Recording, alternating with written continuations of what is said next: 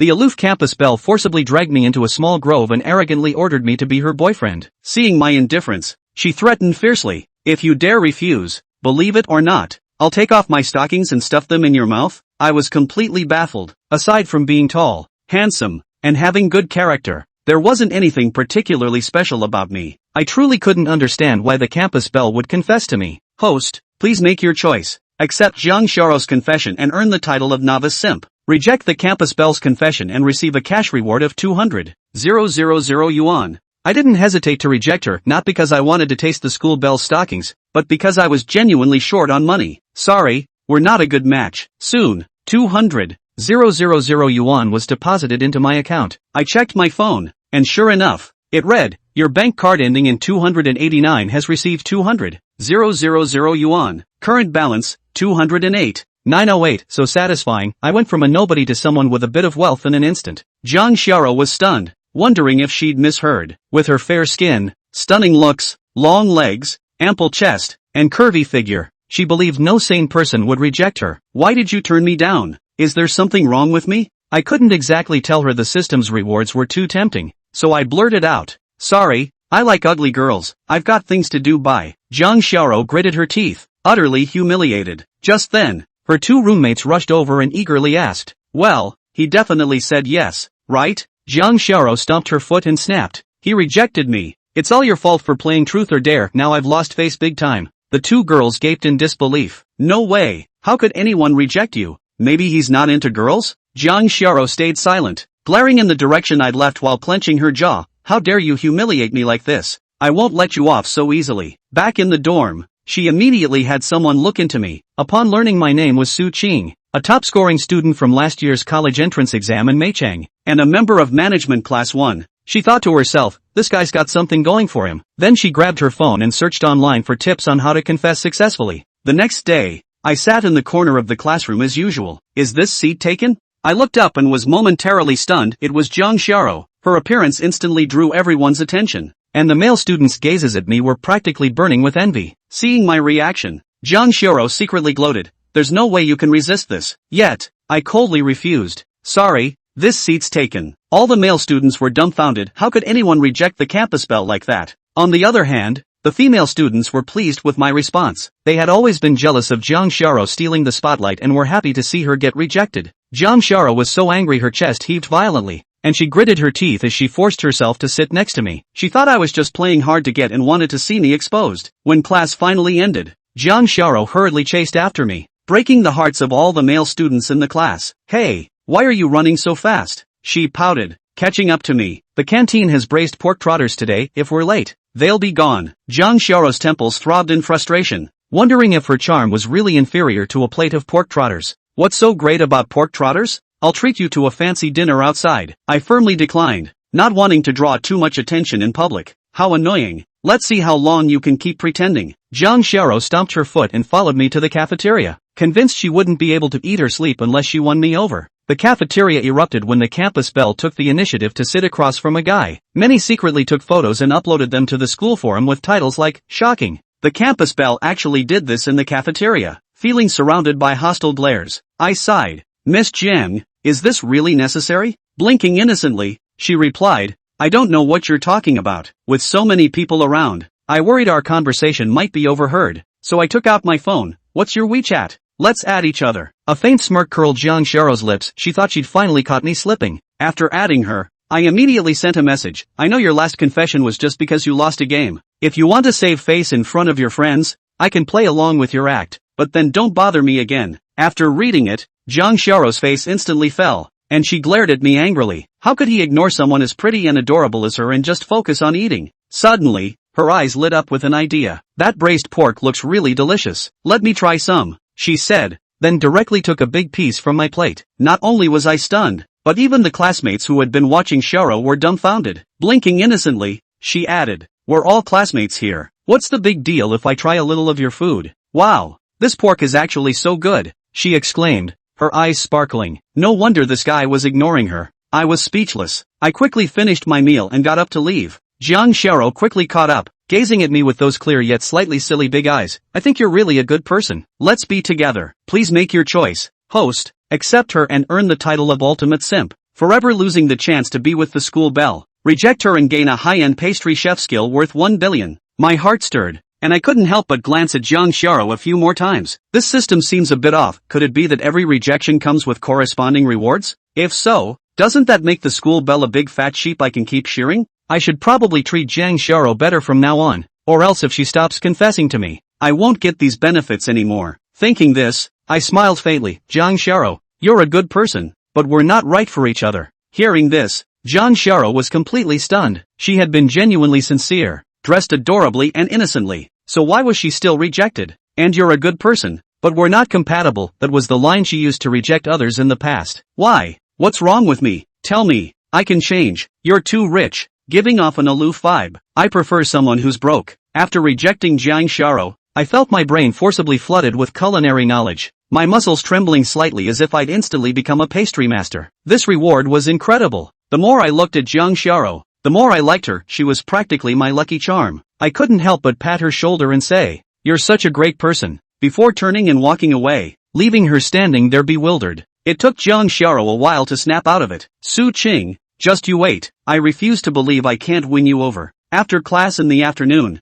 I went back to my part-time job at the bakery. My newly acquired pastry master skills were put to full display, and the desserts I made captivated customers across the city. The original 3 billion customers was unrealistic. It likely meant to say they conquered the whole city. Just then, my roommate Jang called, saying Housie and Hoosie were treating us to late-night snacks. Housie and Hoosie were our other 2 roommates. They had started businesses early and rarely stayed in the dorm, barely keeping in touch while subtly looking down on us. Their sudden invitation felt off, but considering our roommate ties, I didn't refuse. Arriving at a barbecue restaurant, I saw my 2 roommates dressed in sharp suits, looking like successful professionals. "You're finally here. Come sit down." Jang Hao stood up and greeted warmly. Jang Jan looked at them with envy. "You guys look so handsome." Li Hu waved his hand, smugly saying, "It's not worth much, just over 10,000%. Just as I suspected." These roommates suddenly reaching out was either to borrow money or show off. Jang Jen couldn't help but ask curiously, "Did you guys make a fortune?" Li Hu chuckled and said,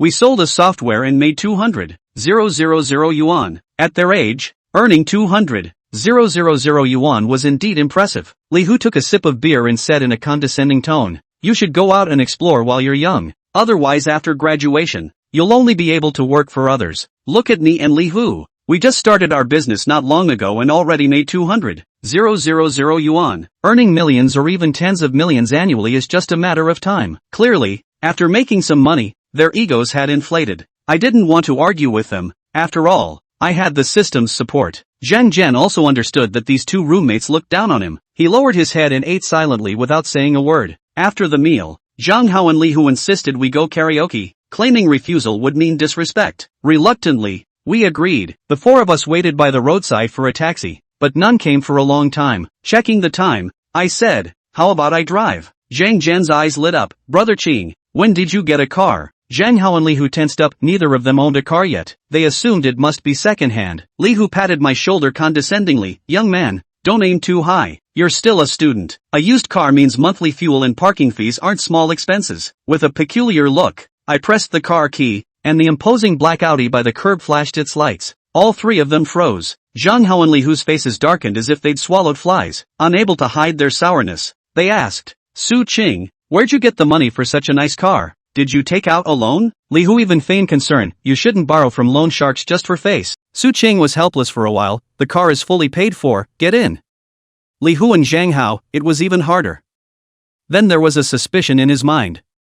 Su Qing's whole body added up to less than $100, not like a rich person at all. How can he afford it? How can he afford it? The 2 were very upset. The little sense of superiority that had just risen was gone. That $200,000 they made was only half of what the car cost. Besides, it was a big favor to the family to make that $200,000. Once in the car, all 3 men sat in the back of the car, started up and headed for the nearest KTV. Li Hu still didn't really believe that the car was bought in full by Su Qing. Still think it's something he took out a loan to buy just to put on a show. Until, that is, he saw the green book on the car. On top of the green book, there is indeed Su Qing's ID photo and name. You can't get a green book for a car with a loan. Now, Li Hu and Zhang Hao, both of them felt 10,000% offended. Meanwhile, the face was on fire. A moment ago, the two of them were still preaching all sorts of things to Su Qing. A successful man's demeanor. But who could have thought that people would start hundreds of thousands of dollars in nice cars? The two men felt like clowns. But it also stirred up the anger of two people. If you kid is so rich, why didn't you say anything, just to play the pig and eat the tiger? Deliberately humiliate us. If this can be tolerated, what can't be tolerated? Some people are like that, they like to take everything that is their fault and blame it on someone else. Not reflecting on myself. Zhang Hao and Li Hu both felt a pang of exasperation. Priding themselves on already being successful, they were naturally unwilling to be pushed down by Su Qing, whom they had previously looked down upon. Li Hu's eyes turned, suddenly had an idea. Chapter 9 KTV Singing. The schoolgirl was actually there. It's no fun to sing with just a couple of guys, why don't we call my girlfriend and her girlfriends? Zhang Hao also reacted and chimed in, then I'll call my girlfriend and her best friend over as well, and maybe, even look at you two singles. Su Qing was indifferent, they were the ones paying anyway. Zhang Zhen, however, got excited. He was also envious when he saw many people at school in pairs. It would be nice to have a gentle and pretty girlfriend and have a sweet, sweet relationship. So, Zhang Hao and Li Hu called. There are a lot of KTVs near the school, and when I arrived, I directly booked a large private room. It didn't take long for Li Hu to arrive with Zhang Hao's girlfriend and their girlfriends. 6 girls in all. A 6 or 7 in looks. But we'll make up, we'll also dress up, one is either wearing black silk or china with small short skirt, almost did not let Zhang Zhen eyes bulge out. Where has he ever seen such a scene? Su Qing was much more calm. I've been baptized by hundreds of girls, including Ao, Bo, Fukata, Mikami, and so on. Having seen all those kinds of big scenes, it was natural not to panic at all in this kind of scene now. Li Hu probably embraced a wearing JK plus black silk girl, to Su Qing, and Zhang Zhen said, this is my girlfriend, Wang Li, how is it, is not very beautiful, very sexy. Hi, how are you guys? Wang Li greeted warmly. Su Qing, in particular, looked at it a few more times. So handsome and tall, and those pecs. TSK, TSK. Zhang Zhen instantly blushed, he rarely dealt with girls and was a bit overwhelmed. Zhang Hao also put his arm around his girlfriend and looked at Su Qing, nah, my girlfriend, Nana Chen. Hello there. Several girls had greeted each other, and those 4 girls, all of whom were interested in Su Qing, all acted enthusiastically. This again caused Li Hu and Zhang Hao to be upset for a while. He said, Mud, this kid is really so popular everywhere he goes. Luckily, his girlfriend is beautiful and slightly better. After all, a lot of girls looking for a BFF will only look for one who is uglier than they are.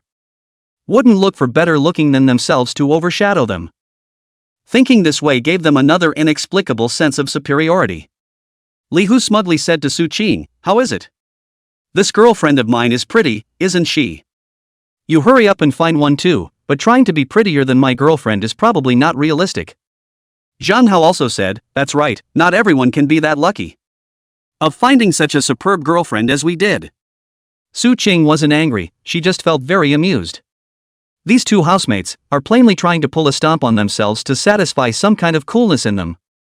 It's also true that he doesn't have a girlfriend right now, thinking forget about it and put up with it. Coming to sing tonight was just to keep Zhang Zhen out of trouble. Su Qing was about to open her mouth and say that everyone should go inside and sing, not wanting to continue.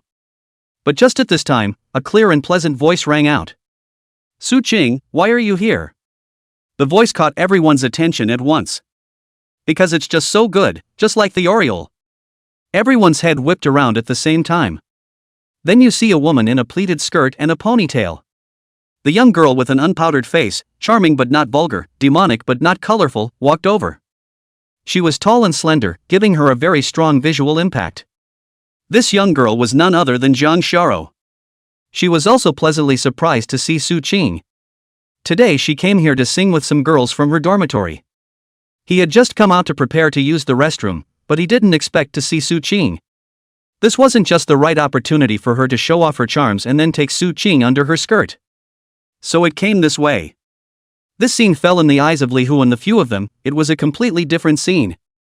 They then saw that the school's flower girl, the kind of joy she showed after seeing Su Qing, was completely impossible to hide. There was a feeling that his head had been struck by 5 thunderbolts. Who am I? Where am I? What am I doing? Su Qing's eyes lit up. Wool. No, hello, Mr. Jang. It almost slipped out. Jiang Xiao pouted her sexy, tantalizing cherry mouth with some dissatisfaction. What are you calling your classmate? Just call me Xiao. That instantly made a few other people's jaws about to drop to the floor as they watched. Especially the girlfriends of Li Hu and Zhang Hao and the two of them, as well as the girlfriends they brought with them. They were completely overshadowed in front of Jiang Xiao. It is no exaggeration to say that between the two, one is a fairy in the sky. One, an underground ugly duckling, is not comparable at all. Zhang Zhen swallowed hard and asked Su Qing in a low voice, Brother Qing, when did you meet the schoolgirl? It feels like the two of you have a pretty good relationship. The schoolgirl, alas, exulted in her presence. It is not something that they, the mortal children, can touch. Both sides were supposed to be from two worlds. And now it was so close to them, it felt like a dream. Li Hu and Zhang Hao both perked up their ears as well. They all wanted to know why Su Qing, who had always been a stuffy person, knew the schoolgirl. Before Su Qing could open his mouth to explain, Jiang Xiao then took the lead and said, I'm courting this guy, but he hasn't agreed. I hope you can put in a good word for me, please please please. When he finished, he even adorably folded his hands and bowed to a few people. The few boys in Su Qing's dormitory were instantly petrified. The rest of the girls, their expressions were as wonderful as they could be. What did you hear for yourself? The notorious school beauty, who has always shown herself to be high and cold, actually, took the initiative to pursue a boy. At this moment, they all had the feeling that their 3 views had dropped to the ground. It took a long time to come back. Especially Li Hu and Zhang Hao. He was just showing off his girlfriend to Su Qing. But in the twinkling of an eye, it was a swollen face. Their girlfriends, plain, are just average. It's only by being able to dress up that you look good. Compared to Jiang Xiao, it was not a great at all, and it was directly killed to slag. In an instant, he felt that his girlfriend didn't smell good anymore, and his eyes all kept falling on Jiang Xiao, unable to leave half of his gaze. And even more difficult for them to accept. Just now, the schoolgirl had actually said that she was the one who took the initiative to pursue Su Qing. On what grounds?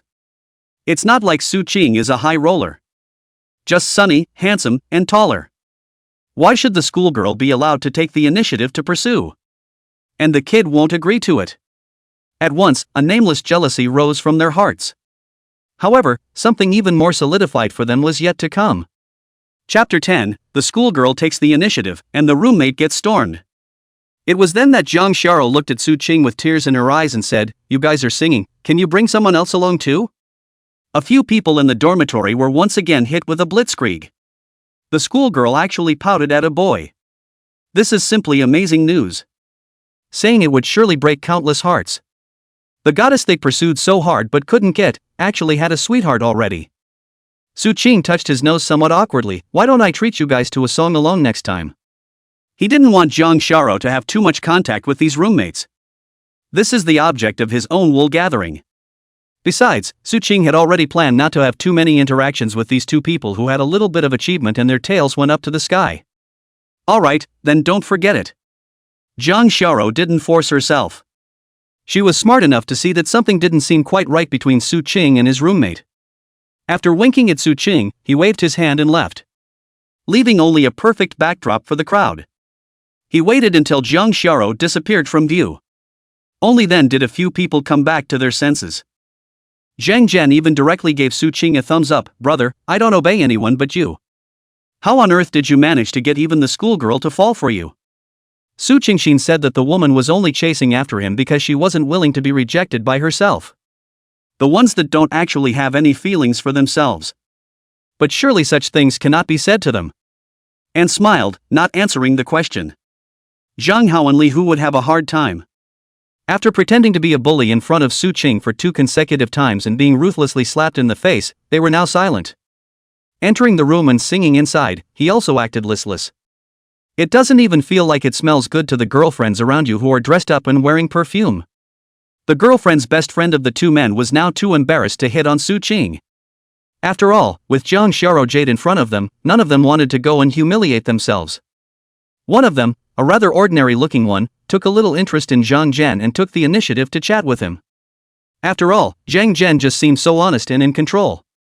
Although Su Qing felt that this woman was a bit unreliable, she didn't bother to say anything more when she saw how happy Zhang Zhen was. Sometimes you say too much and it upsets your friends instead. After singing for more than an hour, Li Hu and Zhang Zhen asked to leave. It's really not in the mood. The limelight was all given to Su Qing today, so there was no point in staying any longer. Their girlfriends' went with them. In the end, Su Qing and Zhang Zhen were the only two of them left in the private room.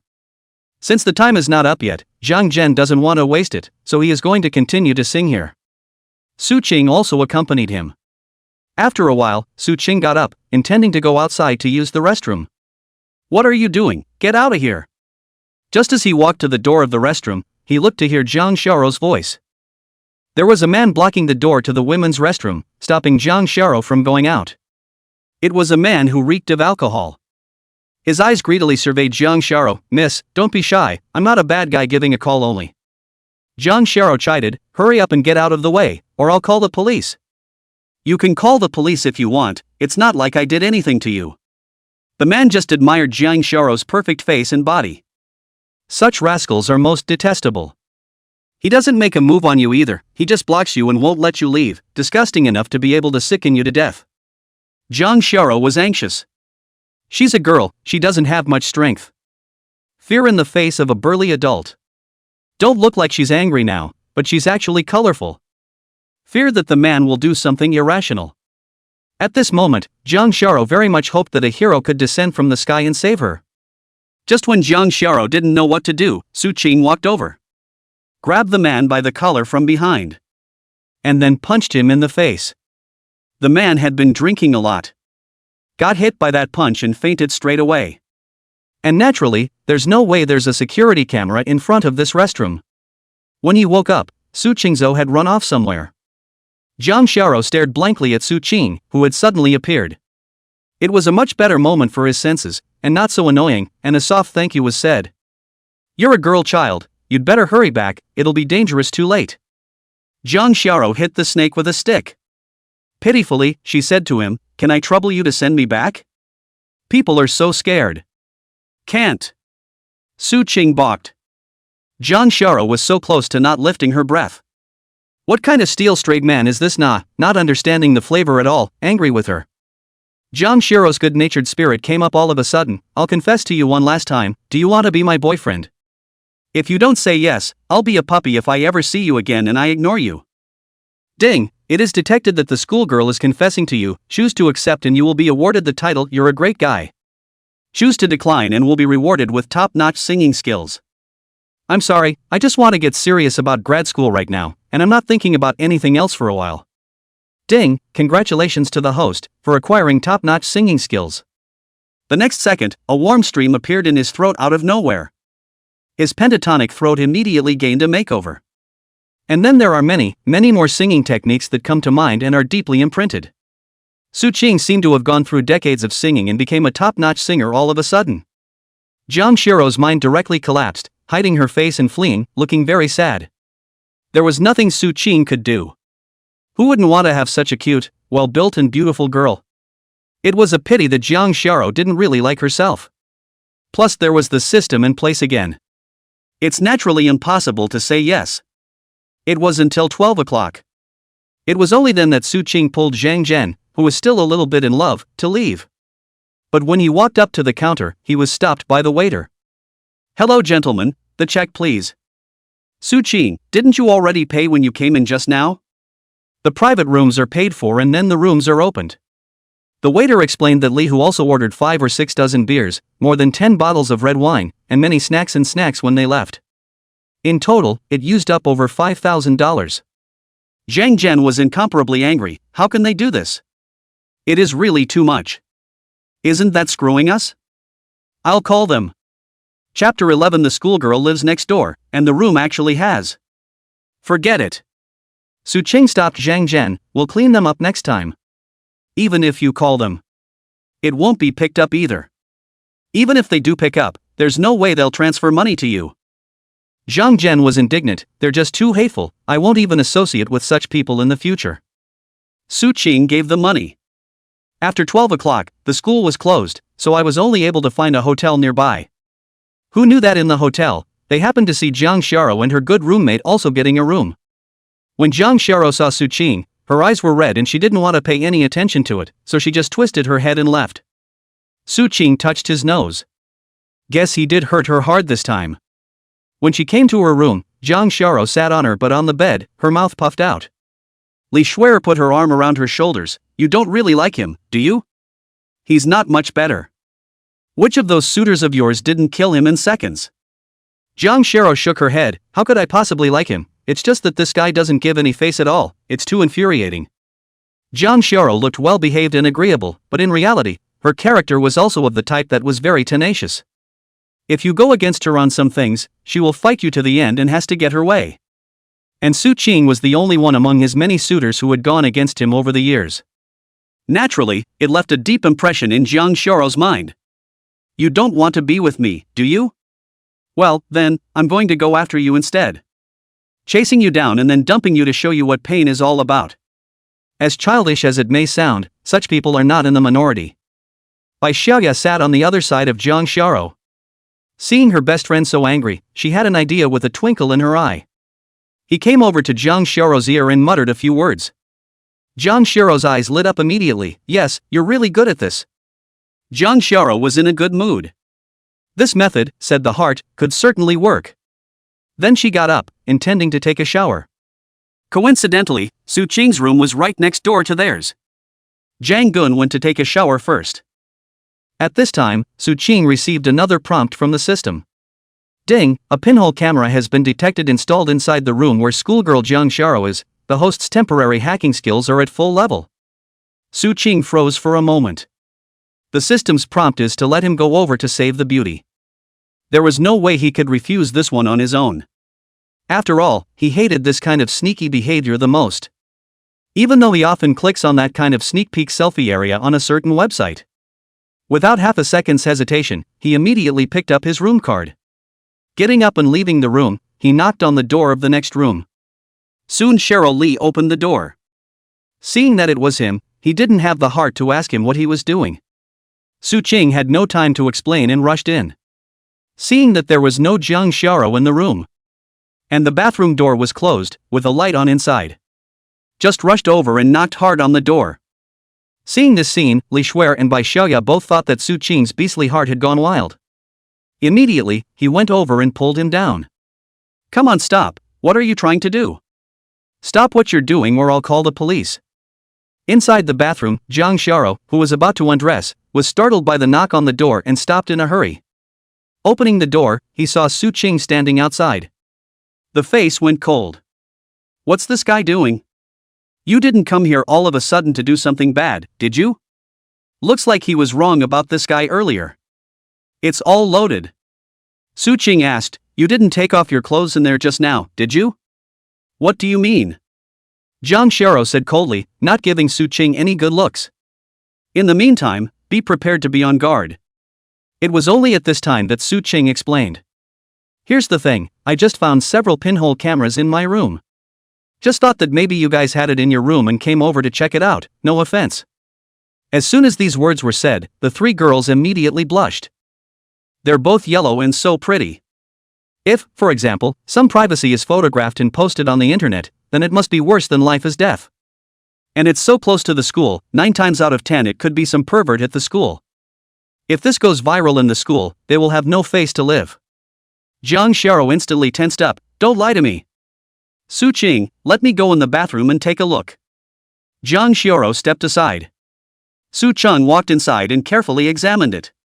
The three girls were at the door, staring nervously.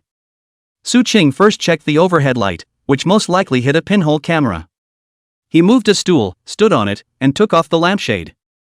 As expected, a camera was seen. Remove it and show it to the three girls. At once they all turned white with fear. Then Su Qing found it on top of the toilet, as well as inside the shower and on the movable tiles of the floor. There are actually 4 security cameras inside a small bathroom. It can be all-encompassing and take a clear shot of any part of your body. Jang Shara, Li Shuer and Bai Xiaoya were shocked and angry when they saw the 4 surveillance cameras, followed closely by a burst of backbar. If Su Qing hadn't found out, the 3 of their bodies would no longer have any semblance of a secret tonight. By then, None of them knew how they would react if thousands of people saw their bodies. Jang Xiao felt even more embarrassed that she had just doubted Su Qing like that. Hurriedly and sincerely apologized. Su Qing said it was fine, and it was just a show of hands. Then he asked Li Shuer to go and call the person in charge of the hotel over. Inside the bedroom, Su Qing also checked all of them. Find 10 more pinhole cameras. The head of the hotel was called. His face went white when he saw these pinhole cameras sitting on the table. The 3 girls glared at him, asking how this should be resolved. The head of the hotel quickly said that he would waive the lodging fee for both of their rooms for this night and give $1,000 each as compensation. Several people endorsed the program. Thank you, if it wasn't for you today, we'd be in deep. The 3 girls thanked him again. All think it's a great guy. It's not over yet. There's a desktop computer at the hotel. Su Qing turned on his computer, and then he plugged one of the pinhole cameras into it. He's going to track down exactly who did this thing and do the people a favor. Seeing Su Qing's movements, all 3 girls' eyes lit up. Jang Xiao, in particular, looked at Su Qing with more of a different meaning. This boy actually knows how to hack? Soon, Su Qing tracked down the other party's address. But it froze him. Chapter 12, Schoolgirl Buys a Gift, Shara. Li Hu and Zhang Hao, they themselves rented a 3-room house outside the school. One room is used as an office and the other 2 are 1 room each. The 2 of them had suffered a lot of suffocation on Su Qing's side today. So when they came back, they pulled their girlfriends in for some friendly and in-depth conversation. A minute later they were smoking cigarettes, still feeling a little bad. So the 2 of them went to that room in the office and opened a secret software. No one knew that they had secretly installed pinhole cameras inside many of the rooms around the hotel. Enjoy those videos captured once for yourself and then just sell them on some website. You can still make tens of thousands of dollars a month. It's some kind of very special hobby of theirs that's been going on for months. It hasn't been discovered. After opening it, the 2 of them browse through it. And they also share their experiences with each other. If their girlfriends were here, they'd be skimming in disdain. It's just a matter of a minute or 2. What's the point of learning so much? The quality isn't good today. Zhang Hao shook his head. Li Hu also said, indeed, hey, look at this, isn't this Zhang Xiao? Suddenly, the 2 got excited. Saw that Kong Xiaoro appeared in one of the videos. Ha ha ha, I didn't realize a couple of them ran over to get a room. The schoolgirl's shower video will definitely be able to sell for a sky-high price. And at that time, I guess Su Qing will also feel humiliated. Don't talk, hurry up and see how she's shaping up. The 2 men were staring at the screen with dead eyes. But soon they were dumbfounded. Just as Zhang Xiao was about to undress, Su Qing entered the middle of the field of vision, causing their faces to change. It was followed closely by a knock on the door of the room. Until this time, they hadn't realized the gravity of the situation. Li Hu got up and went to open the door. As soon as the door opened, he saw several police officers standing outside, as well as Su Qing, Zhang Xiao, and the others. Li Hu instantly cold sweat flowed straight down, and his speech was a bit stuttered. You guys. This is? Li Hu, right. One of the policemen said, received a report. It says that you are installing surveillance cameras at the hotel motel. It's a violation of the criminal law to spy on or photograph another person. Li Hu quickly shook his head, nonsense, I didn't do that. Zhang Hao, who heard the commotion, also walked out. Seeing the scene in front of him, it immediately made sense. Turning around, he went back to his room with the intention of destroying the evidence. But the police moved faster than they did. Rushed right in and pinned them both to the ground.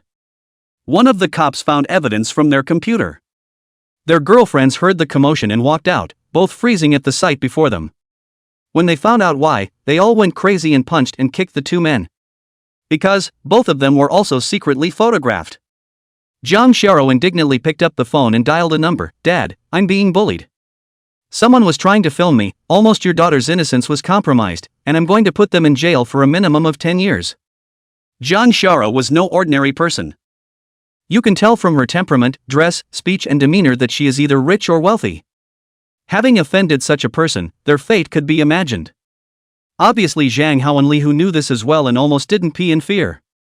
Kneeling on the ground, he continuously kowtowed towards Zhang Xiao. But Zhang Xiao looked on with cold eyes. There was no intention of going soft at all. Seeing this, they turned to beg Su Ching. Su Ching, for the sake of us being roommates, help us out. That's right, we'll never dare again. Su Ching shook his head. I'm sorry, this is useless for you to beg me. Now you're breaking the law and will be handed over to the law to be sanctioned. Eventually, the two of them were taken away. Stealing so many videos, and they're all college students. Even if only half of them went to sue him, they'd be in jail for at least 5 or 6 years. Plus there are still forces operating behind Jang Shara. It's normal to be locked up for 10 years. After everything was done, it was 3 or 4 in the morning and everyone went back to their respective beds. It's Sunday and you can sleep late. Still, Su Ching woke up on time and then went to the cake store to help out. Now he was making $70,000 to $80,000 a day, and at the same time, he had also taught Su Xian some special skills in making dim sum. After all, you can't go over there every day from now on. Once you learn it, you can share his workload as well. Su Ching had just left in front of him when Jang Shara came knocking on the door. Jang Jian looks rattled when he opens the door and tells her that Su Ching is gone. Damn it, actually leaving without saying goodbye. Jang Shara stomped her foot, angry. Do you know where he went? Jang Jian scratched his head. Going to work at the dim sum store, right? Jang Xiao's eyes lit up. Which dim sum store? Tell me quickly. Where was Jang Jian's ability to resist when faced with a girl of the school's level? When the other person asked something, he told all he knew, one by one. After getting the message, Jang Xiao left in a hurry. He hadn't thanked Su Ching for last night. So he abandoned his 2 roommates and left alone. Incidentally, while passing by a luxury store, he spent $500,000 and bought a watch to give to Su Ching later. The dim sum restaurant, still packed today. Most of the people who come to buy are female white-collar workers. One was either wearing black silk or a wrap-around skirt, all very flavorful. There were even quite a few of them that were all drunk and running towards Su Ching. Little brother, is it convenient to give me your contact information, so I can find you to make a reservation if I want to eat later? That's right, don't get me wrong, we don't have anything else in mind. Little brother is so nice, he wouldn't be unwilling, would he? Su Ching realized that these people were cueing him. Su Xian on the other side of the face smiling, heart well criticized. The way these female customers looked at Su Ching was as if they wanted to eat him alive. Su Ching has a very good appearance and a cheerful personality. Moreover, these white-collar women were even more fond of Su Ching when they realized that the dim sum was all made by him. I thought that if I could get him, I would be able to enjoy all kinds of snacks for free every day in the future. This made Su Xian's heart very tasty. There was a feeling that the cabbage you had worked so hard to raise was being missed by a bunch of pigs. And at that moment, Jang Xiao also came to the store. It was a shock to see all the hustle and bustle.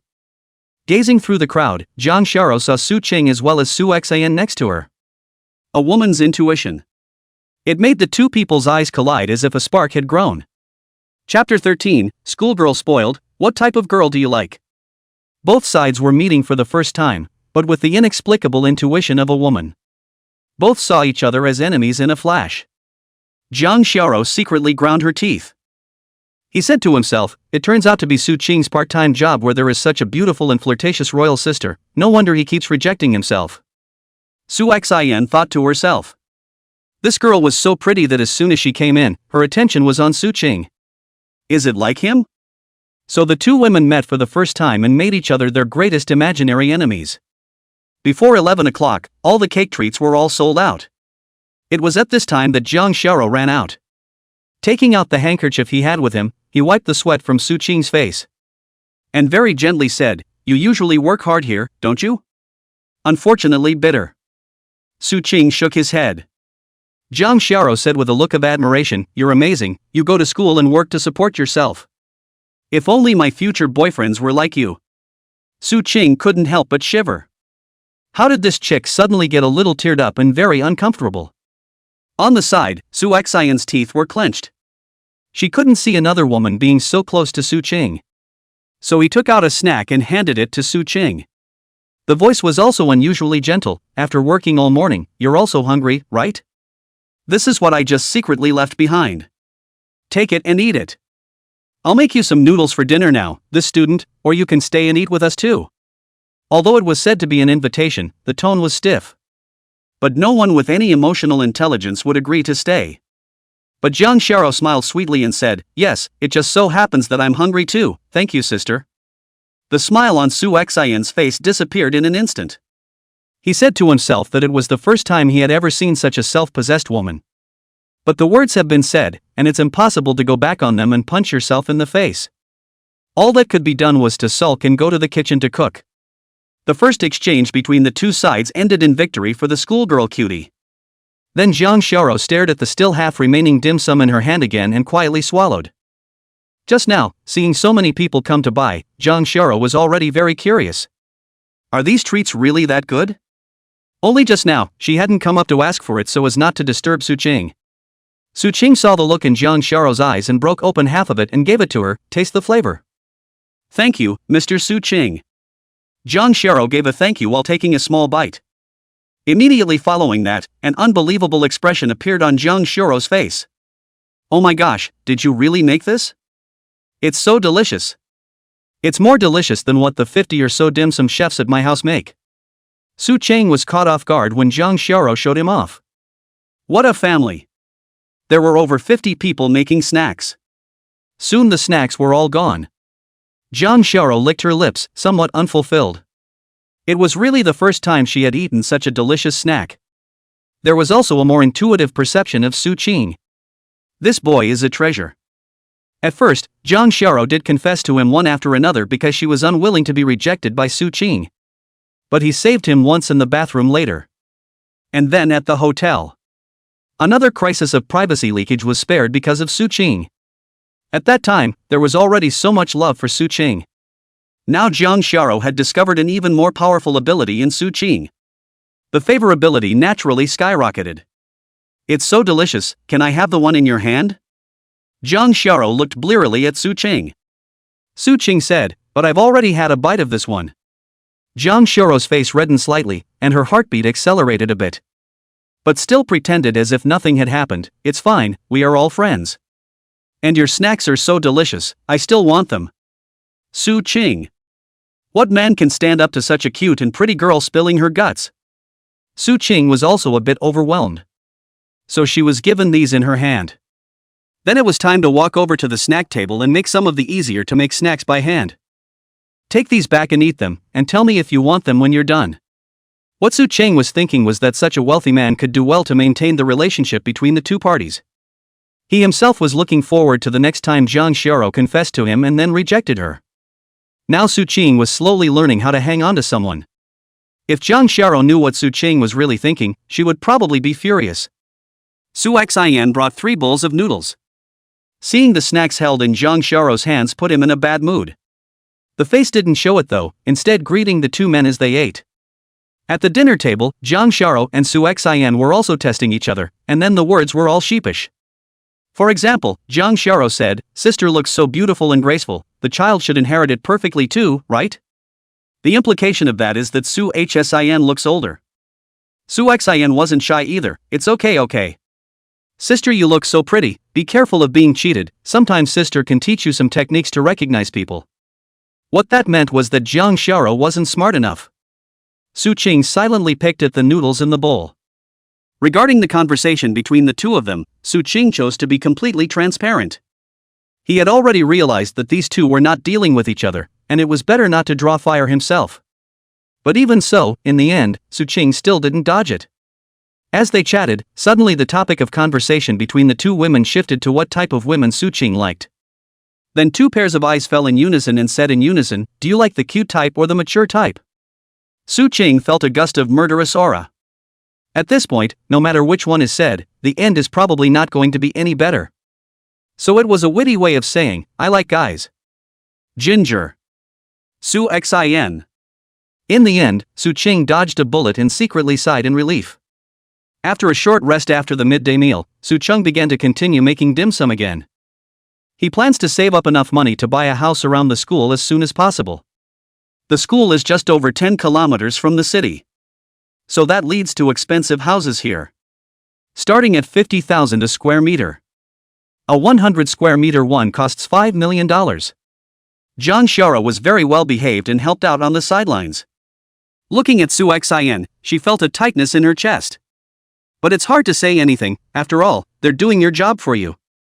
It was until 5 o'clock in the afternoon when Jang Shara, with a twinkle in her eye, said she had something to leave first.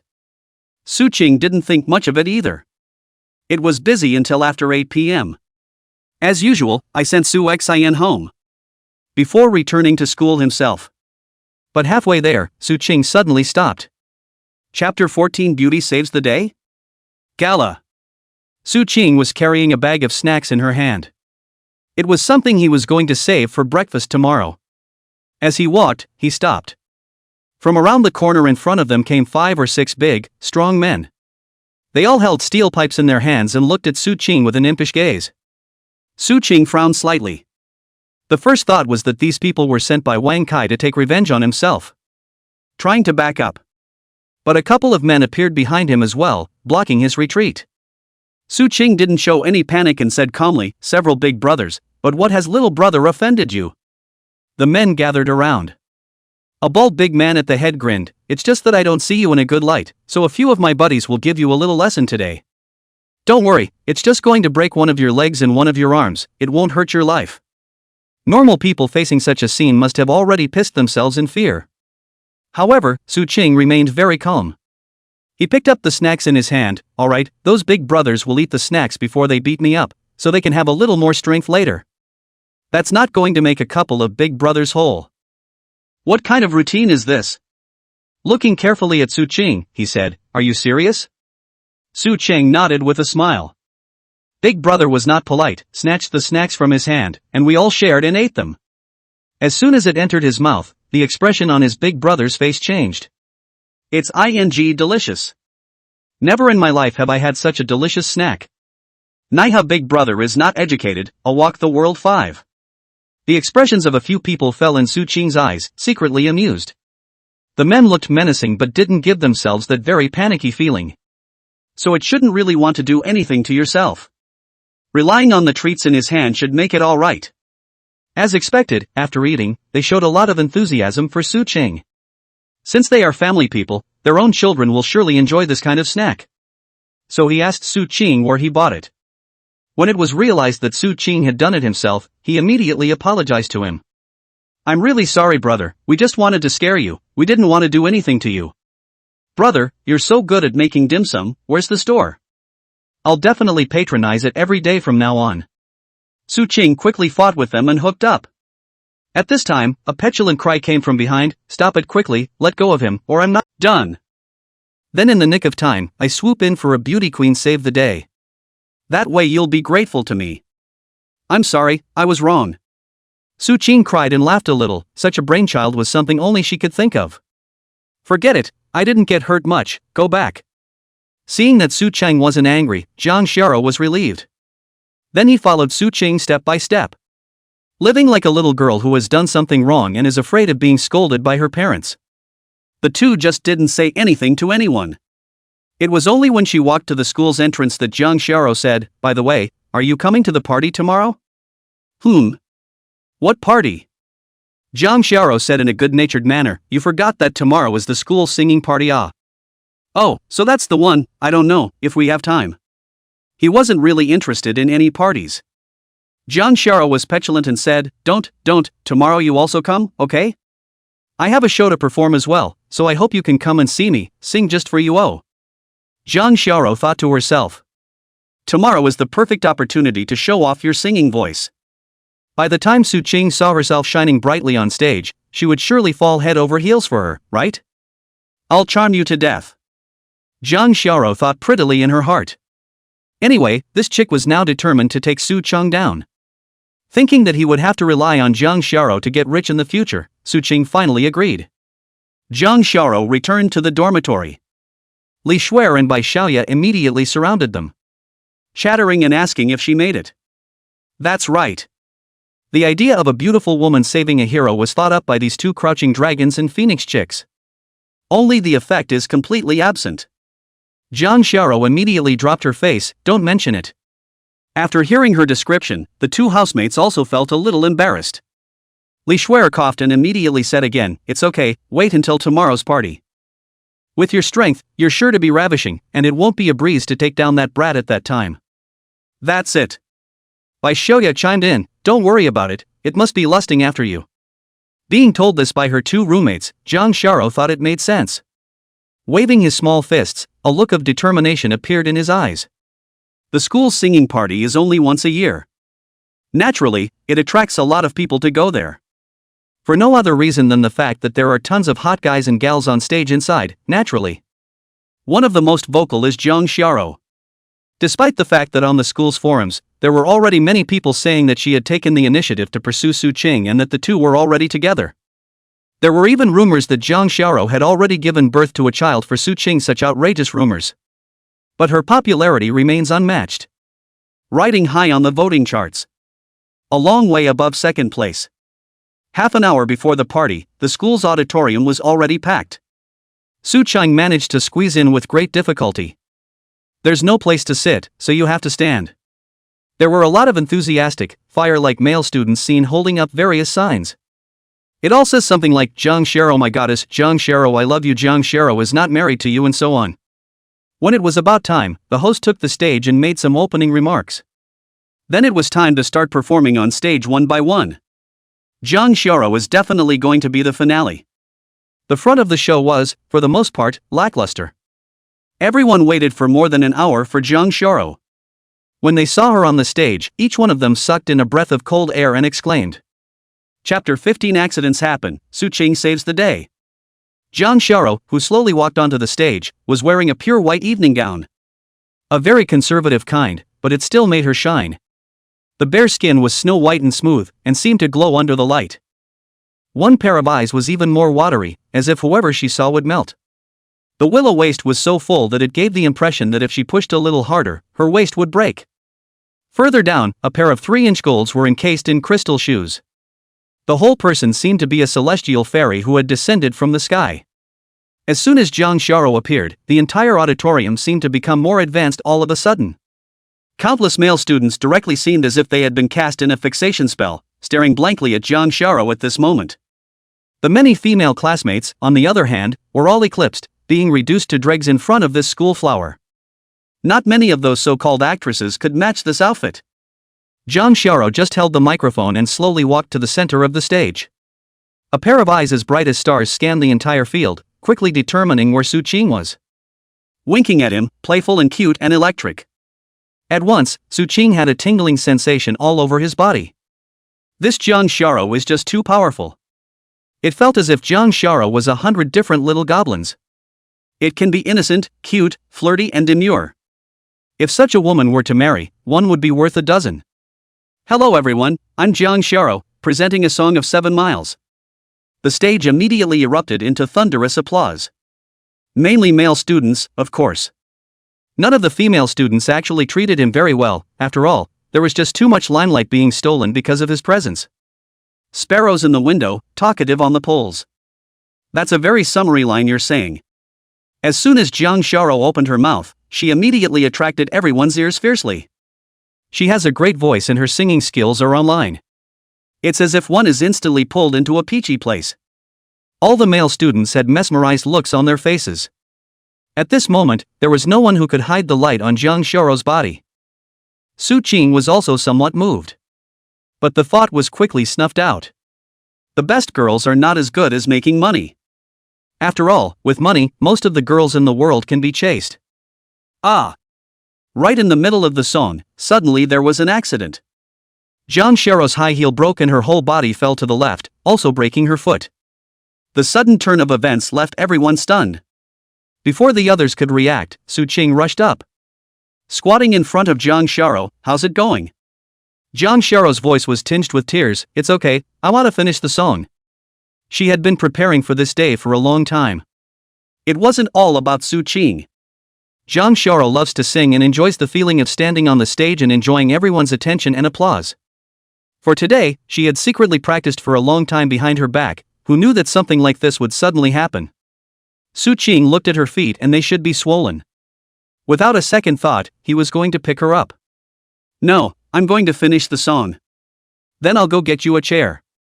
No, sit on the chair, it's not pretty, I want to stand and sing, will you hold me up? Jang Sharo's voice carried a slight plea. At this time, a number of jeering voices came from underneath. It's all for girls. All along, Jang Xiao had taken away too much of their light. Now that she finally had the chance to see her make a fool of herself, she naturally wanted to take advantage of the opportunity to make a good mockery of her. Jang Xiao's expression became a little darker. Su Qing, however, helped Jang Xiao up. Okay, I'll sing along with you. Well, thank you. Certain soft places in Jang Xiao's heart were touched. The interrupted musical accompaniment resumed. Because of what had just happened, it caused Jang Xiao to have some difficulty getting into the mood. After singing 2 lines, the quality was much worse than the moment just now, and Jang Xiao got a little anxious. There was more jeering at the bottom. Gee, if you can't sing, don't sing. That's right, don't act pathetic here. Do you think there's a possibility that she's doing it on purpose to, well, garner sympathy? I think that's a strong possibility. She looks like the kind of woman who has a lot of heart at first glance. Gently, he took the microphone from Jang Xiao and took over as she sang. The moment he opened his mouth, the entire room instantly fell silent. Because it's just so good. After being empowered by the system, Su Qing's voice could be said to be second to none. Next to her, Jang Xiao was also stunned. The voice and the singing skills left her far behind. And Su Qing had deliberately imitated Jay Lin's voice. You'd think I was singing in person if you didn't listen closely. A number of young girls on the stage did a double take. Until today, they didn't realize that there was such a treasure boy in the school. It doesn't look bad and it actually sings so well. Better than a lot of singers. Many people rushed to take out their cell phones and record the image. The 2 people on stage were like golden girls. Under Su Qing's drive, Jang Xiao also gradually found her way back to her state. Once the song was over, the 2 men bowed deeply toward the stage and water. Su Qing then used his eyes to ask Jang Xiao if she needed to carry her down by herself. Although he couldn't promise Jang Xiao to be her boyfriend, he couldn't just leave her alone up here. Jang Xiao hesitated slightly, but still shook her head. Although she did have that little bit of a crush on Su Qing right now. But it was still a little hard to accept doing such an intimate act in public. So Su Qing helped her down. Jang Xiao's 2 roommates rushed over and gave them a thumbs up. You really are a match made in heaven. It's a great day, or you guys could get together. Jang Xiao blushed. What are you talking about? There are awards and prizes for this singing competition. However, because of the addition of Su Qing halfway through, this award should be a no-brainer. Su Qing took Jang Xiao to the infirmary. Fortunately, it wasn't particularly serious. Get some medicine and rest for a few days and you'll be fine. Drop her off again at the door of the dormitory. Jang Xiao lives on the 3rd floor. It was not realistic for her to try to walk up on her own in this condition. Either they let Su Qing carry them or they carried them on their backs. After struggling for a while, Jang Xiao decided to let Su Qing hold it. This could easily, or definitely, pinch Su Qing if he were to carry it on his back. Chapter 16, Rejecting the Schoolgirl Again, Rewarding the Live Company. Jang Xiao's 2 housemates were very understanding and didn't follow them, giving them the opportunity to be alone. Su Qing picked Jang Xiao up. Jang Xiao looked tall and actually didn't weigh much, just over 80 pounds. The meat is growing where it should. The 3rd floor is quickly approaching. Su Qing put Jang Xiao inside the dormitory. Her quarters were neat and tidy, and had a light scent that smelled good. Jang Xiao lived on the lower bunk on the left. Putting her on the edge of the bed, he whispered a thank you. Get some rest then, I'll leave you to it. Wait. Jang Xiao called out to him. Taking a box out of the bag hanging over his bed, he handed it over. I bought this yesterday and forgot to give it to you. It's a thank you for helping me at the hotel and for saving me when I was inside the karaoke bar, so be sure to take it. Su Qing took one look at the box and knew that it was expensive. Asked for a price. Jang Xiao's eyes twinkled a little. It's not that expensive, just a few $1,000s. Yeah? In that case, I'll check. After saying that Su Qing was going to take out her cell phone, Jang Xiao stopped it in a hurry and said with some chagrin, "You're so annoying." Okay, this watch is $500,000. Su Qing felt somewhat amused this. It's not like you're the kind of person who treats money like dirt. It was taken straight away. Only when she saw him accept the gift did a smile reappear on Jang Xiao's face. She felt that the 2 were now emotionally grounded. Confess to him again, it should work. Wait until you make it on your own, huh? So he looked at him with a tender gaze and said, I really think I like you, let's be together. I'll try my hardest to play the role of a girlfriend. Ding, schoolgirl Jang Shara has once again confessed her love to you. Choose to accept, you will be together for a short time and then separate. Opt out and get the soon-to-be bankrupt manhwa entertainment live. There is an extra bonus if the host revitalizes it and turns it into a profit within a month. If the loss is not turned into profit within a month, the host will receive a one-time cash reward of $10 million. Su Qing's eyes lit up, there was no loss in any choice. If you can revitalize it, you will have an additional company in your name that will constantly create wealth for you. There was also a guaranteed bonus of $10 million for Discord, so of course he chose to reject Jang Shara once again. Jang Shara was silent, that was certainly impossible. Su Qing smiled and touched her head, so yeah, it's better to put these things aside for now. Wait for the day when I have some capital. If you still like me then we'll talk. After saying that, Su Qing left. His own words shouldn't be enough to make Jang Shara completely lose hope. It was felt that it was still possible to hold Su Qing. Jang Shara looked at the doorway and clenched her fists hard, thinking, sooner or later, I'll take you down, humph. Su Qing left the girls' dormitory before checking up on this live streaming company. The office is located near the school. The anchors in this company are all found in schools. However, not being very good at running a business and not having a very prominent style of live streaming has resulted in average earnings. If nothing changes, they'll be out of business in a month at most because they can't pay their paychecks. Followed the information given by the system to an office building. This company is on the 5th floor. When I walked in I saw the front desk was listless. Boss Su Qing has gotten his identity right. So when these people saw it, they immediately straightened up. Su Qing nodded and walked inside. The office was small and was divided into 5 small rooms. It's all the clear glass kind. Inside each small room, an anchor was broadcasting live. Su Qing looked over one by one. None of the 5 anchors were very good looking and wore a lot of makeup, not a hint of character. Trying to make money like that is definitely impossible unless you engage in rubbing it in. There are only 8 people in the whole company. 5 anchors, 1 front desk. A girl in charge of editing videos, and a girl in charge of operations. After Su Qing had read through it once, he gathered all 5 anchors. There was no nonsense, directly said, now the company's efficiency is not good, I want to terminate the contract with you, double the salary, what do you think? This kind of anchor is a guaranteed $3,000 plus commission. Now that the benefits are bad, it adds up to $5,000 a month. Doubling it was also $10,000, totaling $50,000, which Su Qing could still afford. With the qualifications of these 5 sisters, there is not much potential for development. Hearing Su Qing say that, they didn't hesitate and all agreed. The release was quickly completed and the girls were paid on the spot. The girl in charge of video editing is called Rotten, 25 years old with a round face, quite cute. It's 6'6" and has a medium to high face value. The sister who operates is called Lu Chunchun, also about the same age, tall and thin, wearing black silk. Seeing that Su Qing had terminated all the anchors as soon as he arrived. Unable to help but worry, he said, boss, is this an attempt to dissolve the company? Su Qing shook his head, no, it's just a change in strategy. You go get ready. I'll come live in person later. Register a new account for me again, the name of the account is Qing Ro. It's taking one of the characters from his and Jang Shara's names. Mainly to thank Jang Shara for being such a little white sheep. Having top-notch singing skills in the body, plus their own physical appearance is not bad. Su Qing coming to sing live on air by herself could definitely turn the company around. He was looking forward to it now. What kind of extra rewards will the system give him after a month? Soon everything was ready. Rodden and Lu Chunchun stood behind the camera, both with little confidence. Rodden whispered, do you think the boss can do it? Lu Chunchun shook her head, I feel suspended. The live streaming industry is not doing well right now, and it's not like he can just turn around a disadvantage. Chapter 17 First live broadcast with explosive results. Under the skepticism of the 2 employees, Su Qing began the first live broadcast of his life. He had a microphone in his hand, the most common kind, not high-tech.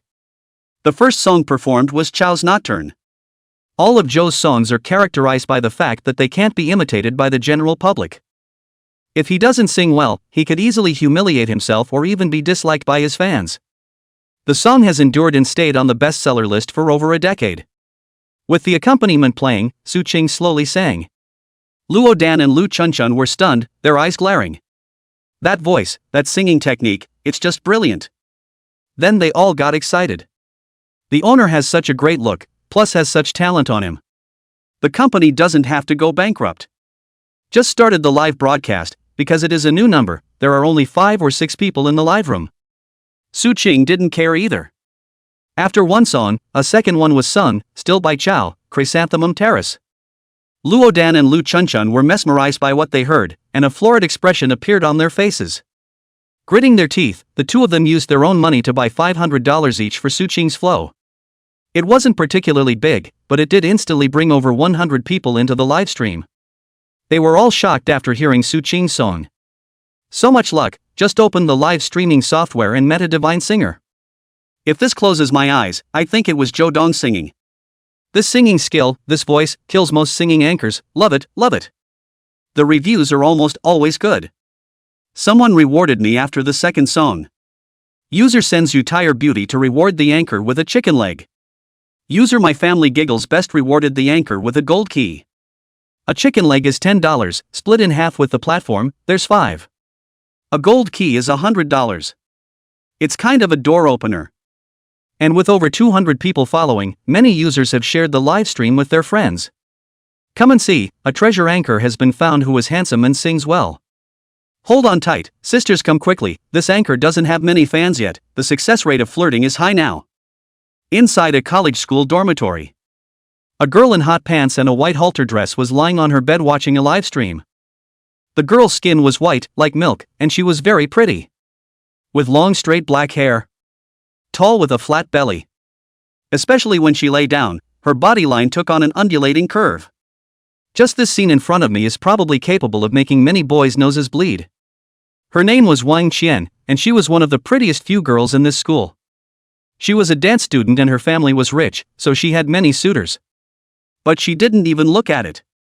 Wang Qian likes the kind of boy who is talented. I didn't have class today, so I swiped through the short videos in my dorm room. But the content is mostly boring. Suddenly, Wang Qian brushed up against a pretty good-looking, sunny boy who was singing. As soon as that song came out, it was captivating. What a nice sound. Wang Qian's eyes lit up and immediately clicked in. At this time Su Qing was singing her third song, a love song that had recently become very popular on the internet.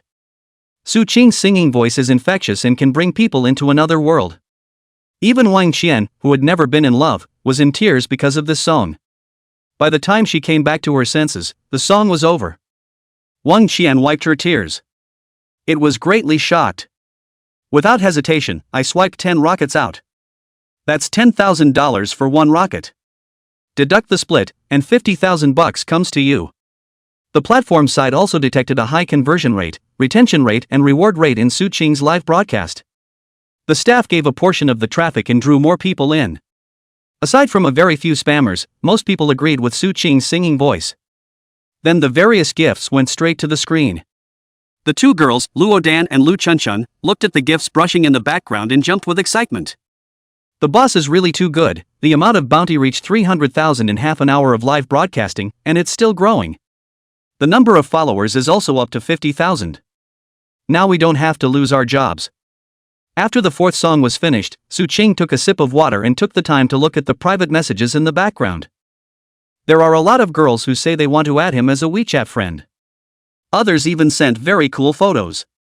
Su Qing finished the photos with a critical mood. Minded, no wonder those so many people want to be famous. He had just gone live, and with a little bit of people going, there were actually so many beautiful women who offered themselves up. Of course, that doesn't rule out some of it being phishing. Finally, he saw a message from a fan named Xian Xian. Ask if you can friend him. This one called Xian Xian is the one who just rewarded $100,000. There is still some preferential treatment for the gold masters. Su Qing sent his WeChat account over. After Wang Qian over there sent a private message, she waited apprehensively. This was the first time Wang Qian took the initiative to ask a stranger for contact information, fearing that she would be rejected out of hand. However, she soon received a micro-signal from Su Qing. Wang Qian hastily chose to add and took the initiative to send a message over. Hello. Hello, Su Qing replied back. May I ask if little brother is still studying? Well, yes, thanks for the bounty. After a brief chat, Soo-chung continued singing. While the heat is good, he's going to take the account and see if he can get the follower count up to 1 million. There was a watershed moment in the live streaming world. That's to see if you've broken 1 million followers. Break through and you will rise to a new level. The traffic support given by the platform at that time will also be much greater. As the 5th and 6th songs went out and were accompanied by word of mouth, more and more netizens flooded in.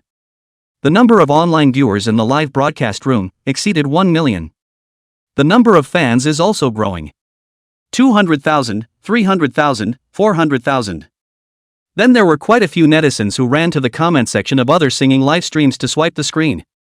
Brothers, don't be here, there's an anchor who sings 100 times better than him. Hurry up and listen over there, it's only enjoyable to listen to that anchor called Ching Ro sing. And the microphone that anchor uses is one of those ordinary $100 ones, unlike the other anchors who use hundreds of thousands or even millions of high-tech. And that anchor never asked for a reward from start to finish, unlike those internet beggars, who are good-looking and handsome. As the tap water grew, things went in an uncontrollable direction. Chapter 18: The lucrative revenue generated by a live broadcast. Currently there is only one short video software on the market that has done this successfully, Audiovision. Almost all of the anchors that are on this platform. There are probably more than 100,000 singing anchors across the platform. But the vast majority of traffic goes to the front view of the platform, which divides it up. The latter will only be able to have a little soup. This is already a monopolistic pattern. It's hard for the average anchor to get to the top. But with Soo-chung coming out of nowhere, he instantly attracted a large amount of tap water.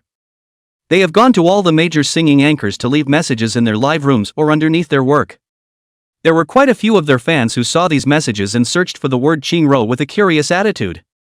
Entered into Soo-chung's live room. Immediately fell in love with this listen. Soo-chung is completely different from other live streams. The whole thing was purely vegan with no makeup or beauty on. It gives a clean and unpretentious look. Great singer of all genres with a great voice and easygoing person. Most importantly, it's not like other live streaming anchors who sing a song and yell for their fans to swipe their gifts. Soo-chung had never mentioned asking for a gift from start to finish, but the gifts came like snowflakes. This creates a strong contrast that captures a lot of roadkill. This keeps rolling and creates an unstoppable momentum. And then a lot of the headliners started plummeting in their live room counts. On the contrary, the traffic in Soo-chung's live broadcast room began to skyrocket. 2 million. 3 million. 5 million. Then the number of fans grew like crazy. 600,000. 900,000. 1 million. 2 million. 4 million. 5 million. 2 hours after starting the livestream, the number of followers reached a staggering 5 million. The number of people singing live at the other heads dropped by 0.9% all of a sudden. By the time those anchors figured out why, each one of them was furious. This behavior of Soo-chung was tantamount to digging up their roots, and it could not be tolerated. So they have started to buy water armies and run to Soo-chung's live broadcast to troll and bring the rhythm. The two little girls were simply too busy. However, these water armies were soon defeated by Soo-chung's fans. Together with the audio-visual officials, after seeing Soo-chung accumulate 5 million followers at an unprecedented rate, he possessed a huge potential. It was more of a direct hit and helped clean up a bunch of them. Soon the live feed was clean again. Soo-chung was able to continue singing. Sing enough for 3 hours before going off the air. Numerous fans were enamored and left messages asking him to sing more. Listening to Soo-chung sing is the same as going to a concert, and it's free. Seeing how enthusiastic they were, Soo-chung sang 2 more songs before going off the air. Rodden ran over, excited, "Boss, do you know how many bounties we received?" "How much?" Soo-chung was also a bit curious. After all, from the 4th song, that bounty was continuous and never stopped. He was also curious as to how many. Rodden held out a finger. "Boss, $10 million, a full $10 million it is. There's 5 million after splitting it with the platform. Income over $1.2 million is subject to a 40% tax. And then to sing someone else's song and have to pay 5% royalties, so that's $2.75 million in one night." This number was something Soo-chung hadn't expected. It's true that it's still a live broadcast that makes money now. A night's income is something that many people don't necessarily earn in 10 years. Just withdraw this money straight away. The platform will automatically deduct the tax. He gave this money to the 3 girls in the company, $10,000 each, as a bonus. For the rest, he transferred $1 million to his family. Now my parents live in a shabby house in my hometown. With that money, you can build a cottage at home, in addition to living comfortably. It also enables the parents to hold up their heads inside the village. After all, in the countryside, a house and a car are standard and mandatory. Keep the rest of the money for now. He was going to wait until he had enough $10 million to buy a better store. Renting someone else's store is always less down to earth. In case they don't want to rent to you, it's a lot of trouble. And stores are high value assets in their own right. It is something that will increase in value over time. Then, Suching asked them to edit all those songs they had just sung before sending them out. Audiovisual also pays money for video. 10,000 plays is about $20 or so.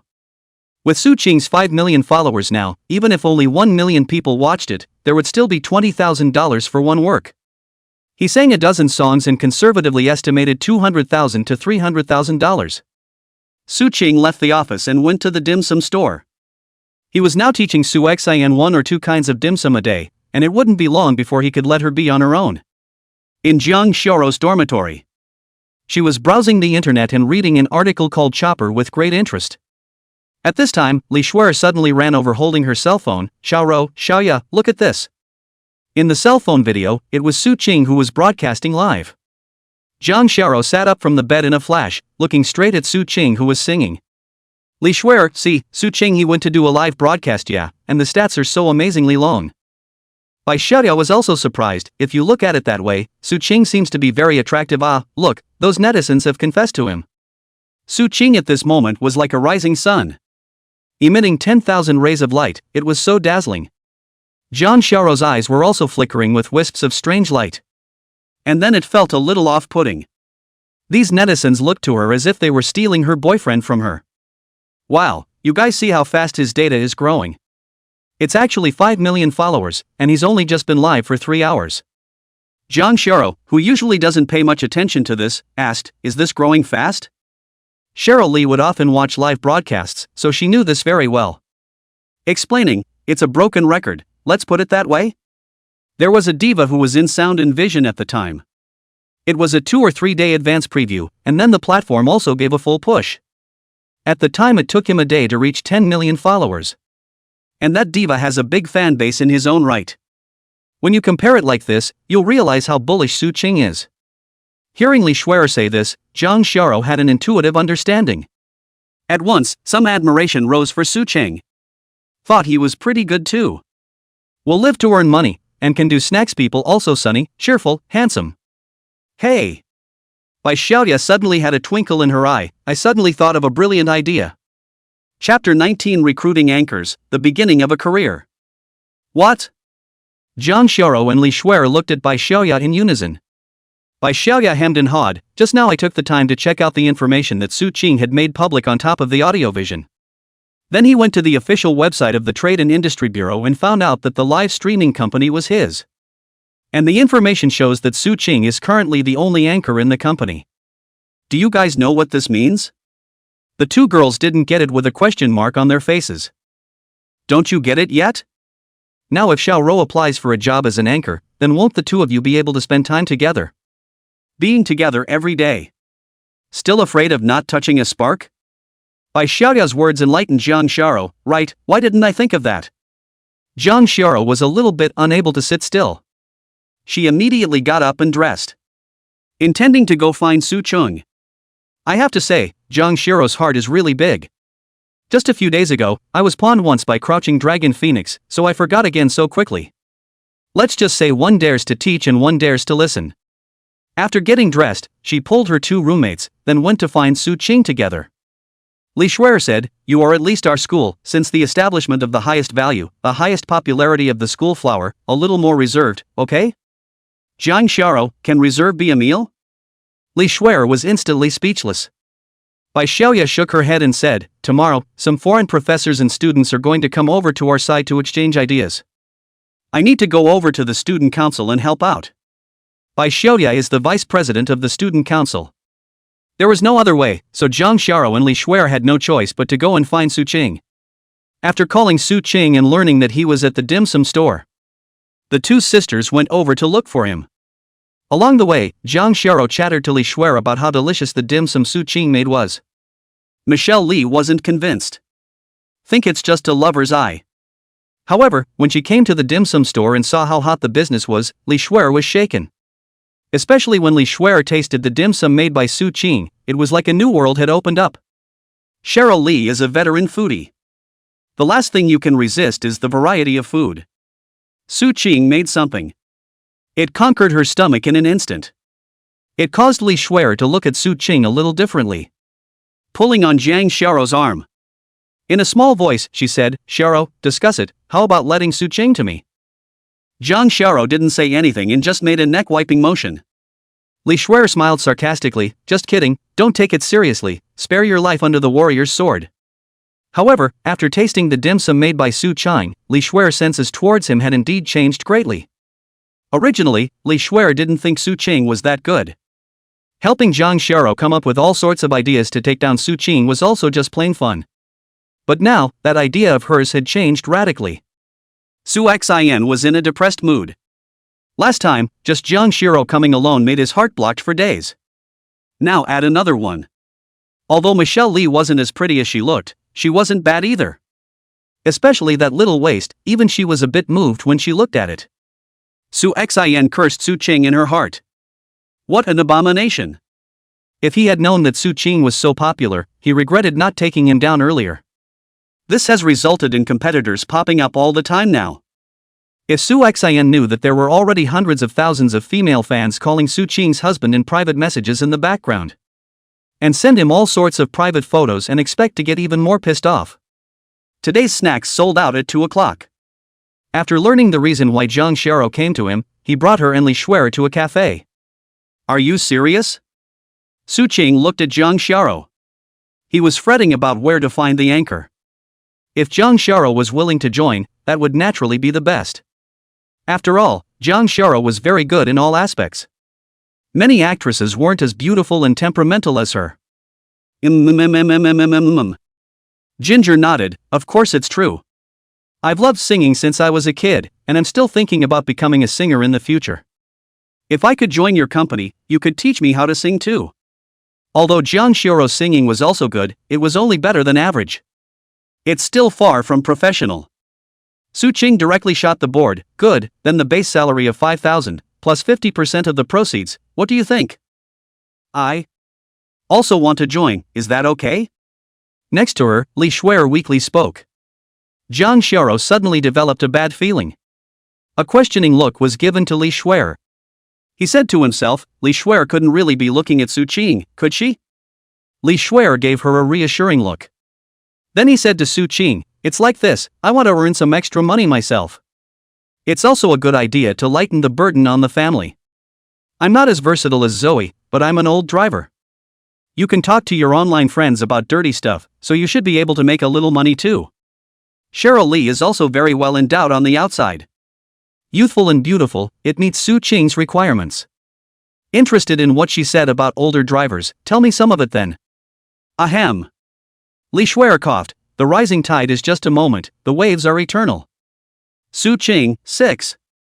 Zhang Xiao blinked, "What does it mean? I don't understand." Zhang Xiao had never been in love or exposed to this, so naturally she couldn't understand. It's even so pure that she hasn't even seen some of the videos of the sci-fi. Shara Li, there's no circle you can't get into if you're hard enough. Caressing the butterflies for a long time does not open them, only the sound of calling comes around the beam. There are people who always like to lock shared bikes and persuade private cars to run drops. Zhang Xiao's watery eyes were filled with questions. "Shuer, what are you saying? Why can't I understand a single word?" Su Qing, on the other hand, directly reached out his hand to Li Shuer, "Welcome aboard. This is a genuine female driver. Driving skill is so sneaky that even he can only bow to it." According to the information Su Qing has learned, this type of female driver type anchor in, now the live broadcast industry belongs to the kind that is very little. There should be a huge market for it. Then Su Qing signed a contract with both of them. It's the same base salary and split ratio. Jang Xiao didn't lack this amount of money, purely to get close to Su Qing. After signing the contract, Jang Xiao said that she immediately wanted to go live. Su Qing nodded in agreement. Then he took them both back to the office. On the way, Jang Xiao asked Su Qing with some embarrassment, "Why is your sound and vision number called Qingro?" At that time, when she saw the name of this number, Jang Xiao's first thought was to add one of the two names together. Li Shuer also reacted. Looking at Su Qing, "Could it be that you also like my family, Xiaoro?" Chapter 20, The Schoolgirl's True Identity, Fans Soar. In the face of both of their questions, Su Qing chose to remain silent, not knowing what. Although it was her first live broadcast, Jang Xiao didn't have any stage fright at all and appeared to be generous. The fans and netizens who entered the live broadcast room were stunned. What's going on? What's with the extra pretty girl? Then some LSP perked up.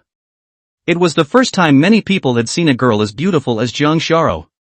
Jang Xiao rarely wore makeup unless it was some important occasion. Just the veiled appearance alone kills most people. No makeup and no beauty face on gives an incredibly real, stunning look.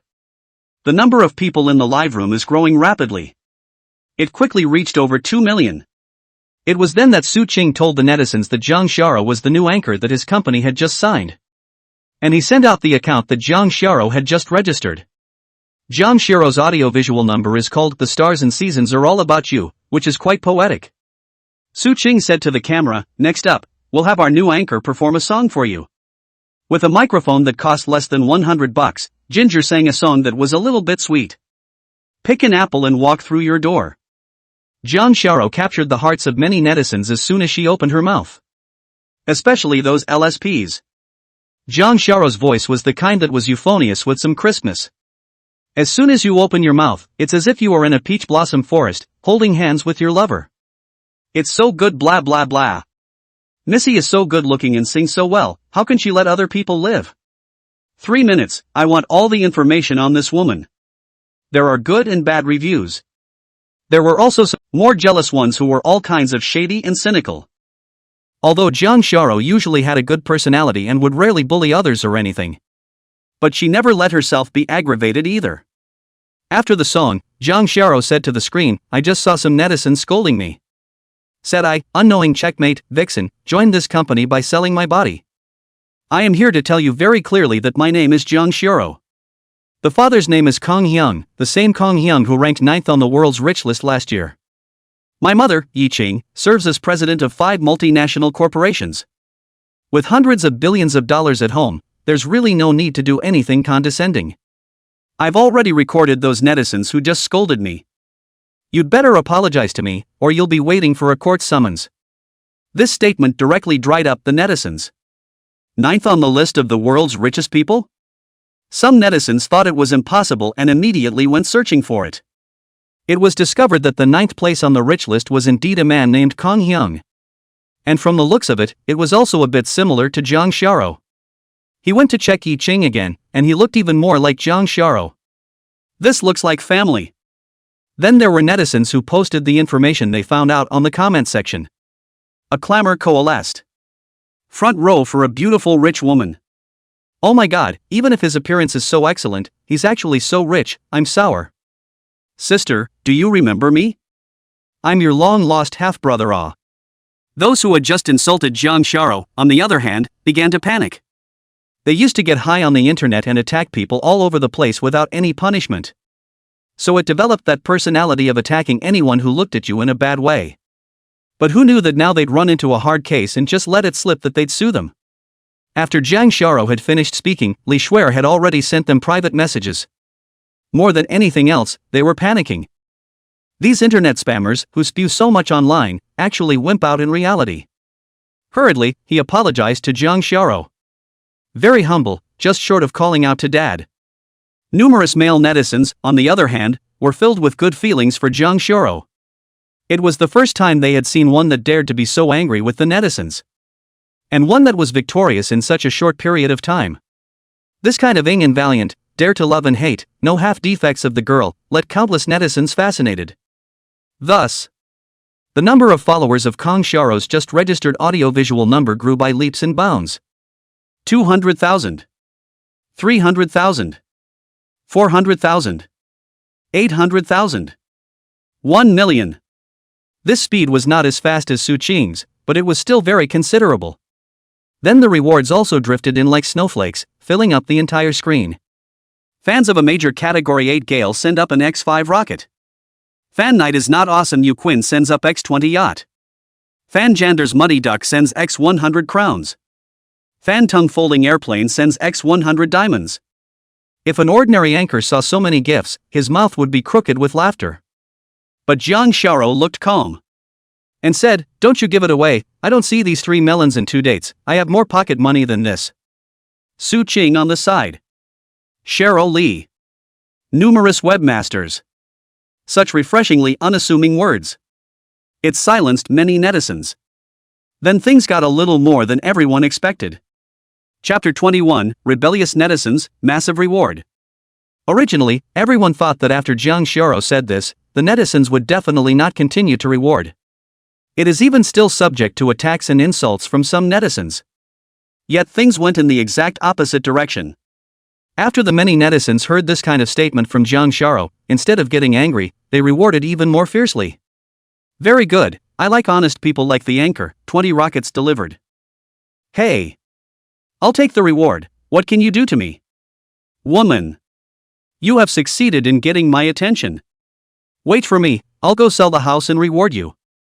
Ginger. Su Qing was also numb. This plot has gone sideways. Is this the rebellion of the contemporary netizen? Luo Dan and Lu Chunchun laughed their asses off. They saw the bounty in the background and almost didn't jump up with excitement. This is the killing power of beautiful women, it's really terrible. The live broadcast stopped after more than 2 hours, after all, it is a girl, do more than 2 hours and sing 8 or 9 songs, voice is dumb.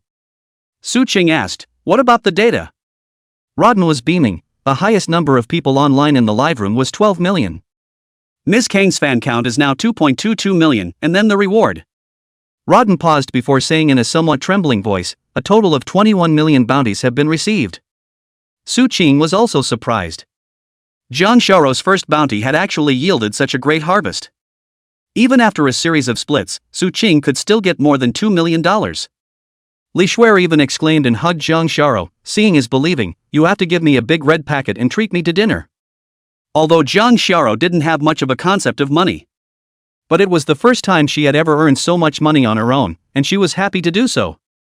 Immediately, he waved his hand and said that all the people in the scene gave $50,000 to each person in red packets. Su Qing has it too. Jiang Xiaoro then told everyone to go to dinner together, her treat.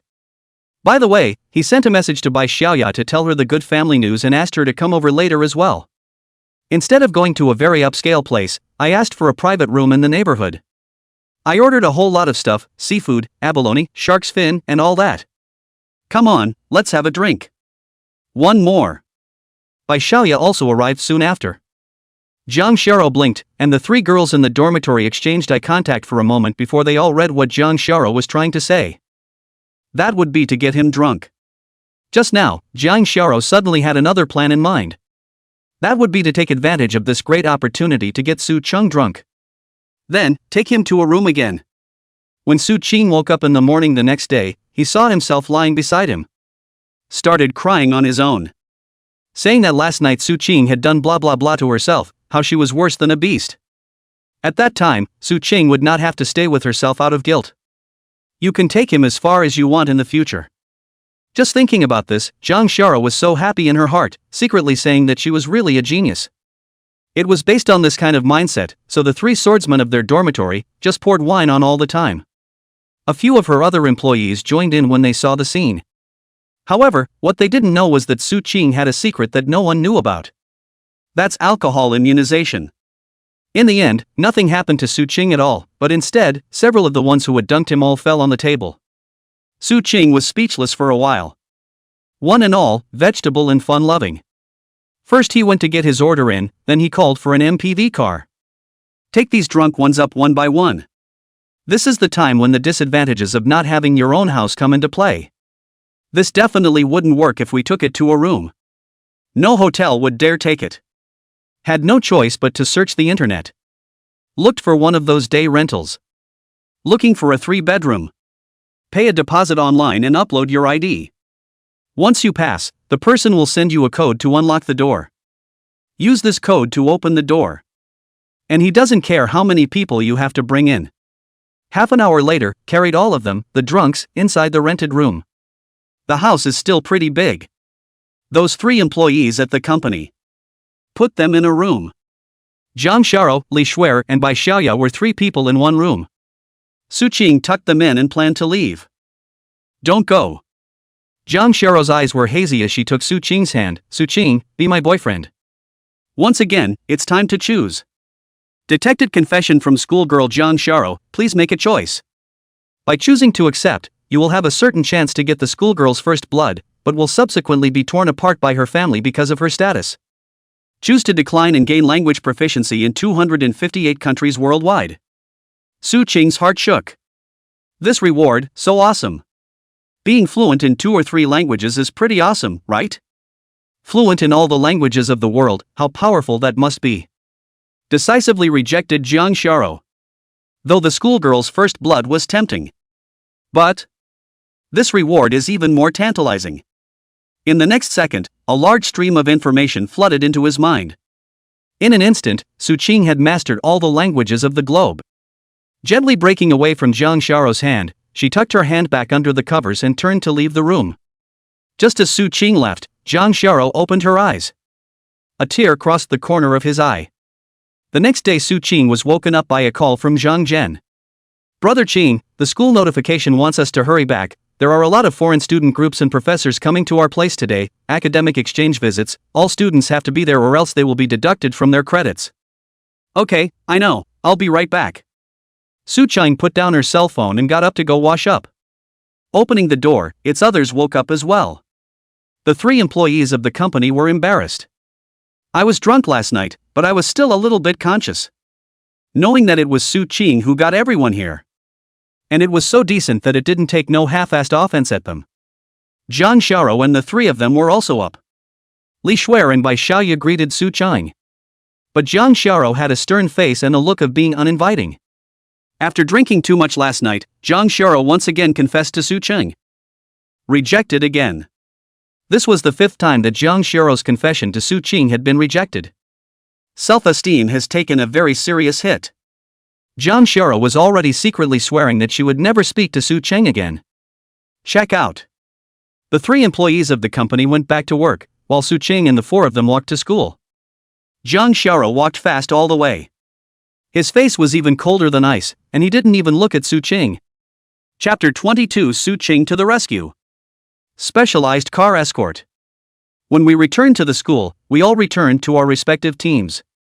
The students are lined up in rows according to their majors. Su Qing saw the top management of the school, leading some professors from abroad as well as the students to start the tour. He also saw Zhang Xiao and Bai Xiaoya and the 2 of them among the group. Bai Xiaoya was responsible for being the leader and walked at the front. Zhang Xiao seemed to be translating for these foreign missions. I didn't realize she had it in her. There were quite a few foreign students whose gazes fell on Zhang Xiao. This angel-like girl was just too dazzling and attracted everyone's attention. At this time, Zhang Xiao had also temporarily forgotten about being rejected by Su Qing last night. Smilingly, he acted as an interpreter for the men. She could get a lot of credit for this thing if she got it right. Soon the group arrived at one of the school's exhibition halls. There are quite a few older books in here as well as some antiques and such. There were quite a few foreign students inquiring about the origin of these things. Zhang Xiao was also able to explain and translate it very well. It made the teachers at the school very happy with Zhang Xiao. At that moment, a foreign professor with a somewhat dark complexion and curly hair stepped forward. Pointing to a ceramic, gibbering about something. Zhang Xiao had a question mark on her face. What kind of language is that? She's never heard of it. The school teacher asked Zhang Xiao, what is he talking about? Zhang Xiao shook her head, I don't understand. That's when another foreign professor explained. The somewhat dark-skinned professor was from a small country. The country is relatively isolated and their language is one that few people bother to learn. This one came along just for the ride and then left. But who knows, all of a sudden, it came out and spoke. And watch him get more and more agitated as he points to that ceramic.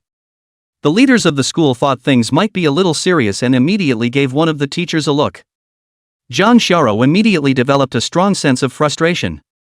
This time, she had made a pledge for the translation and could ensure that there was absolutely no problem. It was sort of unexpected, but she still felt defeated. That teacher understood. Turning away, he went to the school's radio room. Speaking into the microphone, he said, "Class, emergency. Any of the students know the language of the country of Mercury, we need an interpreter." It was said 3 times in a row, but no one gave a response. Originally, Su Cheng and Jang Zhen had already planned to go back to the dormitory. Hearing this broadcast, there was a pause. "You go back first." Speaking to Jang Zhen, Su Cheng walked towards the exhibition area. The professor from the small country was still yakking and pointing at the ceramic jar. The hands were dancing and even stomping their feet constantly. Everyone was in a fog, not knowing what he was trying to say. The school executives, one by one, were also eager. Don't let anything go wrong, then they'll be the ones to look the other way. And this reception is also related to the school's educational resources in the next few years, there can't be any mistakes. Jang Xiao even bit her lip and didn't say a word. She felt she was doing a poor job as a translator. Though it didn't actually have half as much to do with her. But Jang Xiao was this kind of, rather stubborn girl. There was also some commotion throughout the mission. Just as the school's top management was secretly anxious and unsure of what to do, Su Cheng arrived. "I know the language of the Murky Kingdom." A statement that made the eyes of the school's top brass glaze over. When Jang Xiao saw Su Cheng, she let out a soft hum from her nose. Quickly, this student, hurry up and translate for everyone." Su Cheng walked up to that old professor and greeted him in Murkish, "Hello." The old professor was thrilled to see someone who understood his country's language. Hurriedly, he said, "It's like this, the writing and the shape on top of this ceramic jar are unique to the Mo Kingdom. This item is most likely a national treasure that has been lost in our country for many years. I want to bring it back, no matter what it takes." Su Cheng was surprised. This is a big deal. Immediately, the words of this old professor were translated. The school executives listened to this and their expressions became very grave. Jang Xiao's complexion was also a bit complicated. Su Cheng actually knew such a remote language. How many other secrets did he have that he didn't know about? The ceramic jar was donated by a former teacher, the school executive said. That teacher also supposedly bought it from an antique store and didn't pay much for it. If it's really sure that it's a national treasure that has been strayed from the Mo Kingdom, you can let him bring it back. Su Cheng then translated this.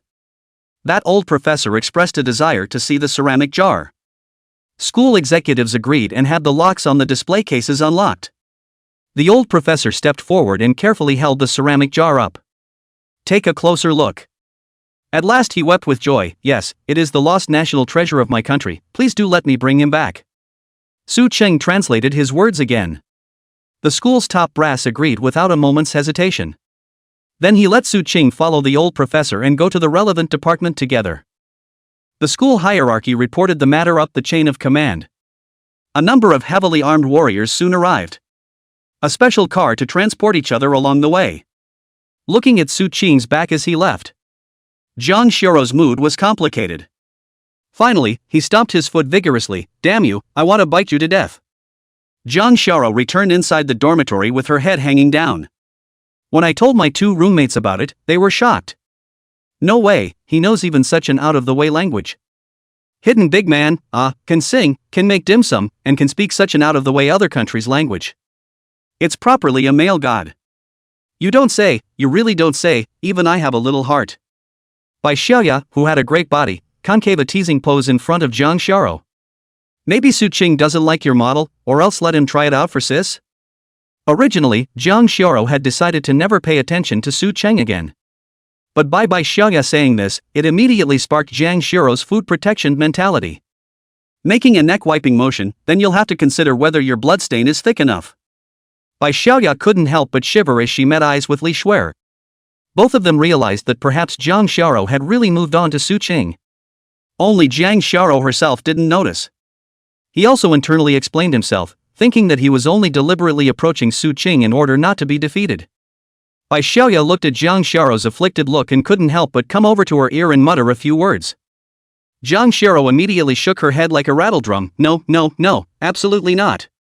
Chapter 23, Ask the schoolgirl out, Su Xin is sick. Su Qing looked out the window with a heartfelt sigh. I think I'm a bit of an ancestor. There were actually so many elite warriors protecting him. Though, the main object of protection is the ceramic jar in that professor's hand. Along with him came his homeroom teacher. A beautiful woman with a lot of style. Although the clothes worn were very conservative, one look at them gave you a feeling of bloodlust. Her name is Lu Yun. Sitting next to Su Qing, her body exuded a flavor that only a mature woman could have. Smiling, he said to Su Qing, "You've done the school a big favor this time, the school won't treat you badly." Su Qing humbly said, "Are what he should do for very satisfied." From the beginning of the school year until now, Su Qing gave Lu Yun a good impression. Stoic when it's time to be stoic. Sunny when it's time to be sunny. Also, the homework was some of the best in the class. Soon came the authorities, who were already aware of the matter. The old professor told him that he hoped he could get himself back soon. Su Qing translated this. The head of the department concerned said that the airfare and everything had already been gotten. And 2 professionals will be assigned to escort the elderly professor. Half an hour later, the old professor was on a plane back to Murray. Su Qing's mission was complete. Instead of going back with Lu Yun, he went inside a jewelry store. Spent over $20,000 on a bracelet. Prepared to bring it to Jang Sharo and coax her. Although Jang Sharo acted very high and mighty in front of outsiders, she was actually a girl with a very kind heart. This kind of girl is the easiest to coax. Just buy some gifts and say a few more nice things. I called Jang Sharo after returning to school. She hung up the first time she called and answered the second time. What's the matter? Jang Sharo's voice was still cold. I'll meet you on this side of the school's flower pool. Who are you to me? I'll go if you want me to, no way. With that, he hung up.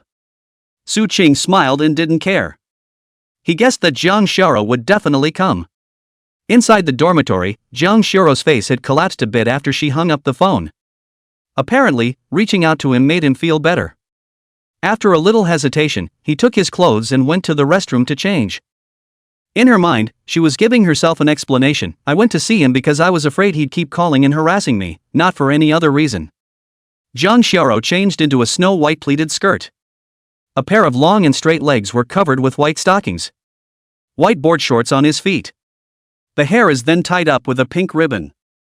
This outfit is innocent to the core. Put on the backpack. Then he said to Li Shuer and Bai Xiaoya, that I'll go to the kiosk to buy some food. Go on. The 2 housemates waved unconcernedly. When Jang Sharo left, Li Shuer and Bai Xiaoya looked at each other and hemmed and hawed. Who are you kidding when you dress up and say you're going to the commissary? That's right, this little ninny must be in the throes of spring, let's go over and eat melon. The 2 immediately jumped out of bed, got dressed, and followed them out. It was nighttime and the streetlights at the school weren't very bright. Otherwise, with Jang Sharo in this getup, she would definitely draw countless gazes of attention. Jang Sharo came to the school's flower pool? There were quite a few couples there taking advantage of the darkness. Every now and then there is a sipping sound. This caused Jang Sharo to blush and complain about why Su Qing had called her here. I saw Su Qing. Jang Sharo scowled. What did you call me for?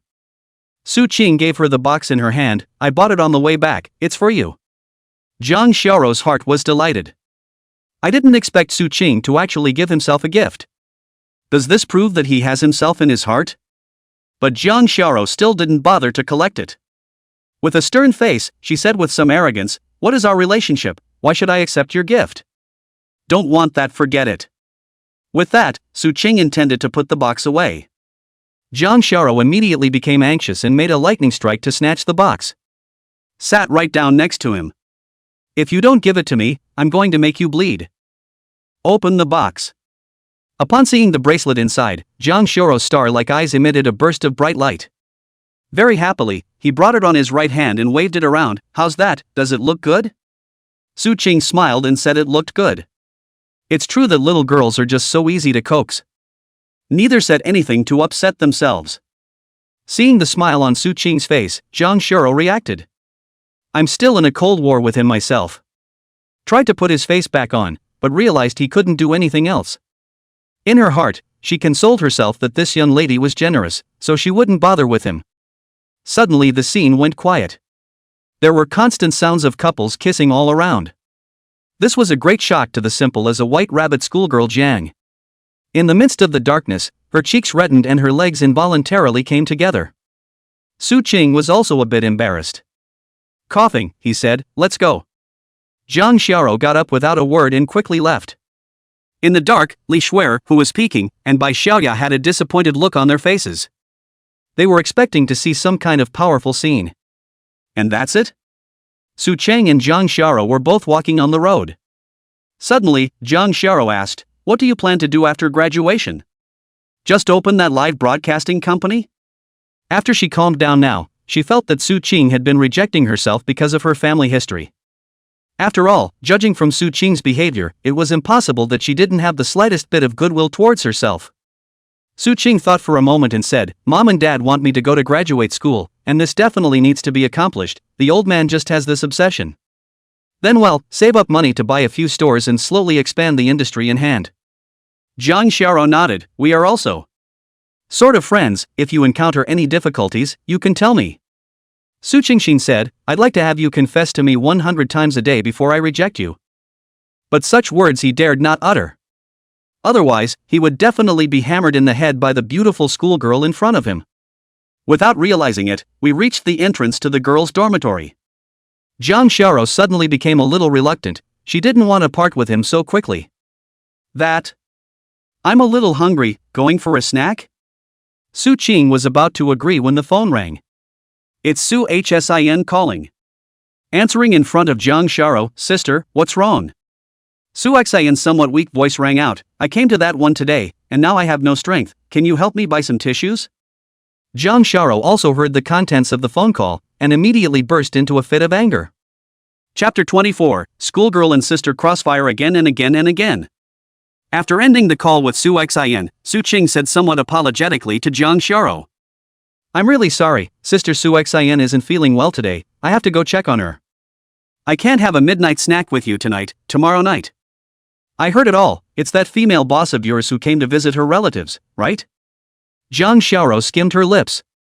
"I'll go with you. Girly things are inconvenient for a big man like you." In fact, what Zhang Xiao thought of was the chopper book she had seen the day before. There is a similar approach as mentioned above. It's telling a boy that his relatives are coming and showing a soft side in front of him. This stimulates a man's desire to protect. Su Qing wanted to refuse. These two women together, it's a proper shura. But before Su Qing could refuse, Zhang Xiao pulled his hand forward. "Aya, don't dawdle, hurry up." In the darkness, Zhang Xiao's face reddened again and her heart beat old fast. It was the first time in her entire life that she had ever offered to hold a boy's hand. "It's so big and warm. I want to hold on to it forever." On the way, Zhang Xiao went to the kiosk to buy some sanitary napkins and brown sugar water. Li Shuer and Bai Xiaoya kept a distance behind them, following furtively. Shara Li said, "The two of them actually held hands. Have they been getting it on for a long time?" Bai Xiaoya nodded deeply. "It looks like it to me, look. They actually went to the neighborhood. Have you been secretly living together for a long time? Damn it, I can't believe you didn't tell us." Taking Zhang Xiao to Su Xin's place. Su Qing was seen skillfully entering the password and opening the door. Zhang Xiao's heart was a bit tasty. "Look at you, you didn't come to her house less, did you two not?" Su Qing, "Yeah, often. Every day after work, I send Sister Su Xin home." "Ah." Before he could finish his sentence, Su Qing's instep was stepped on viciously. Zhang Xiao huffed and puffed and walked in.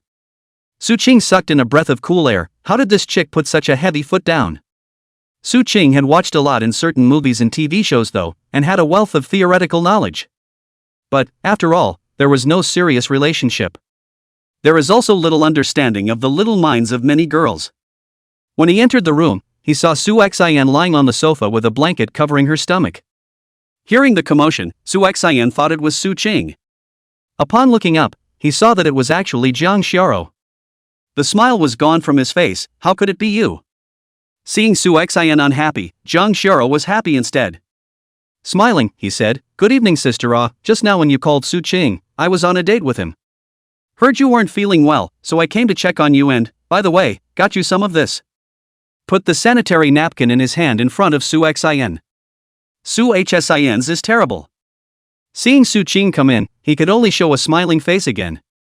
She couldn't let Su Qing think that she was a cheap woman.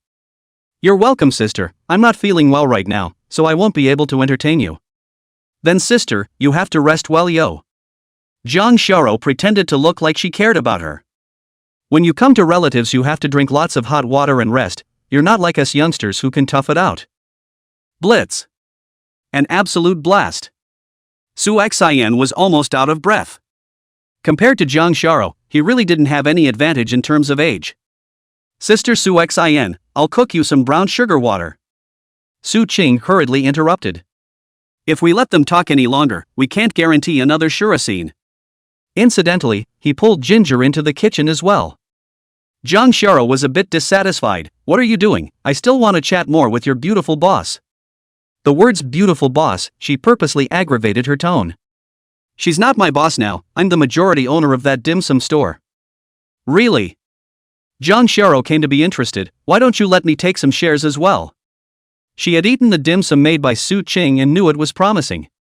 You can make it into one of those high-end dim sum restaurants later on and definitely have a big business. Su Qing's heart fluttered. He now wants to expand and needs a lot of money, so he asked Jang Sharo how much he can contribute. Jang Sharo cocked her head and thought for a moment. $10 million, is that enough? Su Qing asked, is this money your own or are you going to take it from your parents? If it was to be taken from Jang Sharo's parents, then forget it.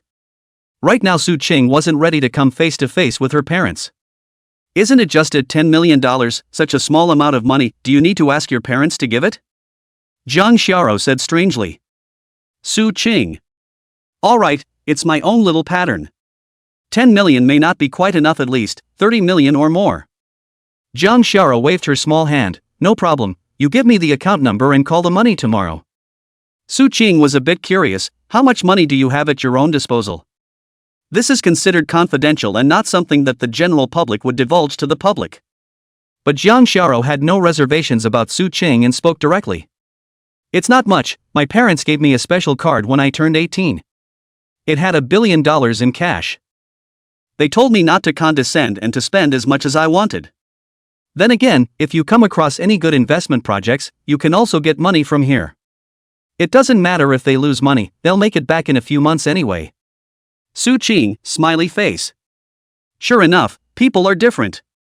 Good lord, giving $1 billion as pocket money, what kind of family is that? Su Qing wanted to ask, do your parents need a godson or a son-in-law? Finally held back. After a little thought, Su Qing planned to give Jang Sharo 4% of the shares. After all, according to what the system presented at the time, that dim sum technology was worth $1 billion. Give it 4%, just right. Jang Sharo didn't understand the reason for this and felt that it was given too little. Dissatisfied, she beamed, how come it's only so little nah, at the very least it should be more than that female boss of yours. She was aware that Su Xin owned 5% of the shares. Then you'll have to invest more.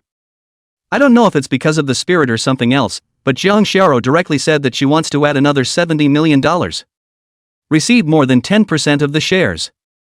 Su Qing asked her several times to make sure that she really intended to do so, and didn't refuse, agreeing in one breath. With that 100 million, progress will be even greater. And with such a small rich woman's investment, in the future, you can also use Jang Sharo's connections behind her, channels and so on. A sure thing. After the brown sugar water was ready, Su Qing planned to take it out. But Jang Sharo grabbed it. I'll just do this kind of thing, you go and rest. Su Qing had a bad feeling and hurriedly followed. Chapter 25, This Woman Knows Live Streaming. Sister, the brown sugar water is here, drink it while it's hot. Jang Sharo smilingly brought the brown sugar water over, and also very kindly asked if she wanted to feed herself. Su Xin, no thanks sister, I'll just do it myself. The mind, on the other hand, is itching for teeth. Originally, if Su Qing was the only one at this moment. Then it's the scene where Su Qing feeds herself and you and I are together. Maybe if four eyes met, they could even touch some sparks and have a deep kiss or something. Now it's all gone. The gas was about to be satiated by this woman. Seeing Su Xin in this stifled state, Jang Sharo felt in a good mood. Su Qing, sis, I'll just go to the store by myself tomorrow, take a day off. No, just sleep for the night, it's not a big deal. She wouldn't dare to actually not go. If he didn't go himself, Shara would 100% be there to help tomorrow. One could never take the initiative to create the slightest opportunity for the two of them to spend time alone. Jang spoke again. Sister, take an early rest, he and I will leave first. Su Xian wanted to stay, but couldn't say why. One could only watch as Jang pulled Su Cheng away. Before closing the door, Jang even made a face at Su Xian. Su Hsin, up for the kill. Walk outside. Su Qing said to Jang the two of you shouldn't keep going toe-to-toe, it'll make things difficult for me. Jang raised an eyebrow. What's the matter, heartbroken for your sister? Feeling the slightly unkind implication in Jang words, Su Qing wisely chose to shut up. We got you. Come on, when did you two get together? The two of them, Li Shuer and Bai Xiaoya, jumped out from the shadows. Took Jang by surprise. Subconsciously the whole thing hung on, like a kangaroo. Su Qing didn't have the heart to say, you guys are following us? Realizing that her move was a bit indecent, Jang also hurriedly got off of Su Qing. Then it got irritated and went to tickle two of the housemates. They made a mess. The scene was quite pleasing to the eye. It was just a pity that only Su Qing had the luck to see it. The three girls fought for a while before stopping. Jang explained to his two roommates with a red face that he was going to see the female owner of his part-time store. The two roommates instantly smelled gossip. However, because Su Cheng was here, it was not good to ask more questions. It was still early, so Jang suggested going to a barbecue. Su Qing then took advantage of the period of waiting for the food to be served to go to a print store next door to the barbecue restaurant that hadn't closed yet and printed out 2 contracts. Jang read it without any problem and signed it. This time no one was drinking, so they ordered some drinks. After we eat, we'll go back to school together. Su Qing told Li Shuer to remember to arrive early tomorrow. What about having a live stream for her to draw traffic? The next day, Jang and Li Shuer both came to the company early. Ginger is still going for the cute style. Li Shuer, on the other hand, had changed into a more formal outfit. Soon after, an additional message appeared on the live feed. Initiate an application for admission to share. Li Shuer grunted, no thirds. Many netizens are unsure. Don't get what an admissions application has to do with Thurston? It wasn't until another user popularized it that it dawned on everyone. This pretty anchor is actually an old driver. Let me ask the anchor, do you usually choose to push it all the way in when you get a shot? Li Shuer said in a serious manner, an injection? I don't like needles, they hurt. And I don't like infusions and stuff, I'm a little needle sick. Netflix, 6. Another question was asked, when was the last time you got a shot?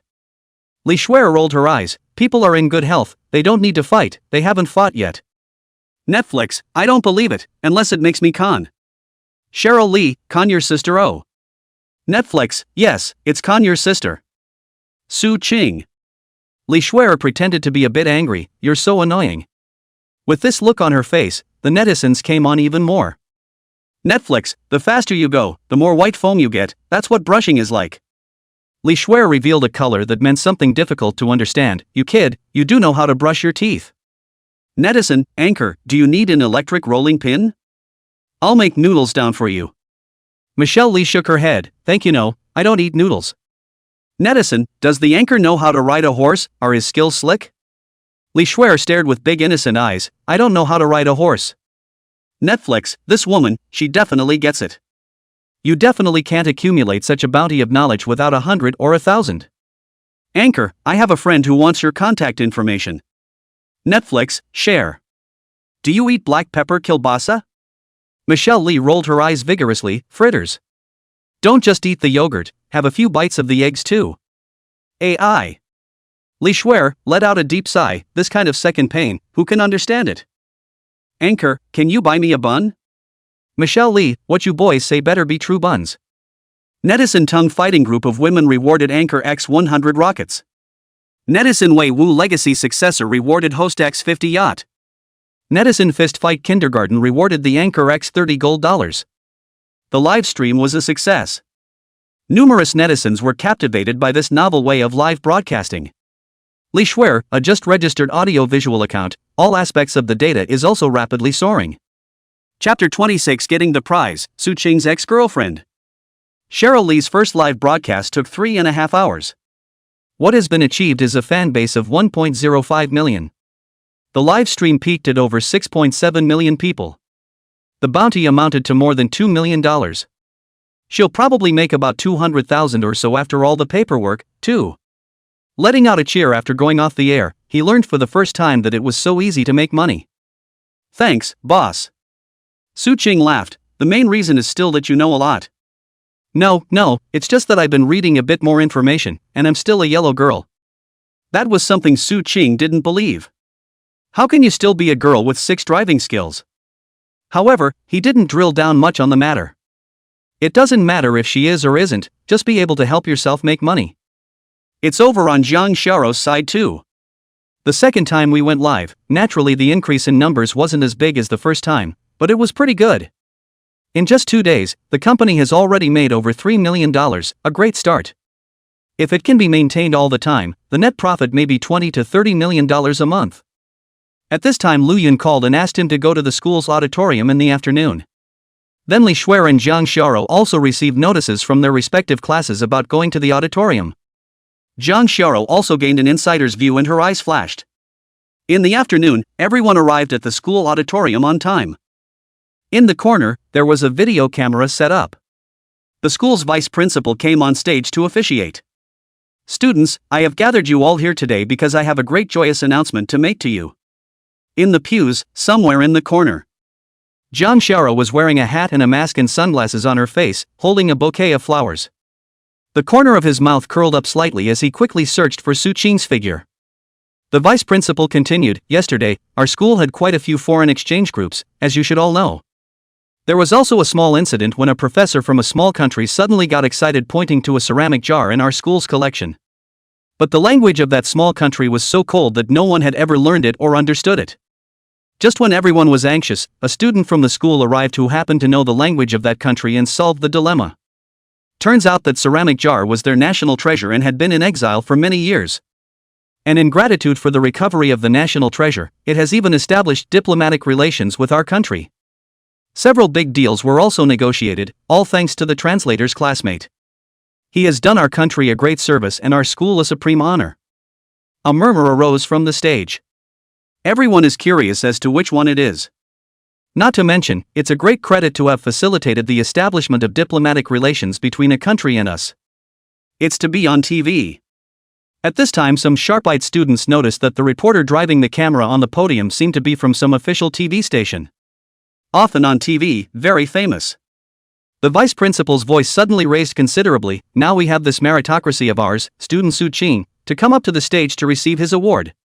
Su Qing stood up from his seat and walked towards the stage. Halfway through his speech, the vice principal already knew that the protagonist of this school assembly was himself. It didn't show any stage fright, and walked up very calmly. Seeing that it was Su Qing, many people let out exclamations of surprise. In recent times, Su Qing could definitely be said to be the most popular figure in the school, bar none.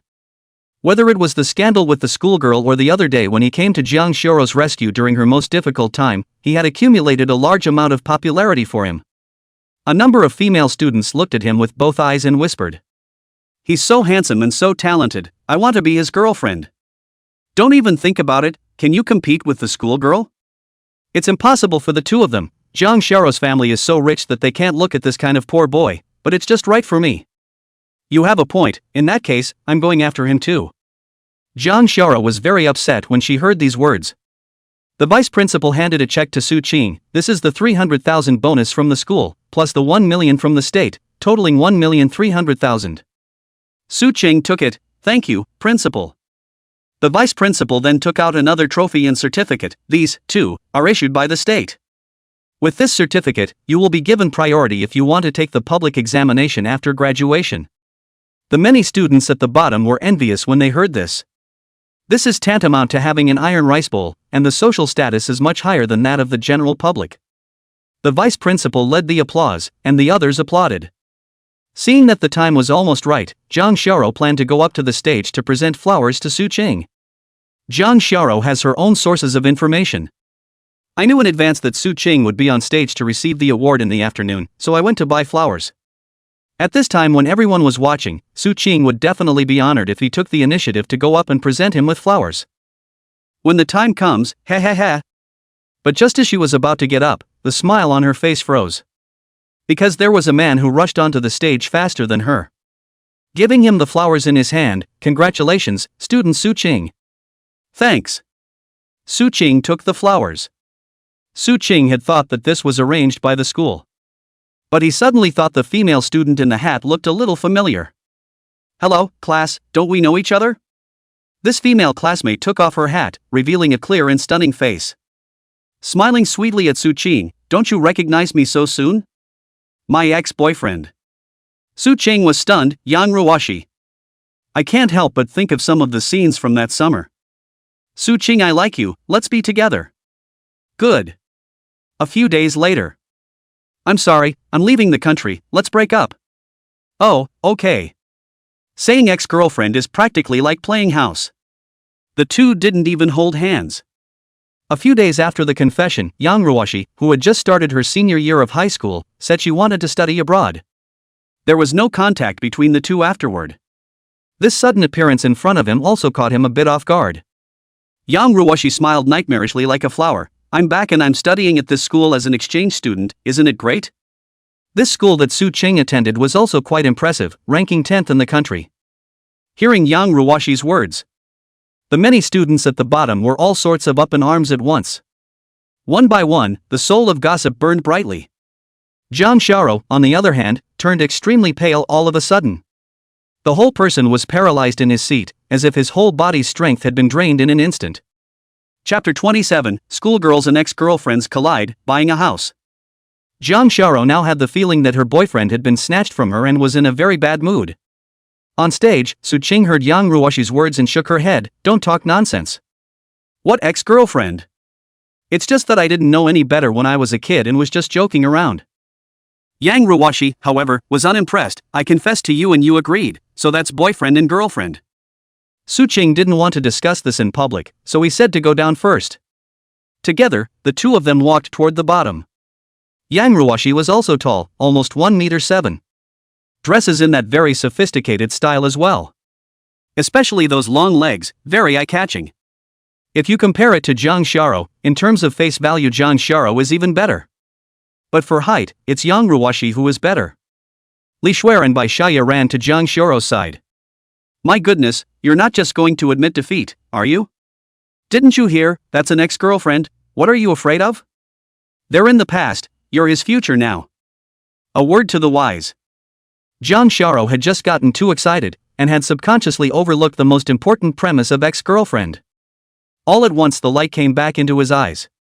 Windy got up from his seat and quickly went after him. Handing him the flowers in his hand, "Congratulations, you have a bright future ahead of you." "Thanks." Su-ching took the flowers with her other hand. "Why are you dressed up like this?" Jang Shara took off her mask and sunglasses. Glancing at Yang Ruwashi, he said with a smile, "This is not to lay low.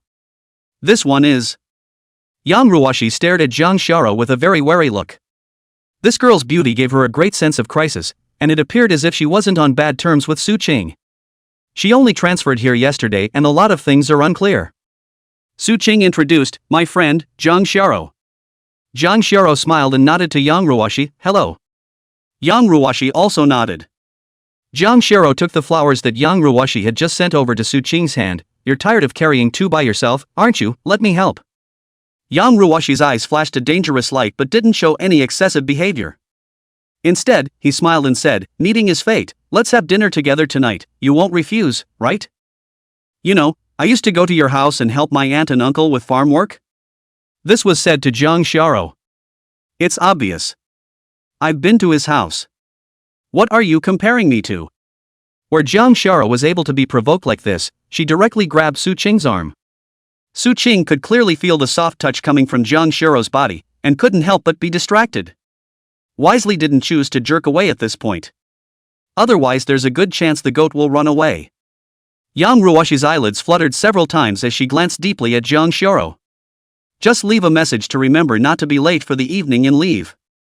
Jang Shara looked at Yang Ruwashi's back and skimmed, "Really good at twisting, be careful of breaking your waist." "You're still looking." Unable to resist twisting the flesh around Su Qing's waist, he puffed up. This look looks extremely cute. Su Qing sucked in a breath of cool air and rubbed the place she had twisted. You hit too hard, it's all purple. Jang Shara said in a petulant manner, that's what you deserve. Who made you lie to me? Didn't you say you've never been in love? Su Qing let out a bitter smile and told her about the relationship between the two. Jang Shara's mood instantly improved after hearing this. So that's how it is, just an imposter. How dare you act in front of me? At this moment, Jang Shara had quite a feeling that I am the queen mother of the palace, not to mention how proud she was. Su Qing was dumbfounded. It's also nice to think that it's nice to have such a cute girl around. He silently thought in his heart that he would agree to be with Jang Shara when his wealth was almost gone. Hello, Mr. Su Qing, may I have an interview? Just then, a very pretty girl walked up with a microphone and a photographer behind her. Su Qing instantly recognized the girl as a reporter from some official TV station called Bing Bing. Known for her sweet voice. Many netizens have teased that although the weather is hot, my heart is freezing. Jang Shara hastily stepped back to the side. She knew that being able to give this kind of interview would be very helpful to Su Qing's future career and such. Didn't give him half a hoot. The girl, despite her occasional bratty moments, was still very clear when it mattered. Su Qing nodded politely. Bing Bing asked, Mr. Su Qing, may I ask how you would choose to study such a cold language? Is there some special story in this? Su Qing, it's nothing really, just a little bit of talent in this area. Self-taught in dozens of languages, incidentally, that one. The matter of the system could not be exposed, so it was only possible to endure the pain of pretending this. Ice? You mean learning dozens of foreign languages? Yes. Bing Bing was obviously a bit unconvinced, but out of professionalism, she still said, then could you please ask Mr. Su Qing to say a few for everyone to hear? Okay, I'll say 10 then. Su Qing said a few words of greeting. All are currently more popular languages around the world. And the pronunciation and everything is extremely standard. If you don't look at the face, you'd think it was a local. Bing Bing's tantalizing little mouth, her mouth opened wide, obviously shocked. Oh my god, Mr. Su Qing, you're really great. Bing Bing said this in eagle language. Su Qing also returned a thank you in eagle. Bing Bing asked again in bear country, student Su Qing, are you all self-taught? Su Qing also replied in Kumogakure, yes, I watched the relevant videos when I was not doing anything, and I learned it by accident. Ice. Photographer. Ginger. This one is better than loaded, next time don't load it. 10 minutes into the interview Ice left. Before leaving Su Qing had the cheek to ask for her contact information. After all, when he first saw Bing Bing on TV, he also had that little bit of non-consensual thoughts about this girl. Of course, now he had no such thoughts. Wanting the phone is nothing more than a comfort. Next to her, Jang Shara said quietly, do you have your eye on this female reporter? From a distance, one could feel the jealousy radiating from her. It's probably capable of making a million bowls of hot and sour noodles. Su Qing laughed out loud and couldn't help but pinch her face. Let's go buy a house. Chapter 28, Choosing a Room, Like a Wife. In the morning Jang Shara had already put that 100 million into his account. I'm going to go get the stores while I don't have classes this afternoon, and then I have to do some renovations and stuff. As the second largest shareholder, Jang Shara should have followed. Hearing the talk of buying a store, Jang Shara immediately revealed a smile. The fart followed Su Qing away. Come to a real estate agent in your neighborhood and tell the person what you need. The salesman then told the two men. It just so happens that there was a store for sale a few days ago and the location also happens to be in a prime area. Sales led the two to the store. It is a 3-story store building covering an area of more than 500 square meters. Looks pretty new on the outside. As described by the sale, the building was previously used as a restaurant. It is now intended to be sold because it is not well run. The price, if you will, is $100,000 a square foot. If you do the math like that, it's going to be $150 million for 3 floors. Currently Su Qing only had 100 million on hand, but didn't want a loan, the interest rate was too high. Not rushing to buy the place just yet, the two of them wandered around. The decor and everything is pretty new.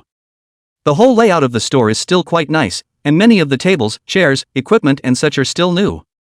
If you buy it, you can basically leave the decor and stuff alone, and just make some minor layout changes. This can save a great deal of money. The second floor is similarly set up. The third floor was converted to 6 bedrooms, 1 bath, and a kitchen. This floor is used for housing. Su Ching instantly took a liking to it. You can just come and stay here later. And the third floor has a separate entrance with an elevator. You don't have to come in through the store to come back on weekdays, and the privacy aspect is great. Another thing is that it's not very far from the school. It's also only a 10-minute drive. Su Ching was quite satisfied in all aspects. The only thing is the price is higher. So try haggling with the salesman. It looks good, it's just a little overpriced. Is there any room for it to come down? The salesman shook his head. I'm really sorry, sir, that price was set by the seller. He said when he commissioned us that it would never be lowered a single penny. It's such a great location, there's no worries about selling. It is also true that it is as he said. It's a great location and could be bought out at any time. Never mind, it's rare to meet a favorite all at once, so take out a loan.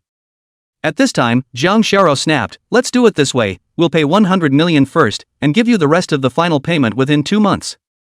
And then you guys shouldn't take his commission either. The salesman froze for a moment, not understanding why the girl was saying this so naturally. In the next second, what Jang Shara said immediately made the salesman terrified. My dad is Kong Hyung, you can call your GM, he should know me. The salesman didn't dare slack off. Hurriedly called the general manager and told him what happened. Then respectfully handed the phone to Jang Shara with both hands. Hello Uncle Lu, I'm Jang Shara. This general manager had seen Jang Shara before and had heard her speak. A quick listen to her voice. Not daring to slack off, he hastened to say that he knew what to do.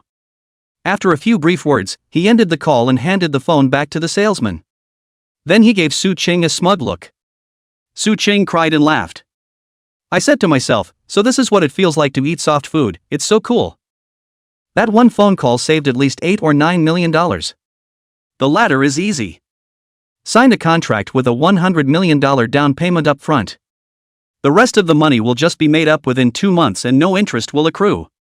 After all, this real estate company is all owned by Jang Shara. After the contracts and stuff are done, the next step is to recruit people to do simple remodeling of this store. All that furniture on the third floor, the couches and such need to be removed. Other things can be tolerated, but the place to sleep, he's definitely going to get a new one, not a second-hand one. Su Ching still has more than $1 million on hand. Just by the way, he took Jang Shara along to the furniture city. Jang Shara was very new to this. For a rich girl like her, buying these things doesn't even require her to go out on her own. This bed is so soft and cozy, hey. Ginger jumped onto a bed and flipped around. I don't know what came to mind, but my face reddened slightly. Su Ching bought 6 beds and some cabinets, sofas and such.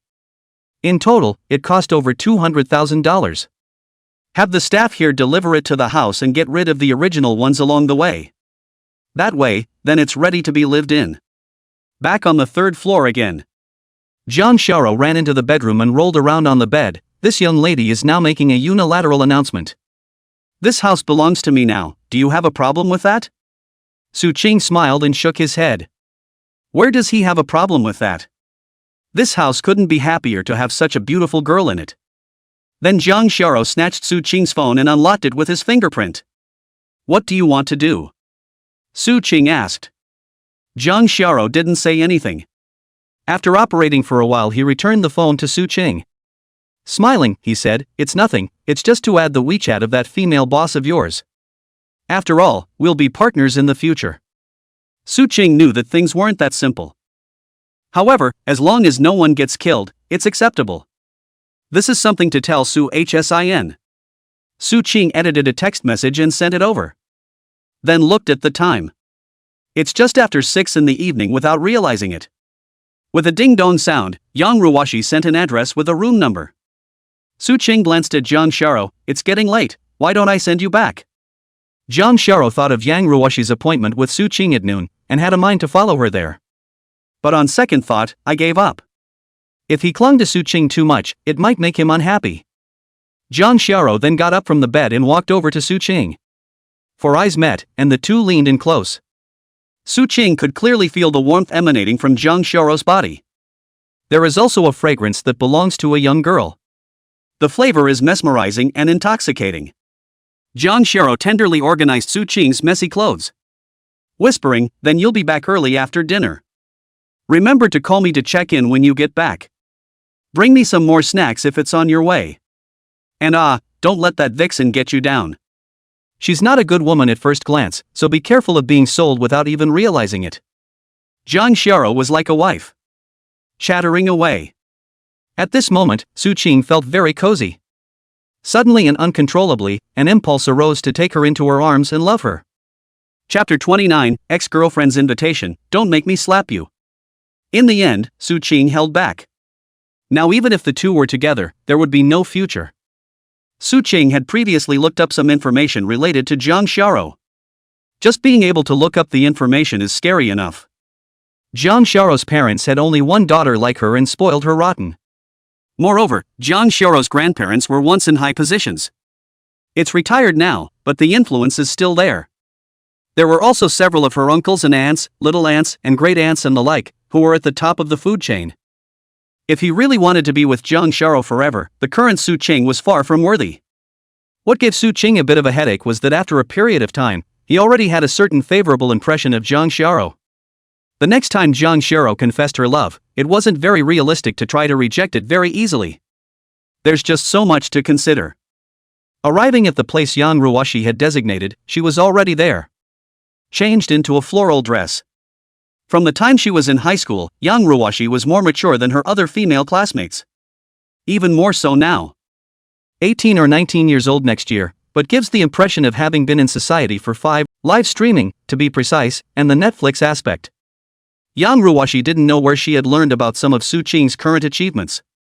Wanted to buy out his entire company. The price given was pretty high, $100 million.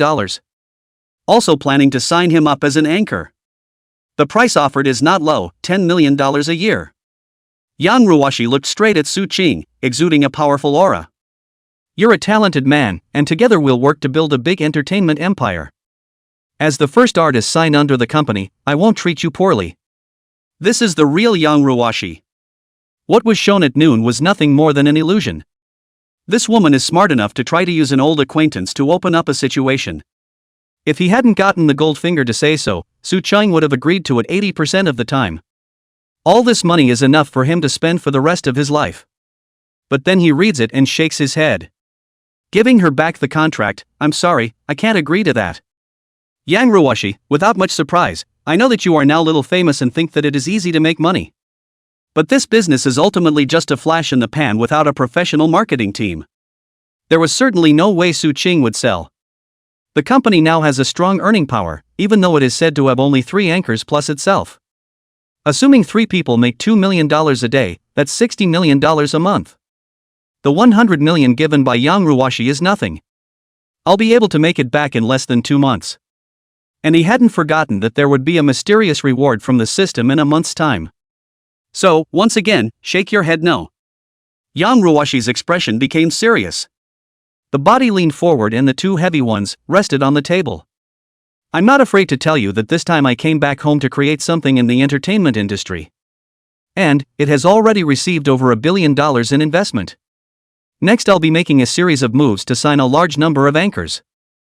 Those who can't join will be subjected to a blood purge, and you may become worthless by then. That's a direct indication that if you don't join, you'll get Ed." Su Qing still maintained his smile and shook his head in rejection. "I think it's better for old classmates to meet without talking too much about things of interest and have a nice dinner." At this time, the door was pushed open. A man in a suit with gold-rimmed glasses, looking very elegant, walked in. Sitting on the side of Yang Ruwashi, her gaze was but looking at Su Qing. "Introduce myself, I am Yang Ruwashi's partner. Mr. Su is excellent and is a quality anchor we want to sign.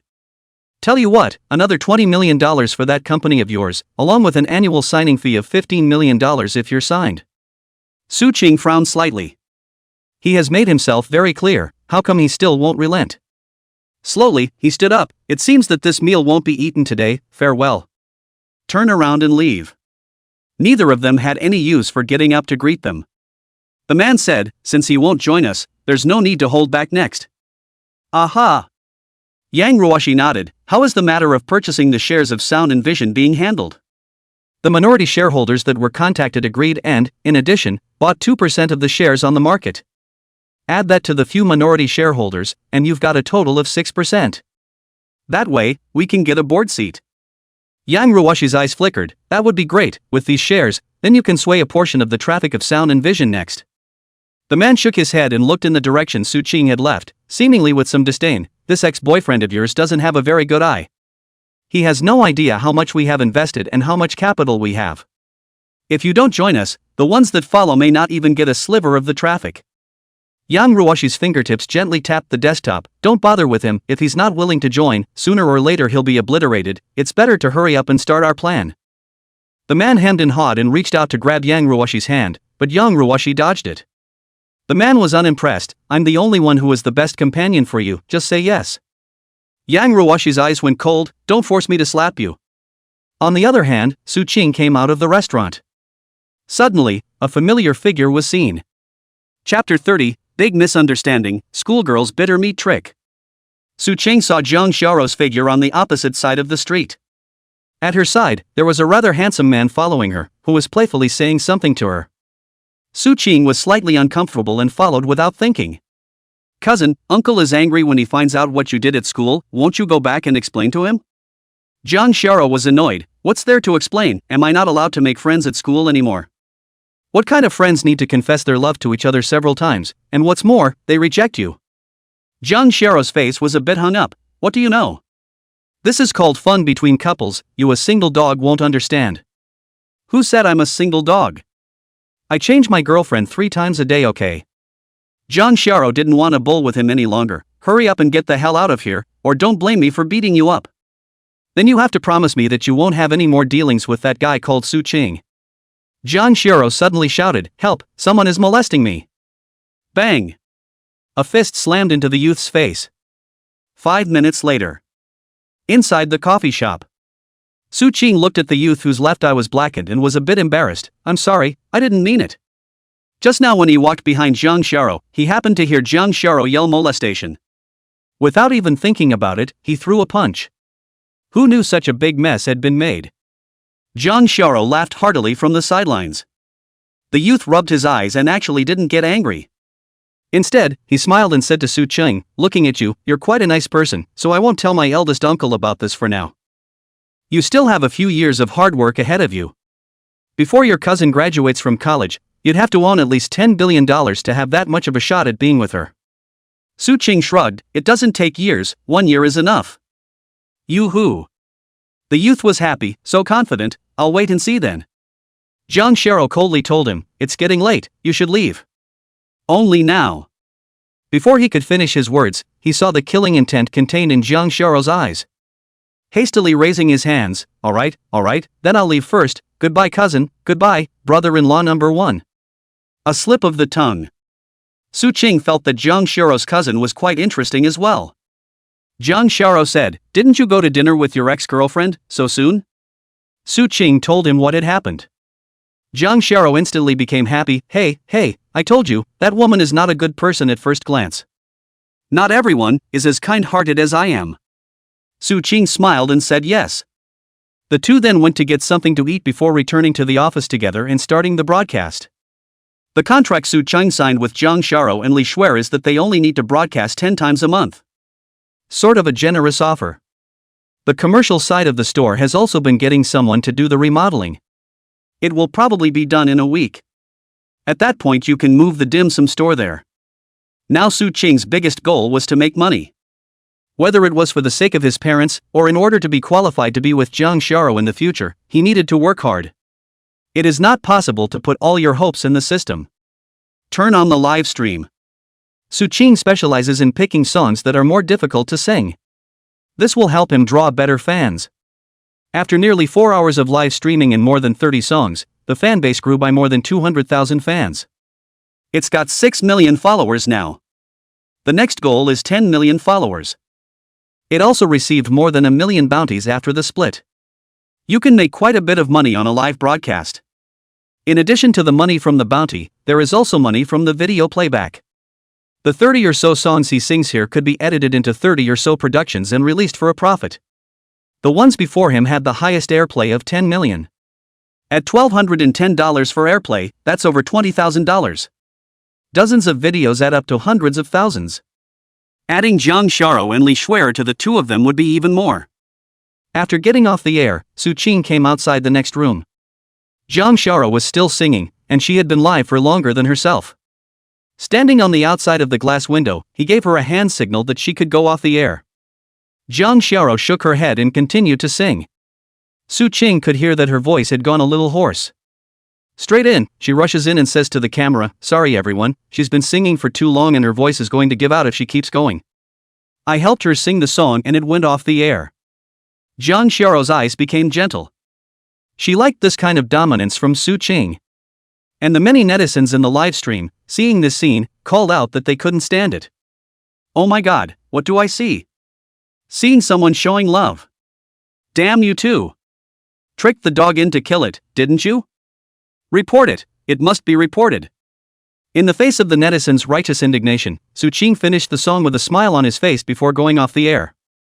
Turning her head, she looked at Jang Shara with a stern face. "What's wrong with you? Didn't I tell you to get off the air? Don't want your voice."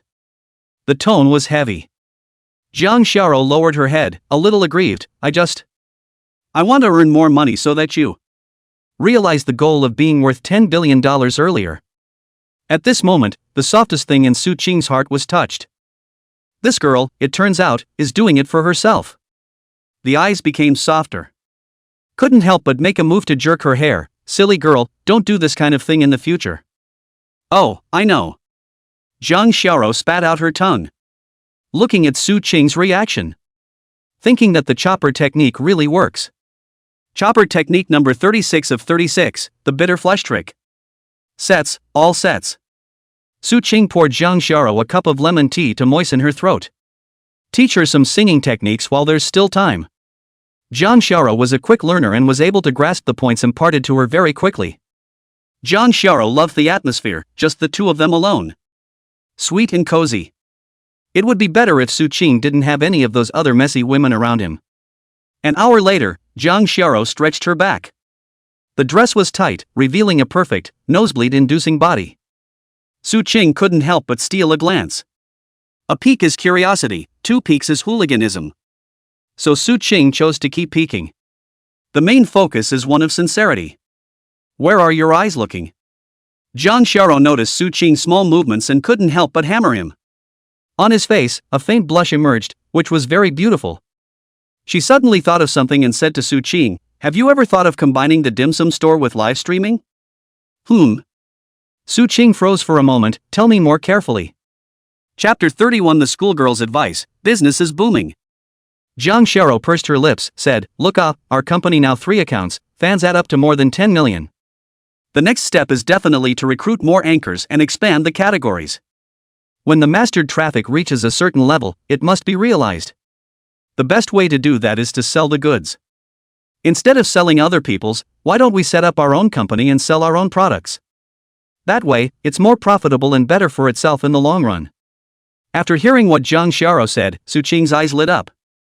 Not bad for a girl born into a rich family. The vision, the insights, and the acumen in business are not comparable to the average person. This was something that Su Qing had indeed not expected. When you think about it, the feasibility is very high. First of all, Su Qing has enough experience and ability to make popular products in dim sum. Secondly, now that you have your own traffic channels, there is less publicity as an expense. The profits will be substantial in time. Su Qing humbly asked Jang Shara for some more details. Soon a detailed plan was worked out. The next step is to create a brand of your own and also to acquire a food factory of some size. But that costs money too. Initial estimates suggest at least another 100 or 200 million. There's no rush for now, wait until after 3 weeks and see how the rewards from the system look before taking the next step. It's time to get off work. The two walked side by side on their way back to school. Li Shuer has class today, did not come to the company, no one came to disturb the two of them. There were some students on the road who saw them and were not surprised. The two spend every day together and have long been rumored to be a couple. On the school forums, there are a number of male students ghosting every day. Said he had fallen out of love and hoped that a pretty soulmate could come and comfort him. 5 days later, on Saturday, the new store was officially opened. New logo, new name, Sweet Honey Pastry Shop. The name is a bit corny, but easy to remember. All 3 shareholders are here today. Aside from Su Qing, the other 2 were all dressed up.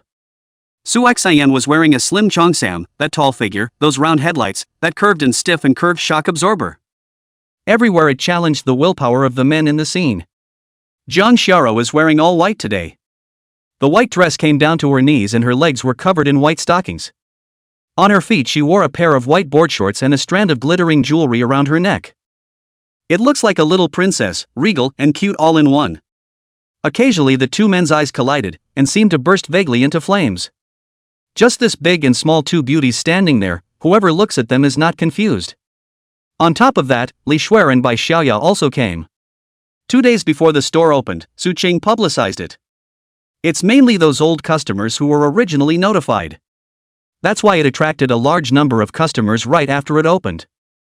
In order to cope with the fiery scenes that might occur today, Su Qing had arrived at the store 3 hours in advance to make the dim sum. But it still underestimated the enthusiasm. Unique flavors, plus there is also the effect of beautiful men and women. In less than half an hour, the store was sold out of thousands of dim sum. You should know that the dim sum here sells for 3 to 5 times more than the regular ones.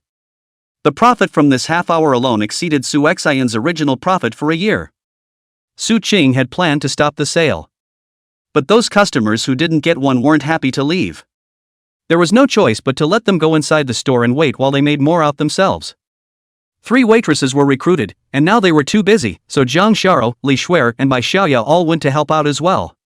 In addition to cakes and pastries, the store also sells some drinks, coffee, and so on. The profit is not bad. Of course, there were quite a few other students from the school who got the news and came over. Nowadays, Su Qing, Zhang Xiao and Li Shuer could all be considered as minor celebrities. Occasionally, I would run into some of my classmates at school looking for a picture with them or something like that. It's just not as dramatic as some of the news stories on the internet make it out to be.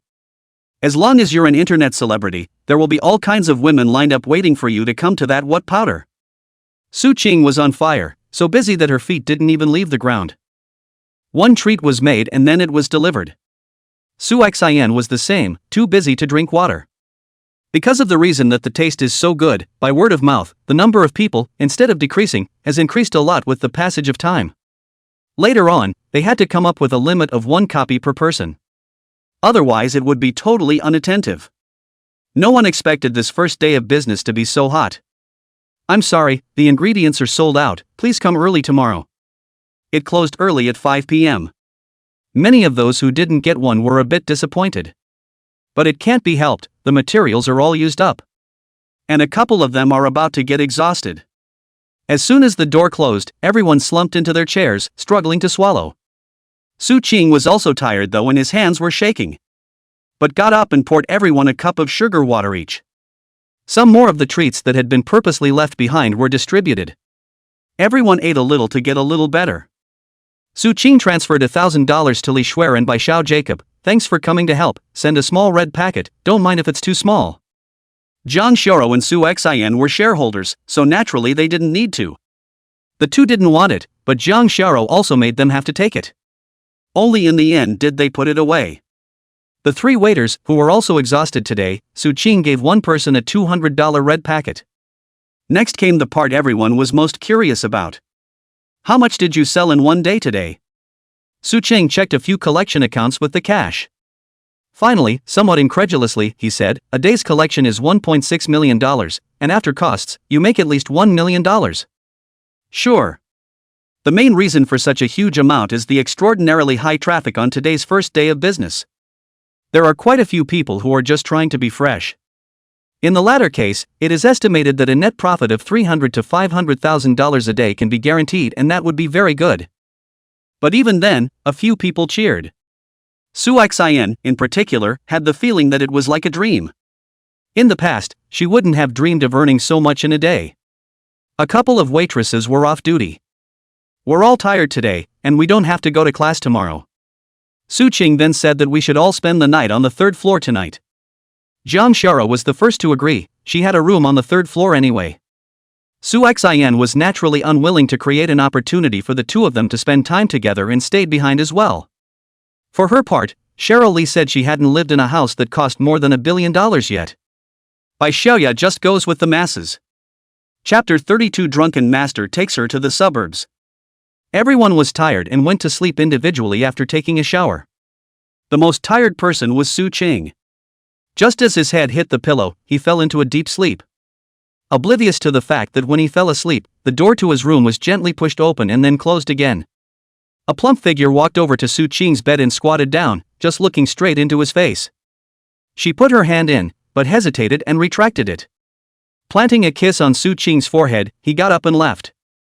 After waking up early the next morning, I felt energized. Looked at the time, it was only 6 o'clock. Gingerly, he got up and washed up before leaving alone to get ingredients. Today shouldn't be as hot as yesterday, but still bought a week's worth of ingredients. It was a little after 7 o'clock before I got my stuff back. Put the ingredients away. The girls just woke up one by one. On the way back, Su Qing stopped by to buy some soy milk, donuts, buns, and the like. Eat and get back to work. It was busy until after 5 p.m. The next day's earnings were quite a bit less, but there was over $700,000 in net profit. It was similar to what Su Qing had predicted. From now on it might just stay at $400,000 or $500,000 a day.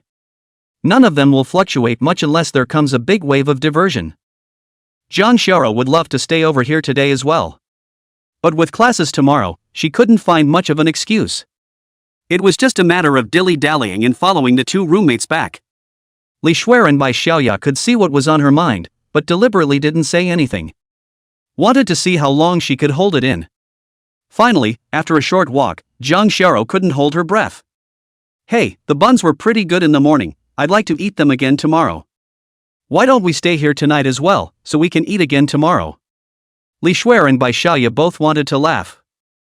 Hold back. Li Shuiren said, what's wrong with that, just have Su Qing bring it along tomorrow. Jang Shara wryly argued, how bad would that be, to trouble people? Bai Xiaoya mercilessly demolished the little plan in her mind, you just still want to stay with him.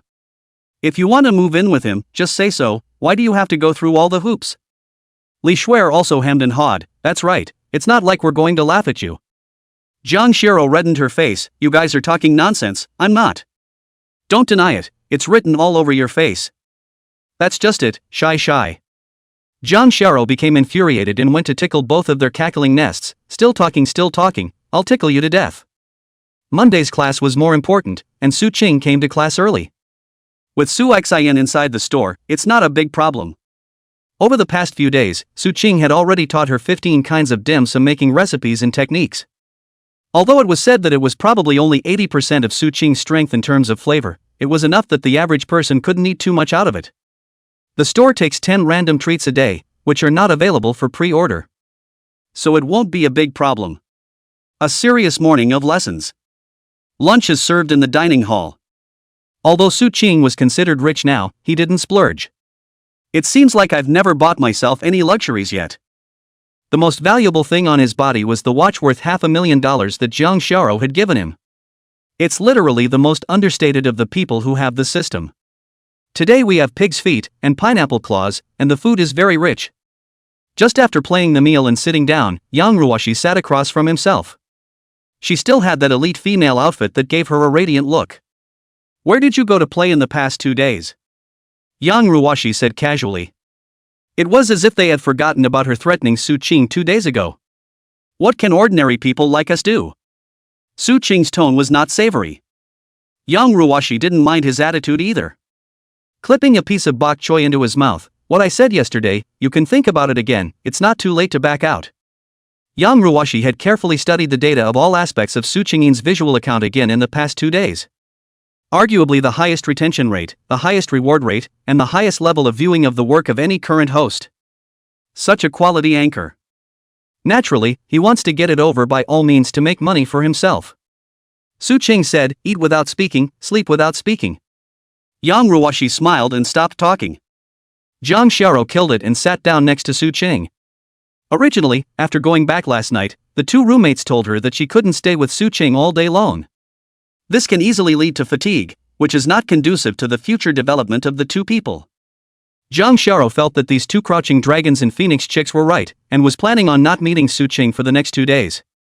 But just a few minutes ago, Jang Shara, a tipster, said that she saw Su Ching and Yang Ruwashi both eating together. Immediately, he threw yesterday's decision out of the window and killed it in a rage.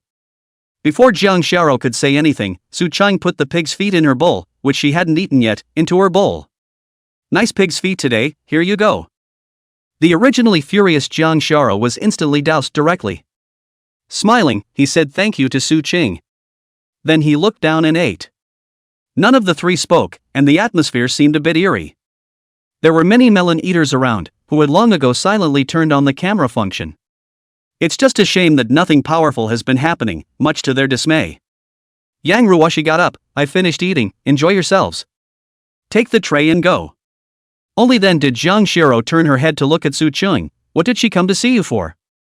It's still about recruiting me. Jiang Shiro grunted, even if it's to solicit you, it's too insincere.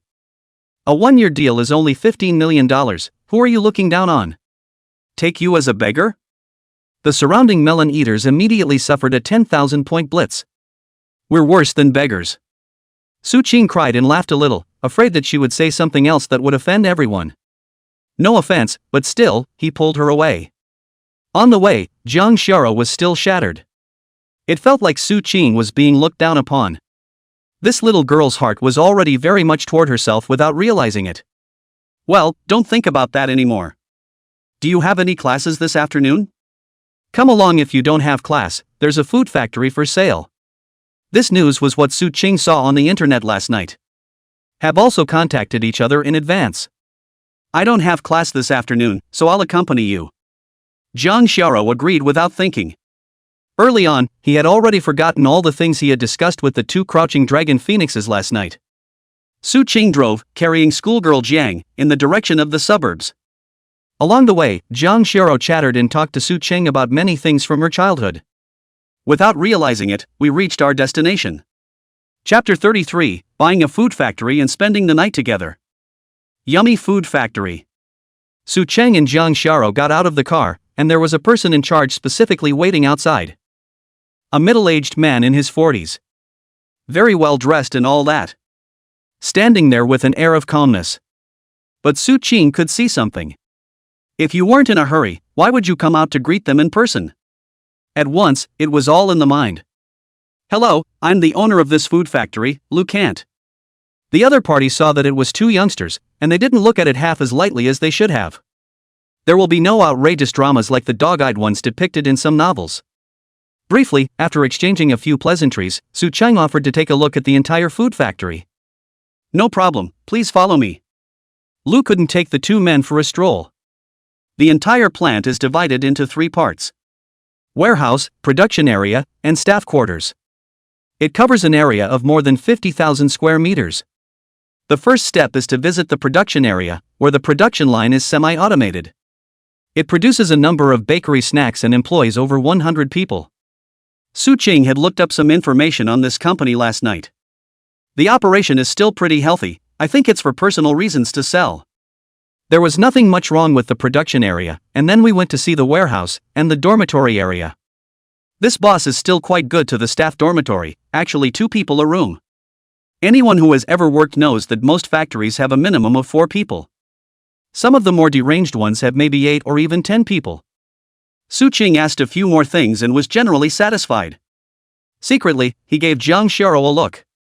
Ask her to use her family's channels to ask carefully if there's anything fishy about this factory? There was now a great understanding between the two. Often a look is all it takes to know what the other person is trying to say. It's the kind of thing you'd be hard-pressed to find out if you didn't have access to the relevant channels. Jiang Xiao nodded slightly and stepped aside to make a call. Talk to each other about the price. Lu couldn't say, as you can see, this factory of mine is quite good in all aspects. The profits are also in the range of $8 or $9 million per year. And all these grounds too, plus all that equipment, $300 million. Su Ching said, let's talk about the venue first. This is an area I already know something about. That's $5,000 a square foot in this suburb. You add it all up here, the value of the land is only $25 million even if you're $30 million. As for all that equipment, I've also learned that a production line is around $8 million. With the dormitories you built, the warehouses and all that, the total cost of $60 million tops it off. Lu couldn't look at Su Qing in surprise. I didn't realize that this young man was so powerful and had gained so much information. I was going to slaughter them, but now I can't. But it doesn't work that way, it's still about the future earnings of the plant as well as its potential. As long as you don't mess around, this plant is the hen that will always keep laying eggs. Su Qing smiled without saying anything. This time Jiang Shara walked back and shook her head slightly at him. It means no problem. That's reassuring. The next step is to pull on each other. After hours of war of words, the price was finally set at 65 million above. To prevent any surprises in the matter, the contract was signed on the spot. The professionals Kong called in from her family's company scrutinized the contract and whatnot. Make sure it's foolproof. As for the payment, it was agreed that Su Qing would give $10 million first, and the rest would be gathered within a month. Su Qing wasn't worried about not being able to pay it back in a month. Even if he really couldn't pay it back after a month, the big deal was that he would take the company and that building as collateral, and it would be enough. After getting the contract thing done, Lu couldn't move out right away. The next thing to do is to change the name of the whole this plant to Sweet Honey. Jiang Sharo sat down on the seat that originally belonged to Lu Kant and barked orders at Su Qing. Come, pour me water and pinch my feet. Su Qing glanced at Jiang Sharo's long and thin legs, as well as those 3 inches of golden lotus. Silently, he walked over. It's not that I have a bad will, but the girl is charming. Seeing his actions, Jiang Shara was so frightened that she hastily shrank her feet. She's just a mouth breather. He didn't dare to really give Su Qing his feet, which had never been touched by outsiders, to pinch. Su Qing didn't do anything lewd either, he was a decent man. With a straight face, he said, let's start with 2 products next, an egg yolk pastry and a green bean cake. These are 2 very common products on the market. However, Su Qing had a special secret recipe that could enhance the taste by a large margin. Only he wasn't sure how different it would be to produce it according to the machine than if he made it by hand himself. Jiang Sharo also became serious. It's also good that the cost of this kind of dim sum is not particularly high. Even if it fails, it won't cause much damage. Su Qing smiled confidently. Failure is impossible to fail, at best the profit is worse. He has confidence in his formula. This factory originally produced both products. Su Qing came to the production line and tried it out, and the flavor could only be described as average. Another look at the raw materials, all of which are made from the most inferior kind. The people involved were immediately asked that all raw materials must be of the best quality. The person in charge looked embarrassed, but then our selling price would have to be raised 2 or 3 times to ensure that we don't lose money. Don't worry about that, just do what I say. The person in charge wanted to say something, but in the end he didn't say anything more. Su Qing understood what was going on in his mind, probably thinking that he was a rich second generation who played house. In reality, what Su Qing wanted was not to increase the selling price by 2 or 3 times, but by 10 times. In the case of soufflés, for example, the price of a pound on the market is probably between 15 and 25. Mung bean cakes are even cheaper, $8 to $12 a pound. Boosted tenfold, the starting price is over $100, which the average person can't afford to buy. Su Qing never intended to make low-end products in the first place. The advantage of having your own formula and 2 sales channels. One is audio-visual, and also the store is not a worry. There is also a place to live in the factory. The purchase of raw materials will not be delivered until tomorrow. It's a 4 or 5 hour round trip back to school from here. Su Qing then inquired if he wanted to send Jiang Sharo back first and stay over here himself. He needs to be sure to ration it and see the finished product produced to be confident. Jiang Sharo shook her head. I'll stay too, I don't have any important classes tomorrow. There are rooms right behind the office. Since Jiang Sharo wanted to stay, Su Qing didn't refuse. Nightfall. Jiang Sharo was inside taking a bath. Su Qing, on the other hand, was outside going through the profiles of some of the important people in this factory. Ah! Suddenly, the screams of Jiang Sharo came from inside. Chapter 34, Embarrassment of the Schoolgirl, Sleep in the Car. Su Qing rushed in. What happened? Jiang Sharo stood beside the bed, her face red. Su Qing saw a box on the ground and bent down to pick it up. Don't pick it up. Jiang Sharo let out a cry of alarm. But it's still late. Su Qing picked up the box. The top one had the words Ultra Slim written on it. This embarrassed Su Qing as well. Finally, I know why Jiang Sharo screamed. For a girl who's never been in love before. It's normal to lose your mind when you open your locker and suddenly see something like this. At this moment, Jang Sharo's face was so red that it was about to drip blood. I don't want to sleep in this bed. That boss Lu must be in this bed with another woman. It's dirty. I'll sleep on the sofa tonight. Su Qing suddenly just popped out of his mouth. Then how do you know they haven't shifted the battlefield to the couch ever? Ginger. Then the next second, Su Qing received a vicious bite on her arm. Su Qing grimaced for a moment. In the end, he didn't bother to force her head away. After biting it, Jang Sharo regretted it and felt the deep teeth marks with heartache. Does it hurt? I didn't mean to, or I'd let you bite back too. Su Qing opened his mouth to say a few words about the son of a tiger and wolf, but thought better of it. Just in case she bites her again later. Then let's go stay at a hotel outside now. Jang Sharo shook her head. It's after 11 o'clock now, and the hotels and inns in the suburbs are all of the poor kind. Never mind, I'll stay up tonight. It's nothing to stay up all night. How can you not sleep? Su Qing thought for a moment and said, how about this, we sleep in the car tonight. Su Qing's car is still pretty big. Put the seats in the back and the two of them aren't a problem. The car. The car. Jang Shiro squirmed a little unnaturally. There is less room in the car if you sleep two people. Wouldn't that make it easy to have physical contact? What if Su Qing can't hold on? It was said that he had a crush on him, but it was far from being the kind of thing that he wanted to offer himself to. Su Qing could see her hesitation. Otherwise, how about this, you sleep in the car alone, and I'll just hit the ground outside the car. How's that going to work? It's easy to catch a cold outside, then. Jang Sharo didn't think Su Qing was like that. Decided to take a chance. By the way, it was also a better way to test how the man's character was. Su Qing then went to take a simple shower as well. There is a quick dryer inside the bathroom. Throw your clothes in before you take a shower, and they'll be dry when you're done, so you can just put them on. The two came to the parking place. It was quiet all around, with only a few streetlights on. Jang Sharo pursed her lips and didn't say anything, more or less nervous. Su Qing knocked down all four windows a little bit and opened the sunroof 2 fingers wide. This breathes and does not lead to oxygen deprivation. Then put the back row in reverse. Let Jang Sharo go up first. For the night in the car, Jang Sharo grew up so big, or for the first time, cannot help but some hunting psychology. Lay down, body collapsing into a straight line. Su Qing lay down beside her. Neither of the two spoke. Su Qing could clearly hear Jang Sharo's slightly rapid breathing. As well as its body emitted a burst of uniquely young girl's fragrance.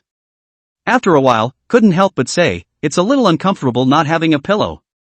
Su Qing said, then I'll take my clothes off and give, for you to pillow? It's okay to sleep without clothes now in this season. Never mind, just bear with it. Without saying a word, Su Qing took off his top and folded it. Don't you? Wow, you actually have abs. Originally a bit shy, once she saw the very clear 8-pack abs on Su Qing's body, her eyes brightened up. Then realized she was being a bit unladylike in that move. Hastily, he turned his head away, his heart pounding. Give her the folded clothes as a pillow. Sleep. Oh. Both men closed eyes and neither. Is there a possibility that he didn't see you and didn't find you attractive enough? Ginger? At the back, it was accompanied by a smiling emoji. Li Shuer, Aya, don't say that, look on the bright side, what if it's Su Qing who doesn't like women? Jang Shiro was furious and put her phone away, ignoring these two unreliable housemates. He couldn't help but twist his head to look at Su Qing. He was closing his eyes and breathing evenly. A light smile appeared at the corner of Jang Shiro's mouth. Suddenly the moment felt beautiful. Early in the morning, Su came awake. Then he found Jang Shiro lying on top of him like an octopus. Her face was pressed against Su Qing's chest. Eyelashes were long and curved. The cherry mouth was perfect, and you couldn't help but feel the urge to savor it. The sleeping Jang Shiro had an even more distinctive charm. Su Qing suddenly branched out. You can't blame him, it's purely a normal man's reaction. He didn't dare move a muscle now. Jang Shiro, twisting her body slightly, let out a soft hum from the tip of her nose. Eyelashes fluttered, slowly opening her eyes. 4 eyes. Jang Shiro froze. Looking down again at his current position, he hastily backed his body up. Su Qing spoke, from start to finish I was motionless in my position. You're the one who ran over here, and I didn't do anything untoward to you. Jang Sharo's face reddened again. Don't you say it. I know, let's go down. It's not good for the workers to come and be seen by them later. After saying that, Jang Sharo intended to open the door. But a glance downward was like a thunderbolt. Got out of the car in a great panic and almost didn't fall off. Su Qing couldn't help but stroke his face with his hand. Gotta. Now I guess Jang Sharo will think she's a hooligan. One can say that there is no excuse. Su Qing couldn't help but gently pat it, whispering, just bear with it a little longer, wanting to eat delicious food and live in a warm room. Still need to work hard and work harder to get there. Chapter 35 Rogue Roommates Questioning, No Injuries Last Night? New ingredients for the soufflé and mung bean cake were delivered. Su Qing personally checked to make sure that the quality was fine before matching the proportions of the ingredients for the two types of dim sum. It was a step that he didn't let anyone watch from the field. Tuned it myself against the machine. And he's the only one who has access to the ratios and all that. After mixing the proportions, just pour all the raw materials into the feeder. The machine starts. Soon, the finished product was conveyed from the outlet there. Picked up a piece and tried it. It doesn't taste right. Again, we proceeded to mix the proportions. It's made by machine, and there's just something different about it than if he made it by hand himself. It was blended over a dozen times in a row, with constant fine-tuning. Su Qing was on the verge of puking when she finally finished making the soufflé in proportion. Then came the mung bean cake. This one was a little quicker and only took 5 tries to get it right. Su Chang was very satisfied and called the relevant person in charge. Let's produce these two first. The boxes and those need to be made taller as well. One serving of 2 sizes, one is 500 grams and the other is 1,000 pieces. The selling price is $150 for 500 grams of soufflé and $298 for a kilogram. The mung bean cake is likewise available in 2 sizes.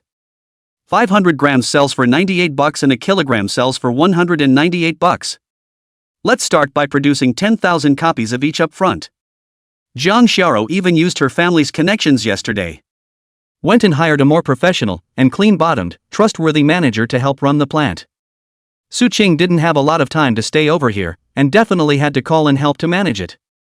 It was a little after 4 in the afternoon when everything was done. Su Qing found Jang Xiao who was in the office. The two hadn't been seeing or talking to each other since that awkward scene in the morning. Su Qing took the initiative to speak. Let's go back. Oh. Jang Xiao turned off her computer and followed behind Su Qing with a similar step. Although Jang Xiao tried her best not to think about what happened in the morning.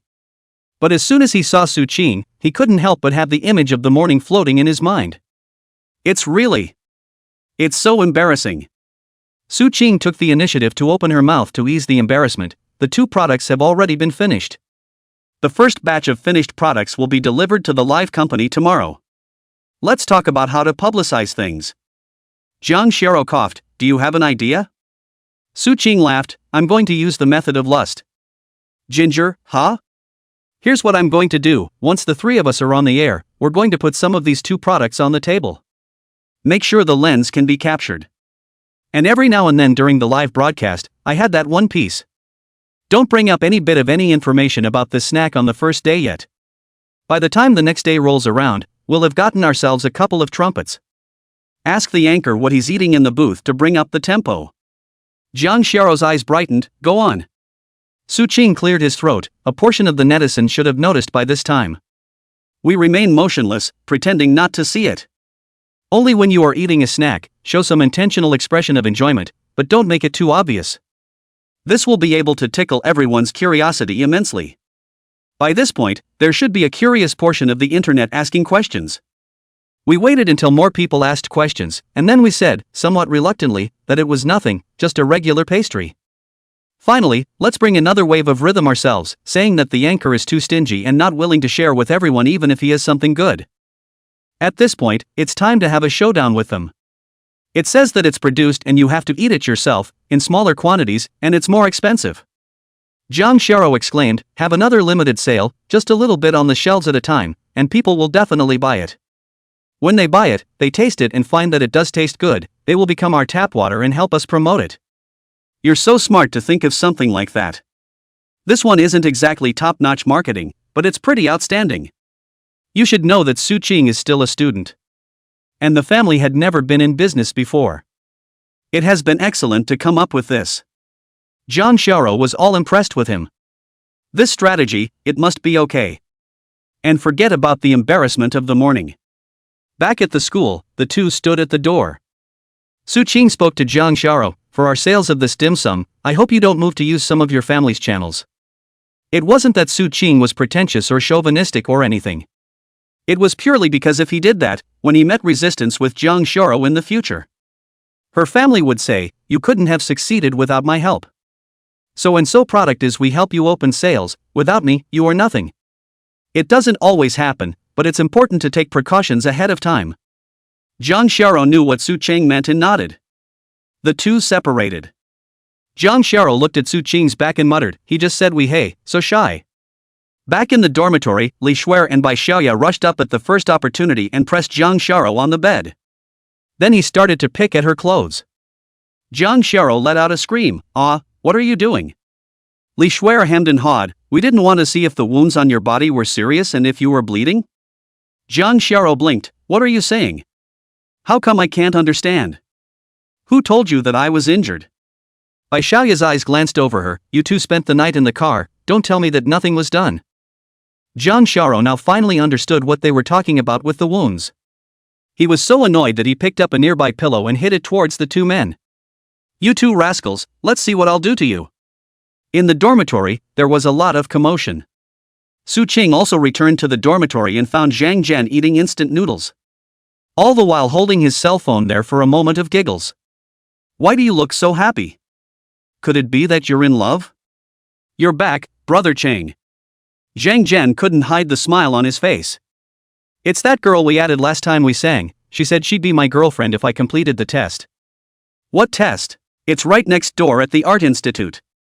For the sake of this roommate, Su Cheng planned to go over and see what kind of success this female was. "The last time I saw that woman I thought she was unusual. I didn't expect to hit so hard." Zhang Jian had eaten instant noodles for a week straight, and the flesh on his cheeks was gone. "It looks as if you've served a rich woman dozens of times." A quick hello and out the door. Trying to follow the perfunctory comment, still staring, giggling at the screen.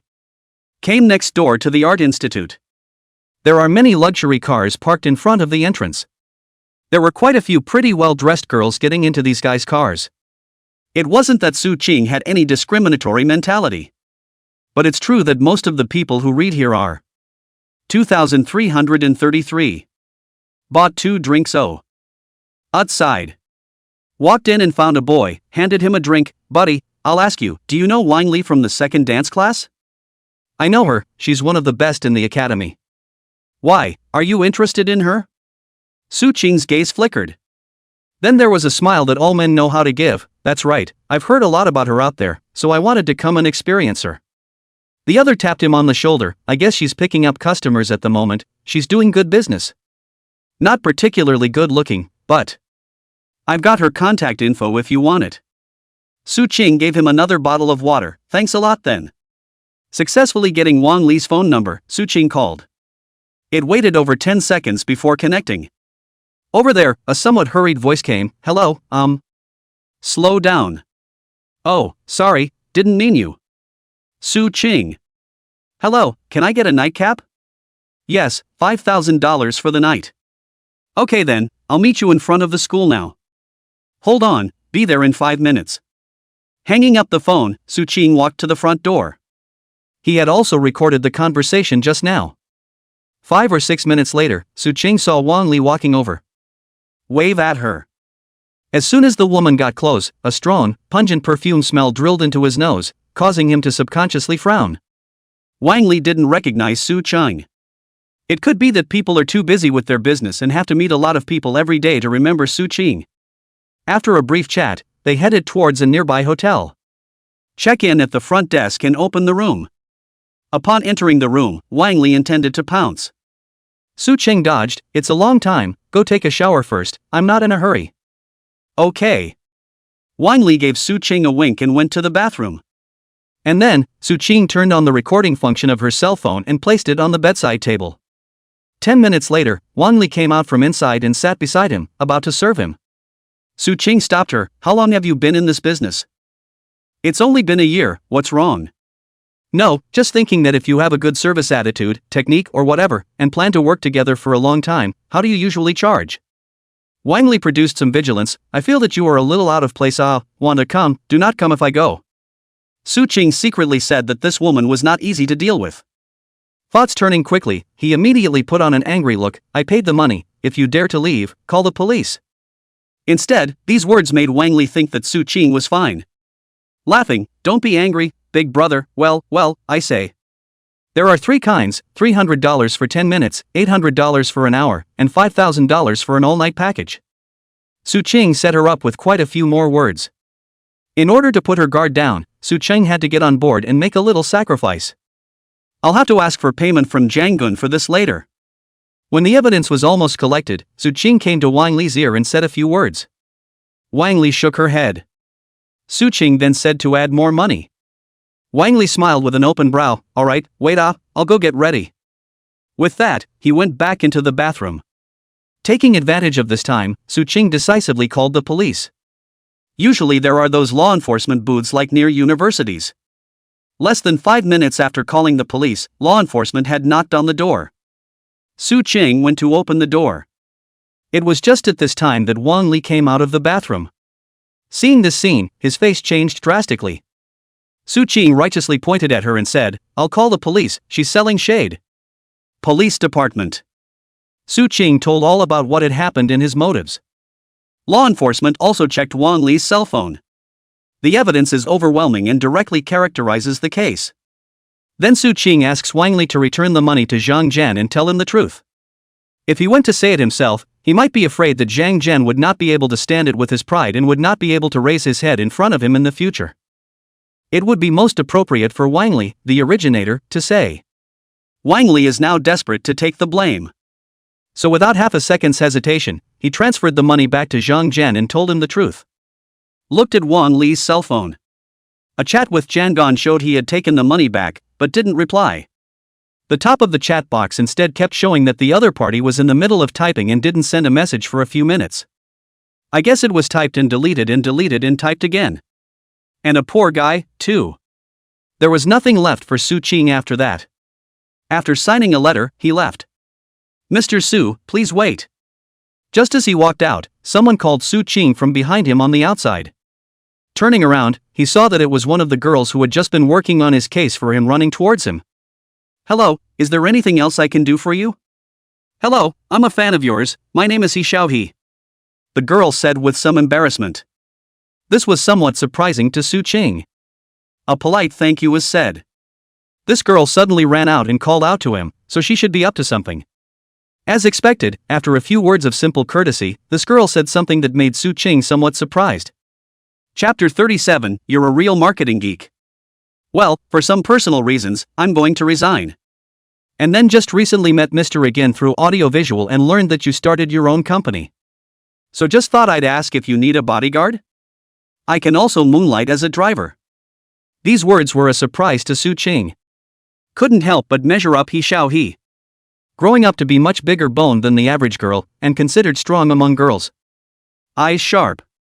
And the tops of his hands are covered with calluses. It's clear from here that the other side has some real-world experience. As Su Qing's career grew bigger and bigger in the future, he would definitely need bodyguards as well. The other party will feel more comfortable using it when they have experience working in a place like this. Thinking of this, Su Qing inquired what her requirements were above the salary. He Xiaohe was overjoyed, not expecting Su Qing to be so good at talking, agreeing in a couple of sentences. After a moment's deliberation, and with some care, he said, 5 insurance policies plus $8,000 a month, what do you think? This is a moderate price for the city. Su Qing agreed after a slight hesitation, that's fine, so when can you go to work? Thanks boss, I'll be ready to work in a week. Okay, then leave a number. After leaving each other's phone numbers, Su Qing went back. When he was about to return to school, Su Qing stopped at a kiosk. Went in and got some peanuts, beer, chicken feet, and such. Now Zhang Jian was definitely not in a good mood, he needed these things. After buying things out, Su Qing drove back. Back in the dormitory, Zhang Jian was reading a book and greeted Su Qing when he saw her. There is nothing unusual to be seen from the surface. And yes, it's the kind of thing that men don't usually talk about, it would be too damaging to their ego. Su Ching also pretended to know nothing. Raised his hand, snacks, beer, idle, bought some food and drink, come along. Jang Zhen grinned, thank you, brother Chang. The two chatted as usual, as if nothing had happened. Without realizing it, it was late at night. Jangon has been drinking a lot and is drunk. Then he jumped into Su Ching's arms and cried, quite loudly. Su Ching patted him on the back and said, you brat, the first time my embrace was given to a guy, it's cheap for you. The next day Zhang Zhen woke up early, he couldn't remember what happened last night. He doesn't have class today, he's going to work part-time. Wait. Su Ching called out to him, let me ask you something, are you planning to work in a related industry after graduation? Jangon is studying food. I guess so, what's wrong Ching? Here's the thing, not too long ago, I acquired a food factory doing, well, snacks type of thing. I was wondering if you'd be interested in interning there? The salary is the same as other workers, 3,000 base salary, 1.5 times overtime on weekdays and twice on holidays. I do. I know you well as a person. Let you work out in a bottom position for a while, and if you want to later, you'll be promoted. After all, I'm more comfortable with one of my own at the plant. What kind of person Zhang Zhen was Su Ching was still very clear. Like most rural people, he is honest and hardworking. And as a roommate, it's not a bad idea to pull him along when you can. Zhang Zhen was overjoyed and directly hugged Su Ching's thigh. Brother, you're my own brother, no, righteous father, my child pays homage to his righteous father. Su Ching kicked him away, get lost. Su Ching and Zhang Xiao both had classes in the morning, so they didn't go to the office. While making money is important, school is pretty important too. Li Shuer didn't have any classes and went to the office by herself early in the morning. The old driver is now also about to break through 2 million fans, which is considered a new star in the live broadcast industry. In the afternoon Zhang Zhen reported to the factory. Nor did it make him have to work there all the time. Su Ching gave him a lot of freedom and only went on Saturdays and Sundays. After all, it's such a long way to travel, and I'm usually too hard to keep up with classes. Su Cheng and Zhang Xiao also came to the company and started broadcasting live. As I said yesterday, I put souffle and mung bean cake in prominent places on the live table. Live for half an hour and eat a piece. The acting of the two is still quite good. The expression was mildly enjoyable, not particularly noticeable, and seemed natural. This is when some of the fanboys and netizens took notice and started asking what brand of treats this was? The two men saw it and simply ignored it. The broadcast ended and the two went off the air. Out on the air, they looked at each other and smiled at each other. The seed has been planted. Cheryl Lee followed this approach when she was on the air. There are already quite a few people leaving comments under the works of all three accounts, and the number of likes isn't bad at all. Zhang Xiao didn't mince words in her praise of Su Ching, you're really a marketing genius. I don't think 10,000 copies might be enough, why don't we ask the factory to get more? Aha!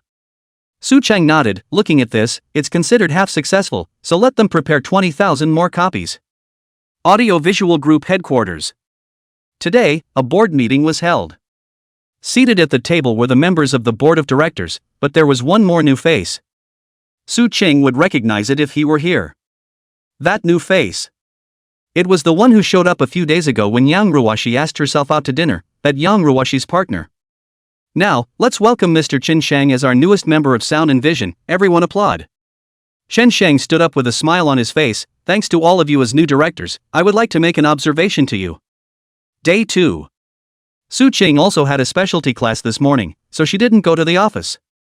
Zhang Xiao didn't have any classes, but she said she couldn't go to the office today because of something. Su Ching didn't care either. Su Ching's mind was put in a good place. Classes were taken seriously when they were supposed to be, and the points that were supposed to be learned were not left behind at all. The only thing that's a little bad is that Su Ching is now a minor celebrity. In class, there are always female students who make secret glances at him, and there are also some who secretly slip him small notes. Those little notes had everything on them. Some of the more subtle ones just ask for contact information or a confession or something. Some of the more daring girls directly reported their own 3 circumference, and even the hotel room number. Nor did he mind the relationship between him and the schoolgirl, just for that moment of pleasure. To put it plainly, it's gluttony for his body. Su Ching was still able to resist this kind of temptation. After all, after staying with Jang Shara for a long time, her immunity to beauty had increased a lot. Just then, a fragrant breeze hit the room. Chapter 38, The School Girl Cooks, Don't Be a Hooligan. You don't have to turn your head to smell it, you know who it is. Yang Ruwashi. She sat next to Su Cheng and immediately drew many gossiping gazes, as well as the envious eyes of many male students. Ever since Yang Ruwashi had arrived, she had become a goddess in the school second only to Jang Shara. Some even consider the two to be indistinguishable from each other, and they also have a large number of admirers. Su Cheng was reading seriously and didn't bother with Yang Ruwashi. Yang Ruwashi didn't say anything either, and was likewise studying carefully. It wasn't until the end of the class that Yang Ruwashi twisted her head and said to him, as a former ex, I feel the need to ask you again, are you sure you don't want to work with me? I can raise my signing fee for you, to $30 million a year. Su Cheng shook her head, make way, I have things to do this afternoon. Yang Ruwashi's two beautiful legs were together, alright, I know. Only after Su Cheng left did Yang Ruwashi take out her cell phone and dialed Li Xuer's number. Jang Shara called to ask Su Cheng to meet him outside the school. Walked outside the school and stopped in front of a pink car. This is Jang Shara's car, but rarely drive is.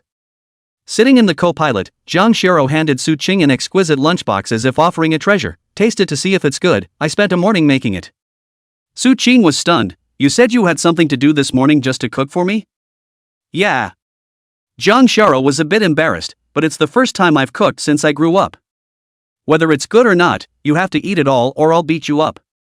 After saying that, she even waved her pink fist, looking unusually cute. Su Cheng smiled and said that even if it was hard to eat, he would still eat it. But opening the lunchbox froze his smile. Flavor and all that for now.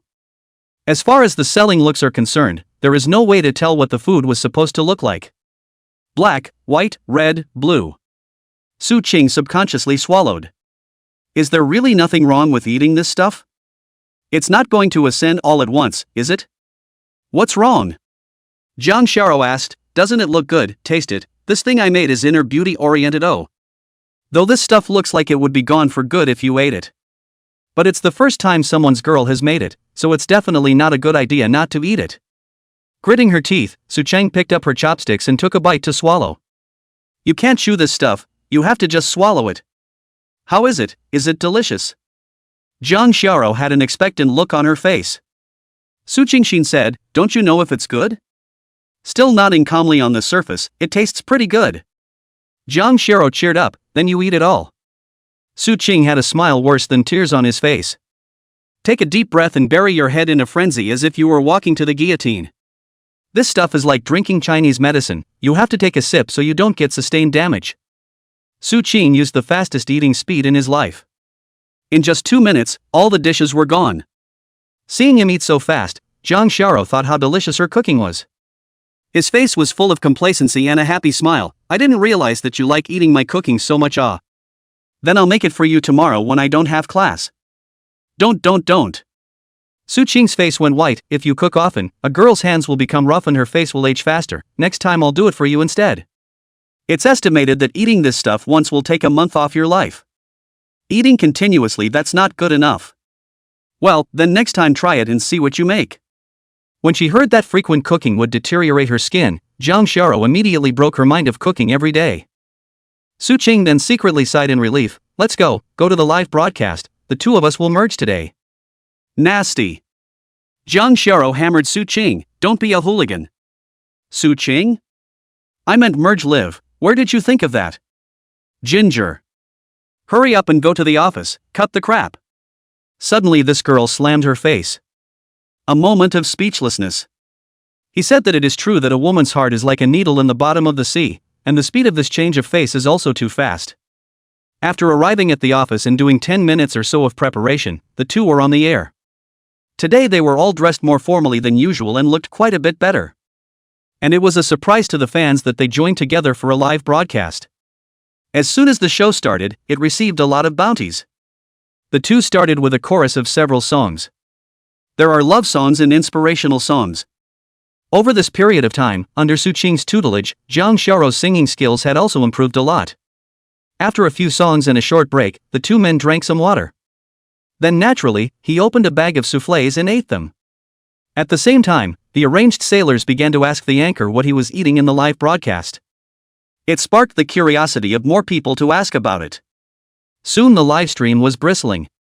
It was only at this time that Su Ching pretended to have seen their comments. Somewhat embarrassed, I said, actually, I saw everyone's comments a long time ago and never responded. It's because of the snacks that are eaten, which are made in your own processing plant. It's just for the employees, so the ingredients used are the best in the industry. And the formula is also different from the normal one, the taste is better and more delicate, naturally, and the price is more expensive. For example, this custard pastry costs $150 a caddy, and this mung bean cake costs $100 a caddy. If I say this, I'll be scolded to death by everyone. It's a treacherous businessman, selling it for so much. The first step to selling is to put yourself in a passive position first. And then to act like I don't want to sell. You guys are the ones who have to ask me to sell. The main idea is a you and me. As soon as that was said, a portion of the people who wanted to buy it backed off. But there were a number of people who expressed interest in it and asked him to up the link. At $150 a pound for a soufflé, I've never had one before, and I'm not bad enough to buy one and try it. Yeah, I'll buy some too. Look at how delicious the anchor is eating it. Hurry up on the link, don't ink it. Of course, there are some who suspect this is a marketing ploy. Why do I smell a setup? This isn't going to be a drag, is it? It's possible, anchors are like that. When they have more fans, they bring in the goods and cut the leaks. Anything goes in the comments section. Su Ching once again took a precaution with them. The stuff is definitely good, it's just a bit more expensive. And to be honest, I'm not too keen on selling. Because it's a benefit that belongs to the employee, and there aren't a lot of them, it's an advantage for recruiting in the future. Chapter 39, A Good Play, A Big Profit. After setting prices and whatnot, the two treats hit the shelves. All just 1,000 copies on the shelves. Surprisingly, it was just on the shelves, and was snapped up straight away. This speed made Jiang Xiao's eyes light up slightly, feeling so new and interesting. Many of those who didn't grab it swiped messages in the comment section to get Su Ching to put some more on. Su Ching glanced at Jiang Xiao without a trace. Jiang Xiao immediately reacted and said to Su Ching, "Don't go on it, this dim sum was not made much, and if we sell it again, what are we going to eat in the future? I've come to love both of these treats, and it would be hard to go a day without them." Su Ching silently gave her a nod. The acting, the reaction time, it's awesome. Some netizens were upset when Jiang Xiao said that. It's not a good habit for an anchor to eat alone. It's just a waste of how we all love you. Not even a little bit of your heart is willing to be shared with us. If it doesn't hit the shelves, then we're going to have to take it off. When Jiang Xiao saw the comments, an overwhelmed expression immediately appeared on her face. I don't mean that. In that case, just a little bit on the shelf, just a little bit. Su Ching immediately said, "Hey, we are all friends. And fans have been supporting us every time we've been live, adding to the heat, and there's been a lot of rewarding. We should give something back. What's the point of going up a little?" Su Ching gritted his teeth. "Everyone wait a moment, I'll call the factory and ask how much inventory is left now." When he finished, he picked up the phone and pretended to call. Nodding every now and then, a couple of M's escaped his lips. After a while, hung up the phone, said to the front of the screen, "Just ask the factory. The two kinds of dim sum over there, there's still over 20,000 of them, so let's give them all a taste, we'll just put up with it." Next to her, Jiang Xiao duly revealed a heartbroken look and wanted to speak. The look looked quite cute, and many netizens flirted with it when they saw it. A foodie at first glance, a look I know all too well. Isn't that right? That's the look on my brother's face yesterday when I grabbed the chicken leg out of his hand. Ha ha ha, it's so cute when you can't fight or talk. Dog man, how can you have such a cute girlfriend? The soufflé and mung bean cake together totaled 60,000 servings. After they hit the shelves, they were all snapped up in less than a minute. The factory side is having its own shipping channel. All you have to do on your side is to send the order information and the shipment will be arranged there immediately. It's kind of got a head start. Subsequent sales will go through the roof as long as the majority of this first batch of purchases give positive reviews. Nowadays, if word of mouth is good about selling products online, it quickly ferments out. It will soon have horrible sales. The reverse is also true, one bad one and it just falls apart. After getting off the air, Jiang Xiao couldn't wait to take out her cell phone and do some math there. A mung bean cake sold $98 a caddy, sold a total of 28,000 copies, that is 2,744,000, plus 2,000 copies of £2, a 198, a total of 396,000. The soufflé sold 27,000 for £1, 148 for one serving, for a total of 3,996,000, and 3,000 for £2, 298, 894,000. It all adds up to 803,000, after deducting all the costs, will probably make about $4 million. Jang Xiaoro jumped on the spot. What a scary figure of $4 million or so for a few hours of a live stream. As rich as her family is, there's no way she's not going to look at $4 million. And that's without the pin being fully rolled out. Wait until later in the season when sales are open and brand awareness is up. There's no telling what you can achieve when you get more variety. Jang Xiaoro was admiring Su Qing more and more. She broke her green as jade fingers and counted up in front of Su Qing. If we can maintain this speed, it's more than $1 billion a month. Wow, it's more than $1 billion a year. Seeing her look like a little fortune hunter, Su Qing couldn't help but reach out and pinch her small, cute nose. None of this would have been possible without Ms. Kang's efforts. You're the one who deserves the most credit. Jang Xiaoro said proudly, that goes without saying, you have to treat me well in the future, and treat me to dinner tonight. Okay, I'm going to make a reservation. Su Qing booked an upscale restaurant. It was also true that it was thanks to her cooperating with her in performing such a drama that she was able to have such a great effect today. To say it's a husband and wife is an understatement. It was natural to treat the schoolgirl. Jang Xiaoro was so happy that her eyes turned into two curved moons. The smile was sweet, the kind that sweetens one's heart. It's a million times sweeter and more adorable than those sweet heroines from whatever secondary source. Su Qing thumped his heart. Couldn't help but avert my gaze. If he continued to look, he was afraid he wouldn't be able to hold it. In the evening, the two were in the restaurant where they had made reservations, having a candlelight dinner. Jang Xiaoro also deliberately went to take a bath and changed into a snow-white long dress. The whole thing looks like a little princess. Su Qing raised his wine glass. Come, have a drink to celebrate our success today. Bump! The two glasses clinked together. Su Qing peeled shrimp for Jang Xiaoro. She, on the other hand, had both hands resting on her chin, her eyes gently looking at Su Qing. A different atmosphere spread out among the two. Jang Xiaoro ate the shrimp that Su Qing peeled for herself, feeling that the flavor was particularly good. It was flavorful and sweet, more delicious than any shrimp she'd ever had before. Due to a little bit of wine, a light reddish blush appeared on his face, which was very pretty. The red lips tweaked. I'll sing you a song. Jang Xiaoro hummed softly. Su Qing quietly listened. In this atmosphere, having a candlelight dinner. Listening to a girl with almost no flaws in front of her sing exclusively for herself. Simply a top-notch treat. In the end he couldn't help but hum along, rather like a kind of zither in music romance. After a song, a certain threshold between two people reaches a peak. Su Qing suddenly snapped back to his senses and secretly said, no good, something is going to happen. Fittingly, his fears soon became reality. Jang Xiaoro's eyes were seen to be as watery and unusually emotional, her pink lips opening and closing as she gently said to Su Qing. Classmate Su Qing, I admit that the first time I confessed to you in the grove my intentions were not so pure. But after spending time with you over this period of time, I realized that I really do like you already. From the bottom of my heart I really, really like you, will you be with me? Chapter 40 Refusing the schoolgirl's reward and being targeted. Detected a confession from schoolgirl Jang Xiaoro, please make a choice. Promise to get 100% of the schoolgirl's blood, but you'll end up separated. Rejected, acquiring a 16% stake worth $2 billion in audiovisual, the second largest shareholder. Su Qing's worst fears had finally happened. If it was a confession at any other time, Su Qing would only feel happy. But in an atmosphere like the one at hand, that's another matter. People confessing to you in such a romantic scenario and then you rejecting it will do a lot of damage to her heart. Luckily, for a scene like today's, Su Qing had a preview early on. He grabbed both of Jang Xiaoro's fragrant shoulders with both hands.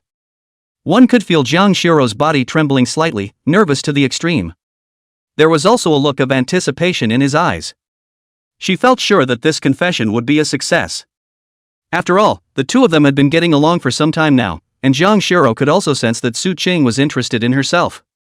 This moment was already fantasizing about all sorts of sweet scenes after the two were together. However, what Su Qing said next was difficult for her to accept.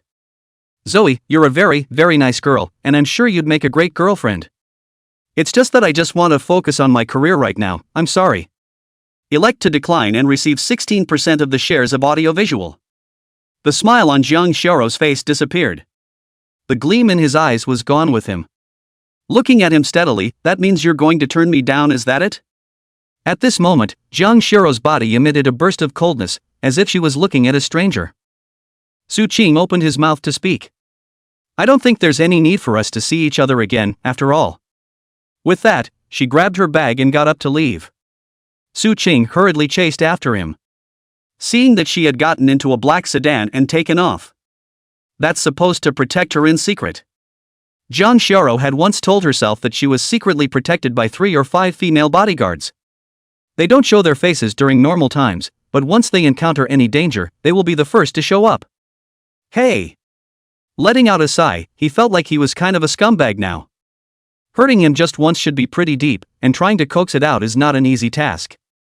When I got back to school, I sent her a message and it wasn't returned. Called and got hung up on the first time, and the second time just blackballed him. Su Qing's mood became a bit heavy. Rare insomnia tonight. After she rejected Jang Xiaoro, she was full of disappointment and looked at herself like a stranger. Su Qing got up early the next day. After washing up, he went to the girls' dormitory and tried to squat her. Soon enough, they saw 3 people from Jang Xiaoro's and their dormitory walk out together. The expression on Jang Xiaoro's face was as cold as ice. It was as if the bone-piercing cold could be felt within 100 meters of the surroundings. Xiaoro. Su Qing called out to her. Jang Xiaoro gave Su Qing a cold look before walking away. Su Qing quickened his pace and wanted to chase after him, but Li Shuer stopped him. Shaking his head, you, once again, have broken her heart. I really don't know how you think. Such a nice girl, you actually rejected her over and over again. Could it be that you like me? Don't be ridiculous, the joke's not funny. The color of disappointment flickered in Li Shuer's eyes. Then he said, yesterday Yang Ruoshi called me and wanted to dig me over. The price offered was 3 million a year. Su Qing frowned slightly. What do you say? Li Shuer shrugged. Of course I refused. I'm not the kind of person who would do anything for money. Of course, if she gives tens of millions, that's another story. Su Qing patted her shoulder. In the future, you'll be glad for your decision. Put in a good word for me in front of her sometime. Li Shuer rolled her eyes. Xiaoro is angry right now. Who dares not? Don't look at her, she's usually very nice, but if she gets angry, Xiaoya and I are scared to death. It's better to wait for 3 or 5 days for her to calm down, don't stimulate her in the meantime. That's as good as it gets, so I'll leave you to it. Looking at Su Qing's back as he left, Li Shuer touched the place where she had been patted by Su Qing. A bitter smile. There are some things that can only be buried in your heart for the rest of your life. There were no classes today, so Su Qing went to the office early. Let's put Jang Xiaoro's matter aside for now. When her anger subsides, go back to her and make up. The next thing to think about is company expansion. The current anchors are still a bit short and need to recruit some more. In addition to the girls, you need some male anchors, too, and you can't limit it to just one gender. Leave these things to Rodden. Male and female anchors recruit 10 more each. The office took care of some day-to-day things and then started broadcasting again. Only what made Su Qing a bit strange was that after an hour of starting, the traffic wasn't even 1-3 as much as yesterday. After getting off the air, Su Qing went to check out what was going on. It was discovered that the top 5 on the hot search list were now all about an anchor under a company called 7-Star Entertainment Company. Click in and take a look. Each and every one of them is a handsome man and a beautiful woman. And the style of the broadcast is bold. All in hot pants, halter tops, energetic, constantly twisting and turning. It was even able to see some delightful things. This kind of stuff is cheesy, but the lead generation is unrivaled. Su Qing checked again to see who owned this company. According to the information, Yang Ruoshi has 51% of the shares and Chen Shang has 49%. Su Qing pondered. Something's not right. Even if Yang Ruoshi had set up some kind of entertainment company and recruited anchors, how could she make her live room so influential? After all, the number of Su Qing's fans had now reached over 9 million. Almost broke through to 10 million. Even if he didn't have new volume when he was live, he shouldn't be as shabby as he is now just by relying on fan traffic. Immediately have Rodden look into it. Check it out. After 20 minutes, Rodden said to Su Ching with a serious face, "Boss, a few of our accounts have been restricted. There were even several pieces that stopped being distributed. On top of that, I just experimented and none of the fans received alerts during the broadcast." "Well, I know, so go down and get busy." Rodden said worriedly, "Boss, aren't we being targeted by Sonic Vision? Only they have the ability to do all this." Su Ching laughed, "Don't worry, with me in the company nothing will happen, it will operate as usual." Despite saying that, Rodden was still a little worried. When she left, Su Ching got up, getting ready to check out the audio-visual branch. Chapter 41 Mouthful, Bullying Schoolgirl. Sound and Vision is headquartered in the nation's capital and has a branch in Plum City. Drive outside the office and park your car. When I walked in, a girl in a wrap-around skirt and black silk came up, politely inquiring, "Hello sir, how may I help you?" Su Ching said, "My name is Su Ching, to see the highest person in charge of your place, just tell him my name."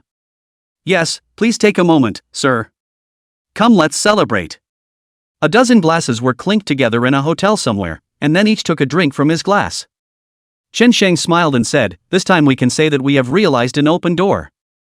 More than 90 of the 100 new anchors signed under the banner have surpassed 1 million followers, and 2 more have reached 5 million.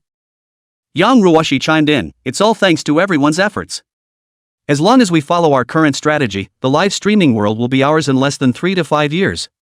Chen Sheng scoffed as he thought of Su Ching, that Su Ching, he's probably already in 6s and 7s right now, not knowing what to do, right?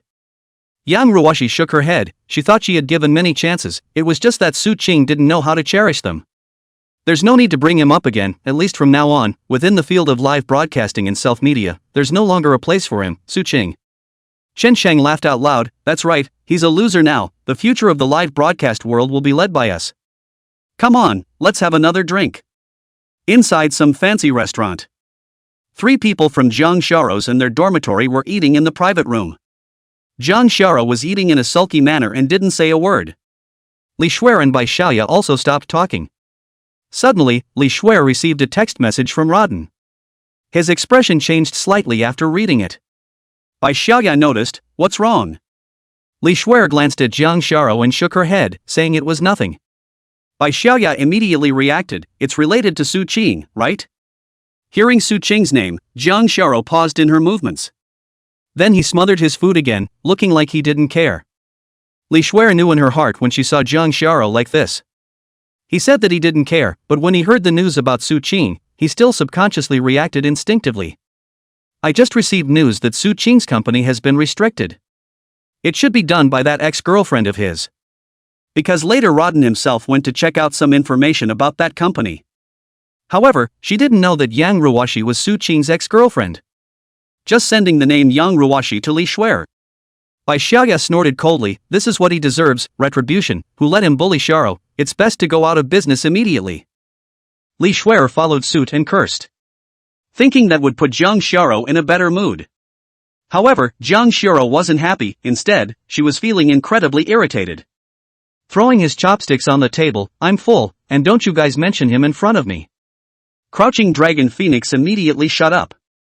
She said so on her lips, but after a few minutes, Jiang Sharo still couldn't help but take out her cell phone and send a message over to someone in the family.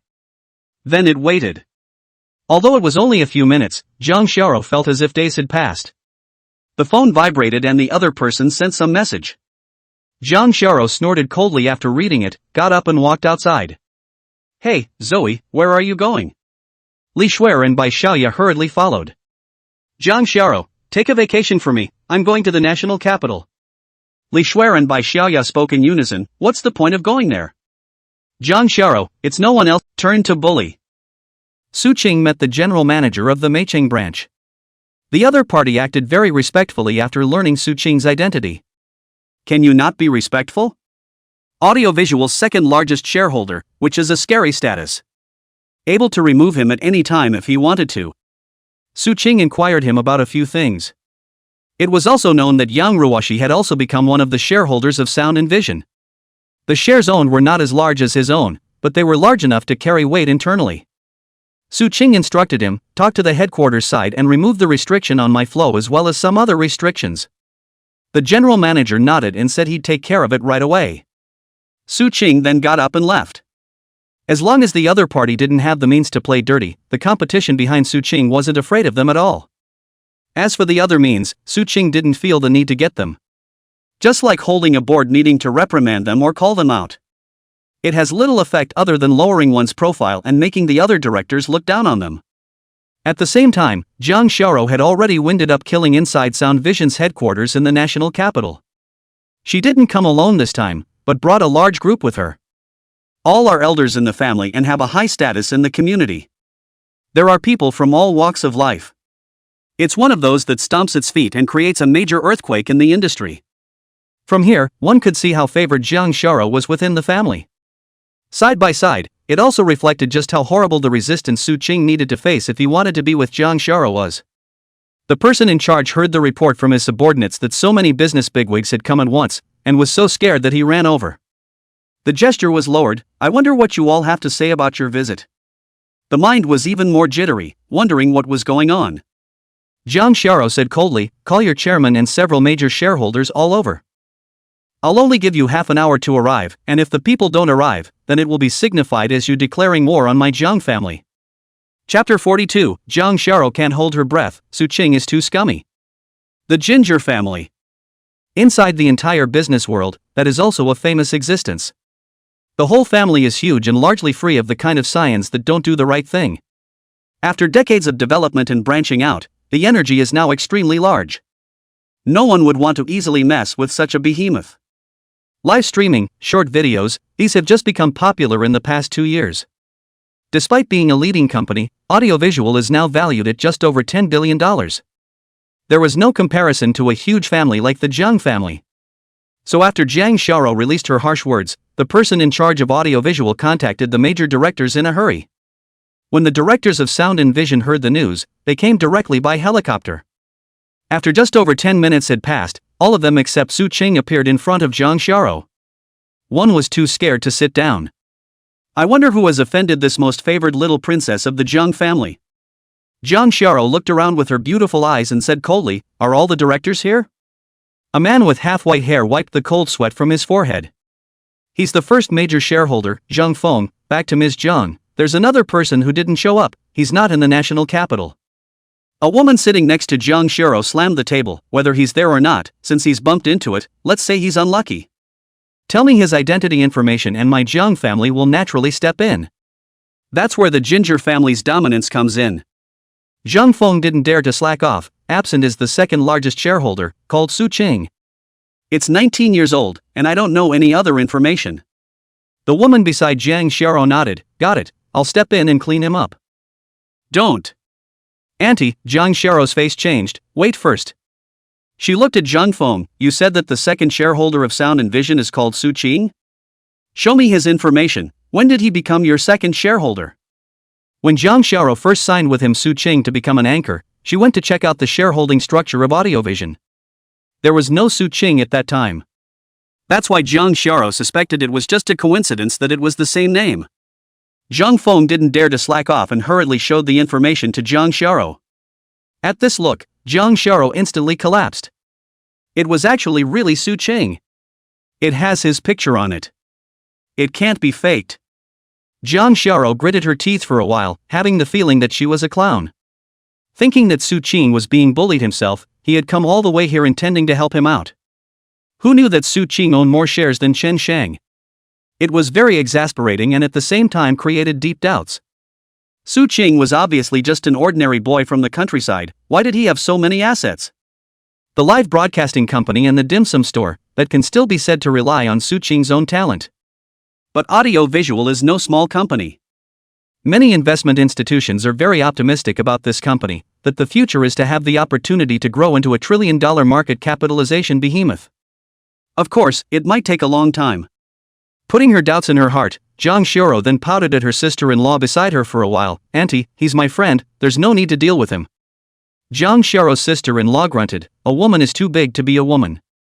Jang Shara spat out her tongue, and then, her expression became unusually serious again as she faced these directors. "What about coming here today? There's only one purpose, who's called Chen Shang, stand out for me." "I am Chen Shang, I wonder what you have to offer, Ms. Jang." Chen Shang stood up apprehensively. He knew where he'd offended the monstrously energetic Jang family's eldest miss. When Jang Shara called Su Qing's name just now. Only what he couldn't figure out was why this missy had actually killed her way directly to this side of the Sound Vision headquarters just to stand up for Su Qing. It's also a good thing he was just over here on business yesterday, or else things would have gotten a lot worse if he hadn't made it. You're the one who's targeting manhwa Entertainment, aren't you? Jang Shara was furious. Before taking on this company, didn't you find out that I was one of the anchors? Ms. Jang, it was my fault, please forgive me. Chen Shang bowed deeply towards her. It's useless to say any more at this time, or just bow your head and admit you're wrong. Jang Shara, that means you admit you were wrong this time, right? Chen Shang said stiffly, yes. Jang Shara, okay, I'm not that unreasonable. Sell me all the shares of Audiovision you have on hand, how much you bought them for half price, and this matter will be settled.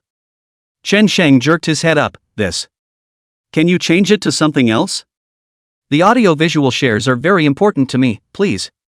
These audiovisual shares on hand are one of his key bargaining chips as he looks to the future. Chen Shang has long seen the future trend of entertainment, which is based on short videos. That's why it was laid out early. It would be a heavy blow to him if the shares in hand were gone. Jang Shara's face went cold. I'm not discussing with you, but rather informing you. Of course, you can also choose to resist and see what the consequences will be.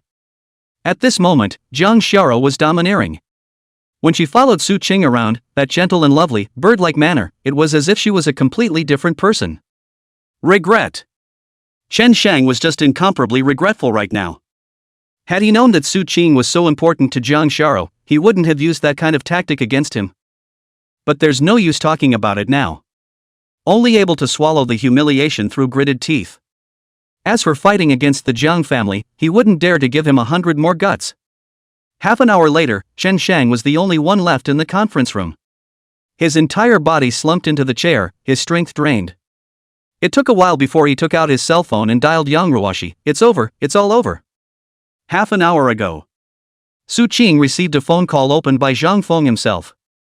Then he was dumbfounded. How could he not expect that Jang Shara would actually kill the headquarters of Sound Vision straight away? What followed was a deep sense of emotion and remorse. Su Qing felt that he was a bit too much of a scumbag. Treating Jang Shara like that, she actually helped herself so much. Later on, why don't you go wash your feet, get a massage, and relax? Just kidding. Su Qing immediately dialed Jang Shara's number. It's just a shame that it's been pulled, and all the other communications have pulled themselves as well. There was no choice but to contact Li Shuer and ask her when Jang Shara would be back. At the same time, Su Qing was also thinking about what he had to do to make Jang Shara stop getting angry. It didn't take long for Cheryl Li to send a message. Inside, there was also a time for Jang Shara to return. At 8 o'clock this evening. Su Qing's eyes flashed, and he had an idea in his mind of what to do. Chapter 43, Labor's Road to Sichuan, 3, Thick Skin. There are still a few hours until Jang Shara returns. Su Qing immediately moved to buy some ingredients for making dim sum. This time he's going for a top-notch confection that he's never made before, the Phoenix Layer Cake. This treat is very difficult to make. Even for someone like Su Qing, who possessed top-notch manufacturing skills, the success rate was only half. There are 10 flavors of this pastry and each one rings true. It's like the 5 elements are mutually exclusive, you have me and I have you. Plum City Airport. Jang Shara stepped off the airplane. She appeared to be alone, but in fact there were several women around her who were her bodyguards. As soon as I got off the plane, a number of guys came over to talk to me and ask for contact information. Straight away, he gave a wink. Right now Jang Shara was still in a state of blackness. The eye kill is so horrible that not many men can withstand it. Those men who tried to hit on her immediately wimped out one by one, not daring to hit on her again. Jang Shara was not in a good mood right now. The thought that some guy had a lot of secrets to hide from himself rubbed the anger in his body. At this time, anyone who dared to mess with her would taste what it meant to be the wrath of a top-tier $1,000 lady. Jang Shara walked with the wind and was soon out of the airport. Then Jang Shara saw a familiar figure, and a ripple spread in her eyes. Then he grunted and pretended he didn't see it with the intention of leaving. Su Qing stopped her. You're still angry with me. It doesn't matter if you're angry with me, but don't spoil your body. Jang Shara said in a cold voice, who are you? Quickly get out of the way, or I'll call the police. Su Qing said in a sincere tone, "Thank you, for making a special trip to Sound Vision and their headquarters to help me out." "Jang Sharo, I don't know what you're talking about, hurry up and get out of the way, laborers showdown mountain." Su Qing raised the box she was carrying in her hand. "This is a pastry I made especially for you, called the Phoenix 1000-layer cake. There can't be more than 3 people in the world who can make this pastry, so how about you eat it and I'll leave you alone?" Jang Sharo was annoyed and said, "Bring it. Come outside. Find a place to sit." Su Qing opened the box in his hand. A delicate pastry is presented. It is shaped like a phoenix with spread wings. Seeing this pastry, the anger in Jang Sharo's eyes dissipated a bit. What Su Qing did was just too exquisite. It's just like a work of art. Most girls would not be able to eat it if they saw it. Su Qing picked up a piece and handed it to her. "Taste the flavor." Jang Sharo took it with cold eyes and took a bite. Then the expression on her face changed at a speed visible to the naked eye. It was a pastry she had never eaten before. It's hard to describe the feeling of 10 flavors instantly exploding in your mouth as soon as you bite into it. It was as if the cells of the whole body were active in this moment, giving out silent cheers. Unconsciously, I wanted a second and third bite. One piece was quickly consumed. Su Qing looked at Jang Sharo with some anticipation. "How is it? Does it taste all right?" Jang Sharo tried her best to maintain the cold expression on her face. "It's hard to eat. I've never eaten anything so hard to eat. It's impossible." Su Qing was puzzled. "This I did successfully, let me try." He said he was about to pick up a pastry and taste it. Before he could touch it, he was slapped on the back of the hand by Jang Sharo. "It tastes awful, but the shape is okay, so don't touch it with your filthy paws." Su Qing understood. This chick is arrogant. It's obviously a heart and a mouth. Su Qing felt a little funny. However, the relationship between the two is always less hard and fast. Su Qing said, "Then you can take the rest of these back. Who cares about this crap of yours?" Jang Sharo took the box over with one hand. "Cold as ice," he said, "I'll take it to the trash later." Su Qing forced a smile. Fine, whatever makes you happy. Also, you know about me owning shares in audiovisual. It's something I don't know how to explain to you, and it's something I've only acquired in the past 2 days, and I haven't had a chance to tell you about it yet. That was all that could be said to her. Jang Sharo, anger dissipation 5. "Zoe, I was wrong, can you forgive me now?" With that, Su Qing intended to grab Jang Sharo's hand. Conduct. Opening his cell phone, he typed in the dialing screen in front of Su Qing, 110. Su Qing snapped and put her hand away. Can you lift the blackout on me? I advise you not to give an inch." Jang Sharo was milky and fierce. "The fact that this lady is willing to speak to you now is already a net for you." This time Jang Sharo was really very angry and didn't forgive Su Qing that easily. Su Qing also knew that she wasn't completely pissed off yet, so she still had to take things slowly. He also took out a pink hairpin from his pocket. "I saw it on the road, and I felt it was quite suitable for you, so I bought it. It's not anything valuable, $10 for it, you want it?" Jang Sharo opened her mouth and finally grunted. "Who wants something so ugly?"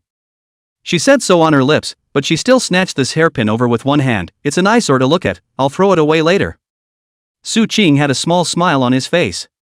If this girl says so, then it should be accepted. Jang Sharo, anger dissipates too. One more effort and he should be completely demoralized. Su Qing added, "You should be hungry by now, I'll take you out for a late night snack?" "No need, I'm going back to school, don't follow me." Women generally like to say the opposite. If you really don't follow her at this time, then congratulations, your girlfriend is getting a new boyfriend. Su Qing quickly chased after him. "How much to eat? Barbecue, spicy crayfish, fried snails, casserole congee, spicy hot pot, all these, do not you like?" Jang Sharo unconsciously swallowed. Originally she didn't even feel hungry. Being said so by Su Qing, it felt like all the cravings in his stomach had revived. Viciously glaring at Su Qing, "I'm not hungry, if you want to eat go eat yourself, I'm going back to school, stop bothering me." Making up his mind that he could never forgive Su Qing so easily. Otherwise, wouldn't he look humble and worthless in front of Su Qing in the future? Despite the fact that she was now pretty much worthless in front of her 2 roommates, she hadn't had that realization herself. Su Qing, "Alright, then I'll send you back." Ginger, "No need, I'll take a cab myself." Su Qing, "Think of it as you protecting me, I'm a boy who doesn't dare go back alone." Ginger. Chapter 44. This is not the way back to school, an invitation from an ex-girlfriend. In the end, under Su Qing's deadweight, Zhang Xiao still got into his car. Sitting on the co-pilot, Zhang Xiao, the whole tight face, looking out the window, did not say a word. Su Qing kept looking for her to chat, telling all kinds of jokes and teasing her. The apology has been said, so there's no need to say it again. Saying too much about yourself will drop the price and bore the girl. This is all knowledge to memorize. Half an hour later, Zhang Xiao looked at the surroundings. Not right. This is not the way back to school. Oh, it really is. Su Qing tapped her head. I just took the wrong way without noticing. It's okay, I can go back to school from this side as well. Zhang Xiao stopped talking and looked down to play with her cell phone. Another half hour passed.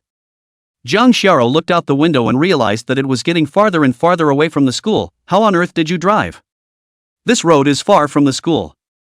Su Qing said, the original road is under repair today, so it's not possible to go there. You can rest assured, I can still abduct you, not? Another half hour passed. This is on the right path, now. But Su Qing drove slower than someone riding a bicycle. Zhang Xiao understood it even if her reaction was slow. Glaring angrily at Su Qing, you did that on purpose, didn't you? Su Qing had an innocent look on her face. It really wasn't an accident, it was all an accident. Su Qing heard the sound of Zhang Xiao grinding her teeth, and her eyes were stern. You can't hide your eyes when you want to knife someone. Although Zhang Xiao looked angry right now, this was the effect Su Qing wanted to achieve. It's not that she's angry with you, it's that she's so cold to you that she won't even say a word to you. That would be the worst. Su Qing drove slowly. From the airport to the school, originally half an hour's journey, hard to be, Su Qing spent more than 2 hours to get it done. Zhang Xiao huffed and got out of the car and quickly left. Su Qing followed her back downstairs to the girls' dormitory before leaving. Judging from Zhang Xiao's behavior just now, she should be about as good as she can be. Work on that for the next few days and it won't be a big problem. Su Qing secretly said. It seemed that he would have to step up his speed to make money next. Wait until you have expanded your basic disc to a point where you can withstand powerful winds and waves and don't need to rely on the system for help. At that time, you can be with Zhang Xiao.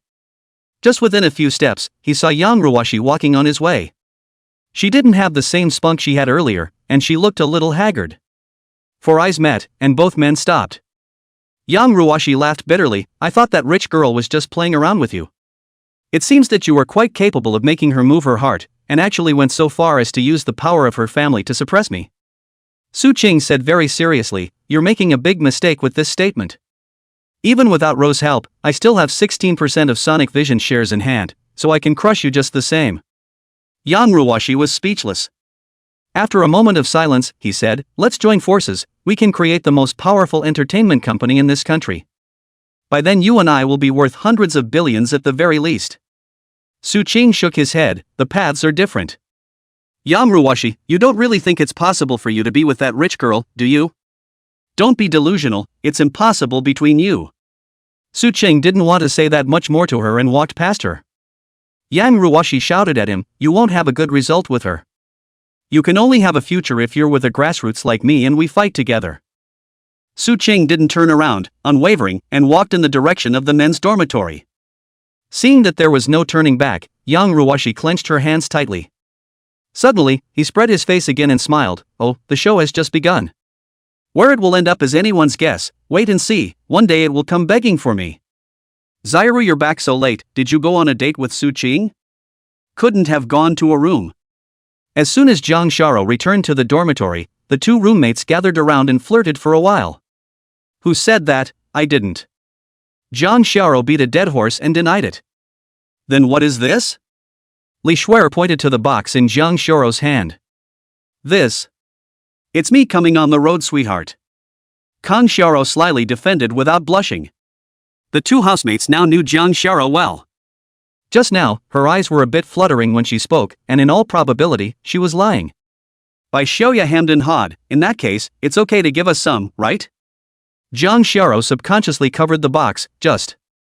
It's just some pastries with high sugar content, you guys will get fat if you eat them, so it's better to forget about it. Li Shuer, not afraid, I'm not heavy, and I have no problem growing a few pounds. Bai Xiaoya also followed, that's right, when did you become so petty? This is what Su Qing made for himself.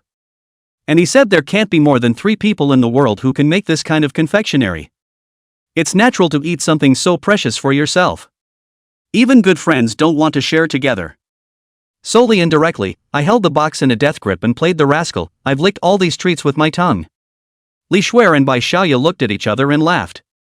Zoe, you are just too cute.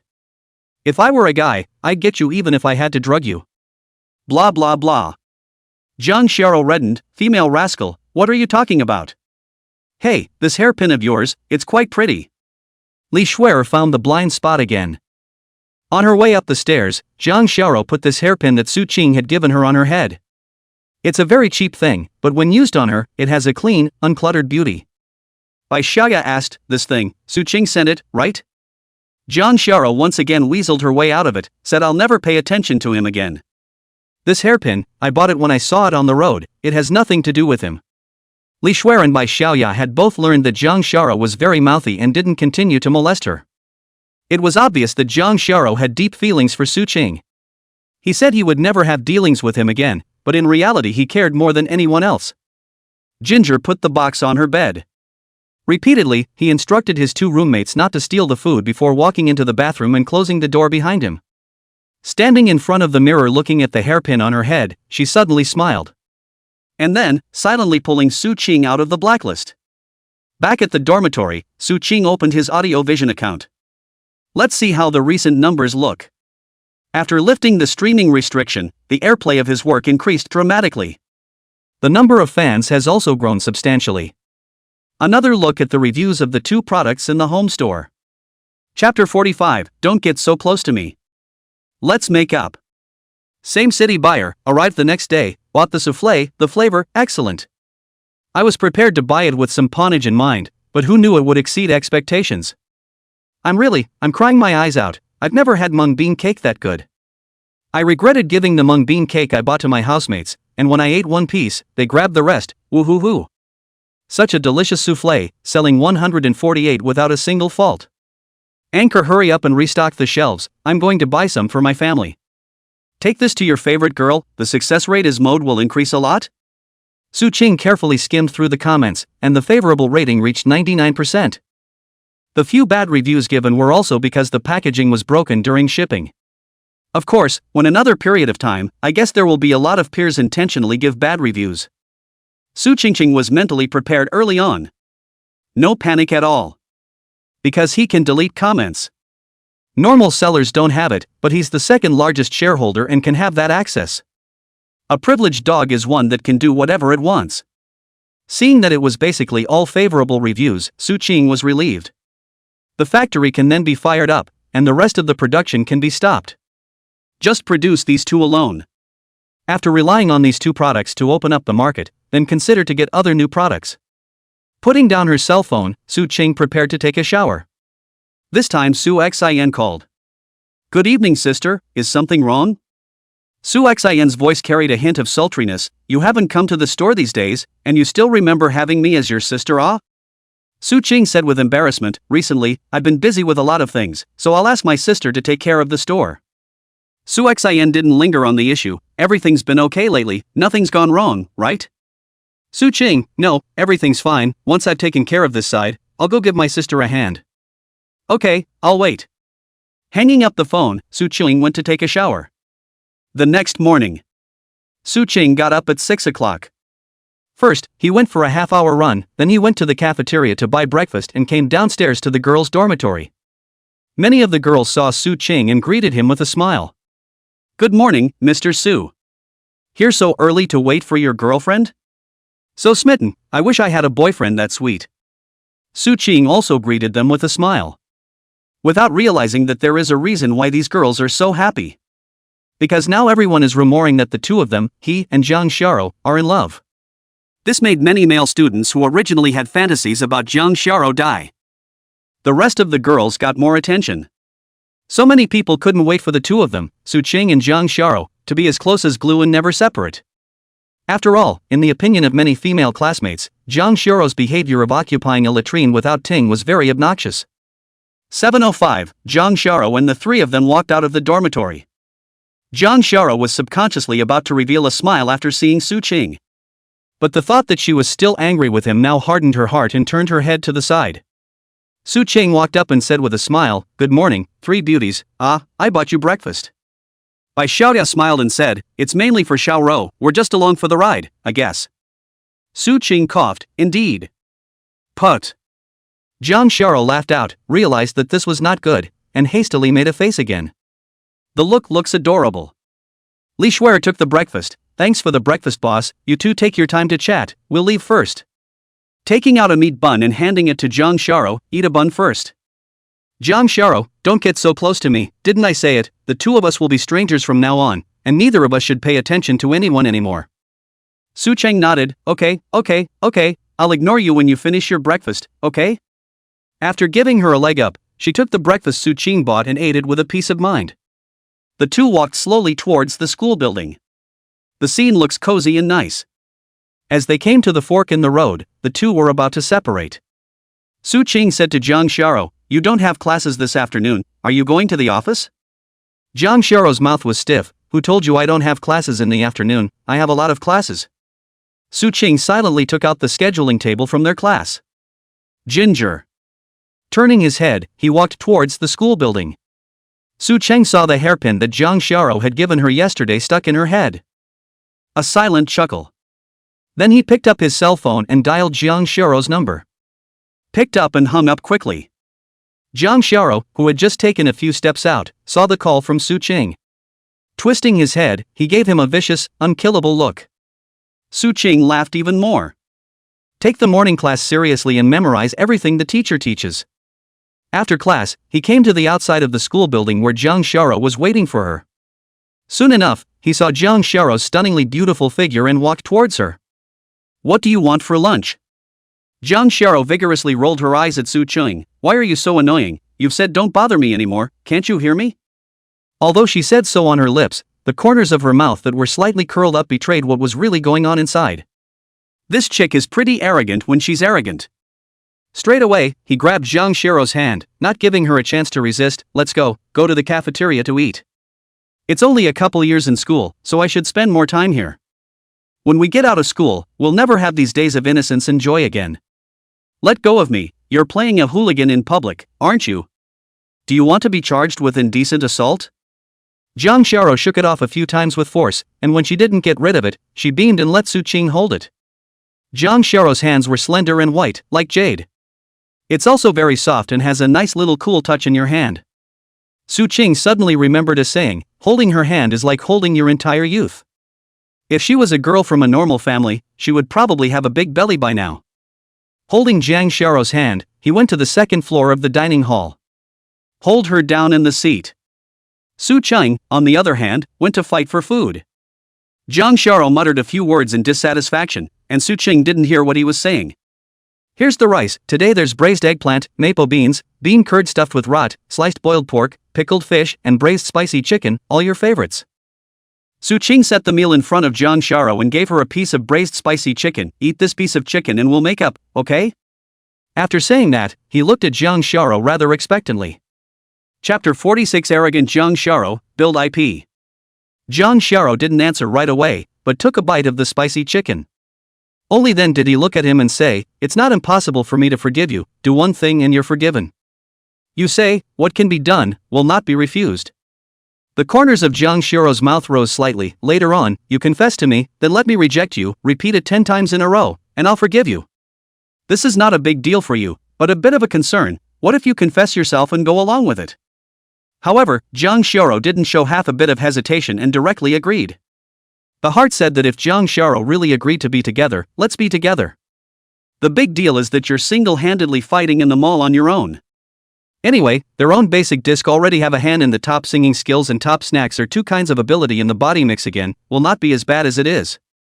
Seeing Su Ching agree without the slightest hesitation, Zhang Xiaoro's mood was finally completely good. Eating feels so much more flavorful.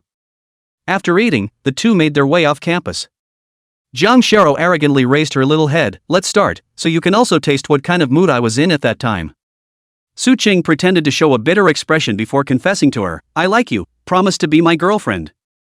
Zhang Xiaoro hummed, "I'm sorry you're too ugly, it's impossible for us." Su Chang added, Ms. Jang Shara, you are the prettiest girl I've ever seen, can you please agree to go out with me? Jang Shara waved her jade hand, I'm sorry, your eyes are too small, your skin is not white enough, and your height is not tall enough, we are not suitable.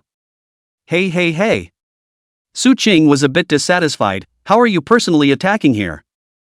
Jang Shara inserted her hands into her small waist, I'll make a personal attack, do you have a problem with that? Got to get to. It's better not to mess with this little ancestor right now. Hastily, he said he had no opinion. After 10 consecutive variations of confessing to her 10 times, Su Ching was depressed, while Jang Shara's mood was already as bright as the sun. Thankfully, though, she didn't agree to it. That's a promise that the system might disappear. No wonder you keep rejecting me, it's such a cool thing to reject people. Su Ching said with a straight face, but don't say that, I actually was having my own hardships, I hope you can understand. What bitterness! Su Ching shook his head, I'm sorry, there are some things that I can't say. Anyway, you should be able to sense something from our time together on a regular basis. Although Jang Shara was very curious, seeing that Su Ching didn't want to talk about it, she didn't ask any more questions. So the two were reconciled. Su Ching then tried to take Jang Shara's hand to go to the company with him, but he was dodged. Jang Shara said with a milky ferocity, do you want to be a scum now? Trying to take advantage of me again and not wanting to be responsible, believe it or not I'll call my bodyguard to beat you to death? Su Ching raised his hands high, no, absolutely nothing, okay, I won't touch you. But the next second, he was pulled by Jang Shara's hand. Jang Shara's gaze went to where the others were, you can't take advantage of me, but I can take advantage of you. Su Ching instantly burst into tears. Girls' brains are so strange sometimes. When we arrived at the office, the two men went live separately. The two of them now have a combined 22% stake, just 2% less than the first major shareholder. You can have some access that unusual anchors don't have as well as priority traffic pool placement. There's also the stores pumping up to have an advantage over others. With all that stuff and the fact that both of them have pretty high fan bases. So after starting the broadcast again, the number of people in the live broadcast room easily exceeded 10 million. And the growth has not slowed down. Now the company has recruited 20 more anchors. 10 female anchors, 10 male anchors, covering all genres. There are game anchors, funny anchors, and food anchors and so on. What is missing is an anchor who is good at dancing. Su Ching didn't want to get into all that rubbing, so she wanted a classical dancer. It's the kind you wear tightly. Vulgarity is easily blocked and is never touched. After the live broadcast ended, Su Ching thought of Bai Xiaoya. Then he inquired in Jang Shara, I see Bai Xiaoya her figure, does she know how to dance? Jang Shara was instantly on guard, what do you want? I'm telling you, if you hit on her, I'll click you. Su Ching casually said, you're better than her in every aspect, so if I want to scourge her, I'll scourge you. Why don't you let the dragon's liver and gallbladder eat, and go eat roadside spicy hot pot? When Jang Shara heard this, she was naturally very happy, so she said that Bai Xiaoya was learning modern dance along with classical dance. Su Ching's eyes lit up, can we get her into our company as well, so that we don't have much of a shortcoming? Regarding the business of live broadcasting, Su Ching himself will definitely not keep doing it. It's just for pre-capitalization. When the funding reaches a certain level, the next step in the program will be taken. That's shooting skits. Short dramas have a short shooting cycle, cost less, and yield quicker results. Su Ching feels it will be an important track in the future. But a lot of entertainment companies don't particularly care these days. When it comes to the granddaddy of skits, the first thing that comes to mind for many is the wannabe series. Su Ching also intends to create such an IP. Jang Shara said, okay, I'll ask for you. Pick up the phone. A few minutes later, Jang Shara said, she agreed, but she's going to sign one of those very liberal contracts. Anytime you want to leave is fine, and it's okay to be a little less on top of the split. Su Ching said after thinking for a moment, no problem, then the split ratio will be the same as yours. Bai Xiaoya came over in the afternoon. The contract was ready for her to read and sign if she had no problems. In this way, the three sisters in Jang Shara's dormitory were all under Su Ching's company. If outsiders knew about it, their first reaction would definitely be that Su Ching had suborned these three sisters. Then immediately, he registered a new account for Bai Xiaoya and began to broadcast live. The initial live broadcast was accompanied by two people, Jang Shara and Li Shuer. With one as a backdrop, one singing, and one dancing, the live stream exploded on the spot. There are also anchors who dance classically on Sound TV. But most of the good dancers weren't as pretty as Bai Xiaoya. The ones prettier than her don't dance as well as she does. Is there anyone prettier and better dancer than her who's not as young as she is? Plus there's Jang Sharo and Li Shuer to help draw traffic. This resulted in a scene of gaga messy kills. The broadcast ended after 2.5 hours. After tallying up all the data from Bai Xiaoya's first live broadcast, everyone was shocked by the results. Chapter 47, I don't get along with gambling and drugs. The live stream topped out at 12 million viewers. The retention rate was 86%, the followers grew to 5.5 million, and there were $10 million in bounties. Michelle Lee, what do you guys see in this data? Several people looked at her. Unknown. Li Shuer rolled her eyes, of course there's a lot of LSP, how else would there be so much traffic? A few people drifted off, then they all felt that Li Shuer was right.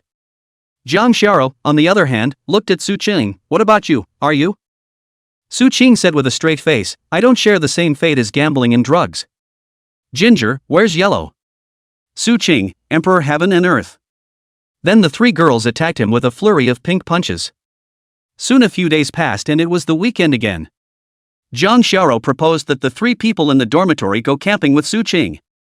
On Friday night, Su Qing went to buy a lot of ingredients and 2 tents.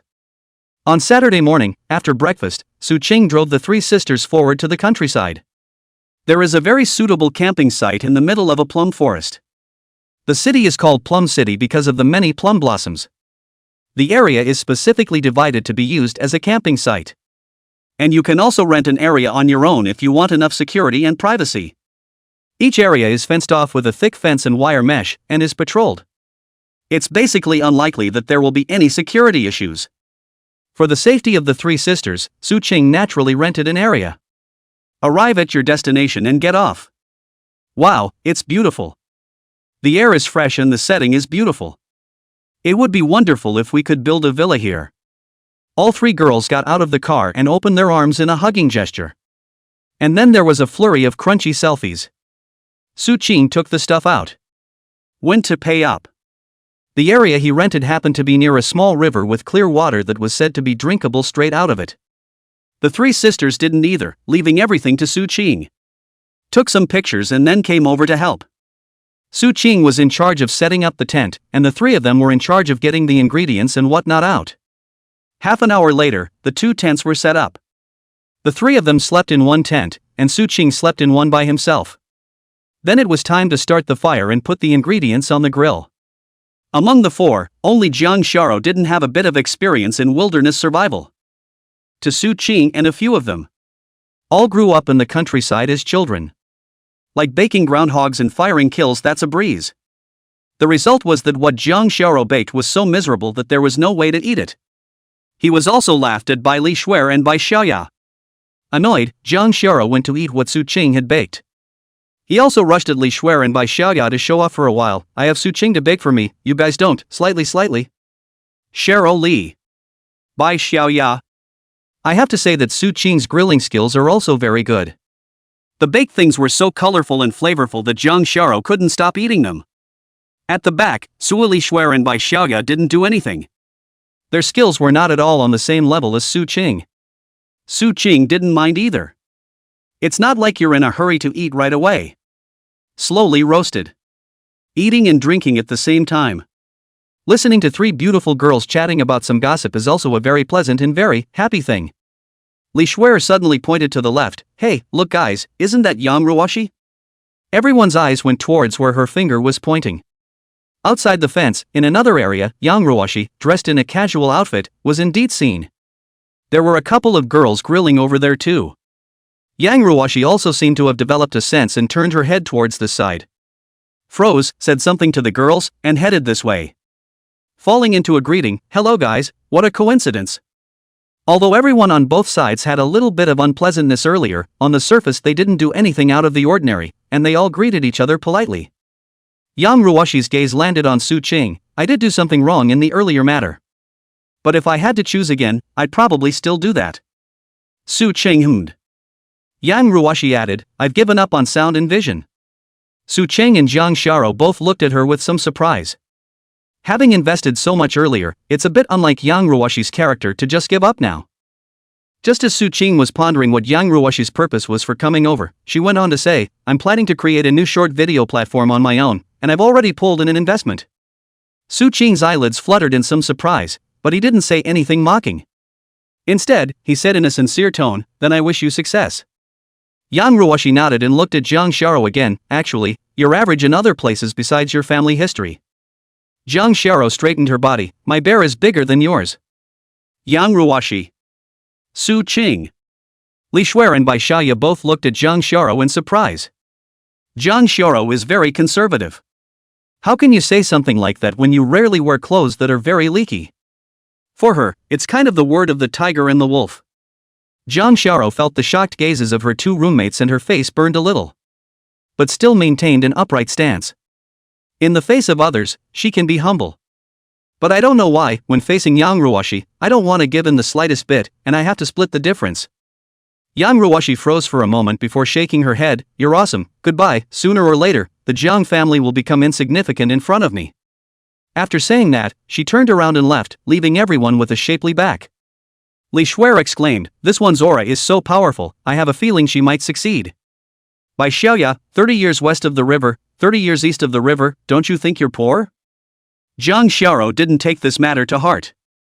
Yang Ruoshi's grandiose words were, in her opinion, simply impossible to fulfill. It was hard for outsiders to imagine just how powerful the Zhang family was. The Ginger family is full of talented people, and they have people from all walks of life. Assets not to mention. Many people see only the most superficial things. On top of that, they have a lot of investments on other countries. Getting a little bit of that out casually can scare the out of a million people. Su Qing, however, revealed a thoughtful expression. Yang Ruoshi is a very smart person and won't make a big deal out of it. Since she said that, perhaps, there was some certainty. A bold idea popped out of Su Qing's mind. Could it be that Yang Ruoshi also possessed a system? Chapter 48, The Schoolgirl Played Rascal, Feed Me by the Way. Of course, that was all Su Qing could think about, the possibility was basically zero. After eating and drinking their fill and putting out the fire, the three girls went off to take pictures around the area. Su Qing, on the other hand, walked inside the creek just now. He saw that there were quite a few small fishes and shrimps here ready to catch some over to eat for dinner. First he brought in a plastic bag and poked a few holes. Then the river was dammed up with rocks, leaving an opening in the center. Put a plastic bag over that opening. Then he picked up a handful of rocks and threw them up there. From far to near, it drove all the small fish and shrimp upstream. The results were remarkable. It didn't take long for the plastic bag to fill up with lots of small fish and shrimp. This will be delicious grown where the river is clear. It took 3 times, as it were, to get about 4 or 5 pounds. When the 3 girls came back from taking pictures, they were stunned when they saw these small fishes and shrimps that Su Qing had gotten. Then there was a rainbow fart slapped over it. Who can resist the rainbow farts of 3 beautiful young girls? It was Su Qing who had drifted a bit. The sky does not give birth to my Su Qing, catching fish for ages like a long night. Ahem, far from it. Dump these fish into a bucket and pour mineral water into it and keep it for a few hours. Just bake it later and eat it. Look at the time. It's after 3 o'clock in the afternoon. Cheryl Lee proposed playing poker for $1 a hand, capped at a maximum of $10. Don't get me wrong, it's serious poker. Playing the landlord. Let's start with the 3 of them. Su Qing sat next to Zhang Xiao. While smelling the refreshing gush of body odor emanating from the young girl, he instructed her on how to play her cards. Yeah, I won. Ginger cheered. Under Su Qing's guidance, Zhang Xiao quickly won. Zhang Xiao was happy with her first win, even though it was only a few dollars. Li Shuai and Bai Xiaoya were not happy and told Su Qing not to speak again. Zhang Xiao felt no Su Qing can also be, is very arrogant, said, I can crush you alone. The second hand she grabbed the landlord again and lost. I lost all the money I won just now. Zhang Xiao didn't believe it and grabbed the landlord again in the third hand and lost again. Fourth hand, fifth hand, lost 7 or 8 times in a row, the whole thing was bad. It was even met with relentless ridicule from the 2 roommates. Little rookie, still arrogant? If you didn't have Su Qing to guide you in the first hand, could you have one? Zhang Xiao grasped Su Qing's hand with some aggression, they 2 bad women bullied me, you have to help me take revenge. Ahem. Su Qing coughed, if I help you, What's in it for me? Jang Shiro clenched her teeth and said, if you can win all the money that the two of them just won, I'll give you a kiss. That's good. Just such a sentence immediately made Su Ching explode with endless fighting spirit. Not to mention getting back all the couple dozen dollars they won. It's just stripping them of their clothes. Ahem, this won't work. And Li Shuai and Bai Xiaoya burned with fighting spirit when they heard this. Hee, trying to find this excuse to mess with series, we definitely won't let you get away with it. Just wait for the disappointment. Starting again. This hand, Su Ching got a good hand. Size kings, 4 deuces, and a straight. Straight up, grab the landlord. 3 cards just about made up for the shortfall in his hand. This is a solid win. Junko fights it out, and they both don't want it. 2 more pairs from the hand were played. Then came the bums, and then the bums. Easy win. Yay, won. Jang Shiro cheered, looking at the 2 housemates in triumph, still arrogant. Cut. Bai Xiaoya bristled, it's Su Ching who won, not you, so what's the point of being complacent, you two aren't married. Jang Shiro was choked speechless, so she could only pin her hopes on Su Ching.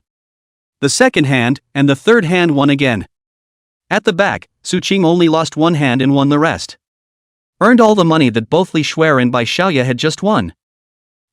Let's see if you guys are still complacent. Jang Shiro stood up. Arms crossed as if she was the one who won. That. Su Ching interrupted Jang Shiro, just now, you said that if I win, you'll. Don't worry, I won't renege. Jang Shiro gave an affirmative reply. But for some reason, Su Ching felt a little bit that this chick had agreed too quickly. There wouldn't be any setups waiting for you, would there? Li Shuai and Bai Xiaoya silently took out their cell phones, intending to film the next scene. Jang Shiro squirmed a little and said, close your eyes and look at me, I'm embarrassed. Su Ching was ashamed of herself for actually suspecting that Jang Shiro had some kind of setup just now. Slowly, he closed his eyes up. The mood was one of nervousness and excitement. That's a schoolgirl's kiss. Seeing Su Ching close her eyes, a hint of cunning flashed in Jang Shiro's eyes. Walking over to Su Ching, he grabbed his right hand and touched it slapdashly on the back of his hand, there. Su Ching opened her eyes, no kiss on the face. Jang Shiro blinked and said innocently, I didn't say I wanted to kiss your face just now. It just says win, kiss you, and kiss the back of your hand. Sure enough, good-looking girls like to cheat. Thanks to him, he was so innocent that he actually believed it. The more Su Ching thought about it, the more angry he became and the more he lost. No, you have to give me a kiss on the face, and if you don't come, I'll do it myself. Help. Jang Shiro turned and ran. Su Ching chased after him. He chases, she flees, and in the end, she can't escape. After playing into the afternoon, everyone was hungry, so it was once again the life of the barbecue. There was quite a bit more to buy, plus a few pounds of small fish and shrimp caught, enough to go around. These small fishes and shrimps are divided into 2 parts, one part is used for grilling and the other part is used for making soup. You don't need to put too much seasoning on it, some celery and a little bit of salt makes it very tasty. All 4 were well fed and had happy smiles on their faces. Into the night. The moonlight poured down like water. The 4 of them were lying on the lawn, looking at the stars in the sky, in an incredibly peaceful mood. Bai Xiaoya said, you guys, do you think we'll still be able to look like this after we graduate? Li Shuai, it should be possible, right, if Su Ching's company keeps opening. When I graduate I'll stay at the company and not leave, this month's salary should be a couple $100,000, right? When many college students come out, it's good enough to have $4,000 or $5,000 a month at first. Ginger, we'll definitely always be together. If you can't find a job, you can come to my family's company, I'll support you. Su Ching, can you feed me by the way? Chapter 49, Getting Naughty, Schoolgirl in the Wrong Tent. Ginger, you can't. Su Ching asked why. Kang Xiao, ugly refusal. This chick is getting naughty.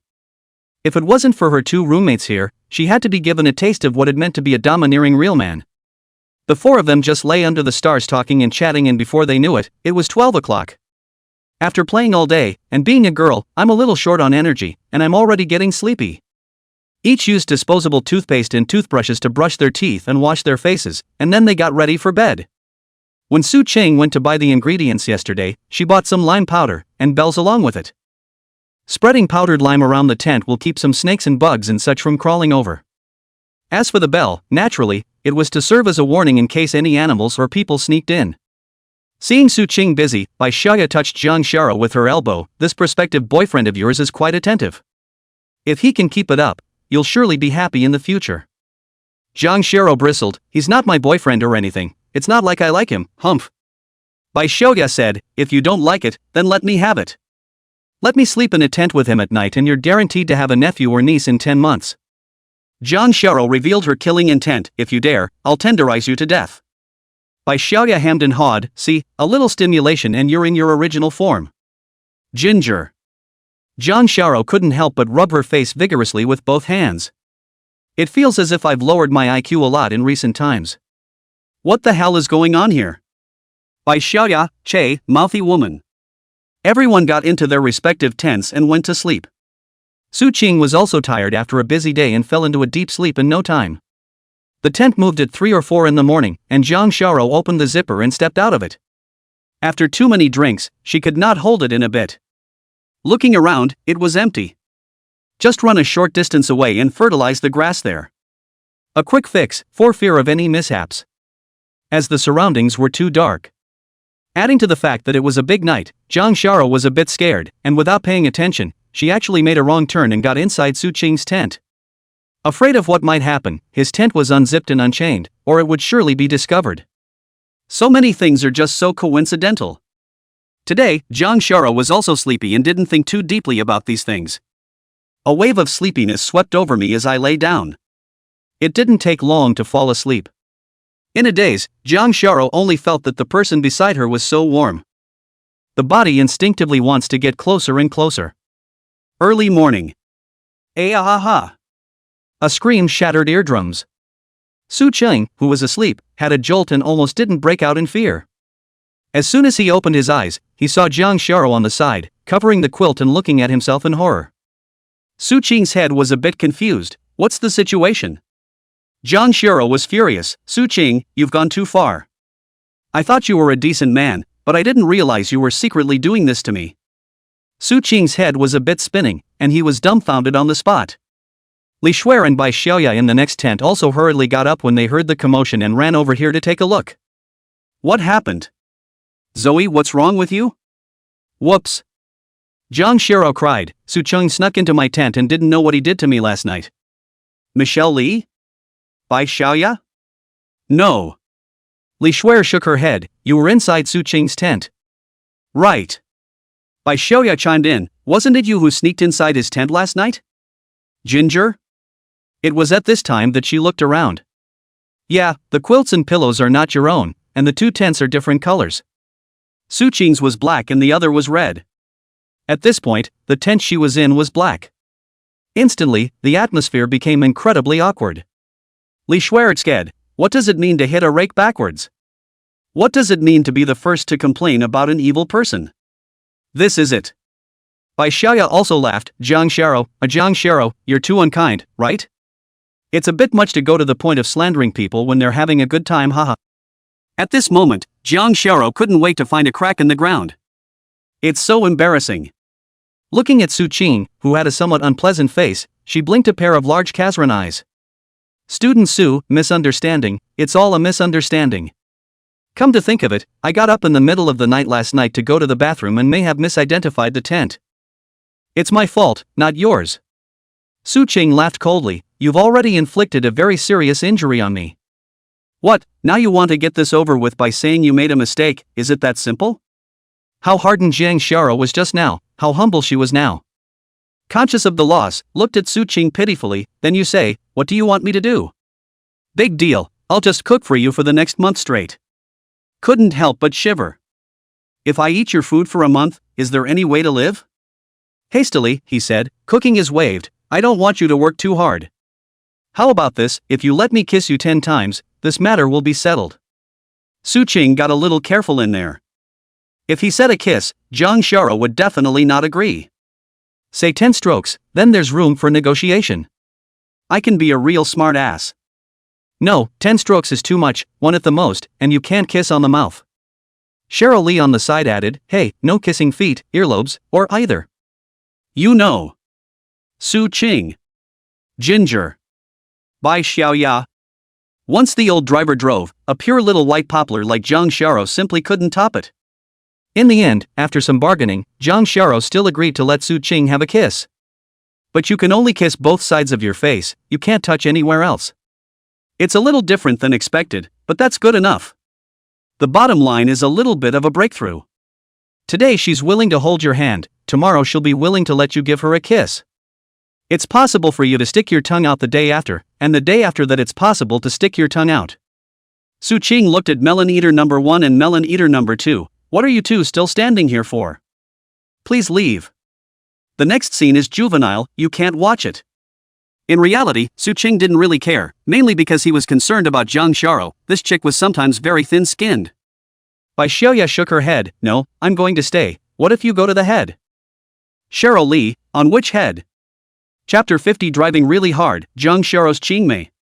Su Qing was a bit crumpled up. Li Shuer, this woman drove a fierce batch of cars, sometimes he could not stand. Bai Xiaoda's face flushed, while the little white sheep Zhang Xiao was at a loss, not knowing what Li Shuer was talking about at all. Su Qing sighed in his heart, it was still Zhang Xiao who was good, as pure as white paper. In the end, Su Qing still couldn't get rid of the two light bulbs. In front of them, he fiercely booped Zhang Xiao on the left side of her face. The sound is kinda crisp. On the spot, it made Zhang Xiao so shy that she squatted on the ground and covered her face with her hands. Li Shuer and Bai Xiaoya, on the other hand, whistled. After getting up and washing up, warming up what little was left from yesterday's meal and finishing it, the group headed back. On the way back, Zhang Xiao hummed softly in the car. She had been traveling in the countryside for the past 2 days. Suddenly, the cell phone vibrated. A message was received.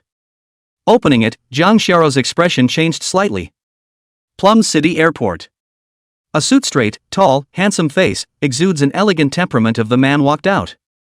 Behind him, there was a male secretary.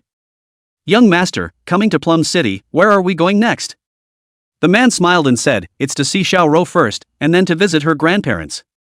The male secretary nodded, okay, I'll call a car. Arrived at Meizhou University 50 minutes later. Just getting out of the car, the man appeared and immediately caused many girls to scream. Ah, look, that guy's so handsome. Where did a big handsome guy come from? Sisters, I seem to be in love. Oh, he just looked at me and I'm pregnant. Is this the place where Xiao Rou goes to school? It's quite nice, let's wait here for him to come back. I have to say that the man's physical condition is just too good. At 6'5" he looked tall and handsome without being too strong to look out of place. He was wearing a coffee-colored suit. On the outside, he looks like he's in his 20s, but he manages to give off a sense of maturity and stability. There was also an aristocratic air about him. He was a beautiful sight just standing there. Many of the girls' eyes turned peach-shaped. Some of the bold ones can't help but come forward and ask for contact information. The men all refused with gentle smiles. Even when they were rejected, those girls weren't the least bit upset. They stood a short distance away sneaking pictures and whispering. The look was demented. After waiting for about 20 minutes or so, a car pulled up in front of him. Li Shuer, Bai Xiaoya, and Zhang Xiao came down from the car in turn. Li Shuer and Bai Xiaoya let out a gasp at the same time. Wow, big handsome guy, hey. Hello there. The man smiled and nodded. His eyes gently looked at Zhang Xiao. Xiao, it's been years since I've seen you. A smile also appeared on Zhang Xiao's face. Brother Qianqi, it's been a long time. Ro, your friend? Bai Xiaoya asked. Zhang Xiao nodded. This is the neighboring brother Qianqi, who he played with since he was a child. These two are my roommates Li Shuer and Bai Xiaoya, and this is my friend Su Qing. Qianqi greeted them one by one, and finally her gaze rested on Su Qing with a little something else in her eyes. Su Qing didn't move, but inwardly, he was secretly on guard. Why is this guy so good on the outside? Tall, big and handsome, with an air of distinction.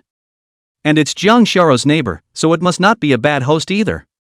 What a man to feel jealous of. At the same time, it also caused Su Qing to raise some sense of crisis. A childhood friend who grew up with a childhood friend suddenly appears again and then steals the girlfriend from the hero. Isn't this just a scene from a TV show? It's not going to be so bloody, is it? Zhang Xiao asked, aren't you studying abroad, brother Qianqi, why are you suddenly back? She laughed, I got a double doctorate in management and agriculture in advance. There's no point in remaining abroad. Just plan to come back from school and see if you can make a career out of it. Jang Sharo gave a thumbs up, brother Qianqi is really great, you went to Sphere University. Li Shuer and Bai Xiaoya both revealed expressions of awe. It's amazing that in your teens and 20s, you have a double doctorate. And it's one of the top universities in the world, which is amazing. They now sort of understood what it meant to be a true pride of heaven. Shishi said to a few people, originally, I was supposed to host a meal for Xiaorou's friends today. But when I came here, I had already made an appointment to meet with Zoe's grandparents and pay a visit to the two old men. So I'm really sorry, it'll have to wait until next time. Then he said to Jang Sharo, Sharo, if you don't have anything else to do right now, let's go meet the two old men. Okay. Jang Sharo, after a slight hesitation, agreed. Then he said to Su Qing, I'll go and come back, brother Qianqi is my best friend since I was a child, I treat him like my own brother. With a smart mind, she guessed that Su Qing might be upset. So explain clearly to Su Qing in front of Qianqi. A real brother, that's not much of a stretch. Su Qing laughed, alright, you go, be careful on the road. The three of them watched as Jang Xiao got on the bus with Qianqi. Only after the car left did Li Shuer pat Su Qing's shoulder, green plums and bamboo horses, a talented man and a good-looking woman, a door-to-door match, the strongest love rival in history is here. Bai Xiaoya also said, let's say you rejected Xiaorou's confession last time, are you feeling scared now? In case she moves on, there's no place for you to cry. Su Qing smiled and shook her head, Xiaorou is not that kind of person, besides. If she moves on so easily, it proves not to be the one for me. Su Qing was having a crush on Jang Xiao. It's also really in a very likable state right now. But it doesn't go to your head, and still looks at it rationally. Li Shuer's eyes flickered, not knowing what she was thinking. In the car, Qianqi and Jang Xiao talked to each other. It would have been people who grew up together and just hadn't seen each other in a couple years. After a little chatting it became familiar. Jang Xiao suddenly asked, does brother Qianqi have a girlfriend now? Qianqi shook her head, no, all these years studying abroad, I've been putting my heart into my studies, and I haven't fallen in love. Besides, in my heart, I've always thought that you, and you alone, are the right match for me in this life. After saying that, Qianqi looked at Jang Xiao with a burning gaze. That gaze was like it was going to melt Jang Xiao's entire being. Chapter 51 Su Qing's earthy love words. Qianqi's voice is magnetic. His words of confession were tinged with deep emotion and sexiness, with a hint of dominance. With a man like that, frankly, there really aren't many girls who can stand up to him. Even if he went to a random girl on the street who had never met him to confess his love, the success rate would be high. Jang Xiao, however, covered her mouth and smiled, brother Qianqi, after not seeing you for a few years, you've become so humorous.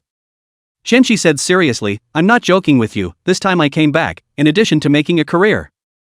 The most important thing is to ask my aunt and uncle for your hand in marriage. Are you serious? Ginger asked. Naturally.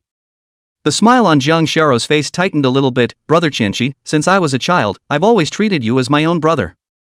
There's not the slightest bit of male or female affection for you. I think it would be best to keep it this way as it is now. Qianqi did not think, I know, you like that boy called Su Qing just now, right? In your eyes, I see love from the bottom of my heart. Jang Xiao, since brother Qianqi can see it, then you. Qianqi smiled, exuding a strong confidence and dominance from the inside out. He's nothing more than an ordinary man, there's no way you two are going to make it. You should know very well that with our origins, of many things are out of our hands. Jang Xiao said, he's very capable, I believe that as long as he's given some time, his future accomplishments won't lose out to your family and mine.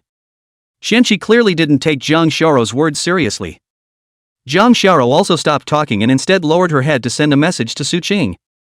An hour later, the car was parked on the inside of an elegantly furnished compound. Jang Xiao's grandparents were also a big presence. Now retired, it's a secluded life over here. Thousand Creek was very grand in delivering his obeisance, and his manners were thoughtful. Many people will think that rich kids are rude and look down on people. In fact, most of the really rich kids are very low-key and humble. Because they are educated in ways that ordinary people can't even think about. The ones you occasionally see on the news driving luxury cars and disturbing people. Most of the people who even race in the middle of the night and get into accidents are just thugs. A housekeeper walked out, Miss, you're back, this is young Master Qian, right? Please come in, the lord and lady are waiting for the two of you inside. Hello, Uncle Fu. Jang Xiao called out sweetly. Go inside the hall. The two old men both revealed kind smiles when they saw Qianqi and Jang Xiao. Hey, my good granddaughter, you finally gave up coming to see us. Shishi, you're so big in a flash. Qianqi bowed. I've met my grandparents and brought you two some gifts. Put the gift in your hand on the table. Jang Xiao's grandmother complained, it's good that people are here, what's the point of bringing gifts? Qianqi smiled and said, a little small token of appreciation, the fact that grandpa and grandma's bodies are still strong is the best blessing for our descendants. Qianqi was very good at talking, and in 3 or 2 sentences, he coaxed the two old men into a good laugh. Jang Xiao found herself unable to interject. Just sit dutifully and make and pour the tea. Jang Xiao's grandfather looked at Qianqi. Qianqi, I heard that you've made a little bit of achievement in the past few years abroad, tell me as an old man about it. Qianqi humbly said, actually, it hasn't made any great achievements. I've been lucky enough to have 2 papers published in M magazine. Then set up a lab and invented a dozen or so patents in agriculture that were passable. Now we are able to receive $40 million in royalties per year. It's just a little bit of insignificant achievement. Jang Xiao, as well as her grandparents, were taken aback. M magazine, which is the world's most prestigious and authoritative journal on scientific research. It's no exaggeration to say that anyone who can publish a paper on that. If it had been some smaller country, it would have been celebrated as a nation. It's the equivalent of getting an Olympic champion. And so many patents have been invented. Relying on these patents alone, Shishi's annual revenue kills the annual profits of most domestic listed companies. Jang Xiao's grandparents were very happy with Qianqi. This is the most perfect son-in-law, the granddaughter-in-law, in the minds of all the elders. Jang Xiao's grandmother said with a smile, since you've come back, then don't go out again and develop properly. You and Xiao grew up together, we know each other. It would be better if you could be together. Qianqi laughed, it's actually for Xiao that I came back from abroad so early. I will visit my aunts and uncles in a little while and propose marriage to them. Even if Qianqi knew that Jang Xiao had a favorite, he didn't care at all. Because the great families will only marry another great family. It's like this kind of story in a novel where a poor scholar marries a young lady of $1,000. I can't say it's completely absent, but it's extremely rare. Jang Xiao pursed her lips, I'm just in my freshman year now, it's still early for these things. Why don't brother Qishi give me 2 or 3 years until I graduate? Jang Xiao didn't directly just retort or show too much resistance. This is because it will be disliked by the elders and will make them rebellious. It would be smartest to put it off with some excuse first. Shishi, however, said, it's okay, we can get engaged first. I'll wait for Zoe later on whether she wants to get married at 20, 30, or however old she is. A hint of displeasure flashed in the depths of Jang Xiao's eyes. She was already giving in on her own accord, but Qianqi had an aggressive feeling. Couldn't help but give him a warning look. He had already given the face he should have given, and if he continued to press on like this, he would no longer be polite to him. Shishi read the meaning of the eyes and smiled, choosing to step aside. Then the two stayed for lunch before leaving. Qianqi said to Jang Xiao, Xiao, let me send you back to school. Jang Xiao's tone was a bit cold, no, thanks, I've already asked him to pick me up. As the words fell, Su Qing had arrived. Jang Xiao hurriedly greeted him, a heartfelt smile on her face. She didn't know when it started, but anyway, just seeing Su Qing made her happy. Have you eaten yet? Su Qing shook her head, I haven't eaten yet, but I'm full from thinking about you. Jang Xiao blushed. It was the first time he had heard Su Qing say such earthy love words. Then, just very hard, he twisted the thin flesh of his waist. Su Qing had a question mark on her face, why did she suddenly pinch herself when she was in a good mood? Chapter 52, The Schoolgirl Who Likes to Bite People, Preparation for Opening a Branch Shop. Hiss. Su Qing sucked in a breath of cool air, what did I say wrong for you to pinch me so hard? Jang Xiao snorted, where did you learn such greasy words? And who am I to you? Why are you saying such things to me? Obviously, she was talking about the last time Su Qing rejected her confession. This chick is rehashing the past.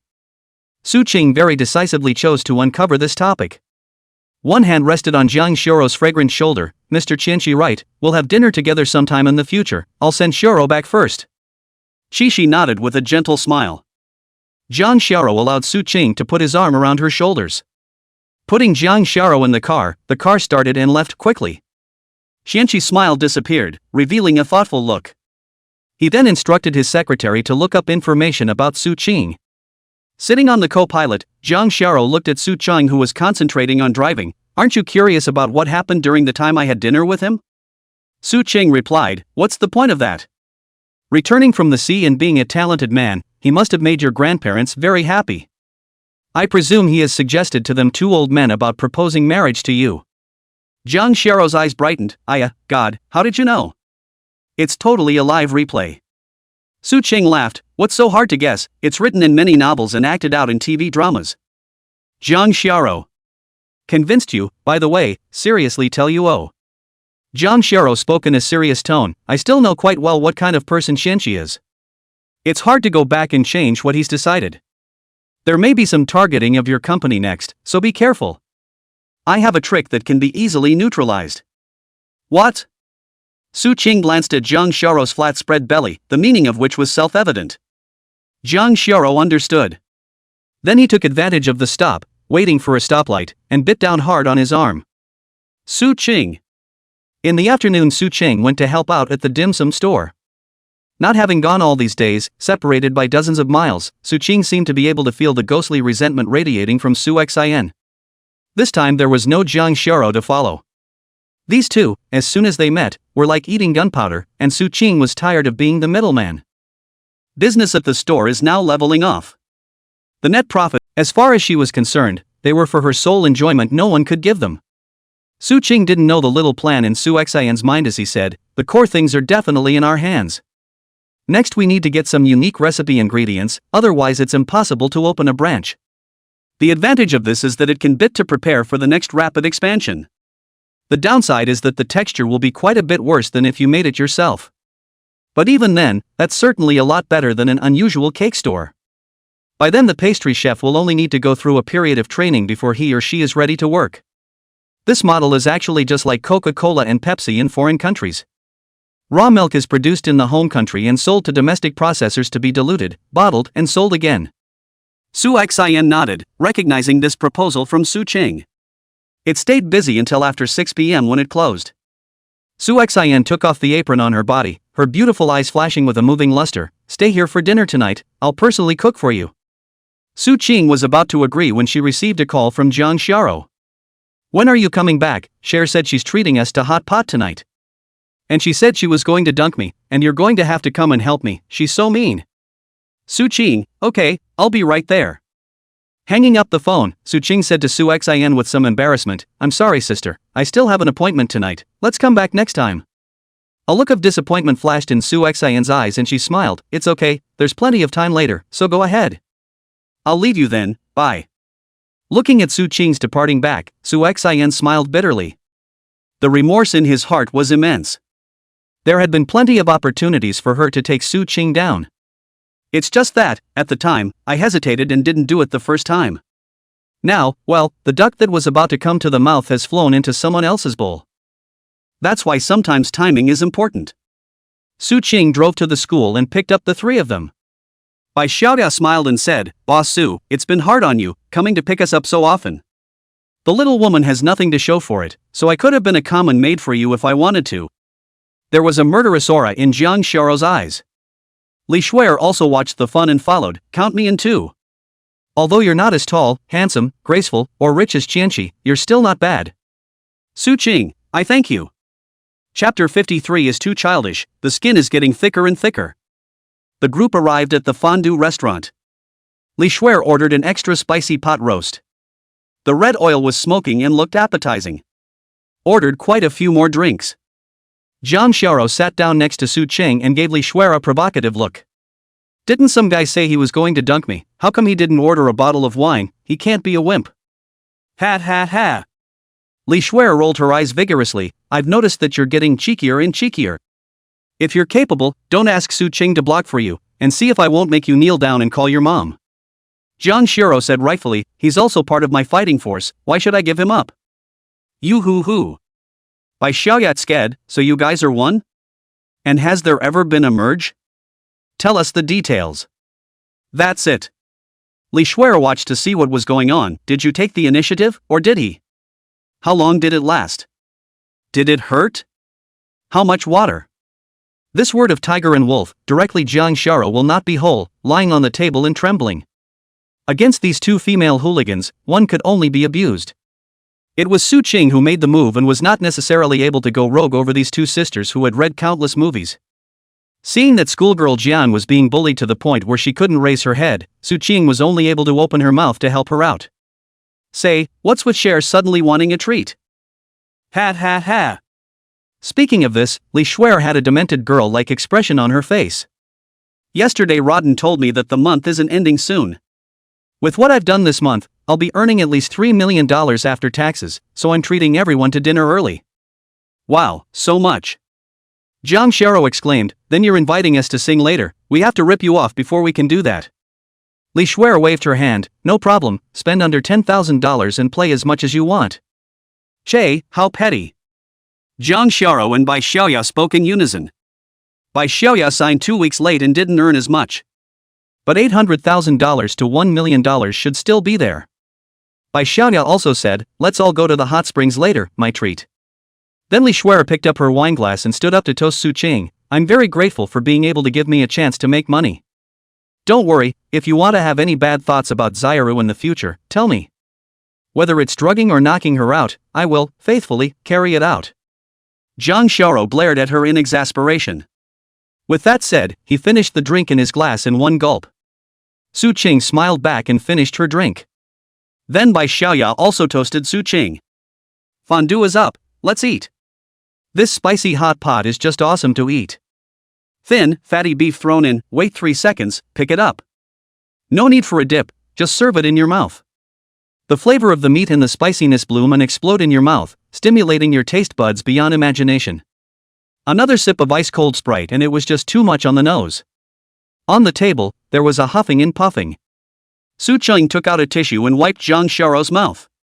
Another cup of warm boiled water was handed to her, eat slowly, be careful of choking, and have a little banana later when you're done. Ginger blinked, why the banana? I can do this question. Li Shuer said vaguely with food in her mouth. Laxative, or you'll have to use a corkscrew tomorrow when you go to the bathroom. Vomit.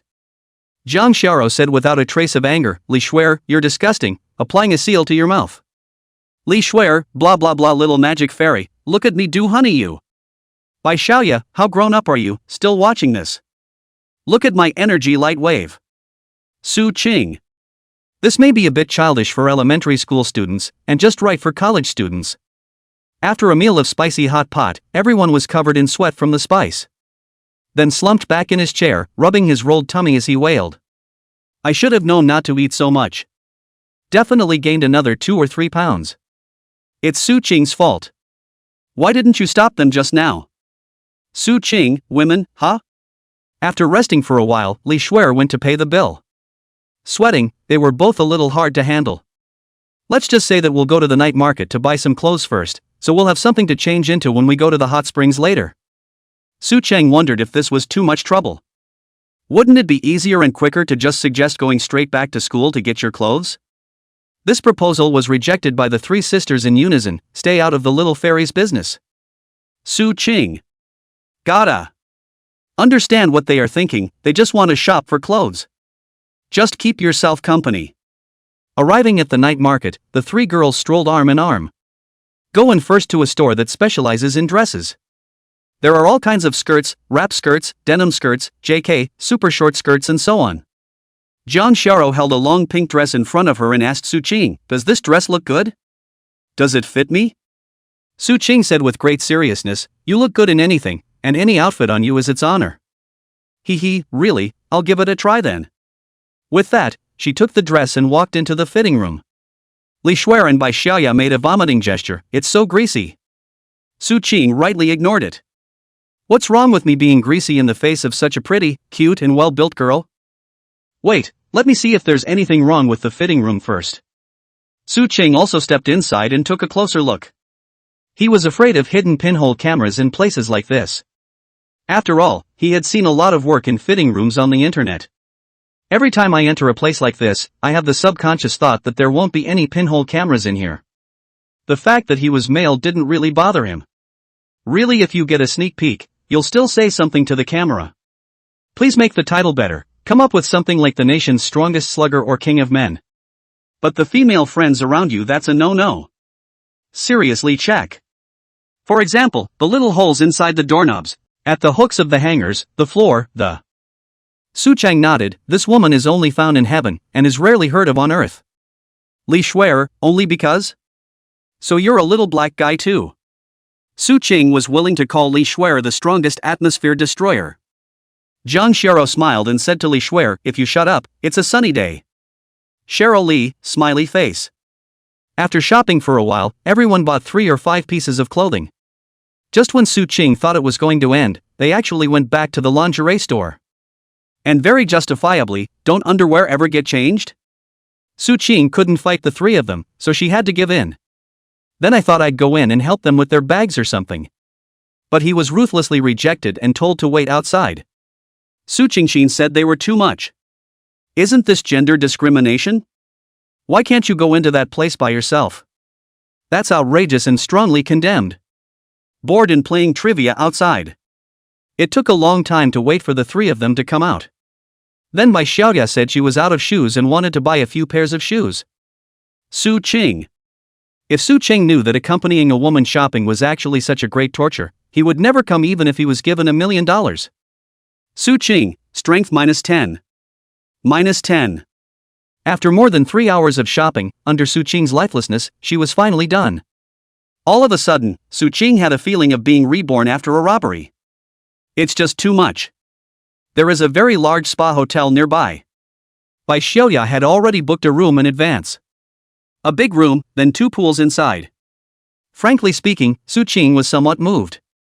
A guy by himself, soaking in a hot spring with 3 pretty girls.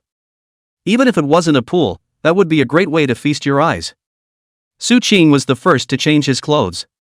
Just came out in a bathrobe. To avoid being called a hooligan, he quickly entered the pool, looking expectantly in the direction of the locker room. Zhang Xiao and the 3 of them came in. But to Suching's immense disappointment, they were so tightly wrapped that they couldn't see anything. Suching was not happy. No, you guys are wrapped up so tightly, is it because you don't trust me?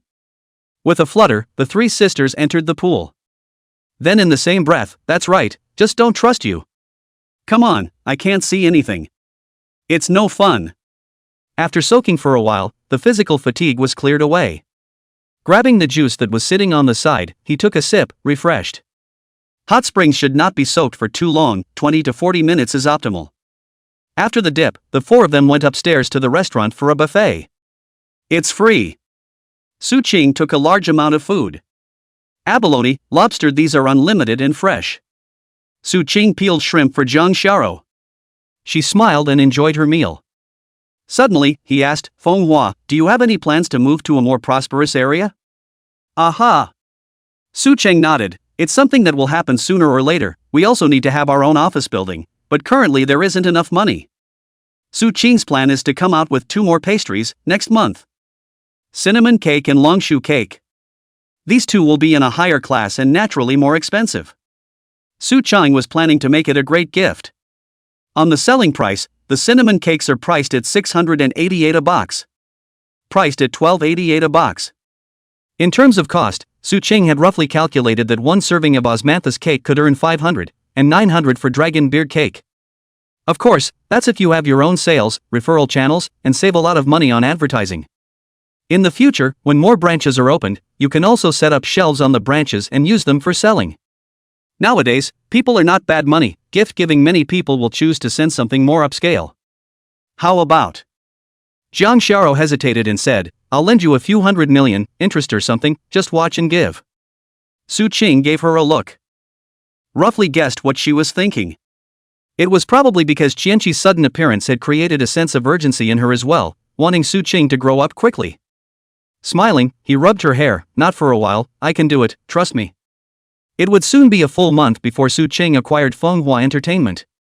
He was curious as to what rewards the system would give.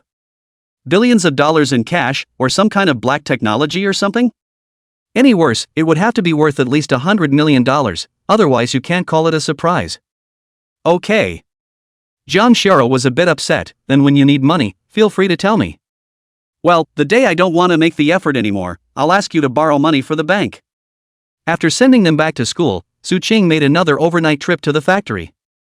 Developed some business plans, put them on top of my desk, and just let the people below me execute them tomorrow. It was after 3 in the morning when I was done. Couldn't stay up all night and just laid down to rest. Tomorrow he doesn't have class and can sleep later. A live streaming company, currently valued at $100 million. A core location store building, valued at $1.5 million. A food factory, valued at $80 to $100 million. 16% of audiovisual, valued at $2 billion. Xianqi was a bit surprised after reading Su-ching's message.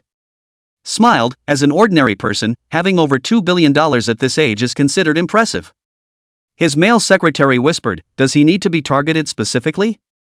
Xianqi is a man who looks elegant and easygoing on the surface, but actually has a ruthlessness in his bones. He tapped his fingertips lightly on the tabletop. After a moment of contemplation, he said, "Su-ching's biggest reliance is sound and vision. Go and contact the first major shareholder, Zhang Feng, for me. And those minority shareholders, even if I'm willing to add another 20% premium to the market value to buy the shares they have on hand."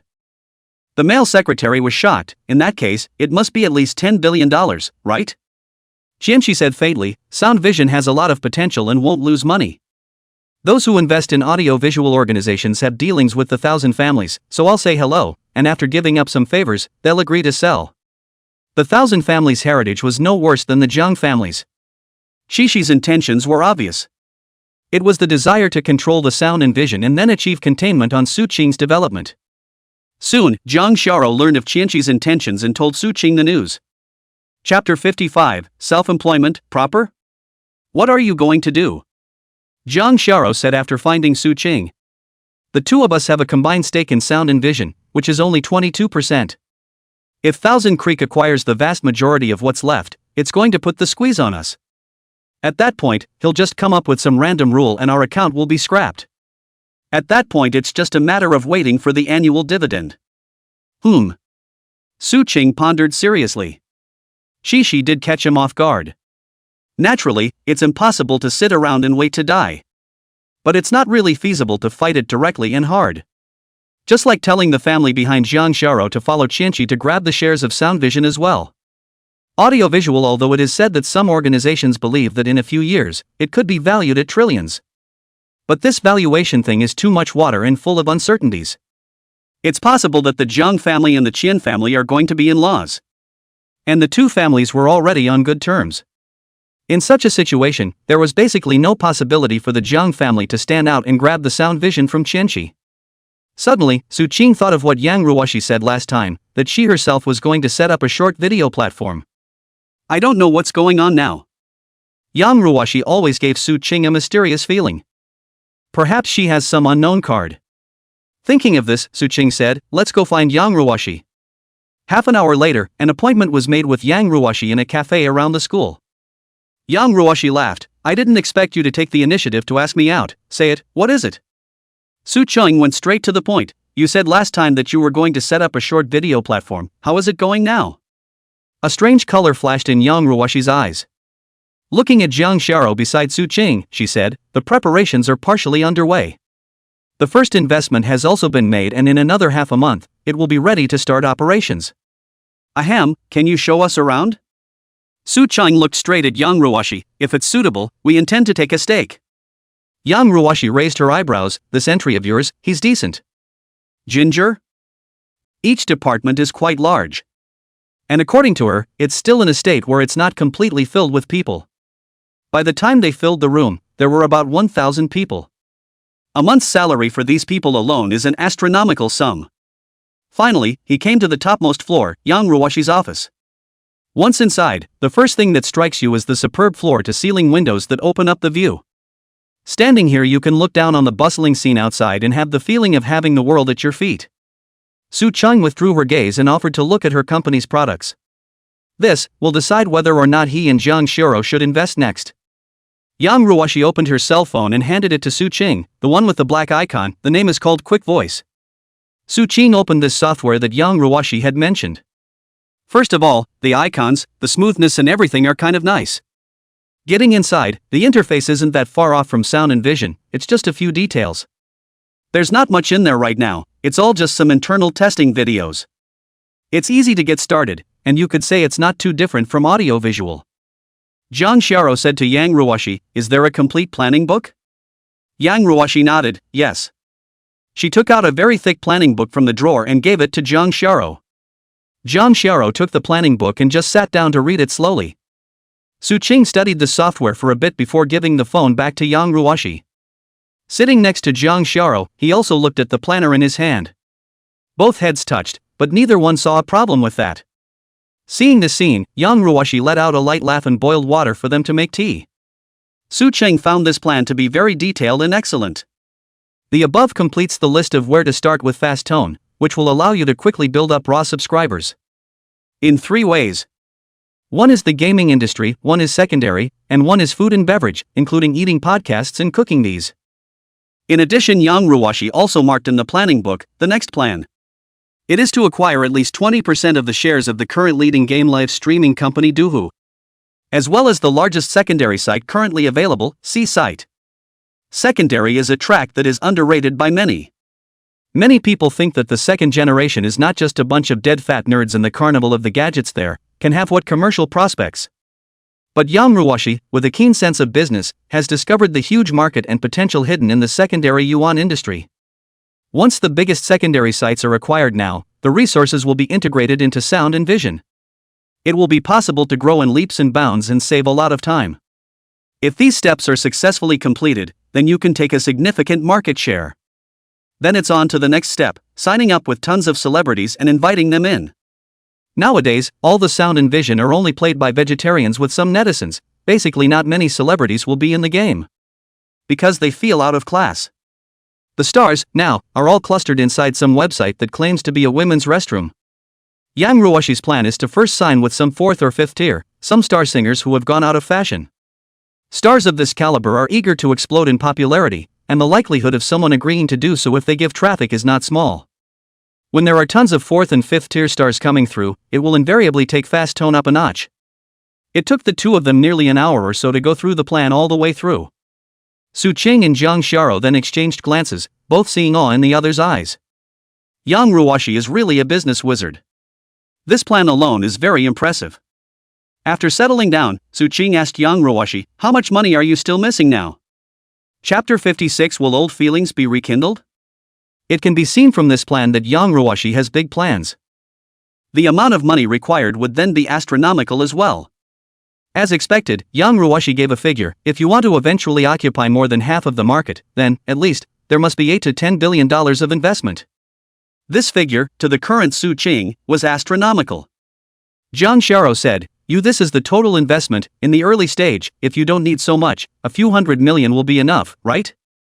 Yang Ruwashi laughed. "Ms. Jang is right, the two of you in the early stage, if you want to join the shares, 100 million can give 1% of the shares." Jang Shara let out a laugh. "Ms. Yang, you haven't even gotten to the bottom of this, so you're asking for a lion's share of the money, is that appropriate?" Yang Ruwashi's eyes flashed with a strange luster. "So you too, why did you suddenly come to invest in me?" Without giving the two a chance to speak, Yang Ruwashi continued. "My guess is that you guys are having some kind of problem with audio-visual. There are new rivals out there who hold higher shares of audio-visual than you do. You couldn't resist, so you thought of me, and wanted to invest in another one, as a way to add a barrier to yourselves. I don't know, am I right?" Su-ching had a serious expression. Jang Shara was also seriously scrutinizing the woman in front of her, who was not inferior to herself in every aspect except her family history. Too smart. There were some discrepancies, but the core issue was correctly guessed by her. However, neither of them will admit it, or else they will be easily held by Yang Ruwashi. Su-ching said, "You're thinking too much. Who could lay hands on Xiaoro? There aren't many people in the country who have the guts to do that." Yang Ruwashi leisurely said, "In case, it's the Jang family themselves who did it, just to break up the two of you." Su-ching had a new perception of Yang Ruwashi. This woman, absolutely brilliant. Jang Shara snorted coldly. "It's not impossible to buy 1% of your shares for $100 million, but I have a condition. That means you can no longer accept any form of external financing. If we want to finance it, it can only be the two of us, Su-ching and I. If you agree, let's move on to the next conversation. Good, then it's a deal. After a couple of minutes of bargaining, with both sides offering their opinions back and forth, a consensus was finally reached. Fast Voice, 49% owned by Su Ching, invested 900 million upfront. Subsequently, according to the development needs of Fast Tone, Su Ching would still have to invest at least $4 billion afterward.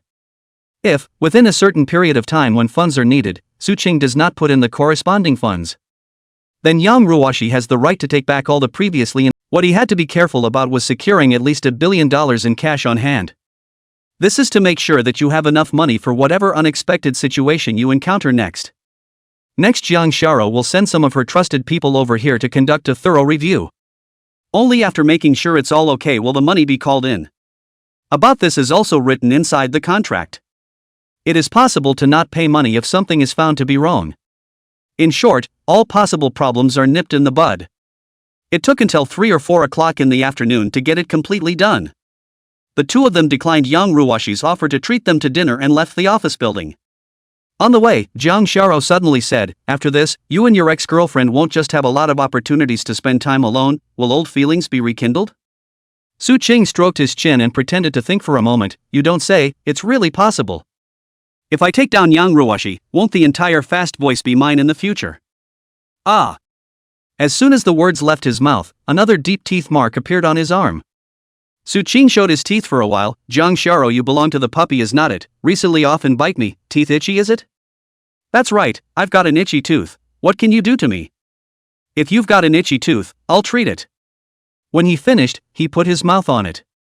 Jang Sharo let out a cry of surprise and hurriedly dodged away, running away. While running, she also giggled and called Su Ching a rascal. "Don't run!" Su Ching chased after him. "Don't let me catch you or I'll kiss all your teeth off." "Help!" After chasing and escaping for a long distance, it was finally Su Ching who caught Jang Sharo's ponytail. The moment he grabbed her ponytail, Su Ching had an uncontrollable thought floating in his mind. That is, ponytails can add attack speed, and double ponytails can even add double attack speed. Ahem, far from it. Still running or not? Su Ching pretended to look fierce. "No more running, no more running." Jang Sharo let out a plea, "The little woman is wrong." Only then did Su Ching release her. The two men were sitting on a flower bed by the road. A fresh breeze blew by, and a leaf drifted down from above his head, which Su Ching grabbed in his hand. Su Ching scratched a smiley face on this leaf with her fingernail. Then handed it to Jang Sharo. "For you, this leaf will be worth $10 billion in the future. Whenever you're short of money, bring it in and I'll give you $10 billion. Good. Jang Sharo smiled cheekily and treasured this leaf away. "Let's take a picture." Jang Sharo took out her cell phone and turned on the front camera. Su Ching put his head over and the two compared. Yay! There was a click. This moment of youth and beauty is framed inside the photo. Jang Sharo watched it repeatedly and was very satisfied and liked it. Oh. Jang Sharo suddenly tapped her head. "I almost forgot, we next have to do one more thing." Chapter 57, Rejecting the Schoolgirl's Confession Again, a New Reward. Su Ching washed his ears. Jang Sharo said, "We should just build up some traffic on hand now. I think we can leave a QR code to join the group chat inside every single snack we sell. Tell them they'll get a discount on future purchases by joining this group or something like that. This follows up even if the audio-visual is completely off the flow or puts some restrictions on us. It's not like we don't have anything to fight back with." Su Ching sighed in praise of how smart Jang Sharo was, and then also said, "In addition to that, in those few online shopping platforms on the market, stores should also be opened. Think it and do it." The two men immediately set about executing it. Su Ching went to the factory to get the QR code thing. Jang Sharo then went to a few big online shopping platforms and registered a few stores. Spent a little money, got certified quickly, and put a couple more products on it. It was after 7 o'clock in the evening when it was done. Both made plans to meet at the office. Another live stream was opened. And 2 new treats have hit the shelves. It's the dragon beard cake and the osmanthus cake that were just made. Although the price is more expensive, but with the previous 2 products to open up the situation, just on the shelves, or quickly snapped up.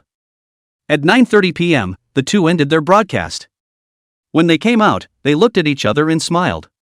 If Qianqi, the saboteur, hadn't appeared, Su Qing could have developed peacefully, and wouldn't have had to do what he was doing now, with so much urgency. But the crisis brought about by Qishi can also be seen as a kind of motivation to spur oneself on and speed things up, right? There are pros and cons. After the live stream ended, the bounties within several accounts were all withdrawn at once. Because there's no telling when Chansey will acquire all of the remaining audiovisual shares. To avoid any surprises, it's better to be cautious. At present, Su Qing is still the second largest shareholder of audiovisual, and his authority is still very high. That's why I also posted my group chat QR code on the screen during the live stream just now. Although the manager saw it, there was nothing he could do about it because Su Qing's authority was higher than his. It's just ending now and several groups are full with over 50,000 people joining. It's even more on Jang Sharo's side, more than 100,000. It's all a bunch of LSP who crave her face. Ugh. The two of them went back to the barbecue stand and ate a little more before driving slowly back. Jang Sharo said, "What are you going to do with those shares of Sound TV? Are you going to sell them directly to Qianqi?" Aha! Su Cheng nodded, "Contact him for me, meet him, and I'll personally sell him the shares. By then he'll probably think I've gotten scared and conceited and just want to take the money and go. That might lower his guard." Good. Jang Sharo nodded, "I won't follow and wait for you outside. When the time comes, get an auditor to follow you around with a gold standard lawyer." Su Qing secretly said that price-wise, selling for around $2.5 billion shouldn't be much of a problem. Just acquired these shares at a valuation of $2 billion. Now that Thousand Creek wanted to buy it, there was definitely a premium. If Yang Ruwashi hadn't stepped in and joined the industry as well, Su Qing definitely wouldn't have sold out. Because even if they are suppressed, those shares will grow later. It's not too much of a stretch to estimate a tenfold increase. Not so much now. Yang Ruwashi is joining the industry and coming on strong. With a rival, it's unlikely that Audiovision will be able to achieve rapid growth. So you won't lose much by selling it this time. Zhang Shiro called Qianqi right in front of Su Qing and set up a meeting together at noon the day after tomorrow. Back at school, each of them went back inside the dormitory. By the time Su Qing had finished washing up, it was already past 12 o'clock. Ding, congratulations to the host for completing the mission to save the bankrupt live broadcasting company, and obtaining the reward 100% of the shares of Flying Reed Novels. Currently, Fly Reed Novels is on the verge of disbanding because of its administrators. Within 3 months, the host will receive a huge reward if he can turn it around. The specifics of Fly Reed Fiction are as follows. Su Qing's expression moved. Good guy, shelving this condom is right. Previously acquired a live streaming company that was going out of business. After turning a profit, now comes a soon-to-be defunct fiction site. So next time don't you just send yourself a movie or TV show company that is about to go out of business. Spiteful as he was, Su Qing still took a closer look at some of the circumstances surrounding this company. Used to be the largest fiction site in the country. But the back was changed because a bunch of uninformed management came over. So that led to a sharp turnaround in all aspects of the site's numbers. For example, it's clear that the market is popular for urban, fantasy, and fairy tales of this type.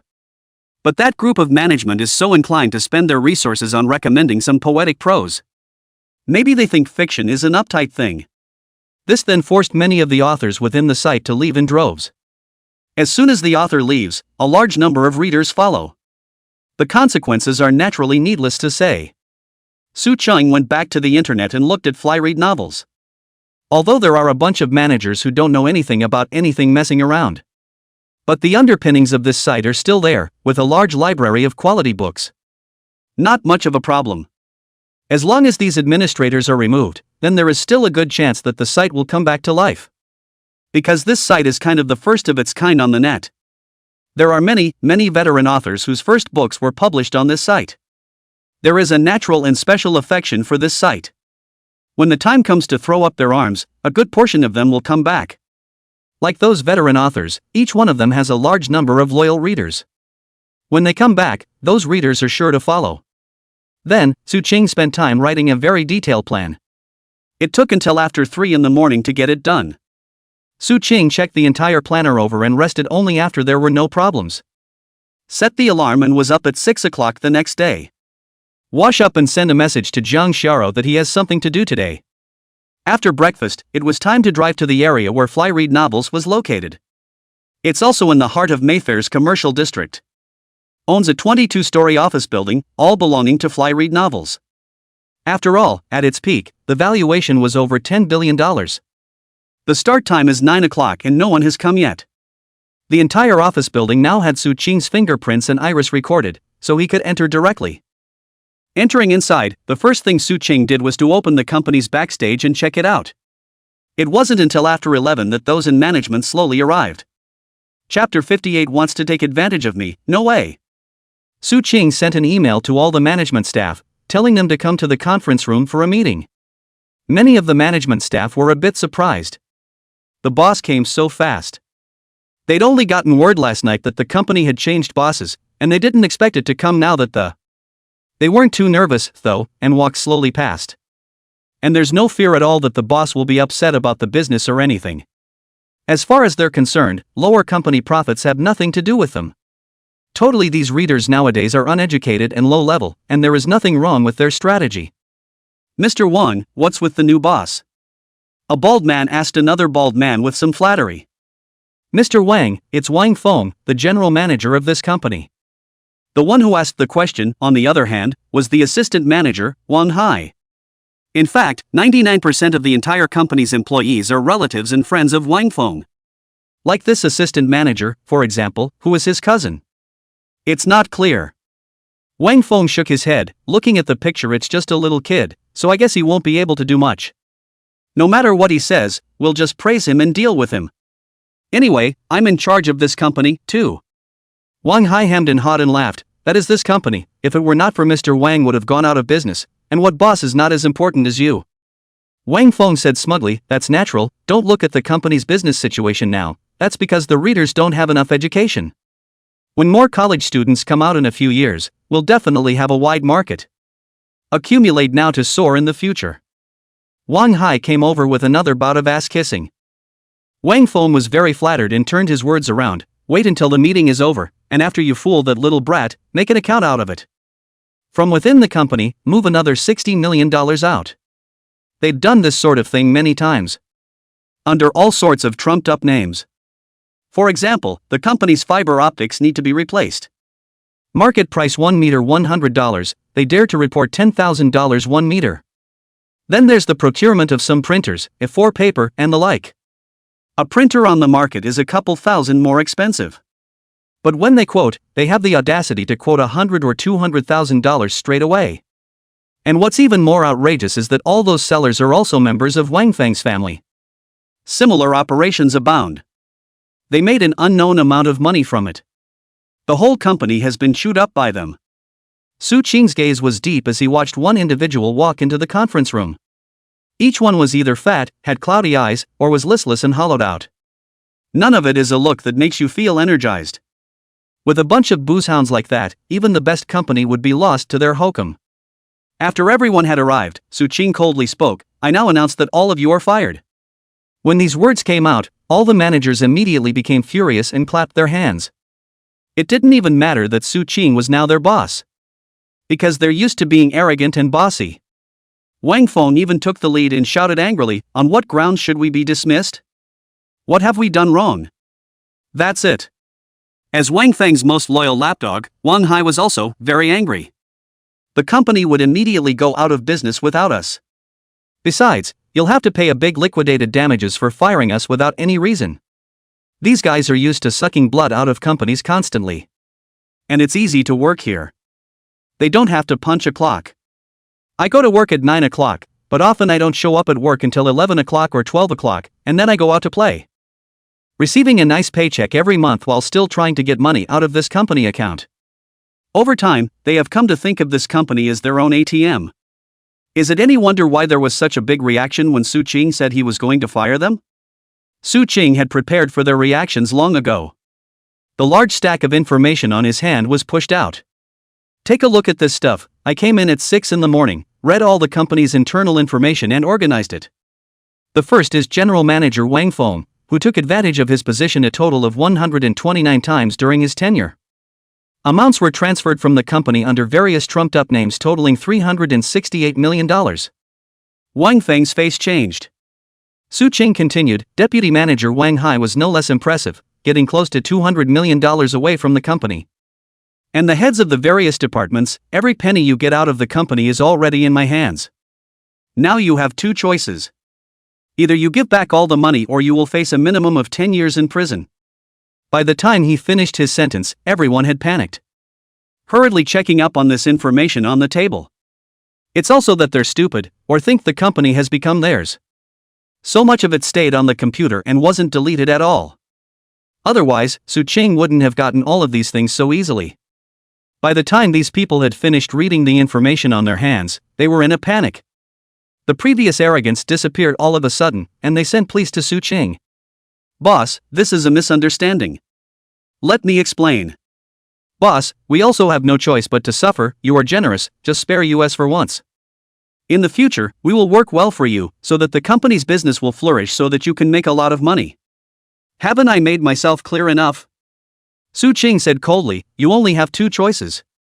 I've filed a police report and law enforcement should be downstairs at the office by now." Wang Feng was shocked and furious. "Do you really want to make things worse? The money has been used up by us, and even if you take us in, you won't get any bit of compensation. Besides, if you break everyone's hope, believe it or not, you won't be able to leave this door today."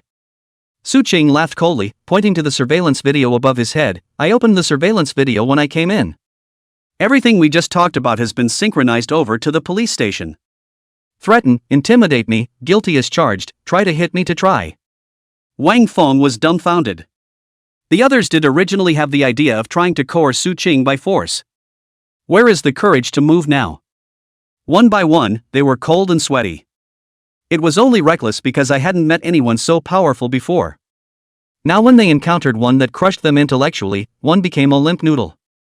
It didn't take long for law enforcement to arrive. There's nothing to say. The evidence was overwhelming, and everyone in the entire company was arrested and taken away. A case involving more than $100,000 is already a big one. What's more, the amount of money involved in all of them together is even more. Chapter 59 Recovering Funds, Schoolgirls Call. $1 billion, a whole billion. At the company's peak, it was only making $400 million to $500 million a year. All the money I made in those years was squandered. I don't know where the last owner got all this oddball management from. The entire company was now left with Su Ching alone, aside from the security guards. The company also has just over $80 million in cash left in its account. The first thing Su Ching did was to contact his former editor. One by one, call and reach out. After a little bit of explanation from him, plus moving the sentiment as well as a little bit of plea. In the end, more than 100 people were contacted and more than 20 were willing to come back. This includes an editor-in-chief. Then there were the technicians from the previous company, and he contacted each one of them. In the end there were more than a dozen who were willing to come back. By mid-afternoon, all of these editors, the technicians, had arrived. In order to give them nothing to worry about, Su Ching directly paid them 2 months' salary right after they joined the company. The money wasn't particularly large, but it was able to put their hearts into their stomachs. In this way, the company can get up and running.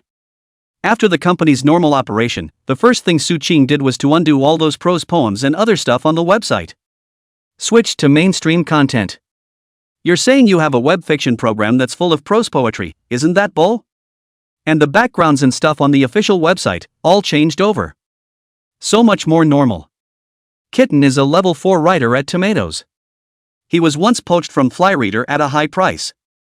But because the style of the two sites isn't quite the same, it's causing him to come over a little watered down right now. The first book was mediocre and got cut. I planned to start another book, but was told I could only take a Cabbage Family's guarantee. It was humiliating for the kitten. The editor, however, was emboldened and said, "Now your style of writing is only so marketable here. You think it's still the peak of fly reading? Either sign up or bye-bye you." Thinking that he was once also in the fly reading big god-level authors, why has he ever been humiliated like this? The anger is compounded by the fact that they are blaming the old owners for their lack of success. A good money tree was made to look like this.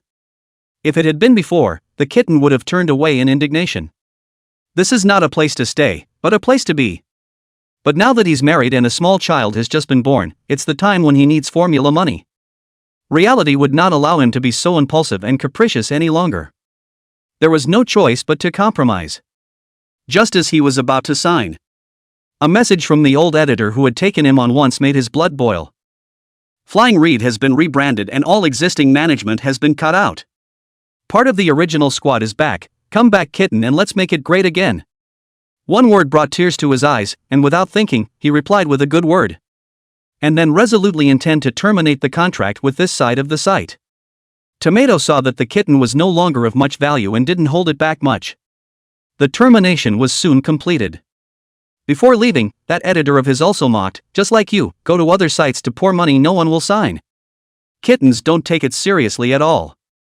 If it wasn't for the stupidity of the management of the former Flying Readers novels website, where would it be the turn of you small websites to be arrogant here? Kitten sent the freshly polished beginnings of the design to the old editor. Koto is one of the pillars of the Daily Reader website. He looked at the more than $800,000 in manuscript fees on the backstage this month, but he couldn't be happier. Because the writing isn't about his own favorites, it's about mindless coolness. It's lucrative, but it's the complete opposite of what he started out dreaming of. Every day, he feels very sick writing about these things that seem so moronic to him. Sitting on a chair, Showdown let out a long sigh. It's still good to be in Flying Reed at that time. 100 flowers bloomed and wrote whatever they wanted, unlike now. Ding dong. Just then, the chat box blinked. Koto clicked on it and saw that it was a message from the editor who had once written several books under his hand. Showdown let out a loud laugh when he looked at it, back, finally. With one editor contacting an author who was once on the fly reading one. Many years of silence in the online literature circle suddenly released unprecedented vitality and vitality. Countless authors who had walked away from fly reading and were aggrieved out there, heard the news and came back without hesitation. A lot of people have their first book of their career here, and there's a strong sentiment. They wait day and night for this site to come back to life. Now that it had finally become a reality, how could they not be excited? Hundreds of authors with faster hands signed up that afternoon. These authors have more or less a certain number of fans. After starting a new book, a shout out to the fanbase is immediately followed by a number of readers. Su Ching stayed at the company until the afternoon. Just see that the Fly Reading app has been downloaded over 1 million times. And it's still spreading outward at a very fast rate. The Fly Reader software now has some old books from previous years on the front page, all of high quality. Some readers who didn't know about this site before came in and were pleasantly surprised to find the quality of the books here. It quickly sinks in. This is the site that was once the strongest in web fiction. Even after being scourged by that group of fools for so many years, it still possessed a strong foundation. Also, the old bunch of idiots couldn't read web novels, so they didn't sell the rights to all those old books on the site. If we sell it, we're really screwed. It will take much longer to bring the site back from the dead. The price paid will be even greater. When it was almost time to leave work, Su Ching received a call from a law enforcement officer. Tell him. Those who were taken in, the amounts on all the bank cards and their names, and the money that was transferred from their cards to their friends and family were recovered. There's 280 million. On top of that, all that real estate in their name, such as suites, stores, or some company shares and stocks, are all frozen. All Su Ching had to do in the past was to sign the papers, and these belonged to him. After saying yes, Su Ching went to the police station first. After making sure it was okay, he signed his name. All this real estate adds up to $500 or $600 million. Sort of a 70 or 80% recovery. The rest of Su Ching had actually lost all hope. But those who should be prosecuted should still be prosecuted, and let them do their time in jail. Leaving the police station, Su Ching received a call from Jang Shara. Chapter 60, just do as you're told, you can't say this to anyone else. What have you been doing all day? You're not going to do anything bad, are you? Jang Shara's clear and pleasant voice reached her ears. Making Su Ching feel a bit funny, she deliberately teased her, it's not like she did anything bad. It's just a trip to the mountains with a dozen white-skinned girls. Then the sound of Jang Shara grinding her teeth was heard. Up for the kill. Su Ching laughed out loud and stopped teasing her, saying, going back now, where do you want to go for dinner? Ginger, I'd like a buffet roast. Okay, here's a treat for you. Nice try, your treat. Another time then. Believe it or not, I'll bite you. The word bite you is something you can only say to me from now on, not to anyone else, okay? Why? Just do as you're told. Oh. After ending the call, it was time to drive back to school. When he arrived, he found Jang Shara already standing in front of the school, wearing the pink dress I bought the last time I went to fondue. Fluttering, the innocence and prettiness that emanated from her bones made it difficult to look away after a single glance. This is simply a stunning portrait. Seeing this scene, Su Ching-du stayed for a moment before walking over. At the same time, the mind was making a quick calculation of the assets he now possessed.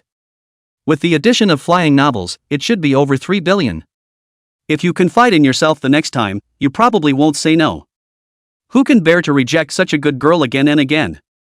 Besides, if he refused again, Su Ching was afraid that he would lose this girl forever. After all, she was of noble birth, and her personality was easygoing though she seemed to be. But the bones are proud. To be able to be rejected so many times and still be willing to be friends with Su Ching was already incomparably generous. Any normal girl would probably have already posted a video article online and Netflixed him. Walking up to Jang Shara, he smelled the gush of aroma emanating from her. Su Ching smiled and said, "Let's go, my little princess." After Jang Shara saw Su Ching, she also revealed a sweet deathly smile. "Come on, get in the car, and then you're going to tell me what you've been up to all day." "Secretive, if you don't tell me, I'll ignore you from now on, huh?" Su Ching doggedly said, "Good, I don't dare to hide it from you." Getting into the car, Su Ching couldn't help but look at Jang Shara, who had fastened her seatbelt. "It's fierce." "What are you looking at? You're not allowed to look." Jang Shara noticed Su Ching's gaze. Hastily covering her hands, she grunted, "Look again and gouge your eyes out." Su Ching retracted her gaze, "Don't get me wrong, I'm just looking at what pattern is on your clothes." Jang Shara gave him a big blank stare. It's not like he's a little cutie himself. How could you possibly believe that? As the car started, Su Ching told Jang Shara the excuse she had just thought of. The fact that there was an extra fiction website under his name certainly couldn't be hidden for long. In order to avoid the heartbreak between the two of them when the time comes, it's better to find an excuse to say it yourself. The reality is that I have a distant relative who is older but has no children to his name. Then a while ago it found me. Every once in a while I'm given a company. If it's run well, another one will be given. Yesterday, he gave me a fiction site that was a bit of a problem, but I fixed it now. Jang Shara's eyes brightened. The doubts that plagued you were answered. No inquiries were made about his inexplicable distant relative. Instead, I learned about that fiction site. After hearing Su Ching introduce some relevant information, Jang Shara looked a little excited. I knew about this site. I didn't realize it was now yours. They have tons of quality IPs on their site. In the future, if we want to enter the entertainment industry, then there will be no shortage of good scripts. Su Ching nodded, and the two thought of the same thing. There's no need to enter the entertainment industry right now for a while. It's better to wait until we first turn the Flying Readers novel network into a profit and stabilize the plate before we take the next step in expansion. Came to a buffet grill that was doing well. This place costs 688 for one person, and the food and stuff is plentiful enough. The two took their plates to the food selection area and had fun picking out their favorites. Su Ching couldn't get tired of looking at Jang Shara's joyful appearance. He said to himself, how could there be such a treasure girl? Obviously from a wealthy family. But there is no hint of arrogance. You can eat roadside food or wear clothes that cost tens of dollars and jewelry that costs a few dollars. And never bullied or demeaned others just because they were rich. To be able to meet such a girl is truly a blessing that comes from several lifetimes. The two of them got 2 big plates full of the stuff. There's fatty beef, pork, tofu, and prawns, squid and all that. Hey, don't move, I'll grill it. Seeing that Jang Shara wanted to make a move, Su Ching hurriedly stopped it. If this chick is half-baked or burnt, she still has to fix it herself. I can't help but shiver personally at the thought of that scene. It's horrible, and something like that should never be allowed to happen. It's okay, I'm pretty good at grilling. Su Ching said very seriously, a girl's hands are for writing, eating, and tying her husband's tie. I'll do the rest. Jang Shara's eyes twinkled with little stars and felt that Su Ching was oh so good, so she didn't insist anymore. It was only after seeing this that Su Ching was sort of relieved. So close to saving my stomach. Start by grilling some pork. These are good pancetta, fat and lean. Put them on the grill and in no time they were bubbling with hot oil. Pour some pretzels and pepper on top. It wasn't long before the smell of meat filled the air. Then with a knife, I made a few more cuts in the top and flipped it over a couple times to allow the seasoning to seep in better. Jang Shara watched from the sidelines and drooled, waiting blearily for Su Ching to feed her. A few minutes later, Su Ching put the roasted pancetta into Jang Shara's bowl. Try it, how does it taste? Jang Shara picked up a piece and brought it into her mouth and chewed it a few times, swallowing it with glowing eyes. It's so delicious, roasted on the outside and tender on the inside, with enough flavor and season just right. You're amazing. Su Ching smiled. It was good that she liked the food. Then I grilled some prawns and squid. Jang Shara didn't eat alone there either. Every now and then, he would clip a few pieces of 5 flower meat and send them to Su Ching's mouth. The two of them enjoyed this wonderful happy time. Only after Jang Shara had been fed did Su Ching slowly eat on his own. Jang Shara thoughtfully went to get tea and drinks. What a coincidence. Suddenly, a person stood in front of the two. Chapter 61, 2.8 billion in hand, selling accounts. Standing in front of the two was Chishi. He still had that warm and fuzzy look. Looking at Su Ching, he wanted to slap him. This one's too loaded. The favorites were also better looking than himself, which was intolerable. Hello brother Chishi. Jang Shara revealed a polite smile. Although there was no longer any affection in his heart for this childhood playmate. But in the way of the relationship between the two families, some superficial courtesy still had to be maintained. Chishi didn't come alone, and was followed by a few men who looked like elites. He smiled and said, "It just so happens that I'm over here on a couple deals. How about, let's not wait until tomorrow, let's sign the contract now." Su Ching nodded. Then let's have a private room. After asking for a private room, Jang Shara went to call someone. Su Ching considered getting a team of lawyers for himself as well. You can't need Jang Shara to step in every time you want to get these deals. Xianqi sat in front of Su Ching. "Mr. Su, these shares you have on hand, how much do you plan to sell them for?" 5 billion. Su Ching opened his mouth wide. Xianqi laughed and shook her head. "This joke isn't funny, and Mr. Su should also know that it's impossible. Let's say a solid number, 2.5 billion. Su Ching laughed a few times. "I know what you're planning. Isn't it just that you want to acquire all the shares of audiovisual and limit my development in the live broadcasting industry when the time comes? In that case, then I'll stop playing and take my money. If you offer such a low price, then I won't sell. I'm sure that after you acquire the vast majority of the shares, you'll try to get it valued even higher, so that you can go public and circle the wagons when the time comes. I don't need to do anything. I'll wait 3 to 5 years in peace. I'm afraid that this share in hand can be sold for $1 or $2 billion, don't you think so?" Jang Shara was silent on the sidelines. Xianqi did think so there was no way he was going to let Su Ching sit on his hands. 23 billion, that's my bottom line. The bottom line is something that can be constantly breached, and let's not pull any punches. 4,600 million. That's impossible, 2,400 million at the most. This amount of money you're sending out beggars, there's no semblance of sincerity. $43 billion, no less. 2,600 million, that's the highest price I can give. This price was 100 million more than Su Ching his own estimate. But looking at Xianqi's posture, it seemed like there was still room for bargaining. At this time, Jang Shara also spoke up. "What if my shares are sold to you as well?" Xishi's eyes flickered. If we can get all the shares they both have on hand, then he could have the whole sound and vision completely in his hands. There was no more ink and a price of 2.8 billion was quoted. Su Ching also agreed decisively. "Okay, then 2.8 billion. He sold that 16% for $2.8 billion. When converted, Jang Shara can also sell this 6% on hand for $1.05 billion. It hadn't been long since she'd gotten those shares, and she'd almost doubled them. After the negotiation was completed, the lawyer that Jang Shara had called had also arrived. Both parties went over the contract several times. Make sure there are no problems before signing. The money will be credited to the designated account within 3 business days. With this money, you can first pay back the $900 million owed to Jang Shara. Even so, Su Ching still had $23 billion in cash on hand. These include the proceeds from the Sweet Honey Factory during this time, as well as the proceeds from the live stream. The contract was completed, and the smile on Xianqi's face grew brighter and brighter.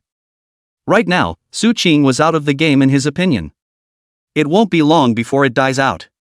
Having billions on hand is too much for the average person to spend in a few lifetimes. But for a level like Xishi, it's really just that. Without lingering here for much longer, Shishi left with his men. Nor did he care at all that Jang Shara was now with Su Qing.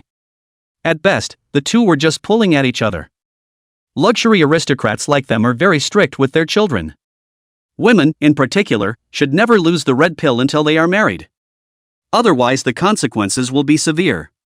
After Qianqi left, Jang Shara shook Su Qing's arm. Congratulations, oh, you're so young and you're worth billions.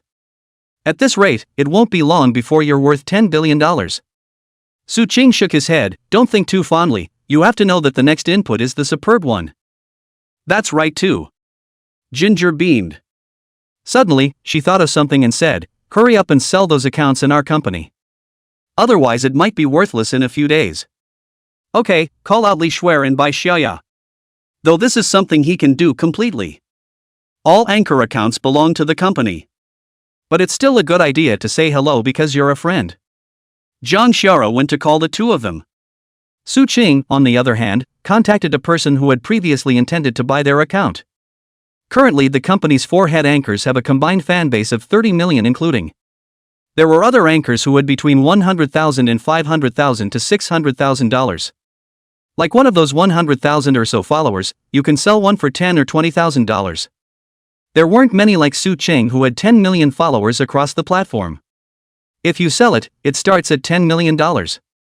After the other party received Su Qing's message, he immediately said that he would come over to meet him. Su Qing then sent the current address. Li Shuer and Bai Xiaoya arrived first. It was all a bit hard to hear that Su Qing was going to sell his account. They were thinking of making tens of millions or hundreds of millions of dollars from live broadcasts. Cheryl Lee posted over $3.6 million after taxes this month. Bai Xiaoya also made over $1 million, earning what many people don't make in 10 years. Jang Xiao told them the reason. Su Qing also said, you can have the money from the sale of those 2 accounts of yours. It's a bit of compensation as a friend. Li Shuer, Bai Xiaoya and the two of them shook their heads in succession. No, we can't have this money. Yeah, we've made a lot. Although he was a bit reluctant to give up, he also knew that these accounts were able to succeed, mainly relying on Su Qing. They are not insatiable. Jang Xiao, however, said, don't push the blame, you guys have credit too. Those fans are still mainly coming for your beauty and good body. That money is what you deserve. Despite saying so, they were reluctant. Finally, Jang Xiao said, otherwise, it's better like this, the money from the account sale is half for both sides, what do you think? Having said that, the two men reluctantly agreed to come down. After the discussion, it didn't take long for the guy who bought the account to arrive. Seeing the other party, Su Qing froze for a moment.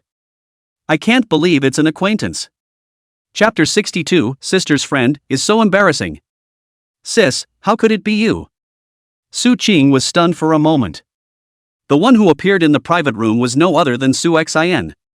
She was wearing a long floral dress today. With light makeup painted on her face and her hair simply coiled up, the whole person looked pure and lustful. Jang Xiao's expression became a bit subtle. Li Shuer and Bai Xiaoya, on the other hand, were a picture of a melon-eating mentality. One moment he looked at Jang Xiao, and the next at Su Xin. Su Xin gathered the hair at her temples with her hand, sitting naturally on Su Qing's other side and said, surprising isn't it, I'm actually here on behalf of a friend, she's not available right now, let's talk business first. Seeing that it was someone he knew, Su Qing hesitated. Finally, he shook his head, forget it, just don't sell it to your friend, sister. Why? Su Qing then told the story. After hearing this, Su Xin smiled, that friend of mine shouldn't mind. Besides, after you buy an account, it's not your business anymore, and the officials won't give you a hard time about it. But I'll tell her about this and see how she reacts. So Su Xin made a call. Jang Xiao shifted her butt and moved a little closer to Su Qing. She was upset that Su Xin was so close to her.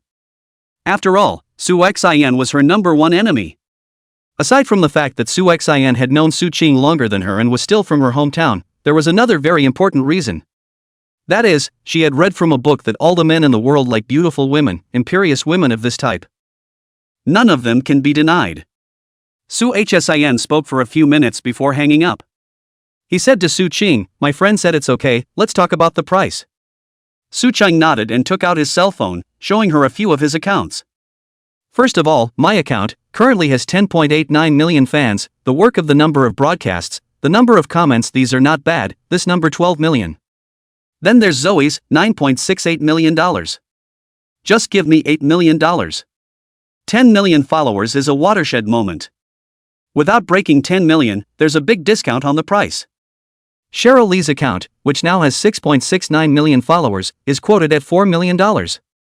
By Xiaoya's fans are 4.52 million and the offer is 2.8 million.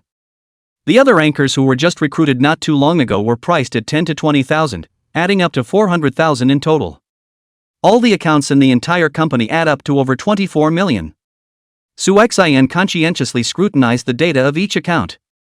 She needs to see how active the account's followers are, retention rates and such. After reading it myself and seeing that it was okay, I took a picture and sent it to that friend of hers.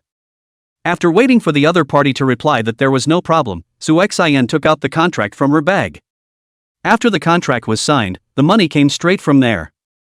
Before handing over the account, Su Qing, Jang Sharo, Li Shuer and Bai Xiaoyashi they each sent a video saying that the account was for sale. It's kind of a responsible thing to do. It also says that there will be better, more handsome and beautiful anchors than them to take over. Thanks boss. The two sisters spoke in unison. Su Qing said to the two of them, I suggest you take this money and make some physical investments. Like buy yourself a sweet or some gold bars or something. These things preserve their value against inflation. It's a lot more cost effective than if you guys took it and bought some expensive bags, makeup, or something like that. Su Qing had only kindly reminded them a few times because she was more familiar with them and these two girls were quite nice. As for listening to it or not, it's none of his business. Li Shuer and Bai Xiaoya both nodded. Li Shuer smiled and said, my goal is to buy a house to live in by myself, and then 3 or 5 smaller houses. Later, when you have money, buy a few sets of stores to rent out and become a chartered house. The current average price of a hardcover home in Plum City is around $50,000. Full price for a 100 square meter set, $5 million. Shara Lee has 5 or 6 million now. Bai Xiaoya is a little less, but a full payment for a smaller, or second-hand home, would be sufficient. Neither girl's family is particularly wealthy and they don't spend money lavishly. Sis, eat something. Su Qing gave Su Xian some grilled meat. Okay, thank you brother. Su Xian didn't refuse. The 3 people in Zhang Xiao's dormitory had their eyes meeting, in a rapid transmission of information. Shara Li, your love interest is so beautifully dressed today. Zhang Xiao, humph, I'm younger and more energetic than her. Bai Xiaoya, but people are mature and considerate and know a lot, you have to be careful. Zhang Xiao, then what am I going to do now? If I lose my temper, Su Qing will be upset. Li Shuer, why are you so stupid? You could have pretended to have a stomachache so that Su Qing could take you back alone. Zhang Xiao, that's a good idea. Su Xian, don't worry, I'm not going to grab it from you, I'll be leaving soon. Ginger? Michelle Li? Bai Xiaoya? The atmosphere became incredibly awkward all of a sudden. The 3 flowers of the dormitory, how could they not expect that Su Xian could actually read the eye contact between them as well? What's the difference between that and taking it in public? The 3 of them were now itching to find a crack in the ground on the spot.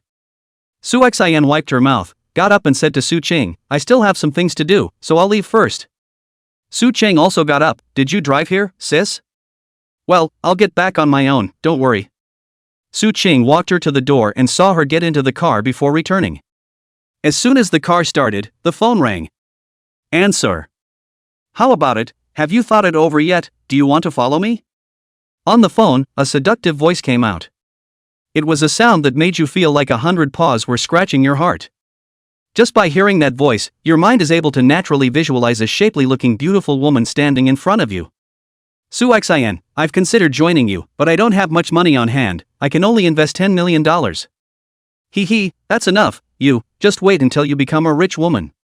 Ending the call, Su Xian's beautiful eyes flashed a color of determination.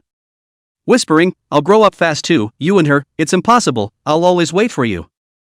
On the other side, Su Qing returned to the private room and asked curiously when she saw the expressions of Zhang Xiao and the girls.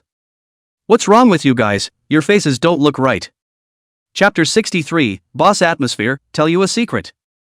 Nothing.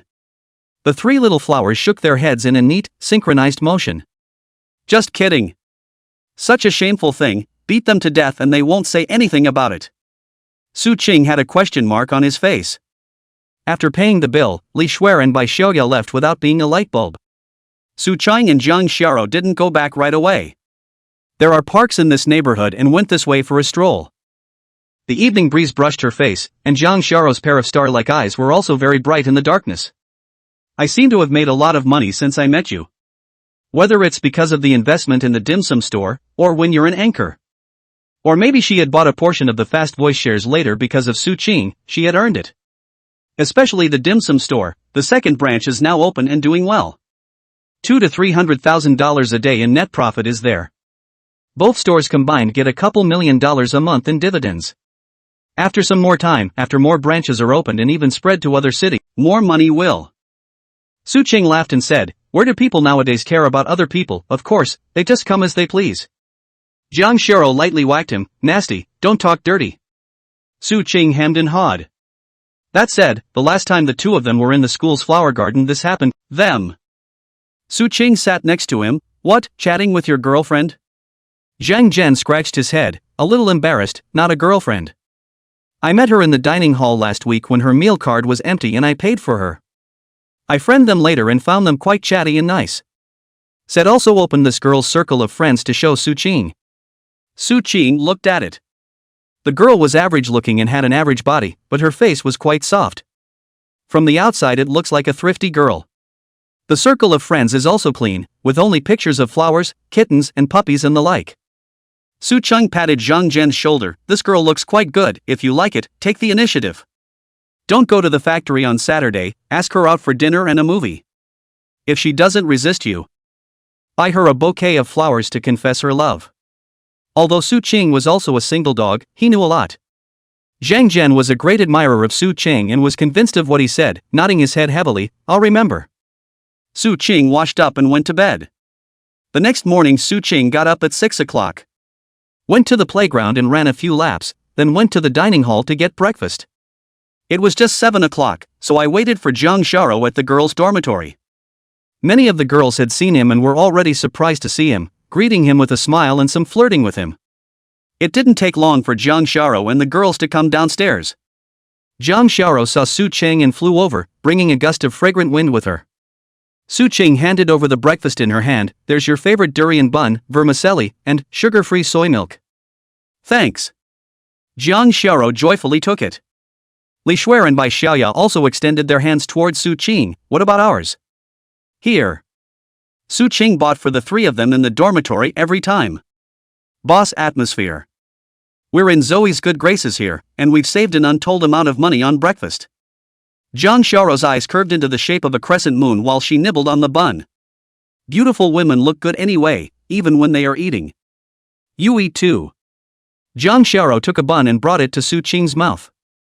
Su Qing took a bite, well, food given by the schoolgirl just tastes sweet. Zhang Xiao ate and laughed. Li Shuer and Bai Xiaoya made a vomit face in unison.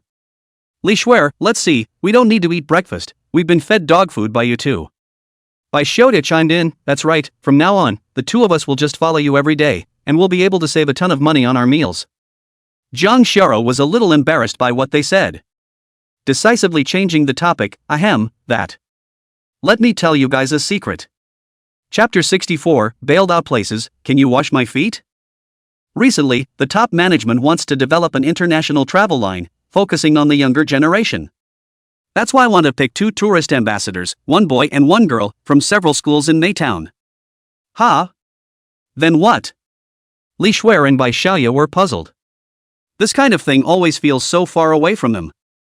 Zhang Xiao explained, if you can get this tourism ambassador status, then in the future, no matter if you go looking for a job or start your own business to pull in investments, it will be of great help, especially to Su Qing. Zhang Xiao's eyes shone with a moving luster, if you are able to obtain this identity. The road ahead will be much better, and Qiqi will be involved, so we mustn't let him get it. Didn't he graduate and still participate? Zhang Xiao said, with his energy status, how difficult would it be to obtain an entry? Su Qing thought to himself. Zhang Xiao was also asked what conditions were needed to participate in this event. Naturally, they are multi-talented, and then they have a good image and a good temperament. The most important thing is that there are no infractions in the school, you meet all these, I've already enrolled you. I'll be there and we'll get this tourism ambassador status together. Li Shueretsged, this is about couples being of one mind. Jang Xiao made a big red face, what nonsense. Everyone had classes in the morning, and they were all serious about going to class. Even though they are now considered successful, the classes didn't fall through at all. What you should learn is also taken seriously. How else can you say that people are different from each other? After 2 classes, Wang Qian called him Su Qing to the office. Holding out a piece of information to him, he smiled and said, "Fill this out." Su Qing was pleasantly surprised when she took a look at the information in her hand. "Teacher, this." Wang Qian brought him what was clearly a document of guaranteed graduate school. "Wang Qian, it just so happens that I have a guaranteed spot on my side. Of all the students, you have the best grades and are the fastest learner in the relevant field. All things considered, the spot is yours." Su Qing couldn't help but look at Wang Qian a few more times. He knew that normally, with his abilities, he should be worse. And the teachers who can get guaranteed graduate school places will certainly not have simple identity backgrounds. But no matter what, he had taken Wang Qian's favor and said thank you again and again. After filling out the information and handing it to him, Wang Qian with both hands, she smiled and said, "Okay, nothing more, you go back to class." "Thanks a lot, teacher." Leaving the office, Su Qing dialed his mom's phone at the first opportunity. "Mom, where are you now? What are you doing?" "It's Qing, right now she's going to town with your father to buy tiles and come back. The house is already under construction." Su Qing's parents would talk to him every few days about the progress of the construction. "The main body and stuff was done last week, and now I'm supposed to tile the exterior of the house." Su Qing had already called the money back many times, about $4 or $5 million. "Tell your parents not to go back to work." At first they were reluctant, saying something about how he's still so young and can't afford to be a jerk. Later on, Su Qing said that he could get some farms when the house was built. "Raise some pigs, cows, sheep or chickens, ducks and geese. Or else you can get a couple of vegetable sheds. By then, our family will be businessmen, with our own industry, and it will be better to talk about it." The 2 old men agreed, considering that they could not disgrace their son. "Ahem, is Dad around for you?" "Yes, are you going to talk to him?" "No, Mom, you put the PA on." "Oh, it's open, what is it?" Su Qing said in a deliberate tone, "Teacher just gave me a piece of information. It says I've qualified for guaranteed graduate school and the information has been filled out." The words fell silent over there, after the words were spoken. Just when Su Qing thought they hadn't heard him clearly. Su Qing's father said in a trembling tone, "Xiao Qing, you're not kidding?" Su Qing, "Of course not, 1,000 times over." Su Qing's mother sounded excited. "Great, son, you're practically honoring your ancestors, the first graduate student in our family has appeared." Su Qing even said on the spot, "Good son, you're ahead of me in the family tree." Su Qing. The 2 old men were so happy, and Su Qing was also very proud. And then his father even said that he would invite the whole village to a banquet. After all, in that small village of theirs, not to mention graduate students, even college students are very rare. Su Qing could be said to have ruthlessly given both of them a long face. Talked for a while longer and hung up. Su Qing then sent a message over to Jang Xiao to tell her the good news. Less than a minute after the message was sent, Jang Xiao called. The tone was similarly excited. "Really? Really? Really? Seems to be happier than she is to be bailed out herself." Su Qing smiled and said, "Of course it's true." "Woohoo, then you have to treat yourself tonight." "Su Qing, what do you want to eat?" "I'd like 10 pounds of jumbo lobster." Su Qing, "Okay, I'll go make a reservation." After ending the call, Jang Xiao was very excited and sent this message to the group of 3 people in their dormitory. "And at least Schwerin by Xiaoya, isn't Su Qing great? You guys need to send him an 888 red packet for that." "Li Shuer, how do I know if Su Qing is great? It's not like I've tried it." "By Xiaoya, that's right, or else you can call him out and let us experience it, and then I'll tell you if he's great or not." "You have been banned by the group owner for 1 minute. Unblock, you have been banned by the group owner. Cheryl Li. By Xiaoya." A minute later, Li Shuer and Bai Xiaoya sent messages at the same time. "Jiang Xiao, you're a real dog." "Ginger, ha ha ha ha." As soon as she finished her morning class, Jiang Xiao saw Su Qing waiting outside as soon as she left the classroom. Immediately, he darted over. A head of dark, soft hair was full of youthful vigor as she ran and undulated up and down. Makes you feel like you're in love. Congratulations, oh graduate student. Ginger winked playfully. Su-ching rubbed her head. Let's go eat. They go to the third floor of the cafeteria. The food here is more expensive, but it's also less crowded. There are some couples or those who like to be quiet, they choose to eat over here. Su-ching was about to go order when Jang Shara pressed him into a seat. Let me do those things today, let me serve you. Su-ching scratched his head and said with some embarrassment, so, can you wash my feet at night? Chapter 65, Resistant to Beating? You're so capable. Jang Shara waved her pink fist towards Su-ching. That depends on whether or not you resist the beating. Su-ching said cheekily, I'm quite resistant to beatings. Ginger, so no resistance to biting? Su-ching decisively conceded, take it as I didn't say it. This chick's bite has been getting more and more painful lately, so it's better not to mess with her. Only after seeing Su-ching concede did Jang Shara go to order the food. It didn't take long to come over with a pot of food. Sliced boiled pork, eggplant casserole, lobster casserole with tofu, and a grilled fish, a sancho and dashi soup, and 2 bowls of rice. It looks appetizing. Jang Shara shuffled her chopsticks and handed them to Su-ching. Eat. Su-ching gave her a piece of tofu. You eat first. Ginger, he. After lunch, the two of them went forward to Flying Moon. By this time everyone is off duty. But Su-ching still saw quite a few people sitting at their workstations. Hello boss. When these editors and technicians saw Su-ching, they all hurriedly stood up to greet him. Su-ching asked, it's after work, why are you guys still staying here? One editor replied, there are so many authors coming to us to start books, it's only fair to speed up the review process. Su-ching patted his shoulder and said to all of them, take care of your rest, don't work too hard, recruiting has already begun. Also, this month, everyone's paychecks are doubled. They were all so desperate, so Su-ching naturally couldn't be stingy either. Upon hearing this, everyone cheered, having a sense of being rewarded for the fruits of their labor. People don't actually recommend overtime, depending on whether you're paying enough. It's like there are a lot of companies that have their employees learn the wolf culture of a particular communications company, but refuse to give a penny more. This kind is just pure hooliganism and squeezing the employees. Shameful, shameless. Took Jang Shara on a tour around. Finally, it came to Su-ching's office. Well, it's pretty good in all aspects. Jang Shara nodded after the tour. Su-ching poured her a cup of tea. Miss Jang, do you have any comments to make? Jang Shara took a sip of tea. I really do have a bit of an idea, it's up to you to listen. How dare I disobey what you say? The corners of Jang Shara's mouth curled up slightly, taking this horse's ass from her. I guess, the next step could be to get into manga and also anime. Some famous novels naturally come with their own fans and traffic. As long as the quality of the products made is not too bad, it is basically unlikely that you will lose money. And that's a whole chain that's best kept firmly in hand. At present, in the field of manga and animation, our domestic companies are actually only a little share. The bulk of it is taken by foreign companies who make tons of money from us every year. Perhaps, you can change that. Jang Shara was fully confident in Su-ching's ability and felt that he could do it. Su-ching pondered seriously. Indeed. Now Su-ching has a huge library of works at hand, which can be extended and finally form a whole industry chain. The benefits naturally speak for themselves.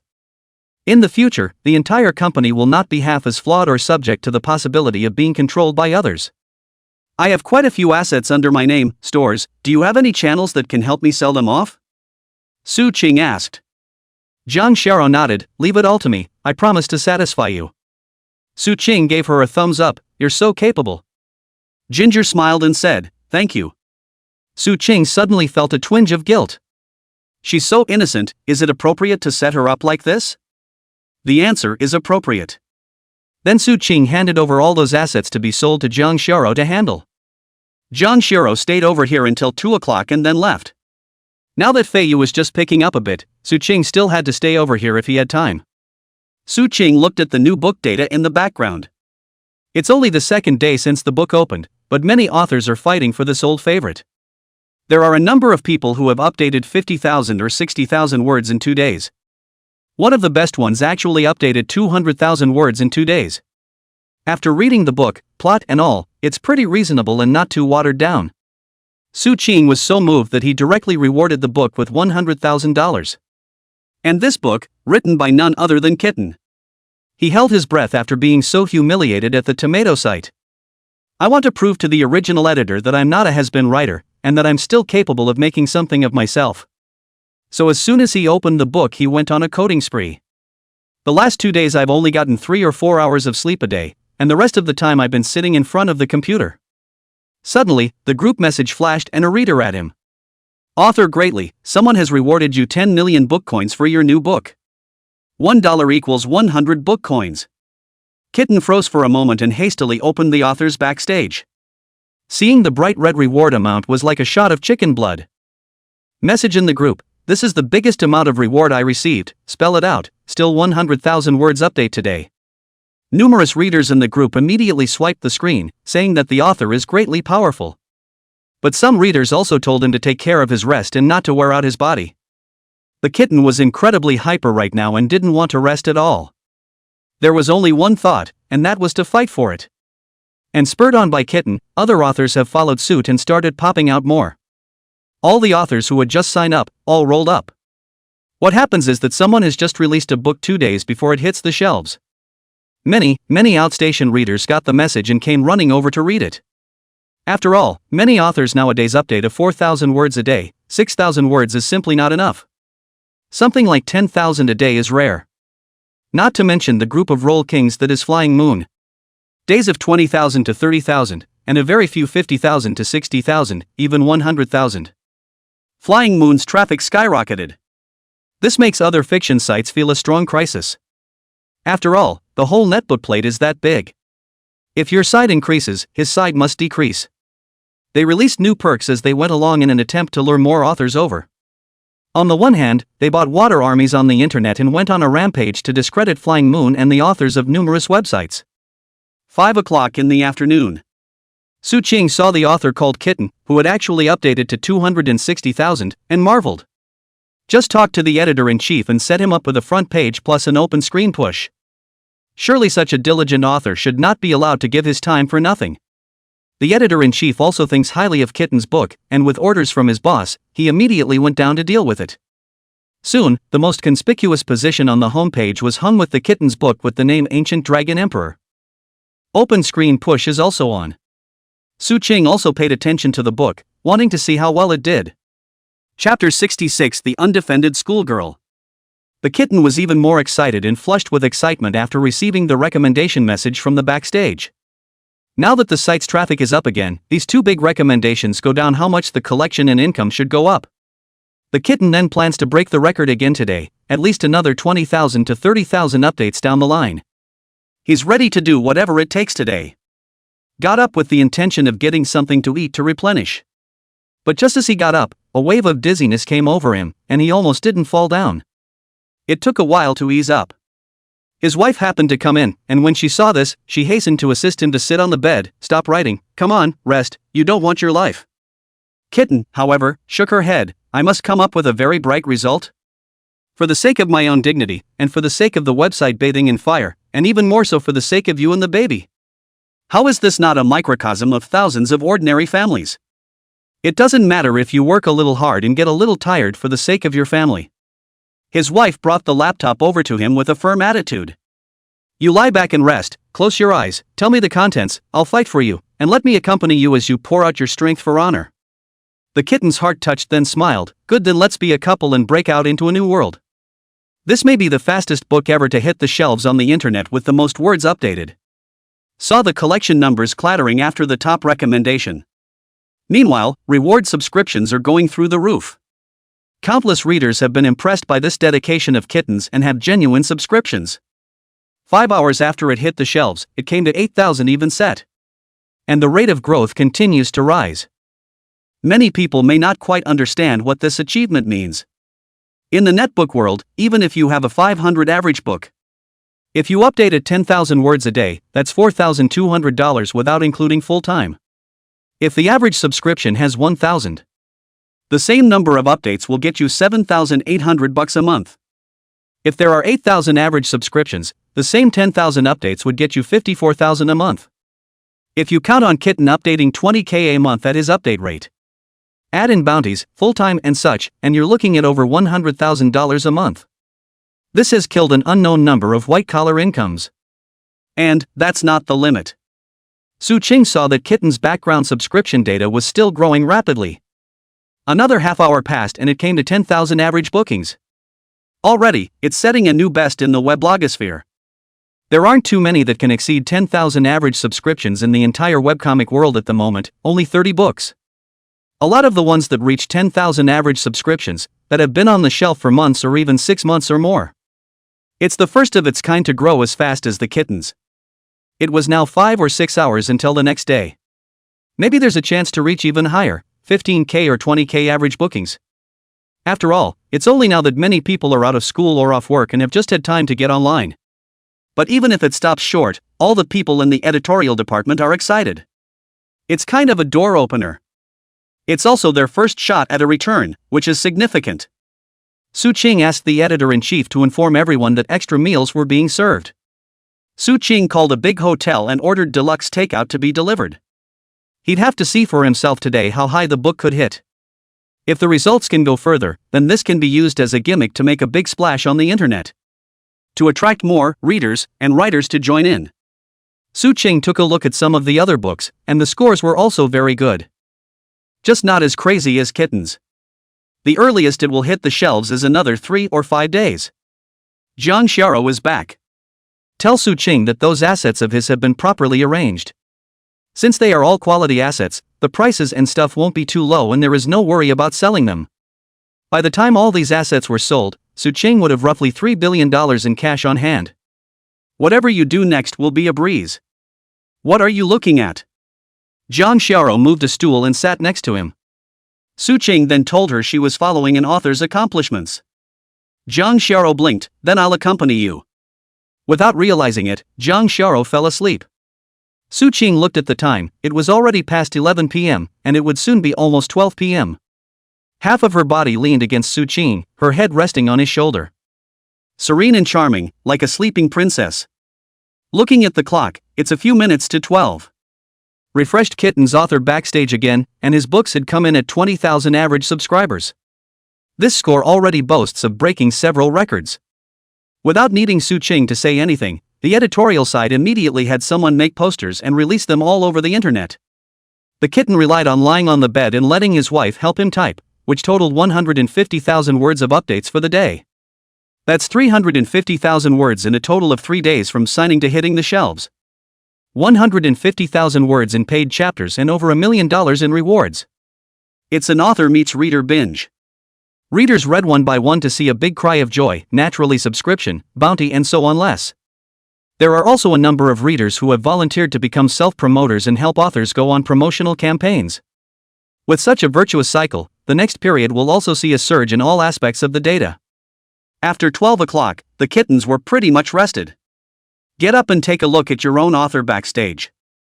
After he saw the average subscription score of more than 20,000, he silently lit a cigarette. Then take a screenshot of this data from the author's backend and send it to the editor from Tomato who mocked him earlier.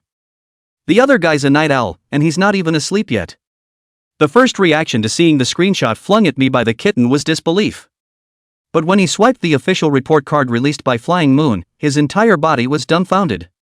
Then immediately, he transformed into a licking dog and gave the Kitten a wild lick. Constantly saying that he had no eyes and asking him not to see eye to eye with him. Kittens have never been one to return favors with favors. What others do to you, you do back 1,000-fold. Without saying a word, the chat between the two was intercepted and posted on the internet. And the accompanying text, thanks to the old editor for giving me a chance, otherwise I wouldn't have been able to come here to Flying Moon and take such a good grade. Click send. A number of his fans follow his social accounts. It's natural to be angry when you see Kittens posting these things. Likes and comments plus retweets have been added. Soon the heat was on. And this one caught the eye of Tomato's editor-in-chief. Angry beyond belief, an author of that caliber is gone because of you. Blamed that editor for everything at fault and sent a direct message telling him to resign tomorrow. At this moment, Su Ching looked at the sleeping Zhang Sharo and was somewhat in trouble. Does one hug her, or does one hug her? Chapter 67, Unintelligible, Going to See a House Together. Su-ching gently held Jang Xiao's head with his left hand. Then he got up, put one hand behind her shoulder and the other around her leg and picked her up. Ginger is very light, less than 90 pounds. Holding it in his hands was like cradling a ball of cotton. Just a few steps away, Jang Xiao woke up. Seeing herself being hugged without much reaction, her eyes were gentle. What time is it now? Su-ching smiled and said, It's just 12 o'clock, let's go back. Okay, I want you to carry me downstairs. Jang Xiao said somewhat petulantly. Su-ching said with a wry smile, There are still a lot of employees outside who haven't gotten off work, are you sure? Jang Xiao hesitated slightly, but still nodded. Although Su-ching hadn't agreed to be with herself. But she still wanted to let Su-ching's employees know who was the main house. So Su-ching carried her out of the office. The staff smiled at the sight. In their opinion, Su-ching and Jang Xiao were a match made in heaven. Just standing there makes you feel pleasing to the eye. By the time she carried Jang Xiao downstairs to the parking lot, she was already red in the face. Burying her head on Su-ching's chest, she looked like a shy little daughter-in-law. At this moment, schoolgirl Jian looked so showy. Su-ching found his heart racing as he just looked at her. Jang Xiao raised her head and looked at Su-ching with a somewhat evasive gaze. There is also some fear, as well as some anticipation. Su-ching came back to his senses and put her down. It's not appropriate in a place like this. And with a girl as nice as Jang Xiao, Su-ching wasn't willing to do something unorthodox until a relationship was established. It's not Su-ching holy mother. If it had been a normal girl, he wouldn't have been half as psyched if it had been a straight-up parking lot whatchamacallit. But Jang Xiao is different, she is the white moonlight in her heart. Jang Xiao waited with anticipation for Su-ching to make the next move. He said that the atmosphere has reached this point, it is inappropriate not to do something, right? But who knew that Su-ching turned around and went to drive? This caused Jang Xiao to stomp her foot vigorously in place. Would, you big, unintelligent, straight man. Su-ching drove the car over and was very puzzled to see Jang Xiao huffing and puffing. What's the matter with you? Did someone make you angry? Jang Xiao sat on the passenger side without saying a word and pointed to the front. What do you see there? Su-ching suspiciously turned his gaze forward. Nothing. Before he could react, his arm was attacked again by Jang Xiao in the next second. Grimacing, what are you doing? Why are you biting me for a good reason? After taking a hard breath, Jang Xiao let go of Su-ching's arm. Calmness was restored. I've had some itchy teeth lately, I might have to grow new ones again, so bear with me. Su-ching, I look so much like a cutie. Do I? Ginger, aha. Su-ching. Shaking his head for a moment, he was speechless. A girl's mind is really as deep as the bottom of the sea, and it's inscrutable. One minute it's fine, the next it could be sunny or even stormy. On the way back to school, Jang Xiao suddenly said, Otherwise this Saturday let's go buy a house too. You, me, and Share, yeah, and the two of them. How about all four of us buy the same block or even the same floor, and be neighbors? Su-ching deliberately teased her, that's naturally good, the neighbors are three pretty sisters. I'll be a guest at this one today and that one tomorrow, and I feel happy just thinking about it. Just as the words fell, he sensed the dangerous light emanating from Jang Xiao's eyes. Su-ching hurriedly shut up, unable to say any more. Otherwise this chick would probably get a whole row of teeth marks on her arm. When he thought of this, Su-ching couldn't help but have a thought come to mind. This chick likes to bite so much, so will she someday? Ahem, can't think anymore, calm down, calm down. It was already past 12 o'clock and there was no way to go back to the school dormitory. Just come to the stores. When the car was parked downstairs, Jang Xiao saw a light on the third floor. Immediately, he pulled Su-ching, who wanted to get off the bus. That sister of yours is also up there, let's go and open a room. Su-ching stuck her head out of the window, and sure enough, she was able to see the lights on the third floor come on. To think that these two women were at odds from the first time they met. To avoid more trouble, it's better to let the two of them meet less often. So it was time to rebuckle up, turn around, and drive to a star hotel not far from the school. Naturally, there is no possibility that there is anything but one room left. Su-ching booked 2 rooms. Although it was a star-rated hotel, Su-ching was still carefully checking out some of the more hidden places. Of course, only checking Jang Xiao's room, his own a big man is not afraid of being secretly photographed at all. Okay. The night was silent, and soon it was noon the next day. After Su Cheng and Jiang Sharo had once again eaten their fill from the dining hall, the two of them drove to Fei Yu's company. Put Kong Sharo down and let her help her sit here today. He, on the other hand, is going to the headquarters of Fast Tone. He wants to see how things are going on all fronts. The fast sound can be counted as an opportunity for one's future rise, so it is natural to be more attentive. When she came to the headquarters of Fast Tone, Yang Ruwashi was still so beautiful and bright. That strong woman, elitist look on her is getting stronger and stronger.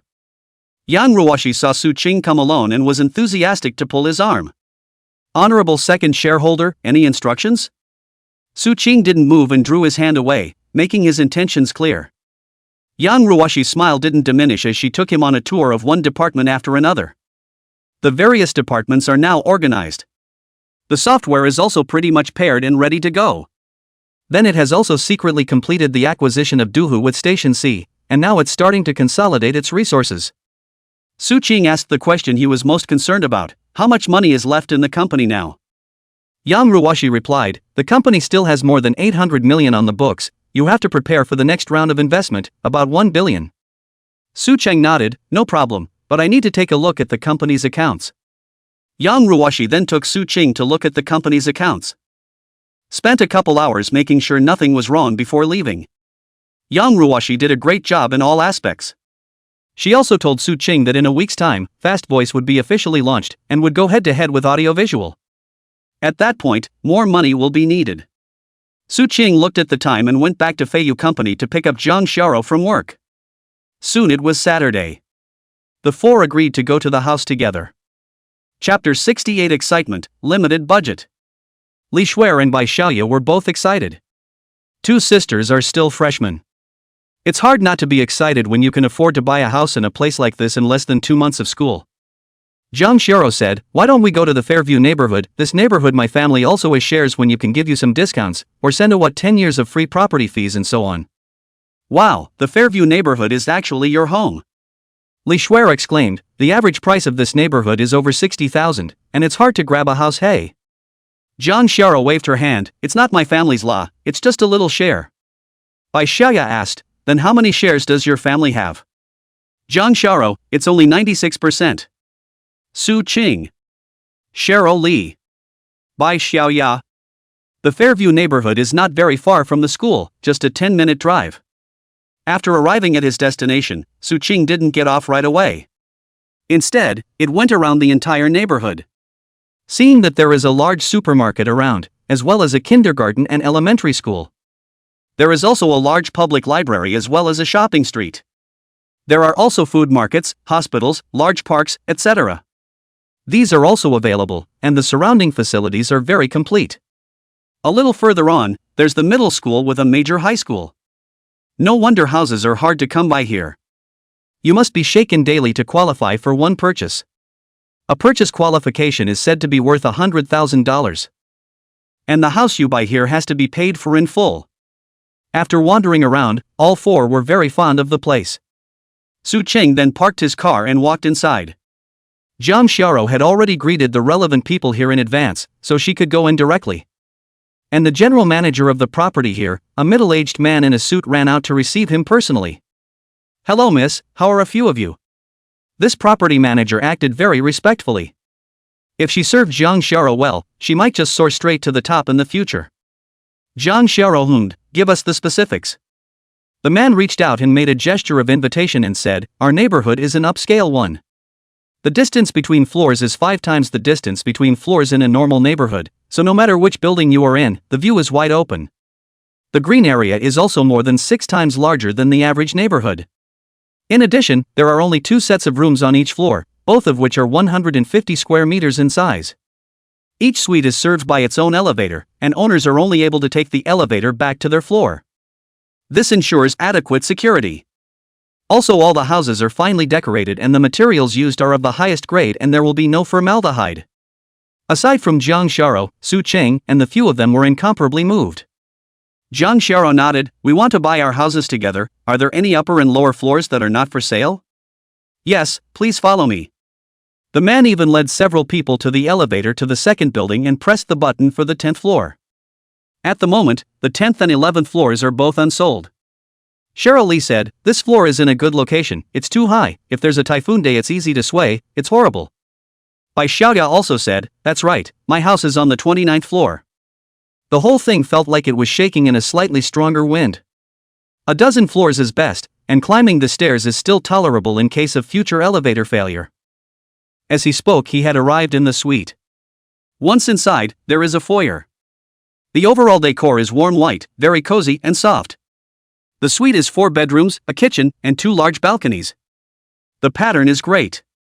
With the exception of Jang Sharo, a rich girl, all 3 had a good first impression of the room. Couldn't wait to shop around. First, the master bedroom. As soon as you enter, you can see a very large closet, which is estimated to hold a few hundred pieces of clothing. The master bedroom is attached to a small balcony that walks out to a peach garden. Standing outside the balcony, you can even smell the peach blossoms. The master bedroom also has a large bathroom with wet-dry separation and a tub. The second room is slightly smaller, but also comes with a bathroom.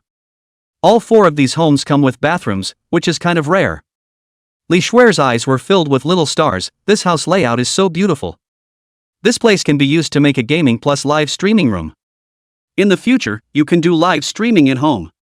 Coming into the third room, there was a clear river outside the window. Bai Xiaoya could not hide the love in her heart. This place can be made into a study. When there's nothing else to do, read a book, drink tea, and look at the scenery outside. Don't mention how beautiful it is. Toured all 4 rooms and checked out the kitchen. The kitchen is also large. And things like refrigerators, water heaters, gas stoves and range hoods, those are all already equipped for you. It's also all big brands. And then to the living room. The balcony is enclosed with huge floor-to-ceiling windows. There is a small compartment on the side for drying clothes. The view is wide open. Standing here makes you feel relaxed. The 4 were happy with the layout and all aspects of the house. Then came the question of price. Bai Xiaoya asked with some apprehension, "How much does a square meter of this house cost?" The house was beautiful, but she reckoned it was unlikely to be bought in full with the money she had on hand. The man said, "The current price of this house is 65,000 for 1 square foot. But a few of you are friends and classmates of the lady, so naturally you have to give a little discount, 20,000 ping on the line.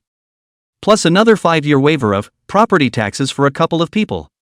No, absolutely not. We can't let Zoe lose money. Hearing this, Li Shuer and Bai Xiaoya's first reaction was to hastily shake their heads in rejection. This offer is outrageous. They're not the type to take advantage. And a good friend of his own. The man, however, smiled and said, "Please don't worry, a few of you won't lose any money. Tell a few of you an industry secret, like our neighborhood. The cost price of a square meter, including finishing touches as well as some electrical costs, is just over 4,000. That won't work either." Li Shuer shook her head. "You can sell the house here for 65,000 and it's still in short supply. The cost could have been any lower, you could have made 8 or 9 million, now a big discount equals 4 or 5 million less." Bai Xiaoya also said, "That's right, no, absolutely not, resolutely don't." Zhang Sharo hurriedly pulled the 2 housemates, saying that we are all friends, so don't be so outgoing. But no matter what she said, Li Shuer and Bai Xiaoya just didn't agree. In the end, Zhang Sharo had no choice but to cast a look of help at Su Qing. Chapter 69, The Real First House, Renovation. Su Qing understood Zhang Sharo's thoughts. It's about wanting to give your 2 best friends some bang for their buck so they can add some more capital of their own. But one very important thing was overlooked. That's both of their egos. If it was something cheap, a couple $100,000 they might be willing to take it. But this kind of millions, that's definitely not acceptable. If you take it, everyone's relationship will deteriorate. It also proves that both girls are actually quite noble in character. After all, the vast majority of people must find it difficult to hold on when faced with such a great temptation. After thinking about it, Su Qing said to Zhang Sharo, "Respect their choices, let's go look elsewhere. It's okay to buy something cheaper, a used house is fine." Zhang Sharo froze for a moment and then realized. It's that I've just taken myself a bit for granted. So he pulled Li Shuer and Bai Xiaoya's hands, "Then let's go look somewhere else." Another said to this manager, "Is there any environment is good, the surrounding facilities are complete. The price is relatively cheap? Above all, for suites, preferably not far apart." The manager thought for a moment, "There really is. It's the Pine Blossom neighborhood, 50 miles from here. It was built there 10 years ago, and one owner, who dumped 5 units at once, happened to have 4 of them on the same floor. The area is all only 89 square meters, and the price, if you will, is 32,000. At this price, Bai Xiaoya could also buy it in full. Still, she asked, is this market rate or did you give a discounted price? The manager smiled and said, that price was set by the owner. But if you buy 4 sets at once, it should be cheaper. Li Shuer came to be interested. Okay, let's go take a look then. About an hour later, several people arrived at the Pine Blossom neighborhood. It doesn't have the same infrastructure as the Fairview neighborhood. But there are also supermarkets, hospitals, kindergartens, elementary schools, and all that nearby. There's just no park, the river is just there, and it still looks pretty new on the outside. This neighborhood is still pretty well occupied. A few people wandered slowly. First look around the parking lot and the management of the property and so on. Li Shuer and Bai Xiaoya also went to ask the residents of this neighborhood some questions. How about property management, for example? How many bad things do you usually have? They were relieved to get the answer that it was all still pretty good. Then it came to the building that was to be sold, on the 12th floor. Each suite has a north-south exposure. Even though it's only 90 square feet, this neighborhood has done a great job of planning and building. It also gives 3 bedrooms and 2 bathrooms, a common bathroom, and a bathroom in the master bedroom. And there is a small balcony. According to this manager, the 4 houses were bought by the previous owners as an investment. It hasn't been lived in all these years, just taken to a rental house. So overall it still looks pretty new. If you don't mind, you don't have to decorate and buy a little more furniture to live in. Li Shuer did like the layout and location of the house and everything. Just ask everyone, I think it's pretty good, don't you? Bai Xiaoya nodded, I quite like it too, it's small, but it's enough for one person to live in. There are 3 rooms, so you have a place to stay if your family comes over later, or if you have guests. The most important thing is that the price is not particularly expensive, we can totally buy it in full and still have a good time decorating it. Su Qing also said, well, it's quite nice here, let's go here. Zhang Xiao also thought it was quite nice here. It's not a particularly upscale kind of neighborhood, but it has a cozy, smoky vibe. The manager is very happy, sold 4 suites at once, commission is also a lot. Just contact the owner. And turn on the speakerphone. Hello Mr. Zhou, someone wants to buy your 4 suites together, can you make some concessions on the original price? The other party felt quite surprised and thought for a moment and said, in that case, how about 31,000? The manager looked at Su Qing a few more times. Su Qing thought the price was very affordable. Li Shuer and Bai Xiaoya both agreed. Zhang Xiao, a rich woman, is even more needless to say. So it was settled. Direct contract. Full payment 279,000. Zhang Xiao said, another 5 years free property fee and 5 years free parking fee. If you guys don't want this one, I'm going to be pissed. As she said that, her mouth puffed up and she looked as cute as 2 little meat bags. Li Shuer hemmed and hawed, who said we have to refuse? There's a bargain not to be taken. That's it. Bai Xiaoya followed and agreed. A really good friend is one that I don't even look at your hundreds of thousands and millions of dollars. But you'd have to be some of the lower value ones. It's like keeping a snack of fruit or something in your dorm room that will be gone in the blink of an eye. Su Qing said to the manager, you should know the decoration team as well, so have them come over to discuss it all together. The manager was very good at his job and called the designer with the decorating team straight away. It didn't take long for the head of the remodeling team to arrive with a couple of designers. I knew who I was going to serve this time before I came. They brought out their best team and didn't dare to be half-hearted. There are 4 designers in total, 1 for each service. Su Qing makes demands on the designers who serve him. In fact, his requirements are quite simple, go minimalist style master bedroom cozy, comfortable on it. Then the bathroom should have wet and dry separation, and the balcony should be beautiful and simple, not fully enclosed. You can have a barbecue or something here later if you're not doing anything. And then there's going to be a multi-purpose gaming room. Set up 2 or 3 computers and a crib to rest on, have bookshelves, and that's basically it. After stating the requirements, the designer quickly came up with the renderings. Su Qing read it and then talked to him, modified some details, and it was basically okay. The whole team is all-inclusive.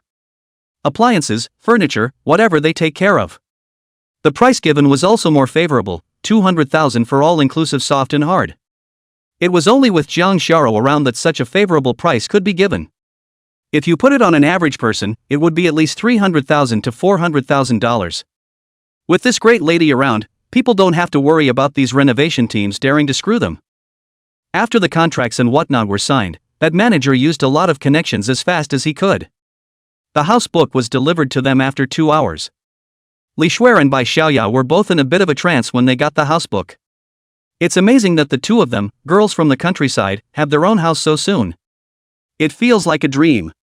Su Qing was also in a somewhat special mood. It's kind of his first sweet in the true sense of the word. Chapter 70, Nimble Fingers, Who to Bite If Not You? 3 girls are a little more expensive to decorate. Because they're asking for bathtubs, and pets, and extra large closets, and all that. So the price is a little higher. But even so, even Bai Xiaoya, the poorest of the 4, had enough to afford it. The head of their renovation team then said that the masters would enter in 2 hours. Finish the renovation in the fastest time possible. The 4 men left the neighborhood and that manager went back on his own. Bai Xiaoya touched her stomach, so hungry, which one of you is buying dinner? Anyway, I've been poor since I bought the house, so I'll rub you guys' noses in the food this month. Li Shuer hooked her chin and smiled evilly, then it depends on whether you are willing to sacrifice yourself. As long as you serve me well, living expenses and all that won't be a problem. Bai Xiaoya tearfully said, no problem, Master Li, I have nimble fingers, I promise I won't let you down. Zhang Sharo, what does it mean, why don't I understand? Li Shuer thievishly came over, wanting to talk to Zhang Sharo about it. It was pushed away by the quick-eyed Su Qing. What are you doing? Li Shuer said with some displeasure. Su Qing snorted coldly, no bringing her down, even if you are an old driver yourself. You can't contaminate Zoe, whose purity follows the little white flower. Li Shuer grunted, I don't know what you men have in mind. Just want to get dirty myself. Su Qing released a murderous aura in his eyes, this woman knew too much to stay for long. The 4 of them then ordered some food from a small fast food place nearby. Su Qing then said to Li Shuer and Bai Xiaoya, the 2 of them. You guys can go get your driver's licenses while you have time. You can buy a car in the future, otherwise it will take too long to come back here. If you have a car, you can get there in about 30 minutes without traffic. The 2 girls nodded. After dinner, we went to sing together. Zhang Sharo told Su Qing that the selection of tourism ambassadors would take place in 3 days. We'll go together tomorrow to pick out a dress. I came to a nearby KTV, ordered a large room, asked for a set menu, did not drink. Su Qing, Zhang Sharo and Li Shuer, the 3 of them still sing quite well. Only Bai Xiaoya, a girl who danced modern dance with classical dance, was really miserable and ghostly when she sang. Su Qing, who had heard Bai Xiaoya sing for the first time, was stunned and amazed on the spot. The bastard himself is still feeling good about himself. After singing, he said in triumph, how about it, were you bowled over by my singing? Cheryl Lee, it was a good song, next time don't sing it. Bai Xiaoya grunted, you're just jealous that I'm prettier than you, have longer legs than you, and sing better than you, wicked woman. Li Shuer was about to roll her eyes to the sky. Bai Xiaoya sang a few songs in a row, and then it was Zhang Sharo's turn. She ordered a love song, kind of sweet. Li Shuer shoved the microphone to Su Qing, sing along, what are you waiting for? Su Qing and Zhang Sharo's eyes met, and both could feel the other's feelings that were almost overflowing. When the song was over, Cheryl Lee yelled, come on, give me a kiss. Bai Xiaoya was also watching the fun and followed the shouting. Zhang Sharo's face immediately turned red, somewhat at a loss for words. Su Qing coughed, ahem, they've all said so, we can't let your 2 best friends down. Or I'll take a loss, how about that? Zhang Sharo shoved the microphone into his hand and sat back in her seat. If it was just the 2 of them, Zhang Sharo might have agreed. But there were still other people here now, and with Zhang Sharo's cheek, it was definitely impossible for her to do so. The 4 of them sang until after 11 p.m. and their stomachs were rumbling with hunger again. Young people just eat and sleep and play and eat again. Go to a random barbecue stand in the neighborhood. Su Qing ordered, boss, 5 dozen oysters and a big bottle of drink. 100 skewers of roast lamb, then 10 each of potatoes, eggplant, leeks, and corn. Su Qing had a good appetite, and a few of the girls looked slim and could actually eat quite well. Zhang Sharo touched her flat belly and whacked Su Qing in dissatisfaction. Since I've known you, I've been eating all kinds of food on a regular basis, and I've gained 2 pounds in the past month or so, and you're responsible for that. Li Shuer teased. It's not that simple. Next time if he asks you out, it'll be me and Ye instead so you don't gain weight. Jang Xiao gave her a big blank stare. That's a good offer, don't mention it next time. By Xiaoyat Sked, protect the food. Jang Xiao was a bit tense. She was no match for her 2 veteran driver roommates when it came to words. It was quickly defeated. And then Su Qing suffered, getting another bite on her arm. No. Su Qing felt very innocent. I didn't say anything. Why did you bite me again? Jang Xiao huffed. They bullied me just now and you didn't even help me? Who will you bite if not you? Su Qing. He was speechless. Luckily, the order came up at this time, so he dodged a bullet. This barbecue place grills great flavors and the ingredients are pretty fresh. The oysters, in particular, were grilled just right and were plump and juicy. Combined with this restaurant's unique garlic seasoning, you simply can't stop eating it. Half of the 5 dozen oysters were quickly eaten, and Su Qing asked the boss to roast 3 more dozen.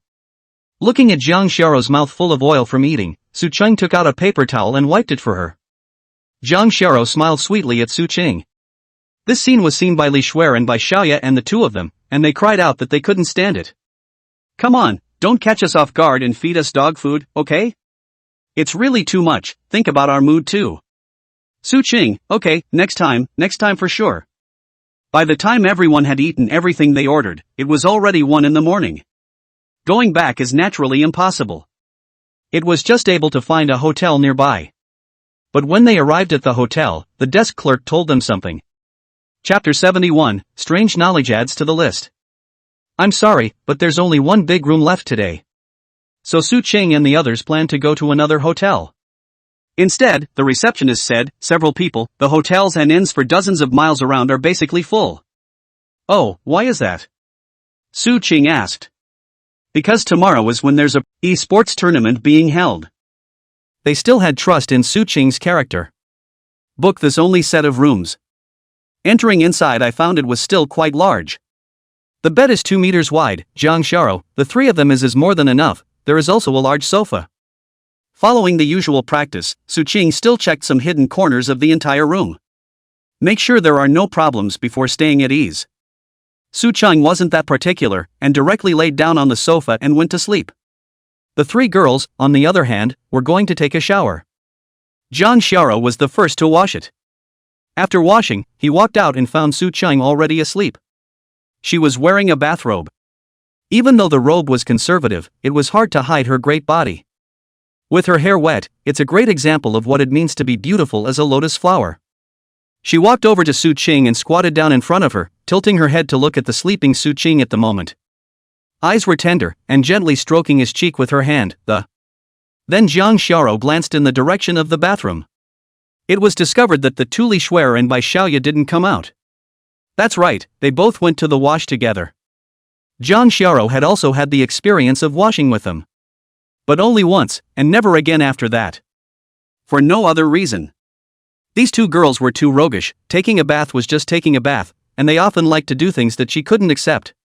She never dared to do it again after that.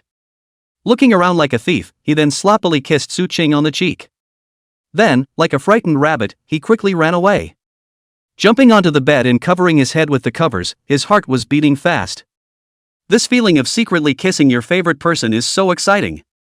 Jiang Xiao's mind recalled over and over again the image of just stealing a kiss from Su Qing. Nervousness, but more of a shyness and pleasure. Ka Qing. The bathroom door opened.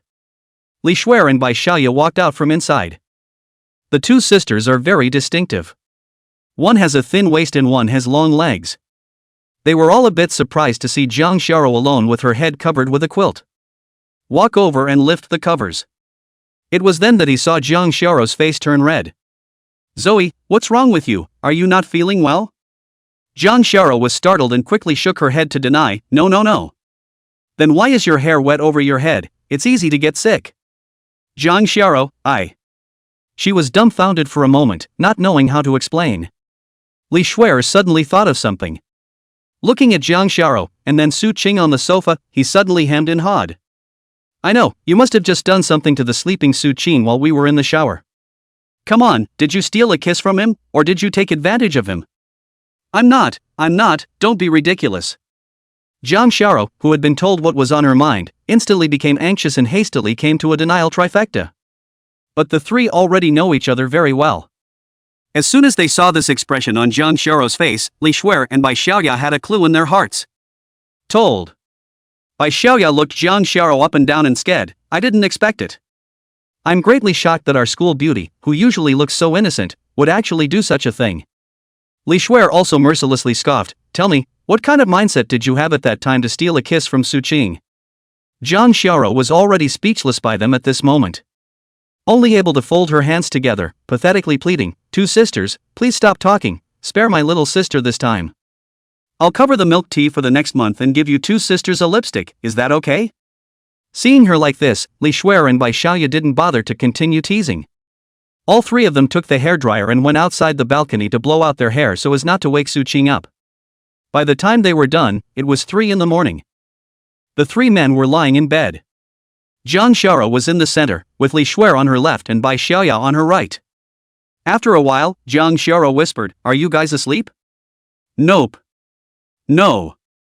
Jang Shara said weakly, you two must not tell Su-Ching what just happened. This would be embarrassing if Su-Ching knew about it. Li Shuer said, don't worry, since we've taken your favor, we'll definitely help you keep it a secret. Bai Xiaoya, on the other hand, asked with some curiosity, say, how far have the two of you come now, and have you ridden horses in battle? What's riding a horse to war? Jang Shara asked with a dumbfounded look on her face. Ahem. Li Shuer asked to clear her throat, riding in battle is. Blah blah blah told Jang Shara a whole lot. By the time she finished listening to Li Shuer's explanation, Jang Shara was so shocked that her entire body was bad. The head was even buzzing. A face that looked as if it could drip blood. The shock Jang Shara received from this kind of strange knowledge when she first learned about it was incomparably huge. It was also fortunate that by this time Su-Ching was already in deep sleep and did not hear the conversation between them. Otherwise, if she heard Li Shuer instilling Jang Shara with this strange knowledge, she would have to hang her up and beat her. So, did you two ride into battle or not? Bai Xiaoya asked again. Of course not. Jang Shara hurriedly denied, he and I are not what you think. It's just that we eat together more often, and then have some cooperation in business, it's very innocent. Said the latter, his voice getting lower and lower. Apparently, she couldn't even fool herself. Bai Xiaoya asked again, then when you were with Su-Ching, did you have that kind of? Just. That kind of feeling. At first, Jang Shara hadn't understood what Bai Xiaoya was saying. By the time she had explained, Jang Shara was once again confused. How can these two hooligans ask such a question? Chapter 72 Virtuous Cycle, Thief's Heart. At 6 o'clock, Su-Ching got up on time. Seeing that the three of them were still sleeping, they didn't bother. Instead, I went to the bathroom, brushed my teeth and washed my face, then went downstairs and ran around the hotel for half an hour. Go back to a nearby breakfast place and order breakfast. Just halfway through the meal, he received a text message from Yang Ruoshi. The content is simple, 2 things. One is that Fast Tone went live early today, and the other is a money shot. The reason for the early launch is that today's gaming tournament, which will be streamed live using fast audio, is a great opportunity for exposure. This contest draws a big crowd. Also, the original duo, the icon and the name, have been changed to Fast Tone. Seamless. Su-Ching's gaze flickered as he took out his cell phone and divided it several times to call the company's account with $1 billion. That money should last a long time. Once that's done, move on to breakfast. Eat it and bring back a couple servings. Back at the hotel, it was after 8 o'clock and a few of the girls were still up. Su-Ching didn't bother either. There was a desktop computer in the hotel, so he opened the back end of the Flying Moon novel website and looked at the data in various areas. First of all, these days, the number of downloads of the software has reached 8 million, with more than 1 million paid users. Based on an effective customer in the industry, the cost to acquire is $100. Those 1 million paying subscribers alone saved him $1 billion in advertising costs. The next thing is the amount of top-ups on the site in the last few days, which reached 100 million. The average spending per paying subscriber is around $10. And he looks at the whole trend chart which is trending up. Another is the number of authors. In just a few days, it has grown to over 1,000. And that speed is increasing. The main thing is that Kitten that author stat is just too good. The day it hit the shelves, it was booked at 20,000 plus.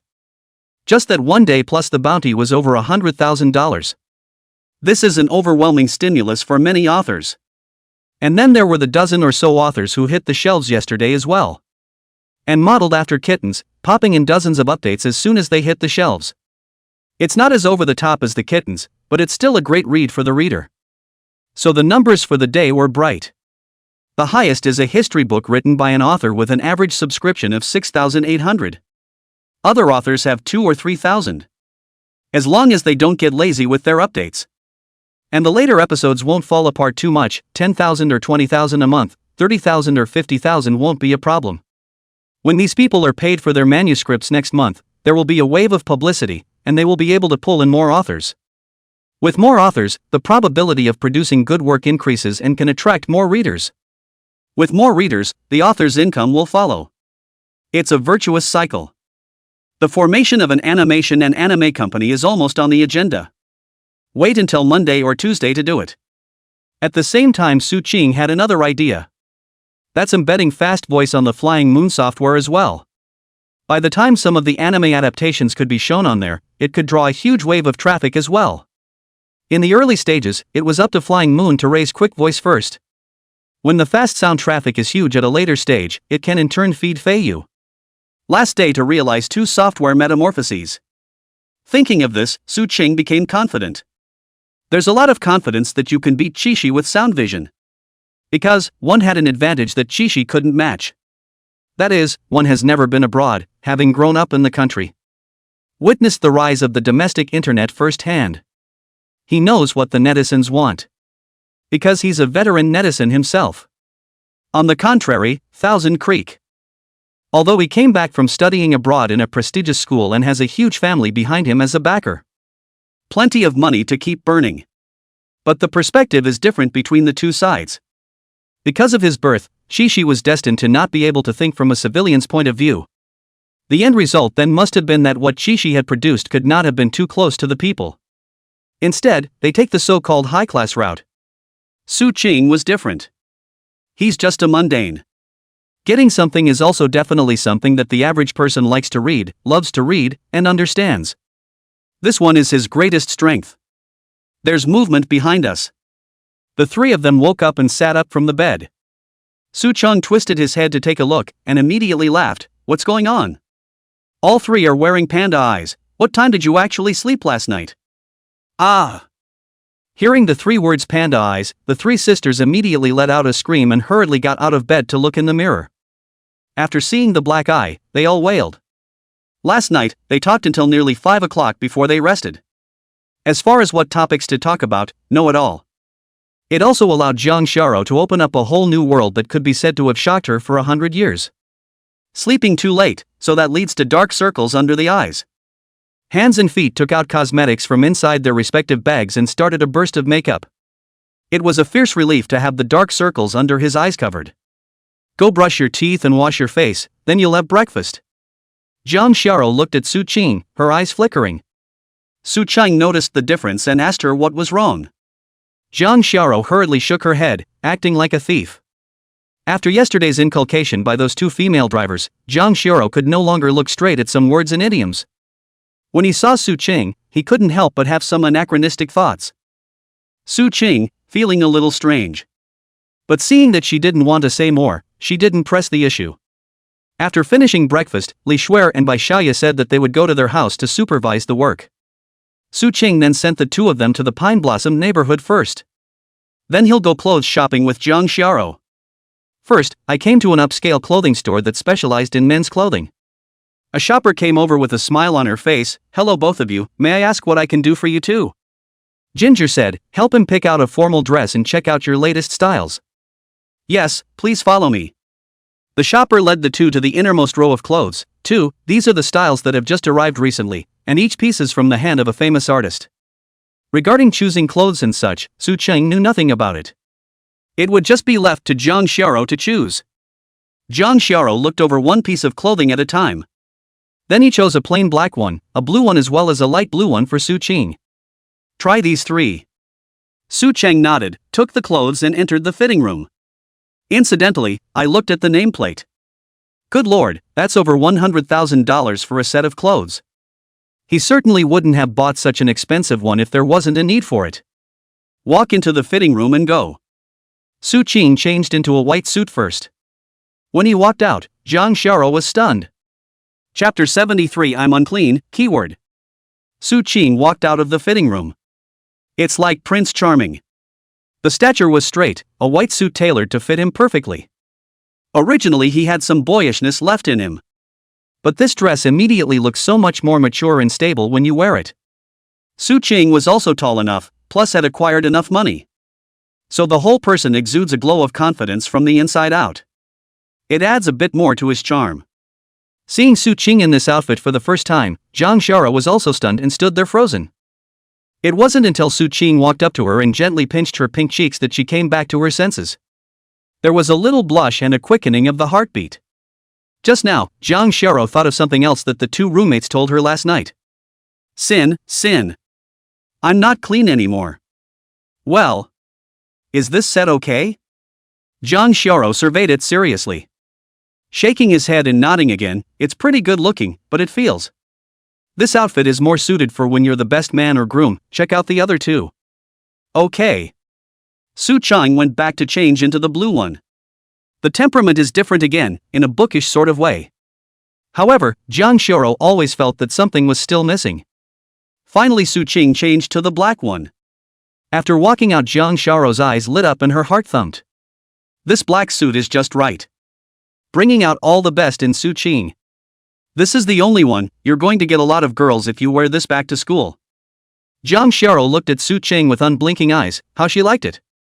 At this time, Su Ching definitely had to reply with a high-spirited sentence, it's none of my business if other girls like it or not, as long as you can like it. Jang Shara's face brushed red. This little girl blushes easily in front of him. Ended up buying both the black and blue set. Bought another pair of leather shoes that cost over $100,000.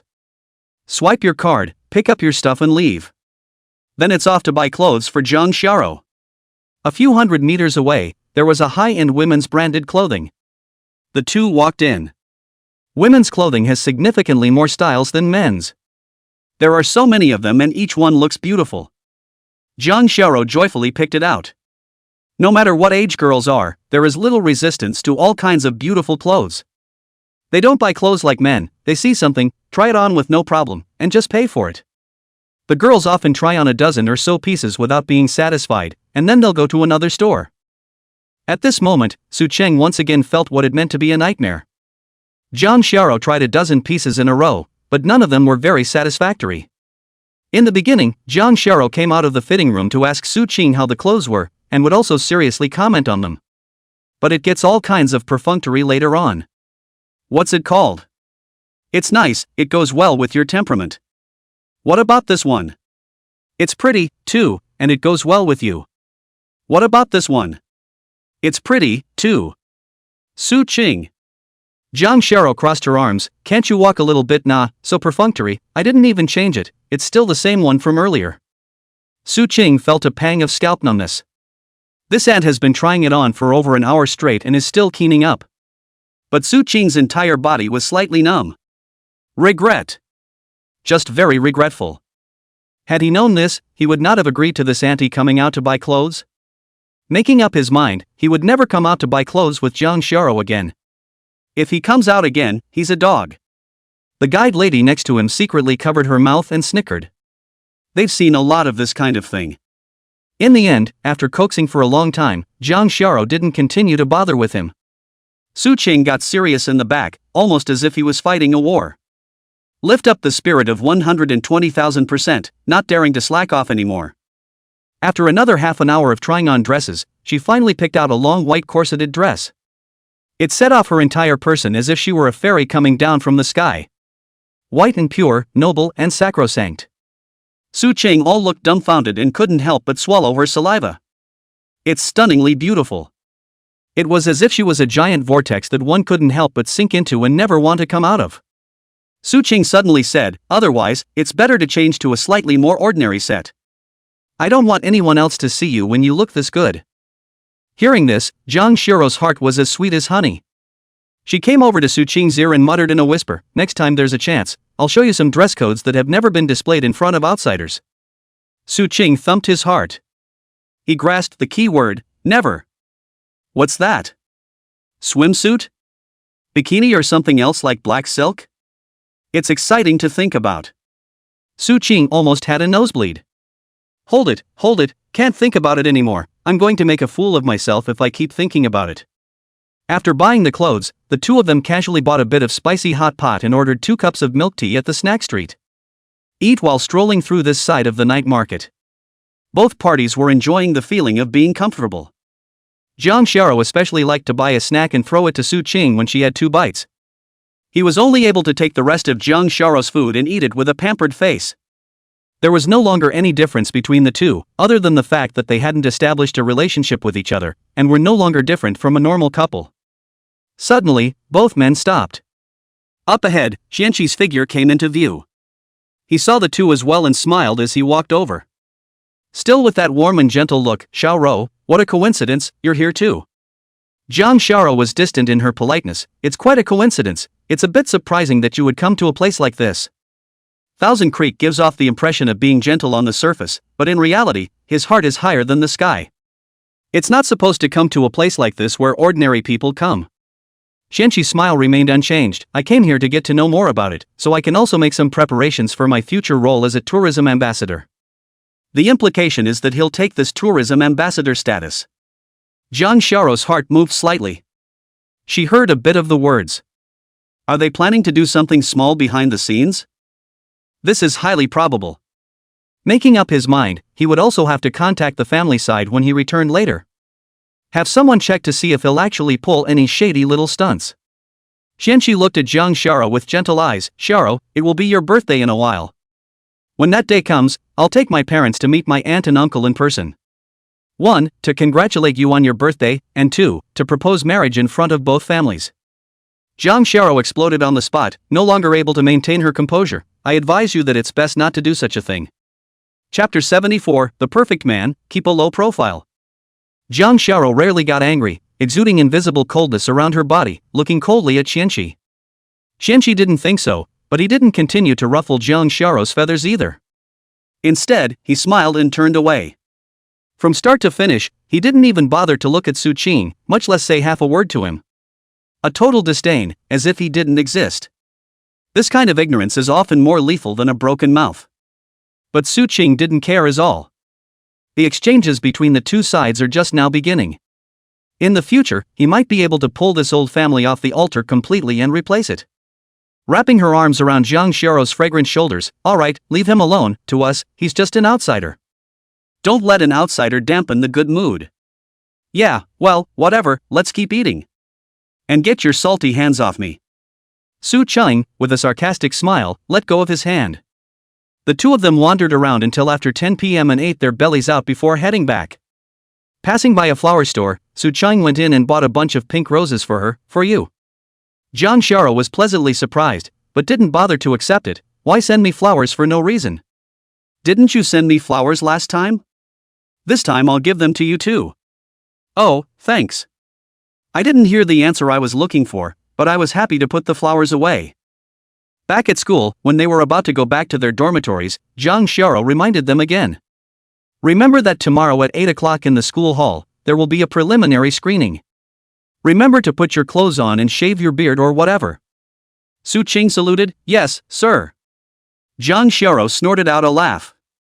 So cute, would love to spend time with him all the time. Su Qing actually had the same idea. If Jang Shara had been a child of an ordinary family, she would probably have taken a break from school and stayed home to raise her baby. The next day, Su Qing got up as usual and ran for half an hour first. Then back to the dorm for a hot shower and a shave. He changed into the suit and shoes he had bought and looked in the mirror. Aha!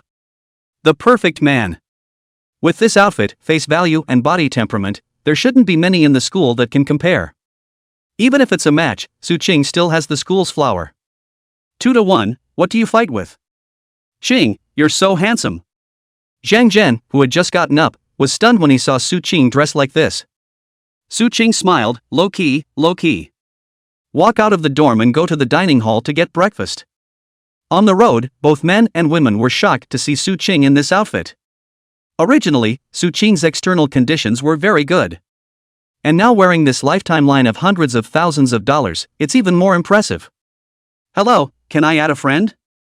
A few of the more daring girls walked over with red faces, asking for Su Qing's contact information. Su Qing smiled and refused. If he hadn't met the school flower before, maybe he would have been a beautiful man who passed through all the flowers and didn't touch a single leaf. Now he had no such thoughts at all. Put your whole heart on Jang Xiao.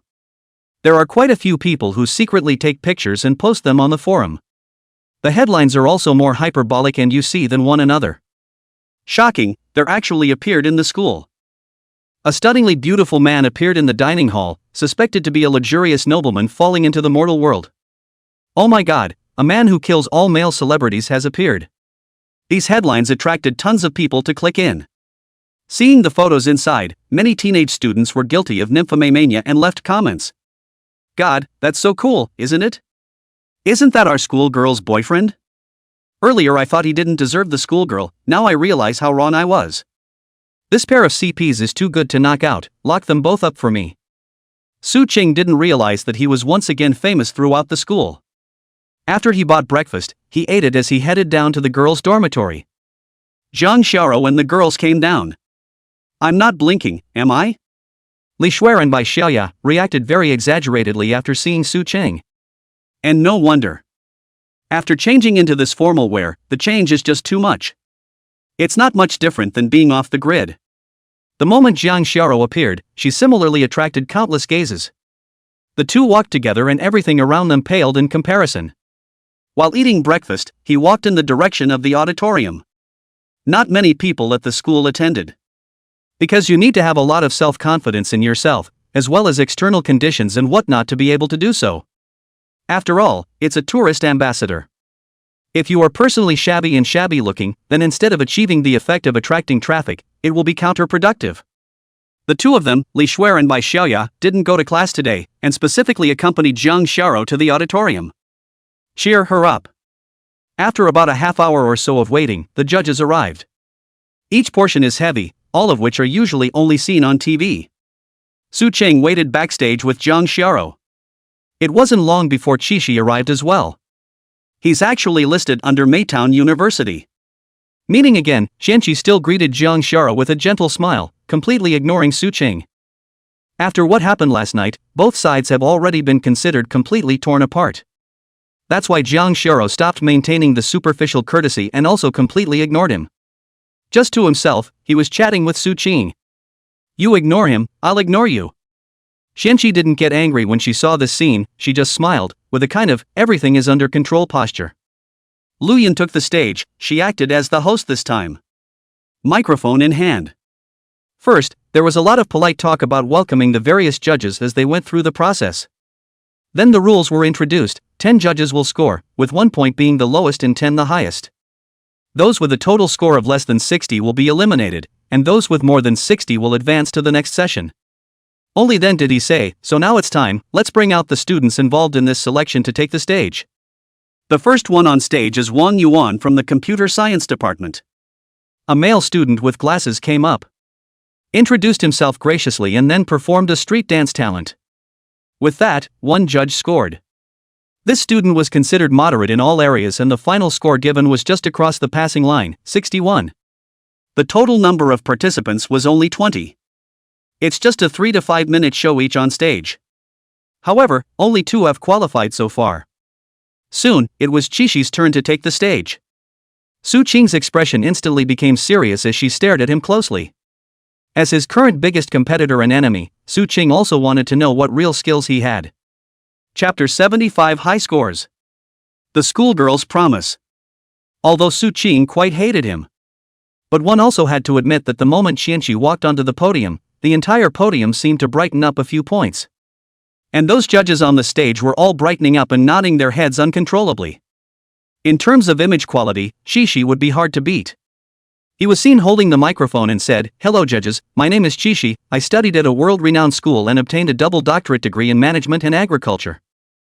He has published 2 papers in M magazine.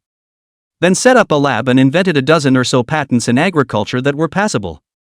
The many judges were amazed at what they heard. It's a very bluff name and it's loaded with gold. In the background, Jang skimmed her lips. "It's the same thing again, he said it the last time he was at Grandma and Grandpa's house." Su Qing was secretly staggered. "This childhood playmate of yours is still really outstanding, and is only that much worse than me." Jang snorted and laughed out, "You're so shameless." The young girl held her head slightly high as she looked at Su Qing. Her eyes had light in them, as well as the green silk that belonged uniquely to a young girl. On the podium, Xianqi was still talking eloquently. "I am fluent in 6 languages, so if I become a tourism ambassador, I can provide better service for everyone. In addition, I know a lot of friends and companies in Ushikuni.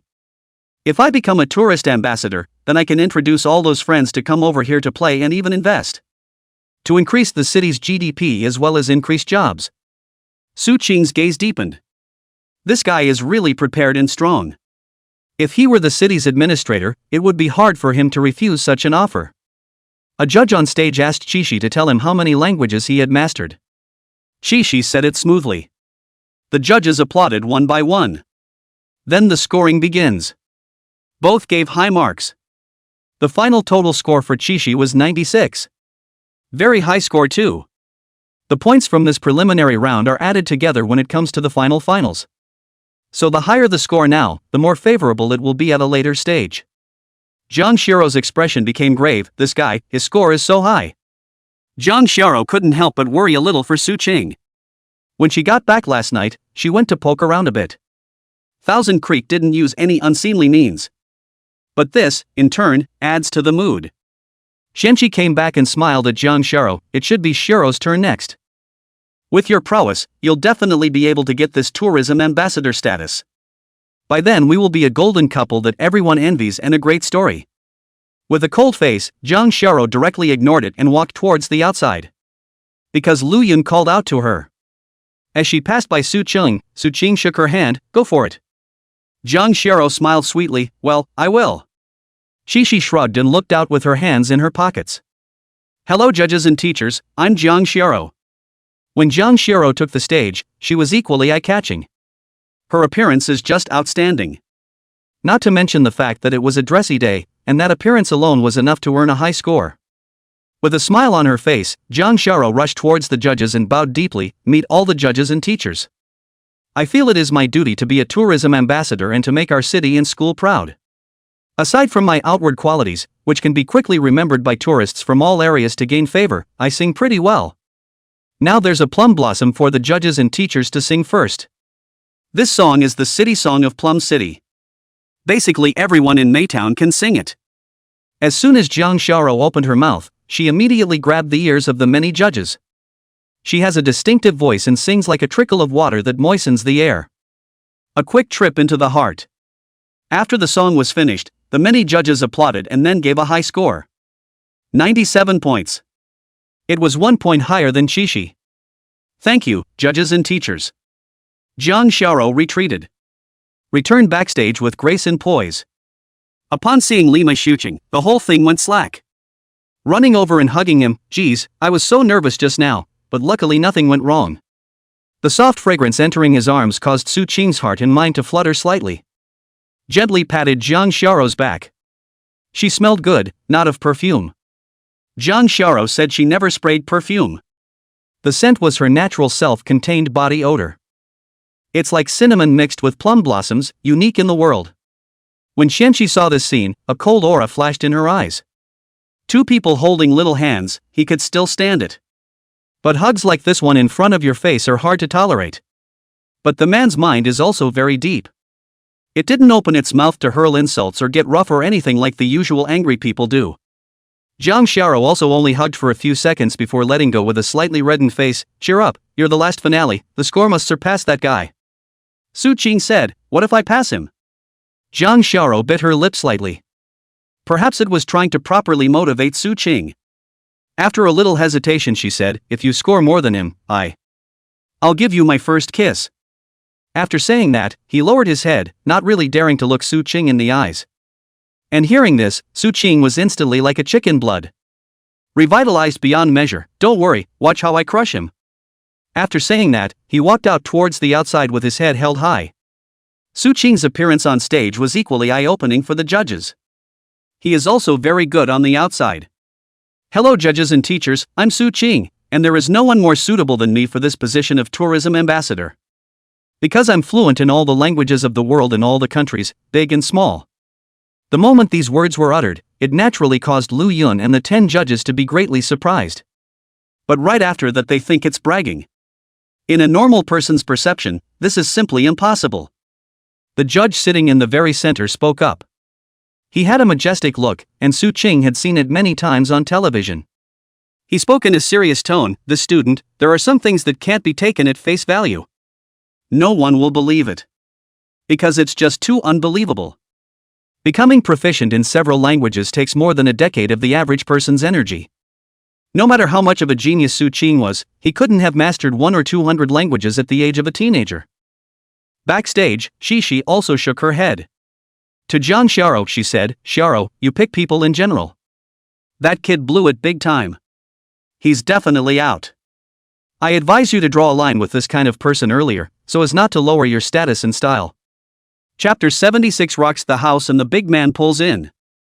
John Sharo didn't even want to pay attention to Qianqi's words. Although she also felt that Su Qing was bragging, at this moment, it was natural to stand firmly on his side. Wang Qian's face also changed slightly at this moment, very anxious, constantly giving Su Qing a wink. She was likewise unconvinced that Su Qing would be proficient in a global language, which wasn't treating people like cuties. Is it? Li Shuai and Bai Xiaoya, who were on the seating bench, were also secretly anxious. He said to himself, "What's wrong with Su Qing today? How could he suddenly make such a big mistake?" Bai Xiaoya whispered, "Is he too nervous and that's why he's babbling?" Li Shuai, "I see you want to, but we can't help him." Bai Xiaoya sighed, "This is hopeless, I hope Xiao Rou won't be too upset." Michelle Li, "Do you think there's a possibility that he's not talking big?" Bai Xiaoya, "Impossible, absolutely impossible." On the stage, in the face of the many judges and his own teacher's questions, Su Qing's expression remained unchanged. He took out his cell phone. "I have a global language translation software here. Just say it once in each language and everyone will know if I'm lying or not." The man with the majestic demeanor was already very unhappy in his heart. In his opinion, Su Qing was an egomaniac who had come here specifically to find nothing to do. But in the way of it being a public place, he didn't show it. A slight nod, "Yes, then make yourself at home." In his heart, he had already made up his mind that after Su Qing revealed himself, he would be severely criticized and disciplined. Su Qing, "Okay, the first language is ugly country. Hello everyone, I'm Su Qing from the beautiful." After that, the phone translated in real time. "It's nothing. Because the ugly kingdom is currently the strongest country in the world, the language of this country is also the most spoken in the world." Then came the languages of the land of the eagle, the land of the flying cake, the land of the stick, the land of the dwarf, and so on, a dozen or more countries.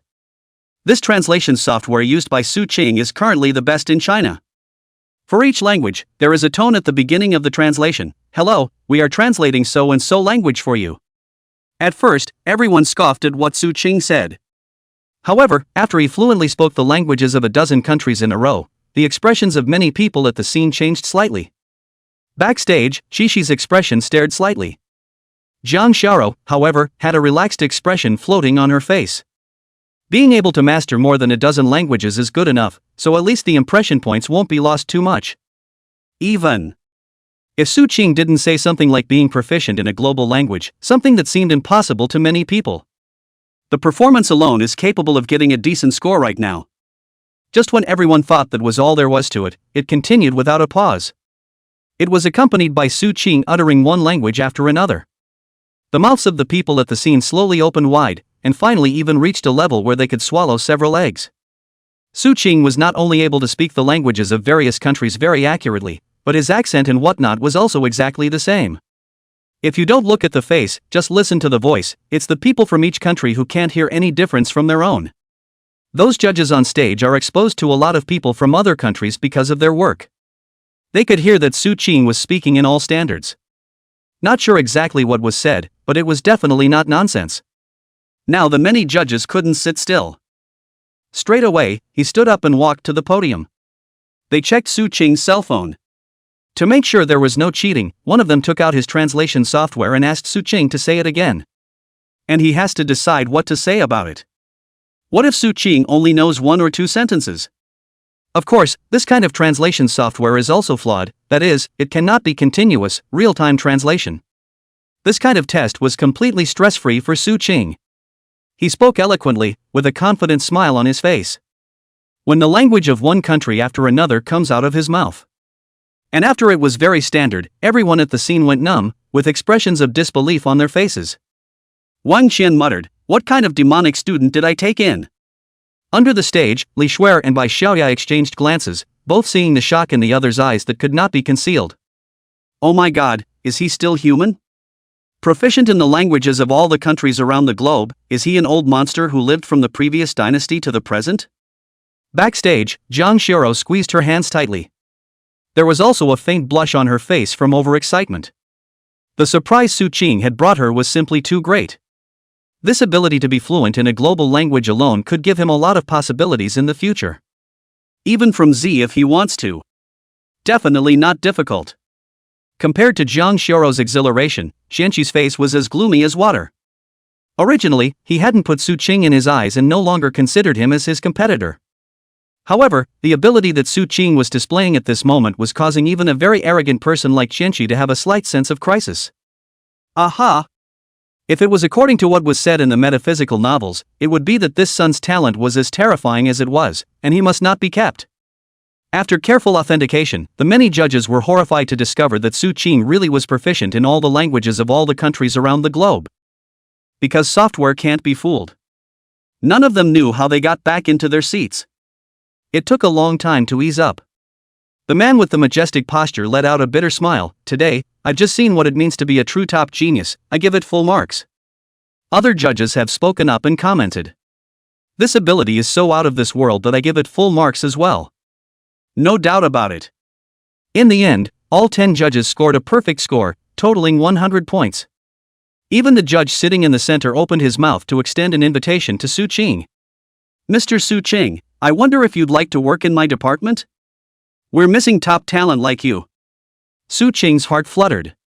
To be able to go and work under this man's hand would be honorable. If he told his parents the news, they'd probably faint with joy. But not now. If you want to be with Zhang Xiao, I'm afraid this alone is not enough. So it can only be politely declined.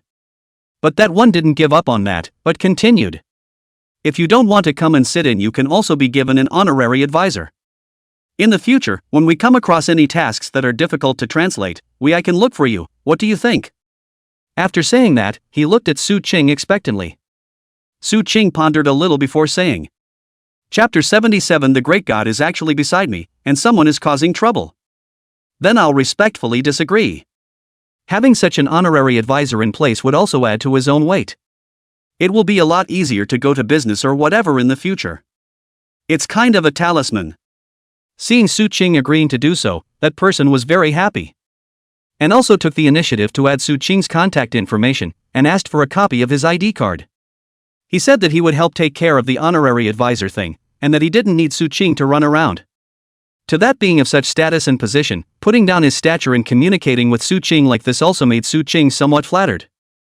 That alone is enough for a lot of people to have a good blowout for the rest of their lives. When these judges left, Zhang Xiao was the first to rush over. Jumping onto Su Qing's back, she wrapped her arms around his neck. You're really too good, idol. Li Shuer and Bai Xiaoya also ran up, both looking at him with a gaze like that of a monster. Su Qing laughed. All right, come down, so many people are watching. It was then that Zhang Xiao reacted. I was too excited just now, and this position is a bit indecent. He dropped off his back in a hurry and turned red. But the eyes that looked at Su Qing were watery. That kind of worship and adoration in words, how can not cover? Wang Qian also came over, said with a smile, really impressed me nah, I still have some incredulity. Su Qing said shyly, no, it's just a little bit of linguistic talent. How can an ability given by the system not be considered my own talent? The more Wang Qian looked at it, the more satisfied she became. Possessing such a powerful ability, but still so humble. At Su Qing's age, this was a very rare occurrence. Alright, I won't delay you young people from chatting, Wang Xian said with a smile. Remember, go to the gym in a week for the finals. It's a very big day, and it will be broadcast live, and a lot of media will be there. Make sure you do enough homework and perform well, it's up to you to make it work. Okay, bye teacher. When Wang Qian left, Li Shuer and Bai Xiaoya screamed in unison. Ah! Zhang Xiao covered her ears. What are you two so mad about? Li Shuer said cheerfully, it turns out that the great god is right beside us, is it possible not to be excited? That's it. Bai Xiaoya nodded repeatedly, her eyes glowing as she looked at Su Qing. Do you have any more younger or older brothers or anything like that to introduce me to? Then again, cousins are fine. Let me join your family and dabble in the breath of the Great Spirit. Michelle Li followed suit, and me. Su Qing laughed, there are, but those relatives of mine, they haven't come and gone for a long time. Because my family used to be poor, they couldn't look at my family. But the old family does have a dog called Yellow, if you guys don't mind. Get out. Li Shuer and Bai Xiaoya simultaneously raised their middle fingers at Su Qing. Zhang Xiao laughed so hard that she couldn't straighten her back. Backstage, Xianqi looked at Su Qing coldly. And then he took out his cell phone, made a call, gave a command, and left without a word. This preliminary competition was successfully completed, according to the custom must be a good meal and drink to celebrate. Su Qing then proposed such as a seafood dinner. A few people cheered and left in pairs. There is a large seafood restaurant more than 30 kilometers away from the school. The four of them came here and got a private room. Su Qing took the menu and ordered a 10-pound lobster, 100 top abalone, and 200 top oysters. 4 more wings and 4 more sashimi and a lemonade. Zhang Xiao staggered, so much, can we finish it? Su Qing, don't worry, I'm here, no problem. He now goes for a run every day and is very fit and eats an incredible amount of food. The first to come up were 10-pound lobsters. Set it up and it takes up half the table. All 4 had glowing eyes. There was no politeness, and the action was immediate. Su Qing pulled off the most meaty part, peeled the shell and put it into Zhang Xiao's bowl. This is the best for dipping into the sauce. Zhang Xiao smiled sweetly, thank you. Li Shuer and Bai Xiaoya were already not surprised. Ignoring the guys who weren't a couple, but were more intimate than a couple, he ate to himself. Other dishes came up one by one. The seafood here is indeed very good, fresh and sweet. Combined with the sauce, you simply can't stop eating it. An hour later. A schoolgirl Kong touched her slightly bulging stomach. Eating too much feels like carrying a baby. Li Shuer was in a similar situation to Bai Xiaoya. When faced with delicious food, there's no way to moderate it, and you can accidentally eat too much. Lying there, not even willing to lift a finger. Su Qing was also a bit propped up, but quite a bit better than the two of them. Su Qing was about to propose that everyone go for a walk outside to cool off when the phone suddenly rang. It's Su Hsin calling. Sis, what's wrong? On the other end, Su Xin said something that caused Su Qing's face to change. Alright, I'll go over right away. Hanging up the phone, he said to Zhang Xiao, there's a disturbance over at the store, I'll go over to deal with it. Zhang Xiao frowned with a willow brow, such a coincidence, at this time of the day, could it be that Xianqi did it? Do you need my help? Su Qing shook her head, not yet, I'll go over there and take a look before I say anything. Zhang Xiao, then take care of yourself. Su Qing got up and left, paying the bill in the process. Drive quickly over to the store. When we got there, we saw that the entrance was very busy and surrounded by a lot of people. Su Qing managed to squeeze in with great difficulty. Just saw a couple of women cursing at the door.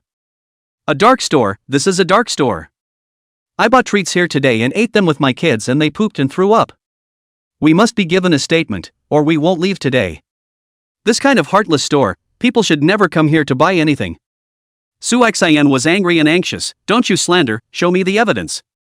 One of the shrewish-looking women pointed at Su Xin's nostrils, what more proof do you need, aren't we standing right in front of you? Look at us all now. And you have the face to say that we slandered you, your conscience is eaten by a dog, isn't it? A few of the others rallied around. There were all kinds of accusations, all kinds of abuse and slurs against Su Xin. Su Xin was a little girl, where was she a match for these older women who had lived half their lives? Being attacked by them in such a continuous manner, they couldn't interject at all and were so anxious that they were on the verge of crying out. Su Qing couldn't stand to watch and stepped forward. Chapter 78, It's Not Good to Be in Public. Aggrieved, angry, and overwhelmed, all sorts of emotions came to the forefront. Su Xian didn't know why this group of people would suddenly just run over and attack herself in the store. Saying something about getting a bad stomach because the treats at the store aren't fresh or something. It's simply not possible. The ingredients in the store are only used for 2 days at most, and are kept fresh in the refrigerator, so there is absolutely no way this could be a problem. But she was speechless in the face of these sharp-tongued, aggressive Amazons. Just when Su Xian was in a hurry and didn't know what to do, Su Qing appeared. Blocking in front of Su Xian, "I'm the owner of this store. You guys say that it's because the store's ingredients aren't fresh, thus causing diarrhea and vomiting. I've called the doctor, the food inspector, and the police, so let's test it in person. If this matter is really the store's problem, then pay whatever compensation is due. If you are maliciously slandering, then you will be held legally responsible." Perhaps it was because his outfit deterred the few that came looking for trouble. Or maybe it's the fact that they've just said they've called the police to get a doctor to come over that's causing them to panic. Obviously the rhythm is messed up.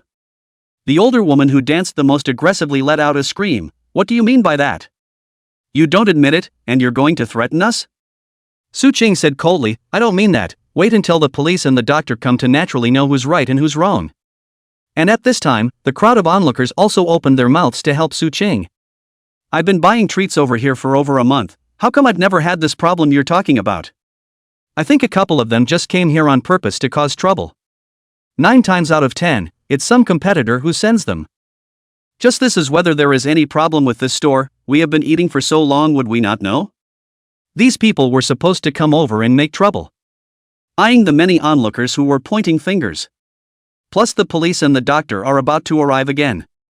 Realizing that something was wrong, one of them suddenly fell to the ground, wailing, "Ah, I'm having a heart attack. My stomach hurts.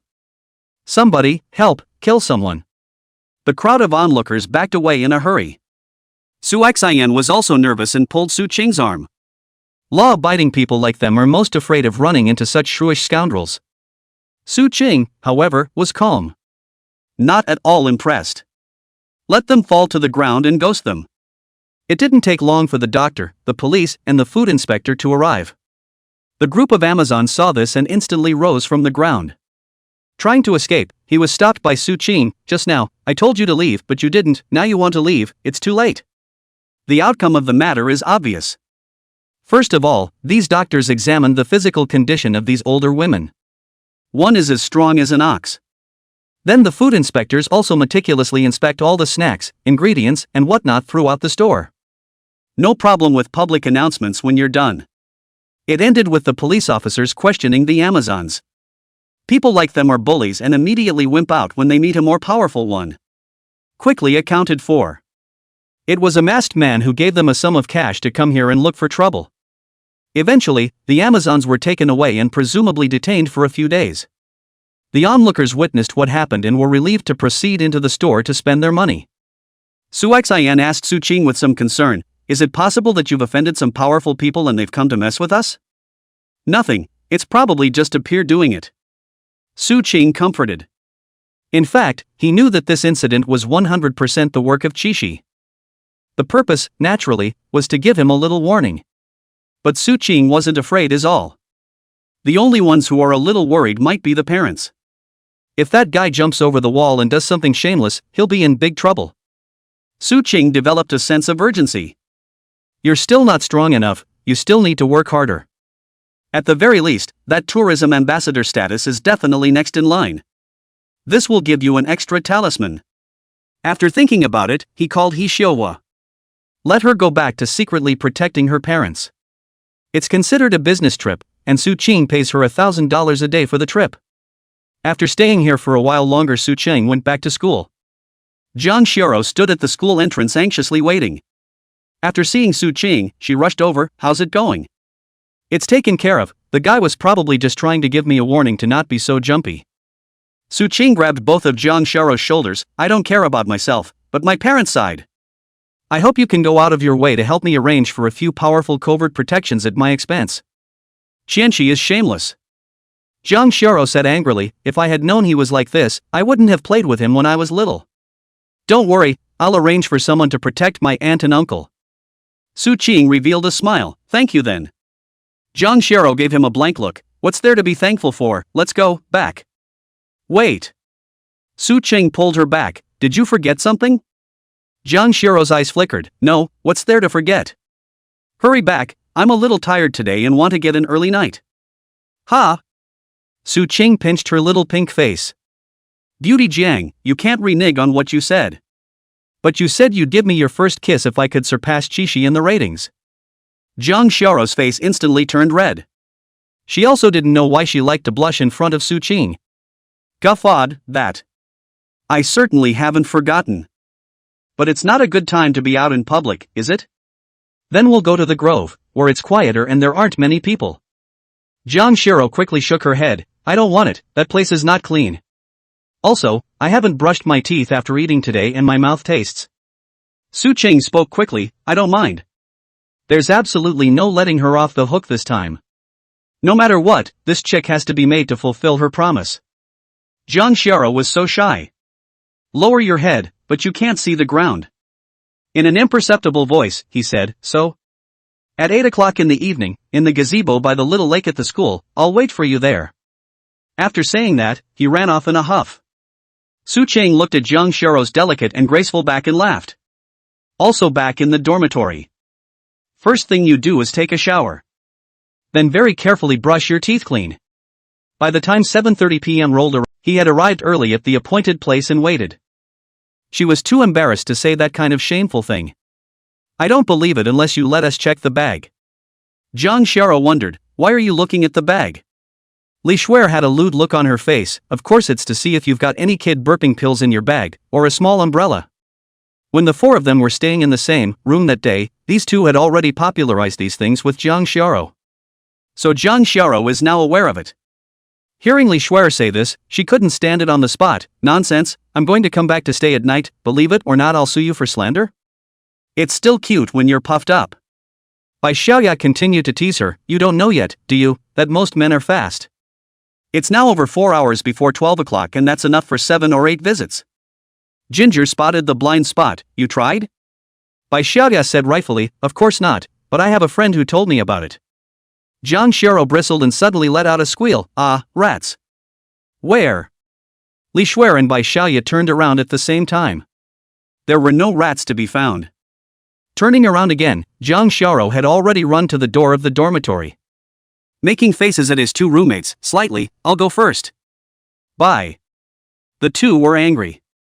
Li Shuer stomped her foot. Damn it, this chick has turned bad after being with Su Chang. Bai Xiaoya, is it possible that we brought her down?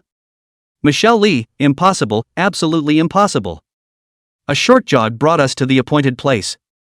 Jang Sharo froze for a moment. She had expected the place to be crowded at night. But right now, there was no one else besides Su Qing.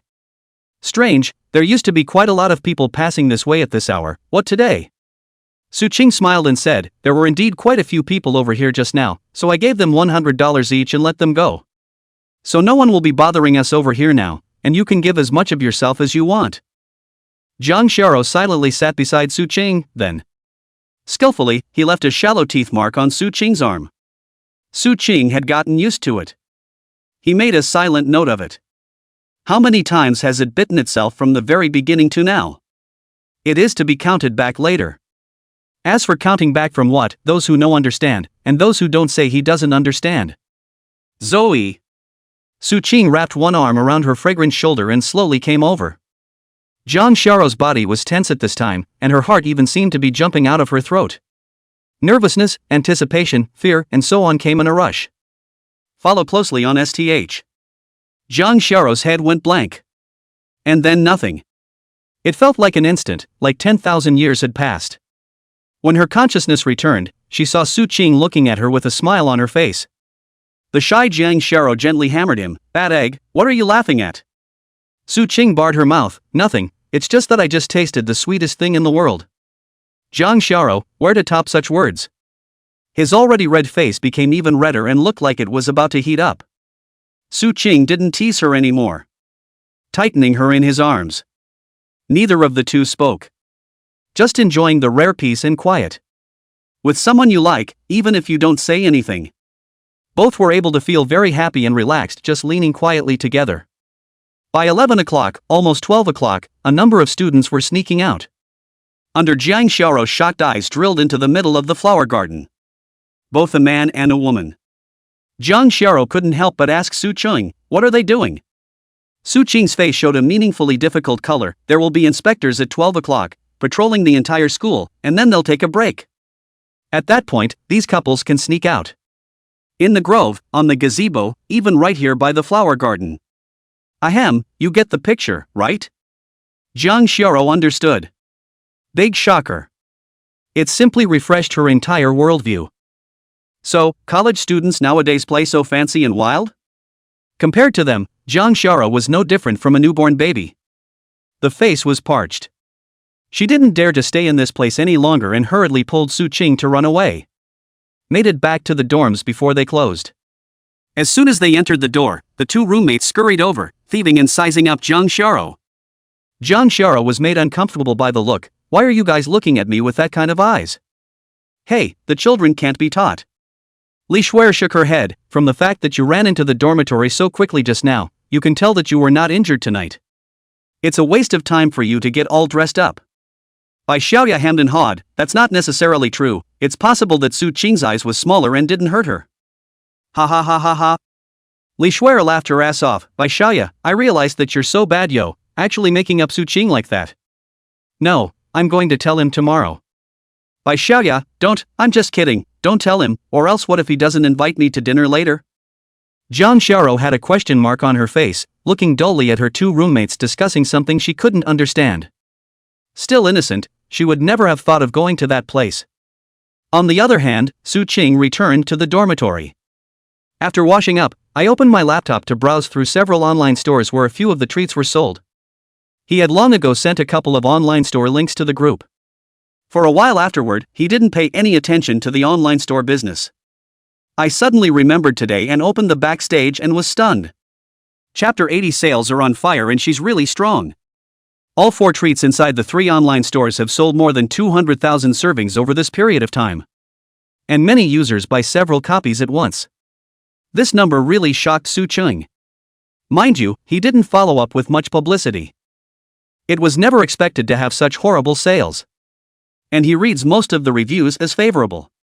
The positive reviews alone would rank in the top 10 of the entire platform. With such a large volume of sales, and at such an expensive price, even if some of your peers want to do a malicious smear campaign, the cost is high. This avoids a lot of problems. After looking at the comments on a few online stores, Su Qing closed the background. Now the brand, Sweet Honey, is turning out to be a hen that lays eggs. If it can be maintained, the net profit will be between $1 and $200 million per month. Note that it's the profit after taxes are paid. Su Qing then opened the official backstage of Fast Voice again. Only Su Qing and Yang Ruoshi had access to this backstage. Fasttone has been online for a few days, thanks to the acquisition of Duhu Plus Station C, and a provincial gaming tournament. Now Fast Voice has 10 million downloads and a pretty good retention rate. The per capita usage time is 79 minutes. Judging from the platitudes in the background, most of the users are coming from the Duhu C station side. Zhang Zhen wasn't in the dormitory today, so Su Qing set up her cell phone and recorded 2 songs. Fasttone is now officially live, so he's going to have to start getting the traffic going again as well. Su Qing's registered Fast Voice number was still called Qing Ro. Once registration is complete, upload both entries. Use your own back-end permissions to pass in seconds. Then send a link to the artwork inside a couple fan groups. With a paragraph, let everyone wait a long time, now settled in the new platform Fast Sound, hope you click attention, thank you. His fans are a bunch of night owls, and it's only after 12 o'clock and many are still online. When they saw Su Qing speak, they exploded. Anchor finally remembered there's another group. Nah. Sorry for waiting so long for you, but I've moved on. Don't ever message me again, I'll put my lovebirds will get the wrong idea. Of course, these fans are just flirting. Then the first thing I did was to click on the link and download the program Fast Voice. Yang Ruoshi spent a lot of effort on smoothness, interface simplicity, and whatnot. Make sure there are no half-assed bugs. So these original audio-visual users will have no adverse reactions during use. One more thing, Yang Ruwashi also tries to be as concise as possible above the registration. Basically, the registration is done between 10 and 30 seconds. Yang Ruwashi still understands the user's mind. Some software takes you 3 to 5 minutes to register an account. Many users wear that patience and just give up. Those who are able to add to the group are the more loyal ones. Basically, if you're online, you'll download the link when you see it and then support it. This just registered account, the rate of increase in powder quickly exceeded 100,000. In order to try and keep as many of these fans as possible, so that they would spend less time using their audio visuals and more time using their fast sounds, Suching sang several more songs in a row. There was even a variation of the song, 5 in all. After editing it and publishing it, it made many fans say that it was really enjoyable. And after watching the works released by Suching, they also swiped up the rest of the content on this platform with the intention of giving it a try. Found it quite interesting. In addition to the game content, there are also a variety of secondary, ghostly videos on C-Station, which also deeply attracted them. After all, originally, things like secondary and spooky were only popular in a small group. But it's actually quite uptight for the average person to watch. Many people brush up and before they know it, an hour or two has passed. Suching was also very pleased to see that the data in all areas had grown quite a bit. At the same time there was a new perception of Yang Ruwashi's ability. She is, really quite strong. Then Suching sent messages to Jang Shara, Li Shuer, and Bai Xiaoya so that they could enter as well. The killing power of a beautiful woman was actually greater than Suching. A few of them also rushed to download the fast sound after receiving the message. Once you're done registering, you post a few entries up and send the link to a couple of fan groups. The group of LSBs, all of them wailing and excited to see them posting new work. Suching nodded in satisfaction as he watched the downloads in the background of Fast Voice instantly soar by several 100,000. Yang Ruwashi called. Good, you guys did me a big favor. Apparently, she hadn't slept yet either, and had been staring at various aspects of the data in the background. Suching said, it's hard work, but it's better to save some money when you can on spending. I just have more than 2 billion on hand. Yang Ruwashi laughed. This is not good, now we are at the critical juncture of expansion, and we are definitely spending money like water. But don't worry, all the money you spend now will be earned back 100, if not 1,000 times over in the future. The tone of his voice carried a strong sense of confidence. Suching was dumbfounded. Talked to her some more and hung up. Meanwhile, she hadn't slept yet either. Fast Tone came out of nowhere and caught him off guard. Although the current market share wasn't very high, only a measly 5%, it made him smell danger. Asked the assistant beside him, what is the origin of the shareholders behind this fast sound that came out of nowhere? Have you found out? The assistant shook his head, no, the other party used the Identity Concealment Authority to hide, we can't find out. Only knowing that there are 2 shareholders, could it be the one called Yang Ruwashi that's popping up now? Yang Ruwashi's message Qianxi had already read it. From what I viewed, it's a girl from a family with a little bit of money. Then just go out and study abroad for a couple of years. She's just a part-timer, the talent behind her is awesome. After thinking about it, Qianxi said in a deep voice. Send out those 2 variety programs we prepared, put them up, and settle that what's-her-name Fast Tone once and for all. She had a strong confidence in her eyes. He had prepared 2 variety shows for this software himself. It's very confident that it will be able to completely establish itself in the field of short videos and stand alone. Yes, I'm on my way. Early the next morning. Suching went for his usual run, then bought breakfast and came downstairs to the girls' dormitory to wait for Jang Shara. The time came and she came down right on time. Suching carried her breakfast and walked over. But soon, the smile on Suching's face tightened. Chapter 81, Warm Man, followed the schoolgirl to class. As soon as Jang Shara walked down from the girls' dormitory, the smile on Suching's face tightened. Because he, Jang Shara, was very different from his usual state.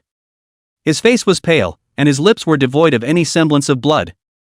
Suching hurriedly greeted her and asked with concern, "What's wrong? Where are you uncomfortable?" Ginger shook her head and whispered, "There's no discomfort." "Still lying to me?" Suching said angrily, "You look so scary and still say you're fine. Quick, I'll take you to the infirmary." "Oops, it's nothing big for her." Li Shuer said, "Girls, they come once a month." Jang Shara lowered her head in embarrassment. For a conservative girl like Jang Shara, this kind of thing was simply too embarrassing to say to another boy. Even if the boy was her very favorite. Su Qing was stunned, not having thought of this. Holding the breakfast in his hand out to her, "Eat something first, I'll be there in a minute." With that, he ran off. Jang Sharo bit into a meat bun and slowly walked towards the school building. Every now and then, he turned around to see if Su Qing had appeared. His face was full of confusion. "Where did that guy go?" Michelle Lee said, "He probably went to get you hot water." Immediately, a hint of a smile grew on Jang Sharo's face. Halfway there, Su Qing came back. In his hand was a handheld thermos, and in his other hand was a black bag. "Drink some freshly brewed brown sugar water. And this is a warming patch I bought at the infirmary. Later you go to the restroom and put it on your stomach, it will ease the pain."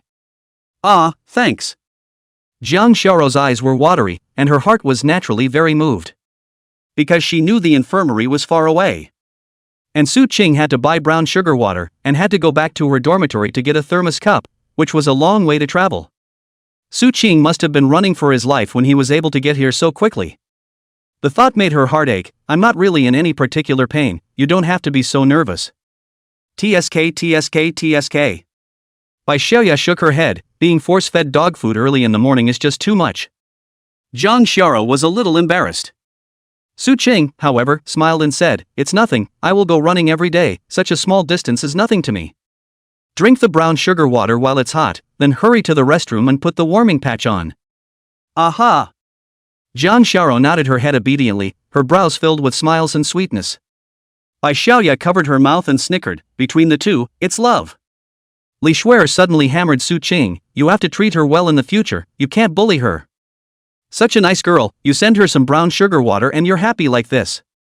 You can't find many girls as simple and kind as Xiao Rou in the whole world." Su Qing thought deeply. Nowadays, many girls, even if you send her a 520 red envelope every day, buy her all sorts of designer bags, jewelry and such, and she won't even necessarily be touched. And think you're a lickspill and look down on you. A girl as pretty and gentle and occasionally kind as Jang Sharo is really close to being out of print. Any man who meets one is blessed for several lifetimes.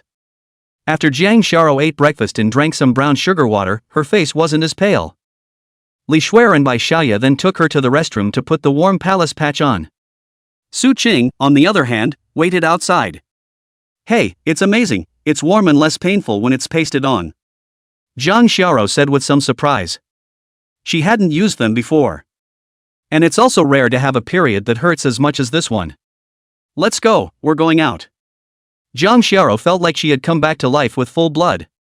"Hey, aren't you a tiger?" Bai Xiaoya pulled her back. "You're just going out like that?" "Huh?" Jang Sharo asked in disbelief. What else do I have to do?"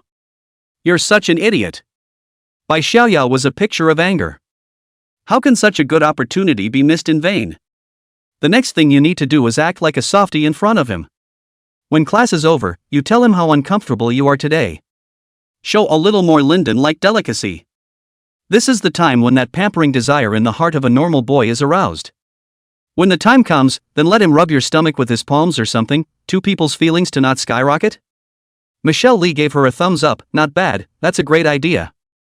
Jang Sharo instantly gave Bai Xiaoya an expression of adoration. "You're awesome, Xiaoya, you know so much."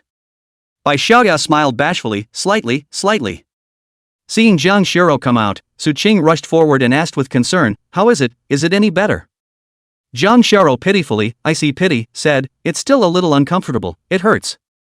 Su Qing was also heartbroken when she saw her like this. "Then don't attend class today, take the day off." "No, today's class is important, I'm going." "Tell you what then, I'll stay with you today." Jang Sharo was a picture of someone who would collapse at any moment, and Su Qing didn't feel at ease with her at all. "Oh, okay."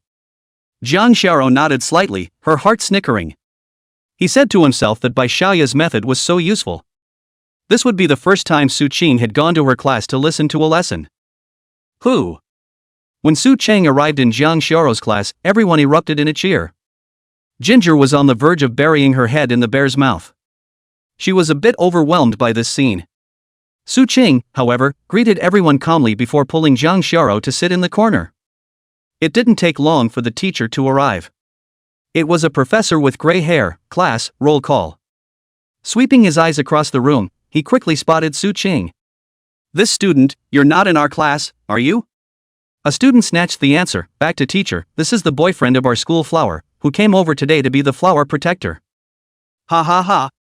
There was an outburst of laughter. Su Ching also stood up and bowed slightly to this professor, student meets teacher. Aha! The old professor nodded slightly, taking a favorable view of Su Ching. Please sit down. Thank you, teacher. Su Ching sat down and winked at Jang Xiao. Jang Xiao smiled sweetly. It's a good feeling to be in a class with your favorite person. But the two didn't whisper much in class, much less engage in any small talk. The point being made is self-evident.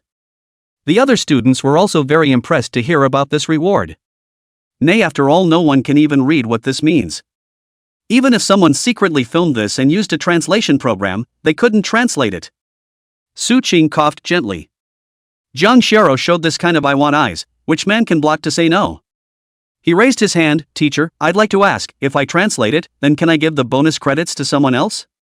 The old professor smiled as he stroked his beard, it's for your little girlfriend, isn't it? No problem, I was young once too. This remark triggered another round of laughter. Jang Xiao was even more shy and buried her head on the table. At the same time, it felt silky sweet. It was a feeling that she couldn't help but get lost in. Su Ching stood up and said, the meaning of the passage written by the teacher, if put in our words, is heaven walks on its own. Good. The old professor got excited, this student has translated very well, completely correct. Wow. Everyone at the scene was in an uproar, looking at Su Ching in shock.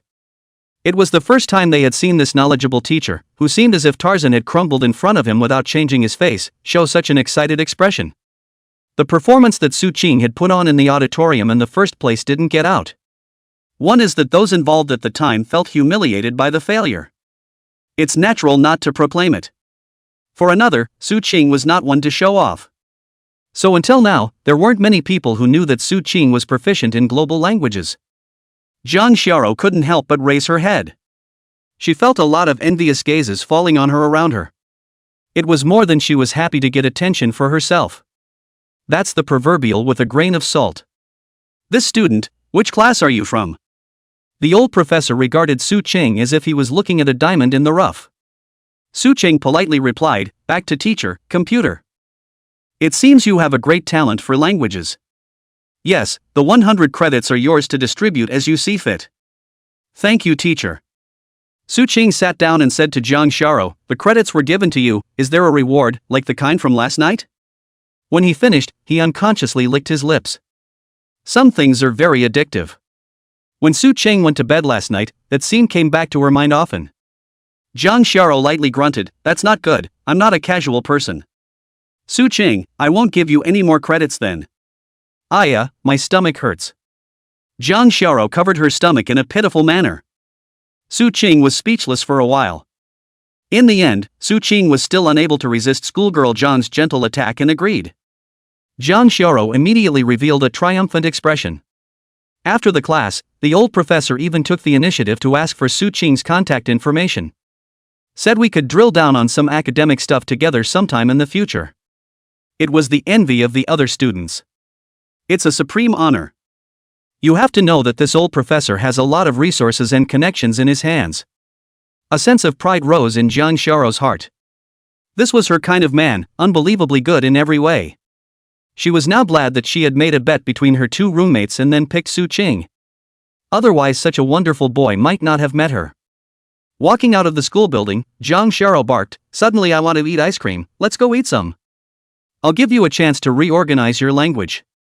Su Ching looked at her very seriously. Jang Xiao weakly said, just eat a little bit of it is not in the way, okay, please, brother. Half of Su Ching's body was crispy. Who can resist the pampering of such a sister? Su Ching almost agreed on impulse. But when I thought of Jang Xiao's pale as paper face in the morning, I was ruthless and said, no, absolutely not, if you eat it, I'll break your PG, believe it or not? Jang Xiao beamed, looking aggrieved, don't, just eat a little bit. One bite, just one bite, it won't be a problem, I promise you. He even took his arm with both hands when he finished and gently swayed it from side to side. Who can stand up to this scene? A male student who was passing by saw this scene and fell straight to the ground, going limp. He, a pure deer, couldn't resist such a sappy attack, let alone the person in question. Su Qing took a deep breath. If he let her continue to be so pampered, he would not be able to stop himself. Very seriously, he pulled her away, said no is no. By the way, give me your bag. After saying that, without waiting for Jang Xiao's consent, he took her bag over. Then, taking out her cell phone, she asked Jang Xiao to unlock it. What are you doing? Jang Xiao had a puzzled look on her face. Su Qing did not answer her. Instead, she opened a couple of payment apps on her phone. Brush up a bit and transfer all the money from several payment apps to your account. Take Jang Xiao's fingerprints to pay. Then went on to pick up all the bank cards in her bag. Only then did he give her back her cell phone. All your money, all your bank cards are now mine to keep. During the time you're not well, I'll pay for meals and stuff. I'll pay you back when you're better. Ah, don't, you're a robber, give me back my money. Jang Xiao let out a wail. Su Qing was practically a roundworm in her stomach. She didn't just think of waiting until after she separated from Su Qing to sneak off to buy ice cream. Now that the plan had fallen through, she felt like the whole world was gray. Su Qing boarded her face. Alright, now go eat lunch. What do you want to eat? I want ice cream. Next time for sure. Jang Xiao whimpered, you are a bad person, bullying me, I ignore you, I hate you the most. Go eat by yourself, I'm going back to my dorm to sleep. After saying that, he was ready to leave with a pair of long legs. Su Qing grabbed the back collar of her shirt, keeping her in place. And then, he even said something that made Jang Xiao despair. Chapter 83, Cutting Off the Back, No Bad Deeds Allowed. You're looking to borrow money from Li Shuer, Bai Xiaoya, and the others, right? I've just messaged them. Absolutely no loans. If I lend you money, I'll never invite them to dinner again, they've all promised me that they'll never lend you money. You're too much of a bully, how can you do this to me, ooh. Jang Xiao was completely taut. Su Qing was cutting off all her back channels. Then she snapped around, intent on sneaking in and snatching things back by force. But in her current state, how could she be a match for Su Qing? It was easily countered. Hurry up and let go of me or I'll scream. If you promise to behave yourself and go to dinner, then I'll let you go. Then give me my money back or buy me ice cream. It's impossible, don't be delusional. Su Qing's attitude was also firm. Making up his mind, no matter what this chick said, he would never let her get away with it. Just as the two sides were at a standstill, Li Shuer and Bai Xiaoya both came. Li Shuer also held a bag and handed it to Su Qing. Xiao's clothes are all over here. Ginger, what do you mean? Why did you take my clothes? Su Qing revealed a devilish smile. In order to prevent you from sneaking off to buy ice cream to eat, so I decided to. From now on, you'll be followed closely 24 hours a day. Just go to the hotel for the night and rest until you're better. Without saying a word, Jang Xiao turned around and wanted to run away. But Su Qing was quick on his feet and grabbed her in a flash, pulling her in the direction of the cafeteria. Bai Xiaoya shook her head. In this chick's life, she probably won't be able to escape him. Li Shuer thought of something and gloated. You said. If we go buy ice cream now and eat it in front of her, wouldn't that be a little unethical? Aha! Bai Xiaoya nodded solemnly. The next second it was a thieving grin. It's unethical, but it's cool, go just like that. You're so bad, I love it. Third floor of the cafeteria. Jang Xiao poked at the rice in her bowl with her chopsticks and glared at Su Qing, who was sitting across from her, with an exasperated look. Su pickpocket, stinky guy, bad guy, damn it. Su Qing was dumbfounded. Not angry at all, on the contrary, he felt that the somewhat childish Jang Xiao at this time was extraordinarily cute. It's like treating her like a kitten and jerking her off as hard as you can, Alright, listen, hurry up and eat. After eating there are no classes in the afternoon, I'll take you to see how the house is decorated. It's been a few days now, so there should be a decent amount of progress. After all, the house is small, only 90 square meters. And there are over 30 people on the construction team for each suite. Jang Xiao grunted and obediently ate. She also knew that Su Qing had done that because she cared about herself. The kind of behavior just now was more of a pampering, affectionate thing to do to someone you like. A single dog wouldn't understand. But just at this time, the two of them, Li Shuer and Li Shuer, sat on the edge with their plates. Then in one neat movement, he took out an ice cream, tore open the bag and ate it. This ice cream is delicious. This seems to be a new variety out, right? It tastes really, really good. Jang Xiao couldn't collapse straight away. Stomping her foot vigorously, she said to Su Qing, "These two bad women are bullying me, you have to help me teach them a lesson." Su Qing was also speechless for a while. He had just coaxed her into being good, and these two were watching the fun and actually came back to tease. There was no choice but to send them a red packet of $88 and ask these two to be generous. The two of them raised their eyebrows and dropped the ice cream in their hands without saying a word. A meal is finished. Hearing that Su Qing and Jang Xiao were going to go to the neighborhood to see how the renovation was going, they were going to follow. Several people didn't have important classes in the afternoon. Came to the Pinehurst neighborhood. Each traveled to their respective houses. The construction team is in full swing. Su Qing realized that the progress was fast, and the tiles, walls, and electrical circuits were all done. One more day and the hard furnishings will be over, followed by the soft furnishings. This speed really shocked Su Qing. After inquiring about it, I realized that they were renovating in 3 shifts, 24 hours a day, non-stop. During the day it's renovating those that make noise, and at night it's dealing with those that don't. At this rate, it looks like it will be finished and ready to live in this Saturday. Su Qing went back to see the houses of the other 3. The renovation progress is about the same. Everyone was very pleased with this progress. Faster than ever before. The 3 of them are already fantasizing about the cozy life they'll have when they move in. Bai Xiaoya opened her arms. "By then, I can sleep until I wake up naturally on Saturday and Sunday. Make yourself a nutritious meal when you wake up. Catching up on a TV show while eating food you've made yourself is an absolute treat." Jang Xiao mercilessly dismantled, "Do you know how to cook?" Bai Xiaoya was speechless for a while. Underestimating people, isn't it? Which one from the countryside doesn't know how to cook?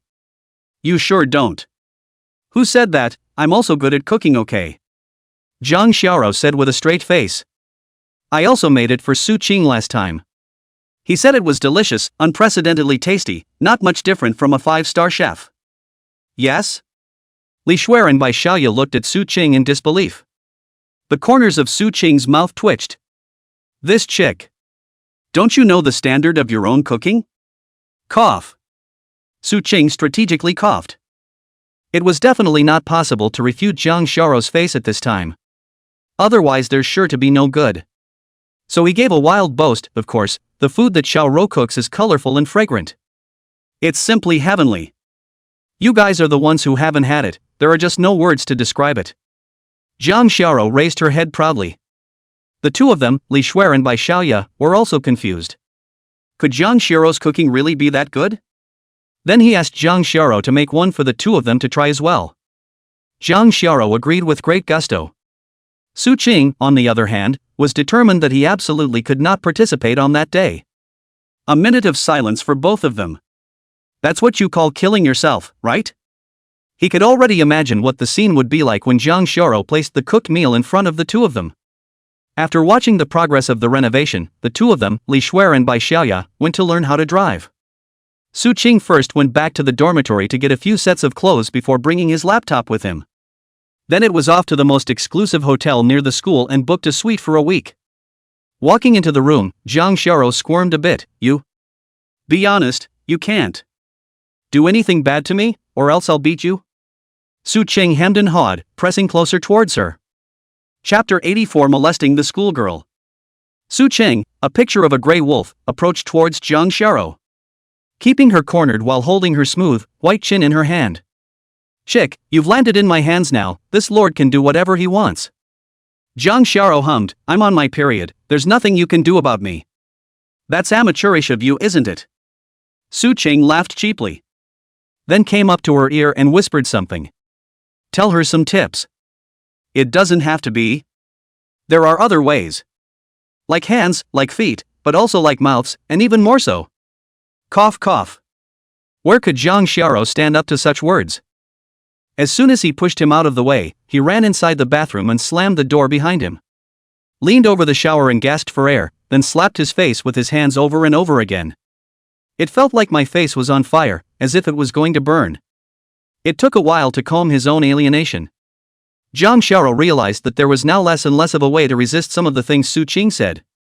Seeing Jang Xiao in this state of hasty flight, Su Qing was filled with a sense of satisfaction. Teasing this girl on a daily basis like this is one of life's great pleasures. He then went to the back kitchen of this hotel. Made a request with the manager. He's going to cook for himself. This is a special time for Jang Shara. The body's resistance will be weaker, and you can't eat something unclean and unhygienic. To be on the safe side, it's better to do it yourself. After slipping the manager $1,000, he readily agreed. And that all the ingredients in the kitchen are available. You have to pay extra only if it's especially expensive. Su Qing tied her apron and chose a few ingredients. Make a tomato scrambled egg, an eggplant casserole, a pepper stir-fry, and a lamb soup and you're good to go. Wash one ingredient, cut neatly and set aside. Start a pan to heat the oil. The chef next to Su Qing was surprised to see his movements and techniques. Little brother, you can do this. It looks like it's been fried for decades. Su Qing laughed and stated that he was just casually speculating. Half an hour, all done. Su Qing returned to the room with the dishes. Jang Shara was already sitting in the living room. When she saw him return, she got up and ran over to him. When she saw the meal he was carrying, her eyes glowed. It looked so delicious. Did you make it? Aha! Su Qing nodded and said, go wash your hands for dinner. Jang Shara obediently went to wash her hands. When she came back, Su Qing had already served her soup and packed her meal. Drink a bit of mutton soup first to warm your stomach, it will also invigorate the blood and help you. Jang Shara took a sip of the mutton soup while exclaiming, it's so good, I've never had such a good mutton soup before. Although the cooking skills of Su Qing were okay, they were actually not as exaggerated as what Jang Shara had said. It was mainly a psychological effect, thinking that whatever Su Qing did must be the best. After the bowl of soup was finished, she ate another piece of eggplant casserole. A contented hum escaped from his nostrils. This eggplant casserole is deliciously soft and creamy, too. And this scrambled eggs with tomatoes and peppers. Straight away, he transformed into a snacker. And while eating, he also praised Su Qing. Su Qing was also very satisfied in her heart. Looking at Jang Shara favorably, he said without thinking, eat more if you like it. I'll make it for you as often as I can in the future, even if it's for the rest of my life.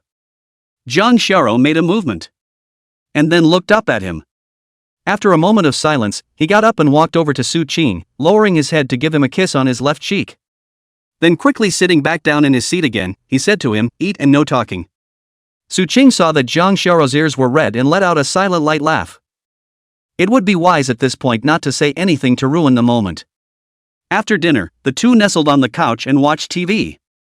As soon as I turned on the TV, it was a variety show. But the smiles on the two faces tightened when they saw the variety show. Because the sponsor of this show clearly states Sound and Vision. When did it come out? Jang Shara wondered. Su Qing said, it should have just come out, just read on. The sponsor of this variety show is audiovisual. And a QR code clearly appears in the top right corner of the TV. That should be the download link. This variety show is rather alternative and focuses on a high-end, atmospheric and upscale. After watching for a while, Su Qing understood what the kernel of this variety show was. It's about filming a group of young, beautiful internet celebrities, wearing high-end clothes and delicate makeup, and showing their lives on screen. They eat fresh milk flown in from abroad in the morning, bread made from top-quality wheat. It's also accompanied by a whole bunch of highfalutin, unspoken words. A breakfast, casually, costs $800 or $900 or $1,000. By lunchtime, the food was some kind of prime rib. A tiny piece, not quite the size of a palm. It's still all bloody inside when you cut it open. That's all, and claiming that's the way the aristocracy eats. One by one, with a knife and fork, they cut off a small bite and bring it to their mouths. All the while with a mesmerized look on his face to match. It was as if they were eating some worldly delicacy. Su Qing was sick to her stomach just looking at it. Jang Shara said, I understand Qianqi's intentions, that is, she wants to make Sound and Vision a high-profile brand. Su Qing shook his head, he made the wrong move. Jang Shara's eyes flashed, how so? Su Qing seriously analyzed her, the vast majority of people, in reality, don't understand all that highfalutin stuff. It's okay to look at it once in a while and figure it out. If it goes on for a long time it's going to be frowned upon. To be honest, the vast majority of people are vulgar, myself included. We only like the vulgar things like money, luxury cars, beautiful women, and so on. By doing that, he is turning his back on the masses and is doomed to failure. Jang Sharo said quietly, like luxury cars and beautiful women, are you like that too? Su Ching. This chick, she's a real prick. He didn't dare to admit it and quickly shook his head, I'm talking about someone else. Jang Sharo grunted coldly, you just said that you are also a vulgar person. Su Ching sensed a murderous aura. His head raced, and then he said, that's right, I'm also a mediocre person, and I like beautiful women too. Then may I ask, are you a beautiful woman? Is my liking beautiful women the same as liking you? Ha! Jang Sharo was at a bit of a loss for words. This one counterattack from Su Ching hit her heart bus nicely. Su Ching silently gave a nod to his own sanity. After a while, Jang Sharo suddenly said something that surprised Su Ching. Chapter 85 Rubbing her belly. Should we eat Qianxi? At this moment, Jang Sharo was smiling like a little fox. Su Ching sat up straight, Hasho. Thousand Creek must have thought he was on the right path with this one of his own. Then let's put the word out that we're going to do one or several similar variety shows as well. But we're just going to put out the word, we're not going to actually do it, it's all thunder and no rain. When he sees us doing this, he will definitely increase his investment. This is called a false alarm. By the time he realized something was wrong, it was too late. Su Ching slapped his thighs, no, schoolmarm Jang is really, with her beauty and wisdom, this is a great plan, I'll talk to Ruwashi here. Immediately took out his cell phone, but was keenly aware that Jang Sharo's eyes contained a murderous aura. What's wrong? Su Ching asked. Ruwashi, what a close name. Su Ching. He knew that girls were emotionally unstable on these days. Wisely, he didn't tussle with her, choosing instead to concede the point. Only then did he dial Yang Ruwashi's number and tell her about the ploy. Yang Ruwashi, with surprise in her voice, not bad, such an insidious ploy, you can actually think of it. Not bad, has the potential to become a lord. There was a grinding of teeth from the side. Su Ching was sitting upright, not looking away. Hang up the phone, Jang Sharo snorted coldly, this woman is really not a little vision, how can I call this sinister? It's obvious that she's intellectually brilliant, she's just purely jealous of me. What else could Su Ching say but to nod repeatedly? In total, Thousand Creek has released 2 variety shows. There's also one that promotes coffee culture. Although it's not explicitly stated inside the variety. But all that was conveyed in and out of the words was that coffee was the world's finest beverage. Drinking coffee is the noblest, everything else is inferior. Jang Sharo was very angry, he actually made such a thing, is not afraid of being criticized by thousands of people? Su Ching laughed and said, he's probably used to being high and mighty. Plus being brainwashed by some foreign education, so forget about him. Su Ching shook his head, in the field of short videos, we are already winning by a large margin. It wasn't that Su Ching was arrogant, but this kind of tawdry maneuvering by Qianxi was definitely not pleasing to the audience. Again, he was a very proud man. Even if someone around him had gone to remind him that this was not okay, he probably wouldn't have listened. You have to wait until your head is broken before you wake up. But by the time that happens, it will probably be too late. Aha! Jang Sharo nodded deeply. Qianxi and Jang Sharo both came out from the big families. But personalities, thinking, rules of conduct, and so on are vastly different. In that case, it seems that it's still the Ginger family that is a bit more educated. At least the offspring raised will not forget their roots. Well, it's time to rest. Su Ching said. Play a little longer. Jang Sharo beamed, it's only 10 o'clock, what's the point of going to bed so early? You need to get more rest now, do as you're told and brush your teeth and get into bed. Jang Sharo realized at this time that there was only one bed. Offended, it's just a bed, are you going to sleep on the couch again? Or I'll sleep on the couch. Good. Su Ching agreed in one gulp. Ginger? Seeing her head go down, Su Ching laughed out loud. Pinched her face, just kidding, hurry up and go brush your teeth and wash your face. Oh, okay. Dutifully, he brushed his teeth and changed into his pajamas before getting under the covers, showing only his head. Still a little nervous. After all, this is considered living together in a room in the true sense of the word. Good night, sleep. Su Ching turned off the light. The sofa in the hotel is not really hard to sleep on, it's quite soft. The bed was separated from the sofa by about 2 meters. Jang Sharo tossed and turned in her bed, unable to sleep. It was only at this time that he remembered what the two crouching phoenixes had said in the morning. It's important to act soft and weak so that you can inspire that protective desire within a man. So it's like, oops, my stomach hurts again. Why does it suddenly hurt again?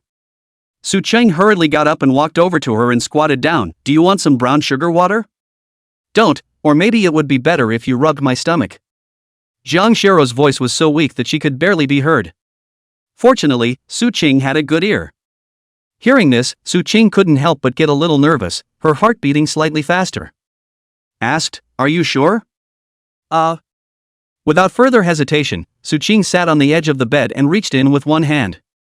Zhang Xiao's stomach was icy cold. Su Cheng rubbed 3 times clockwise with slight force, then 3 times counterclockwise, and so on. In the darkness, Zhang Xiao's eyes were very bright. A little nervous at first, but soon relaxed.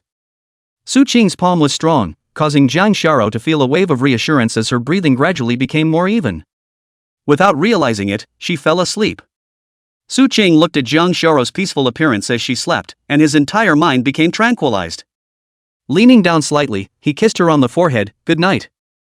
Zhang Xiao also seemed to have achieved some kind of beautiful dream, and the corners of her mouth curled up slightly. The next day, Zhang Xiao woke up feeling refreshed. Opening his eyes and moving his nose, he smelled food. When he got up, he saw that Su Cheng had already set breakfast on the table. This ability to see her favorite people and food as soon as she opened her eyes made every cell in her body feel pleasure, joy as well as happiness. Awake! Su Cheng said, got up and brushed my teeth and ate, then went to school. Aha! Zhang Xiao got out of bed. But didn't go to the bathroom right away. Instead, he hugged Su Cheng from behind. Like this, life is really good. I've never experienced that before, I love it so much, thank you. Su Cheng smiled and patted the back of her hand. Don't say anything about thanks. Really, I should be the one thanking you. If she hadn't confessed to herself for the first time in the grove, she wouldn't have been able to activate the system. And naturally, you wouldn't have the capabilities and assets you have now. He had such a beautiful, understanding, well-built family girl by his side. Zhang Xiao smiled sweetly, let go of Su Cheng, and went to the toilet to brush her teeth and wash her face. After coming out, the two of them ate breakfast. Occasionally their eyes collided and smiled at each other, sweetness and happiness spreading. It's all in the words. After breakfast, the two went to school. When it was noon, Su Cheng called Li Shuer and Bai Xiaoya to the 3rd floor of the dining hall as well. Said, the new short video platform has been opened, let's proceed to work together, you two, how about it?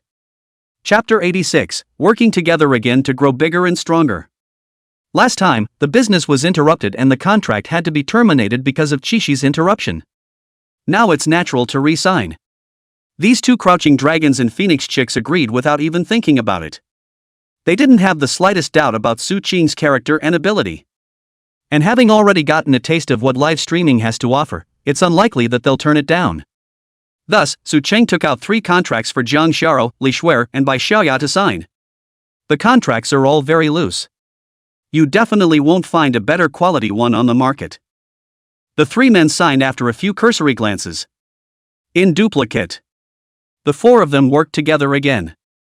For hands touched together, Su Cheng smiled and said, let's get bigger and stronger and become the leader of this industry. Everyone is worth billions and billions, if not hundreds of billions. Michelle Lee smiled cheekily and said, when the time comes, I'm going to pack 100 little fresh meat and put one in each room. Vulgar. Bai Xiaoya despised it all. Like me, the style is much higher. When the time comes, I'm going to aid some good-looking, poor male students. When they grow up, they'll be all over me, ha ha ha ha. Zhang Xiao was speechless. Both of you, wipe your saliva. In the afternoon, they once again made their way to the office to get back on the air. Only the platform has changed. And it's true that you can't beat sound and vision on top of traffic right now. The 4 People's Live Room, when the traffic was at its highest, the number of people online was only 70,000 to 80,000 people. This situation is expected to continue for some time. Then there's the thing about setting up an anime company, which has been unfolding as well. Su Cheng posted on a job site. There were also a number of people who came looking for jobs. But none of them were able to pass the visual video interview alone. Couldn't find the talent he wanted. The live stream ended and the earnings were not great. Like Su Cheng, who had sung more than a dozen songs, but the rewards and whatnot only added up to just over 10,000. Jang Shara was even lower, just over 5,000. Li Shuaren by Xiaoya 2 more is more than 4,000. And then once you split it with the platform, it's even less. Even though their split is 30-70. Platform 3, them 7. But it's not a lot, and there's still a certain sense of fallout. After getting off the air, Su Qing opened the recruitment software to see if anyone had applied for the job. Found a private message in the background. Click in to see it's a job seeker's message. It's a woman, 32 years old.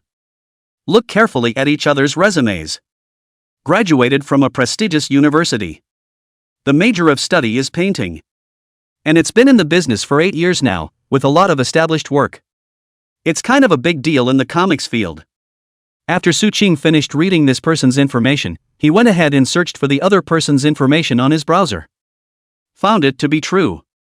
In that case, there is no need to be in a video interview. Straight away, I sent a message asking when she could meet up.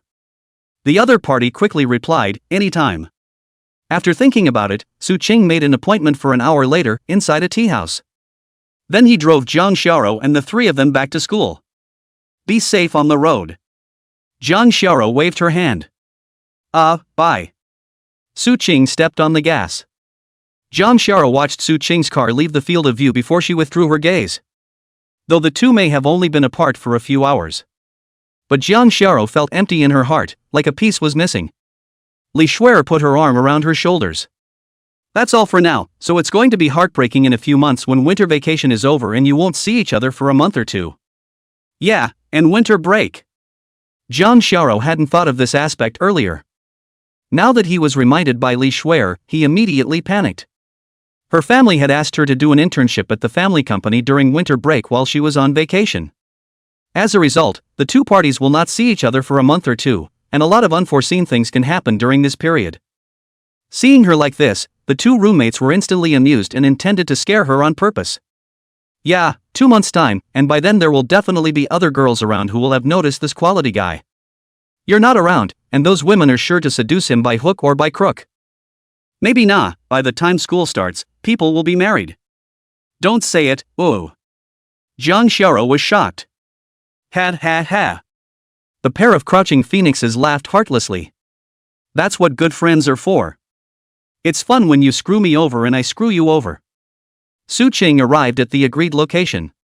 As soon as he pushed open the door to the booth, he realized that the other man had already arrived. It's a very pretty woman. Wear a big wave. It was also dressed smartly and competently, giving the impression of a strong woman. But with a hint of demure elegance. Hello, I'm Winnie. The other man took the initiative and stood up and extended his hand. Su Qing also reached out to shake her hand and said with a smile, hello, I'm Su Qing, let's sit down and chat slowly. Both parties take their seats. Su Qing said, Ms. Wan, I've seen your information as well as some of the information on the internet. With your ability to keep up with your position in this circle, why are you still out there seeking employment anymore? When Wan smiled bitterly and said, because of meeting a bad person, I used to co-own a company with a friend. For being too trusting and letting the other side encroach on the whole company. I had no choice but to come back out and seek employment. I feel sorry for what happened to Ms. Wan. Su Qing shook his head slightly and said, I highly recognize Miss Wan's ability and work experience. So, I wonder what's on top of the salary package. When Wan said seriously, that depends on how ambitious you are, boss. Oh? How? If the owner is trying to be a leader in the industry, then I don't want a salary, just shares. If it's just someone who wants to make ends meet, then 100,000 a month. Since we're going to do it, it's definitely going to be a leading company. Su Qing said without hesitation. I wonder if Ms. Wan knows about the company Flying Moon novel network? Of course I know, web novels used to be the dominant force behind them, they fell out of favor. But recently I read that the company has changed management and is back on its feet. Aha! Su Qing nodded, Flying Moon Network, I hold 100% of the shares. When Ms. Wan joins in, she won't need to worry about copyrights, IPs.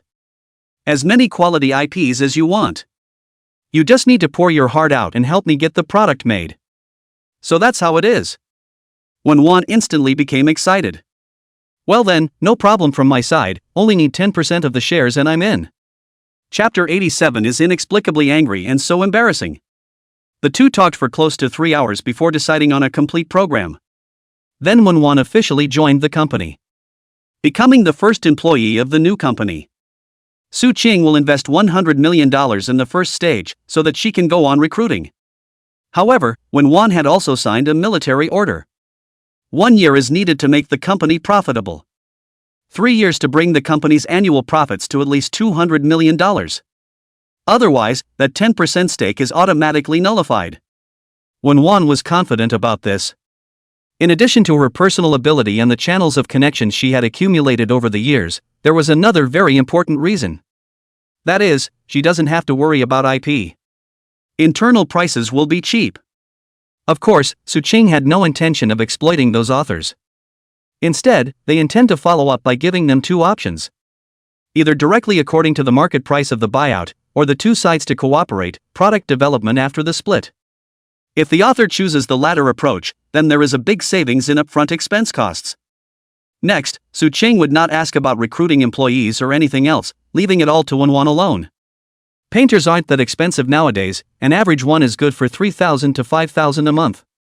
After everything was done, the two ate and left.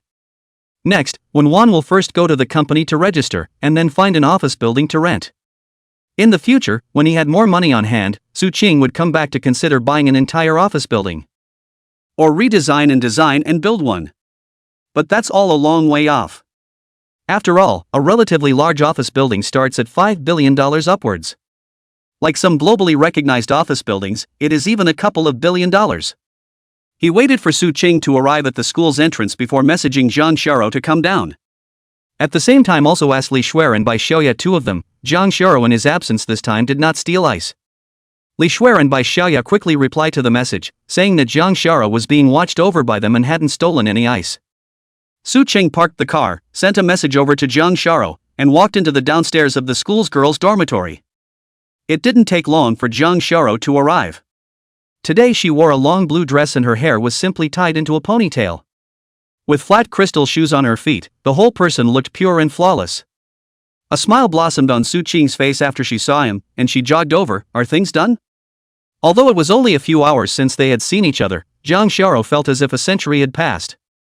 Well, it's done. Su-ching nodded with a smile. The applicants this time are very strong. It shouldn't disappoint me that the beginnings of a chain are about to be laid out. That's good. Jang Shara was genuinely happy for Su-ching. If this trend continued, Su-ching could definitely become a business giant. When the time comes, himself and him. Su-ching pulled Jang Shara away. Back at the hotel, Su-ching put her wallet and cell phone on the table and went to take a shower first. It's been a busy day today, and I'm soaking wet from all the sweating I've done. Jang Shara saw Su-ching enter the bathroom and then looked at the wallet that was placed on the table. A heartbeat later, he picked up his wallet.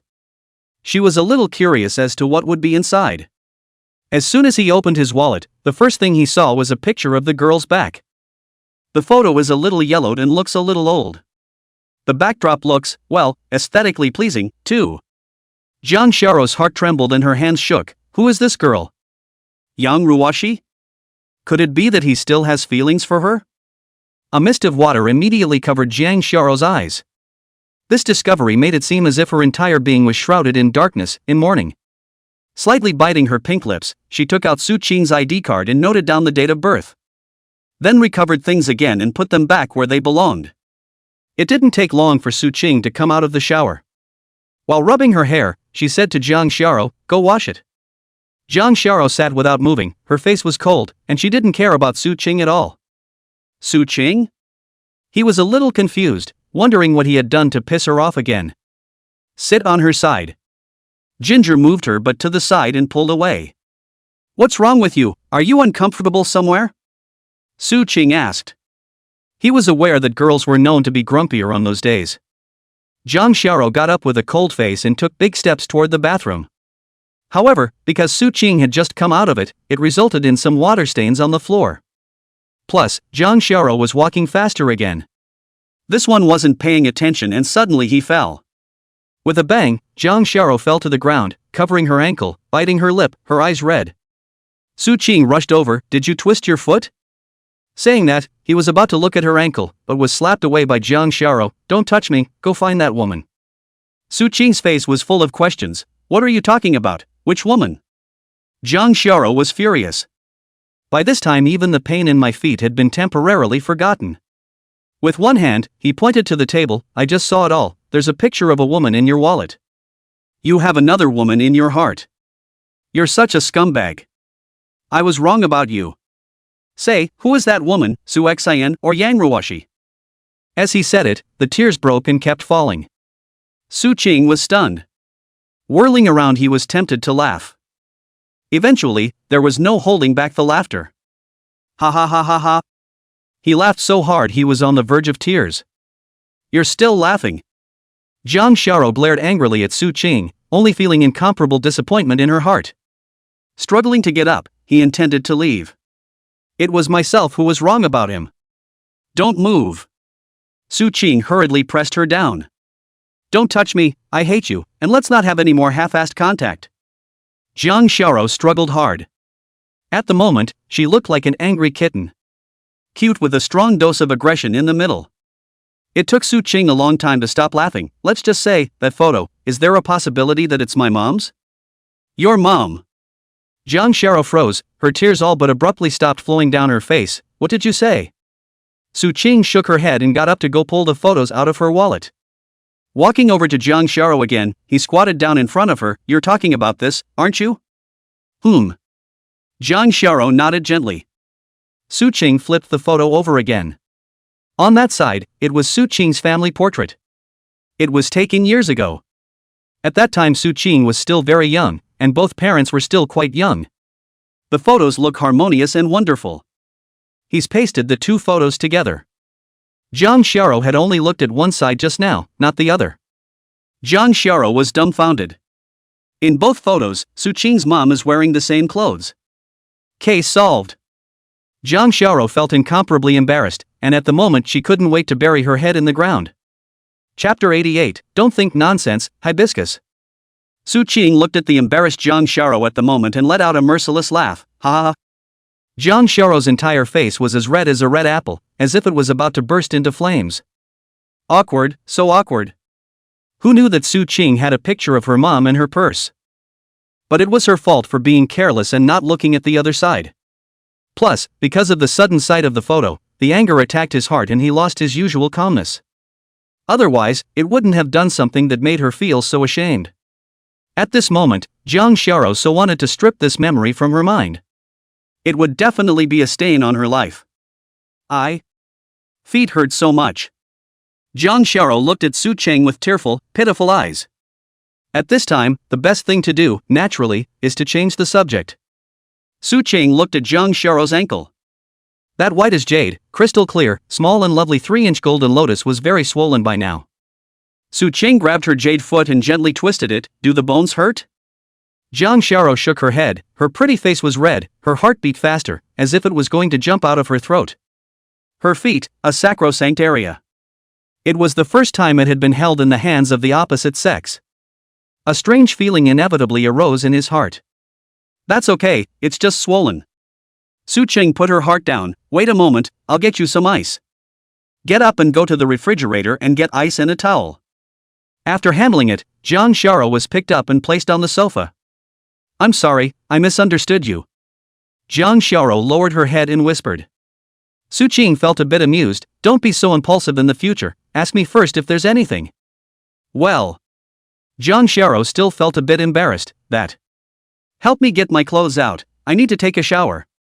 Su Qing's heart stirred, and immediately afterward, he felt the blood in his body, inexplicably, stirring. Letting himself help Jang Sharo get her clothes, wouldn't that mean that he would have to touch it with his own hands? I also wonder what kind of style she is wearing. Cute, sexy, or neutral? But with Su Qing's analysis, I guess it should be more likely to use cute wind. As soon as Jang Sharo took a look at Su Qing's eyes, she knew what he was thinking. Couldn't help but gently hammer him. Bad guy, no thinking about messy things. You. Just help me with my pants and clothes.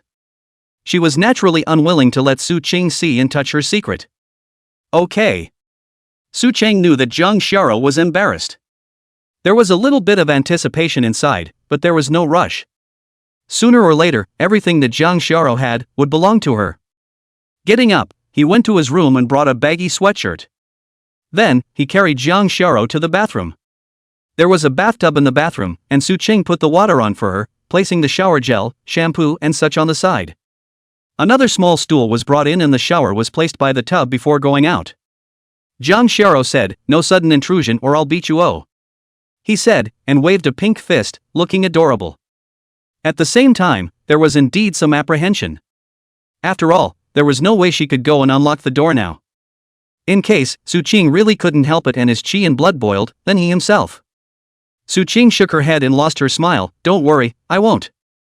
Get up and leave, closing the door behind you." Phew. Jang Sharo let out a fierce sigh of relief and couldn't help but rub her face. Then, only then, did he begin to take off his clothes, turn on the shower, and take a bath in the tub. Jang Sharo's skin is white and glowing. It's the kind that's as gelatinous as jade and as smooth as snow. Her entire body, it was as if she was a stunning work of art. She wiped her body gently, her movements gentle, her eyes as bright and dazzling as stars. This kind of image is so thrilling that not many people can hold on to it. Half an hour later, Jang Sharo finished washing. Drained the water from the tub and gently finished scrubbing her body before she braced her hands on the sides of the tub and slowly got up. With great difficulty, she put on her clothes before she crisply shouted, "I'm done, come in." Su Ching pushed the door open. The bathroom was misted with water and a special aroma drilled into her nose. That was produced by the fusion of Jang Sharo's body scent and the fragrance of the shower gel. Hibiscus, seductive. The injured Jang Sharo looked a little more tender, making people unable to help but want to take her into their arms and pity her. Su Ching thumped his heart. The eyes were even looking straight at her. At this moment, Su Ching was really a bit unable to hold on. Such a stunningly beautiful little white flower, just quietly there, as if all the beauty of time was focused on her. Feeling Su Ching's burning gaze, Jang Sharo's heartbeat couldn't help but accelerate, and she subconsciously averted her gaze. Su Ching came back to his senses. This was not the time to think about this. Walked over and picked her up. The moment he touched Jang Sharo's skin, Su Ching inevitably had many more mixed thoughts in his mind again. Jang Sharo leaned her head against Su Ching's chest. The fragrant gas exhale from his nose could be clearly felt by Su Ching even through his clothes. Relying on his strong will, Su Ching was able to carry Jang Sharo to the bedroom.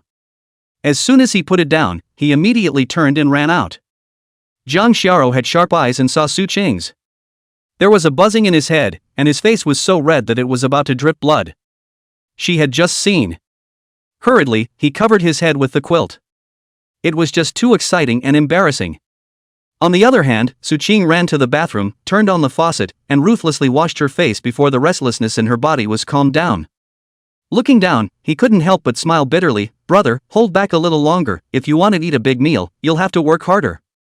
Although, if he waited until Jang Sharo's relatives were gone, Su Ching would 80% give it to Jang Sharo if he wanted it. But that would leave things at an impasse, if not no wiggle room at all. Because, on Jang Sharo's arm, there was a guardian sand. This ancient thing truly appeared in Jang Sharo's body. And this, too, is the usual tactic of some big families. Before a woman was married, if the guardian sand was missing, she would be chastised and even thrown out of the house. That's how strict the big families are. It took a while for Su Ching to completely calm down. Shaking his head, he banished some strange thoughts from his mind.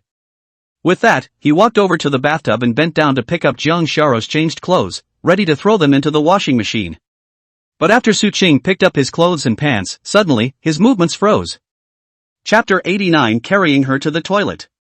Su Ching's hand, holding a white, printed cartoon pattern of that what? The style is adorable. Also, Jang Sharo's corset is a large size, and should be infinitely close to a D. It's really a no-brainer. Knowing that Jang Sharo had a good figure, but seeing it with her own eyes, she realized that Su Ching had been conservative earlier. This thing felt a little hot in Su Ching's hand, but he couldn't help but want to look at it a few more times. The throat swallowed unconsciously.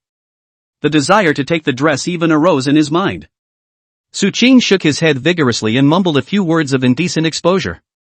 Averting his gaze, he took his change of clothes along with him and threw them into the washing machine.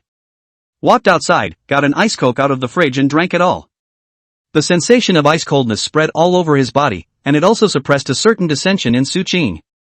That's before going into the bedroom. Looking at Jang Shara, who had covered her face with the quilt, Su Qing laughed. She's not afraid of suffocating. Jang Shara removed the quilt, revealing a beautiful face. There was a touch of beauty in her blown-out skin, like a. Su Qing deliberately teased her, there definitely is. Oof. Jang Shara gave him a blank look, so annoying. Well, you go out, I'm going to sleep. Okay, good night. Su Qing went out and turned off the lights. When you close your eyes, all kinds of inappropriate thoughts come to mind. He realized that the more time he spent with Jang Shara, the less willpower he had. Tossing and turning, it took a long time to fall asleep. In a daze, he seemed to hear Jang Shara calling out to him. Su Qing opened his eyes and realized that it was indeed Jang Shara calling him. Hastily, he got up and ran to the bedroom. What's wrong? Jang Shara said, a little embarrassed, I want to go to the restroom. She felt embarrassed. After all, this kind of thing is so personal. But with my own injured foot, it's not like I can go on my own. Su Qing breathed a sigh of relief, thinking what was wrong with her. Lifting the covers, he carried her to the bathroom and placed her on the toilet before heading out. Call me when you're ready. Jang Shara said with a red face, you go in the living room and turn on the TV, no. No eavesdropping. Huh? Su Qing didn't react for a moment, eavesdropping on what? Schoolgirl Jang's face turned even redder, hurry up and go, just don't eavesdrop. It was then that Su Qing came to his senses and said breathlessly, how could you think such a thing? It's not like I'm a pervert. Jang Shara gave him a big blank stare. Su Qing laughed and shook her head as she left the restroom, closing the door behind her in the process. Only after making sure that Su Qing wasn't standing outside the door and had even turned the TV on did Jang Shara relax. There was a clattering sound of water. I drank too much water during the day, so that caused the sound to be a little loud and last longer. Only then did Jang Shara ask Su Qing to turn on the TV as a cover. A wave of relief surfaced on Jang Shara's face. Pulling off a few cuts of tissue, hit the pump button and yelled out to the outside, okay. Su Qing came in again and carried her to the sink, washing her hands before returning to the bedroom again. Covering Jang Shara with the quilt, she only revealed a small head and said in a small voice, thank you, please. It's no trouble, then you have a good rest, I'm going out. Su Qing turned to leave. Wait. Jang Shara called out to Su Qing. The tone of his voice became soft and sticky, and his complexion carried a slight hint of shyness. How about? You can sleep here. Sleeping on the couch all the time is bad for the lumbar spine. As long as you don't move your hands? After saying that, Jang Shara looked like she had been drained of all her strength, and her entire body went limp. God knows how much courage it took for her to say those words. Su Qing even lifted the quilt without saying a word, directly lifting it and burrowing in. This once-in-a-lifetime opportunity will be struck by lightning if you miss it. The quilt was warm and smelled great. As soon as he entered inside, Su Qing felt as if he had entered a hot spring. Warmth, peace of mind. Next to it is the school flower that countless male students have been thinking about day and night but can't get. Su Qing could clearly feel her body trembling slightly. Jang Shara's voice also trembled a little. You. Be honest. Or else. I'm going to hit you. Oh. That's not a deterrent at all. But it was also true that Su Qing didn't intend to do anything. Two people at this level now can already be considered a huge improvement. One step at a time. The lights were turned off and the room was plunged into darkness. Jang Shara, however, couldn't sleep anymore. She felt the high temperature on Su Qing's body beside her. You can still hear the steady, strong breathing. When she grew up, it was the first time she slept in the same bed with a man, a feeling she would never forget.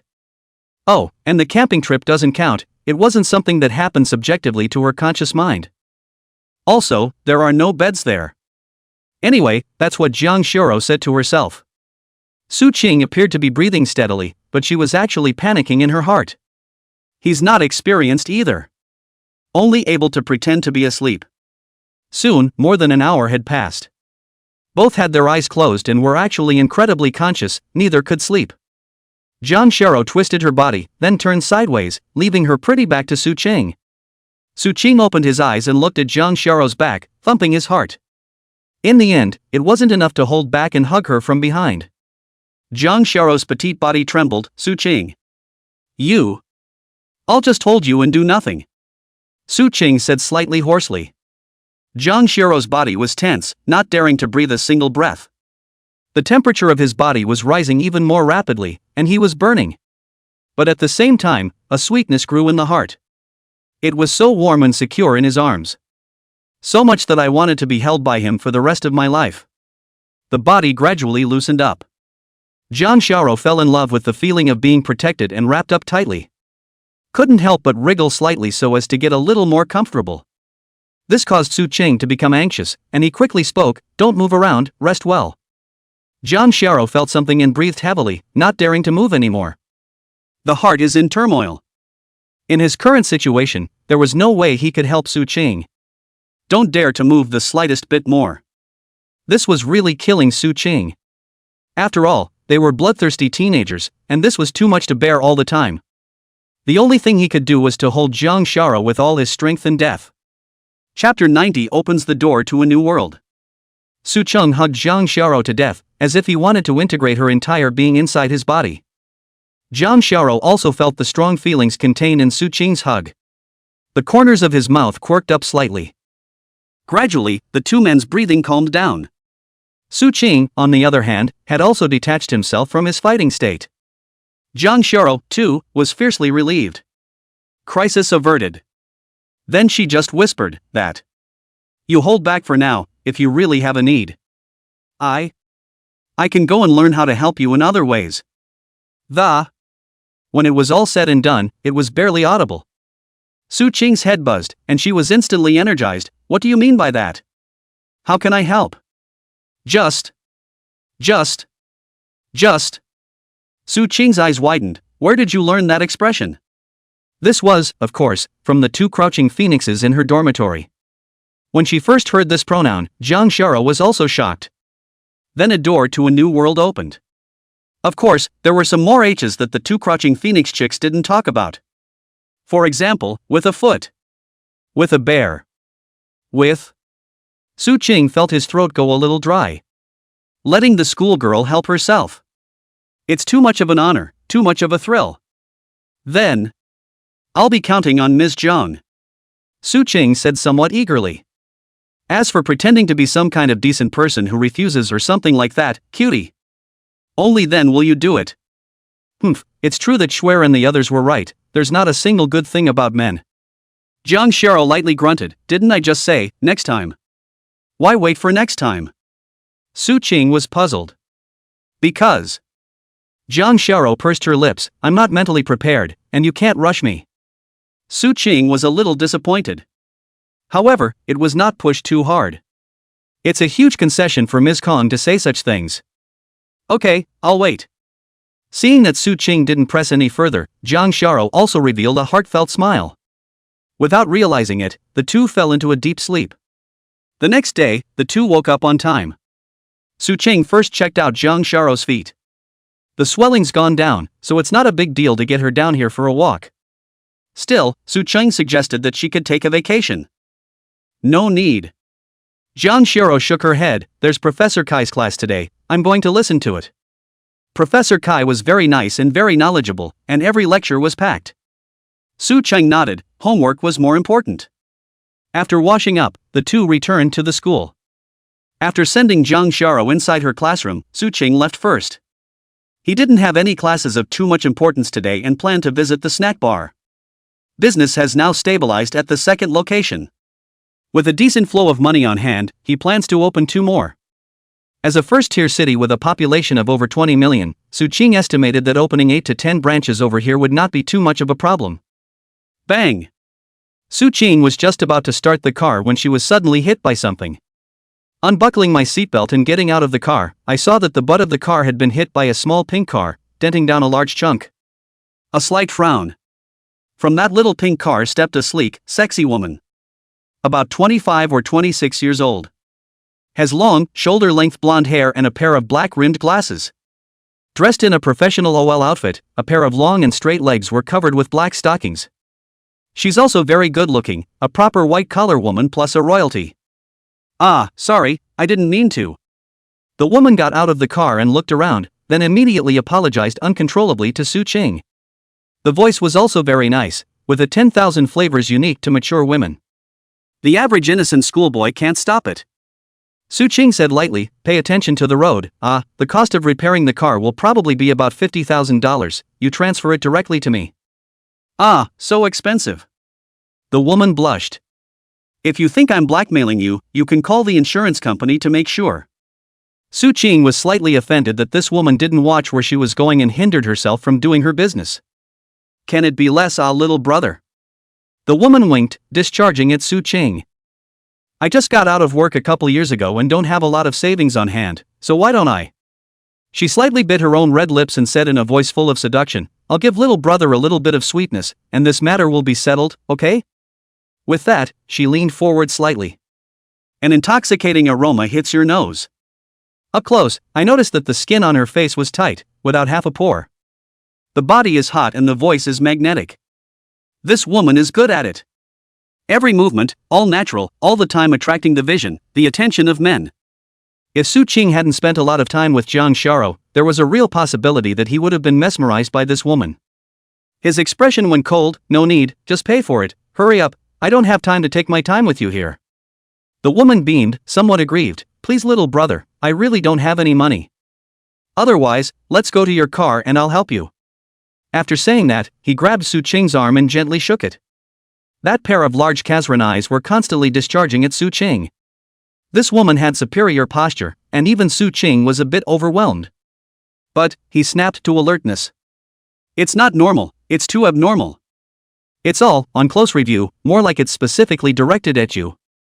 This parking road is 8 lanes wide. And there was no car parked more than 100 meters behind Su Ching's car. But this woman just happened to hit it with such precision. It's the pits. Su Ching didn't move as he looked around, thoughts swirling in his head. Who could it be? The first thing that came to mind was Chishi. But it could also be some other guy hiding in the shadows. Take for example those fervent suitors of Jang Shara. Among those people, there must be those with high family backgrounds. For the sake of Jang Shara, it's not unusual to call someone to stage a fairy dance. Soon enough, Su Ching discovered that behind a tree across the road, someone was secretly taking pictures and videotaping over there. The heart skipped a beat. It was just as I suspected. If I really let this woman get into my car, then I really wouldn't be able to say anything. Without saying a word, Su Ching took out her cell phone and prepared to call the police. Hey, don't call the police, have a word. The woman's face changed slightly, and she begged repeatedly. What man wouldn't be confused by this look of pity? Su Ching didn't budge at all, don't touch me or I'll charge you with malicious wounding. Hey, it's hard to get a hold of. The woman sighed and her aura snapped, no need to call the police. Chapter 91, Cousin, No Hooliganism. Hello, my name is Yi Frost, I'm Jang Shira's cousin, and I'm here to test you. Looking at the woman's small, white hand that reached out, Su Ching broke out in a cold sweat. It turned out to be Jang Shira's family. Luckily, he hadn't shown any semblance of transgression just now. Otherwise, if he was caught on camera, he and Jang Shara would be finished. Even if Jang Shara didn't mind, her family would use this as a point of attack, constantly. What qualifies a double-minded person who sees things differently to be their son-in-law? Su Ching had been waiting for Jang Shara's family to make a move. I didn't expect that to be the trick right off the bat. It made him feel that the family was a bit small. I just don't know if it was Yi Frost's personal behavior or if Jang Shara's mom was behind it. Although her heart was upset, Su Ching did not show anything different on her face and shook her hand with a smile. Not bad, the person is quite handsome and quite principled. Yi Frost nodded, just now it was just a small joke, you won't mind, right? The eyes were full of teasing, as well as a sense of condescension. Su Ching had checked Jang Shara's mother's family background. Although it was a bit worse than the Jang family, the difference wasn't particularly large. It was also true that he had the qualifications to scorn the current Su Ching. However, Su Ching wasn't the type to smile when someone slapped you in the face. He shrugged, since you're Xiaoro's cousin, you must be very rich, you won't be unwilling to give even a small amount of money to repair the car, right? Yi Frost's eyes narrowed slightly, releasing a slightly dangerous glow, you want money from me? After crashing the car, shouldn't you pay for it? Su Ching looked incredulous. Could Zoe's cousin actually be an unreasonable barbarian? I'll have to call and ask her. With that, he made a gesture to dial Jang Shira's number. Count you hard. Frost snorted coldly, took out a stack of money from her bag and gave it to Su Qing, $100,000, and I'll take the rest as my reward for you. Su Qing smiled and put the money away, not embarrassed at all. Frost said coldly, tomorrow morning at 10 o'clock, my grandparents want to see you, don't be late. Also, you can't tell Ro about this, or you'll suffer the consequences. After that, she stomped on a pair of high heels and stomped off in her car. Looking at Frost's departing direction, Su Qing revealed a thoughtful look. This Frost wasn't much of a deterrent for himself, but Jiang Xiao's grandparents, that was a different story. The portions are heavy. Moreover, which one who can live to this age is not a 1,000-year-old fox and 10,000-year-old bastard? One still had to be extremely careful when facing them. As for not telling Jiang Xiao? What a joke! It was definitely the first thing to tell her about something like this. Acting like that on a TV show simply can't happen in reality. It's not like his brain is broken. After sending a message over, Su Qing drove off. The car doesn't interfere with driving and it's okay to fix it later. Su Qing inspected 2 places and bought 2 stores on the same day. All in high traffic areas. The area one has more than 1,500 square meters and the other has more than 2,000. Most of the original renovations are still usable and will only require some simple restoration when the time comes. Jiang Xiao, who had just finished her class, called, "Where are you now?" "I'm just about to take the car to the garage and meet up in half an hour." "Okay, I'll wait." After getting the car fixed, Su Qing took a taxi back to school. Jiang Xiao was already waiting at the door with 2 bags in her hands. When he saw Su Qing, he ran over. AI, slow down a bit." Su Qing assisted her, "Your feet aren't completely healed yet." Jiang Xiao smiled sweetly, "It's okay, I'm young and I'll get well fast."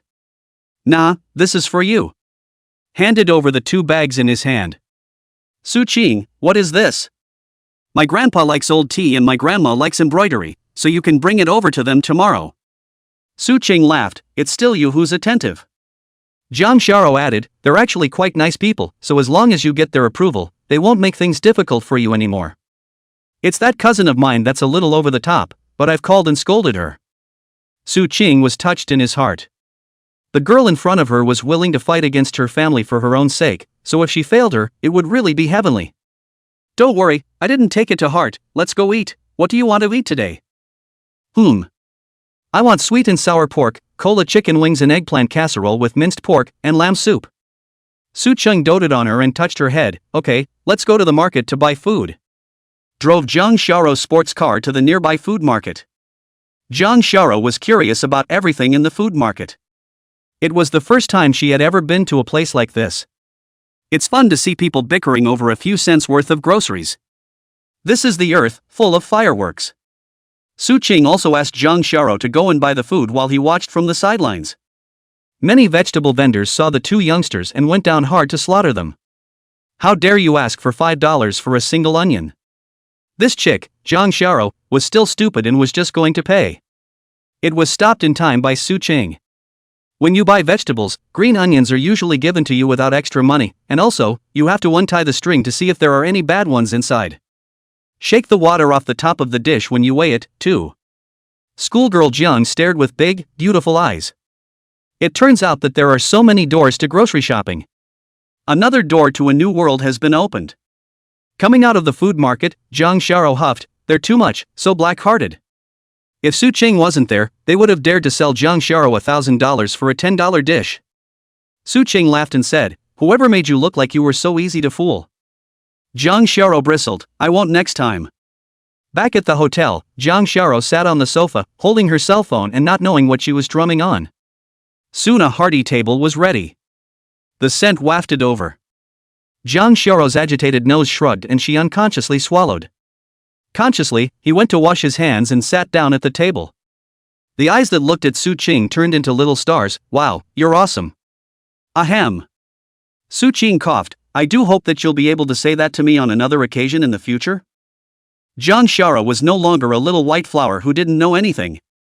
Her cheeks slightly red, raised her pink fist, "Milky fierce, no hooliganism, or I'll beat you oh." Su Qing smiled, unimpressed. After the 2 of them finished eating, Su Qing wiped his mouth and looked at Jiang Xiao with a burning gaze. "Last night you said. Are you ready now?" Chapter 92: The Proper Use of Olive Oil. This. Jang Shiro's face was flushed and looked incomparably tantalizing. Su Qing could not wait to rush over and take a bite. I've ready, but you can't tell anyone about this or I'll never talk to you again for the rest of my life. Su Qing nodded his head busily. That kind of thing, cutie. Only then will you say it to the public. So we're getting an early night now? It was after 9 o'clock at night after the two had washed up. Su Qing was a little impatient, but Jang Shara was obviously unable to let go, saying that she would wait until 12 o'clock. Although Su Qing was anxious at this juncture, he naturally wouldn't try to force himself so as not to make things worse. He got his computer, opened a document, and snapped to type. Jang Shara curiously came over. The young girl had just finished her bath and carried a fresh scent. A few strands of hair fell over Su Qing's shoulders. The sense of touch that comes between the seeming and the absence of it is mesmerizing. What are you writing? Jang Shara asked curiously. Writing a small script. Su Qing laughed. I'm going to make a short video to draw traffic to us. Jang Shara watched carefully as Su Qing wrote the script, and then she got angry. Pinched him hard. What do you mean by that?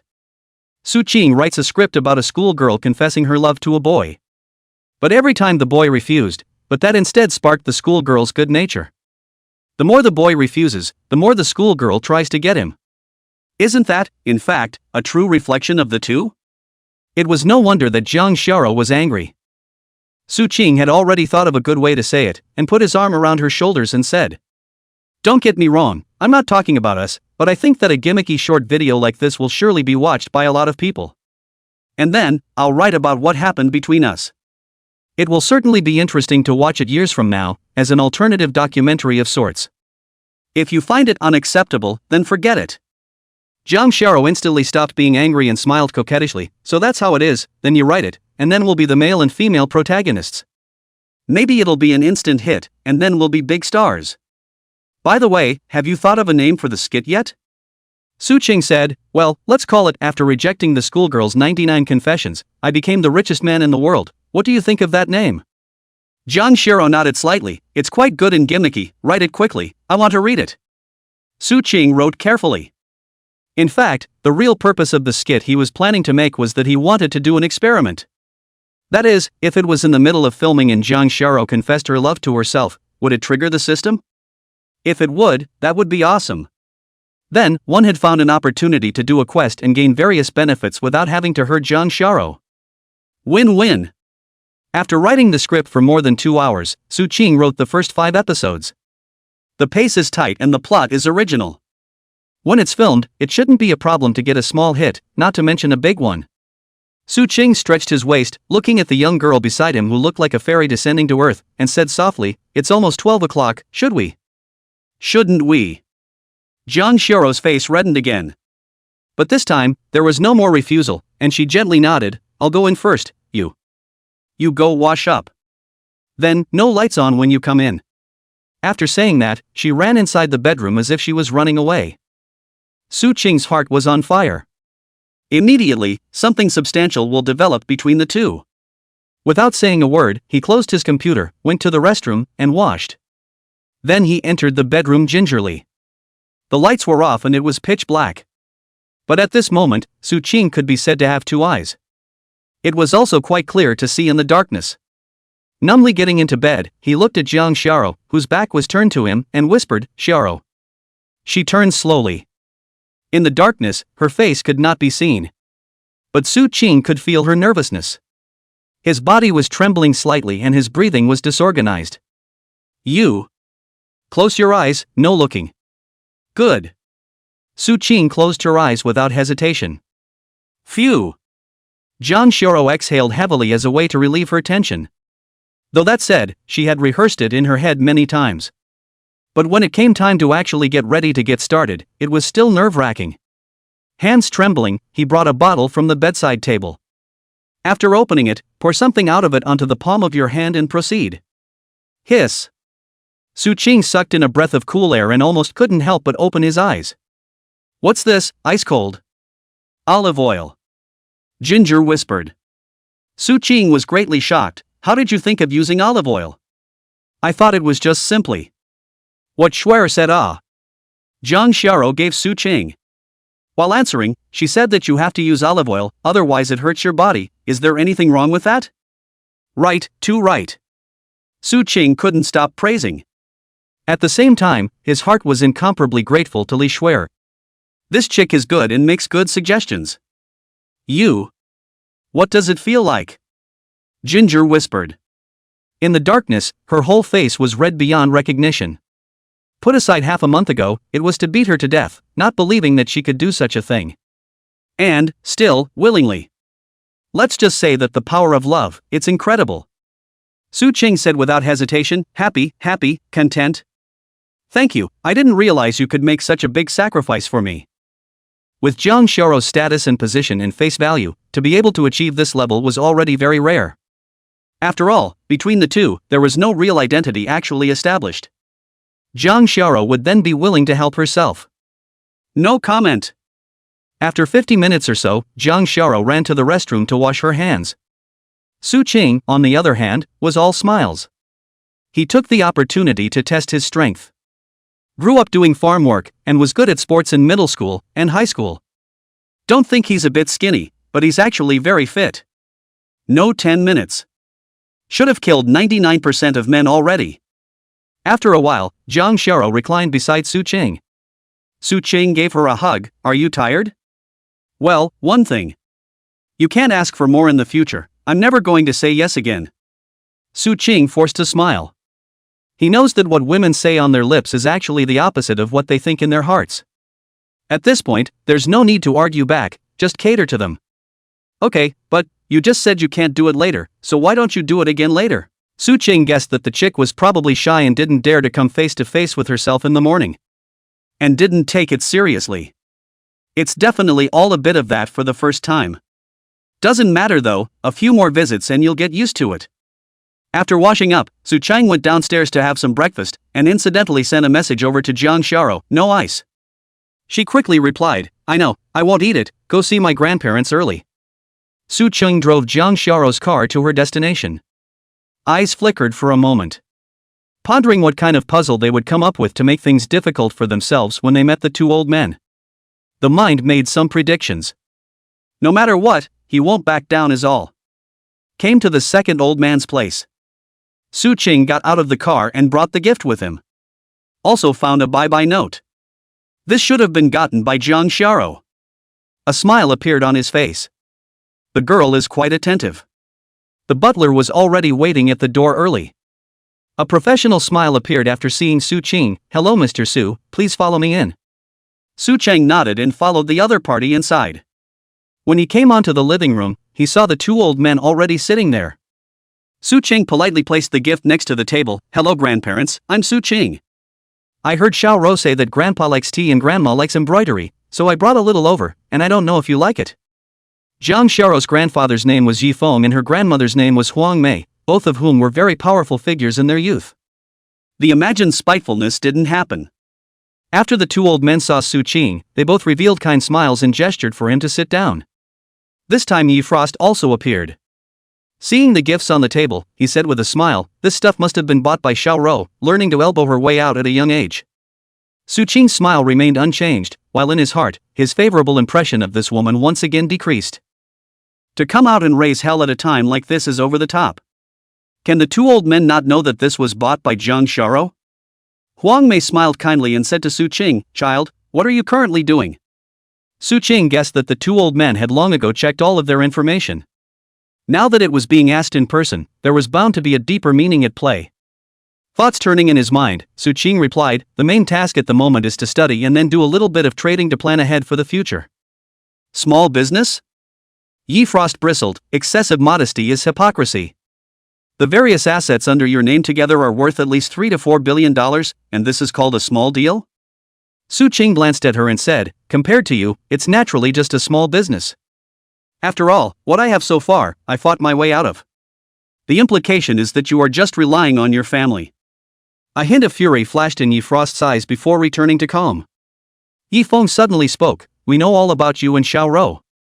Frankly speaking, if nothing else, we are satisfied with your ability, your character. But when you get to a position like ours, you want to skim over the background of your family, and that's not going to happen. So, I hope you can sympathize.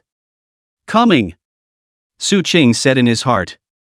There's no beating around the bush, it's all about hitting the straight ball and picking things apart.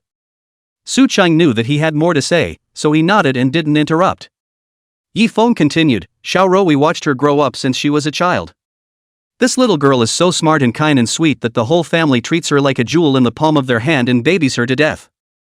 So we were all very careful in choosing her other half. Su Qing said, but you guys also have to consider her own opinion, right? Huang Mei sighed, sometimes a lot of things are out of your control. Su Qing was silent. Yi Feng then said, let's put it this way, we'll give you 2 choices to see which one you are willing to take. Su Qing revealed a listening expression. First, we'll give you $1.5 billion directly, and from now on, you and Xiaoro will be old and dead, and you can't have any more contact. Secondly, if you are able to make a net profit of $10 billion in 1 year, and it's earned without breaking the law, then you have the full support of both of us. Yi Frost followed suit, if I were you, I would choose the first one. Take that money, whether it's for business or drunkenness, it's enough. With so much money, what kind of woman would you want that you don't have? It's not like Xiaoru is the only woman in the world, there are plenty of others who are several dozen times prettier than her. And you'll gain favor and connections with our family, I don't need to tell you the benefits. Su Qing's expression was as calm as water. Miss Yi Frost should have never been in love, right? No. Su Qing's expression suddenly became incredibly serious. Love is something very sacred. It is above material money. Let alone 1.5 billion, I won't give up on Xiaoro even if it's 15,150 billion. At this moment, Su Qing exuded a powerful aura. Not only did it make the 2 old men give him sideways glances, even Yi Frost seemed to feel a strong oppression. It made it a little hard for her to breathe. Originally, Yi Frost was full of disdain, thinking that he was a toad trying to eat swan meat. But this moment there was something extra called respect. This teenager had a go-for-broke aura about him. That kind of thing is something she doesn't have. Su Qing returned to being as calm as water. To the 2 old men, he said, I'll choose the second one, and I'll definitely earn $10 billion in net profit within a year. The 2 old men nodded, their faces unreadable, and they didn't know what was going on in their minds. Su Qing knew that he should leave at this time. They obviously had no intention of keeping themselves for dinner, so they got up to take their leave. Walking to the door, Yi Frost's voice suddenly came from behind him, please wait. Chapter 94 The Schoolgirl's Active Kisses. Su Qing stopped in his tracks. Turning to look at the woman with all the Missy problems, she wondered what she wanted to do again. Miss Yi Frost, what can I teach you? Yi Frost trotted to Su Qing and said in a sincere tone.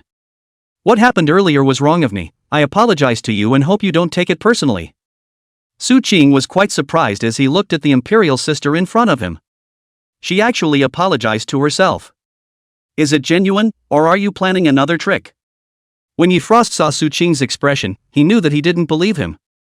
So he took out a business card from his body and handed it over with both hands. I opened a movie and television company myself, the scale is quite good, there may be opportunities for cooperation in the future. Su Qing looked at the contents of the business card, the Starfish Film and Television Company. The god's color shifted slightly. This is a movie and television company that can be ranked in the top 10 in China. But it wasn't surprising, after all, her identity background was there. Nodding, good, if there's a chance we can work together, then I'll take my leave. Just after sitting in the car, Zhang Xiao's phone call came. The voice was tense with undisguised tension. How did it go? Did you get any trouble? Su Qing deliberately lowered her voice and pretended to be in a heavy mood. No.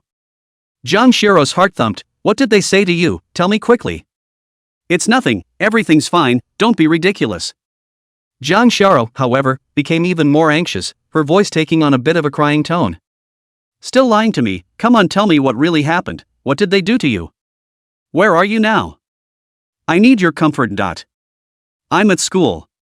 Okay, so come out now and I'll be right back. After hanging up the phone, the corner of Su Qing's mouth curled up slightly. Though it was said that the conditions given by those 2 old men were perverted. But Su Qing was confident enough that he could accomplish it. The reason why he intentionally said that was simply because he wanted to take advantage of Zhang Xiao.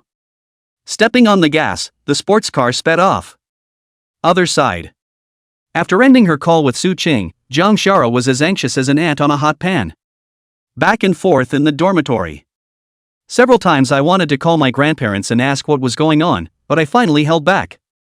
The days are like years. It was hard to wait for Su Qing to call. He couldn't even grab his bag and scurried out like a bunny. Behind her came Li Shuer's shout, "Don't run so fast, be careful of leaks." Jang Xiao stumbled and almost fell to the ground. Turning his head, he glared viciously at Li Shuer. Li Shuer showed an innocent expression. Jang Xiao gave her a "you wait for me" look and quickly ran outside the school. With a quick glance, he locked onto his sports car, opened the door and got in. What the hell happened? How did they bully you? The look of anxiety was incomparable, and there was even a hint of anger. Su Qing was instantly overwhelmed. This young girl was now all about herself, so to speak. AI. Su Qing let out a deep sigh. "They're the ones who gave me a hard time. I may not be able to do that with my current abilities, Zoe. I need comfort right now. Can I hold you?" Jang Xiao was immediately distressed. It was the first time she had seen Su Qing reveal such an expression. All along Su Qing had been confident, sunny, cheerful and fearless of everything in her mind. What kind of aggravation has he suffered? It was too late to think about it. Jang Xiao hugged Su Qing tightly. "It's okay, whatever it is, let's face it together." Feeling the burst of fragrance and softness coming from his body, Su Qing was in an exceptionally pleasant mood. "Then it got the better of me. I still don't feel like calming down. I want to kiss you, is that okay?" "Ah." Just as he finished speaking, his arm was viciously bitten by Jang Xiao.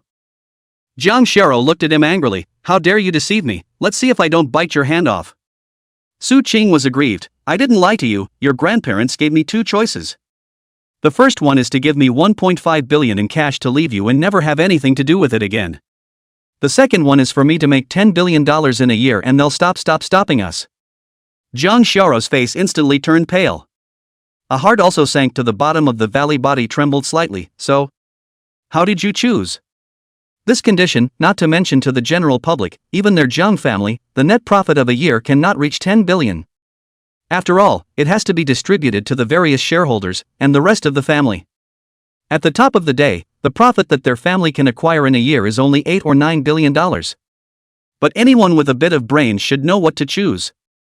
At this moment, Jang Xiao's heart was enveloped in a great panic. Both afraid that Su Chang would choose the first and that he would choose the second. Su Qing said in a joking tone, "Of course it's the second choice. 1.5 billion is too little. If they give a 15 billion, maybe I'll give in." Jang Xiao's tears immediately fell. Ask herself, if she were faced with such a choice, she really wouldn't necessarily be able to make the same choice as Su Qing. What a lot of psychological pressure that must be. Su Qing's heart instantly softened when he saw her crying, and he wasn't going to joke with her anymore. He was about to tell Jang Xiao that he had the ability to make a profit of $10 billion within a year. But before she could open her mouth, Jang Xiao brought her head over. The next second, Su Qing felt something wet and soft imprinted on her lips. The eyes widened at once. This girl. A slight lapse in concentration, followed by an unsolicited response. It lasted a good 5 minutes before the two separated. Looking at each other, both breathing heavily. I was so focused just now that I almost forgot to breathe. It looked quite a bit worse for wear at the moment. But they all wore heartfelt smiles. Jang Xiao said seriously, "If we work together, there's still hope that we can earn 10 billion in a year." "Well, work together."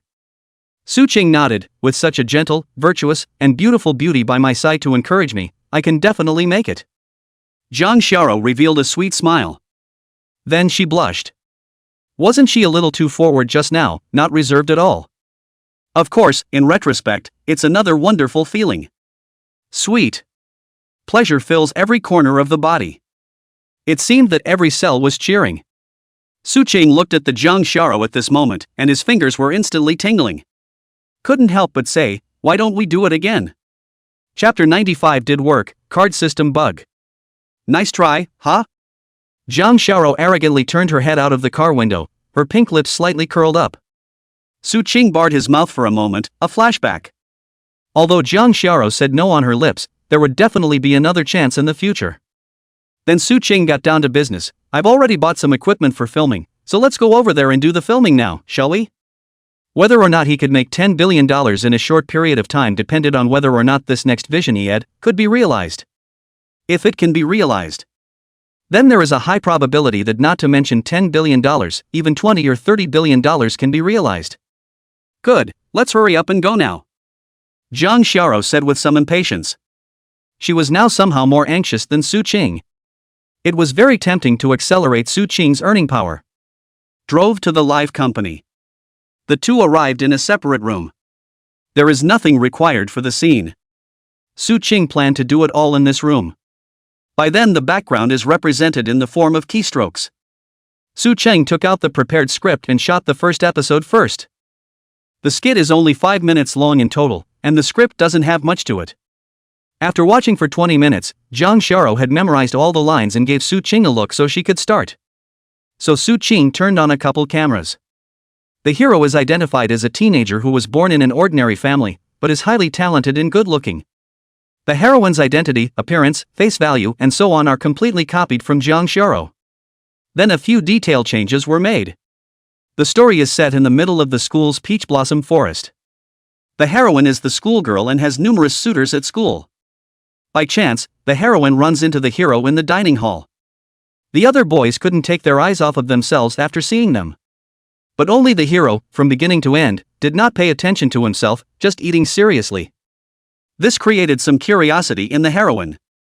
The latter made a point of asking for some information about the male lead. Unexpectedly, he finds this teenager, who is not well known in the school, extraordinarily brilliant. Top grades in all subjects, loves sports, and dresses very clean. He also works part-time to earn tuition fees. All of a sudden the heroine takes a not-so-subtle liking to the hero. It just so happens that at this time, the heroine loses a game with some of her housemates. Being asked by a housemate to find a random male student to confess to. So the heroine asked the hero to the edge of the peach blossom forest, intending to confess her love to him. At the edge of the peach blossom forest, the female protagonist looked at the male protagonist with a soft expression. "Classmate, I've been paying attention to you for a long time. Think you're great, why don't we try dating and see?" Su Qing instantly became nervous. When it comes to the most critical time, you can't afford to drop the ball. He settled down. Under his incomparable nervousness and anticipation, the long-lost system voice sounded in his head. It has been detected that the schoolgirl is confessing her love for the host, and the vizier is now being asked to make a choice. Promise her that there's a good chance you can stay together for 2 or 3 years before you're forced to separate. Refuse her, and the host will receive 10 top-quality web novels. It's here, it's really here. Su Qing couldn't help but clench his fists in excitement. It's really as good as one would have guessed, and this works. Su Qing forced his facial expression not to crumble as he said to Jang Shara, "I'm sorry, I can't promise you that." Selection complete. Congratulations to the host for obtaining 10 top web novels, namely Tomb Raider, Ghost Blower, Shadow of Heaven, Perfect World, Sacred Ruins, Dueling Vaults, One Sword, One Sword, One Sword in the Snow, Sword to Come, and Legend of Mortal Immortals. 10 top web novels have been placed inside the host's computer hard drive. And the copyright has been automatically registered for the host, so please feel free to use it. At this point, Su Qing hadn't been able to go and watch, and honestly followed Jang Shara through all the lines. Then went to see the finished product. There are some places where additions need to be made. The first episode was filmed in about an hour or so. Su Qing also knows some simple editing and then keying. In total, it took 2 hours to produce the first episode of the short film. Both said it was good after seeing the finished product. Jang Shara said with some excitement, "This topic is very good and appealing. As long as we can keep the quality up, we will surely rise a lot of fans. Let's make a name for ourselves and then make more money." Jang Shara used to have a dispensable attitude towards money. But now it's a desperate need to make more money. Because it's about your own happiness. Su Qing also smiled and said, "That's right, we can definitely succeed." Looking at the time, there's still time for another episode. With the previous experience, this second episode was filmed much more smoothly and was completed in only an hour and a half. The two then left the office and went out to eat back in the hotel. 2 people curled up on the couch. Su Qing opened the tablet and the 2 of them were picking out some furniture or something. The house is at the end of its renovation. They are going to buy some things to go over and decorate it. There aren't many things Su Qing wants to buy. Just bought 2 monitors, another high-performance computer, and some editing photography books. Jang Shara bought more things. All sorts of dolls, rag dolls, and odd knickknacks. The two of them net shopped until a little after 10 p.m. when they went to take a shower. Su-ching heard the sound of clattering water coming from inside the bathroom before she took out her own notebook. Opened the D drive and found the 10 top web novels that the system said were there. The first thing I watched was Tomb Raider. This is a Tomb Raiding novel. It tells the story of Wu Qi, Zhang Qiling, Wusan province and others who enter the ancient tomb to explore. The word count isn't particularly high, just a couple 100,000. Just by reading the beginning, Su-ching was captivated. This kind of Tomb Raiding novel is basically absent from the market. Moreover, Su-ching also found that this Tomb Raider's notes was very suitable to be adapted into a movie or TV series. As long as it can be restored, it's definitely a big seller. Took a look at a few other web novels, and they weren't all unique. Not bad for a gift from the system, just excellent? Take out any book and it can cause a stir in the world of fiction. After thinking about it, Su-ching decided to release Do Dit Song Dome first. It's a strong, fast-paced novel of empathy that gathers readers quickly and allows for a substantial increase in traffic to the site. Opened the backstage of Flying Moon novels. Su-ching registered as an author, and his pen name was called Anping Shiluakai. Straight away, I uploaded 100 chapters and got a cover. Then, the editor-in-chief of Flymoon was contacted to arrange a recommendation as soon as possible. And the editor-in-chief is even more so after seeing this novel. Chapter 96 Data Explosion, earned. The editor-in-chief of Flying Moon novels is called Chen Yu. He has been in the industry for more than a decade and has published a number of good quality web novels online, with a lot of experience. After receiving the email from his boss, his first thought was that his boss was looking for fun and had nothing to play with. This novel, but it requires a lot of perseverance, not just writing. It just so happened that the editor-in-chief arrived at this time. He said to the editor-in-chief, "Editor-in-chief, I think we're lacking a book that will really set the whole internet on fire." The editor-in-chief rubbed his temples. "This I naturally know, but such a work can't be just by wanting it, it depends on luck." The editor-in-chief is also helpless. Now other fiction sites have reacted and introduced various policies. We want to better dominate the market, and there's only one thing that can come along, that's an explosion, other than poaching. The editor-in-chief shook his head. "This is not that simple, it needs to depend on luck. Since you're here, join me in checking out the novel written by the boss." The editor-in-chief was stunned. Does the boss also write novels? But it should just be written for fun. I guess it's the kind of novel with a literary twist. Apparently, the editor-in-chief doesn't believe it's really possible to write any good web novels either. Isn't it? The editor-in-chief said as he opened this email. The editor-in-chief came over as well, and the two of them, together, looked at the screen. The Dueling Vault? The name does sound domineering. There's no magic in this world, only dochi developed to its peak. The blurb alone makes it stand out, and it's unique. The editor-in-chief and the editor-in-chief both got a kick out of it and moved on. Chapter 1, The Falling Genius. It is written about a young man who originally had a strong cultivation talent, but suddenly fell off the pedestal and suffered a lot of blank stares. Then came the story of the withdrawal. Especially the sentence 30 years east of the river, 30 years west of the river, do not deceive the youth poor, but also let the editor-in-chief and the editor-in-chief goosebumps all over. Glanced at each other, and both saw the shock in the other's eyes. This novel is not only original in its subject matter, but the writing is even better. The plot is tight and tightly woven together, and it is able to mobilize the reader's emotions tremendously. Without realizing it, 100 chapters had been read, and both of them couldn't get enough of it. The editor-in-chief breathed in sharply. "Found it, this is the pop-up we want, nah."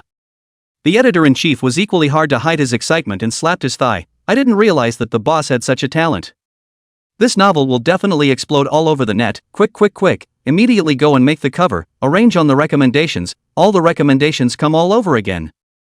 He had already seen the scene after this novel came out of nowhere, killing all directions, setting fire to the entire internet, and crushing everything. But the editor-in-chief hesitated again. "Why don't we first ask the boss how many chapters he can update in a day? In case he can only update 1 or 2 chapters a day, or not even 1 or 2 chapters, that would be a bit of a problem." The editor-in-chief also calmed down, which was indeed a big problem. "It's important to update steadily or readers will run out." "Then I'll ask." The chief editor sent a message to Su-ching. Su-ching sighed, quickly replied. And the reply took his breath away.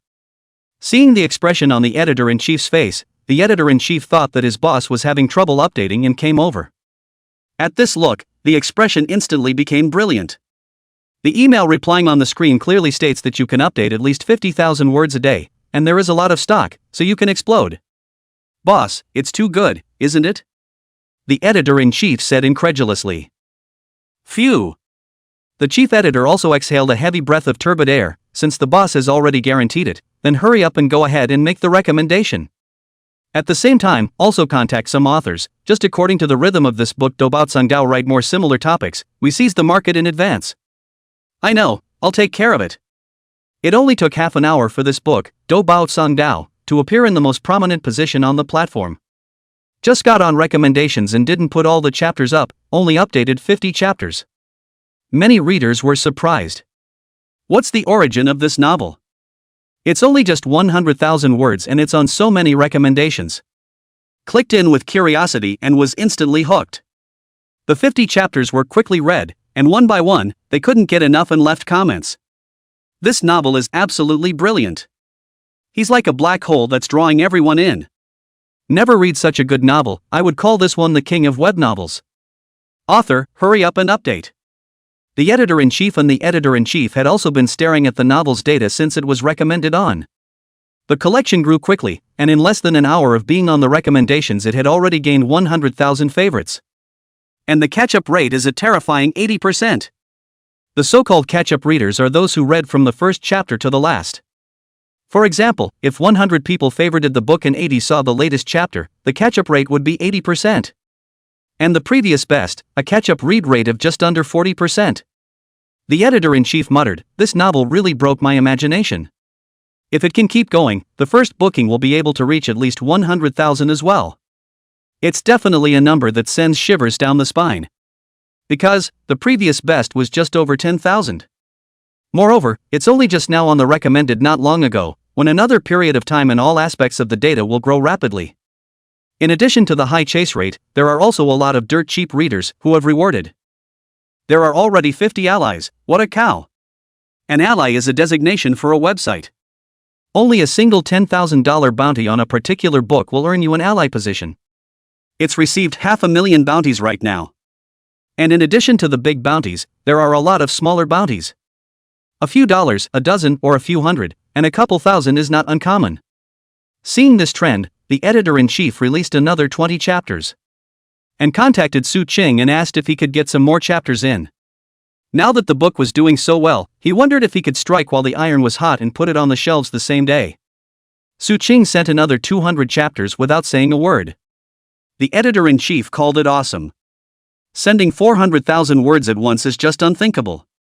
And Su Qing also told him that these chapters decide for themselves how much to update depending on the situation. This novel totals over 5 million words. Even if you update 100,000 a day, it would take over a month to finish. The chief editor prettily read all the chapters Su Qing sent over himself first. Then realized it was after 1 a.m. The body was a little numb. Getting up and moving around a bit, then clicking on the backstage data of the fighting vault. It didn't matter if he looked at it, but at once the editor-in-chief was taken aback. Chapter 97, The Sour Stench of Love, Horror as an Achievement. Only 4 or 5 hours have passed.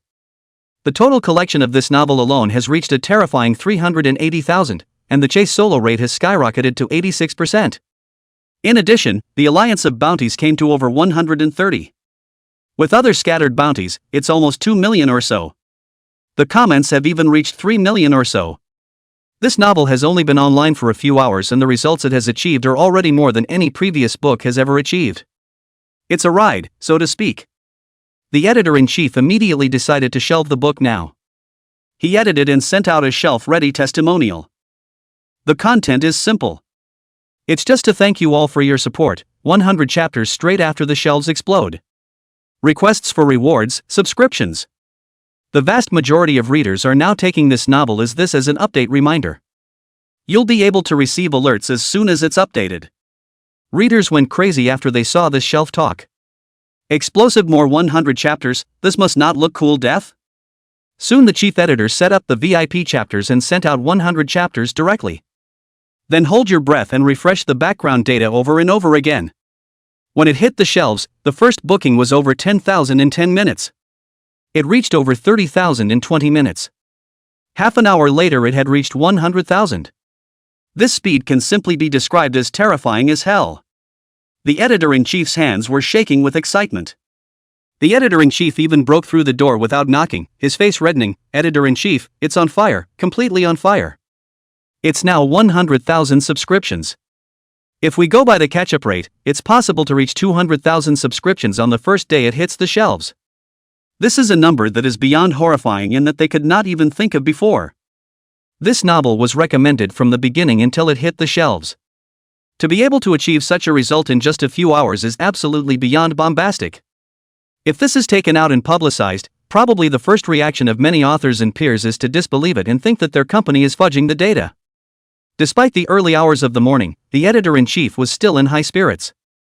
He said to the editor-in-chief, "Immediately go and make a promotional video and contact some platforms to place advertisements. Just using this double star as a promotional point can definitely make our downloads increase drastically." "Okay, I got it, on my way." On the other side, Su-ching had also been staring at the backstage. This kind of thing couldn't be hidden from Jang Shara, so she told her as well. The excuse given was that I used to like to write a bit of fiction myself when I had nothing else to do and store it away unpublished. Jang Shara didn't suspect anything and even looked at it with interest. The amazing thing about this novel is that it's unisex. Even a sweet girl like Jang Shara was quickly enamored. I saw the latest chapter, and was still a little too excited to send the link directly to my 2 roommates. Let me show you guys a super invincible and good-looking novel. It's written by Su-ching. The words were full of bragging rights. Li Shuaren by Xiaoya quickly replied. "Yo, that one of yours can still write novels. I smell the sour stench of love. Other than that, report this novel for a wave." Jang Shara immediately sent a bloodied knife emoji. After a joke, the two clicked on the link. Again, it was quick to get caught up in the storyline within. It was 2 or 3 o'clock by the time they finished watching. Li Shuaren by Xiaoya couldn't help but secretly scold Jang Shara. "It's a bad time to get these things to disturb their rest. They'll surely have dark circles under their eyes tomorrow.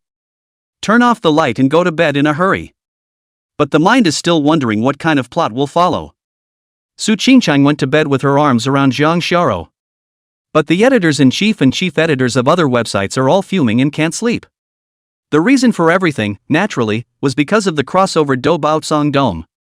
In just a few hours it swept across the internet and burst into flames with the momentum of a prairie fire. Many of the group chats are now recommending and talking about this novel. There's also a lot of talk on various platforms, short videos, posters, and such. This has led to a huge swarm of readers flocking inside Flying Moon. That's how many readers there are. Run elsewhere, then there is naturally less traffic on this site. They also read the novel. It's safe to say that none of the homegrown products can be beat.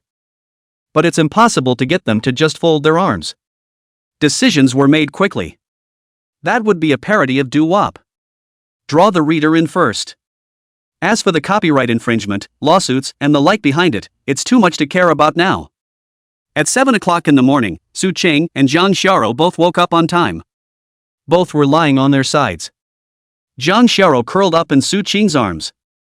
Su-ching could feel that soft, delicate body, and a heart became unusually peaceful. Jang Shara twisted her body a little uneasily and said with a red face, "Bad egg, big bad egg, making bad things happen early in the morning." Su-ching cried out unjustly, "You can be too wronged me, and not on purpose, this is completely the body's instinct saw. What guy isn't like that in the morning, angry? How about?" Su-ching asked tentatively, "There's still a bit of time left, or else you work hard?" Jang Shara ran out of bed without saying a word and spat out her tongue at Su-ching, "Think beautifully." After saying that, he ran off in a huff. Su-ching pretended to be angry, "No running, watch me catch you, ha ha ha. Aha, badass, help." Walked to the living room. While Jang Shara was washing up, Su-ching opened the backstage of Fei Novel website and checked up on the data of Dodit Song Dome. Average subscription 298,326. Total favorites, 563,268. Total reward, 369889263 Flying Moon coins. The average booking is about to exceed $300,000. And the bounty, it's over $3 million. Based on 1,000 words at 5 cents. Yesterday it hit the shelves with 100 chapters, a 2,000-word chapter, that's a dime a dozen. It would cost a person $10 to read all 100 chapters.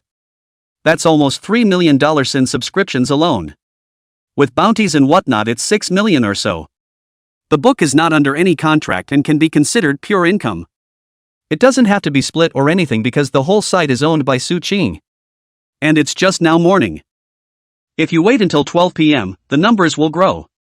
There's no problem at all in breaking 300,000 average subscriptions. Su Ching sent a message to the chief editor. Let him increase his recommendations.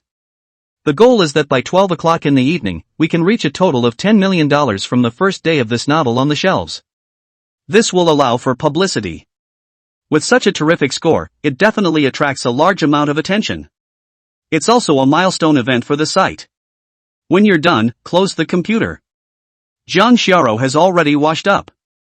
Walking up to Su Ching, he said with a red face, I want a hug. Chapter 98 is getting more and more sticky, why don't we just live together? The soft scent is wonderful. Su Ching realized that ever since the two of them had taken their relationship further, Jang had become more and more clingy, enjoying physical contact with him more and more. Su Ching's happiness was accompanied by a sense of urgency. Trying to make enough money faster. That's the only way to have the capital to be able to be with Jang. The two hugged for a few minutes before separating. Jang whispered, next Monday, it's time to go to the gym for the rematch, are you ready? Su Ching nodded, well, the status of tourism ambassador definitely belongs to both. There's another one called Chen Jia, she doesn't get along with us a bit. Bai Xiaoya interjected, more than not getting along, it's simply a life and death enemy. That's just it. Li Shuer spat at Su Ching, you don't even know how annoying this woman is. Just because she is a little bit prettier, her family is a little bit richer, and she is a little bit more capable of learning, she has a posture of being superior and not putting anyone in her eyes. Just schooled all three of us on our first day. And the woman is very nosy about everything. Bai Xiaoya nodded vigorously on the side, for example, she stipulated that we have to turn off the lights at 10 o'clock and are not allowed to play with cell phones. Because the slightest bit of bright light interferes with her sleep, and we're not allowed to use makeup, spray perfume, or anything like that. Said we were using an inferior product that would affect her. There were also, like not allowing us to bring takeout back to the dorms, having to clean the dorms 3 times a day, and all sorts of other very perverted requirements. Su Chang was staggered, what about the back? Jang said, at first, we didn't want to strain our relationship, so we put up with it. Who knew she'd get an inch behind her and then there was a big fight and she moved out. Li Shuer was incredibly depressed, why did this crazy woman run back again for a good reason, it's really bad luck. Jang comforted her, it's okay, anyway, our house will be renovated soon, so the big deal is that we'll move outside. Also, Li Shuer was in a better mood, Xiaoya and I went to see it yesterday, and the master said it would be finished tomorrow. Jang was a bit excited, that's great, let's come together to celebrate then. After some enlightenment, the depressed mood of the two housemates was relieved. Su Ching, on the other hand, said that they would wait until after school in the afternoon and go live together to help publicize his novel. All three agreed without hesitation. Now they had a whole new perception of Su Ching. Also writes novels, and does so brilliantly. An instant fan of his. Li Shuer and Bai Xiaoya couldn't help but sneak a few more glances at Su Ching. A dark sigh followed. Without realizing it, they had also developed a liking for this teenager. But also knew there was no chance. After all, no matter if it was their face value, figure, family history, or anything else, they were not comparable to Jang. The only possibility, perhaps, was that Jang's family was strongly against it, causing the two of them to eventually break up. At that time, they might have had a tiny bit of hope. Both were secretly determined that they had to get better at what they did. There's only a little more hope if it does come to that. The four men met at the school gates a little after 4 in the afternoon. The car had been repaired, and Su Ching drove the girls to the live broadcasting company. All 4 have a young fan base. A large portion of them are also web novel fans. So the promotion went well. When it was time to go off the air at 8 o'clock, Su Ching looked at the backstage. The number of collectors reached a horrifying 500,000. The number of subscribers also reached 420,000, and the amount of rewards reached 5 million. If you convert it this way, the first day on the shelves, the income is already 10 million or so. Minus the cost of some promotions, you make quite a bit too. And that's just the beginning. Metaphysical novels like this one are late bloomers. There are a lot of readers who don't read low word counts and are raising their books, at least until the word count is over 1 million. Su Qing told the chief editor to update 100,000 words a day from now on. He was also told to bug the legal department side to prevent other sites from plagiarizing. It is impossible to say that it can be avoided completely, but whenever it is found, it must be cracked down on. That's how you can create awe in the major sites. Even if I update 100,000 words a day, it will take about 40 or 50 days to get it all updated. For today's figures, the net profit is around 200,000 a day. A month down the line, plus bounties and whatnot, tens of millions isn't a problem. The e-subscription is still just the small end of the spectrum, the rest of the rights exploitation is the big one. For example, physical books, and movies and TV shows, and anime, and animation, and games, and peripherals like that. These things Su Qing also told the chief editor that he could start preparing. Once the book is halfway updated, it will go live one after the other. At the same time, he also contacted Wan and asked her to produce samples of the manga and animation for him to look over first. Ah, so tired.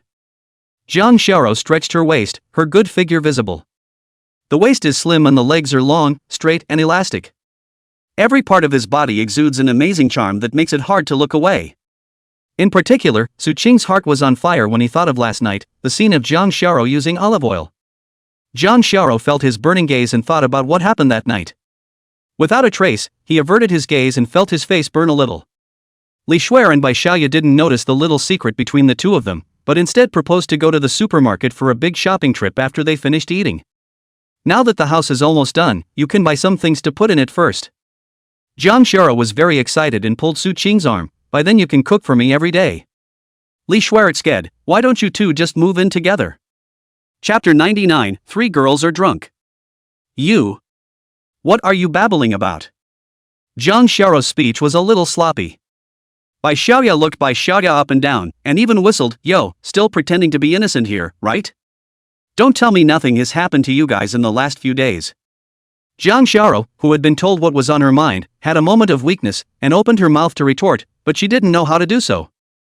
Su Qing naturally couldn't possibly watch Jang Shara being bullied. Putting one hand on her shoulder, he said, you're overthinking it, she's coming to relatives, what can happen to the two of us? That's it. Jang Shara nodded repeatedly. Li Shuer bristled, who says it won't work when you come to relatives? There are ways to do it, don't tell me you guys don't know. If you really don't know, this girl can impart some knowledge to you. Su Qing and Jang Shara coughed violently at the same time, this chick was just too fierce. Su Qing hurriedly changed the topic, unable to continue letting these two talk any longer. Let's go, hurry up and go eat, and afterward go pick something out, and I'll pay for it. These two people bought a house, not much left on hand, to buy some daily necessities, it does not cost enough to use 4 wheelbarrows. With so much stuff, you have to ask the mall staff to help transport it down. Su Qing then drove to their new home. Each went back to his own house. The construction team is continuing to work, but it's nearing the end, and now it's just doing some cleaning type work. Su Qing took out the drinks and handed them out to these masters with a smile before touring the house. I'm very happy with it in every way, it's a completely different thing than when I first bought it. A master came and said to Su Qing, boss, we finished a day early. Since you happen to be coming over, why don't you check the acceptance, and save us a trip tomorrow? Su Qing nodded and began to inspect it. There's really nothing to check. Just look at the kitchen, the bathroom, any leaks in the ceiling or anything like that. Signed after a brief inspection. Once they were gone, Su Qing put away her purchases and sat on her butt on the sofa, revealing a look of contentment. Although he said he was rich now, he was still happy to have such a cozy house. Or maybe it was because Jang Shara lived next door. After a short break, he came next door to Jang Shara's house. She's also done on her end and is putting the snacks, drinks she bought in the fridge. Seeing Su Qing come over, it was natural for him to act as a porter. After 10 o'clock in the evening, Li Shuer and Bai Xiaoya also came over. The real estate manager had also put in a lot of effort to please Jang Shara. They both finished their house renovations as well, both ahead of schedule. Ginger said excitedly, let's celebrate us being neighbors. Aha aha. Bai Xiaoya nodded heavily, let's not get drunk tonight, tomorrow is Saturday anyway. Li Shuer smiled and said to Su Qing, "Classmate Su Qing, I'll trouble you with the food, yo." Su Qing laughed, "No problem, you guys sit down first." He went to the kitchen by himself to get busy. There was plenty of stuff to buy, enough for him to play with. Made a veggie salad and then a fruit platter. Then, fried up some chicken wings. Bought some raw peanuts and fried some drunken peanuts with beer, peppercorns, and coarse salt. After thinking about it, I got a few more cold dishes, cold cucumbers, jellyfish, eggplant and seaweed. Almost there. It took an hour. Take the stuff into the living room. The three of them watched soap operas on the couch, letting out a giggle every now and then. Wow, that's scrumptious. It's a shame Su Qing-san doesn't go to be a cook. It's appetizing to look at. The three girls all surrounded Su Qing as they praised what she had made. Cracked open a couple beers. Li Shuer took the lead in raising a bottle of beer and said very seriously to Su Qing, "Classmate Su, thank you very much. If you hadn't given us a hand, it would have taken us at least 10 years to own a house of our own in such a big city with our abilities. And it's just a down payment at best, so without further ado, I'll do it, feel free." With that said, he tilted his head back and muffled an entire bottle of beer in one gulp. Her smooth, snow-white neck wriggled rapidly. A bottle of wine was slammed down, and some nice red color came up on. In front of others, Jang Shara, where is the good sense to kiss Su Qing? Immediately, he huffed and puffed, ignoring you. It was a good day, and with tomorrow being a vacation, everyone drank openly. Soon, all three of them, except Su Qing, were drunk on the sofa. Looking at this scene, Su Qing instantly got a bit of a headache. Chapter 100. Don't worry, you won't tell anyone. The three girls usually look young and beautiful, dressed up also very good, but after drunkenness is also different posture. Ginger curled up in a ball with her pillow, her mouth beeping as she said something vague. Cheryl Lee is a bit more hoity-toity. Her upper body collapsed onto the couch and her legs just rested on the floor in a large shape. Especially since she was wearing a knee-length skirt today. White stockings on a pair of long legs. This action of hers was again rather exaggerated, and so it led to Su Qing seeing some secrets. Bai Xiaoya was no better. The entire group lay on the couch, their clothes lifted up, revealing a smooth, flat belly. As you can see from the way she's lying down, its size is pretty grand, too. Su Qing couldn't help but cough. It's hard to not react at all to a scene like this. Especially since the three girls were so youthful and lively again, and their body and face value were not bad or anything. Anyone else with slightly less willpower would probably have turned all three of them teenage girls into real women tonight. Although Su Qing also had that little bit of a heartbeat, it was just a normal reaction of a man. Soon that impulse was suppressed from him. His heart, all of which had been completely occupied by Jiang Xiao, could no longer tolerate any other woman. First, he carried Jiang Xiao to the bed, and then he carried the two of them to the bed as well.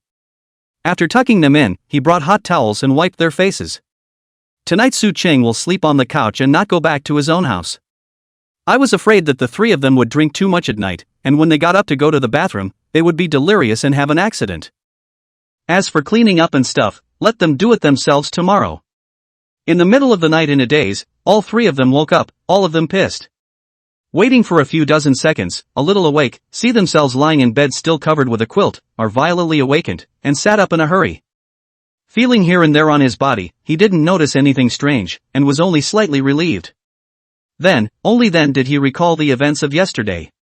Ah, we're drunk. I think Su carried us back to our beds, right? Ah, I can't hold it in. Jiang Xiao was the first to rush to the toilet. Li Shuer and Bai Xiaoya took a step slower to walk out of the living room, and then they saw Su Qing sleeping on the sofa. Gently trying not to wake him up, but Su Qing still woke up. Looking at the two of them, he smiled and said, "In the future, when you're outside, don't drink so much, not everyone is such a decent person like me." Michelle Lee raised an eyebrow. Could it be that you can't if you look at it from another angle? Next to her, Bai Xiaoya laughed out a goose call.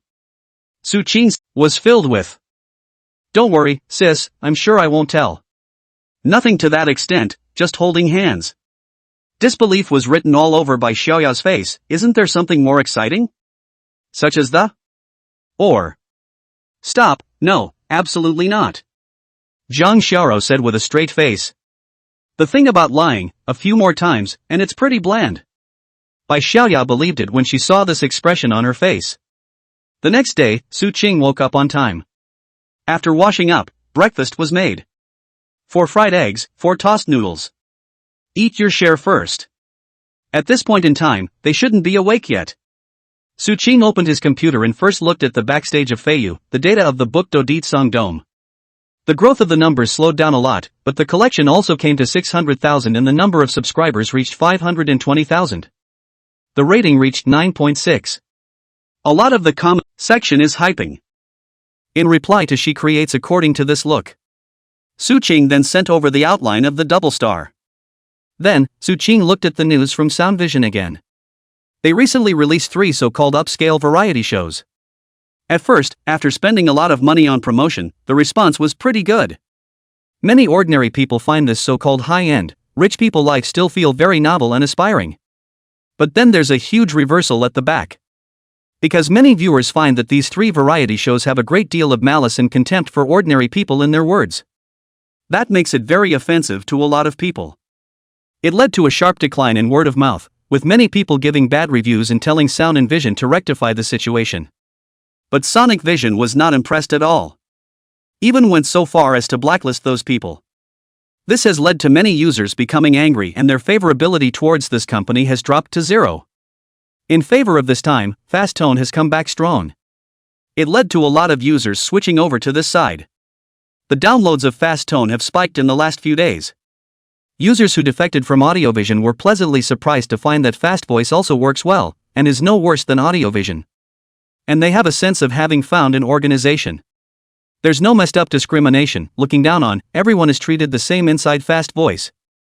Anyone who violates the rules of the platform will be penalized. There's also a lot of content here that isn't available on audiovisual, and there aren't a lot of heavily made up, head-scratching anchors on the audiovisual platform. Not to mention the sellout anchors over at Audiovision that yell about family and friends, but screw you over one by one. After comparing the two, many users find that Fast Voice blows away Audiovision in every aspect. So those who have experienced it have invited their friends around them to download and use it. This has led to another high rate of downloads for Fast Tone. Fast Tone's market share has now come to 16%, which is a terrifying growth rate. If the estimation was done according to the market value, Suching had almost $2 to $3 billion in these shares on hand. With the rest of the assets, it's not very far from being worth $10 billion. The Sweetie factory is also now running at full capacity and has recruited a number of workers. A couple of online stores plus Fast Tone is a new sales channel. The factory has produced a little less than enough products to sell, and the order has been scheduled for a week later. Suching was already thinking about acquiring another factory and expanding its scale. Looking at the time, it was 8:30 a.m. The 3 of them shouldn't be waking up that soon. Suching opened the document and continued to write the script. This one is arguably the top priority at the moment, and a lot of thought has to go into it to get it right. It had to be as good as it could be so that Jang Shara wouldn't be offended or displeased or anything like that. According to the envisioned rhythm, every 10 episodes, let Jang Shiro confess to himself. Suching's idea was to shoot 5 episodes for the launch and see the feedback from the market before making adjustments. I was busy until 10 o'clock, when I got to 10 episodes of the script for the skit. Save, close the computer and stretch. Just heat up those 3 breakfasts in the microwave, take them to the next room, and ring the doorbell. It was Jang Xiao who opened the door. After seeing Suching, her star-like eyes narrowed into slits. The joy was overwhelming. Today she had a double ponytail, and a youthful vigor and enthusiasm permeated her body. Jang Xiao wore a pair of tight jeans and a white shirt on the top half. But unlike the average girl, this shirt was long and covered her arched hoard. This was something that made Suching very comfortable. It is natural that one's favorite girl is only able to allow oneself to admire her perfect body. Good morning, the 2 of them are awake too, right? Made breakfast, eat first. Thanks, come on in. Okay, I'm going in then. There's something strange about this conversation, how it feels. After breakfast, Li Shuer and Bai Xiaoya both said they wanted to go to the driving school to learn how to drive. Suching, on the other hand, drove the car and took Jang Xiao to the live broadcasting company to continue recording short videos. It was a busy day until 3 or 4 o'clock in the afternoon, when all the first 5 episodes were filmed.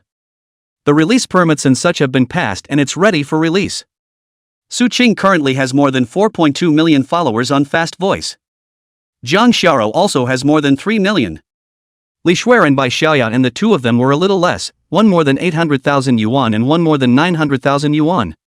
The short play was released in theaters and 4 people were making recommendations at the same time.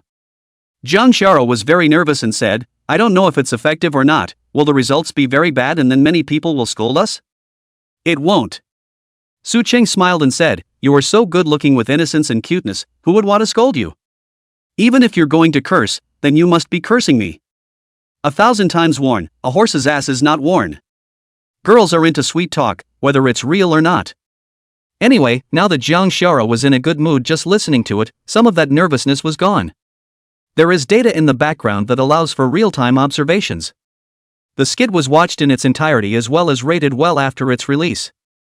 Another look at the netizens' comments was also mostly positive.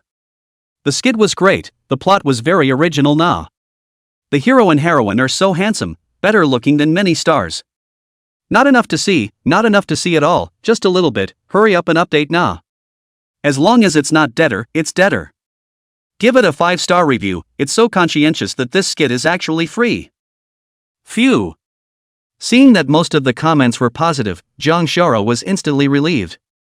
Then a sweet dead smile appeared on his face. Great, we've kind of managed to open up a can of worms here. The back end will get better and better as long as the quality of the results is there. Boo. Suddenly, Su Ching cupped Jang Shara's tiny melon face with both hands and gave her a hard kiss on her cheek.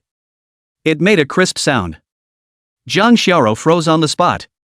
That pale skin reddened at a rate visible to the naked eye. He froze for a few seconds before letting out a gasp. Ouch, why are you kissing? I'm so sick of it. Su Ching said very seriously, "This is my reward for you, the only one oh." Aha, damn it, you dare to take advantage of me. Jang Shara was frantic for a moment. Then he grabbed his arm and bit down very hard. Su Ching's expression was calm. "It can't be helped, having been bitten so many times, I've developed a certain immunity." Poof. Bad egg, let's see if you dare to bully me again. Jang Shara looked at Su Ching's arm with an additional shallow gum, a little smug. It kind of puts its own stamp on him. Su Ching smiled without saying anything, only looking at her with doting eyes. Meanwhile, Shishi had seen this skit they had made. His eyes were a bit gloomy, and he called his secretary, saying in a cold voice, "Go arrange for some water armies to come over and discredit them for me, and pull down the ratings." Yes. Chansey's secretary is very efficient. Half an hour later, the skit had tons more bad reviews. What a piece of crap thing this is. This can be called a drama, it's simply information pollution. The plot is bull and the acting of both actors is as bad as it gets. Who gave you the courage to make such a movie? I advise you to take this piece down and get on with your anchoring. Acting, you can't.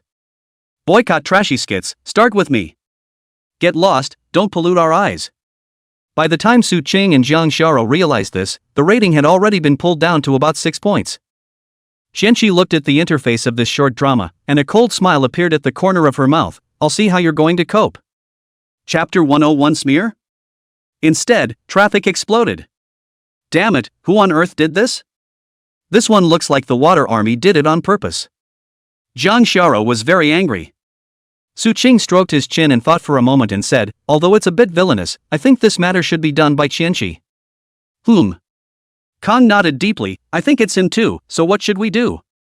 Su Ching laughed. "Black fans are also fans, which can also provide us with traffic. Nowadays, internet users are not cuties, most have their own judgment. But well, it's up to you to step in and add fuel to the fire." Saying that, he came over to Jang Shara's ear and quickly muttered a few words. Jang Shara's eyes lit up after hearing this, and she couldn't help but gently hammer Su Ching, "You're so bad." 10 minutes later, Jang Shara posted a short video with a personal note. In the video, her eyes are red and pearly, and she looks incredibly pitiful. With a sobbing voice, he rushed in front of the camera and bowed deeply. "It's me who's sorry for everyone. We started making short videos to fulfill our dream of being an actor, and we also wanted to bring a little more joy to people. But I didn't expect to find so many friends resisting and attacking. It's all a matter of us not doing a good job, so please forgive us and we will definitely improve." After watching this video, not to mention those unknown netizens, even Su Ching, who knew it was a fake, couldn't help but feel compassion as well as intense anger. How can you bear to treat such a lovely, kind and beautiful girl like this? Numerous netizens have been commenting underneath this video. "Sister, you've done well enough. The ones that are disparaging look like waterboys. I guess it's the other movie and TV companies that are jealous that you guys did so well in your first production. Guys, charge me, rally the troops, pull up the ratings, and squash those reviews again. That's right, let's come together to guard the cutest and kindest schoolgirl sister. The retreat for return video worked well and managed to stir the pampering in the hearts of many gents. Even the short video was heavily reposted. Quite a few people went and watched that skit as well as commented on it. It's obviously decent quality work, but it's been devalued by the Waterboys and all sorts of personal attacks. The rich and righteous majority of netizens couldn't stand to watch, and immediately began to swipe the ratings and leave comments. This skit is great, don't let some ulterior motives lead you astray. It must have touched a lot of people's cakes to be inexplicably attacked. It's free and the quality is still online, so what's not to support? Good will surely triumph over evil.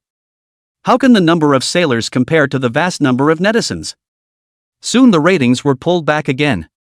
All those bad reviews were also covered by good ones. And the number of likes and stuff is so far behind the bad reviews that you can't find them without going through hundreds of pages. Boss, it's not good. Shishi's secretary hurried over to report the situation. There was a huge reversal of opinion all of a sudden. Instead of discrediting, our water armies have given them even more exposure for this show. Xianqi's cheeks twitched slightly. Increase your strength, do you still need me to teach you such a simple thing? That secretary cried out, if we continue, it will only make their traffic even higher. Now these netizens are smart, and the quality of that skit was pretty good. Not many of our smears were believed, but instead we inspired those people to rebel. Xianqi thumped the table, don't talk nonsense, just do as I ask, put another $10 million into it for me. The secretary let out a secret sigh. The boss acted irrationally when confronting Su Qing. But he could understand, after all, it was a powerful love rival. Yes, I'm on my way. Wait, get Secretary Chang over here. Okay. It didn't take long for Secretary Chang, wearing a super short skirt and black silk, to arrive. Shishi said coldly, get on the table. Yes, master. Yay, it worked. John Xiao let out a burst of cheers and bounced in place. In the first place, the people who knew about the play were limited to a small circle. But now with some tawdry maneuvering by Shishi, it makes it smoothly out of the circle and is known by more people. Su Cheng, however, said, still, we can't take this lightly, with my knowledge of that guy, he won't be able to let it go that easily. Jang Xiao, however, didn't think so, don't worry, he can't compare to you, I have confidence in you.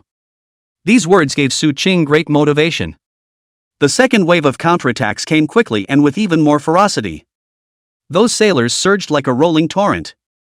As if the skit was their father's murderer, it unleashed all sorts of ferocious attacks.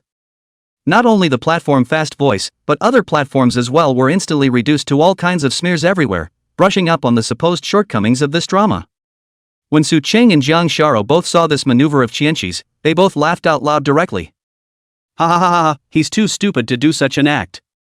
This is a godsend and saves us tons of marketing dollars. There aren't many people as good as him anymore. Now this skit is truly a fire out of the ring. A lot of people turned out not to know about the show at all. The smears are now on every platform, but instead, many people have become intensely curious. Want to go see what the hell is going on with this show? This look reveals that it's actually quite good and quite creative. Then a lot of people realized that it was someone maliciously coming in for a smear campaign. So there's been a flurry of online voices for the show. It's on fire, the show is completely on fire. The number of viewers quickly skyrocketed to 4 or 5 million. And that number is still climbing by leaps and bounds. And there are many viewers who rewarded the drama and received hundreds of thousands of dollars as well. On the other hand, the originator let out a beastly growl in his office when he heard the news. Immediately following that, Secretary Zhang let out a burst of miserable screams and wails. One after another. I don't know what kind of inhuman treatment and torture she was subjected to in there. Some people are happy and some people are sad.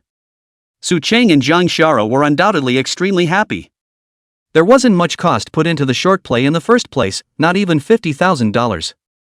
The gains made now are too substantial. Jiang Xiao leapt for a moment and said to Su Qing, let's go home, I have a surprise for you. Su Qing's heart fluttered. Chapter 102 Surprise from the Schoolgirl. Su Qing was very curious about the surprise that Jiang Xiao's mouth was talking about. Ask her what it is. But Jiang Xiao smiled mysteriously and said that she would know when she got back home. Su Qing was only able to press his curiosity and follow her home. Various thoughts flashed by. The mind wondered if he was trying to dress himself in some peculiar outfit, like black silk, super short skirts and such. Thinking about this, Su Qing was vaguely excited. Soon they arrived at Jiang Xiao's house. Su Qing couldn't wait to ask what the surprise was. Jiang Xiao pressed Su Qing onto the sofa. "You sit here properly. I'm going to bring you the surprise, hint, it's my first time." After saying that, she ran away a bit shyly. These words were even more exciting for Su Qing. Extracted the keyword, first time. Waiting anxiously was quite a bit like a day. "Dang it, here's the stuff, open it up and see if you like it." Jiang Xiao brought a stainless steel basin and placed it in front of Su Qing. Seeing this basin, Su Qing felt like she had been doused with cold water. A very bad thought arose vaguely, saying no way? He swallowed quietly and opened the lid with a slight shudder. After seeing what was inside, Su Qing nearly didn't faint. Just as I suspected, this was actually a snack. On the outside it seems like it's pretty good. But by instinct, it feels like it's poisonous, I'm afraid. It's... You made this? Su Qing asked in a somewhat stiff tone. Nah. Jiang Xiao said proudly, "I got up at 7 o'clock this morning and quietly made this for you, taste it to see if it's good. This is the first time I've ever made this dish, and it's sure to be delicious." Su Qing was on the verge of tears. The dish looked like such a large portion, at least 2 pounds. If this is all eaten, is there any salvation? Seeing this expression on Su Qing's face, Jiang Xiao thought that he must have been touched by himself. Hee, isn't that touching? Moving, so moving. Then hurry up and eat it, I've just warmed it up. No. Su Qing shook her head vigorously and said very seriously, "This is your heart for me, and I don't want to eat it so quickly. I'm going to keep it in good hands. Just let me take it back. Wait until evening, after I have bathed and changed my clothes, and then eat with a pious heart." Jiang Xiao was touched. "I didn't expect you to be so fond of the things I made anymore." "It's okay, hurry up and eat, I'll make it for you later when I'm free." Hearing these words, Su Qing's heart was practically trembling. "Where does this top out?" Hastily grasping her hand, she said earnestly, No, your hands are so delicate, how can you do this kind of rough work? It's good to have this heart. Okay then, you eat these. Su Qing, I can't eat it now, I want to bring it back. Jiang Xiao looked at Su Qing with some suspicion. Why do I feel that you're a bit resistant? Is it because you dislike my cooking? Su Qing, of course, denied it vigorously. This truth could never be spoken. Then you will now finish it at once, and you are not allowed to leave until you do. Su Qing. Su Qing felt a pang of scalp numbness. Jiang Xiao was getting worse and worse at fooling around. He wanted to struggle a little more. But after seeing Jiang Xiao's gradually gloomy face, she could only let out a deep sigh. One heartbeat, one bite, and it's on. Sure enough, as soon as the food hits your mouth, you have the feeling of mixing hundreds of spoiled foods together at the same time and swallowing them. Jiang Xiao is also a talented person to be able to produce such unique flavors.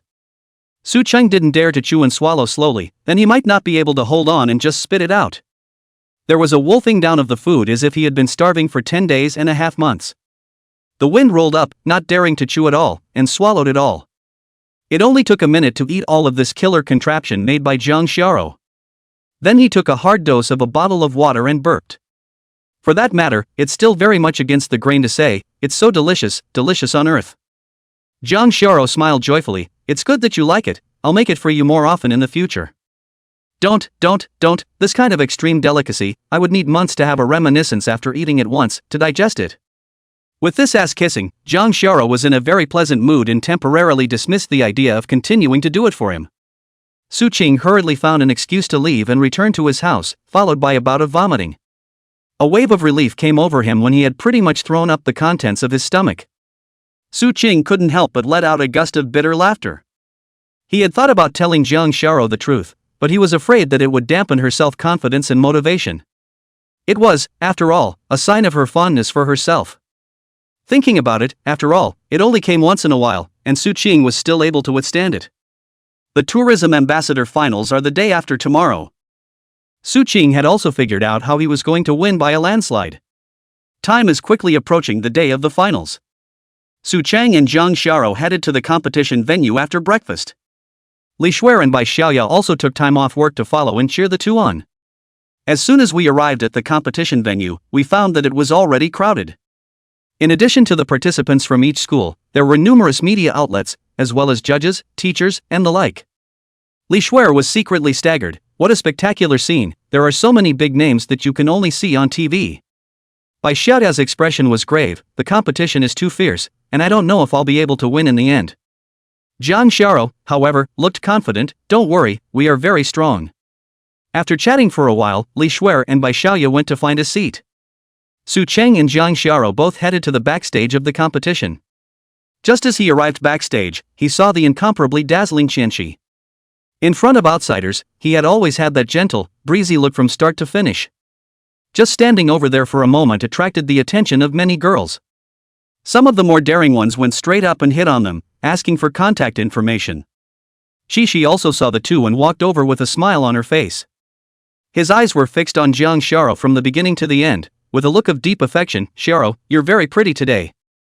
Zhang Xiao laughed coldly, not willing to take care of this hypocritical man at all.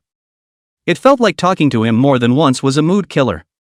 Seeing Zhang Xiao with this attitude, Qianxi didn't care and spoke to herself. Those who don't know think how deep and devoted he is. Many girls felt that Zhang Xiao was too pretentious when they saw this scene and were very angry. Cast her a look of intense hostility. Su Qing finally couldn't look on anymore and opened his mouth. Chapter 103 feels like you're driving, but there's no proof. Mr. Qian, thank you so much. If it wasn't for you being so generous and investing so much money in publicizing our skit, there's no way it would have done so well. Hearing this, Zhang Xiao snorted out a laugh. Su Qing was too damaging, actually exposing people's scars in public. But what's with the inexplicable feeling of exhilaration? A haze flashed in Qishi's eyes. Su Qing's words were a public slap in the face. However, Qianxi wasn't an average person, didn't snap out of it, but said smilingly, what does Mr. Su mean by this? I didn't understand. Su Cheng shrugged, forget it if you don't understand, but thank you anyway. You don't even realize that originally the skit cost just a few tens of thousands of dollars, and it wasn't even meant to be much of a success. But after a little maneuvering by someone, the results are off the charts. If this trend continues, by the time this short drama is finished, it will at least be able to bring in tens of millions of dollars and hundreds of millions of dollars. As the short drama exploded in popularity, Su Qing also received many contacts from advertisers who wanted to place advertisements inside the drama. The price given is not low. But for now, Su Qing hadn't agreed. The follow-up will pick up some good brand image. Qishi turned away, not wanting to talk to this person anymore. If he went on, he was afraid he wouldn't be able to hold it together. Zhang Xiao laughed happily when she saw him get defeated. I didn't expect you to have such a powerful mouth that you could talk him out of it. Su Qing, I feel like you're driving, but there's no proof. Ginger? Her tiny head was full of question marks. By this time, the people had come. Teachers and professors from Su Qing's school also came to some of them. A presenter takes the stage to say the opening line. A large number of judges were seated on the stage. Twice as many as in the preliminary rounds. Various cameras are even clicking and taking pictures and live streaming them on the internet. At the judges' table, the one sitting in the center chatted with a middle-aged man next to him. Who do you favor more this time? On the female side, I think Zhang Xiao is at the top of her game in every way. If she takes on the role of tourism ambassador, she can enhance the image of the whole city very well. That's what I thought, but the male side is a little harder to choose. There are several outstanding ones, such as the one from the Thousand Family, and that teenager called Su Qing. I do favor the one from the Thousand Family, with outstanding appearance conditions, family background, and connections and resources that are exceptionally outstanding. It's destined to be a battle between the dragons and the tigers. We'll see who can win in the end. The two bigwigs talked on stage and the host finished his opening remarks. Then a random selection was taken. Allow the many participants to introduce themselves on stage and show what they have to offer. The first one up was a girl from the school next door. The looker was dignified and atmospheric, and sparked a cheer when he took the stage. She confidently describes her strengths and what she would do for the city if she became a tourism ambassador. Backstage, Zhang Xiao looked at a box Su Qing was carrying in his hands and asked curiously, just now I wanted to ask, what are you carrying here? Su Qing smiled mysteriously, keep it a secret for now, you'll know later. Jang Xiao didn't ask again. One by one, the contestants went up to the stage to present themselves. Half an hour later, it was Jang Xiao's turn. Su Qing straightened her clothes for her and said to her, "Relax, this spot definitely belongs to you, no one can take it away. There's no one finer or prettier than you." Aha! Jang Xiao nodded slightly. "I'll go then." She left with a confident stride. As for Qianqi, who was watching the two of them being so close, his face was expressionless, and he didn't know what was going on in his mind. As soon as Jang Xiao appeared on the stage, a torrent of tsunami cheers immediately erupted outside, instantly triggering the entire venue. The dressed-up Jang Xiao was simply dozens of times more dazzling than a star. She was like a fairy falling from the sky. Pure and noble, flawless. Countless people see her and develop an inferiority complex. At this time, Jang Xiao also exuded a powerful aura. The many judges were also brightened up when they saw Jang Xiao. The selling alone is enough to outshine 99% of the population. Jang Xiao still sang a very old song from Mei Chang. Combined with her physical attributes and a voice that is naturally suited to singing, it instantly attracted the entire audience, as well as countless netizens in the live stream. Jang Xiao didn't need to pull out all the stops like the other female contestants. Just standing there quietly and singing was more than enough to kill all the rest of the contestants. There's no way, this belongs to God's personal feeding, others can't envy it. After the song was finished, it naturally received countless applause, and the judges gave high scores. All 20 judges scored 9 or more points. The total score added up to 198 points. Thank you everyone. Jang Xiao bowed deeply and walked backstage in style. Su Qing also had a relaxed expression on his face. Jang Xiao has stabilized. The only three who hadn't gone on yet were Su Qing, Jang Xiao, and Qianqi. The highest total score for the rest of the female participants was just over 170. Even if those contestants had gotten perfect scores in the preliminary rounds, there was no way they could surpass Jang Xiao's total score when added together. Phew! Walking backstage, Jang Xiao breathed a sigh of relief. Then he hugged Su Qing. "I've got the status of tourist ambassador, so it's up to you next. Don't worry, there will be absolutely no problems." Qianqi, who saw the scene from afar, naturally would not be in a good mood to do it. "There's a feeling of green grass on your head." At the moment he couldn't think too much because the host had already called his name. He straightened his clothes and schlepped onto the stage. Qishi's appearance sparked an equally huge cheer. "He's got the look, he's got the look, he's got the look." Women as old as 50 and young girls as young as 18 will be mesmerized by him. Although Su Qing said that he didn't take him seriously, his eyes narrowed after seeing him on the court. The look of concentration. Qishi first greeted politely, then showed his advantage. Or the ones that were said in the preliminary rounds. These are already in the unattainable category in the eyes of many. In particular, many female audience members on the scene and female netizens on the internet were already in the shape of 1,000 creeks. All sorts of husband shouting. The many judges were also constantly nodding their heads. Qianqi was already qualified enough to be the city's tourism ambassador, no matter if it was his image, temperament, or the resources he held in his hands. However, it's not over yet. After saying this, Qianqi let out another big move. Chapter 104. If I can be elected as the ambassador for tourism in Plum City, I will invest at least $10 billion in the city in the next 10 years. It's used to build more industry to enhance the well-being of the city and increase everyone's income. Boom! When that was said, it certainly dropped a heavy bomb. The netizens, both on the scene and on the internet, were in an uproar. Those judges even erupted a gleam in their eyes. The temptation promised by Thousand Creek was too great. One of the judges even couldn't help but stand up and inquire, "Are you telling the truth? You can't joke about this kind of thing, or you'll have to suffer serious consequences." Qianqi laughed. "Naturally, I'll vouch for it with the name of the Qian family." That judge sat down reassuringly. The word 1,000 families is the gold standard. In the audience, Li Shuer and Bai Xiaoya's faces were covered in sorrow. This guy really doesn't talk about martial arts, actually making such a move. That's it, it's really despicable. How can we fight this? We can't compete at all. The judges croaked their scores.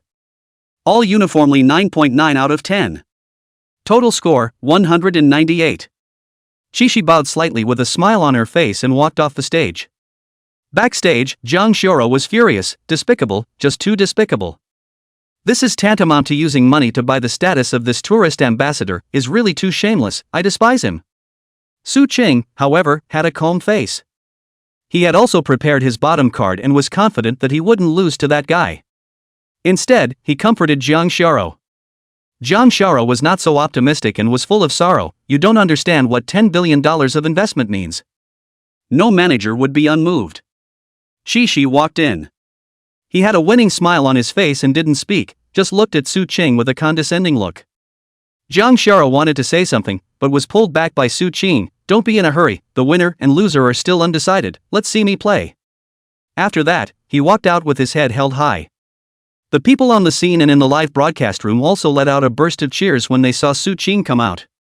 Now Su Qing was a real internet celebrity, there were many people who knew him, and his popularity wasn't any worse than Qianqi's at all. As soon as Su Qing came up, he first introduced himself, and then demonstrated the uncanny ability to be fluent in all the languages of the world. This is the first time this ability has been demonstrated in public. The last preliminary round was just a dozen or so people, and it was nothing like what was happening at this moment. After fluently displaying a different language, anyone who saw this scene had their mouths grow wide and their hearts were filled with shock. Even if those judges had already seen it, but seeing it again, they still couldn't help but produce a shock. If Qianqi hadn't made some promise of tens of billions of dollars of investment this time around, the status of tourism ambassador would have 100% fallen to Su Qing. After demonstrating his gift of speech, Su Qing did not go down. Instead, he lifted the box in his hand. Judges, teachers, this is the snack I made this morning. The name is 100 Birds, and I'd like to ask the judges, teachers, and professors to taste it. 100 birds? A professor with gray hair stood up straight away. Are you sure you're not wrong? Hasn't the method of making this snack been lost long ago? This professor has been pursuing, and studying, all kinds of ancient history. Once upon a time, it was found out that this top-notch confectionery technique, which only dignitaries were entitled to enjoy in those days, had been lost. At the time he was sorry for a long time. Now that it was suddenly mentioned from the mouth of a teenager, there was some surprise and disbelief. Su Qing laughed, I don't dare to deceive you all, it was only by chance that I happened to obtain the method of manufacturing this confection. Meanwhile, next door in Flower City, inside a certain villa, a teenage girl in hot pants with long purple hair, a hot body and a somewhat rebellious-looking body happened to be watching this live stream. After hearing Su Qing say that she could make the 100 birds toward the phoenix dim sum, her face changed dramatically.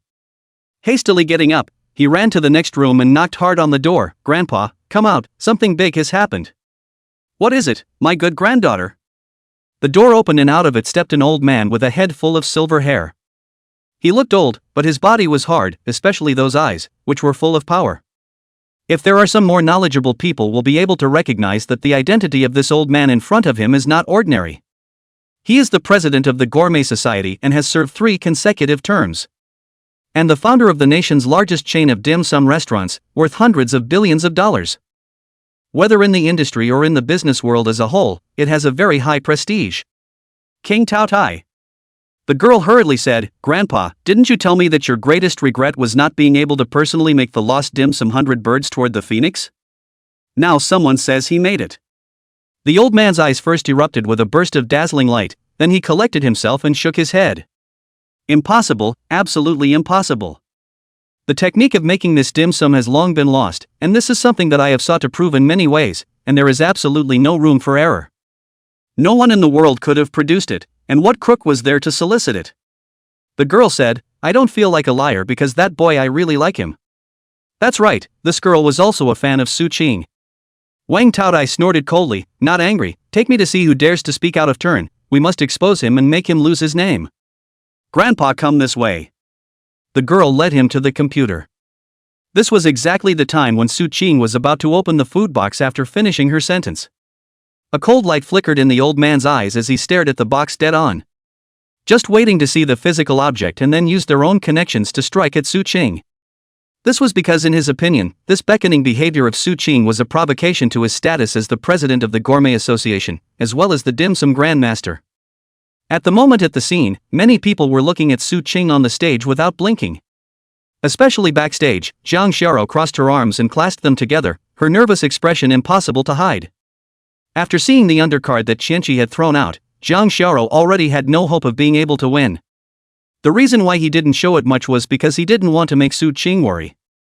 Now what Jiang Shara was afraid of was whether or not this failure would cause a major blow to Su Qing. On the stands, Li Shuer and Bai Shaya were also so nervous that their palms were sweating. Shishi's mouth was tinged with a light smile. He didn't think Su Qing would be able to overturn the situation. Everything was already set in stone for the city. This tourism ambassadorship must belong to him. Right under this attention, Su Qing slowly opened the box.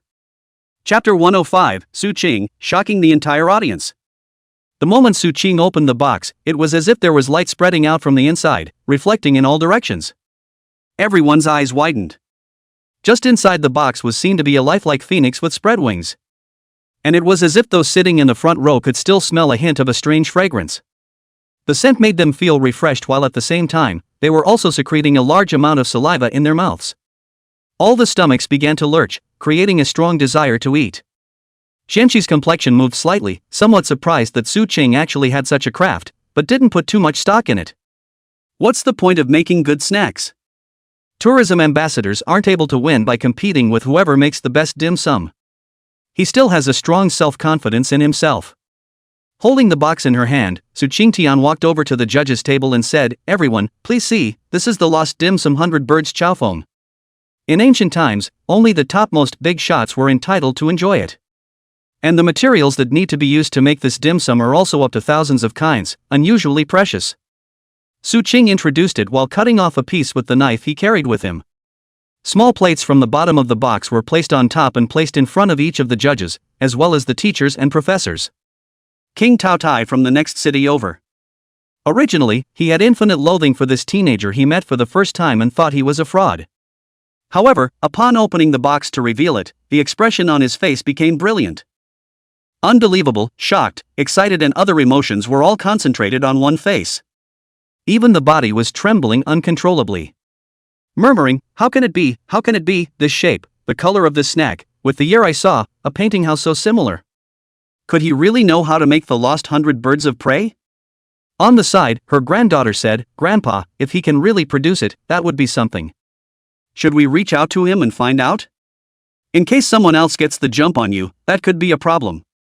Right. Wang Taotai came back to his senses and said to his granddaughter, "Hurry up and go order the airfare." The oldest old man all of a sudden seems to be a dozen years younger, full of energy inside and outside the body. His greatest wish in his life was that he could make the 100 birds of prey. He had thought that there was no hope, but now that Su Qing had brought him hope again, how could he not be excited? In the meantime, the judges, teachers, and professors who were there were also mesmerized by the treats placed in front of them. Then in droves, they tried it. Just as soon as they were imported, one's eyes were glazed over, as if the 100,000 and 80,000 pores in his body were opened, and one was even more stiff in place. The many viewers were very curious as to why these people had such strange expressions. 5 or 6 seconds passed and suddenly a teacher let out a deep gasp. His tone was even more excited, this. How could there be such delicious dim sum in the world? Am I dreaming? One of the judges also let out a deep sigh, absolute, really absolute. There's actually such a delicious snack in this world, it's like the legendary dragon's liver and phoenix gallbladder nah. The snacks I used to eat were like stones on the ground compared to this, there was no comparison at all. After eating this snack, how am I going to eat anything else later?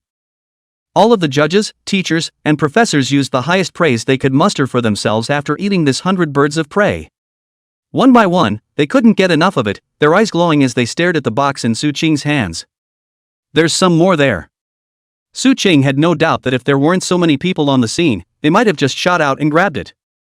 This is the emperor of the confectionery world, the impact of the 100 birds.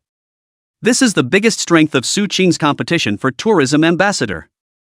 Once these judges had tasted the 100 birds of prey, Su Qing continued. I am well versed in all types of confectionery production in the country. If I become a major tourist province, then I can use this ability to create more treats for tourists to eat. It can also lead to a large number of jobs, and even in the future, with the 100 birds of prey dim sum, it can turn Plum City into the #1 dim sum city in the world. If Su Qing had spoken these words earlier, no one would have believed them. But at this moment, when these judges had tasted the flavor of the 100 birds of prey, they were already deeply impressed. Even those who were no longer blind were able to see that what Su Qing had said was achievable. Keywords, make the world's first dim sum city. This temptation is not comparable to that $10 billion investment. Because once realized, the annual GDP and the income of the residents of the city will reach a very horrible figure. There is also a great possibility that it can become an international supermetropolis. Although Meicheng is now a first-tier city, its status and reputation in the international arena is actually very weak. Those judges were all heartened to hear that. Backstage, Jang, Shara and Xianqi both had opposite changes in their expressions. Xianqi's face was as stony as water, his hands clenched tightly, a vein emerged on the back of his hand, looking incomparably hideous. On the contrary, Jang Shara was overjoyed. Though she didn't know just how good Su Qing's dim sum was. But judging by the looks on the faces of those judges and teachers, it must have been delicious. In that case, it seemed that Su Qing might be able to win as well. These judges were talking to each other in a heated debate. I think that gentleman from the Thousand Family is a bit more realistic. What with the dim sum capital, it feels a bit nebulous. No, I think it's still student Su Qing who's better, he has such technology and is fully capable of realizing it. I'm also optimistic about student Su Qing. Once we succeed, we'll all be able to go down in history. I also look favorably on Su Qing's classmate, his skills convinced me. That's right, if this vision Su Qing's classmates are talking about can really be realized, then it's a matter of 1,000 generations. I think we should bet on it. That's right, that's what I think too, he has the ability to do that, it's only right that those of us who do should show the vigor to do the same. Whatever you guys think, I give it full marks anyway. After some heated arguments, these judges were finally unified.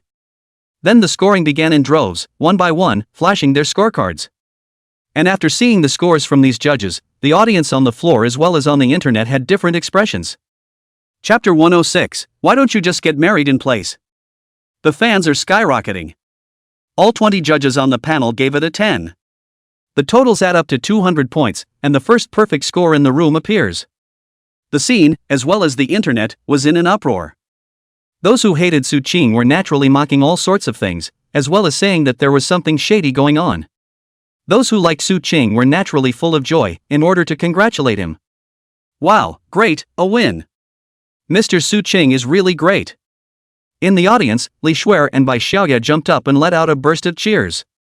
Backstage, Xianqi's eyes were fixed on Su Qing, who was currently in the limelight on the stage and shining incomparably. The eyes were as cold and venomous as snakes, as if they were capable of scurrying out and biting someone at any moment. How could he not have thought that he would actually lose to Su Qing, someone of such a lowly origin? And it was still a loss that he had prepared for and even cheated a little bit. That made it even harder for him to accept. It took several consecutive deep breaths to calm himself down. Finally, he gave Su Qing a deep look and turned to leave. Zhang Xiao, on the other hand, was bouncing in place with excitement. If it wasn't for the fact that she couldn't go out yet, she would have rushed out and hugged Su Qing. The host came on the stage with a smile on his face and said loudly, after a fierce competition, 2 excellent tourism ambassadors have finally been selected. They are students Su Qing and Zhang Xiao. We now invite both of them to the stage so that our judges can present them with their certificates. Zhang Xiao couldn't wait to come out from backstage and stand with Su Qing. The two stood together with a pearl-like feeling, incomparably dazzling. The man came up on stage to present them with their certificates, and all sorts of flashbulbs went off on them. The internet is also buzzing with activity. Originally, the two of them were already minor celebrities. Now it's even hotter after all this promotion. Fans of the two, in particular, felt a huge sense of pride. See, our idol is a tourist ambassador. With such an aura attached to them, the two will have a much broader path ahead. And there is no doubt that your status in society will be greatly increased.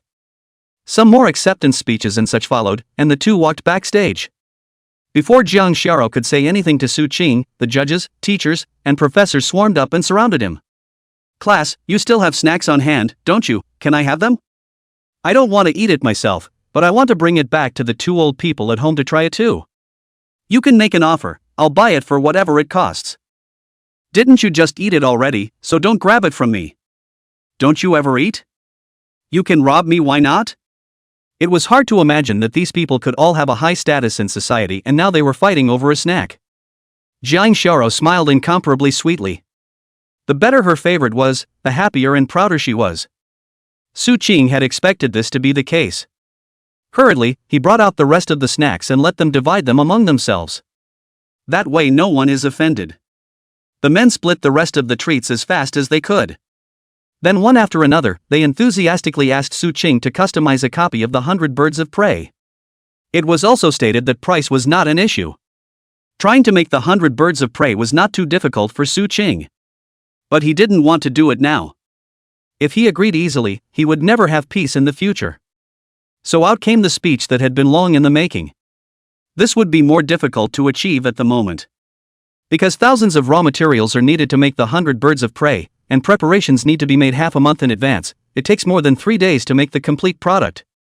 And every time you make it, the physical and mental energy loss and whatnot for yourself is immense. I need to take some time off now, I'm really sorry. The crowd felt quite disappointed to see him talking so seriously, but they didn't insist anymore. Before leaving, they had given Su Ching their business cards, indicating that if they encounter any difficulties in the future, they can ask for their help. This was a huge network of people, and Su Ching hastily put it away. Only after these people left did Jang Shara let out a cheer and hugged Su Ching. As the soft fragrance entered his arms, Su Ching's blood boiled all over his body. He could feel the joy in the heart of the beautiful person in his arms. With such a layer of identity, one should not dare to use any more plots and tricks against oneself as well as one's family. After all, now he had the status of a tourist ambassador, representing the face of a city. To move him would be to slap the face of the entire city, and the consequences to be borne would be severe. And if he didn't rely on force and all that, but just competed in business skills and such, Su Ching wasn't afraid of that guy at all. Li Shuer and Bai Xiaoya also came running. Seeing the two hugging in TSK's king. I'd say you two are getting more and more unapologetic now. Why don't we just get married right where we are? Perhaps because she had been teased so many times, Jang Shara wasn't shy at all now. Letting go of Su Ching, he said with a straight face, I think you guys are just jealous of me, so you're saying this on purpose. Li Shuer and Bai Xiaoya exchanged a glance and walked over to Jang Shara. Then they all struck at the same time, and there was a flurry of scratching on her body. Help, it tickles, don't. Let me go. Jang Shara let out a scream. She's most ticklish. Under the joint attack of the two men, they were quickly defeated and paralyzed on the ground begging for mercy. Alright, stop it. Su Ching had to open her mouth to defend Jang Shara. Li Shuer and Bai Xiaoya stopped and skimmed. Not bad, now you must wear the same pants. That's what they call a husband and wife, isn't it? While Jang Shara's face was blushing, her heart was joyful. An event of this magnitude must be celebrated. Su Ching booked one of the most luxurious hotels in Meichang. When the four of them got into the car, Li Shuer and Bai Xiaoya suddenly looked at their cell phones and let out exclamations of surprise. Oh my god, what happened? My fast voice followers increased by 360,000 all of a sudden. Mine, too, increased by $400,000. Jang Shara also took out her cell phone, took a look, and smiled with an open brow. Mine has increased by more than 3 million. Li Shuer analyzed, it must be because this live broadcast made us all gain a lot of fans. Jang Shara then followed 3 people. Su Ching, Li Shuer, Bai Xiaoya. Those fans probably followed Jang Shara and then looked to see who she was following. Once I saw that there were 2 pretty girls among them, I followed them in passing. Su Ching also turned on his own fast sound. One look and freeze. Chapter 107, Fans break through 10 million. The schoolgirl has been taken away. His followers were even more exaggerated when they grew, actually amounting to more than 6 million. Now the fans have already exceeded the 10 million mark. Another quick look at the backstage of Fast Tone.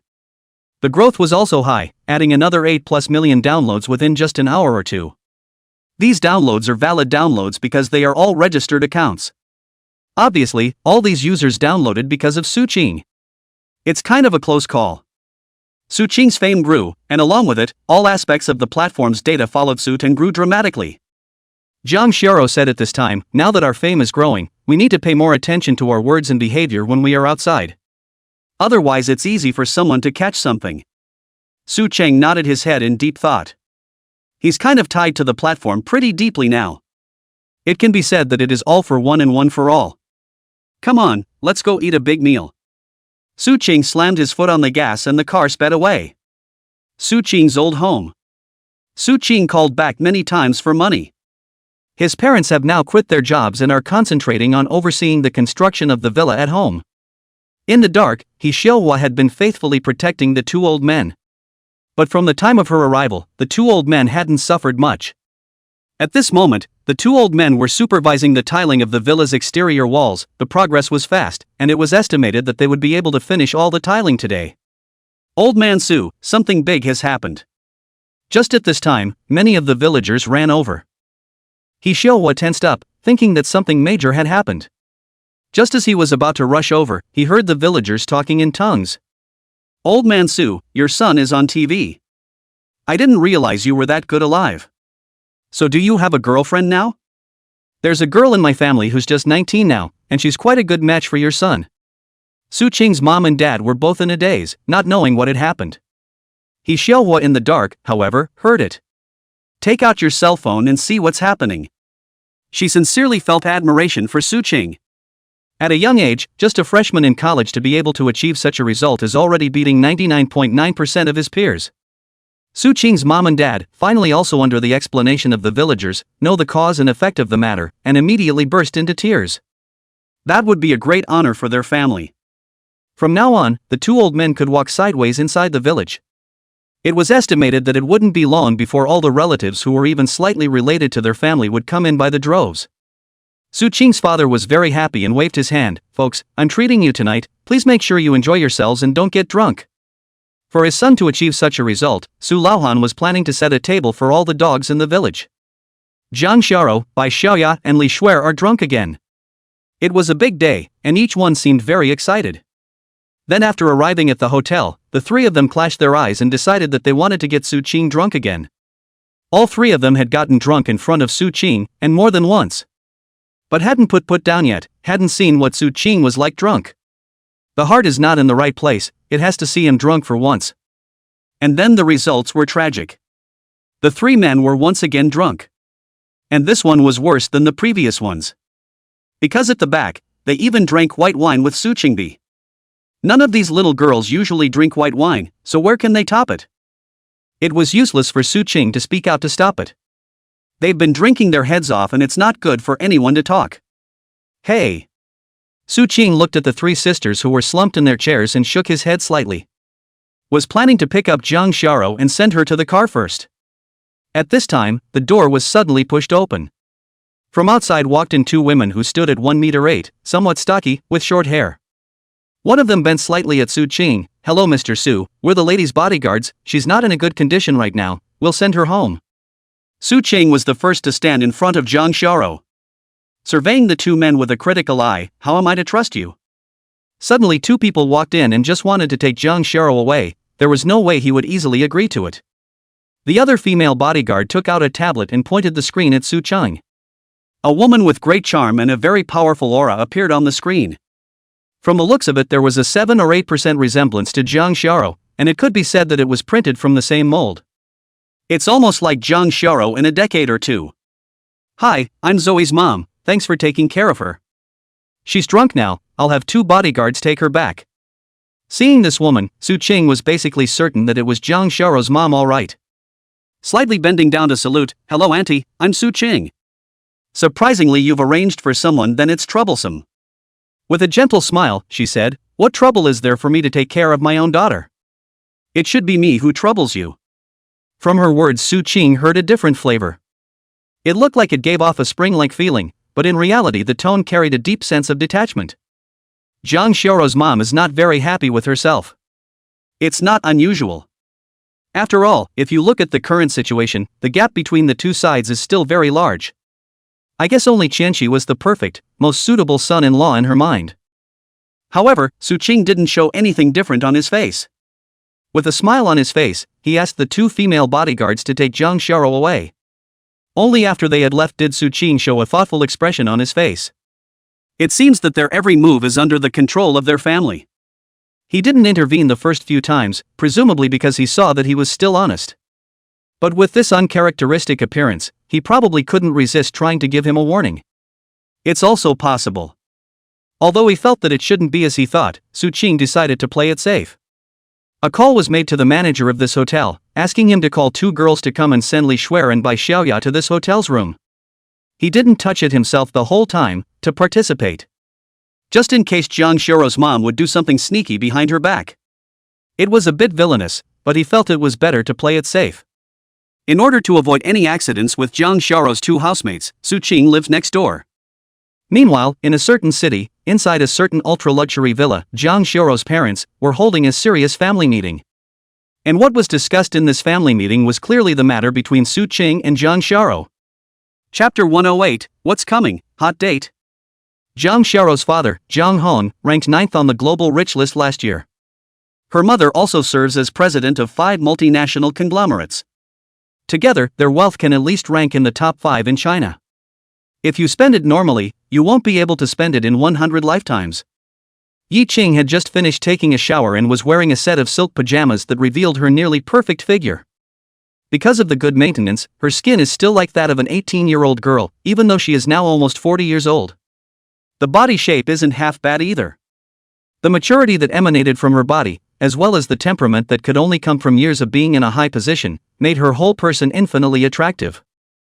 This holds an unrivaled power to kill for some innocent little boys. Kang Hyung is also very impressive in appearance. There was an air of elegance about him, but not a lack of majesty. Again, for many little girls, it's deadly and hard to resist. Yi Qing sat on the soft sofa, half of his body sunk inside. She reached for the tablet sitting on the side in her hand. It displayed information about Su Qing and said faintly, from an ordinary person's point of view, he's outstanding and his daughter likes him a lot. Jiang Hong, however, shook his head. There are many outstanding youths in this world, but the one who is worthy of our daughter is currently only that boy Qianqi. Although Su Qing had shown a lot of potential, he was still not in the eyes of these two. Yi Qing stretched out 2 slender jade-like fingers and rubbed her brow. What I have a headache now is how to keep the 2 of them apart without hurting my daughter. Speaking of this, anger surfaced in Jiang Heng's eyes. Which brat, I really want to cut his hand off, actually holding my precious daughter's hand.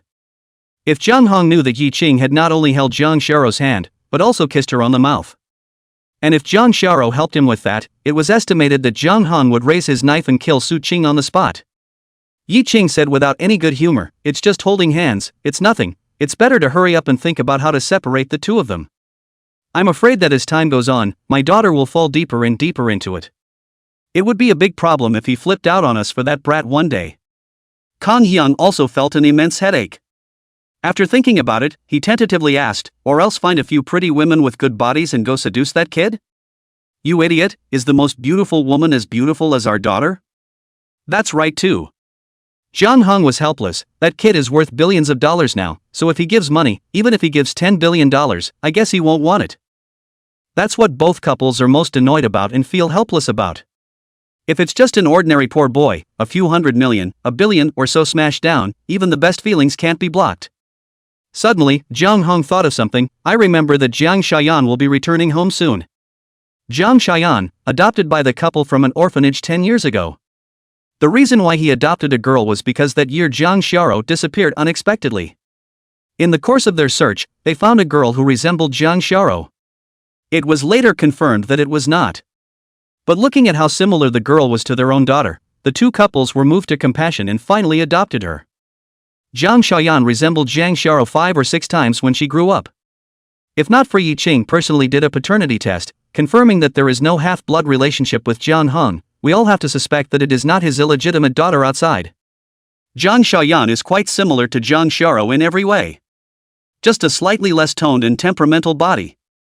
But put it among your peers that can also kill 99% of them. What do you mean? Yi Qing's willow brows frowned slightly. Jiang Hong tapped his fingertips rhythmically on the desktop. Let little Salt go and get in touch with that kid for a while, lay some emotional foundation first. When the time comes, let's make things commercially difficult for the kid, and when he's desperate, we'll throw out the bait. Help him with his business problems as long as he's willing to leave our daughter. By the way, if you give him a sum of money and then ask Jiang Shayan to marry him, the success rate shouldn't be very high. Yi Qing's eyes lit up. You have a good idea, let's do it. I really didn't look at the wrong person, outwardly human but with a dirty heart. Jiang Hong hemmed and hawed. This is called a ploy, since you agreed. Then I'll go and execute it now. Wait. Yi Qing pulled Jiang Hong back. It's so late, let's talk about it tomorrow, there's a more important thing to do now. Kang Hyung froze for a moment, then realized what his wife meant and bitterly smiled as he let out a plea. Otherwise, let's do it some other time, I'm a bit inconvenienced today. That's how it is when you reach middle age. Yi Ching said indifferently, fine, then since it's inconvenient for you, I'll go find someone else. With that said, he was going to stand up and head outside. Where would Jiang Hong let her go off, from hastily pulling her, righteously saying, no, for the sake of my wife, a little bit of difficulty, I can overcome it. The corner of Yi Ching's mouth curled up slightly, this time, it's my turn to be on top. Kong Hyung. Ah, my head hurts. Early in the morning, Jiang Shara awoke and couldn't help but rub her head. Consciousness gradually returned, followed by a bewildered look around. Not finding Su Qing's figure, he instantly panicked. Hastily, he checked what he was wearing. Found nothing broken or tampered with. The body didn't feel anything strange either, so he breathed a sigh of relief. The door to the room was pushed open. A beautiful woman in her 30s walked in with breakfast. Miss, you're awake, come have some breakfast first, here's a sobering drink. Aunt Lu, why are you here? Jiang Xiao frowned. My mom sent someone over to pick me up, did she say or do anything to Su Qing? There was a harshness in his tone as well as a hint of anxiety. She was afraid that her own mother would say something rather heavy to Su Qing, thus affecting the relationship between the two. Aunt Lu smiled and said, Miss, please don't worry, Madam didn't say anything.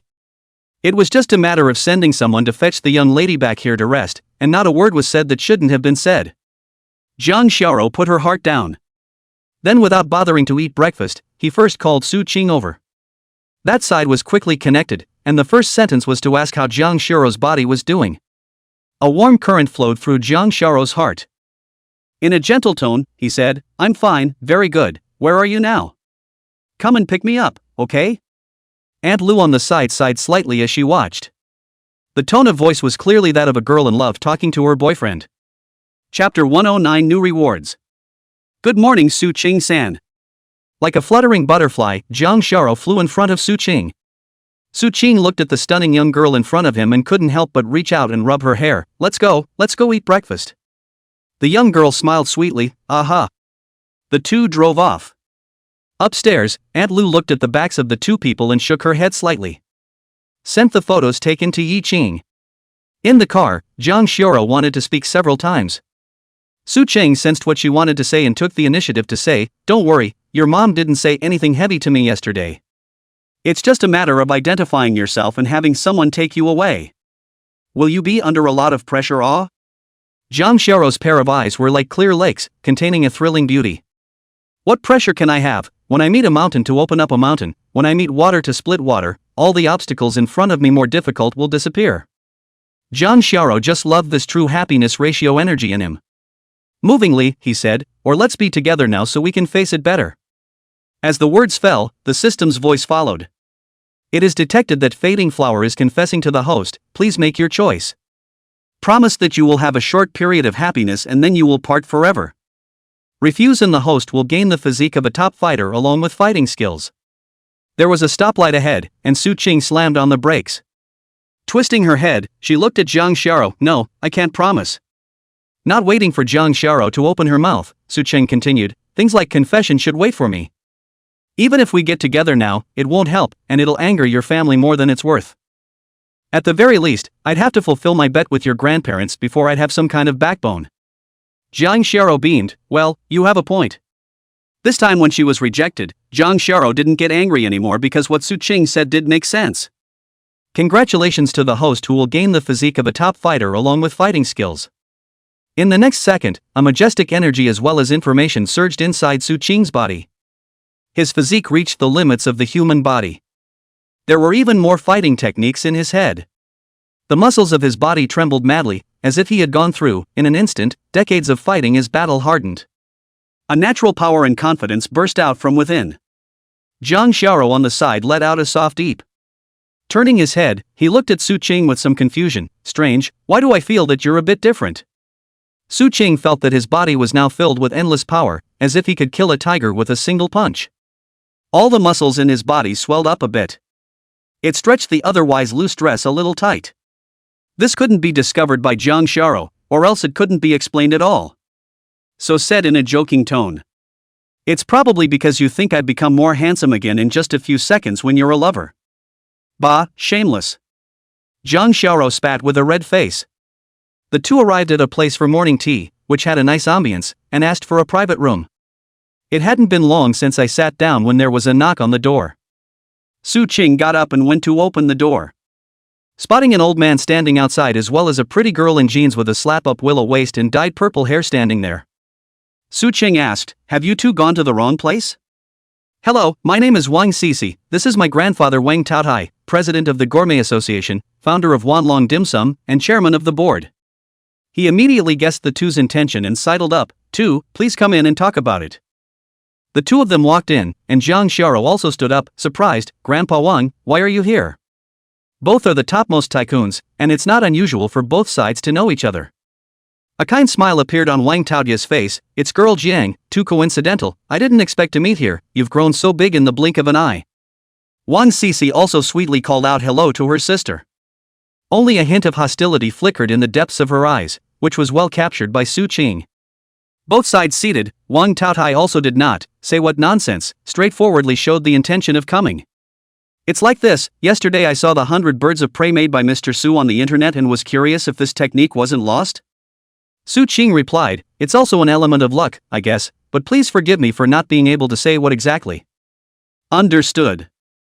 Wang Taotai nodded, "I'm really sorry for taking the liberty of interrupting this time and investigating Mr.'s trail. It's really just that I'm so hungry for the production method of the 100 birds of prey, which has been cut off. I wonder if you can make one to give me a taste." "Don't worry, I'll pay Mr. Su's labor fee, 10 million, what do you think?" The old man looked like the kind of person who was bent on indulging in his favorite things.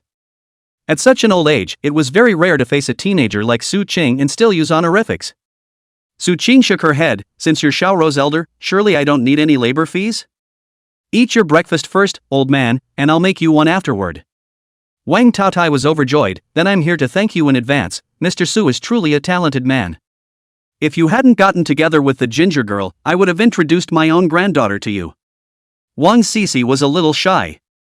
Jiang Shara wore a polite smile on her face, while her heart was secretly on guard. Now as Su Qing continued to improve in all aspects, the entire person was becoming more and more dazzling. This is certainly something that will attract the attention of many girls. Although she was confident in her own strength, there was no way she could defend herself day and night. At this moment, Jiang Shara was already thinking in her mind whether she should give Su Qing a little more of any favor to better bolt him down. After breakfast, Wang Taotai offered to go to one of his outlets over here to make the 100 birds. Su Qing quietly checked. This Bandung Group is the largest dim sum chain in the country. The country currently adds up to a total of more than 500 stores in the chain. Last year's full-year net profit was a frightening $6 billion. The market capitalization of the entire group had even reached $200 billion. That's still domestic, and it also has a significant business in numerous developed countries abroad. That branch isn't particularly far from this side of town, it's a 10-minute drive. The scale was several times larger than the one that Su Qing currently owned. It was also because this store was farther away from the headquarters of Su Qing's store, otherwise it was expected that business would have been snatched up. Wang Taotai smiled and said to Su Qing, "What does Mr. Su think of this place?" Su Qing nodded, "It's good in every way." Then, Wang Taotai said something that caused Su Qing to be very surprised. Chapter 110, The Schoolgirl is Angry, and the Consequences are Serious. "Mr. Su, if you like it, this branch can be yours." Su Qing glanced at Wang Taotai with some surprise. This store is very nice in both size and location. According to the current market price, at least $200 to $300 million, said to give away. Obviously it's about the way the 100 birds of prey are made.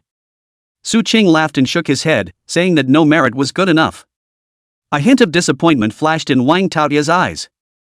The teenager in front of him was not an ordinary person and could not be taken down with some small favors. He also gathered up some unrealistic ideas. The general manager of this branch had already gotten the news that boss was coming and was waiting at the door early. Seeing Wang Taotai and his party bending over at 90 degrees, he acted very humbly. Wang Taotai said lightly, "Has the kitchen been vacated yet?" Back to the chairman, "It's been vacated and all personnel have been removed." Wang Taotai nodded indifferently. But when he turned his head to look at Su Qing, a smile like a spring breeze appeared on his face. "This way please, Mr. Su." The general manager of this branch didn't show any abnormalities on his face, but his heart was in shock. Who the hell is this young man? I can't believe that the chairman of the board is treating it with such a gesture. After entering the kitchen, Su Qing looked around. The first thing is to make sure there are no cameras or anything in this kitchen. He didn't shy away from it, much less embarrassed, and examined it carefully. Seeing this, Jang Shara followed suit and examined it seriously. Wang Taotai also didn't show any displeased expression. Instead, he said to his granddaughter beside him, "See, that's the trait you need to have to really do great things. Paying more attention to some of his behavioral norms will help you in the future." Wang Sisi nodded seriously, quietly licking his lips when no one was looking. The gaze toward Su Qing was as if he was looking at prey. This young girl was as wild as she was dressed. It took almost 10 minutes to check everything that could be checked.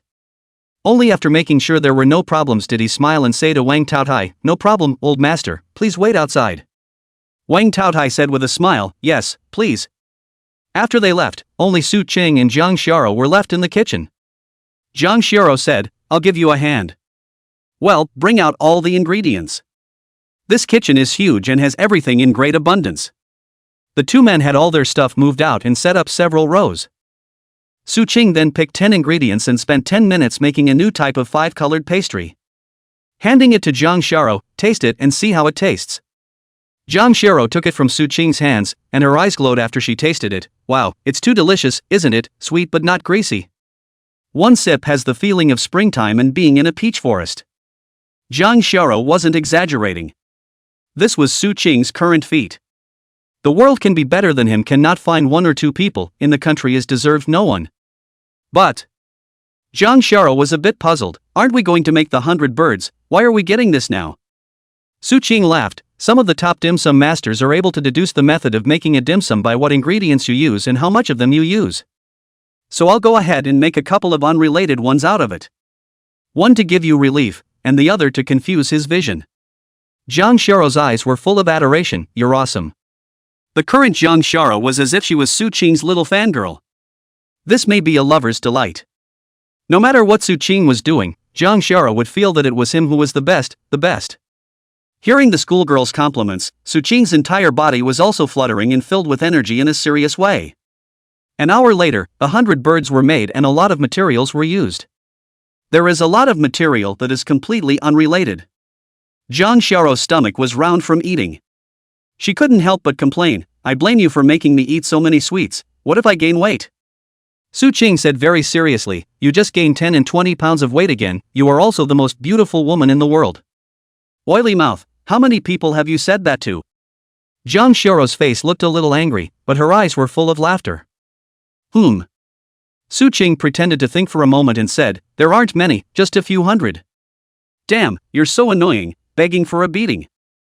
The two of them joked around for a while, and Su Qing cut off the most valuable area of the 100 birds of prey. "Here, how about you taste it first?" Jang Shara opened her cherry mouth and was about to swallow the snack. Suddenly, bang! The front door was kicked open, followed by a man with an inch hair and a menacing aura rushing in. Rushing at Su Qing, he yelled, "Where did the little liar come from? Dare to come here to fool my father? See if I don't beat you to death." Behind them, Wang Taotai and Wang Sisi chased in. "Sinner, stop it. Second uncle, don't be impulsive." However, the man who rushed in out of nowhere wouldn't listen to advice at all. In the blink of an eye it had arrived in front of Su Qing. Su Qing's expression moved slightly. From his movements, it was obvious that he was a practitioner, and the kind of strength that wasn't low. Jang Shara, who was on the side, let out a cry of alarm and instinctively tried to block in front of Su Qing. But she simply couldn't match the man's speed. Only able to watch as the man's sandbag-sized fist slammed straight into Su Qing's face. He saw that Su Qing was about to be knocked to the ground. Suddenly, the stationary Su Qing moved. He didn't see any fancy movements, and his head tilted to avoid his opponent's attack. Then a kick to the stomach of his opponent. This kick only used 50% of his strength, but it also kicked him directly 4 or 5 meters away. The whole man was curled up on the ground, his hands holding his stomach, his face full of pained expressions. It all happened in a matter of moments. By the time everyone reacted, it was over. Jang Shara opened that tantalizing cherry mouth wide, shocked at Su Qing's deep concealment. Wang Sisi, on the other hand, had a strange color in her eyes. Wang Taotai took large strides towards Su Qing. Passed by his son without even looking at him. Coming in front of Su Qing, he bent deeply at him. I'm really sorry, it was my poor discipline that offended Mr. Su. Jiang Xiao said angrily, Elder Wang, we came over here at your invitation. Now your son is trying to beat us up for no reason, and it was close. Moreover, Su Qing is also the city's tourism ambassador. You must give us a satisfactory answer in this matter, or this matter is not over. Chapter 111 Big Brother's Shock. The usually sweet and lovely schoolgirl Jang, at this moment, was like a furious little lion, rushing at Wang Taotai with a flurry of teeth and claws. Looking at that stance of hers, if Wang Taotai didn't give a satisfactory answer, she definitely wouldn't stop. Wang Taotai's face was filled with a gloomy expression. Don't worry, I will definitely give you two a satisfactory answer. With that, he turned to look at the man who had fallen to the ground and chided, Adverse son, why don't you get over here? This rebuke contained great majesty. This old man has been writing in the mall for many years, and the majesty he contains cannot be underestimated. The man on the ground, even though he was still in a lot of pain, didn't dare to slow down and rolled over. Barely standing up, he kept his head down, not daring to look the old man in the eye. Snap. Pop. Pop. Wang Taotai opened his hands left and right, slapping him in the face, using all his strength in each stroke. It didn't take long for both of the man's faces to swell up. Su Cheng and Jiang Xiao both just stood by coldly, with no intention of speaking out to stop them. Wang Taotai slapped 20 or 30 times before stopping, his tone cold. Don't think I don't know what's in your heart. I'm telling you, you'd better stop having these crooked ideas, or you won't get a dime of the family fortune. I'm sorry, father, I know I was wrong. The man's tone was heavy. Wang Taotai apologized to Mr. Su. The man faced Su Qing and bowed in apology. I'm sorry, Mr. Su, it's because I don't know any better. While Su Qing didn't say anything, Jiang Xiao raised a willow eyebrow. Is it enough just to apologize? I feel like it's not quite enough. A fierce color flashed in the man's eyes, but he didn't dare to be reckless in front of the old man.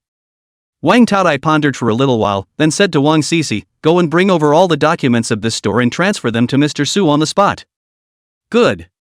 Wang Sisi turned to leave. This time Su Qing didn't say anything about not wanting it or anything like that, because it was considered to be what he deserved. Jiang Xiao was satisfied with the outcome of this treatment, and a smile reappeared on that flawless face. Taking the initiative, he greeted Wang Taotai, Elder Wang, the dim sum is ready, have a taste. Wang Taotai shook his head and lost his smile. Girl Jang is smart and clever, your parents gave birth to a good daughter. Only after saying that did he walk up to that 100 birds of prey. A look of indulgence crossed his face as he looked at the lifelike confection. Taking a deep breath, this flavor, too, to the point where only a top-notch confectionery chef can make it. It was mesmerizing, as if all the cells in my body were active. Wonderful, so wonderful.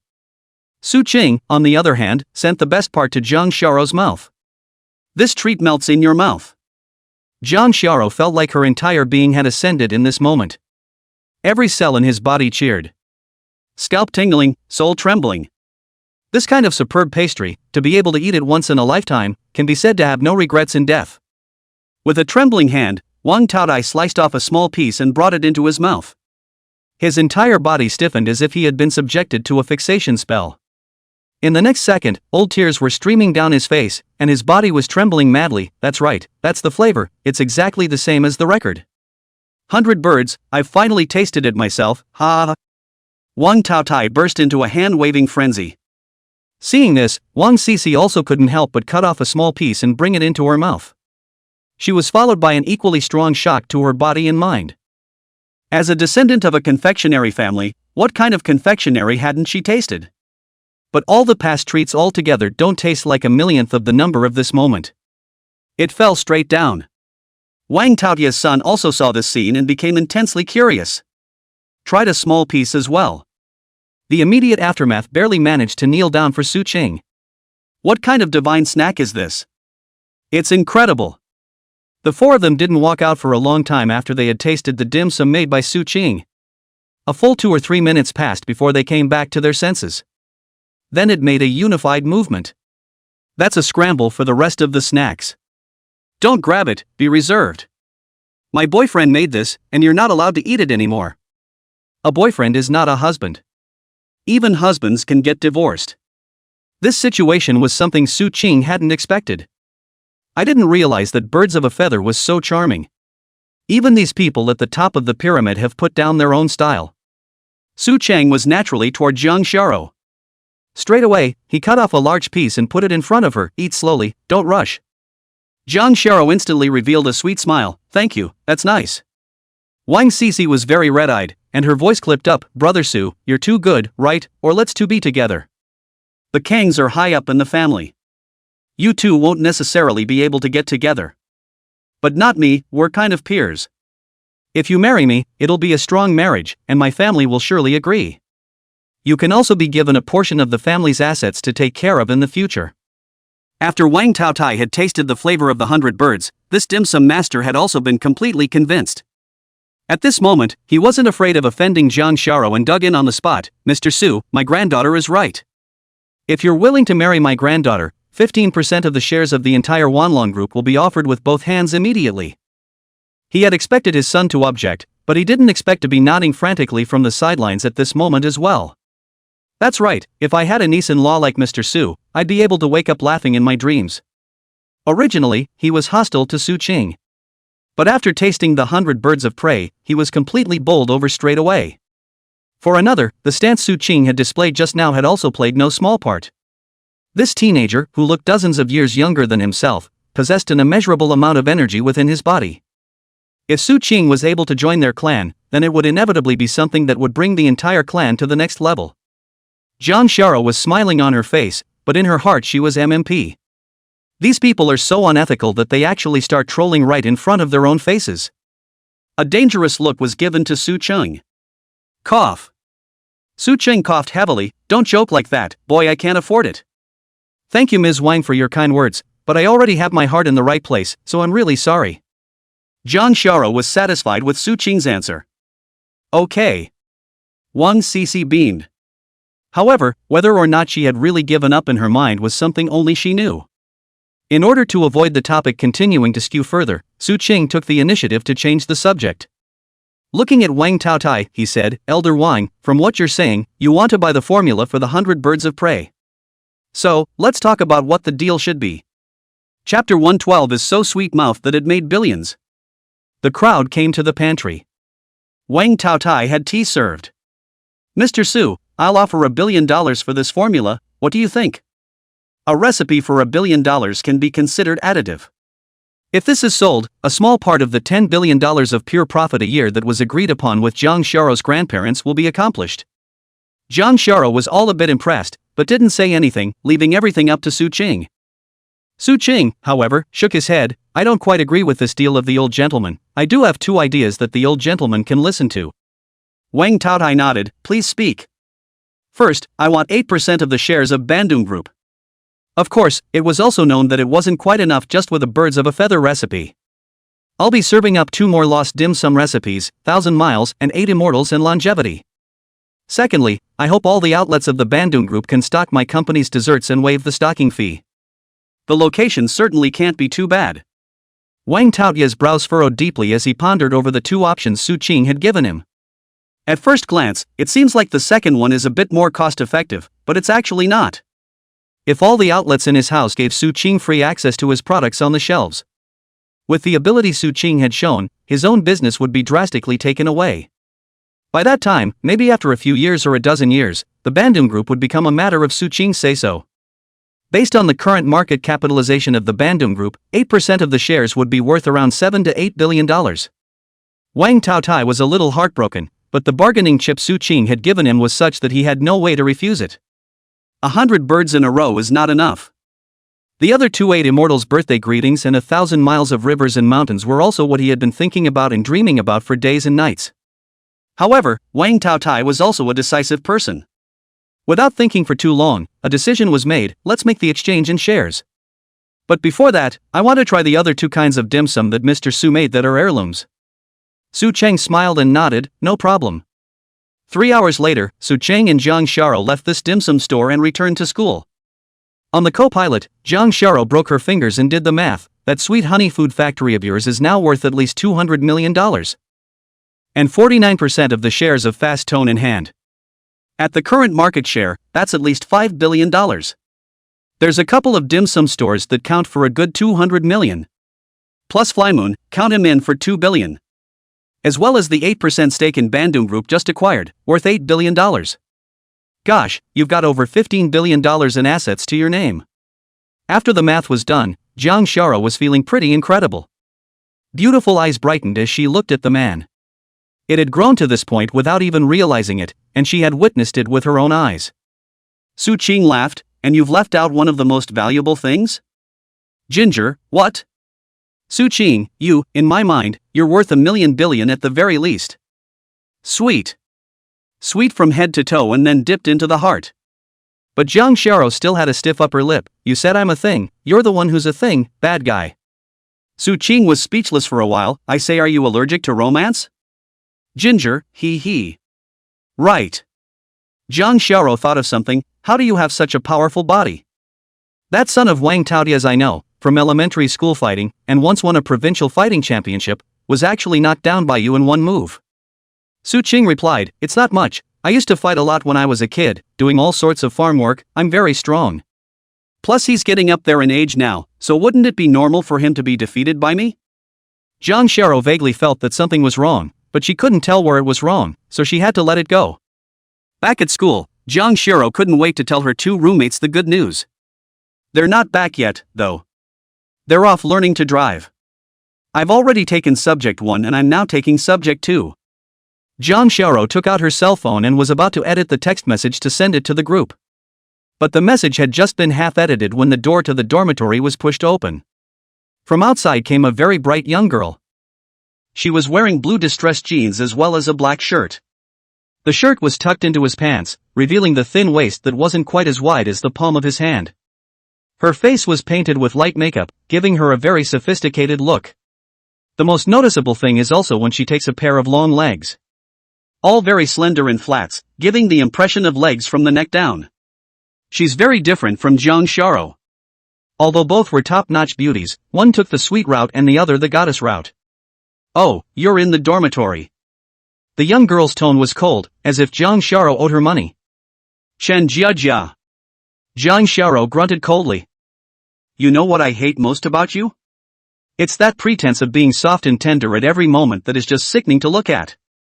Zhang Xiao finally couldn't help herself. Yes, you're right about everything.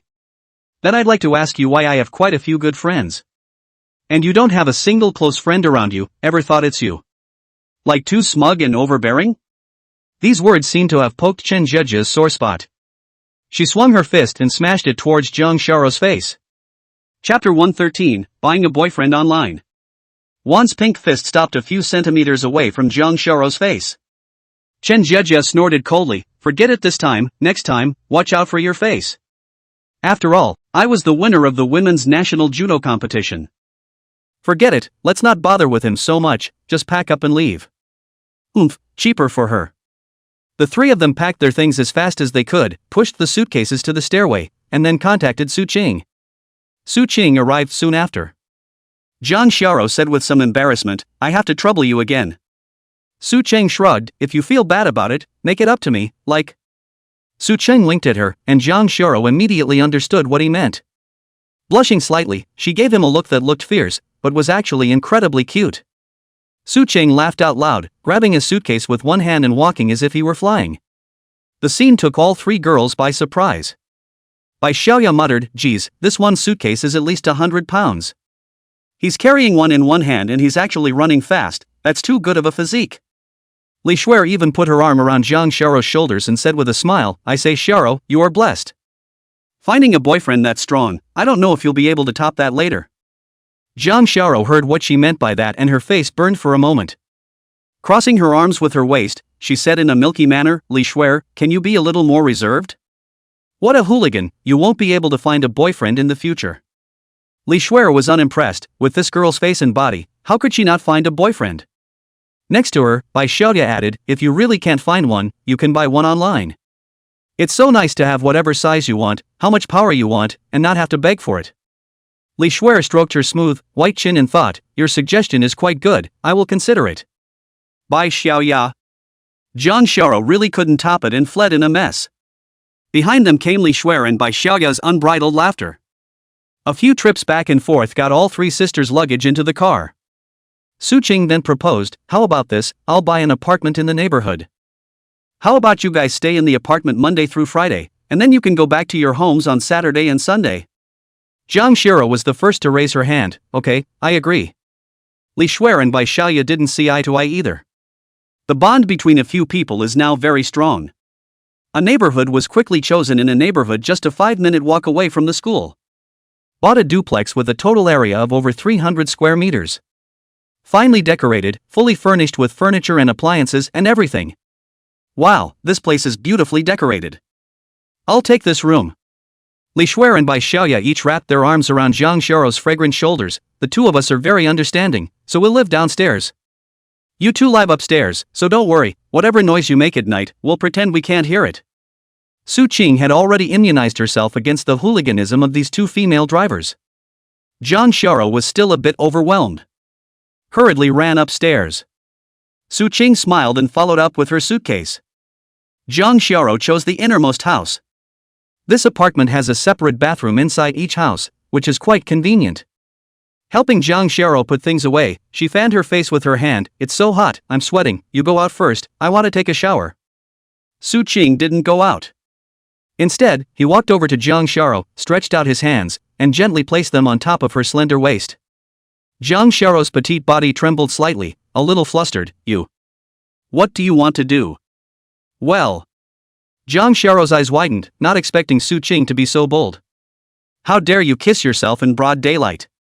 Only there was no half-hearted resistance, but rather, Su Qing was allowed to do as he wished. Zoe, your shampoo. The words just came to an abrupt end. At the doorway, the two people, Li Shuer and Bai Xiaoya, had their mouths wide open. Zhang Xiao was even more like an electric shock as she hurriedly pushed Su Qing away. Looking at the two dumbfounded housemates at the door, Pale defended, it's not what you think, you guys listen to my explanation. Cheryl Lee whistled. Bai Xiaoya's face was ambiguous, I didn't see anything, let's go, let's go. The two roommates got out of here as fast as they could. Zhang Xiao directly squatted on the ground, holding her head with both hands and letting out a whimpering sound. It's over, it's over. Su Qing comforted Zhang Xiao for a long time. And he promised that he would never kiss her in the future when someone else was present, and only then did he forgive Su Qing. Then Zhang Xiao pushed him out of the room, she was going to take a shower. Su Qing lives in the next room. Usually he wouldn't come over unless Zhang Xiao was over here as well. I had just put my stuff away when the phone rang. At first glance, it was Yang Ruoshi calling. Answer. Director Yang, what can I tell you? You're very good, haven't had a chance to praise you yet. Yang Ruoshi's nice voice rang out. Su Qing knew she was talking about the day she ran for tourism ambassador. Something about pulling in so many users to crypto through live streaming.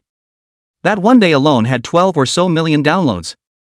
If you do it in the form of drop-in ads, you can't even think of reaching it without a billion or so investment to have an increase of more than 10 million subscribers. Su Qing smiled, not caring. Speak up, what is it that you're looking for me for? Chapter 114, The Unexpected. Yang Ruoshi said, I hired a very powerful marketing director for our company. But I don't have time to entertain her right now, so I'll ask you to run it for me. Su Qing agreed in one gulp, okay, send me the address. Hanging up the phone, Yang Ruoshi sent an address. Downstairs. Zhang Xiao also came out after taking a shower, and the three sisters were chattering on the sofa, not knowing what to say. Seeing Su Qing come down, he hurriedly shut up and sat down. Su Qing guessed that they must have been discussing topics about men, otherwise they wouldn't have been so tense and didn't ask much. Tell them they have to meet an employee. It's to the Junyu Hotel. Zhang Xiao said, the food there is quite good. Why don't we go over there too, book a room right next door to you, and then come over and eat with us after you've met the staff? Su Qing nodded, that's fine. Half an hour later, arrived at the Junyu restaurant. Be guided by the waiter to room 203 on the second floor. Su Qing knocked on the door and pushed it in, the other party had already arrived. A pair of narrow and seductive eyes betook themselves. The three sisters who were about to go to the next room had their feet stumbled, and their faces became ugly all of a sudden. In unison, I said, Chen Jiajia. Su Qing couldn't help but cover her forehead. What's this? It's not an enemy, is it? Su Qing coughed and pacified the three sisters, you guys go to the next room first, and I'll come over when I'm done. By Xiaoya patted Su Qing's shoulder, you have to be careful, this woman is the best at hooking men. It's not that I'm intentionally trying to discredit her, but she's had a lot of previous experience. There are a lot of guys in the school who had girlfriends that got broken up just because she screwed them. Exactly. Li Shuer also chimed in, you must keep your heart and not make any mistakes. Or yet and I will take the scissors and click you off. Su Qing couldn't help but shiver as he said to Zhang Xiao, don't worry, I know what to do. With that, he stepped inside, closing the door behind him in the process. Su Qing extended her hand towards Chen Jia, hello, I'm Su Qing. Chen Jia also got up and shook his hand, I didn't expect my evil boss to actually know those three people, and it looks like they're on pretty good terms. Su Qing sat down across from her and said seriously, I like Xiao Rou, and I roughly know some of the grudges between you two. If you can promise not to antagonize her in the future and not to actively mess with her, then we have something to talk about, or please find another job. Although Su Qing knew that he had a little bit of a lack of big picture in saying that. But no matter how many times you let yourself choose, it will be the same answer. Anything is more important than Zhang Xiao. For another, Su Qing was also a bit uneasy about the woman in front of him. According to what Zhang Xiao had told herself back then, Chen Jiajia's family background wasn't any worse than hers. That such a person would be willing to work for someone else, Su Qing always felt a bit uneasy. Chen Jiajia laughed. When she usually had a stern face, she was the image of an icy goddess, an iceberg female president. But when she smiled, it was like ice melting away. It was like the snow lotus flower that suddenly bloomed on the top of the snowy mountain, dazzling to the extreme and radiant. It caused Su Qing to be a bit dumbfounded as he couldn't even open his eyes. He said that it was worthy of being a beauty on the same level as Zhang Xiao. Fortunately, Su Qing had spent enough time with Zhang Xiao during this period of time, and had also developed a great deal of immunity. Otherwise it's likely to make a fool of itself. Chen Jiajia was seen standing up and walking over to Su Qing, bringing with her a fragrant breeze. There was something special about the way she smelled, like roses and gardenia, it was nice. Take a few more puffs, as if you're going to pass out drunk. Chen Jiajia smiled as she poured Su a cup of tea, okay boss, whatever you say, I'll do as I'm told. When he finished, he sat back down. Su Qing was a bit puzzled, always feeling that this woman was a bit unsuspicious. Su Qing had never been one for dumb riddles and asked whatever she had, Miss Chen's family lineage appears to be no worse than Shiro's. I'm a little confused as to why you would willingly come to work for Fast Tone. Didn't Yang Ruwashi tell you? Chen Jiajia froze slightly, then answered Su Qing's question. Because she promised to give me the net profits of 15% of the stock she was holding for the next 20 years. And all I can give her is to have this company with over 80% market share within a year's time. Su Qing's brows furrowed. Yang Ruwashi, this woman, such an important thing actually did not tell herself. It's not a share transfer, it's just giving net profits, but it's a big deal. The two sides sat facing each other again. Su Qing began to ask her what she was going to do next to make Fast Voice's market share grow rapidly. And Chen Jiajia named 10 options at once. Each scenario seemed to him to be unbelievably stunning and riveting. Su Qing was shocked to hear this. He said to himself that it was no wonder Yang Ruwashi would give up such a huge profit to invite Chen Jiajia over.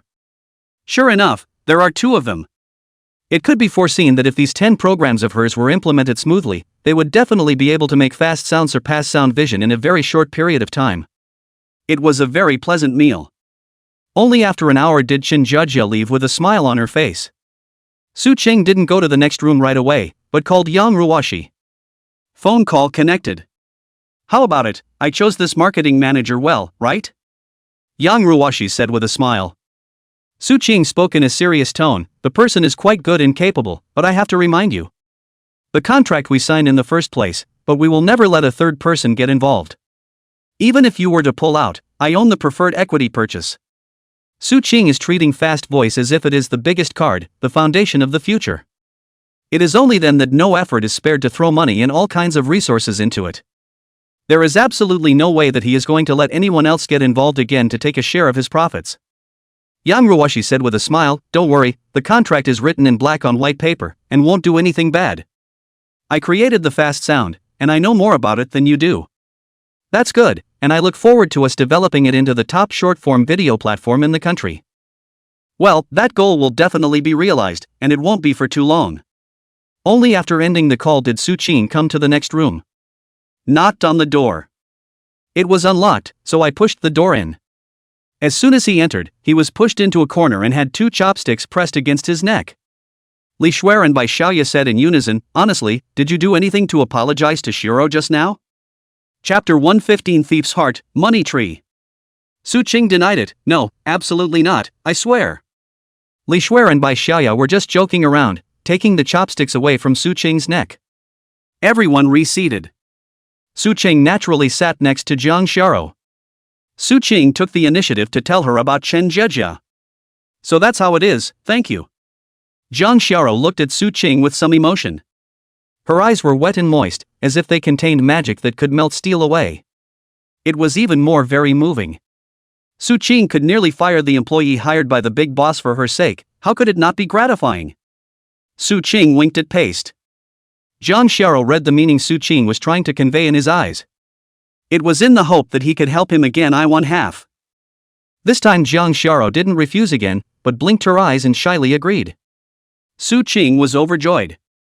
He hadn't eaten much just now next door, but now that he had Jiang Xiao's permission, he had a huge appetite and ate several bowls of rice. Li Shuer looked at the 2 men suspiciously, did you guys just strike some PY deal? Impossible, absolutely not. Su Qing and Jiang Xiao shook their heads in denial in unison. Cheryl Li. Bai Xiaoya. After dinner, Su Qing invited them to sing, wash their feet, and finally soak in a hot spring. By the time I got back to my apartment it was after 1 a.m. Li Shuer and Bai Xiaoya were a bit overwhelmed and went to their rooms to rest as soon as they got home. Su Qing then pulled Jiang Xiao back to his room. Eyes bright as light bulbs, Did you bring the olive oil? Jiang Xiao lowered her head and said, well, it's in my room. I'm going to get it, you. Turn off the light. Pop. Su Qing turned off the lights without saying a word. Ginger. Jiang Xiao returned to her room with infinite pettiness, took out the olive oil from the cabinet, and came back to Su Qing's room. The room was dark. But the eyes of Su Qing lying on the bed were bright. It was so bright that it made Jiang Xiao a little embarrassed. It took a long time of dilly-dallying to put it on, and whispered, close your eyes, and don't open them without my permission, or you'll be ignored from now on. Yes. Su Qing very cooperatively closed her eyes.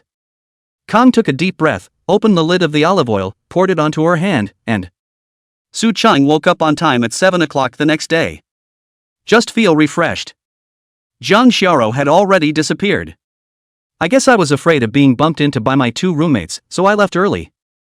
Su Qing didn't care and got up to go to the bathroom to take a shower. After all, last night he still had olive oil on him. After taking a shower, Su Qing stood in front of the floor-to-ceiling mirror and admired her figure. After gaining enhancements from the system, his body could now only be described as perfect. 8-pack abs, hands and feet with obvious muscle lines, but not the exaggerated kind. The back was also a very rare inverted triangle, giving the whole thing an extra hint of wildness. And it seemed like even the little old man had changed quite a bit after being strengthened. It truly illustrates what it means to be thin in clothes and neat out of clothes. Who wouldn't be confused looking at this figure? Ah! There was a scream from the doorway. Su Qing twisted his head to look over, and it was Jiang Xiao standing outside. She turned and ran, and Su Qing was only able to see a blurry shadow. Jiang Xiao had planned to come up and ask him to go down for breakfast, who knew that she had seen such a scene. Su Qing rubbed his nose and laughed bitterly. Oh come on, this is probably going to make her think she's a pervert now. The 2 roommates downstairs heard the screams and rushed over. She saw Jiang Xiao running down in a panic, asking her what had happened. Jiang Xiao stammered, it's nothing. It's just that I ran into a cockroach and have been scared away. Bai Xiaoya was skeptical, it shouldn't be, I just bought the apartment, only lived there for 2 days, where did the cockroaches come from? Just. Jiang Xiao was a bit incoherent, aren't things like cockroaches very common? It's found everywhere. Well, let's not talk about that and hurry up and eat. Jiang Xiao hurriedly pushed her 2 roommates to sit on the dining table and put donuts in their bowls. Su Qing also changed her clothes and walked down, naturally sitting next to Jiang Xiao. Jiang Xiao, however, did not move to the side and lowered her head. She had just caught a glimpse of the whole thing, even though it was only a quick glance. Now the mind kept going back to the scene he had just seen. Especially. It simply terrified her. So, if in the future. It's scary to think about. Jang Shara casually ate some breakfast, then put down her dishes and ran back to her room like a gust of wind. Li Shuer and Bai Xiaoya both felt that there must be something going on. Sidestep to Su Cheng. But Su Cheng was very strict. No matter how these two asked, they just didn't say anything. There was no choice but to give up. After breakfast, the two of them walked back to school on their own. Su Cheng didn't have any classes today, so she was going to rest at home. Back in his room, he first opened the backstage of Feiyu to look at the various aspects of the data of the novel Do Wat Song Dome. The book is now approaching 1.5 million words. The number of favorites even reached 2 million, and the average subscription came to a terrific 980,000. There are very strict controls on piracy in the country. Once you're caught, even if you just pirate hundreds or thousands of words, you'll be fined out of your home. So the country is friendly to originality. It's natural for good work to have large numbers of people willing to pay for it. And Doubtfire is even more so. In addition to the most basic subscriptions, the reward is now 3 to 500,000 per day. The biggest reason why readers are willing to subscribe and reward is naturally because the amount of updates is horrible. At 100,000 a day and with such good quality, readers went wild. No longer do you have to suffer the pain of catching up on daily updates. Save a little for a day or two and you can watch it for ages. If this trend continues, by the time the end of the month rolls around, the book could be very scary. Su Cheng also had a small moment of anticipation. The editor-in-chief also sent a couple messages about the book. More companies have recently been contacted to buy the rights to the book, with the highest bid having gone up to $180 million. Su Cheng replied no need to pay attention. He wouldn't sell the rights to the book, and would hold on to them firmly. It's a cash cow. The book is about 1/3 of the way through the word count update. Su Cheng is planning to start a new book. After thinking about it, for the second book he chose Chapter 116, New Book Online, Bumper Sticker? The second novel Su Cheng chose to start was Shadow of Heaven. It's a fairy novel. Su Cheng had read the front. The atmosphere is magnificent and the settings are very original. A blend of some of the country's classical fairy tales, with a twist of its own. The plot and all that is also very good. Su Cheng would look at it when he had time, and he was already halfway through it. Again, it's a matter of posting 200,000 words up before notifying the editor-in-chief. Ask him to set up a recommendation for the book. Send another million words over to him and tell him to update 100,000 words a day. He then went to check out some data about rival audiovisuals and the latest movements and so on. Meanwhile, at the headquarters of Flying Moon Network, the chief editor's office. Standing up, stretching, and taking a sip of water, I felt a little unfulfilled. He had already finished reading the latest chapter of the book Fighting Dome, and was very excited about the later episodes. Now the first thing he does at work every day is to open his email and check for new articles from his boss. The book made him give up all socializing and just catch up on it every day. Even going home and interacting with my wife is much less. The boss is a genius to be able to write such a heirloom. Unfortunately, it's probably all he'll ever be able to write in his life by this one book. Ding dong. Just as he was thinking that, the mailbox alert sounded. Even quickly sat down, said, "Could be the boss again, part of the manuscript sent over, right?"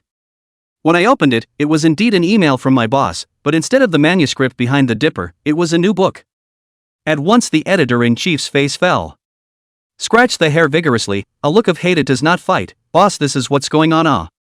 Letting a novel with such a good track record go without updating it, and then running off to start some new book. Shade of heaven, can this be as good as Fighting Dome?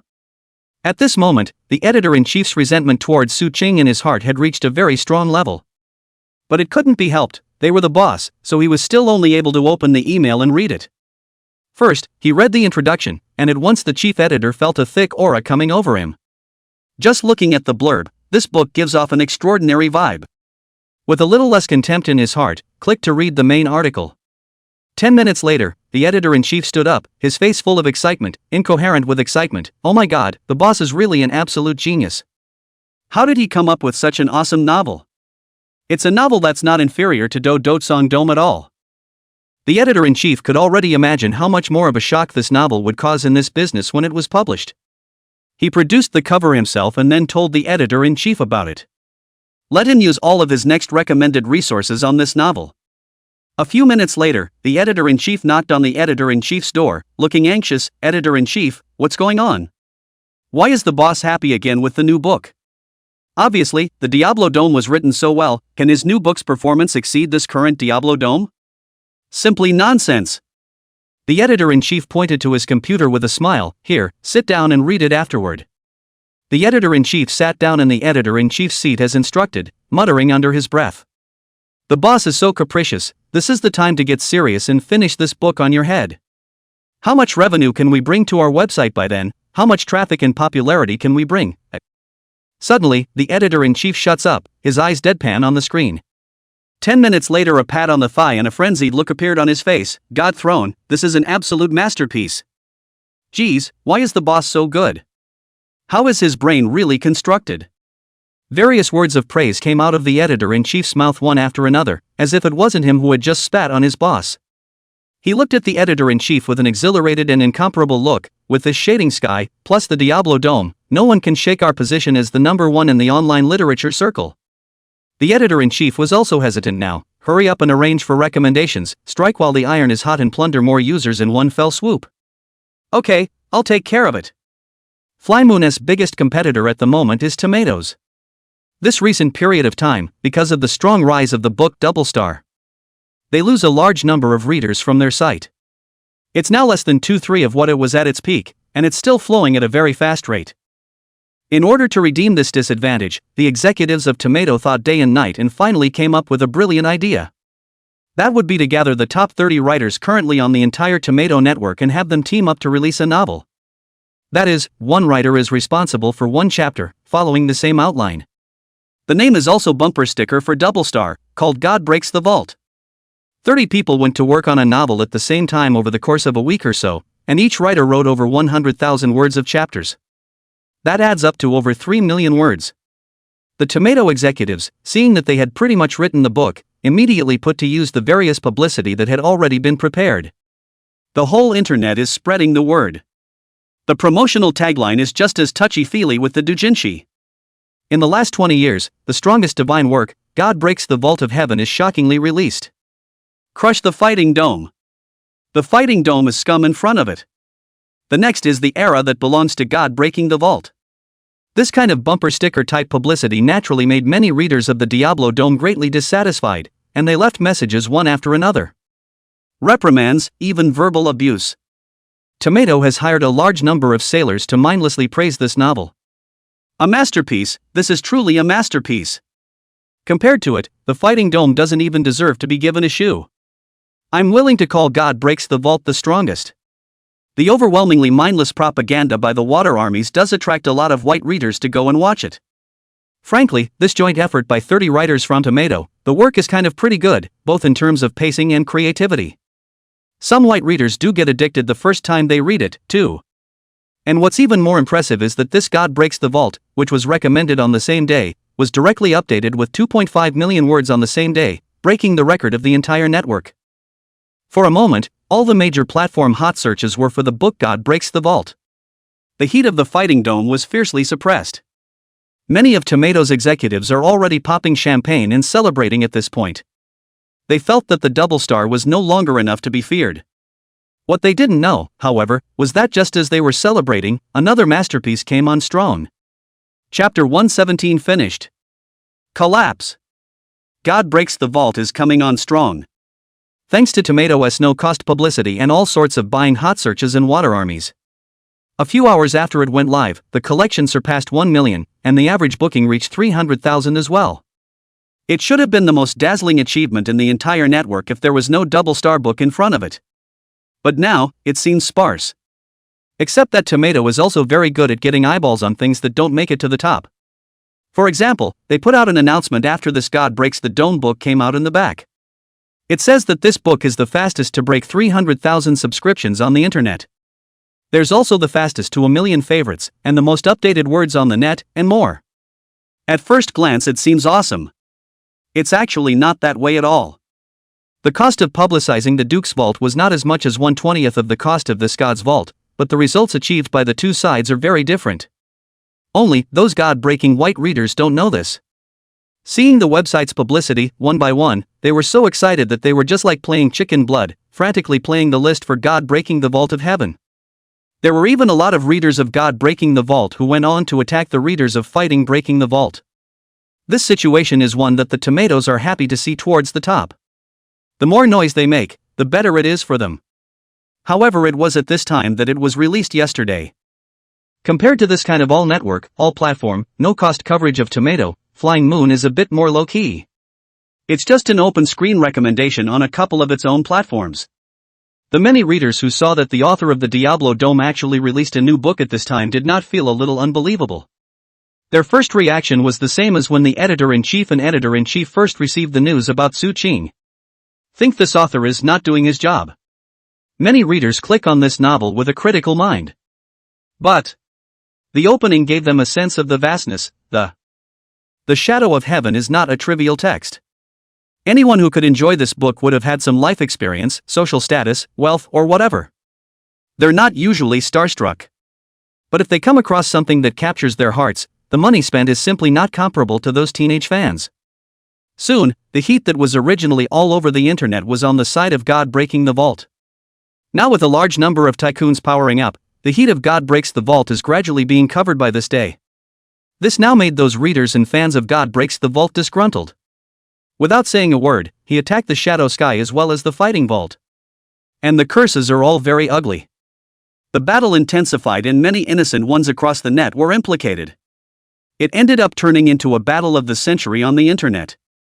Even many of the official media outlets have picked up on the story and are reporting on it. It was looking like it was getting out of hand, and there were even some official media statements that made sure it stopped. But it was at this time that one of the netizens who were innocently implicated among the curses spoke up online. For those of you who think that Shadow of Heaven and Fighting Vault are inferior to God Breaking Vault, have you read both books? The moment these words came out, God Breaking Dome's fans were collectively dumbfounded. On the principle of finding more loopholes and flaws in the two books, the Dobao Tsingdao and the Shadow of the Sky. Those readers of God Breaks the Vault flocked to Flying Moon to read both books, trying to find points to attack. Then these fans were dumbfounded. Because whether it's Shade of Heaven or Fighting Vault, whether it's from the plot, creativity, writing, etc., it's all going to be a complete blowout of God Breaking the Vault. When the two were compared, all of a sudden, the God Breaking Vault was killed to slag. Those fans of God Breaks the Vault were as if they had discovered a new continent. Never mind going on an online tirade again, instead, I dove headfirst into these two novels and couldn't get out. The internet belligerence subsided all of a sudden. And at this moment, the executives of Tomato were still celebrating, and each one of them had drunk a lot of wine. Just at this time, the boss's secretary ran over in a panic. "Boss, chief editor, something big is wrong, something big has happened." "What's the point of panicking? Be calm, how many times have I told you?" The boss of Tomato, who was already somewhat bald, looked at this secretary in front of him with a displeased expression. The secretary swallowed hard and cried out, "Flying Moon Network has released a new book called Shading Heaven." Weren't the netizens on both sides of the fence attacking each other for the first couple hours, but all of a sudden they're mute? And with our website, 60% of our readers are now running over to Flying Moon. What? The bald boss's voice became shrill all of a sudden. "Quick! Bring me the laptop." The secretary rushed to bring the notebook over. Bald boss opens up Tomato's back office to analyze the data. That look was a heartbreaker. The God-breaking Song Dome that had cost them several $100 million for a network-wide recommendation was now completely cool. At first there were a lot of white readers as well as some of the loyal readers of Tomatoes who thought the book was great. But when they read Dojit Song Dome and Shading Heaven, they immediately felt that the book God-breaking Song Dome was just like. There is absolutely no comparison between the two sides. Many readers of Tomatoes feel they've been taken for a ride by the site. It creates a strong sense of anger in them. So there was a flurry of messages under the God Breaks the Vault book with a sentence that made the owner of the West Red Society feel despair. Chapter 118, One Family. Her door was unlocked. Garbage novel, dogs don't read, uninstalled. The phrase swiped neatly across the screen, turning hundreds of pages in a row, all with the phrase, and the people in the background couldn't delete it fast enough to leave a comment. The owner of Tomato is looking at despair as users have started a major uninstallation of the software Tomato novels. Fans of web novels are not the same as fans of those celebrities in the entertainment industry. Fans of showbiz stars value that stars' face more than anything else, as far as talent and whatnot is concerned. In their eyes, face value is justice. But fans of online fiction are a different story. They value the quality and interest of the work, and if the work is not good, they immediately discard it without any room for negotiation. Add to that the fact that Tomato is very uncharacteristically using its readers as a gun, and it's angering them even more. The bald boss let out a burst of heartbreaking growls. What are you guys still waiting for? Hurry up and call the PR department to go to PR, make sure you get the readers back for me. As the Tomato Network's use of readers as guns festered on the internet, they lost readership like a river pouring out. And there's something else happening that adds even more to the Tomato Network's woes. That is, some readers found that the book God Breaks the Vault has a lot of settings, and the plot is copied from Dojitsang Dome. It was subtle, but it was discovered. And it compares the two books and lists a lot of evidence. Flymoon's legal department personally confirmed that it was indeed plagiarized. Then, it went straight to suing Tomato. Demanded that Tomato take down the novel God Breaks the Vault and apologize as well as compensate Flying Moon. In the face of hard facts, there is no room for denial. Even if the Tomato Net tries to hang on for dear life, it is of little use. Now Tomato can be said to have a complete and utter stinking reputation. Readers spurned it, and there was a flurry of other shareholders who chose to divest. Many of the authors saw the building falling and ran for cover as well. That's the wall coming down. Once the number 2 in the web novel field, it was on the behemoth level. Just because of wanting to touch the double star, wanting to step on this book to climb up, and finally even drag the whole site or losing their reputation, is about to go bankrupt. Su Ching had also witnessed the entire process. Even he hadn't thought about it. Just for releasing a new book, he actually ate up Flying Moon Network's most powerful rival. It's clear that he didn't do anything. It's a veritable layup. Flymoon has no competition. The site now has over 100 million registrations. And the number of people paying for it is in the tens of millions. It's an unbelievably scary number. The most intuitive response is that the site has a lot of extra cash all of a sudden. A lot of authors from other sites have come in with a brainstorm, giving the site a lot of fresh blood. More quality work can also attract more readers. And more readers with genuine subscriptions will be able to attract more authors over. A virtuous circle is formed. Su Ching stood up and stretched, his mood incomparably happy. It's been a good thing lately. Not only is the fiction site flat out laying it on the line, but there's been a rash of fainting strokes on the audiovisual side as well. The 3 variety shows that were made were intended to attract more users, but now they've made a lot of users disgusted with them. Turned, and went into the arms of fast tone. Together with Chen Zhejia's side after taking office, one marketing strategy after another hit out and also attracted many users. Audiovisual's market share has been steadily eroded and is now only 52%. And Fast Tone already has 48%, about to overtake the past. Su Ching looked at the time, it was almost evening. Walked next door to Jang Xiao's room. Found the door unlocked. Su pushed the "Humph."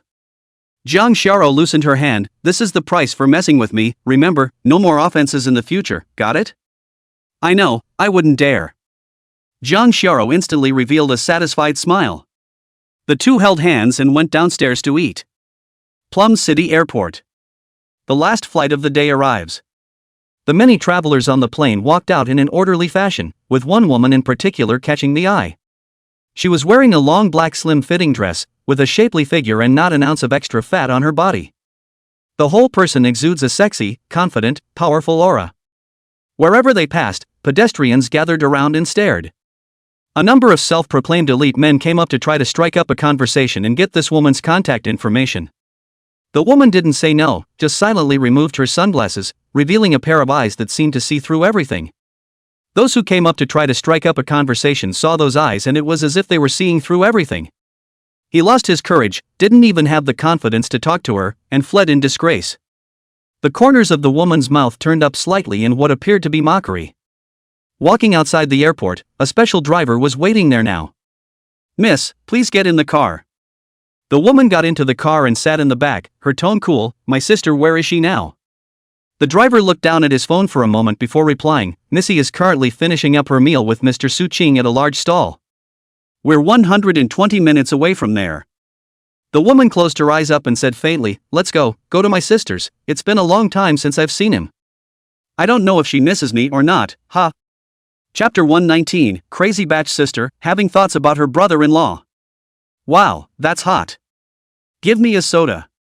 In the big stall, Shara was eating stinky tofu and shouting how spicy it was while drinking another soda. The look is adorable and looks lovely. Previously, Su-ching didn't understand what it meant to be a showstopper, but now he did. Just watching the beautiful person in front of him eat made him feel very satisfied. It feels like I'm turning into a relationship brain. But he enjoys it. The woman in front of me is worth it. Gee, that's a lot of food. Downing the last mouthful of soda, Shara leaned back against the chair and touched her rounded belly, her face filled with satisfaction. Su-ching really did like Shara the more he looked at her. This young girl is not half as delicate as she is, and she can eat mountains of food and adapt to the rough and tumble. For such a treasure to be discovered by him and held in his hands, it was simply a blessing that had been cultivated in his previous life. Su-ching laughed. After we finish eating, let's go for a walk and eat. No, too lazy to move. Shara pouted, let's team up and hack, just now Shuer and Xiaya invited me. Recently, there is a game that is very hot, called King of Fighters, is a 5v5 competitive game. Both high school and college students love this. Fine, come on then. Su-ching opened her cell phone. He plays with it sometimes. After all, he was a young man himself, and the entertainment that young people should have, he couldn't afford to fall behind, could he? Su-ching created the room and pulled the three of them in. Playing a qualifying round. This game has segments. From bronze, silver, gold, platinum, diamond, and then to king. All four of them were only silver players since this game had just come out. Su-ching played the field, and Shara chose the assist to follow the field. Li Shuer played middle and Bai Xiaya played top. Placing in order is a randomly. But when it came to the back, things suddenly changed dramatically. Things turned around because the middle accidentally rubbed the bottom lane with a wave of soldiers. Then that lower road got upset and kept coming out with insults. At the back it is even directly and deliberately give head to the opposite side, but also constantly report to the opposite side of the position of their own side. It ended up leading to a loss. Damn it, piss me off, how could there be such a person? Shara was so infuriated that her cheeks were bulging. Su-ching comforted, it's okay, it's just a handful of games, if you lose, just win it back in the next hand. But I'm not angry, Shara pouted and said aggressively, if we had 5 rows, we would have one for sure. Then I wonder if the two of you could let me join in? Suddenly, a clear and pleasant voice rang in the ears of the two. A young girl with a powerful aura and a near-perfect body stood in front of the two. The moment she took off her sunglasses, Shara let out a gasp and jumped up in a hurry. One hugged this young girl, little salt, when did you come back, why didn't you tell me, so I could go pick you up Zhang Xiayan also gently hugged Shara, isn't this wanting to give sister a surprise? This is indeed a great surprise, I'm very happy about it, you're even more beautiful, I almost didn't recognize you. Shara was in a good mood, pulling Zhang Xiayan to chatter endlessly. Su-ching on the side revealed a hint of amazement. This young girl in front of her was 4 or 5 points similar to Shara, both of them were absolute beauties. The difference is that one has a sweet temperament and the other is an iceberg goddess. There was a coldness about her that originated in her bones. The two sisters exchanged pleasantries for a while before Shara took Zhang Xiayan's hand and said to Su-ching, this is my sister, Zhang Xiayan, and this is me. Zhang Xiayan snaps, brother-in-law chanting, I know all about you guys. Shara blushed and looked a little embarrassed. Su-ching laughed, little salt hasn't eaten, right? What do you want to eat? Zhang Xiayan shook her head, I came over just after getting off the plane, I haven't eaten anything yet. Shara pulled her to sit down, then you are blessed today. The snail noodles from this stall and the stinky tofu next door both taste great, how about I order one for you? Zhang Xiayan's willow brows frowned imperceptibly, then smiled and said, okay, I'll eat whatever my sister eats. Okay, I'll go order for you. Zhang Xiao jumped up and ran away. You could tell that she really loved this sister from the bottom of her heart. They were all much happier than usual to see Zhang Xiayan back. Zhang Xiao went to order the food, and Zhang Xiayan's pair of phoenix eyes fell on Su-ching, revealing a smile. Brother-in-law, I learned something about you when I came back. To be honest, I have quite a bit of respect for you. A person who started from nothing is able to make such achievements, and you're still so young, your future is unlimited. As she said this, she didn't hide her appreciation for Su-ching and Covetousness. That's right. It's just greed. It was as if the woman had gone from a lamb to a python in one fell swoop. At the moment, it was opening its bloody mouth and scrutinizing Su Qing greedily, as if it couldn't wait to swallow him in one gulp. Su Qing frowned. If you say this in front of me, aren't you afraid that your sister will get angry if she finds out? She and I have been very close since we were kids. What's hers is mine and what's mine is hers, including her man. Su Qing felt that this woman was a bit scary.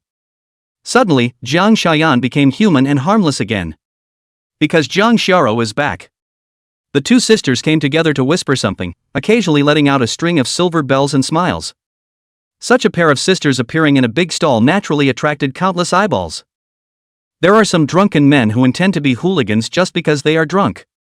However, after Su Qing easily crushed a bottle of unopened beer with one hand, no one dared to come up. A flash of color flashed in Jiang Xiaoyan's eyes. She was happy with this future husband of hers. After learning about the task of stealing her boyfriend from her own sister, all Jiang Xiaoyan had in her heart was excitement. Finally, he could rightfully snatch Jiang Xiao's most precious thing from her hands. And the man is still so good. Whether it was her ability, her appearance, her wealth, or the power she had just demonstrated, she was beyond satisfied. Looking at the fresh-faced Su Qing, Jiang Xiaoyan trembled as a crazy thought grew from his mind.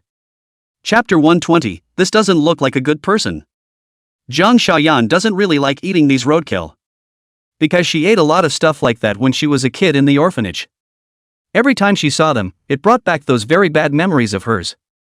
But now in front of Su Qing and Jiang Xiao both, then they didn't show anything different. It's delicious. Jiang Xiaoyan finished everything. Wiping her mouth, she smiled at Jiang Xiao. Thank you, sister, let's come over to eat next time. Yeah, come whenever you want, I'll keep you company. It was like a sisterly love. Su Qing was a little worried. A simple girl like Jiang Xiao was definitely not enough to face a woman with a deep heart like Jiang Xiaoyan. Contemplating whether or not to remind her. But thought better of it. The two sisters are very affectionate at first glance. Even if he reminded himself, it was expected that Jiang Xiao wouldn't believe it, and it would also cause a gap between the two, which was not worth the loss. It's better to take one step at a time. Jiang Xiao looked at Jiang Xiaoyan and asked, Xiaoyan, what do you plan to do when you come back? Well, there's an entertainment company in Dad's name, and I'm going to go in there to get some experience. In reality, that was Kong Hyung promising to give that entertainment company to Kong Shuyan if she could accomplish her mission. That entertainment company can also be ranked in the top 10 in the country and is worth between $5 and $6 billion. Jiang Xiaoyan seemed to be in the limelight, but so far, there wasn't half a bit of property under his name that belonged to him. As a graduate of a globally recognized school who also possesses great ambition, this is unacceptable. Yeah, then we can work together when the time comes. Jiang Xiao's eyes lit up. You don't know, Su Qing is also a big writer, having written a novel called Fighting Dome. It's all over the internet now and I've been catching up on it all. Whenever anything related to Su Qing was mentioned, Jiang Xiao was bound to look proud. Jiang Xiaoyan was a bit surprised. Really, then I'd like to see. She pulled out her cell phone on the spot and searched. 10 minutes later, Jiang Xiaoyan turned off her cell phone and looked at Su Qing with a face of adoration. Brother-in-law, you're awesome. Next to it, a man walks by. Hearing this, he couldn't help but look at Su Qing. His eyes were full of envy and admiration. This young man is great. He's got both his sister, and he seems to be getting along well. On the spot, Jiang Xiaoyan asked for Su Qing's contact information. Su Qing didn't want to give it, but she couldn't not give it in front of Jiang Xiao. After adding her friend, Jiang Xiaoyan looked at Jiang Xiao pitifully. Sister, do you have a place to stay now? I'd like to stay over here for a few days for now and then go back to the office. Staying in an outside hotel, I don't think it's hygienic or comfortable to stay. If only my sister had an extra house I could live in. I also like to play King's Brawl, and now I've reached Platinum, we can hack together when we're not doing anything. Of course. Jiang Xiao looked at Su Qing. No problem, right? After all, the apartment he was living in now was bought by Su Qing, and whether he could let Jiang Xiaoyan live in it or not, he still needed Su Qing's consent to do so. Su Qing naturally disagreed 10,000 times inside her heart. But he certainly couldn't say such words, or there would be unpredictable consequences. Who knows if this woman will move the issue in front of Jiang Xiao? For example, crying in front of Jiang Xiao, sister, is it because of my arrival that the relationship between you and your brother-in-law has become strained? It's my fault. I should never have shown up in front of you two. I'm leaving now. I hope sister and brother-in-law won't blame me for the clouds. Although it was the first time he had met with Jiang Xiaoyan, his intuition told Su Qing that this woman was definitely the kind of person who could say such things. With all sorts of thoughts turning in his mind, Su Qing smiled. Of course, there's no problem. There are still plenty of houses inside the apartment. Jiang Xiaoyan made a little daughterly gesture. Then thank you, brother-in-law. The next few days will be disturbed. Let's hack. Jiang Xiao, yeah. Su Qing received a message from Jiang Xiaoyan, a smiley face. And I don't know what this woman means. After a few games at the stall, the three went back. Jiang Xiao had already told Li Xueran by Xiaoya and the two of them in advance that her own sister would also be staying over here for a few days. When they got home, the two of them also happened to be back, with some fruit in their hands. Jiang Xiaoyan acted quite enthusiastically. The woman was also quite good socially and quickly hit it off with both of them. Then a few people curled up on the couch and had a pleasant time. Su Qing took advantage of the time when he was killed in the game and resurrected himself to open a shopping website and place an order for many miniature cameras. He was going to install it in several locations in the living room. It wasn't that there were any nasty thoughts, it was just a matter of defense against this woman. 5 people played the game, and it didn't end until nearly 1 o'clock in the morning. Each went to their respective rooms to wash up. Jiang Xiaoyan lives next door to Jiang Xiao. Therefore, before returning to her room, Jiang Xiao gave Su Qing a veiled look. The look meant that he wasn't allowed to come over tonight. Because Jiang Xiaoyan will probably sleep with her. If this was discovered, she'd have to die on the spot. Su Qing had a great deal of regret in his heart, but he could only give in. Naturally, he was very upset with Jiang Xiaoyan for getting in the way of his wonderful life. It was such a wonderful thing to sleep at night holding Jiang Xiao's soft, fragrant body. Jiang Xiaoyan would be fine if she were docile, but she is still a restless master. It's like a time bomb. Now let's just hope that she really is just staying over here for a day or two and then leaving and not staying for a long period of time, or else she could be in real trouble. Su cleaned the shower and dried his hair and went straight to bed. In the next room, as Jiang Xiao had guessed, Jiang Xiaoyan did come over to sleep with her. After turning off the lights, Jiang Xiaoyan asked in a curious tone, "Sister, how long have you known your brother-in-law?" "It wasn't that long, a month or so, but I feel like I've known him for over a decade. Isn't that amazing?"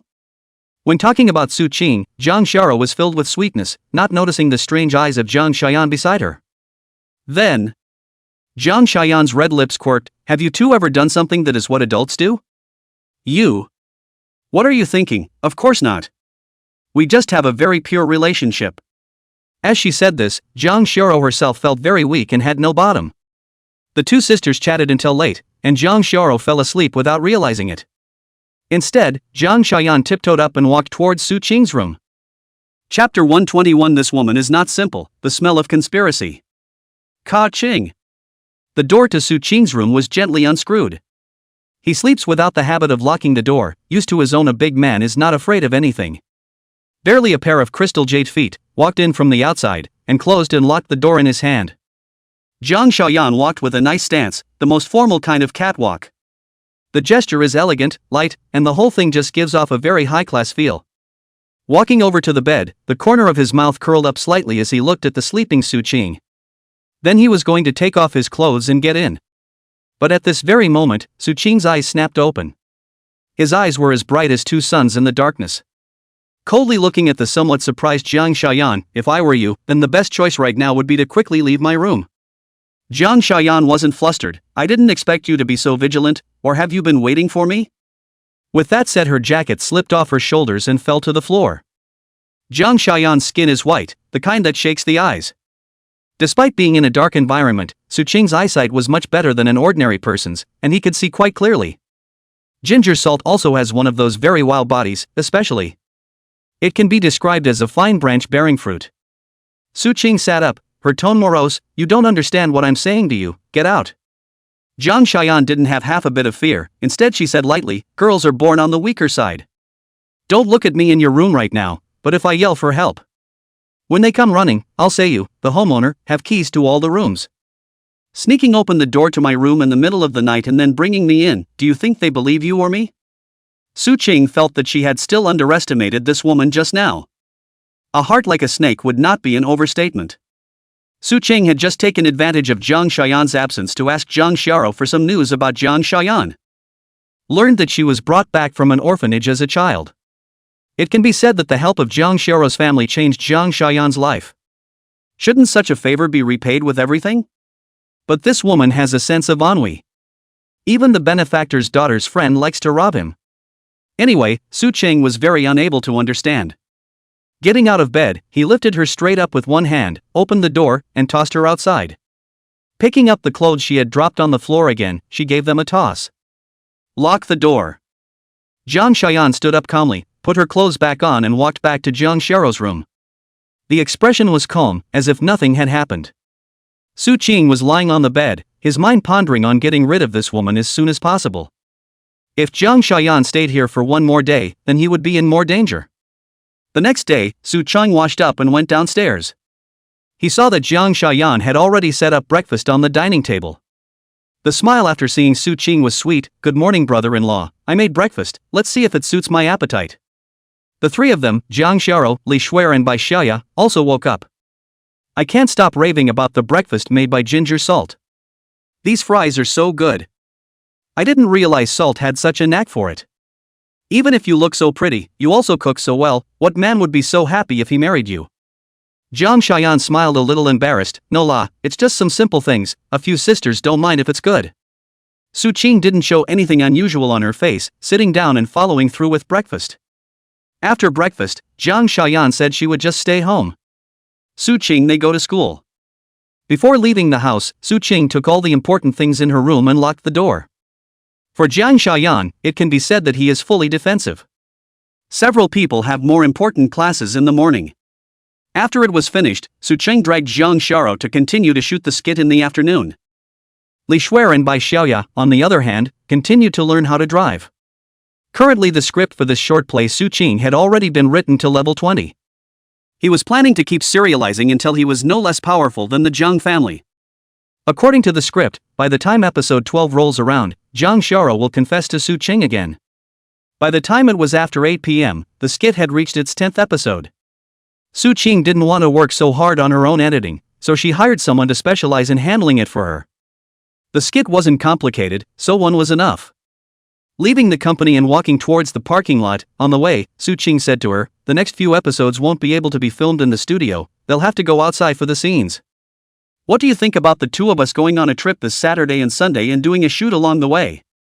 It's actually not impossible to shoot in the studio." Su Cheng said this mainly to have less contact with that woman. This Saturday and Sunday, Li Shuer and Bai Xiaoya and the two of them were also definitely going back to their homes. Just leave Jang Xiaoyan there alone, maybe after getting bored, he'll leave. What about Salt? She'll be bored at home alone. Why don't we bring her along too, maybe she can help us out some. This silly girl. Su Cheng secretly shook his head in his heart. People are working hard and by all means planning to snatch your favorite person away from you. You're still there with all kinds of concern for her. Forget it, she just got back from overseas and her biological clock is irregular. It's better to let her rest and adjust at home for the next 2 days, so that she doesn't break her body with the traveling. Jang Xiao thought it made sense when she heard it. That's right, let's go then, but... She looked at Su Cheng with some caution. You have to be honest, you have to open 2 rooms, not that. Su Cheng patted his chest. Don't you know what kind of person I am? That's the most decent in the world. Che, don't you blush when you say that. What made Su Cheng happy was that she didn't have to face Jang Xiaoyan on Saturday and Sunday. Unhappy to have to eat dinner with her. Packed a couple dishes on the way back. Spicy lobster, fried snails, a dozen grilled oysters, and a lot of snacks. In the apartment. The crowd sat at the table. Jang Xiaoyan folded her hands with a happy face. Wow, it's so sumptuous. It was so nice to be able to have dinner with my brother-in-law and a couple of my wonderful sisters. Su Cheng had never seen one as pretentious and capable of acting as she was. On the contrary, Jang Xiao and the girl still ate this one, looking at Jang Xiaoyan with eyes full of pampering. It was as if she was treated like her own sister. I have to say, it's a skill. How about? With a twinkle in her eye, Jang Xiaoyan proposed, let's play a game, the loser has to drink. Su Cheng smelled conspiracy. Chapter 122 Pressure from Future Father-in-Law. Jang Xiaoyan suggested a game of idiom solitaire. The loser has a glass of wine. Hearing this proposal from her, Su Qing let go of her heart. This woman seemed to be trying to get everyone drunk and then do something nasty to Su Qing. But he's alcohol immune and not at all afraid.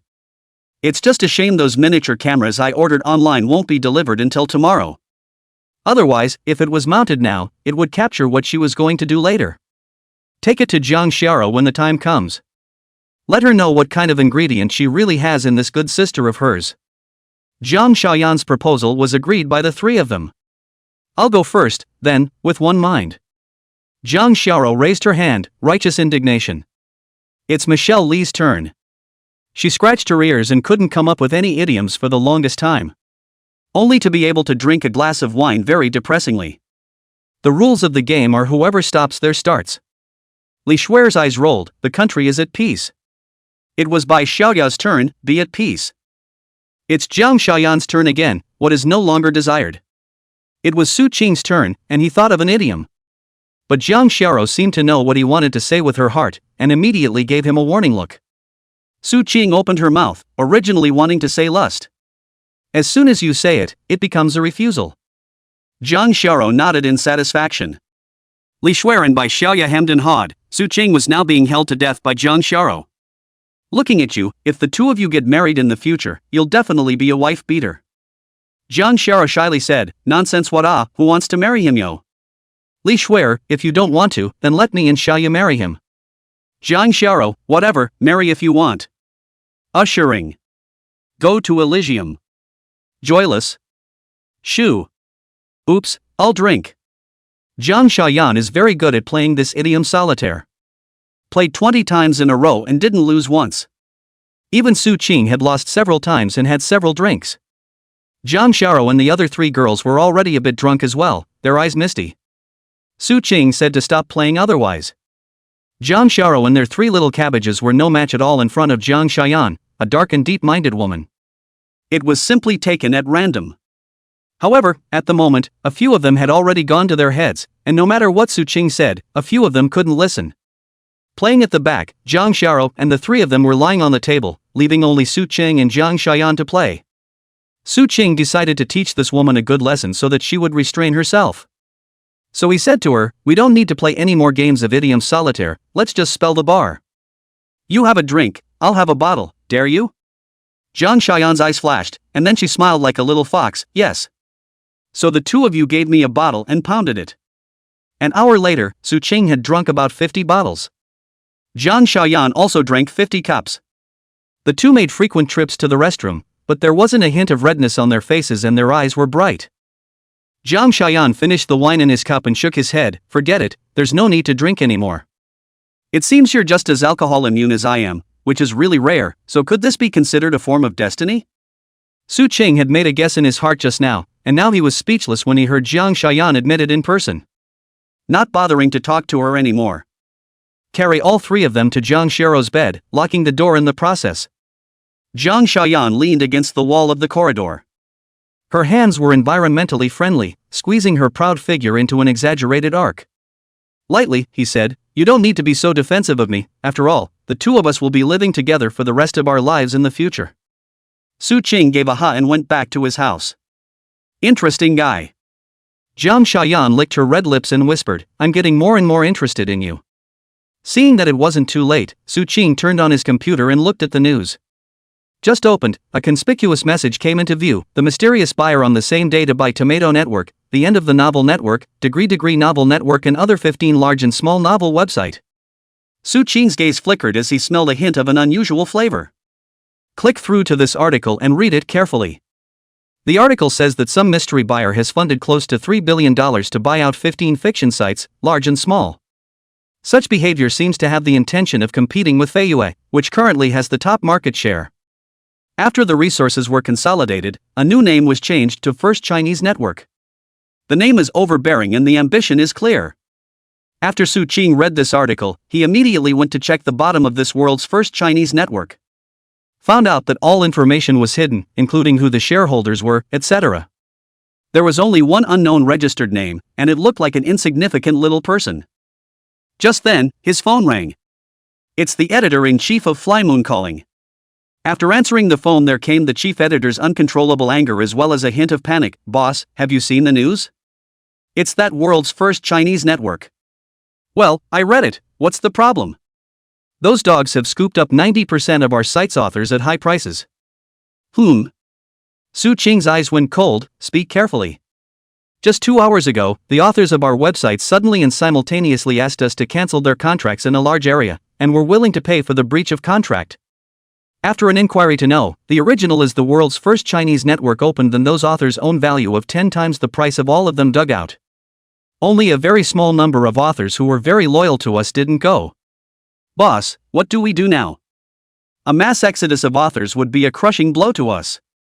Su Qingxin said that it looked like his feelings had come true.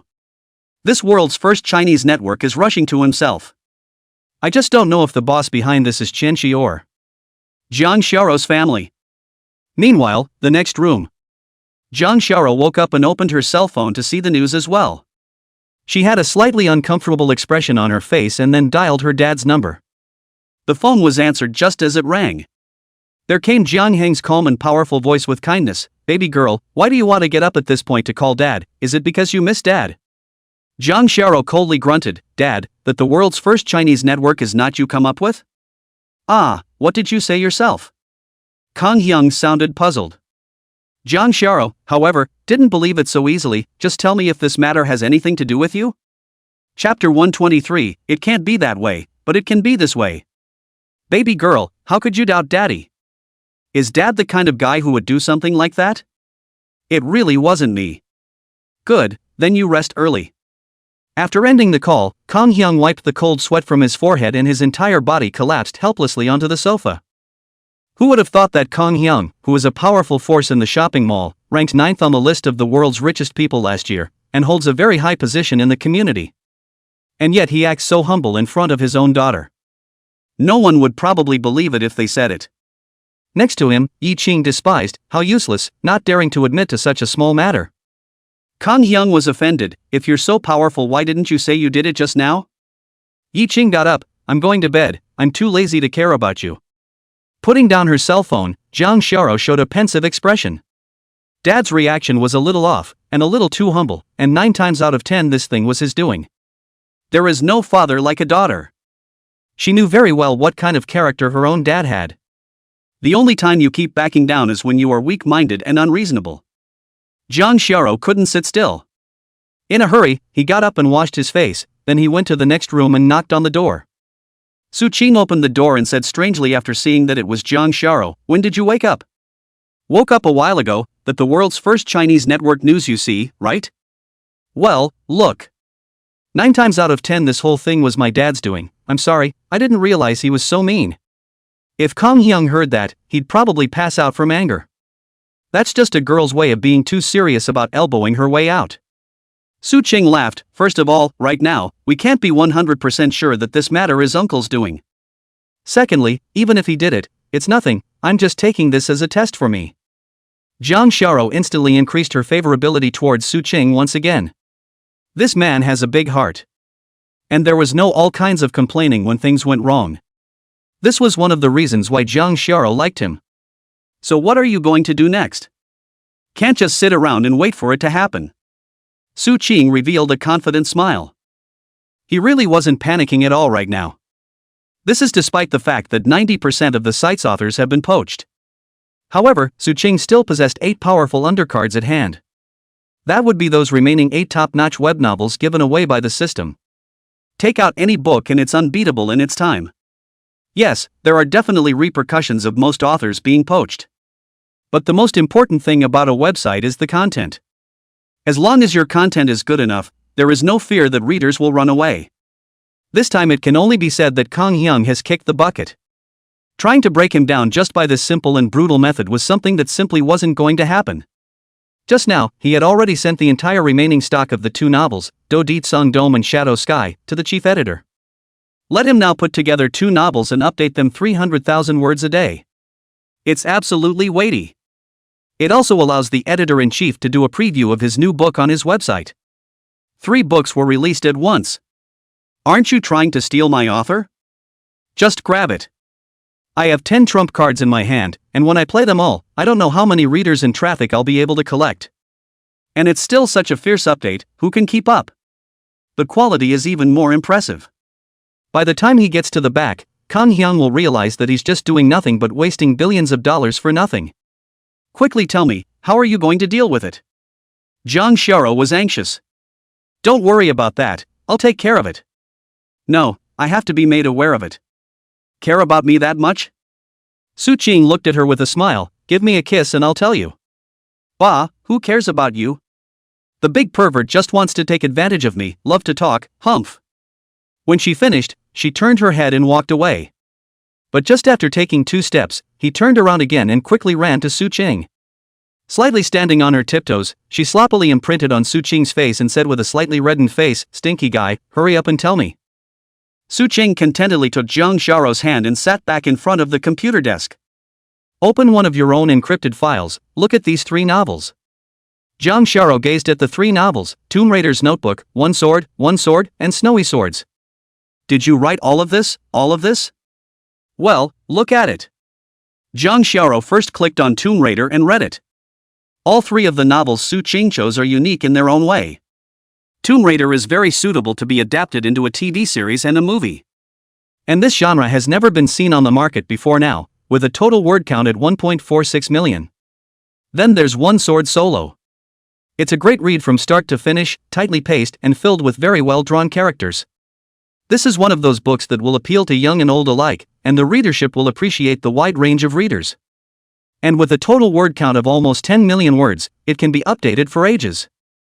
The Snowy Swordsman, on the other hand, is a temple Jianghu story with some fairy tale, metaphysical overtones. These 3 novels will definitely start a new reading trend when they are thrown out there. Jang Xiao finished the opening dozens of chapters of these 3 novels. The eyes that then looked at Su Ching were filled with little stars. All 3 novels are very outstanding, whether they are so-called small white text or this kind of magnificent Jianghuan temple, or the kind of tomb-robbing-oriented stories like Tomb Raider's Notes. She couldn't wait to grow 2 more pairs of eyes now and finish the 3 novels as quickly as possible. Although she was a girl, Jang Xiao's favorite was still Tomb Raider. There was all sorts of jargon in it and all sorts of scary scenarios that made her nervous and excited to read. How on earth did your brain grow, and how is it that you can write so many different genres and yet be so good at it? And the writing is all different, so it's not at all obvious that the same person wrote it. Su Qingshin said of course it was the system. But surely such words cannot be spoken. I was only able to tell a small lie and said, I actually wrote a total of 10 books, each of which was written at a different age. The earliest book was written when I was 12. Because each age group has different experiences, a few of the books are different, I guess. Wow, you started writing novels when you were 12. Jang Xiao marveled. At this moment, Jang Xiao's admiration and worship for Su Ching had reached a peak in her heart. At this time, if Su Chang wanted to make the 2 of them negatively distant, it was expected that she wouldn't put up much of a fight. Only to quickly calm down after Su Ching Jang Xiao's ancient shagong sand on her arm.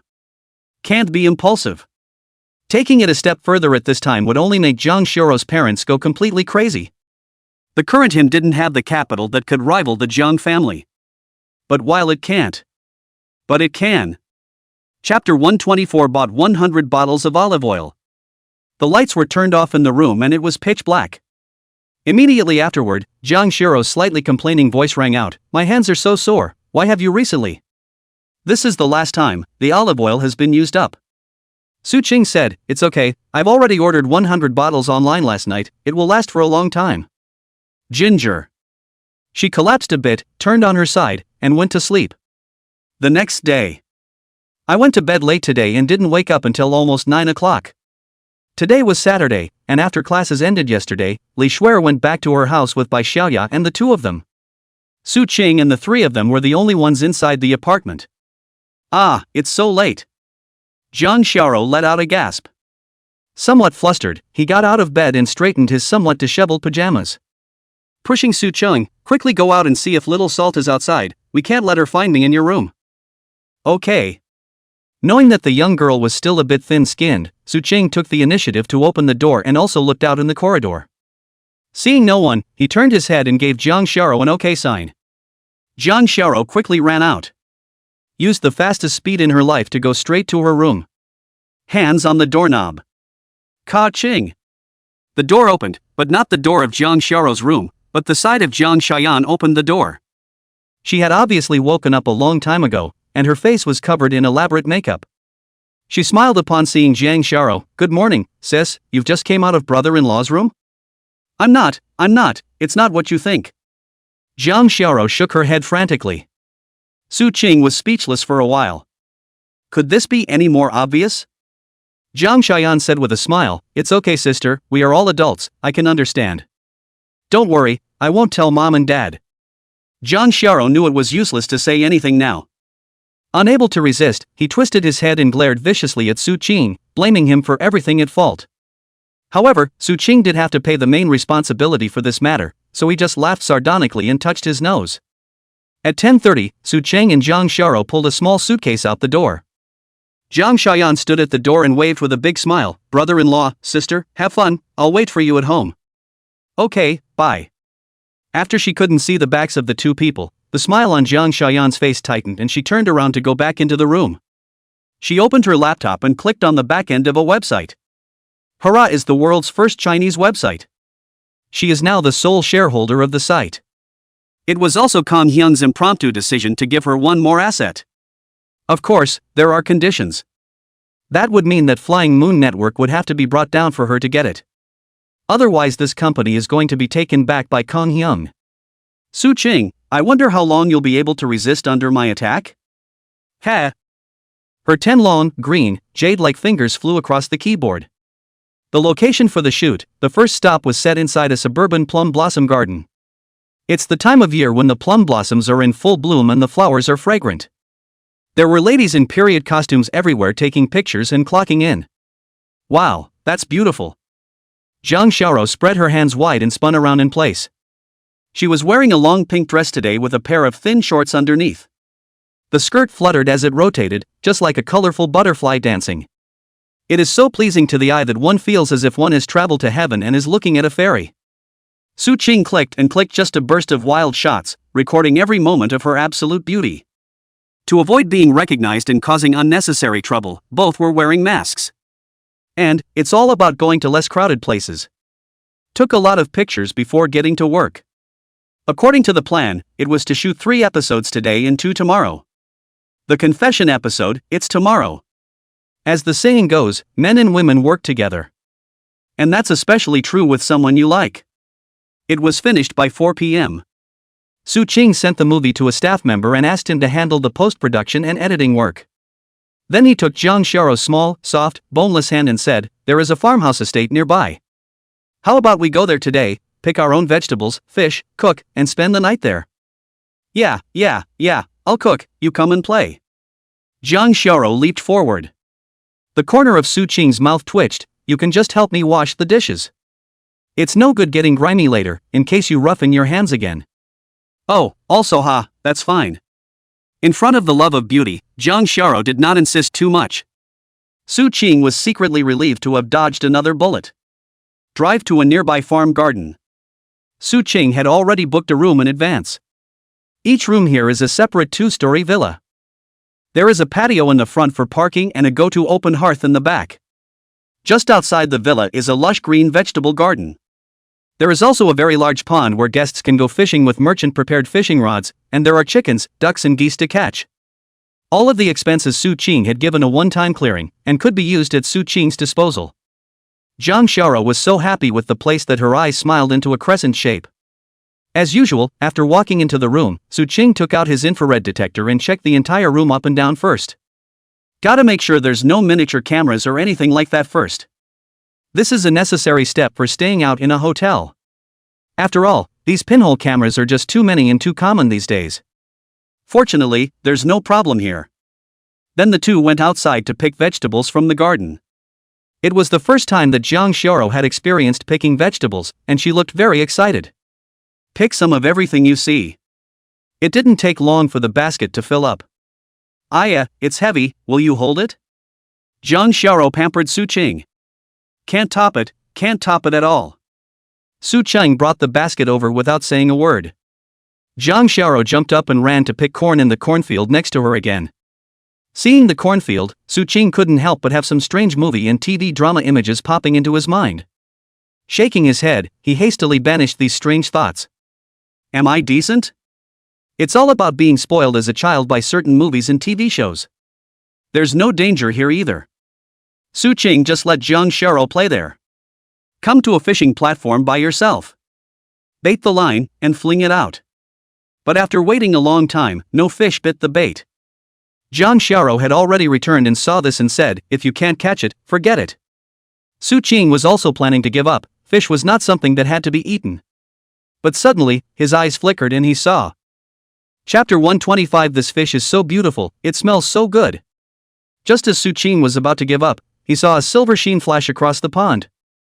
Someone nearby let out a shocked, isn't this the legendary fish of happiness? Jang Shara asked curiously, this big brother, what is the fish of happiness? It's a mutant fish that has been passed down from ancient times. Legend has it that when lovers eat this fish, they will be in love for the rest of their lives and grow old together.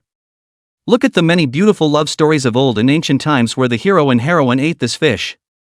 Wow, so romantic. Jang Shara's eyes twinkled with little stars. Seeing this, Su-ching directly took off his top and jumped down with a thud. In ancient times, there were also beacons for the sake of winning a smile from a beautiful woman.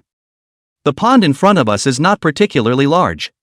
There's also a sign up on the side, the water is 2 meters deep. With Su-ching's physique, going in and catching a fish wasn't much of a challenge. Ah, why did you jump? Get up here. Jang Shara was shocked by the sudden move and stomped her feet on the shore for a while.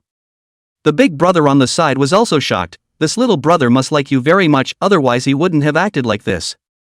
Don't worry too much, girl. If he dared to fall, he must be pretty good at water. Wait a minute, if he doesn't come up I'll go down and get him for you. Thank you, big brother. Jang Shara's eyes were red, staring tightly at the pond, already ready to jump in at any time. Wow! Within 2 minutes, Su-ching emerged from the water. In his right hand he grasped a constantly struggling, silvery white fish about 20 centimeters long.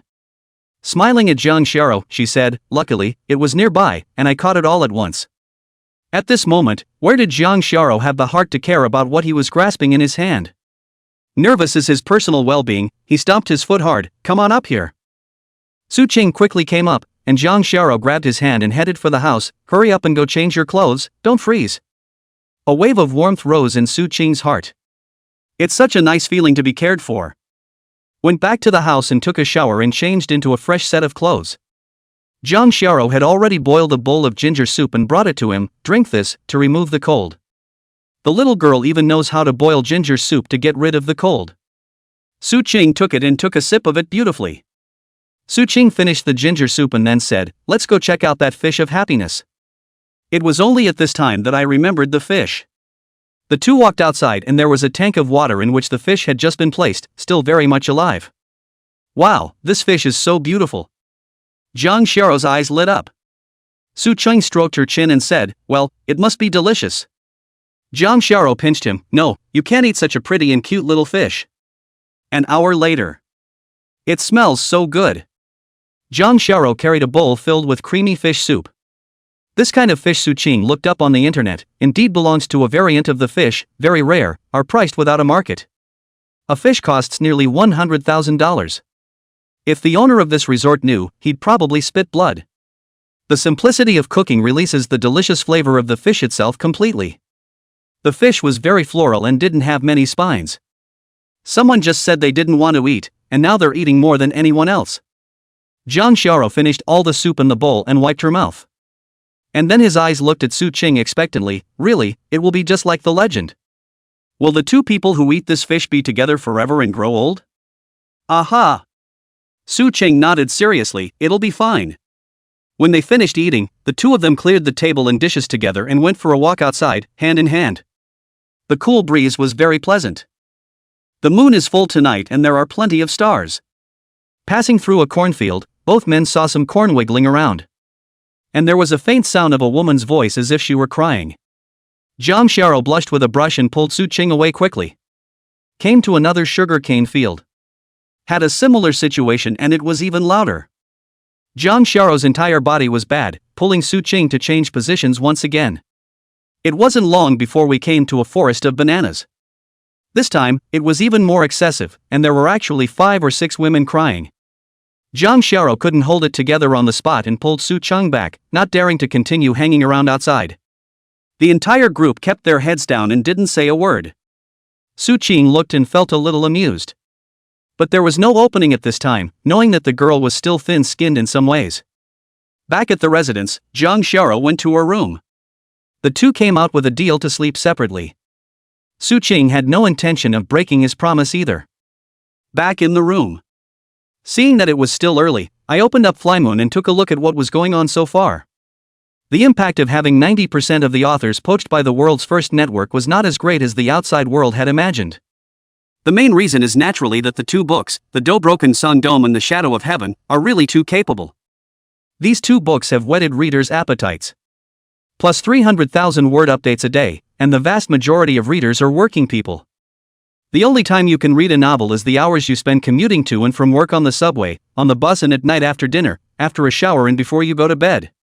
Many people simply can't read 300,000 words a day. Naturally, there's no extra time for other novels.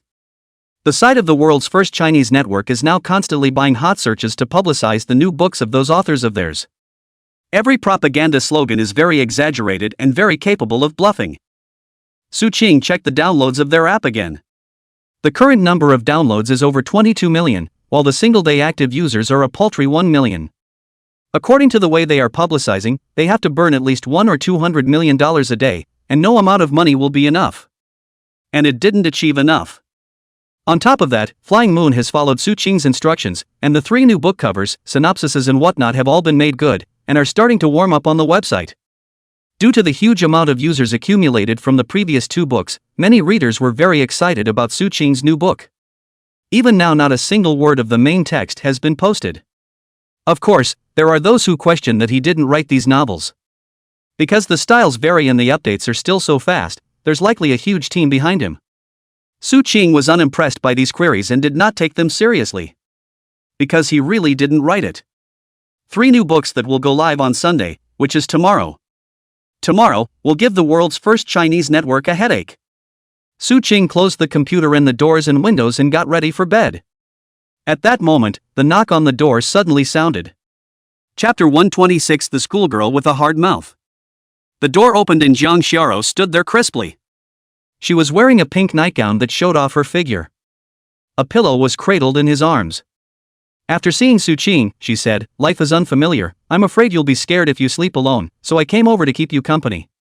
Su Cheng forced a smile and told her thank you. "Okay, come in." Jang Xiao entered Su Cheng's room holding a pillow. He got himself under the covers and whispered, "You have to be honest, if you dare to have any bad thoughts, see if I don't beat you." Su Cheng felt a little amused. Are all girls like that with their mouths full? It's obvious that you're the one who brought it on yourself and then made yourself honest about it. But well, girls are a very contradictory species.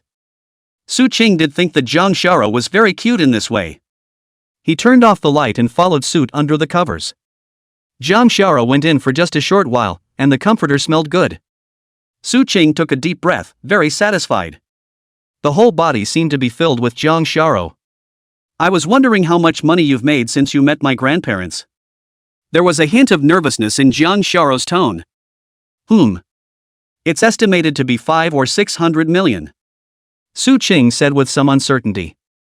Of course, if you count those shares of the Bandung Group acquired not long ago, it is estimated that they are all sufficient to fulfill the agreement. But this kind of, I guess Jang Xiao's grandparents will not recognize, will only count the dividends at the end of the year, as pure profit. Oh. Jang Xiao went silent. Apparently, it was felt that the number was too small. After all, if he continued at this rate, by the time he waited for the agreed-upon time, Su Cheng would only be able to earn $6 or $7 billion at most. His heart was filled with worry, thinking about how to help Su Cheng. And yet, he didn't know how to speak, fearing that it would irritate his pride. Su Cheng knew what she was worried about and said with a smile, "Don't worry, right now, it's in a state of accumulation, and it's nothing to have a lower return. By the time our fast tone gets up, the annual profit will be at least $5 or $6 billion. He was referring to after taxes. For the short video track, Su Cheng is very optimistic. It's just that not too many investors have discovered the track yet. Right now, Su Cheng could be said to have the upper hand. By the time other capitals reacted, Suqing was already an industry giant. However, in order for Jang Xiao to be able to feel at ease, Suqing still decided that it was time to speed up the layout. First up is the dim sum store, which intends to accelerate its expansion. 10 more will be opened in Plum City, and then the neighboring cities will start. He currently has over $3 billion in cash on hand. Leave half of it for Fast Tone's next financing, and the rest, you can put it all in. After going over what he had to do next in his mind, Suqing wrapped his arms around Jang Xiao. Don't worry about it, I'll complete the task. Go to bed early, you have a shoot tomorrow. He was somewhat looking forward to getting up what kind of goodies he would obtain tomorrow after rejecting Jang Xiao again. Early the next morning. Jang Xiao was in a daze, her head resting on Suqing's chest. The right hand, on the other hand, grabbed something. Suddenly, she awoke with a start, her cheeks fluttering in haze. In the evening, she was not so shy. But in broad daylight, it's a bit. She wanted to get up and leave. However, Suqing grabbed him and brought him into his arms. Then the mouth was gagged. Jang Xiao let out a whimper. It took 10 minutes to separate. Jang Xiao gasped violently, wiped her mouth with her hand, and complained, I haven't brushed my teeth in the morning, it's so unhygienic. Suqing smiled and said, it's okay, you just don't brush your teeth for 100 days and your mouth smells good. Che, oily mouth, Shara is right, no man is good, I'll go first, humph. Looking at her perfect, cheerful back, Suqing also smiled. After scrubbing up and eating some of the bread they had brought with them, the two of them then set off with their equipment. Still went to a relatively far-away place with no outsiders for the shoot. The 9th episode was filmed first to set the stage for the heroine's confession in the following 10th episode. The shoot lasted an hour. After the 9th episode was shot, the two snuggled up, drank some water, and then nibbled on. Suqing's lung capacity was amazing, and Jang Xiao's wasn't bad either. It lasted 10 minutes, and it was a breeze. Hoo hoo hoo. Schoolgirl Ginger gasped slightly, her eyes like water. Then, it got a little sentimental again, you. Will you kiss another girl in the future? Jang Xiao was a girl with a very optimistic and generous personality. But there are occasional moments of emotional vulnerability. Suqing wrapped his arm around her fragrant shoulders and said seriously, surely not, there are thousands of women in the world, not as many as Xiao has a hair. Jang Xiao then laughed happily. A girl likes to hear these sweet words, even if she knows they're not true. After a short break, it was time to start filming the 10th episode. The episode consisted of the heroine creating several chance encounters with the hero. The two of them eat together and go to the library. Feeling that the time is right, the heroine takes out a watch and gives it to the hero. Then slightly shyly said, I like you Suqing, can you be my boyfriend, I'm very serious. That's right, inside the skit, the names of the hero and heroine are those of the two in reality. This was something Suqing had purposely said in order to prevent the system from failing to recognize it. Ding, detected that the schoolgirl is confessing to the host, please choose to accept or reject. Accept that you two will live happily ever after for 10 years and have a child. Then the host will be bankrupted by the Kong family, and you'll end up separated, never to see each other again. Refuse, and the host will receive a professional manager with 100% loyalty and top-notch abilities. Suqing looked at Jang Xiao and said, I'm sorry, I don't have any male or female feelings for you, sorry. Select OK, congratulations to the host for obtaining the top professional manager Su Xiao. The person is already waiting in the coffee shop at the corner of the school entrance. A brilliant light flashed in Suqing's eyes. What he currently lacked the most was a person with enough loyalty and strong enough ability to help him take care of his industry. Whether it's the expansion of the dim sum store or the management of other assets under the name, you need to do it yourself. This reward from the system was very suitable for him. Shooting is over. After sending the movie to his subordinates, Suqing took Jang Xiao to play until after 4 in the afternoon before he started to go back. After dropping her off at the apartment, Suqing said she was going to pick up the delivery. Jang Xiao had wanted to follow him.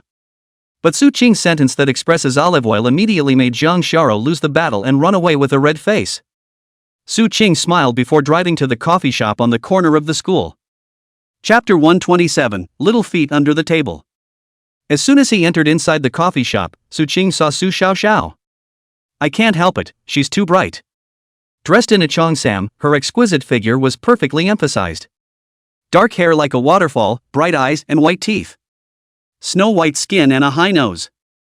As a whole, it looks classy and advanced. She has both the kind of Jiangnan women's elegance, soft temperament, but also the modern workplace female elite of the dry. The two temperaments blended together made her whole person beautiful. Age, not much, looks only 23 or 24 years old. Just a woman's best years. Su Qing stepped forward and Su Xiaoxiao saw it and hurriedly got up. Greetings, boss. Due to the system, Su Xiaoxiao was 100% obedient to Su Qing. Even if Su Cheng wanted her to do something more against morality in public now, Su Xiaoxiao wouldn't have the slightest hesitation. Moreover, he would not hold any grudge against Su Qing afterward. But Su Qing didn't think in that direction. After informing Su Xiaoxiao of her requirements and some things that she would need to deal with in the future, she left her contact information and left. Su Xiaoxiao is mature and pretty though, very charming. However, compared to Zhang Xiao, there is still a gap. Nowadays, Zhang Xiao is a sweet girl, wait a few years, she will become a young. On the way back, Su Qing bought some cold dishes and drinks along the way. The delivery he bought did arrive. Miniature cameras as well. Ahem. 100 bottles of olive oil. And, of course, the best on the market. After all, it's all about your experience and you definitely can't buy cheap. When he returned home, as soon as he entered, he saw Zhang Xiaoyan cleaning the living room. As it happened, she was bending over to wipe the table, her back to Su Cheng. She was wearing shorts plus suspenders at home. With this angle of Su Qing's, there was so much more that could be seen. This woman, definitely on purpose. Brother-in-law, you're back, hard at work. Zhang Xiaoyan smiled sweetly and took the initiative to go forward to try to help Su Qing with his things. She smelled of a very fine perfume. There's a very special title, Chopper. When Su Qing saw that Zhang Xiao wasn't in the living room, she didn't want to pretend with her. With a stern face, he dodged her outstretched hand. No need, I'll take this stuff myself, and if it's okay, you can go downstairs for a walk. He was planning to have dinner with the two of them, Zhang Xiao. But it was also known that 9 times out of 10, the woman would not behave. As expected, Zhang Xiaoyan touched her flat belly and said pitifully, brother-in-law, people haven't eaten dinner yet, after we finish eating, let's talk about it, okay? This woman, too, was indeed a little vixen, with her skill of seduction cultivated to perfection. Su Cheng wondered if Zhang Xiao's parents knew about this woman's other face. No more attention was paid to her. First, he put the 2 deliveries back in his house, and then carried the gazpacho to knock on Zhang Xiao's door. Soon the door opened. Zhang Xiao had already taken a shower and changed into a set of casual clothes printed with cartoon patterns. Come on, let's eat gazpacho today. Okay, I smell it. At the table, Su Qing sat with Zhang Xiao, while Zhang Xiaoyan sat opposite Su Qing. Come on, Salt, this gazpacho is delicious, eat more. Zhang Xiao kept on giving dishes to Zhang Xiaoyan, truly liking this sister from the bottom of her heart. Thanks sis, you eat too. Su Qing couldn't bear to go and let Zhang Xiao know the truth, so she went along with the act. Suddenly, Su Qing's feet were touched by something cool and clear. It was the foot of Zhang Xiaoyan reaching across the room, resting squarely on the back of his own foot. This woman, she's just too bold and reckless. Zhang Xiaoyan's feet were small, and when they touched the back of Su Qing's feet, they had a very special touch. It's like one of those frozen jellies. On the surface, however, this woman was holding chopsticks, eating elegantly, chatting with Zhang Xiao from time to time. Occasionally, he would give Su Qing a teasing look.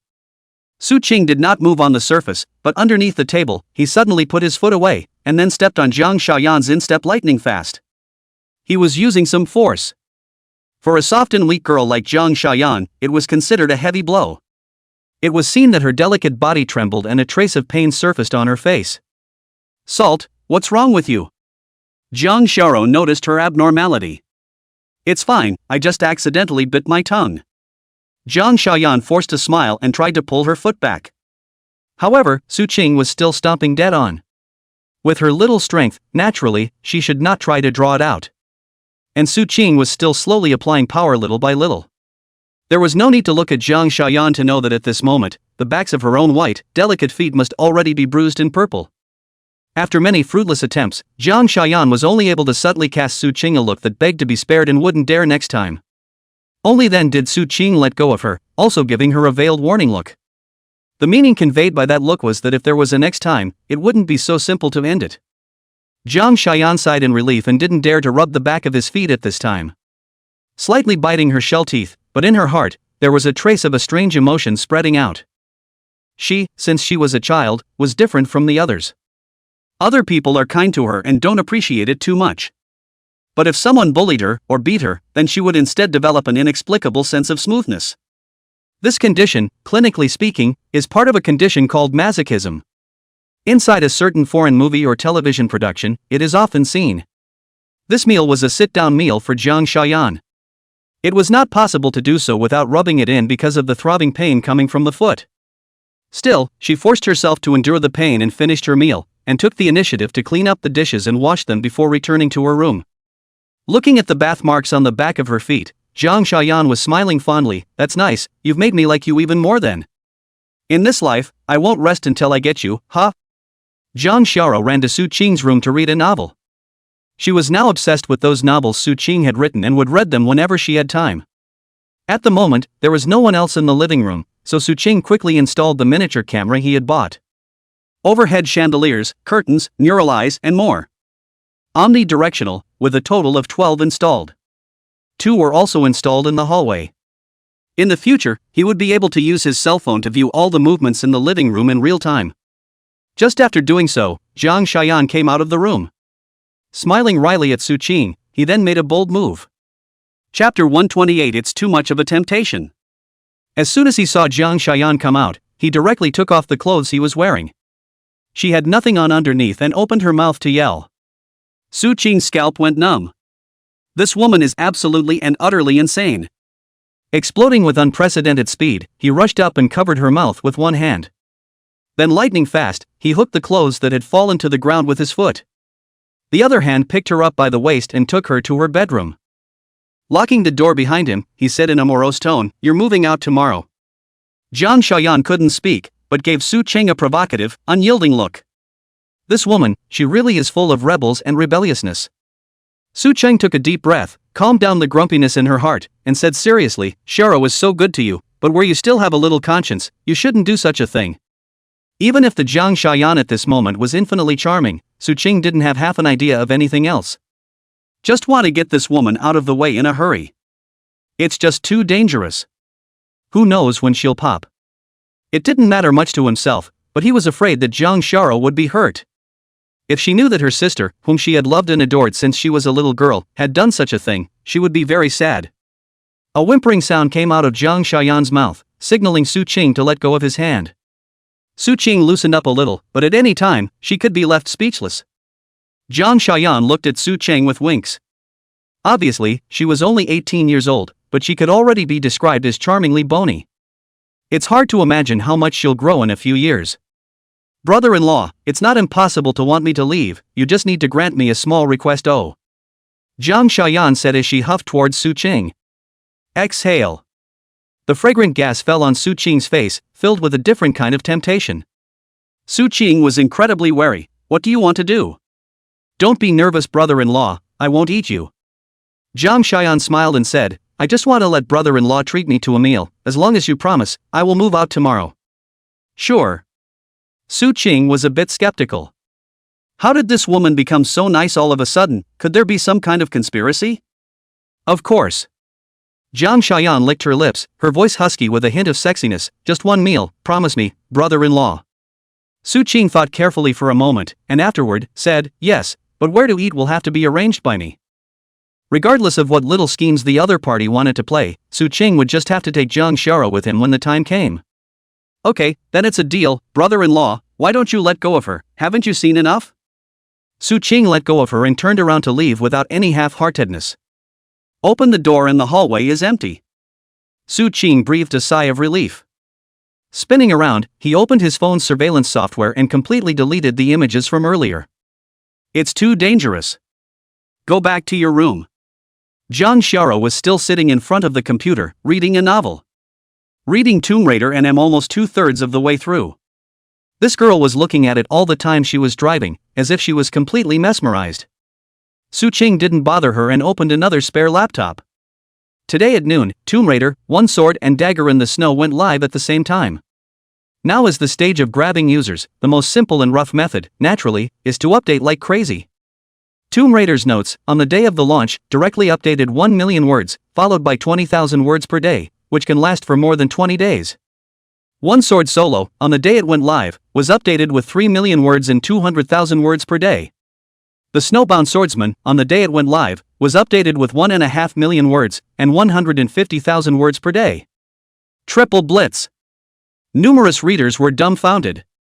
3 novels, each impeccably and excessively strong. Tomb Raider, which started a new genre of tomb raiding. No one has ever written about it before, and it opens the door to a new world for readers.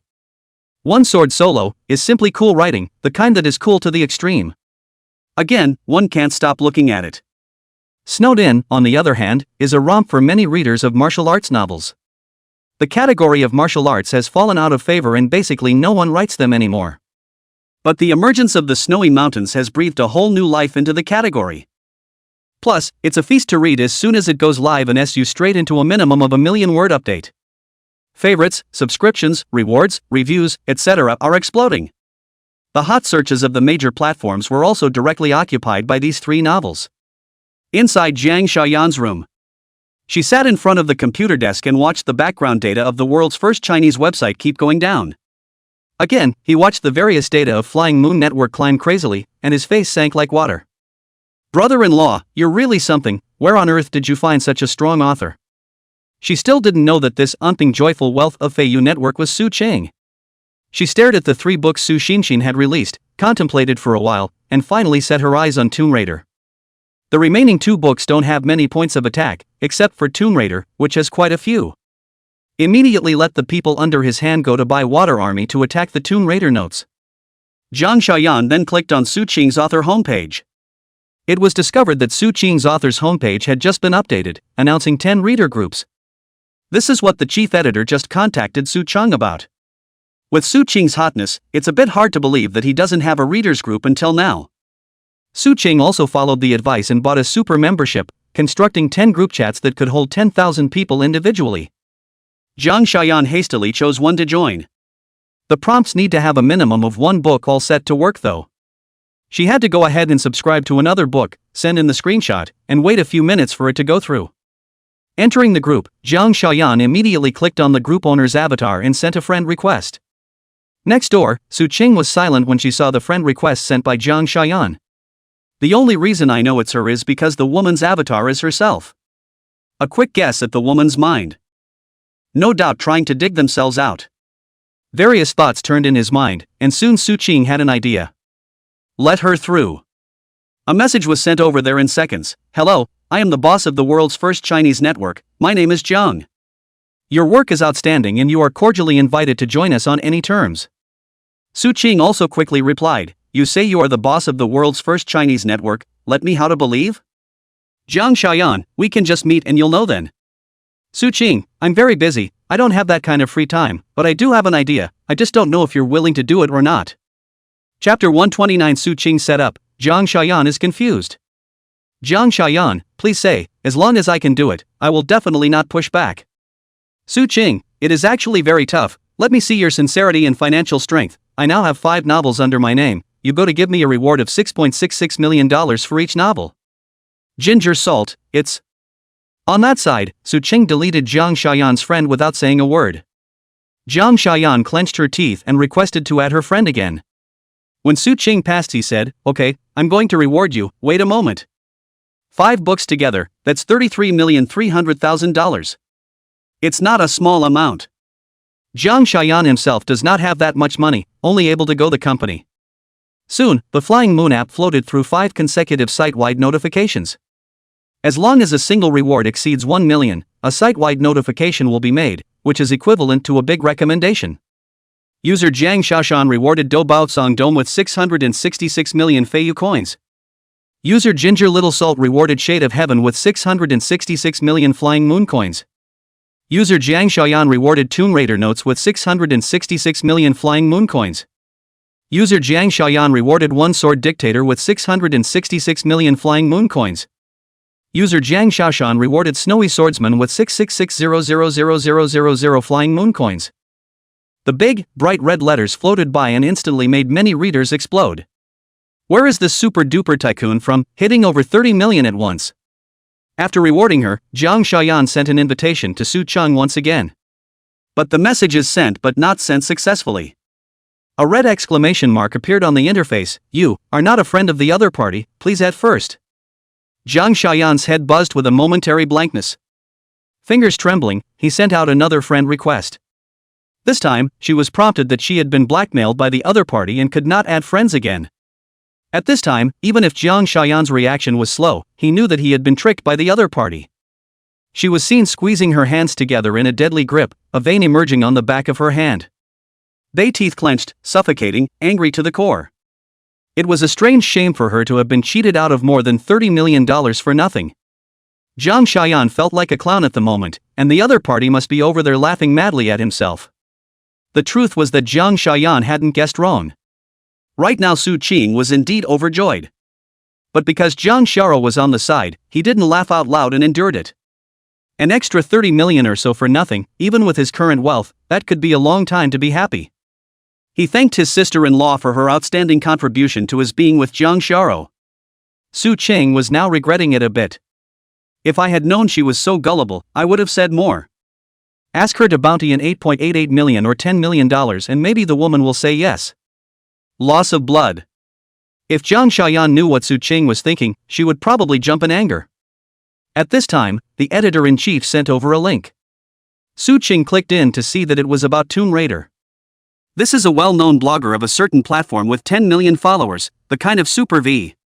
He published an article that sharply criticized Tomb Raider. I don't know what the author who wrote this novel was trying to say. But I read this novel with negative energy between the lines, very badly led. First of all, grave robbing is inherently immoral. And the author even details a lot of expertise on how to rob a grave in it. Will this get some readers interested in reading it and running off to rob graves?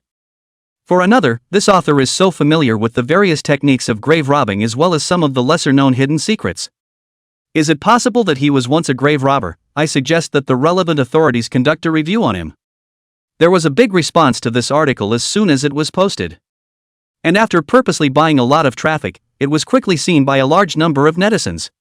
Maybe after reading this novel, more people will choose to join the industry.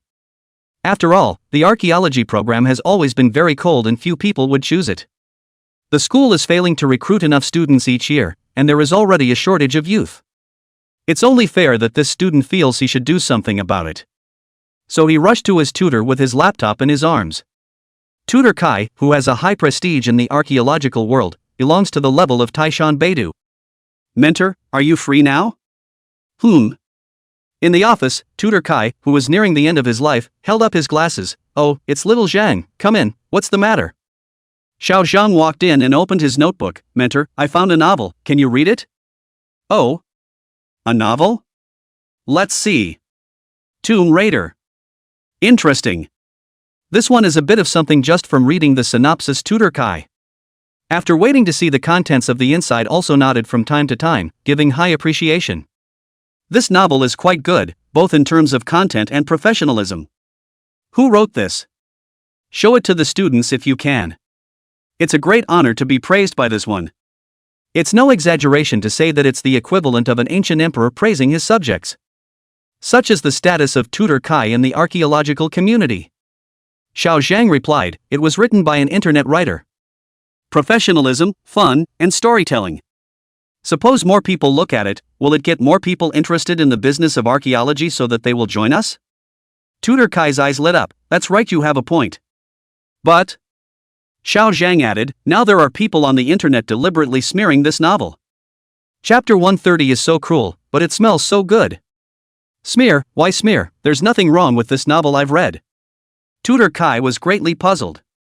Xiao Zhang replied, it's just malicious smearing by competitors. They can't beat them with their real skills, so they think of using such dirty tricks. Mentor, this novel is likely to bring more people into our profession, so we can't let anything happen to it. Bang! Tutor Kai slammed the table and said angrily, this is outrageous, we absolutely cannot let such a thing happen, I'll make a statement. Tutor Choi, despite his age, does surf the internet and has a blog of his own. Not many fans though. Only some of his students follow it with their peers in the field, and some who are into archaeology. The number of fans is also just shy of 10,000. But many of them pay attention to him, the head and energy that are very huge. Tutor Kai asked Chang to type the following for himself. Hello, I'm Kai E, and today I read a novel called Tomb Raider's Notebook on the recommendation of a student. The innovation of the subject matter, the readability of the story, and the professionalism of the content are all impeccable. This novel comes along and sort of fills a gap in the archaeology category. But I've heard from students that there is a vicious smear campaign on the internet. To say that this novel brings bad influence is something I think is false. The content I've read is pure storytelling, not even close to being bad-oriented. And I think the appearance of this novel can popularize a lot of archaeological expertise to the general public, raise awareness of ancient tombs, protect them and so on. I think it's a good thing that such excellent work shouldn't be attacked. After typing a large paragraph, Jang showed it to Mr. Kai and made sure it was okay before he chose to publish it. As soon as this article was posted, it was seen by tutor choice students and those who were good friends. There have been retweets plus comments. Support the mentor. I've read this novel as well, and it's indeed just like what my mentor said, those on the internet who hacked him are too shameless. That's right, this novel is on fire, it's okay, let's expand the team of archaeological professionals, we must protect it. There are many other big names in the industry who saw this article by Mentor Kai and followed suit by retweeting the comments. Like these big men with big energy, their own network resources and whatnot are also very powerful and scary. This retweeted comment of theirs also allowed more people to see it. The heat soon skyrocketed. And it's been seen by a lot of the official media, who have followed suit and come down in support.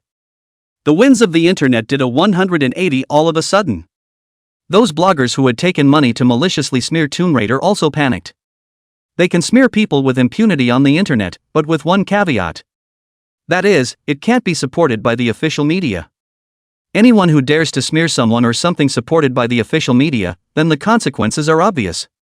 They have removed their published articles and have apologized, saying that their earlier comments were in error. Tomb Raider is on fire. Fire out of the ring.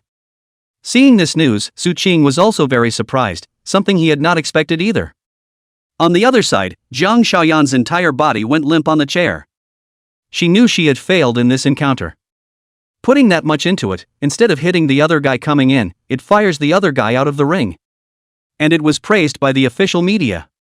It's like an extra amulet. Anyone who dared to speak out against him in the future was looking for death. Soon after, Mentor Kai contacted the platform and expressed his desire to send the novel to the National Library. This made even Su Qing feel incredulous. Any work that makes it into the National Library has a great honor that can be bragged about for the rest of your life. And, it also gilded the novel, leveling it up in a heartbeat. There was naturally no reason for Su Qing to refuse such a good thing, and he immediately agreed. And the website was instantly publicized across the web. Numerous readers are also honored to feel that their tastes have been upgraded all of a sudden. You can also brag about it when you meet up with friends. What have you been up to? Oh, I'm reading a book that was just selected for the National Library. This is a great listen, and the style is up. Su Qing was also the first to share this good news with Zhang Xiao. Yikes, that's great. Zhang Xiao was also very happy and directly jumped in place. The higher the social status and various achievements Su Qing obtained, then the less resistance there would be when the two of them got together in the future. Can she not be happy?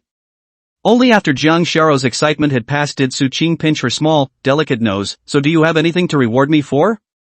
Zhang Xiao was happy. Tell me, what kind of reward do you want? Su Qing looked at her cherry mouth without saying anything. At first Zhang Xiao didn't get it. After a while, it was finally a response. Unable to resist, he twisted the flesh on Qing's arm very hard. The skit is just the two of them, and then the background just snaps some passersby in, simple as that. The main selling point is the plot. It has now been updated to episode 8, and the response has been great on all fronts. And there are already some bigger movie and drama companies that want to sign them as artists. Naturally, Su Qing refused. In the evening, Li Shuer came back with Bai Xiaoya, and both of them were very happy. When I asked them, I found out that they took Subject 2 and Subject 3 together this afternoon and both passed. After that, you just have to take Subject 4 and you'll get your license. Great, then we can go see the car. Zhang Xiao clapped her little hands. From now on, you guys will be my drivers. No problem. Li Shuer said bashfully, then let's start by asking the schoolgirl to sponsor some money to buy a car. Ginger, next time for sure. Li Shuer bristled, how petty. That's how a few of them get along with each other. To be honest, it doesn't cost much to buy a car, so Jang Shara was naturally willing. But fearing that the two housemates might get some bad ideas about it, I didn't bring it up.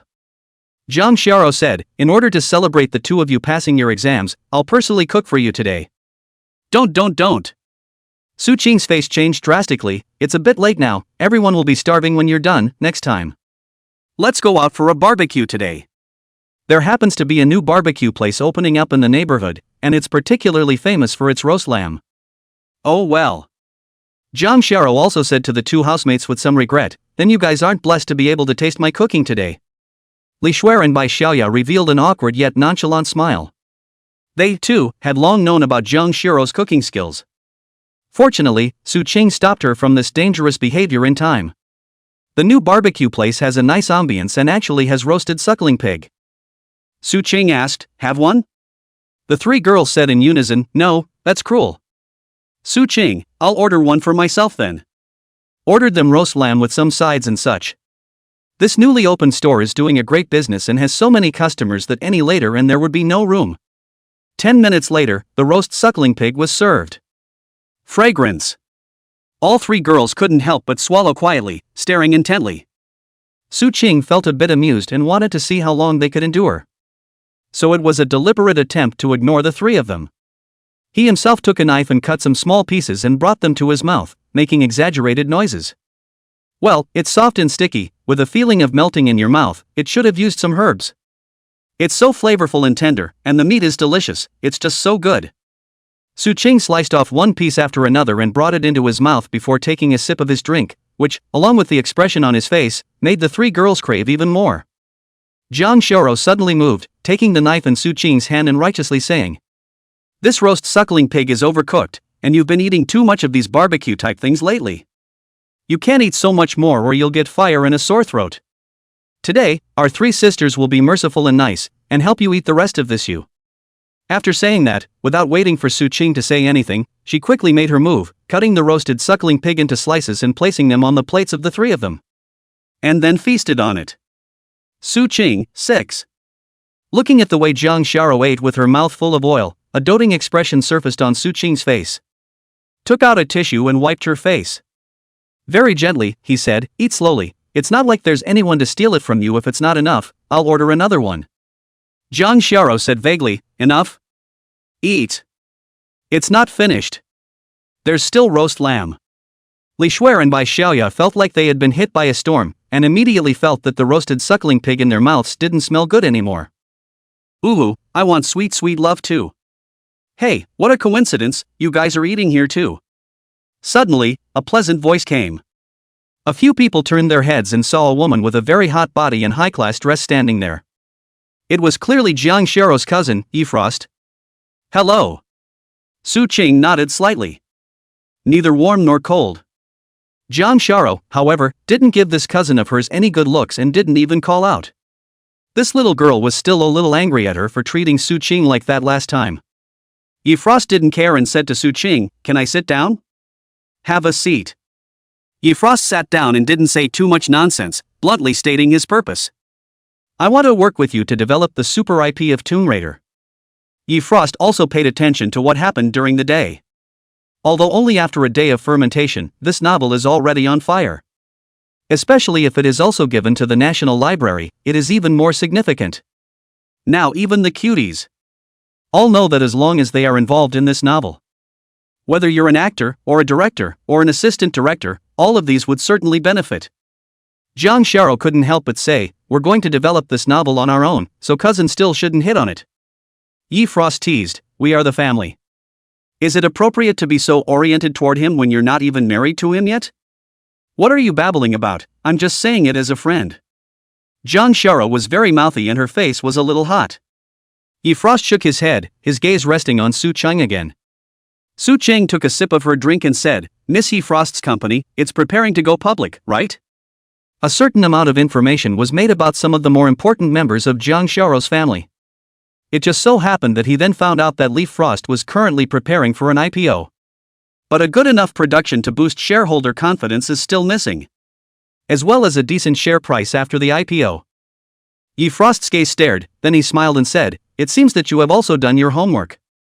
And yes, I do prepare for the IPO. As long as you're willing to hand over the Tomb Raider IP to me for operation, the price and everything is negotiable, 120 million, what do you think? Next to her, Li Shuer and Bai Xiaoya were secretly staggered. This is too lucrative. It's amazing that just a TV adaptation can fetch such a sky-high price. Ha ha ha. Su Qing, however, suddenly laughed out loud. Should I say that you didn't do your market research properly, or did you intentionally suppress the price? Although the book had only just gone live for only the second day, there were already more than 500,000 readers with genuine subscriptions. Know what that means? Let's put it this way, 5 years ago, a novel with an average subscription of 20,000 sold nearly $10 million in back rights. Now I'm getting 25 times better grades on this one than I did on that one. And it's also included in the National Library and recognized by many professors and scholars. Do you think 120 million it's enough? Lee Frost frowned. Of course she knows. It's just business, and it's definitely a good idea to try to keep the price down as much as you can.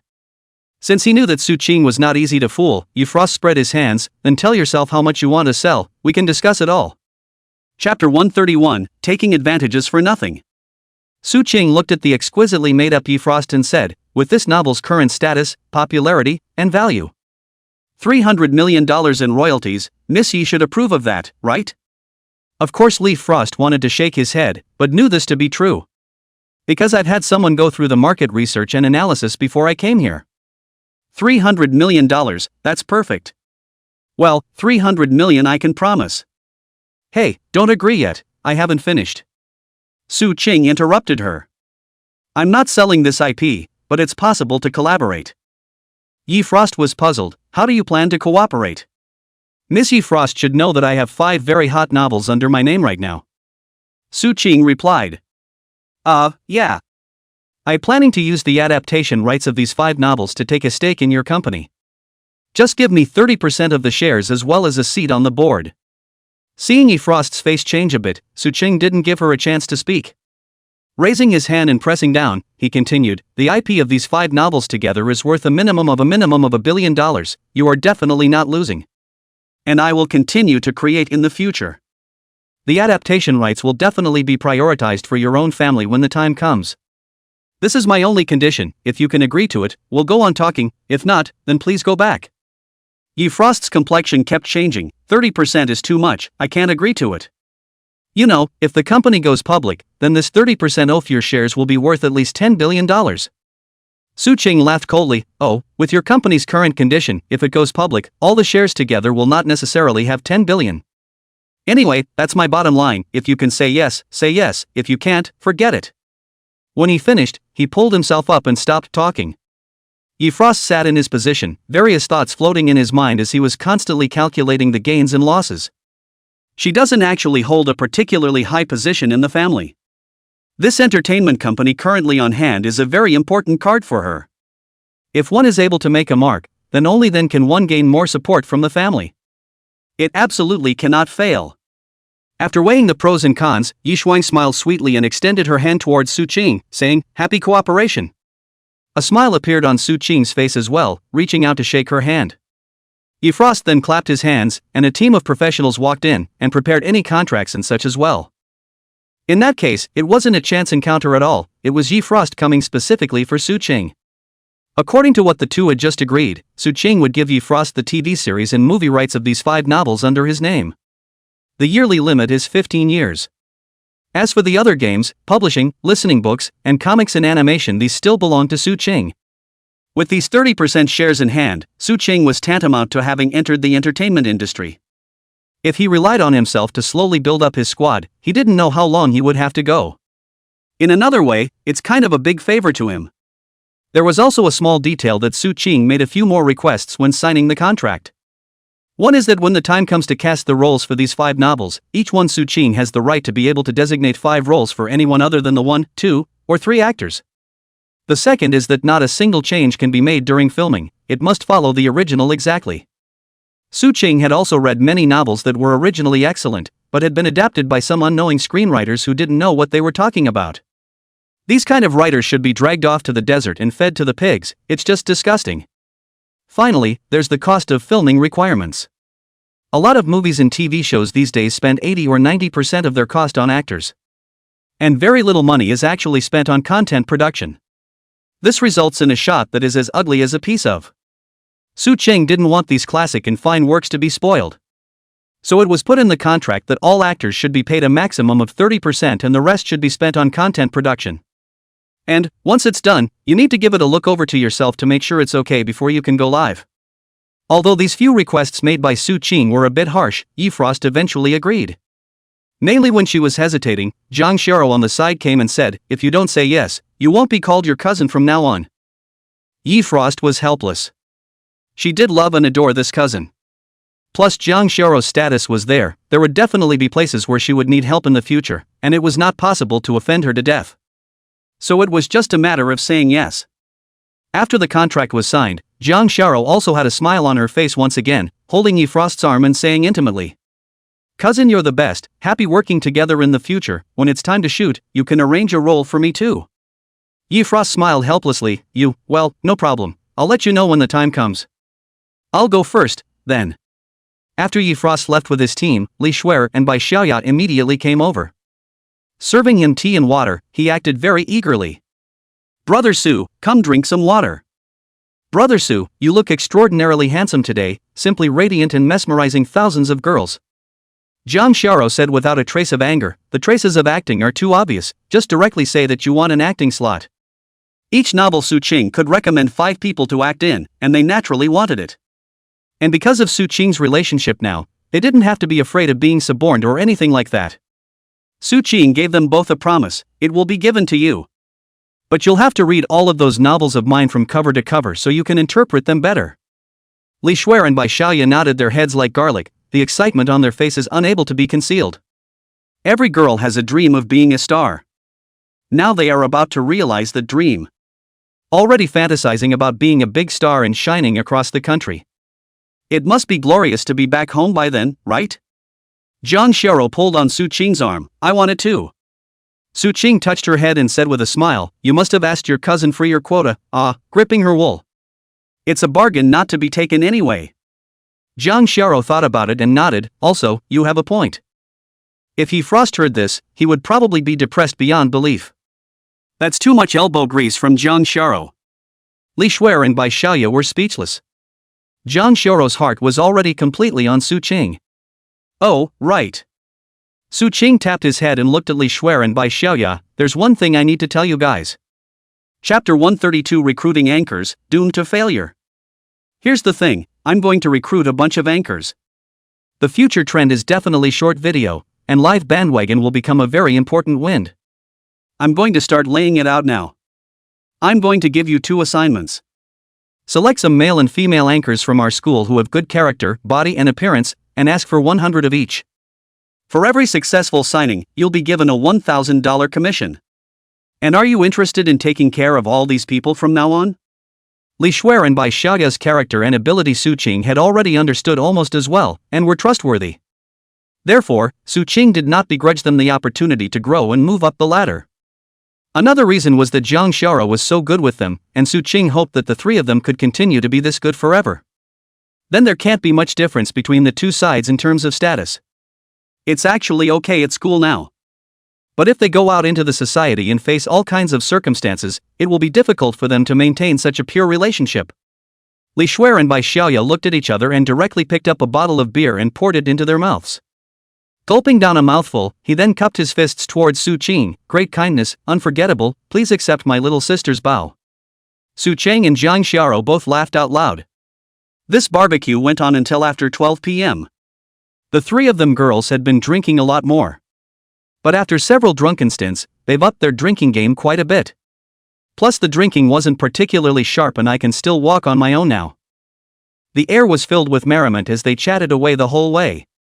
This scene fell in Su Ching's eyes, and she was in a wonderful mood. That's life. I hope it stays that way. Back at the apartment, each went to sleep. Before I knew it, it was the weekend again. Saturday morning, Su Ching, Jang Shara and Li Shuer went to the Force store with Bai Xiaoya. Shara Li and Bai Xiaoya have gotten their driver's licenses and are going car shopping today. The 2 of them didn't know much about cars, so they asked Su Ching's opinion. Su Qing told them that now the domestic car is very beautiful, all aspects are also very good, by 120,000 domestic car on the line. The two men were fine with that. They are not the kind of people who pander to foreigners, and they do not feel that driving a domestic car is disgraceful. Came to the nearest 4S store. Once inside you are greeted warmly by a salesperson. Li Shuer likes big, so she chose a white SUV, all calculated, landing 18 million. Bai Xiaoya, on the other hand, chose a pink sedan that landed at $130,000. Since all the cars were available, after paying the money and waiting for an hour all the paperwork was done and you could just drive away. Both girls were holding the car keys with excitement on their faces. Just started my freshman year of college and before my first semester is over, I have a house and a car, a proper success story. Zhang Xiao said, I'll ride in the car of whichever one of you two is more skillful. Then it must be Li Shuer. Bai Xiaoya said without thinking, she's an absolute veteran driver, driving like a thief. Michelle Li hemmed and hawed, not being polite at all, whether it's driving or not, I'm good at it, yo. 3. To celebrate the two of them buying a car, naturally, it was time for another good meal. This meal is on the two of them. Came to one of the more famous seafood hotels in the neighborhood. Now with more and more fast voice users, as the head anchor Li Shuer and Bai Xiaoya's income is now also rising. With live streaming, you can make 5 or 6,000 each time. More often than not, even tens of thousands. After you buy the car, you still have quite a bit of money on hand as well. The two of them have also pulled in 20 to 30 anchors, both male and female, over the course of the last few days. The platform is owned by your own family, so you don't have to be as stingy as other platforms when it comes to traffic distribution. When all these anchors have grown up, they will be able to earn him a considerable amount of money. By the time he goes live to sell his goods, take ads, etc., he will be able to earn a good amount of money for him every day. The four of them had a great seafood dinner before driving back. Instead of going back to the apartment, they went to a second-hand house for the four of them. Each returning home, Zhang Xiao and their 3 sisters ran home to take a shower and change their clothes. Su Qing, on the other hand, opened the backstage of Flying Moon Network. The duel between him and Zhang Xiaoyan hasn't been decided yet. In the past few days Zhang Xiaoyan had invested a lot more money in publicizing the authors under her name. It didn't work out particularly well, though. Su Qing looked at the number of downloads of the world's first Chinese website app. The number of downloads so far has only just surpassed 10 million. Just over 1 million daily active users. This input is totally disproportionate to the effect. Su Xiaoxiao sent a form an hour ago about the world's first Chinese network. She had gotten some of the other side's internal data from somewhere. As you can see from the table, there are currently not even 100,000 paid people ing this site. And the per capita recharge spend is only about $10. And from the beginning acquiring those 15 fiction sites, big and small. As well as spending 10 times as much to poach thousands of authors from Flymoon. There's also all kinds of marketing, and the cost of buying a water carrier. This all adds up to over $3 billion spent. And now it's going to burn another $500 million or 600 million a day. So much money was spent, but it didn't have much of an impact on Flymoon. Although many authors have been poached, the site is getting bigger and bigger on the plate. With those authors gone, there are a lot of out-of-town authors who see an opportunity to come in droves. It quickly filled the void of authors being scooped up in. Zhang Xiaoyan is no longer rich, but it is impossible to scoop up all the 200,000 to 300,000 authors on the entire network. Her failure was already doomed. The dueling vault and the shadow of heaven, almost finished. There have been a lot of updates lately. There's still 180,000 words to go before the fight ends. There are still 150,000 left in Shade. Su Qing decided to release them all at once today and then released 2 new books. Perfect World and Mortal Kombat. Perfect World is a prequel to Shade. And the Mortal Immortal's tale is about an ordinary man with no talent for immortal cultivation who, because he got a golden finger, step by step, became a big shot in the immortal world.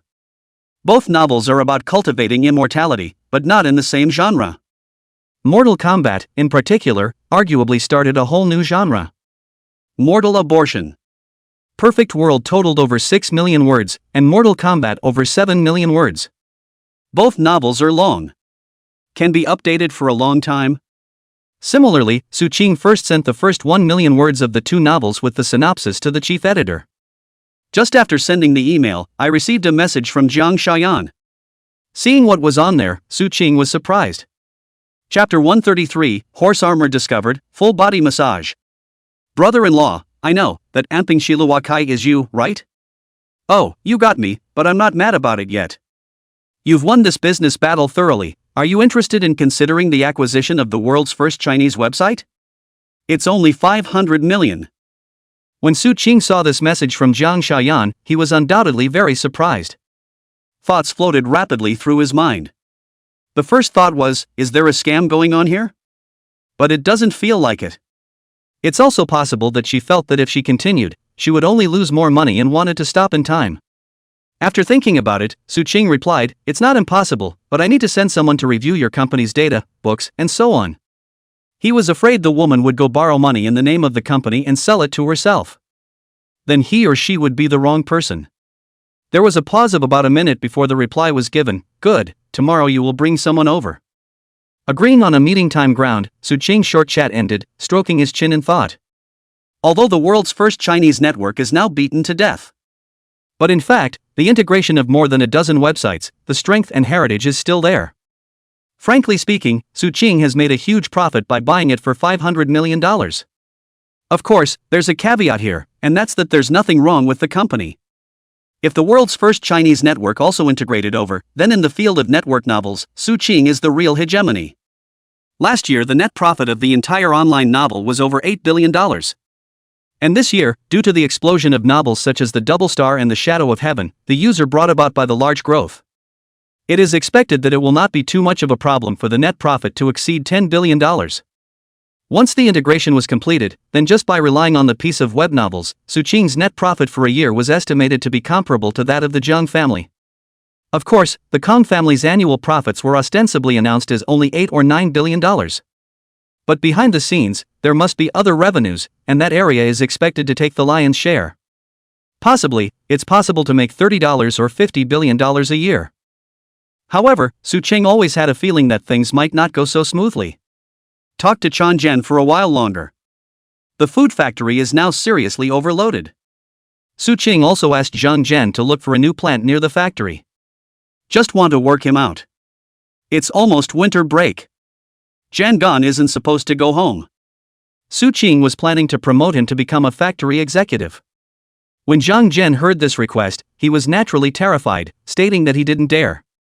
Su Qing gave him a lot of ideological work and said that he would send 2 more people to follow him before he agreed. After taking care of some trivial matters at hand, Su Qing stretched and went to take a shower. When he came out, he found Jiang Xiao already reading a novel in his room. This girl just recently finished Tomb Raider's notebook and is now catching up on the snowshoe. Su Qing hugged her from behind, it's a bit late, don't look, be careful of your eyes. You have to use up all that olive oil you bought before it expires. Nonsense.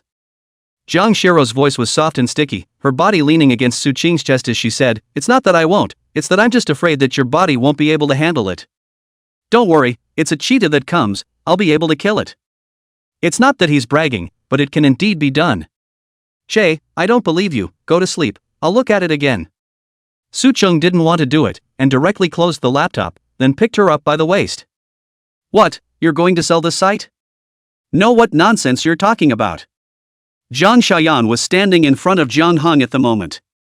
Facing the man who had raised her for close to 10 years, she lowered her head and whispered, it can't be helped. Su Qing, he's so strong, who would have thought he'd still be a talented writer with such a large output? I guess it was written before and not released. I've had my think tank analyze it, and if Su Qing dares to be so reckless as to update a multi-million word novel in just a few weeks, he should still have 4 or 5 other top quality ones on hand. If we continue, we will only lose more. Kang Hyun looked at a copy of the report that Kong Xiaoyan handed over. The above clearly enumerates the passage of this commercial war. It didn't last long, but Zhang Xiaoyan had almost used up the money she had given him. Continuing any further has little chance of success. Kang Hyun felt a bit of a headache. How could he not have expected that Su Qing would have this kind of talent? It could be said that this targeting was broken by Su Qing with his own strength. Even Zhang Hong, although he still disliked Su Qing, had to admit that Su Qing was excellent. It's just a shame that he won't change his opinion so easily is all. Kang Hyung raised his head and looked at this daughter. It shouldn't be that simple for you to sell the website to him, right? Aha! A treacherous smile surfaced on Zhang Xiaoyan's face. I poached over 2,000 authors from his site back in the day, all at a tenfold premium. That's when I stayed away and tinkered with the contract a bit. Those authors, each one of them has the right to write a minimum of 3 million words, and the site may not let them finish early for any reason. If Su Qing bought the company, then these authors would be paid by him. At the very least, it would require $2 or $3 billion, which would greatly slow down the entire company. The sun shone on her face and Jang Shara woke up leisurely. Turning his head to look at Su Qing, who was still asleep beside him, he became furious. Couldn't help but reach out and give the flesh on his waist a hard twist. Su Qing instantly woke up and asked in a somewhat bewildered manner, "What happened? Why are you pinching me?" "You still have the nerve to say that?" Jang Shara pouted, "Look at you last night. My hands are so sore now." Last night, Jang Shara was questioning his ability. With this kind of thing, Su Qing definitely had to prove himself. The result is that 3 bottles of olive oil were used up. Su Qing also knew that she was in the wrong, and was a bit embarrassed. "In that case, I'll help you push and massage your whole body when I come back at night, how about it?" What he was thinking was that if he was going to give Jang Shara a nudge, then he would have to. Chapter 134 Jiang Shayan's Calculations, The Way to Crack It.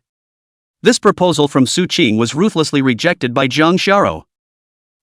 Don't think I don't know what's going on in your mind, you're getting worse and worse." Su Qing spread her hands out and said somewhat innocently, "You're misunderstanding me, I'm able to have any bad intentions, I just want to let you relax. I'm pretty good at it, or you could experience it now."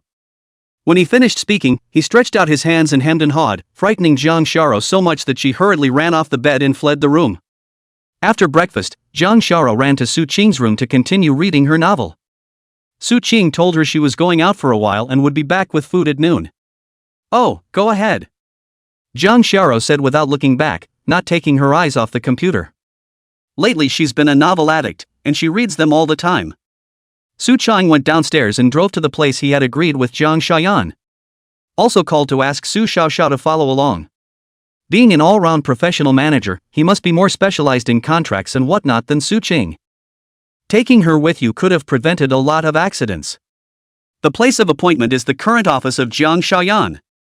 Su Qing arrived with Su Xiaoxiao and found that Jiang Shayan had already arrived, with more than a dozen staff members standing behind him. "Good morning, brother-in-law, have you had breakfast?" Jiang Shayan gave a sweet smile. At a certain moment, Su Qing was in a trance and had the feeling that Jiang Shara was sitting in front of her. The resemblance between the two girls is just too much. It was also fortunate that Jiang Shayan had a completely different personality from Jiang Shara. If the personalities were the same, Su Qing could hardly even guarantee that he wouldn't develop any favorable feelings towards this girl. "There's no need to talk nonsense, let's get started, Tiny, go." "Yes, boss." Su Xiaoxiao turned around and left. Jiang Shayan stared at Su Xiaoxiao's back, a strange color flashed in her eyes. "Brother-in-law, does sister know that you have such a beautiful, flavorful assistant?" Su Qing ignored her and just sat over there by herself playing with her phone. Being ignored, Jiang Shayan didn't feel angry. Letting the people under his hand leave, then he himself looked at Su Qing with both hands resting on his chin, eyes demented chin eyes eating. "Tell me, brother-in-law, if I had met you first, would you have liked me?" "No." Su Qing replied very firmly. "Why is that?" Su Qing hadn't really wanted to pay much attention to this woman. But it was a question he felt compelled to answer. "Because Zoe is kind-hearted and cheerful. Unlike you, who has a gloomy personality and likes to count on others. With you, one has to be constantly on guard against the day when suddenly one day you will be victimized. You're like a poisonous snake and Zoe is a white rabbit, am I clear enough to understand?" A normal person would be either angry or sad to hear such words. But Jiang Shayan nodded seriously. "I didn't expect you to read people so accurately, that's just the way I am. In this society, the white rabbit, it is very difficult to survive, unless she has a huge background behind her. And I'm not, even though nominally they're parents. But I could sense that the only person they really liked, from beginning to end, was Jiang Shara, and I was always an outsider. Imagine how I'd be doing if I didn't even try." Su Qing didn't want to bull her anymore. This woman really doesn't know how to be grateful at all. Her adoptive parents, even if they had no feelings for her, were the ones who had gotten her out of the misery that was the orphanage. And raised her to study abroad. That alone is a win over 99.9% of the girls in the country. That's not enough. If I had met such a one myself, I would have just slapped it over. More than an hour later, Su Xiaoxiao returned. She held a document in her hand and handed it to Su Qing. Su Qing took it and read it carefully. The whole company was basically not too far from what he expected. The only serious question is about the contracts of those authors that Zhang Xiaoyan scooped up at a high price. Su Xiaoxiao is also clearly labeled. If this company is bought over, then these more than 2,000 authors, at least $2.6 billion in remuneration. Su Qing's heart was clear. No wonder Zhang Xiaoyan sold himself at such a cheap price, so he was waiting for him here. If it wasn't for bringing Su Xiaoxiao here this time, perhaps she would have really been screwed over. After he finished reading the information at hand, he directly threw it to Zhang Xiaoyan. Take a look for yourself. Zhang Xiaoyan picked it up and quickly changed her face. Couldn't help but look at Su Xiaoxiao a few more times. What a horrible ability this woman has. In more than an hour's time, actually all the accounts of the entire company, all kinds of contract details are all probed clearly. And it's made into a table.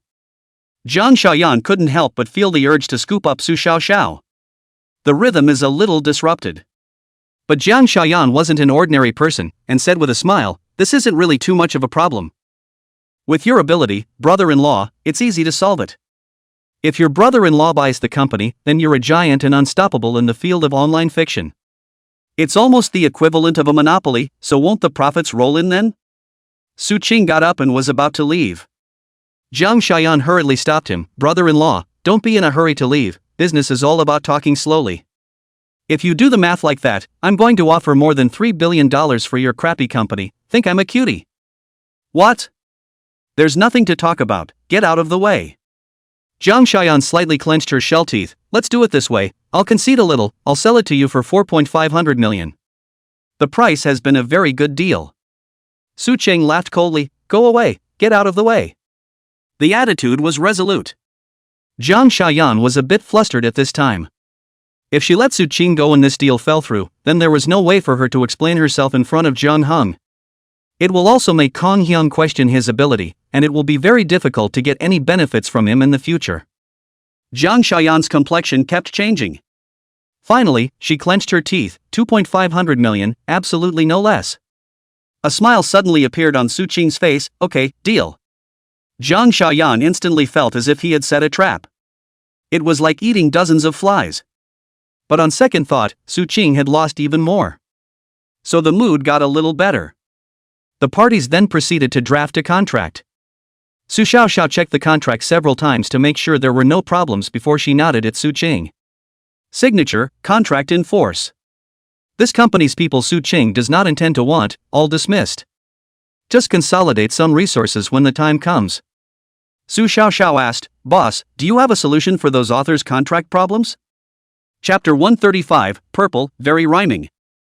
Zhang Xiaoyan was sitting inside a luxurious car. She's wearing black stockings today. A pair of long and straight legs crossed and stacked together, forming an absolutely beautiful arc. At the moment, he is talking to Kong Hyung on his cell phone. "Dad, the deal is done, but only for 2.5 billion because..."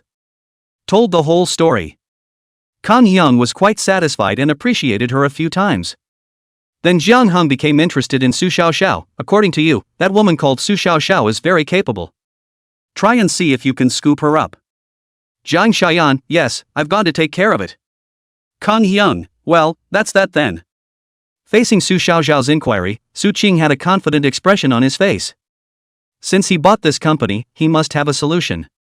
To Su Xiaoxiao, she instructed, "Pull me into their author group." Okay.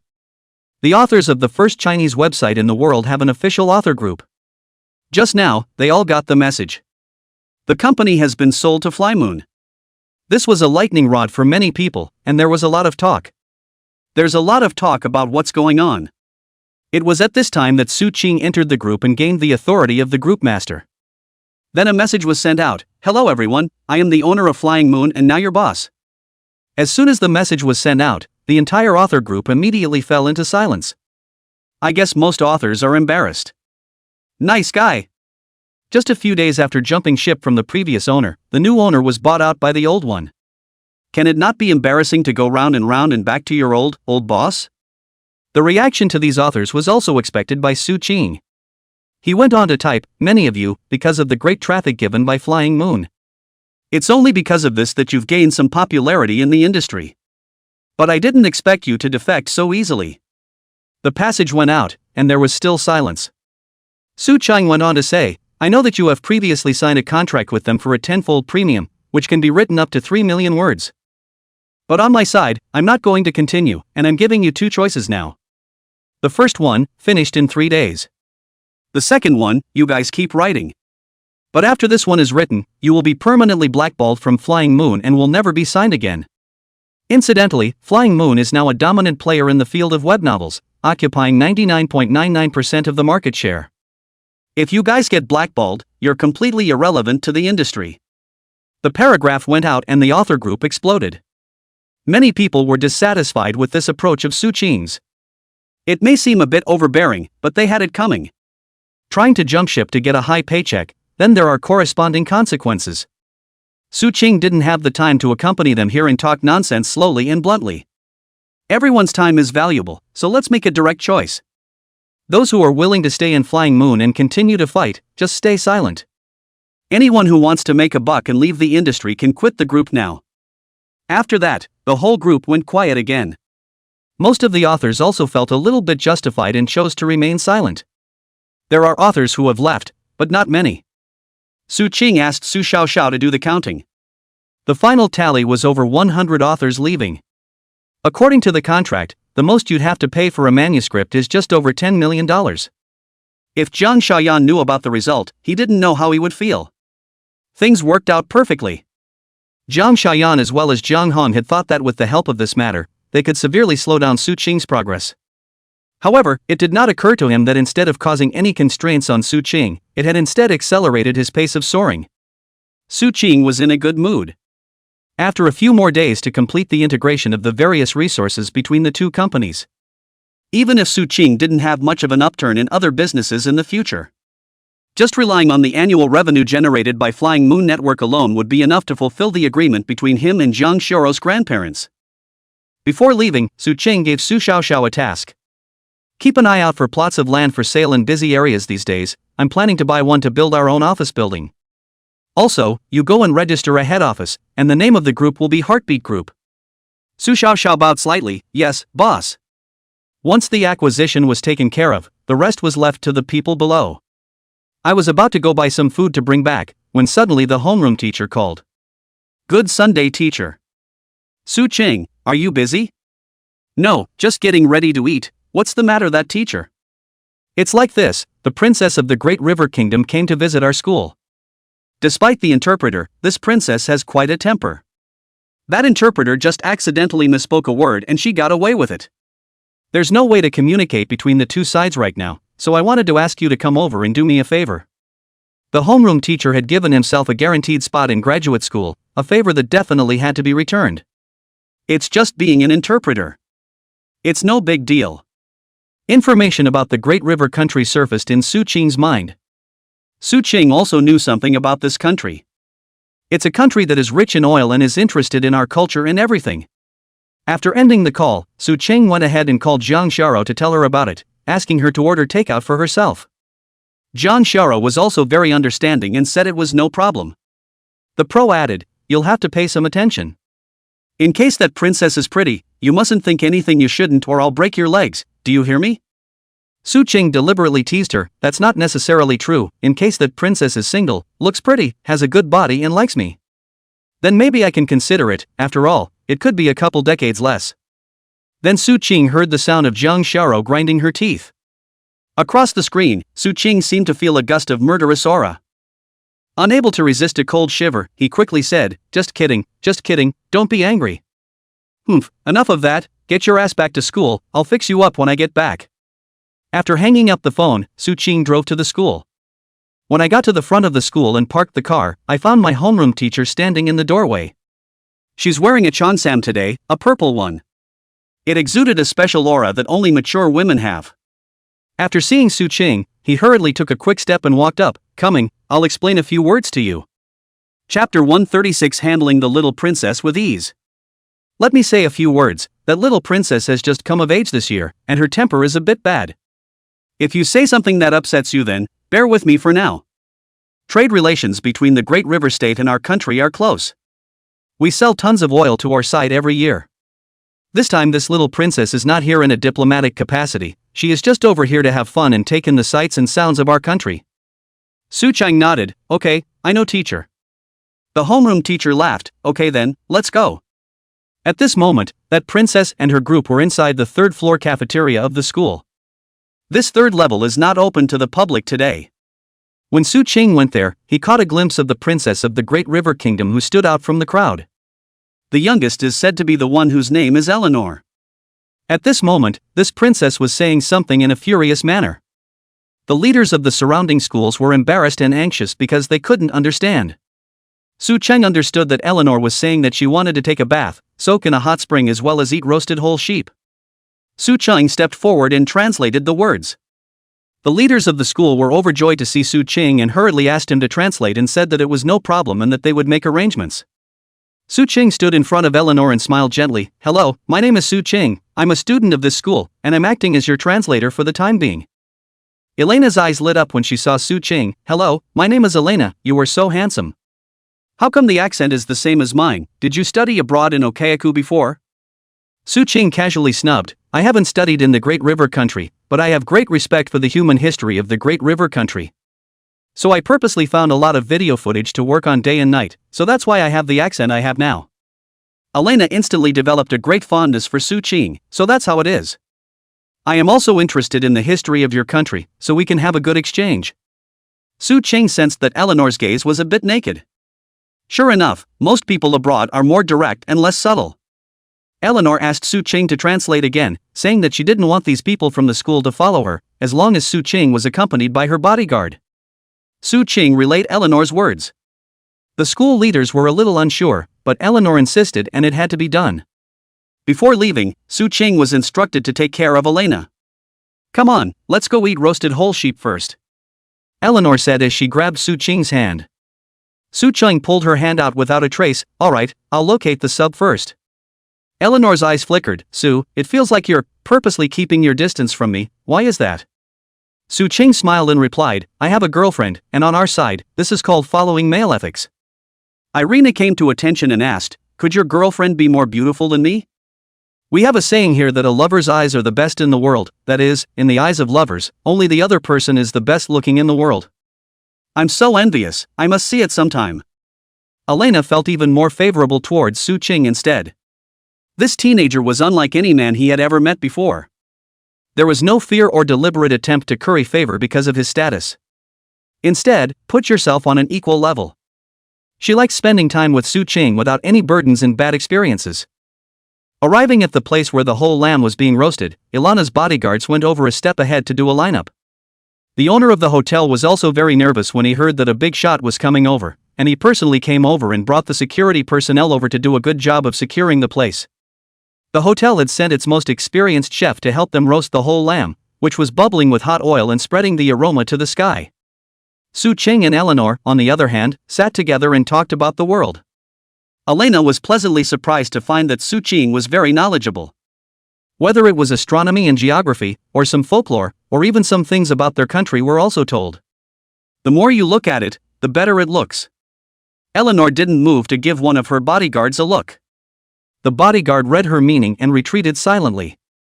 It didn't take long to get a long message on Ilana's cell phone. She opened it and the content on it was exactly about Su Ching. The more Eleanor looked, the brighter her eyes became. In his heart, he said, sure enough, my intuition was right, Su is not an ordinary person, and it turns out that his ability is so strong. Because of the shortness of time, the information that Ilana's bodyguard was able to probe was through intelligence from the embassy side, which wasn't particularly detailed. Nonetheless, it had been a great satisfaction for Eleanor. She felt that the current Su Ching was already worthy of herself.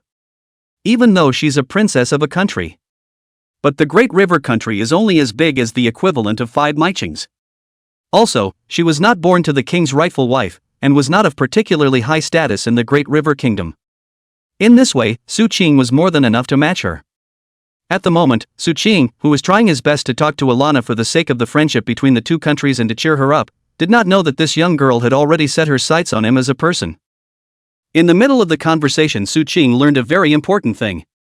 It's just that there are a lot of nationals in the river country who are opening restaurants, supermarkets, all kinds of stores and such over there. There are also a number of people from the Great River country who will learn the language of their country. Upon hearing this, Su Qing's heart stirred as he asked, "That's right, I don't know if you guys read online articles?" Eleanor blinked her turquoise eyes. "What's Netflix?" Su Qing explains, "It's just fiction for pure pleasure, relatively straightforward, nothing too profound." No hey. The roasted whole lamb wasn't ready yet, so Su Qing took out his cell phone and opened the doo-wop dome and said to Eleanor, "Is this good then? I'll read a paragraph for you to listen to?" Eleanor came interested, "Yeah." Su Qing, Chapter 1. This is the first time I've heard of this kind of webcomic. As soon as Su Qing finished reading the first chapter, Elena was captivated and pestered him to hurry up and read the second chapter. Su Qing was secretly relieved, willing, like to hear it? And from amongst Eleanor's expression, she should not be superficial, but really like it. After reading her more than 10 chapters in a row, Eleanor had been thoroughly immersed inside that fictionalized world. Curious to see what wonders the protagonist encounters next and so on. By this time the roasted whole sheep was ready, so Su Qing stopped. Looking at the uninterested Eleanor, she smiled and said, "Princess, eat while I read to you." Su Qing would be so attentive to Elena, naturally not to pick her up, but had his own ideas and calculations. Chapter 137. Soaking in the hot springs, the little princess has her eye on Yi Qing. It's a big world. The total domestic population is only 1/20th of the world's population, and there are still very large markets abroad. The reason why Su Qing had worked so hard to introduce netiquette to Elena was because he wanted to see if he could get a breakthrough from her. A branch office was also set up in the Great River State for the dissemination of online literature. This also does not coincide with the country's proposal over the years to spread its culture throughout the world. Obviously, Su Qing's strategy was successful. Now Elena is into webcomics. So Su Qing struck while the iron was hot by proposing to open a branch in the Great River country to sell online literature. And it also stated that there are a lot of great online books out there that are the same as the one he's reading right now. Eleanor agreed after a moment's thought, "Okay, don't worry about it. Once I get back, you can send someone to submit the relevant documents and I'll have someone open a green channel for you." In foreign countries where you want to open this type of company, the approval is also very strict and there are a lot of procedures to go through. Often from the submission of documents to the adoption of the process, it will take from 3 months to 6 months. Now with Eleanor's reassurance, that time can be moved up much earlier. Accompany her to eat roasted whole goat for more than an hour. Su Qing had also read over 100 chapters and his throat was dry. Elena was kind enough to hand him a drink. "Su, take a break and stop reading for a while." Su Qing drained the drink in one go and said thank you to Eleanor. Then, Su Qing thought of his own dim sum store. Girls should like to eat it, right? It would be nice to give her some to take back with her. If they're a hit with the royal family, then isn't it possible to break into international sales? Thinking of this, Su Qing immediately had someone send over some of the several types of snacks that were currently being sold at the factory. And at this moment, Su Qing did not realize that on the third floor, on the window of a certain room, a head poked out and saw Su Qing, who was accompanying Elena below. It was no one else but Jang Xiaoyan. A strange color flashed in her eyes, "So you're not as honest as you seem." With that, she took out her cell phone and clicked several pictures. And it was a good angle to find, and in several of the photos, it looked like the two looked quite intimate with each other. She then sent the photo to Jang Xiao. And with the text, "Sister, who is my brother-in-law having dinner with, do you know?" Inside the apartment, Jang Xiao ordered a takeout by herself. Eating and reading a novel at the same time. Suddenly receiving a message with a photo from Jang Xiaoyan, she immediately became energized and developed a sense of crisis. Because Ilana has a very high-class face. The body, age, temperament, and all that is outstanding. And the status is still a little princess. With so many prerequisites added together, it would be strange for Jang Xiao not to be worried. Although she trusted Su Qing, she still couldn't suppress a pang of worry. It was tempting to rush over right away, but held back. A message was sent back to Jang Xiaoyan, explaining the identity of Elena. And also said that Su Qing was working for the school and it wasn't what she thought. Receiving a reply, Jang Xiaoyan was a little disappointed. Turns out it wasn't what he thought it was. Originally, she had thought that if Su Qing was the type to be double-minded and see things differently, then it would be much simpler for her to take him down. Putting away her cell phone, Jang Xiaoyan looked at Su Qing below and was silent. That is, she was currently dealing with the entertainment company's business and had yet to learn that Su Qing had already resolved the issue of those author contracts. It's already made the vast majority of authors actively finish. If she had known, she probably wouldn't have been as calm as she was now. After dinner, Eleanor again said she wanted to go to the bounce house and dance. This kind of place Su Qing rarely went to, but took her for her own cause. Naturally, it's a checkup first. Ilana's bodyguard went into the bar first and stood at a favorable position before proceeding to let Ilana go in with Su Qing. Inside the dance floor, Eleanor looked like a different person. Youthful vigor. Her waist was soft and twisted like a beautiful snake. Soft and boneless, radiating intense hormones. A number of men had noticed her and were motionless as they gathered around. It didn't even require Su Qing to make a move. Those bodyguards of Irina's just didn't move to keep the men out. Someone who had been drinking and was stopped was so upset that they were going to open their mouths to curse and get physical. But the next second it was sobering. A blackened muzzle was pressed against the other man's waist. Rush to escape. Elena put her two small hands on Su Qing's shoulders. Come on Su, dance together, let's forget our troubles. Su Qing could only jump up after him. He was in great physical shape now and his memory was amazing. Watch Irina dance and learn quickly.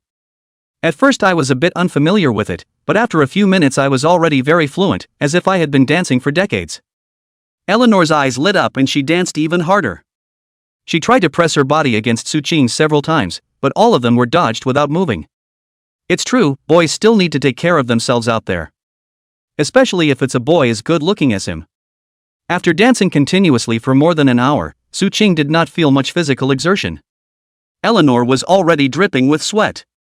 The clothes were wet and fit tightly on her body, showing off her curvy, hot body. Eleanor stopped and told Su Qing that she wanted to go to the hot springs. Su Qing nodded, he had already booked a hotel in advance. The two then made their way to the spa hotel. Elena's winks were like silk, her red lips opening and closing as she extended an invitation to Su Qing. Su, want to take a dip together? No, you go ahead, I'll just wait for you outside. Su Qing refused without hesitation. Joking aside, this would be a great thing to say yes to, it's something that should never be done. Eleanor was a little disappointed. Su Qing had already explicitly and implicitly rejected herself many times. This had never happened before in her more than a decade of smooth sailing through life. However, this also made Eleanor even more interested in Su Qing, wanting him even more. A lot of people are like that. The more you can't have something, the more you want to fight tooth and nail to get it in your hands, no matter what. Eleanor went inside to take a dip in the hot springs. It didn't take long for the snacks Su Qing had asked for to be brought. And then Su Qing had the hotel bring a notebook. The idea was to translate the entire doo-wop into the language of the Great River Kingdom during this time when Irina was in the hot springs. Give it to Eleanor as a parting gift when the time comes. 10 fingers flew over the keyboard. Thanks to his powerful physique, his typing speed was also extremely fast. Eleanor had been soaking for quite some time, but she had yet to come out. Instead, someone who had surprised Su Qing had appeared. Chapter 138, Reaching Cooperation, Sheiks of Xiao Flying. What brings you here? Looking at Yang Ruoshi who suddenly appeared over here, Su Qing asked strangely. Naturally, it's for that little princess from Date Kingdom. Yang Ruoshi, who was wearing a lady's suit that showed her competence, sat beside Su Qing. I intend to lay out the overseas market in advance, and the Great River country is a good place to break through. They have a good relationship with our country and are more receptive to our culture. Yang Ruoshi should also have quite a few eyes in the school, otherwise it would be impossible to learn about this news so quickly. When she finished speaking, she handed Su Qing a copy of the business plan. Su Qing looked at it carefully. Nod your head as you watch. Yang Ruoshi has done a serious and detailed job with this business plan. He would have been satisfied if his investors had read it. After reading it, Su Qing was shocked. You came all the way over here, you don't want me to do this again, do you? The corner of Yang Ruoshi's mouth curled up slightly, or else, you're one of the bosses. Su Qing didn't have the heart to say, you still know that I'm one of the bosses? How many things have I been made to do? Yang Ruoshi got up and patted Su Qing's shoulder, do a good job, this thing is done well, sister has a reward, oh. Leaving him an ambiguous look, she wiggled her sexy waist and left. Su Qing rubbed his brow, feeling a bit of a headache. He'd already figured out that Eleanor was plotting against him a bit. How can I repay her if I beg her too much? Are you really going to give yourself to me? It's definitely not working. His body could only belong to Jang Shara. The door to the room opened as his mind mulled over some miscellaneous stuff. Eleanor stepped out of it. Fresh from her bath, she exuded a mesmerizing scent inside and out. It's also a rare find. Sue, are you sure you don't want to take a dip? It's so cozy. Eleanor came over, carrying with her a fragrant breeze. Su Cheng smiled and said, no need, by the way, this is a snack made in my factory, want to try it? Yeah. Su Cheng took out a piece of pastry, tore open the bag and handed it over. Eleanor opened her little pink mouth and took a gentle bite. Nodding slightly, it tastes good then, I like it. If you like them, these you can take back with you then, or you can give them to family and friends. Thanks, Sue. Eleanor told the bouncer to put those away. Su Cheng looked at the time, it was already past 8 in the evening. Playing with Ilana for almost a day. Sue, will you accompany me for a walk along the river? An honor. As the two of them walked along the riverside, Su Cheng found a moment to ask, Ilana, does your country have short video software? Eleanor blinked, what's this? Su Cheng then took out his cell phone, opened up Quick Voice, and demonstrated how to play. It's short video software. People live a fast-paced life now and don't have the patience to watch those kinds of very long videos anymore. Also, people can share places they've been to, food they've eaten, favorite pets, etc. on it. All in all, a great piece of software. Eleanor was clearly piqued with curiosity, taking her cell phone from Su Cheng's hand and swiping it. The thing about short videos is that they are very addictive. Once you swipe, you can't stop. Without realizing it, more than an hour had passed. The two had gone from one end of the river to the other. Eleanor came back to her senses at that. Although she couldn't read the font on it, the contents were hilarious. She liked it instantly. Couldn't help but say, Sue, I'm so envious that you were born in this country, with such a strong cultural heritage and so many delicious, fun things to eat. Su Cheng laughed, if Ms. Ilana wants to be able to swipe short videos in her own country as well, we can work together. Saying that, he took the plan that Yang Ruwashi had given himself earlier and showed it to Eleanor. The proposal is in 2 languages, the national language and the language of the Great River country. Eleanor finished the business plan and looked at it carefully. After reading it, Ilana said to Su Cheng, I can help by having Fast Tone promoted in the Great River country, but I want half of the shares. No. Su Cheng shook her head, this is too much, I can't accept it, 10% at most. Eleanor laughed, Sue, I have many suitors in the Great River country. Each one of them is rich and has a lot of energy. As long as I stand up and help you guys publicize, whether it's this fast sound, or the online article, you can quickly promote it. Su Cheng pretended to be thinking hard.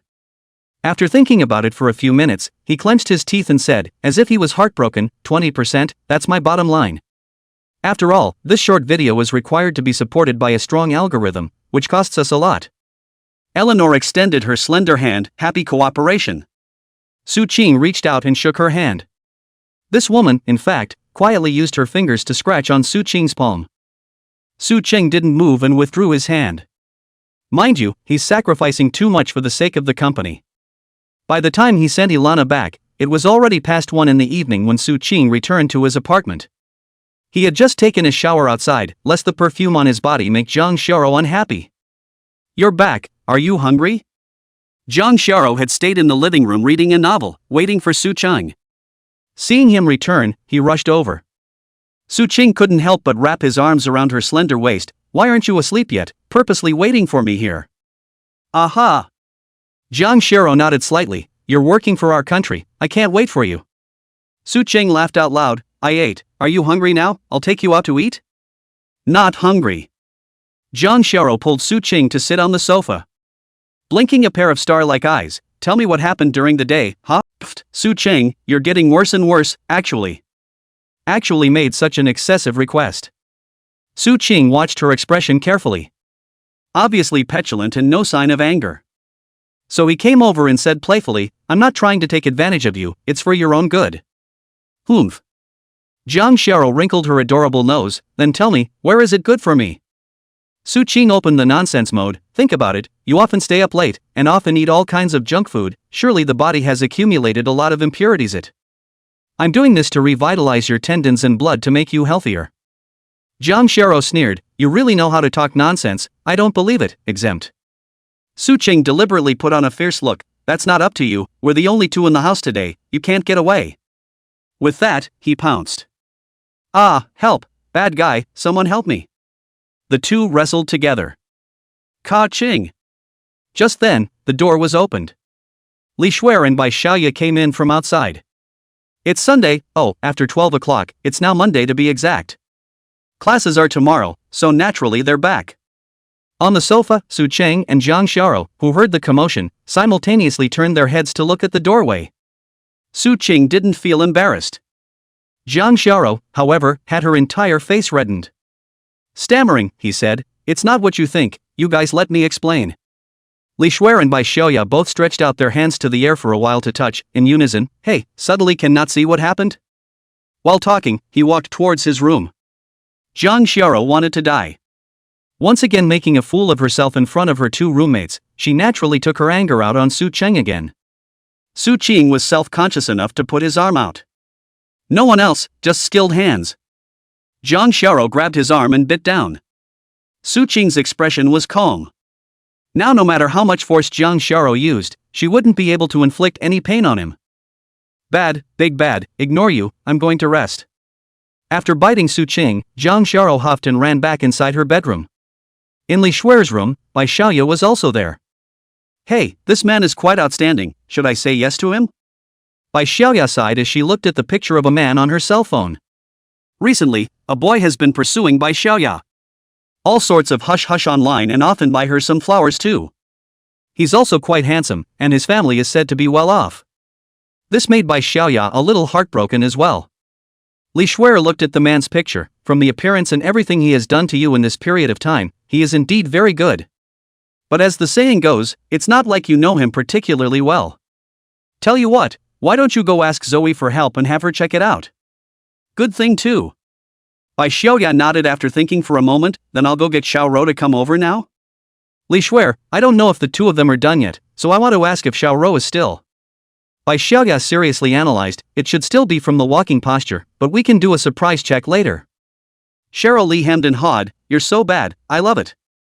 Not long after, Zhang Xiao also came in.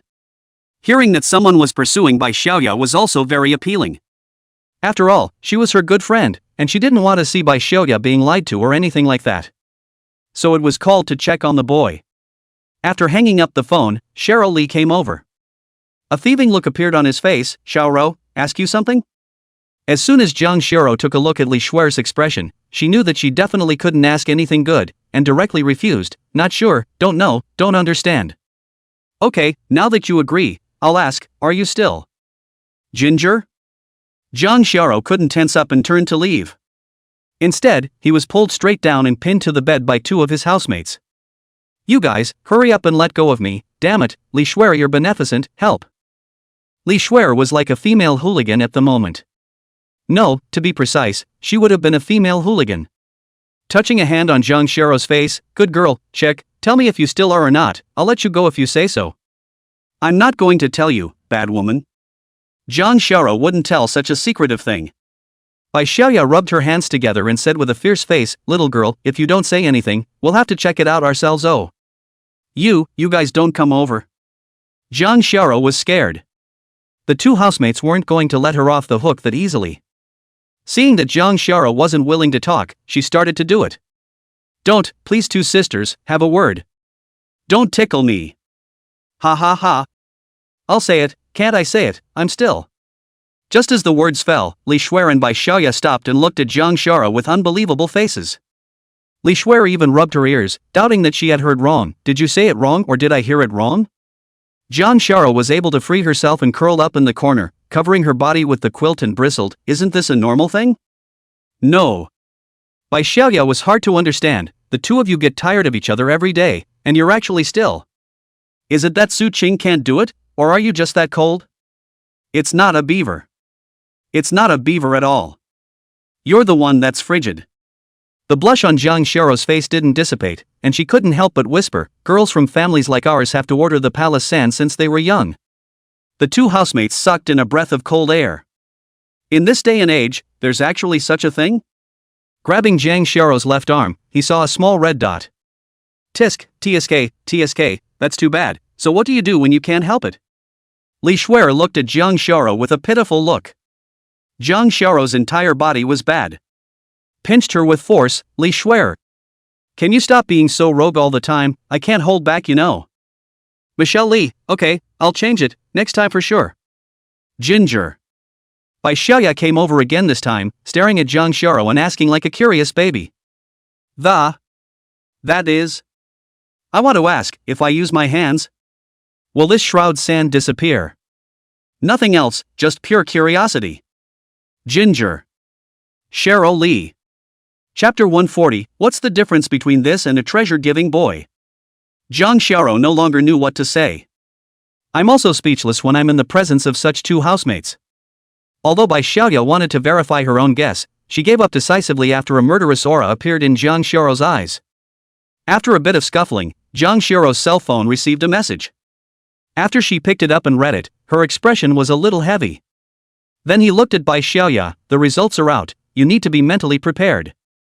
Bai Xiaoya took a deep breath, it's okay, go ahead. Zhang Xiao, this guy is a sea king, and right now there are 6 girls he's dating at the same time, and several ambiguous objects.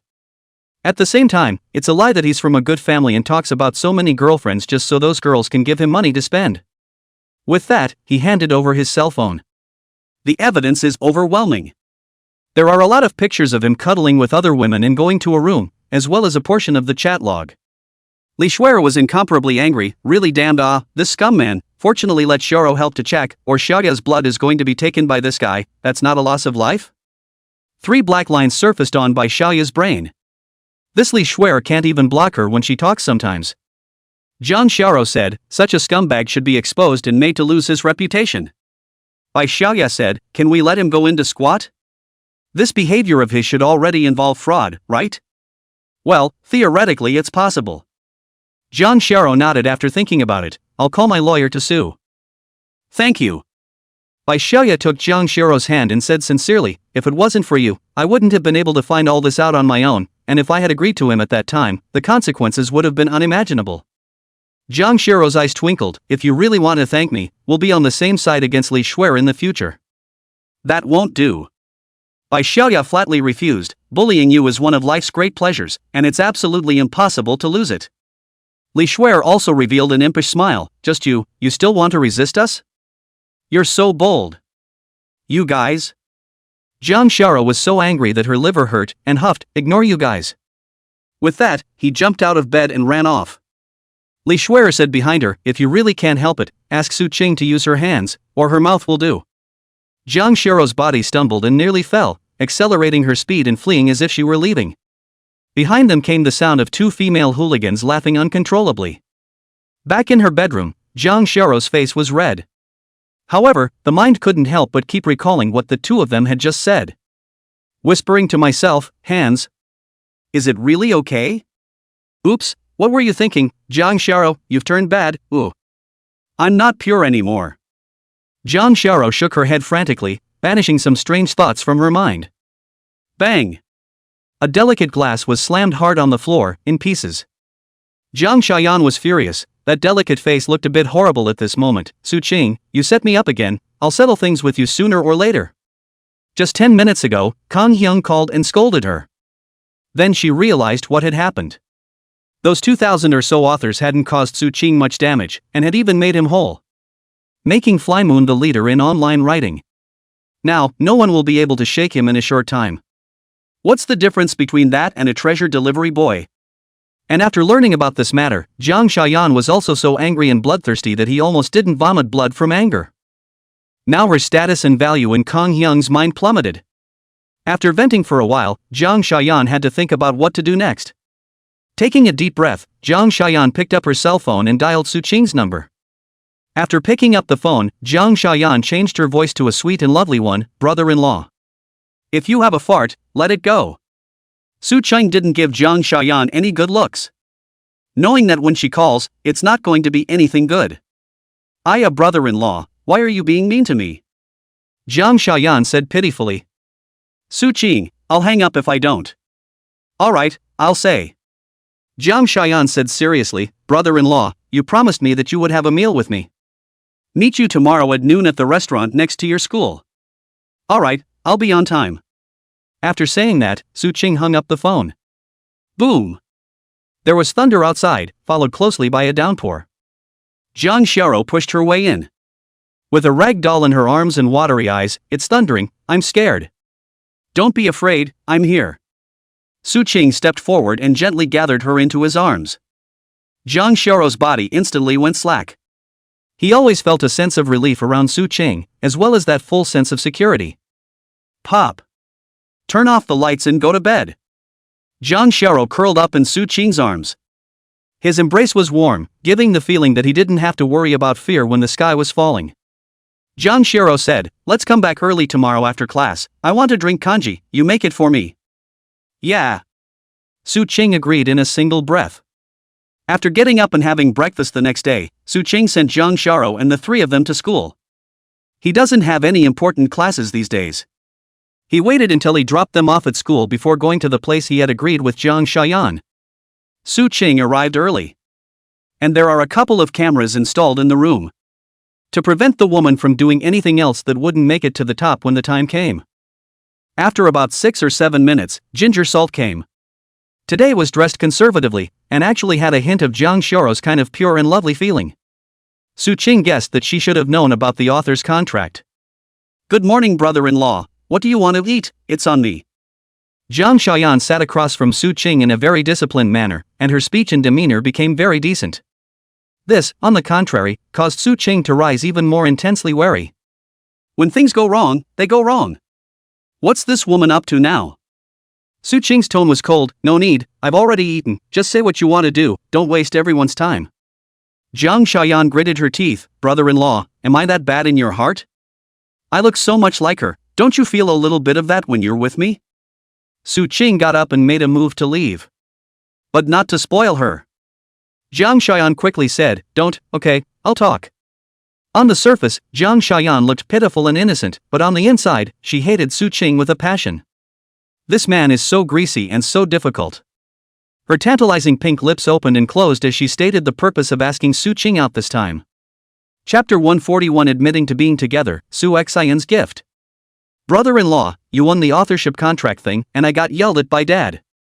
Forget about the past, I only want the adaptation rights of a novel under your hand now, brother-in-law." Su Qing didn't have much of an expression on her face. "Which one are you going to want?" "Just out of the sword to come." Jang Xiaoyan said word for word. Su Qing's heart stirred. This woman's ambition was still great. The adaptation of Sword Come is undoubtedly the most difficult. But this novel is also by far the most clamored for among the adaptations. The other one is Tomb Raider. If it can be successfully adapted and is of decent quality, it can definitely be a hit and make a lot of money. These 3 books that came out afterward haven't sold the rights yet. Originally, Su Qing had planned to shoot it himself. But since Jang Xiaoyan had come to his door, he had some new ideas. After thinking about it, Su Qing said, "It's not impossible to want the adaptation rights, you have to promise me 3 conditions." Jang Xiaoyan immediately sat up straight. "Please say, as long as I can promise, I will definitely not refuse." Su Qing said, "First, the adaptation rights are only given once, only for the TV series, not permanently." Jang Xiaoyan nodded, "Yes." Su Qing went on to say, "Secondly, all the important roles in this drama have to be chosen by me personally." Jang Xiaoyan nodded in agreement. Su Qing continued, "The last one, after this novel is adapted into a TV series, 80% of the revenue will go to me." Jang Xiaoyan's good-looking willow eyebrows were deeply furrowed. "Brother-in-law, isn't this last condition of yours too much? If you take 80% of the proceeds, I'm working for you for nothing, can't it be a little less?" This drama Jang Xiaoyan found someone to calculate the best performance, leaving aside all kinds of costs. At most, it will earn more than 100 million. Su Qing said seriously, "Now it's you begging me, not me begging you." Jang Xiaoyan's tone softened. "Brother-in-law, don't be like this, give some life, please. If I don't make the grade again, Dad will take everything away. When I'm homeless, I'll have to stay with you and my sister." Su Qing snorted coldly, "That's just it. For Rose's sake I'll give you 35% of the profit, that's my bottom line, it can't go any lower." Jang Xiaoyan instantly revealed a smile and took out the contract she had prepared long ago. "Brother-in-law, please take a look." Su Qing looked at it carefully. It's a concise contract with no catch. It seemed that Jang Xiaoyan genuinely wanted to cooperate this time and didn't dare to play any tricks. Su Qing signed after adding some provisions there in the supplementary clause. Then he said to Zhang Xiaoyan, go and get the prep work done as soon as possible. Su Cheng was even more desperate to make money than Zhang Xiaoyan. Zhang Xiaoyan looked at the contract and revealed a satisfied smile. I know la brother-in-law, thank you, love you oh. Su Qing got up and left with an expressionless face. Obviously had a face very similar to Zhang Xiao's, but couldn't like her in any way. Zhang Xiaoyan sent Su Qing to the door and saw him get on the car before taking out her cell phone and dialing a number. The new TV series has been set up and started immediately. Send me the information of the company's male and female actors and actresses who have openings between the ages of 18 and 30. After hanging up the phone, Zhang Xiaoyan raised his head, a strong glow of ambition in his eyes. Sword Come, a novel she had been catching up on lately. She was well aware of how much potential this novel could explode when adapted. Making money is secondary. The main goal is to get all the actors and actresses the company is involved in promoted through a hit TV series. It's never really been the profit that comes from the TV show itself that she really values as an add-on. By then, those actors who burst into flames will have hundreds of millions of dollars in profits from just a few advertisements. And the company's visibility can grow quickly. This attracts more fresh blood over and creates a virtuous cycle. Su Qing went to the dim sum store. It had been a while since he had been here, so I guess Su Xian's resentment towards himself was already as deep as the sea in his heart. Come here and park the car. Through the car window, Su Xian's busy figure could be seen. I haven't seen her in a while, and she seems to have gotten a fuller figure. Many male customers kept their eyes on her after entering the store and couldn't leave. The store is doing better and better, several more branches have been opened, and the next city branch has been opened as well. Su Xian was getting busier and busier, and even the time to think about Su Qing was much less. Get home and fall asleep. Or perhaps, she did it on purpose. Sister. Su Xian, who was busy, heard the familiar voice and suddenly her petite body trembled. Turning his head, he saw Su Qing's clear face and was pleasantly surprised. Why are you here? Come over to see sister. Su Qing laughed, I'll help you. Su Xian revealed a heartfelt smile. It was busy until nearly 12 o'clock when the customers dwindled. Su Xian wiped the sweat from her forehead and said, We'll eat here for lunch today? Su Cheng nodded, good. Su Xian was even happier. Then wait, I'll make dinner. Simply made a 3-course meal. Su Qing tasted a mouthful of fried cucumber and exclaimed, Sister's cooking skills are really getting better and better. Wherever you like, you can have more if you like. Su Qing buried his head and ate bitterly. Su Xian looked at Su Qing, wanting to speak. In the end, he still summoned up the courage to ask, You and that Zhang Xiao, are you together now? After asking these words, Su Xian's heart was in a state of great apprehension. It's scary to hear answers you don't want to hear. Su Qing's movements gave a beat before a heartfelt smile appeared on her face, well, sort of. Although there is no real established relationship between the two right now. But the mode of getting along between the two is no different from that of a couple. Still hearing the answer I least expected to hear. Su Xian's heart trembled, then she forced a smile. Congratulations then, you two are indeed a match made in heaven. Many thanks, sister. Su Qing was immersed in the bits and pieces of getting along with Zhang Xiao and didn't notice Su Xian's strange behavior. After dinner, Su Qing helped Su Xian clean up the dishes. After getting it done, Su Qing planned to leave. Wait. Su Xian called out to him, Wait, I have something for you. After saying that, she wriggled her plump body and ran back inside the room. It didn't take long to run out. She held an exquisite box in her hand and handed it to Su Qing, a gift for you. Don't open it until you get home at night. Remember, no opening it in advance, or my sister will be angry.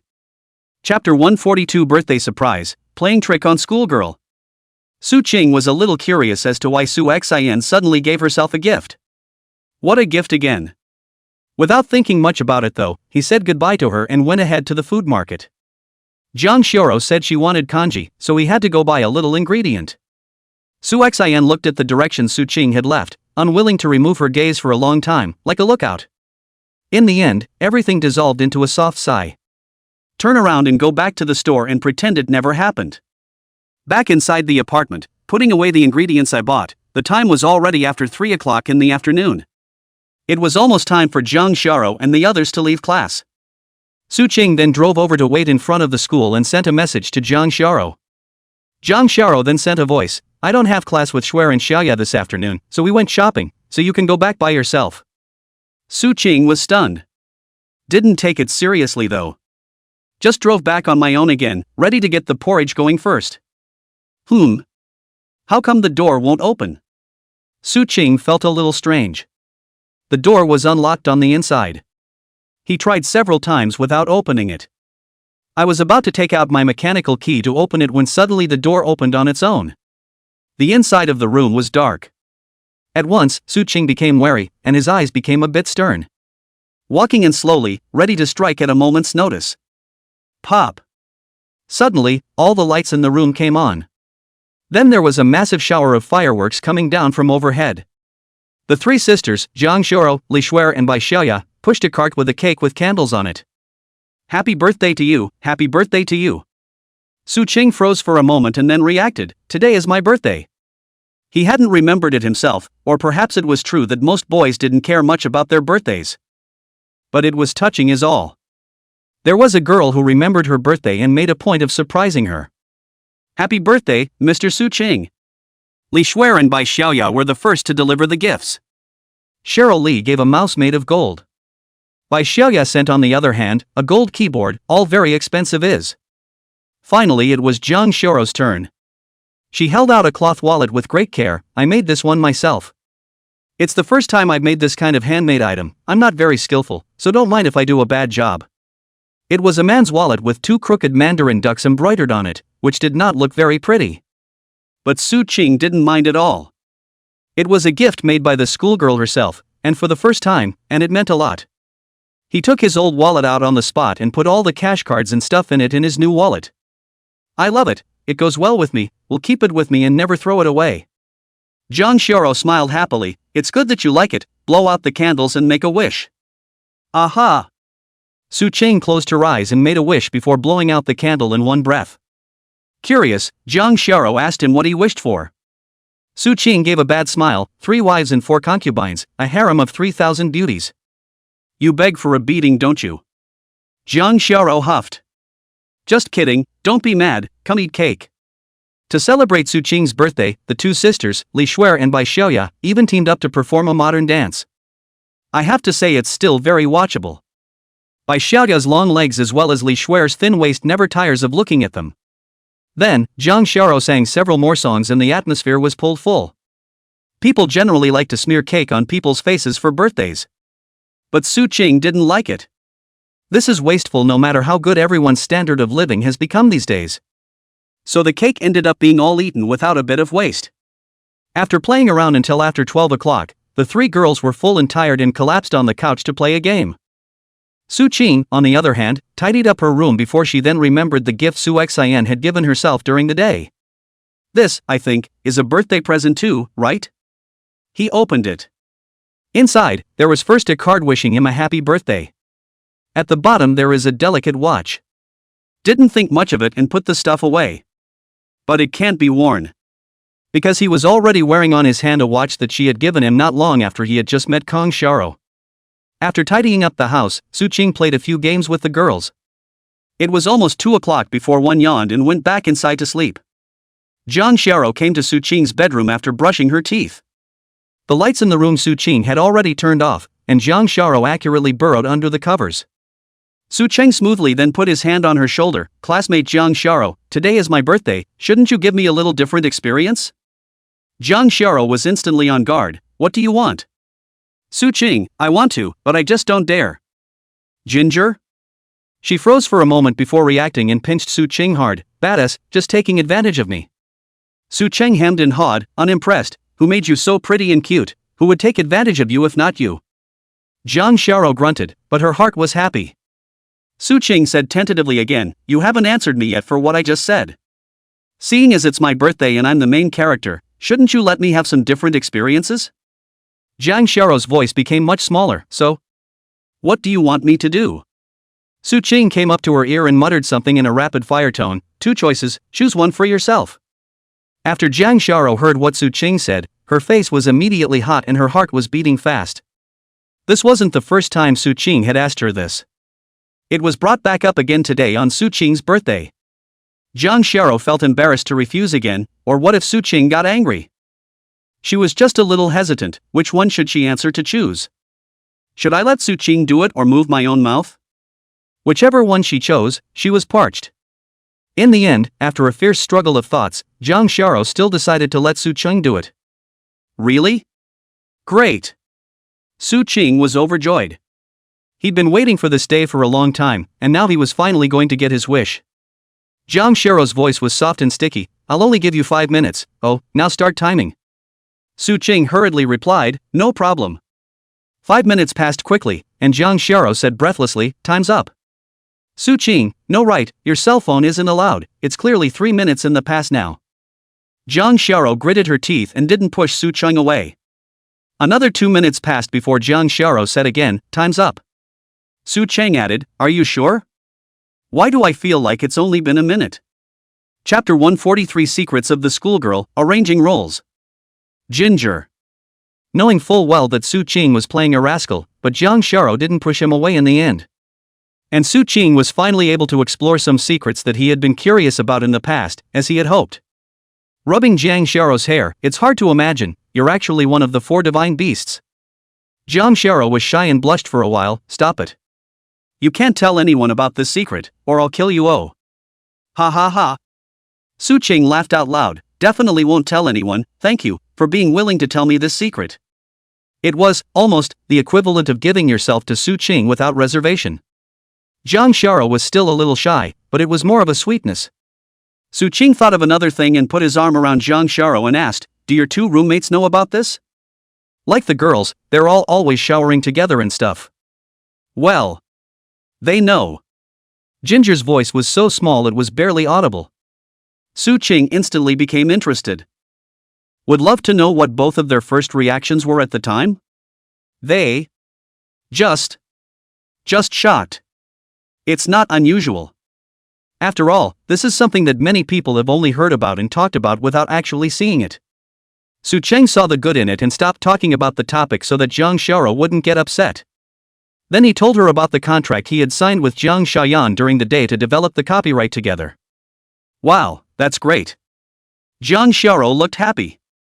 I'm almost done with Shadows of Heaven, so I'll be looking at Sword. Can I play a role in it too? Sure, you can play any role you want, but the prep should take some time. If you want to act earlier, you can go to the other novels casts first, your cousin's side should be almost ready. Well, I'll go ask tomorrow.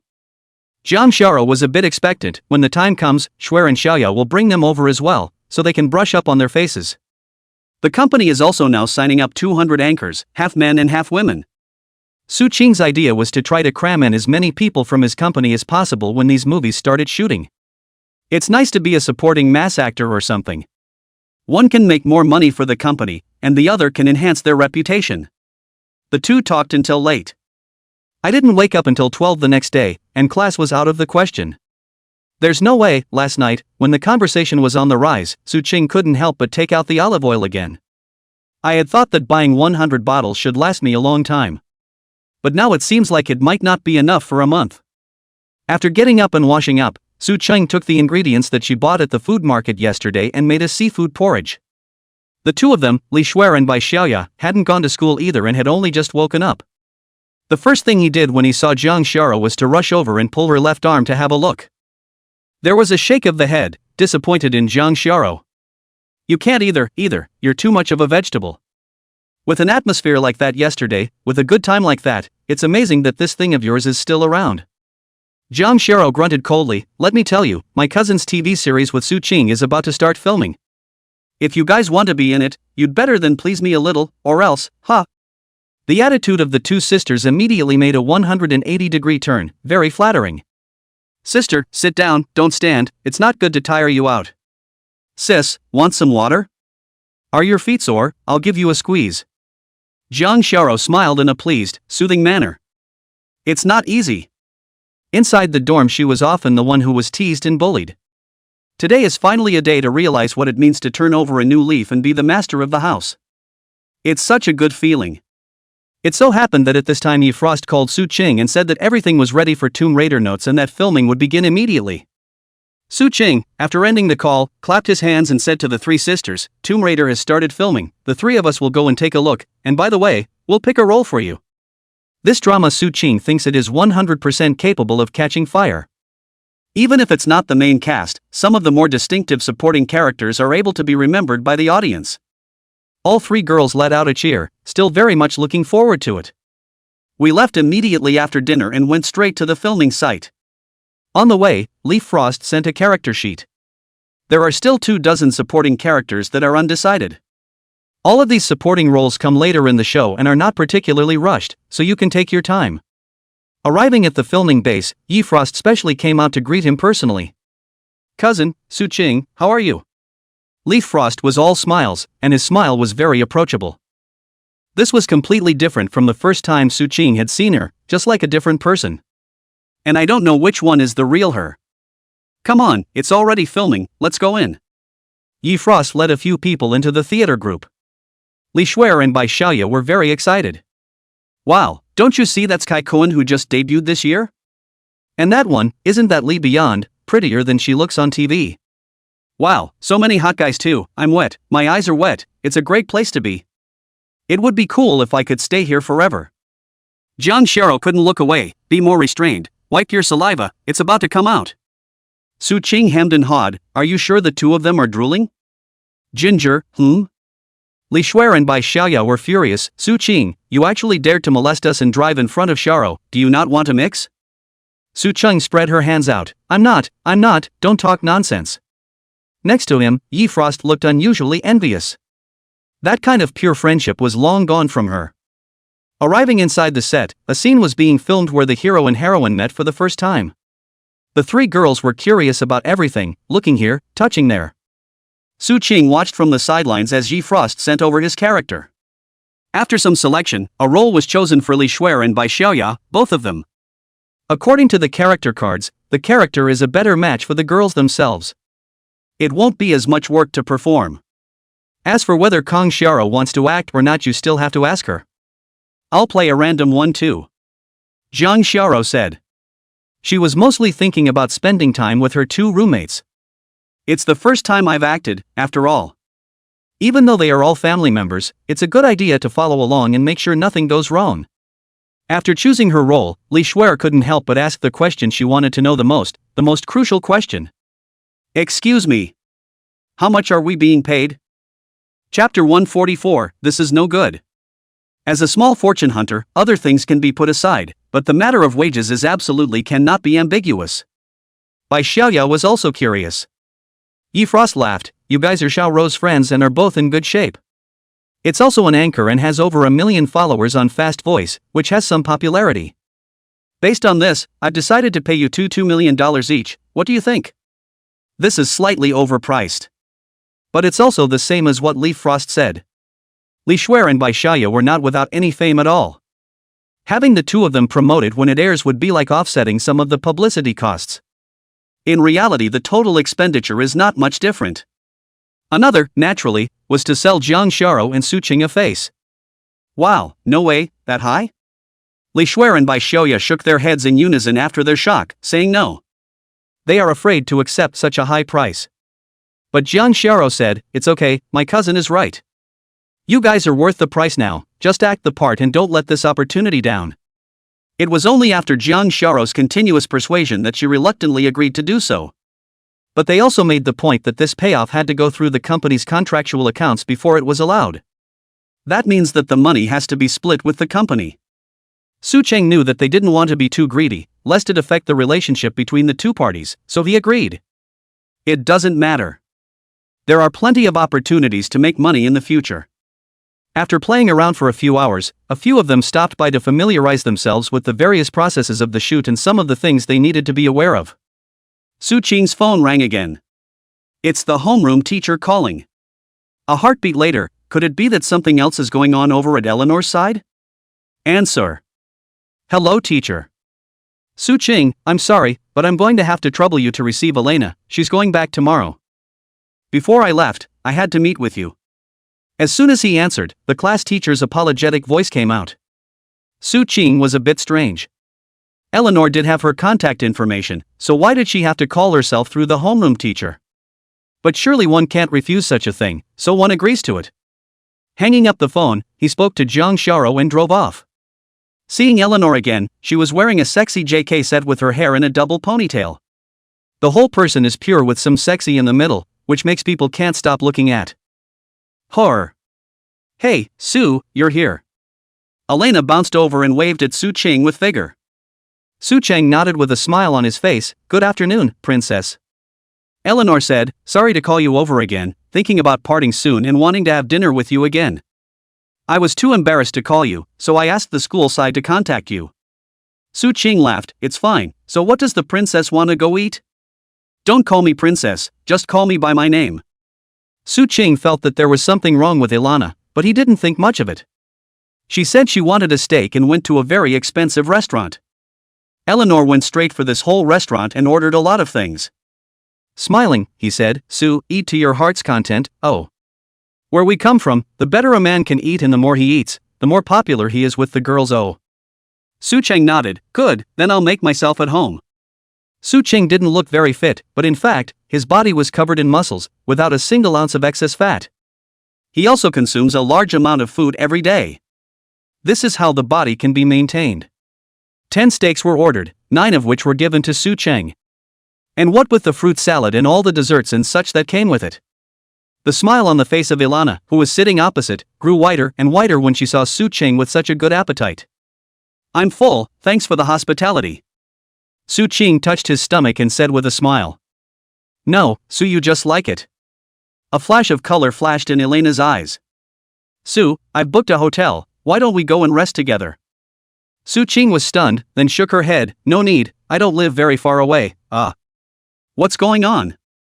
Suddenly, Su Ching felt her vision blur before her eyes, and her head was even more groggy. Shaking his head vigorously, he looked over to Eleanor, who was sitting across from him. The expression on her face at the moment was a bit odd, with a hint of treacherous cunning. Su, I'm really sorry, I added a little something to your meal. Even though I know you have someone you like, I still have a huge crush on you. And don't ask for anything that will last forever, just that we have a good night tonight. After saying that, he signaled his bodyguard to go up and assist Su Ching. Su Ching picked up the knife and fork on the table and viciously stabbed himself in the thigh. The sharp pain snapped him out of it. Rising violently, he strides toward the outside. He now needs to drink a lot of water along with sweating to get the medicine out of his system. The scene surprised Eleanor a bit. To be on the safe side, she had the people underneath her drugged in large doses. Even if 10 adults ate it, that would easily be put in. But Su Ching was actually able to remain relatively conscious, which made Eleanor appreciate him even more. Who doesn't want their favorite man to have a strong physique? Watching Su Ching about to leave, Eleanor was not the least bit flustered. Clapping his hands, the bodyguards brought in surrounded towards Su Ching. Su Ching said in a deep voice, Eleanor, I treat you as a friend, yet you want to do this kind of thing too, isn't it not very ethical? Eleanor looked apologetic, I'm really sorry, I didn't want to. Otherwise this wouldn't have happened if you were my boyfriend, after all, I still deserve you. Su Ching took a deep breath, I'm sorry, this is something I can never do. Princess, get your people out of here, or I'm going to be rude. Although WJ was important, Su Ching couldn't sacrifice himself, could he?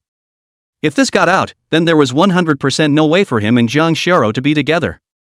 This was something he could not tolerate. Eleanor shook her head with a somewhat disappointed look, Sue, where am I not good enough? You actually rejected me several times. At least I'm the princess of the Great River Kingdom, you're embarrassing me too much, I'm going to get you today no matter what. Don't worry, I've never had a boyfriend either, you're not losing out. Su Ching clenched his fists. It seemed that Eleanor was determined to keep herself. Without further hesitation, he took the initiative. It can't keep dragging on. Otherwise, the medicinal power would be completely absorbed by the body, and then there would really be no way back. Chapter 145, Liking You More, Unexpected News. Eleanor's tantalizing pink lips opened as if she could swallow several eggs. Her bodyguards were all knocked to the ground by Su Ching, and they were all wailing. Su Ching was panting and his body was shaky, but he never collapsed. This scene caused a huge shock to Eleanor. She had never seen such a brave man before, and her heart sank completely. Su Ching took a deep breath and took a step towards Eleanor. Su Ching hadn't expected to put up such a fight either. The main thing is that it explodes with unprecedented potential under extreme danger. Otherwise, under normal circumstances, even if he hadn't been drugged, it would probably be very difficult for him to do so. Step by step, he walked towards Eleanor. At the moment, Ilana didn't dare to move a muscle, sensing the king's bully aura emanating from Su Ching's body. Su Ching walked over to the table, picked up the water bottle and gulped it into his mouth. A few liters of water poured in, a lot of sweating, and a feeling that the whole person has become much more refreshed and his head is clearer. The wound on his thigh stopped bleeding. Su Ching looked at the floor at Elena. He didn't want to make a big deal out of it, or he wouldn't be able to close the deal when the time came. Looked at Elena seriously said, "This thing only we know on the line, do not publicize it, you see how? It's business as usual between us, too, as if nothing had happened. The adult world shouldn't just be about grudges, but also about interests." Besides, he hadn't suffered too much damage, and it was time to cooperate. Eleanor came back to her senses, nodded and said, "Okay, just do what you said and pretend nothing happened, we're still good friends, right?" Su Ching nodded. Half an hour later, Su Ching drove off. "First, I went to the hospital for a thorough checkup and to treat the wound. Make sure it's okay before you go to the mall and buy a new set of clothes." Called Jang Shara and asked if she was still in the theater. "I'm following my cousin and the girls to the hot pot now, she'll take us back later, so help yourself and I'll see you tonight." "Good, keep yourself safe." After hanging up the phone, Su Ching went back to her apartment by herself first, lay down on her bed and took a nap. Not knowing how long had passed, Su Ching felt her face itch a little. When he opened his eyes, he saw Jang Shara squatting in front of him and was ruffling his face with his hair. One grabbed her small hand. "What are you doing? Are you deliberately taking advantage of me while I'm asleep?" "Bah, what are you thinking about?" Jang Shara spat, "Narcissistic, stinking beautiful, get up quickly, it's already past 9 o'clock. You went to keep that little princess company, was she so rowdy that she was actually so tired that she went to bed as soon as you got back?" Su Chingxin said that she almost lost her innocence. But after a good night's sleep, he was also refreshed, with no after effects whatsoever. Looking at the showy little beauty in front of him, he couldn't help but take her in his arms and rushed to kiss him on the mouth. "Well." Jang Shara struggled symbolically for a moment, then closed her eyes. 5 minutes later, she buried her head in Su Ching's chest with a red face. One thing Su Ching really liked about Jang Shara was, it was obvious that the two were already considered close, but she was still easily shy. This is very rare. "Are you hungry? Let's order a snack?" Jang Shara asked. "Yeah, go ahead and order it, I'm going to take a shower." Jang Shara went out obediently. Su Ching took her clothes and went to the bathroom to take a shower. On the other hand, Ilana was already on a special plane back to the Great River country. She sat against the window and watched the great mountains that quickly swept by. Images of Su Ching heroically defeating one of her powerful bodyguards could not help but appear in his mind. Unable to resist the clenching of her legs, she murmured, "Su, the story between us, it's not over yet."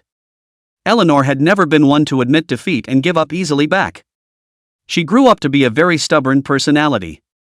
The more you can't have something, the more you want it. At the moment a plan was taking shape in her mind. But it will take some time to get it implemented. Elena reached out her right hand and made a hard, false grip toward the window. "Su, wait for me, oh. College students' favorite late-night snack is naturally barbecue." Jang Shara ordered a whole lot. Grilled okonomiyaki, grilled tofu, grilled lamb, and more. The four of them were sitting around in a nice atmosphere while eating barbecue and drinking beer. Su Ching asked about their experience on the set today.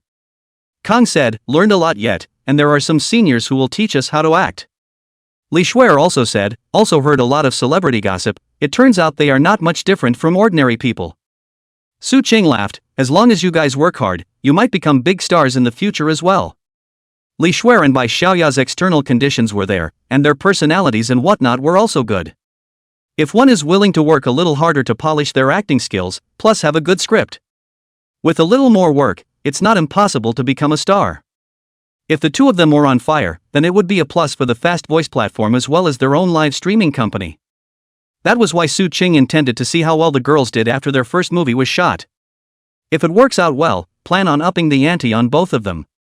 Give them some of the more important roles. After the barbecue, the four of them lay down on the couch to play games and hack again. Played until after 2 a.m. before resting. The next day when they got up, none of the four had any important classes, so they went to the live company together.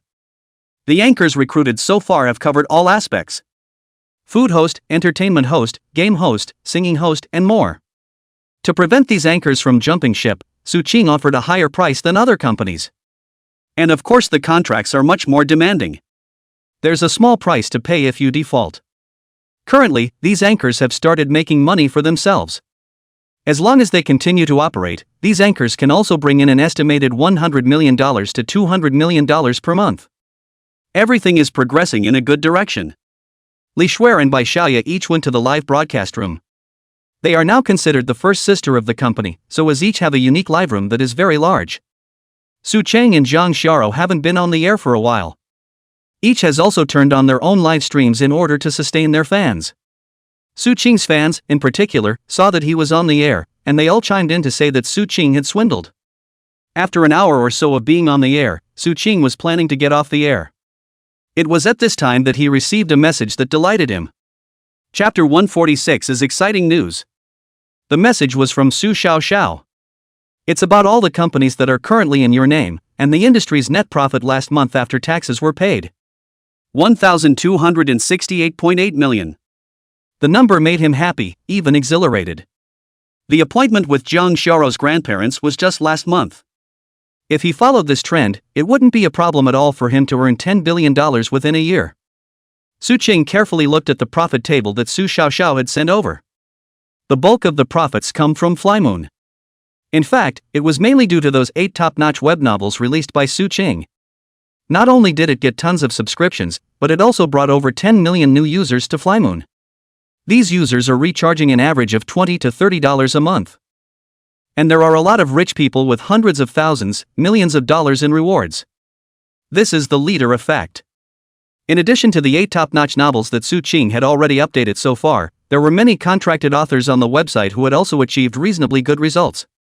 A number of fine works have been produced, making the site as a whole an ever-upward spiral. The second biggest head, that would naturally be the snacks. Net profit was also over $300 million. It means online adds up with offline. The dim sum sold is excellent in both flavor and reputation, with a large repeat clientele.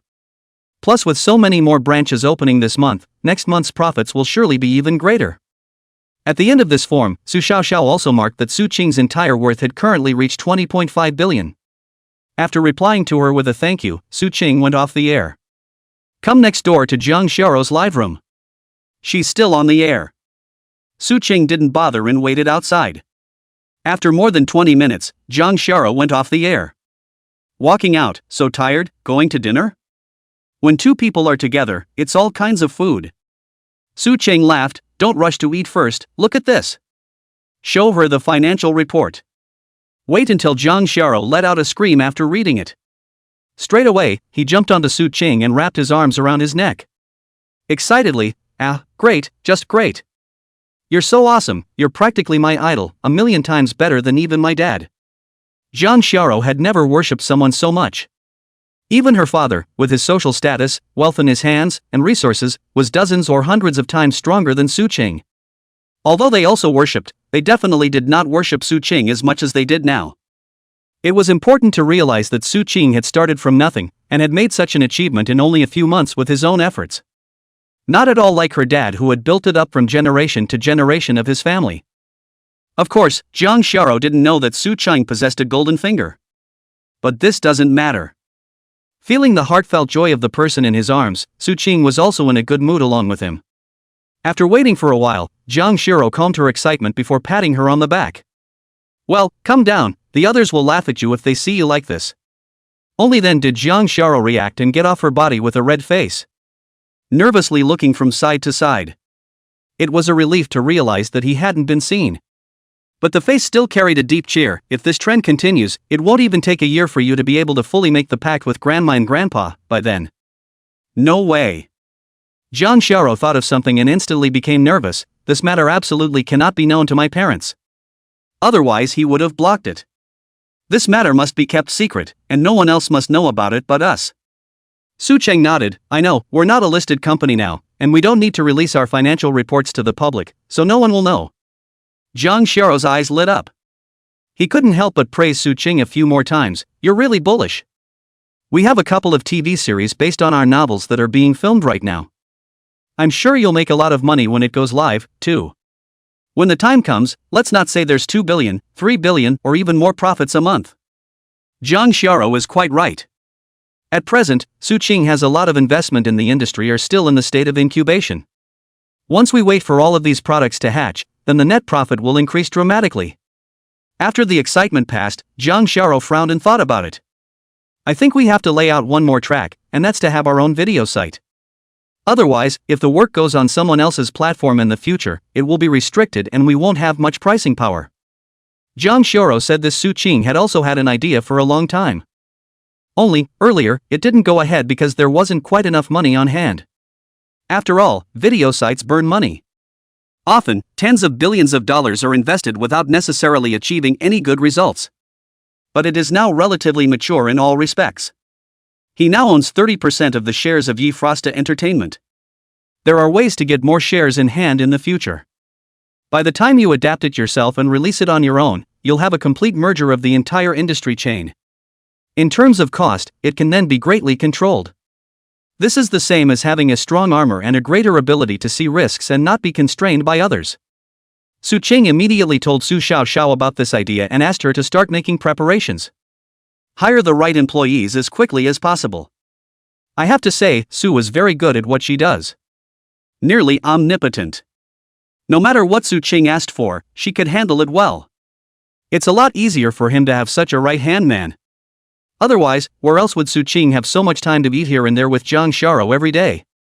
Su Xiao returned a good word, then sent another document over. Last time, she was asked to keep an eye out for a suitably sized plot of land in the central area of Plum City. Buy a piece of it for development and build an office building of the group's own. It has been surveyed over the past few days and sent 3 locations as well, with prices marked up. A 110-acre piece totaling $1.88 billion. A 160-acre piece totaling $2.9 billion. There's also a 200-acre piece totaling $3.2 billion. That 200-acre block is the best in terms of size if you look at the location. It's just that it's so expensive. After thinking about it, Su Ching dialed the phone number of the judge who sat in the very center of the room last time when she participated in the final round of the tourism ambassadors. At that time, the other party had said that if Su Ching had any difficulties he could approach him. What Su Ching wanted was to be able to go through that person and be able to give a more favorable price on the purchase of the land. Not sure it will work, but give it a shot. After dialing it, it was answered quickly on the other side. A bright laugh came out. Is it student Su Ching? What is it that you're looking for me for? Chapter 147 Ha Woman, 2 programs. Hello, I don't know if you're free now, but I'd like to pay you a visit. This kind of thing definitely can't be said over the phone, it has to be said in person. And it's also the only way to appear sincere. Well then, come over here. After hanging up the phone, Jang Shara pulled Su Ching's arm and said, shall I accompany you? Su Ching nodded after thinking about it. Taking Jang Shara with her might have a better chance of success. Jang Shara sent a message to Li Xueran by Xiaoya and the two of them, saying that she had gone ahead. Then the two went downstairs.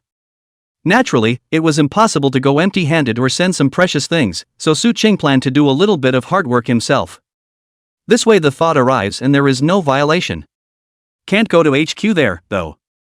Jang Shara and Su Xian were incompatible, and there was absolutely nothing good that could come from the two meeting. So, Su Ching picked a branch to go over to. The branch was also doing well, with a full house and probably a couple hundred people at eye level. Some supermarkets don't even have that high of foot traffic. Jang Shara walked into the store, skimming, how to come to the branch now. Are you afraid I'm going to have a fight with that wonderful sister of yours when we meet? Su Qingxin said that you are really smart, and this was all guessed by you. But the mouth certainly cannot say so, against his will, said, of course not, just this side of the road, closer. Besides, why are you so hostile with her? When we get married in the future, won't you have to call her sister? Who wants to marry you? Jang Shara was shy. Xiaofan, take this dim sum out, AI. Su Ching, why are you here? Su Xian came out with a pot of snacks and immediately spotted Su Ching, quickly giving the snacks to the staff and running over. The joy on his face was overwhelming. However, when she saw Jiang Shiro by Su Qing's side, her smile immediately tightened. Some people are just naturally at odds with each other and can't get along harmoniously no matter what. Jiang Shiro and Su Xin were both in this state right now. Su Qing also had a huge headache. I thought to myself, is God playing a joke on me? Obviously, he had purposely bypassed it. Who knew Su Xin would suddenly run to the branch today? No matter how much he spat in his heart, on the surface Su Qing still had to pretend that the relationship between everyone was harmonious. It's like this, sister, I'm going to borrow the store's kitchen to make some treats for the elders, just go and get busy, don't worry about me. Oh, do you need me to help you? My handiwork has improved a lot lately. Oh. Su Qing glanced at Jiang Shiro out of the corner of his eye. Where would he dare to agree at this time? Wouldn't he be making himself uncomfortable? Of course he refused. Sis, no, I'll just do it myself, you go and get busy. Okay. Su Qing gave Jiang Shiro a look and went into the kitchen herself. Although Su Xin disliked Jiang Shiro very much and felt that she was the one who stole her boyfriend, but also took the tea and put it in front of her and said stiffly, drink. Jiang Shiro smiled sweetly, thank you sister, hard work. Su Xin snorted coldly, not bothering to make false pretenses with her here, and turned around to go about her business. She was thinking that now that Su Qing was with Jiang Shiro, if she argued with Jiang Shiro again, it would make things difficult for Su Qing. Su Qing crafted 5 types of pastries and made 10 servings of each. Putting it in a box, he walked outside and realized that Su Xin was no longer there. Jiang Shiro came over and said, your pretty, charming sister has gone back to headquarters. Su Qing laughed bitterly. Jiang Shiro is perky, cute and understanding most of the time. I don't know what's going on, but I just get jealous when I spend time with Su Xin. But there was nothing Su Qing could do to blame her. Just be able to give a slight nod that you know. Then he took her hand and left. Doing so in front of a large number of employees was a declaration of her status as mistress, I guess. Sure enough, the next second Jiang Shiro happily revealed 2 cute little tiger teeth. Su Qing, women, huh? More than 40 minutes later, Su Qing saw this one again. He still had that amiable look, without a hint of a stance. After a few simple words of courtesy, Su Qing made his intentions clear. Oh, you want to build a building just like the Swift Vine building in our area? This one was shocked by Su Qing's largesse. Is this your intention alone, or? Glancing at Jiang Shiro next to him. It has nothing to do with the Jang family. Su Qing said seriously, this time, I came here to ask you about this piece of land, can you give a more favorable price? And, if you'll look at this. Su Qing turned his cell phone on and handed it over. When she came, Su Qing let Su Xiaoxiao get a business plan and sent it over. Inside, the advantages that Su Qing currently possessed were described in great detail.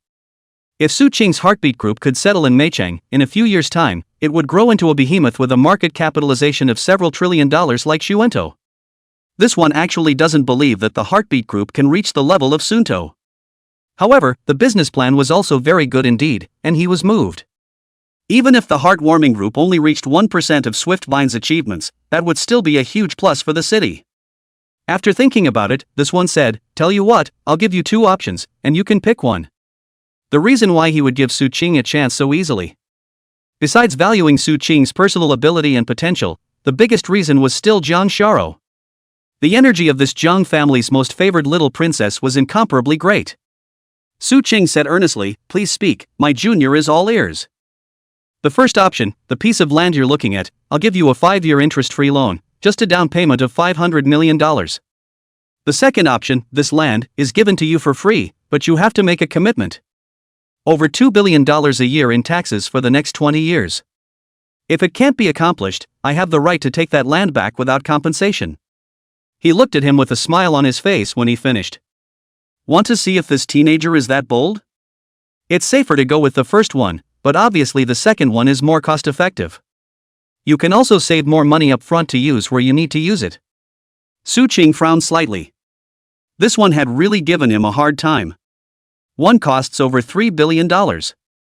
One is directly given to you for free. But it will be taxed at least $2 billion a year for the next 10 years. Su Qing carefully took stock of the situation, and he felt that there shouldn't be much of a problem. After all, he paid $700 or $800 million in taxes last month alone.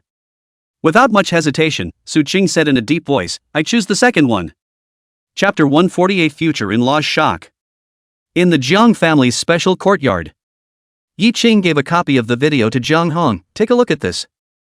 Kang Hyung took a look and his pupils dilated. The content in this video was clearly fighting with those bodyguards of Su Ching Elena. What Su Ching didn't know was that hotel was Jang's. At the time of the incident, the person in charge of the hotel made a copy of this video for me in the first instance and sent it. Kang Hyung does know Eleanor. At his level, some of the more important people and events, he would have records on file. What's going on? Why is this kid fighting with Irina's bodyguard? And isn't this kid just an ordinary guy, actually able to beat the special bodyguard? Even a well-informed person like Jang Hong felt very unbelievable. Yi Ching also said, "It seems like we all underestimated him. As for why this kid fought with Ilana's bodyguard, I also found someone to inquire about it. I can't believe Eleanor drugged the kid's meal to try and force him into submission. And he wouldn't, one wanted to leave and one wanted to stay, and then there was a fight." Jang Hong felt very unbelievable after hearing this. This is the little princess of the great river country, he actually refused. Is his head squeezed by the door? It would be a real fish out of water if he could marry Elena. In the future, his grandchildren will have endless glory and wealth, and he actually refused. Is it true that you have such deep affection for our daughter? He wasn't exaggerating at all. You know the river country can be full of oil fields. Just dig a couple shovels in your own house and there's tons of oil bubbling up. It's just ordinary families that are rich, not to mention the royal family.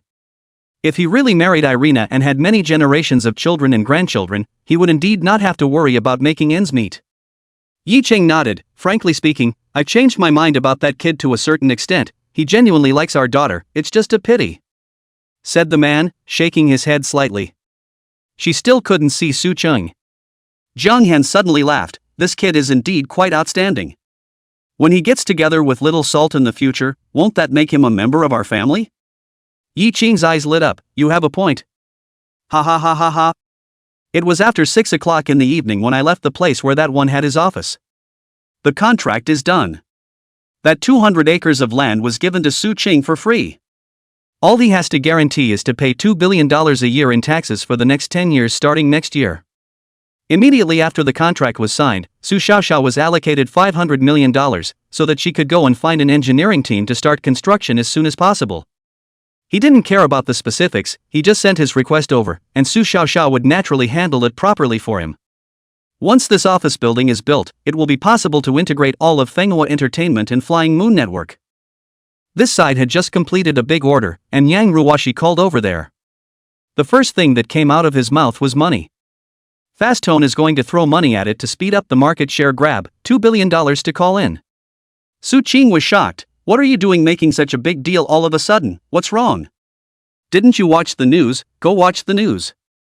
After saying this, Yang Ruwashi hung up the phone. Su Ching opened the news software with suspicion.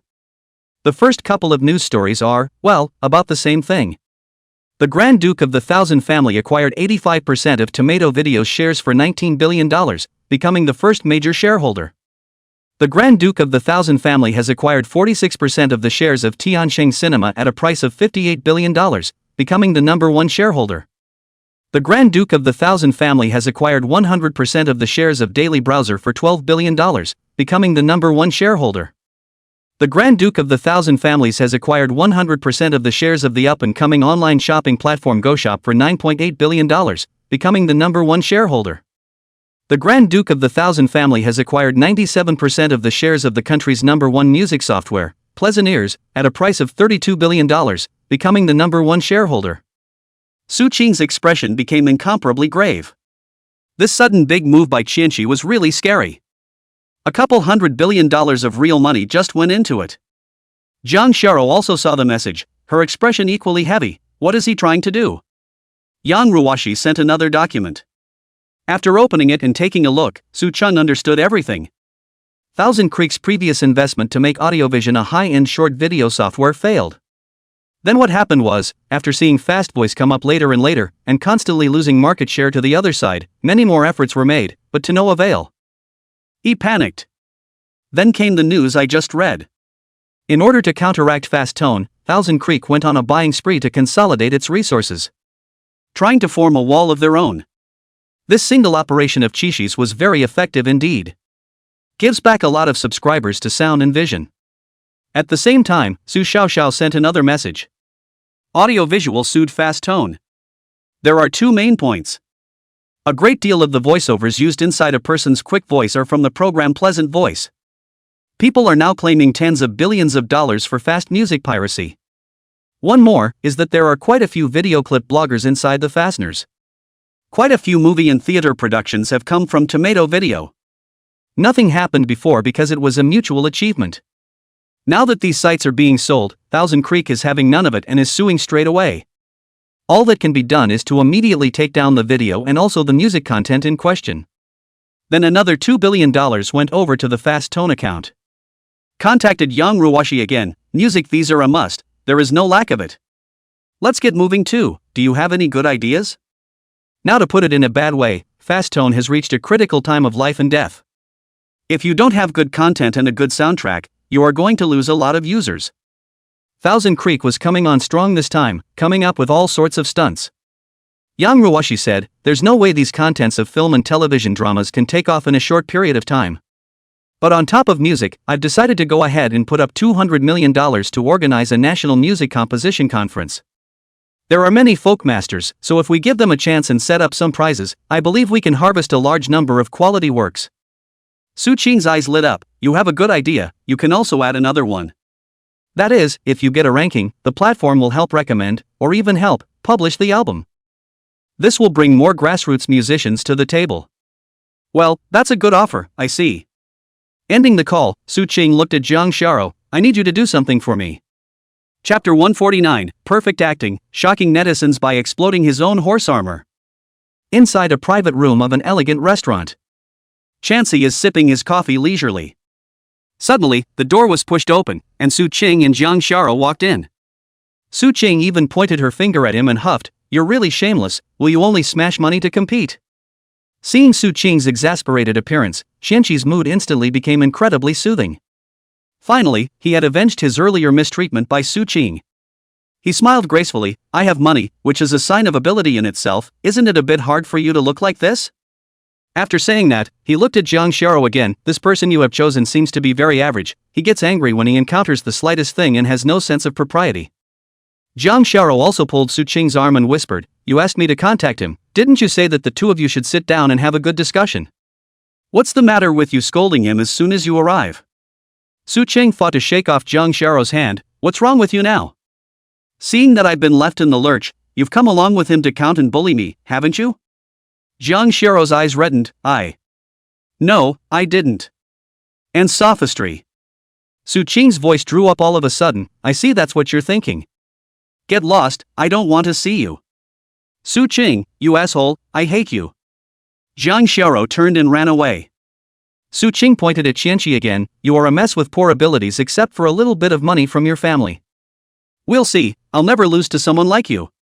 He also left in a huff after saying that. Qianqi gave a disdainful sneer. "It's me who thinks highly of you, and you can't hold your breath when you meet a heavy blow." With that, he sent a message to his subordinates, "You guys can take a little break." Su Qing ran outside and bought 2 cones on the side of the road in passing. "Get back in the car and hand one to Zhang Xiao on the passenger side." That exasperated expression on his face disappeared. "Tough on you, accompanying me in the play." Zhang Xiao took the cone, nibbled a mouthful, said joyfully, "Sweet, how, I just acted good, right?" When he went to see Qianqi just now, the anger Su Qing displayed and lost his mind was naturally fake. In order to just make him paralyzed and careless, or to facilitate the next operation. Business wars are sometimes so unpretentious. Well, it's impressive, it's on par with a movie queen's performance. Su Qing gave a thumbs up. "I hope he'll fall for it." Zhang Xiao had already finished the cone in her hand, and then looked blearily at the one Su Qing had yet to eat in her hand. Said, "It will work, I know him fairly well, a very conceited man. What you just did fell into his eyes as an out-of-touch brat. His guard will be down quite a bit, what are you going to do next?" Su Qing's eyes flickered. What the two parties were competing for was actually traffic. Whoever gets more traffic can be the ultimate winner. I've got plans. Come on, let's go home and eat, then get a good night's rest, and tomorrow you'll see. Early the next morning, Su came to his senses, feeling that his body was filled with endless power. He went to bed early last night, resting at 10:30. So I'm up today like never before. Jang Shara was still resting and didn't disturb her. Gingerly, I got up, washed up, and went downstairs to get buns, soy milk, and the like. When they came back, all three of them were awake. During breakfast, Jang Shara once again asked Su Chang what her plans were to deal with Qianqi's onslaught. Su Ching, swallowing the last bite of the bun, smiled confidently, live coding. All three girls looked at him in confusion. Su Ching explained, I intend to write a new book live, directly from the beginning to the end, not finish, not broadcast. This kind of thing has never been done before. Gimmicky.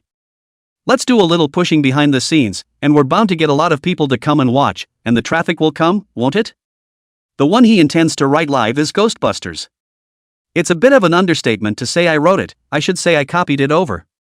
The book's total word count is just over 900,000 words. If he copied it, with Su Ching's current physique and hand speed, it wouldn't be a problem for him to make 30,000 to 50,000 words in an hour.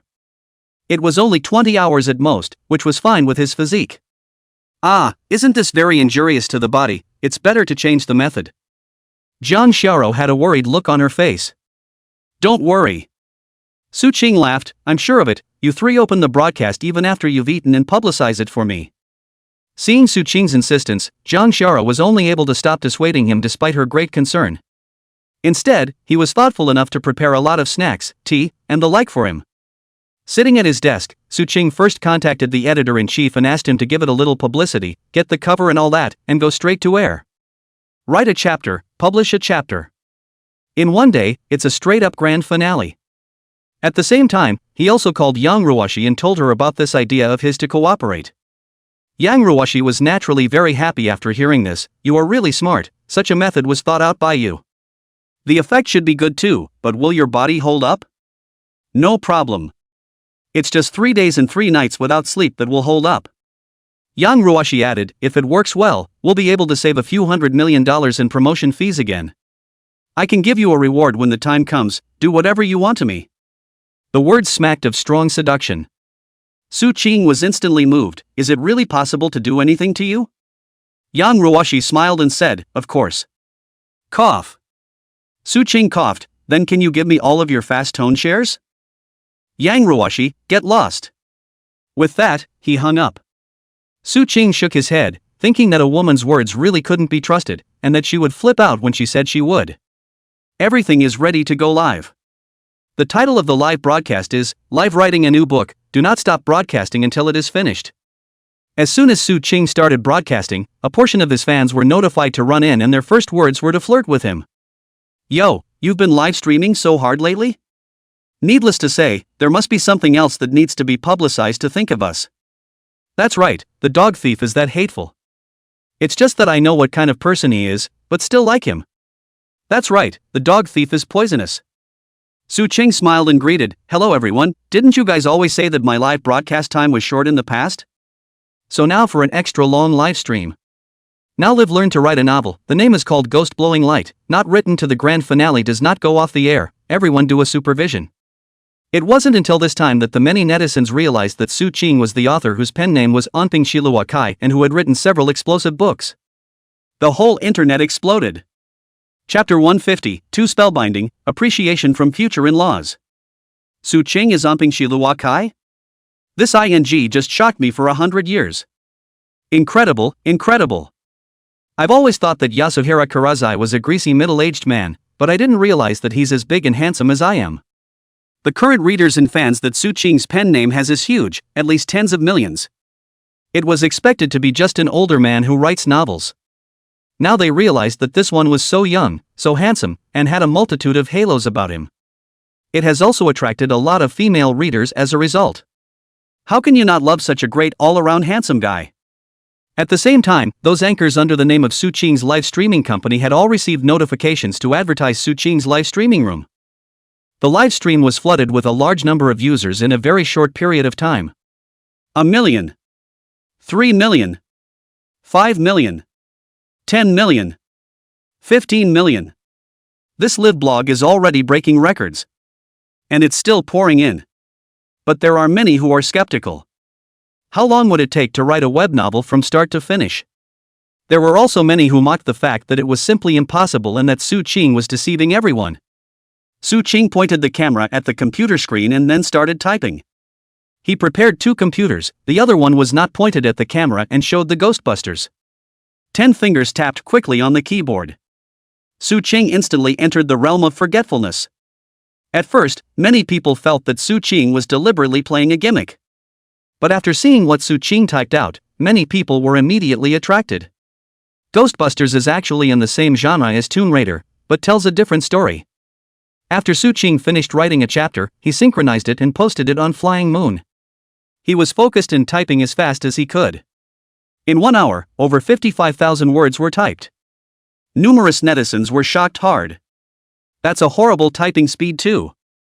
And it's not even scribbling, the point writing comes out with high quality content. Su Qing had typed around 250,000 words in just 4 hours. After a slight pause, he smiled and said to the camera, "The next content belongs to the VIPs, so you won't be able to point the camera at the screen, only at the keyboard. I'll update out a chapter and post it on Flying Moon so you can catch up anytime." With that said, he hoofed it and started tapping away at the keyboard again. This novelty of live promotion is also what made the book's collection reach over 8 million in a very short time. In the live room, the voices of skepticism became less and more swiped gifts. However, past his peak, Su Qing's speed slowed down. Able to type about 30,000 words an hour. Before I knew it, I had been live for 14 hours and had updated out 600,000 words, with over 300,000 left to go. That means another 10 hours. There were more and more shocked comments on the live stream and many who advised him that he could take a break. It's going to hurt if you keep going. Su Qing didn't pay any attention. He's physically holding up. Taking the time to look at the live feed, it's up to 25 million people. That is definitely very scary numbers. Su Qing had already flamed out of the ring, and there were a lot of media outlets covering the story. At the door, Jang looked at Su Qing with great concern. Is it possible to do any harm to your body after being on the air for so long? A few times I wanted to rush in, but I finally held back. At this time, the biggest support for Su Qing is to leave him alone. This live broadcasting process could not be interrupted, so Su Qing hadn't had any water for more than 10 hours and had just eaten a little snack. Continue. Another 5 hours passed. Su Qing had started the live broadcast at 8 in the morning, and it was already 2 in the morning. 150,000 words to go, and it's over. There were many netizens who were shocked at Su Qing's powerful physique as well as willpower, and even though they had already gone to bed, they didn't quit the live stream on their cell phones to support in such a way. Zhang Xiao, Li Shuer, and Bai Xiuya, more than a few times 3 times stood at the door for the current situation is very worried. No, we can't let him go on like this, I'm going to let him rest. Unable to continue watching any longer, Zhang Xiao was ready to rush in and pull Su Qing out. It's better to wait a little longer. Bai Xiuya stopped her, I just went into the live stream to look at it as well. There wasn't much blood in his eyes, proving that he hadn't reached his limit yet. It's been such a long time of trying, don't let it all come undone at the last minute. Xiuya is right. Li Shuer chimed in, he should be done in a few hours. You'd better just go and rest for 2 hours now, and later, when he's finished broadcasting, you'll buy him some food yourself. Zhang Xiao slightly bit her pink lips. Another glance at Su Qing and a nod. The 3 men left quietly. The live stream continues. Currently, the number of live streamers has reached a terrifying 36 million people. Even Yang Ruoshi had called several times to try to get him to stop.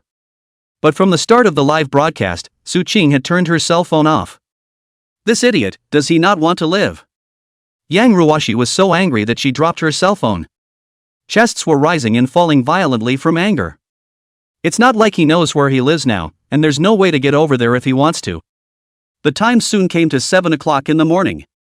Su Qing's eyes were also covered in blood. It's almost over, though, with over 20,000 words to go.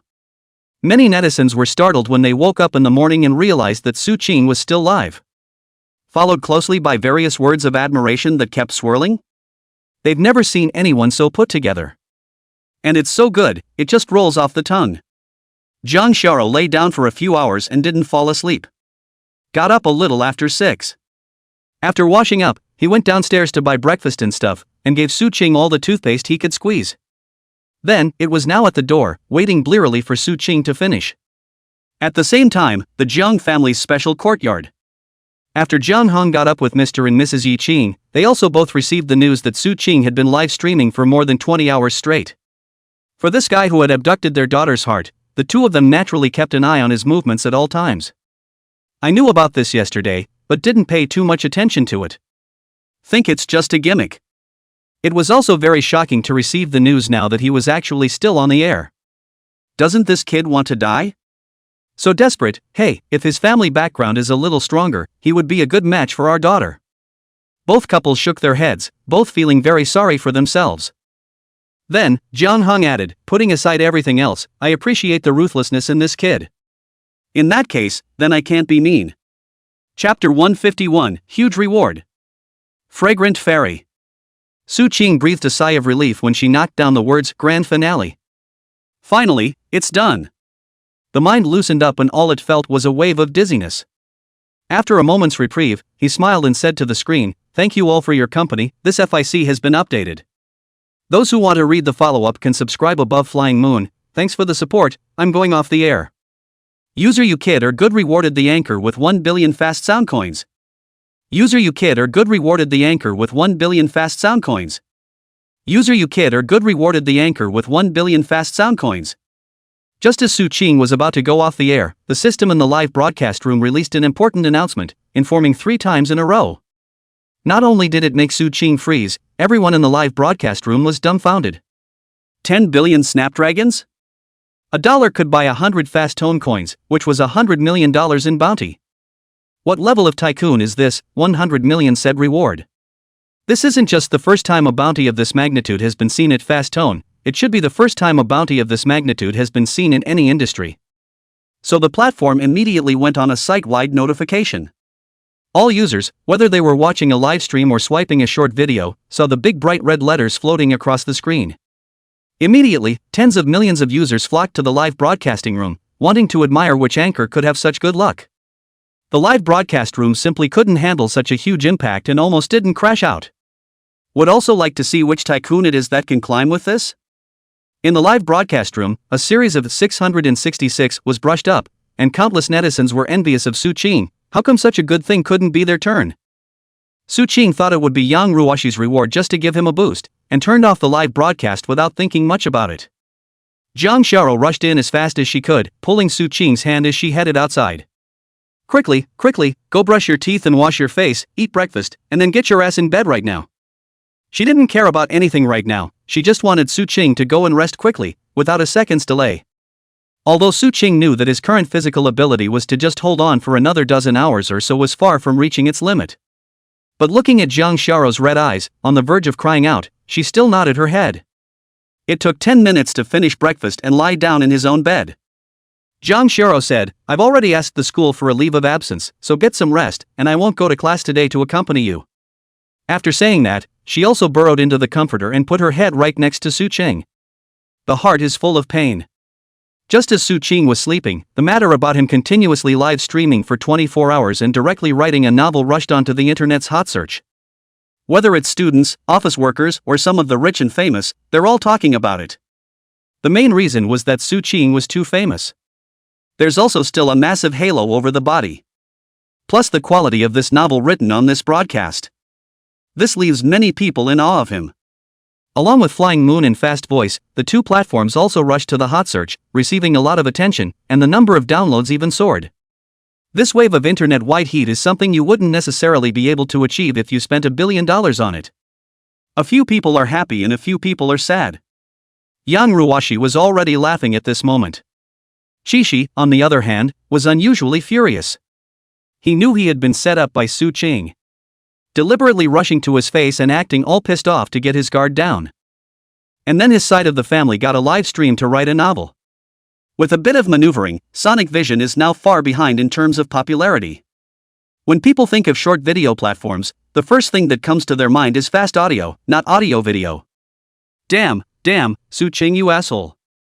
Shishi was dropping all kinds of stuff in an impotent rage. At this moment, where is he still in front of people that kind of elegant and easygoing noble gentleman's image? It looked hideous with a hideous face. After some venting, Shishi was only able to call in the think tank that her father had equipped her with. Let them figure it out. He used to think he was so capable that he didn't need the think tank his father gave him. But there's no way out now. He felt that if he continued, he would definitely be completely defeated by Su Chung. He didn't want a scene like that. Su Ching slept for more than 10 hours. It was completely dark when I woke up. Looking at the time, it was already after 7 in the evening. Ginger is still sleeping. She curled up into a ball.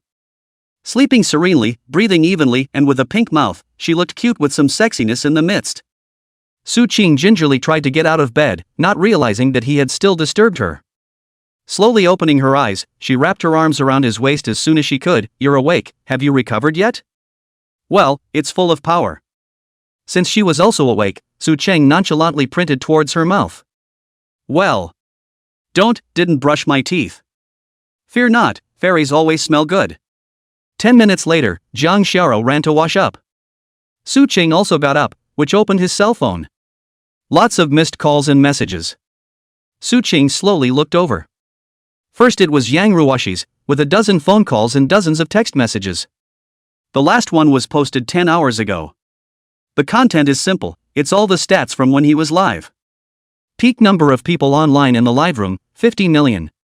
Several records were broken at the same time. For example, the most bounties on a single live stream totaled 150,000 visits. Total bounty, 260 million. Even Su Ching was surprised to see this data, not expecting it to be so high. The platform is your own. He doesn't need to split the reward money, it's all his own, just pay the taxes. This live stream was a really special payoff. He was able to get his hands on about $150 million just from the bounty money he received after taxes. Only the top companies like that can make that much in a day, right? Then there was another important piece of information, which was that Yang Ruoshi had found out who the tycoon who had rewarded $100 million was. Kong Hyun. It's him. Su Ching stroked his chin in thought for a moment and laughed. Future old husband is still quite righteous. The other thing is that Fast Voice now has 500 million downloads and has surpassed 100 million daily active users. This is a milestone in progress. Keep in mind that at its peak Audiovision had only 120 million active users. Of course, it's long gone now and should only be 80 or 90 million. And the number of active people on Sonic Vision will continue to drop as Fast Tone gets better and better. Then, it was time to look at all the data from Flymoon. The one who benefited the most from this live broadcast wasn't Fast Sound, it should have been Flying Moon. However, even though Su Ching was already mentally prepared. But he was still shocked when he saw the latest figures of Flying Moon Network in 24 hours sent by the editor-in-chief. Chapter 152 is pretty much a bomb anywhere you put it. Flymoon's numbers can be described as explosive. The number of downloads reached 5.5 billion. 68 million daily active users. Paid subscribers have even reached a horrifying 51 million. Apart from these, the brightest results were undoubtedly Su Ching's novels. After 24 hours of live broadcasting this record-breaking thing, it makes more people know Su Ching, no Anping Shilua Kai. The 9 novels under the name are now growing wildly in all stats as well. Ghostbusters, in particular, has surpassed 2 million average subscriptions. The paid content of this novel, which has been online for 1 day, is around $700,000. Let's say it's based on 700,000, then it would cost $35 for one user to subscribe to all of them. 2 million times 35, that's 70 million. The website is all your own, and you don't have to split the 70 million anymore. There were 8 other novels that also saw their own increases of varying degrees. The editor-in-chief also kept statistics. In the past 24 hours, the total amount of new paid subscriptions for these novels combined has also surpassed 100 million. That's over $300 million in 1 day. Put anywhere, that's pretty bombastic. After reading and replying to all the messages, Su Ching stood up and stretched. Going to wash his hands and brush his teeth and face, he then shared the good news with Jang Xiao at the dinner table. Oh. Jang Xiao, however, acted calmly. Just as Su Ching was wondering how Jang Xiao reacted this way, she suddenly said again. It looks to me like a couple bottles of olive oil are about to expire, so why don't I use it up later? Su Ching was greatly impressed and grinned. Good, that's quite good. After finishing her meal, Su Ching couldn't wait to throw the dishes into the kitchen. There was no time to wash, so he pulled Jang Xiao back to his bedroom and unlocked the door to his room. Jang Xiao brought 2 bottles of olive oil and poured them into her hands. It was only at this time that she while whimpering and crying, "Great, hard work pays off after all. You don't even know how much I worried about you when you were on the air for over 20 hours straight. So afraid something will happen to you." Su-ching touched her head. "It's fine, I have a sense of propriety in what I do. I'm sorry I worried you, it won't happen again." "Well, that's what you said." An hour later. Su-ching was refreshed as he wrapped his arms around Jang Shara and watched TV on the sofa. Suddenly, his cell phone vibrated. When he opened it, it was a message from Manhwa. "An animation of the duelist has been made." Su-ching took a look at it, and it was very refined in every aspect. A total of 10 episodes were produced in the pre-production period. The anime is usually updated 1 episode a week. Su-ching replied to Manhwa after reading it, "The quality of this animation is good enough to be released." Manhwa quickly replied, saying that the animation had been previewed 2 weeks in advance.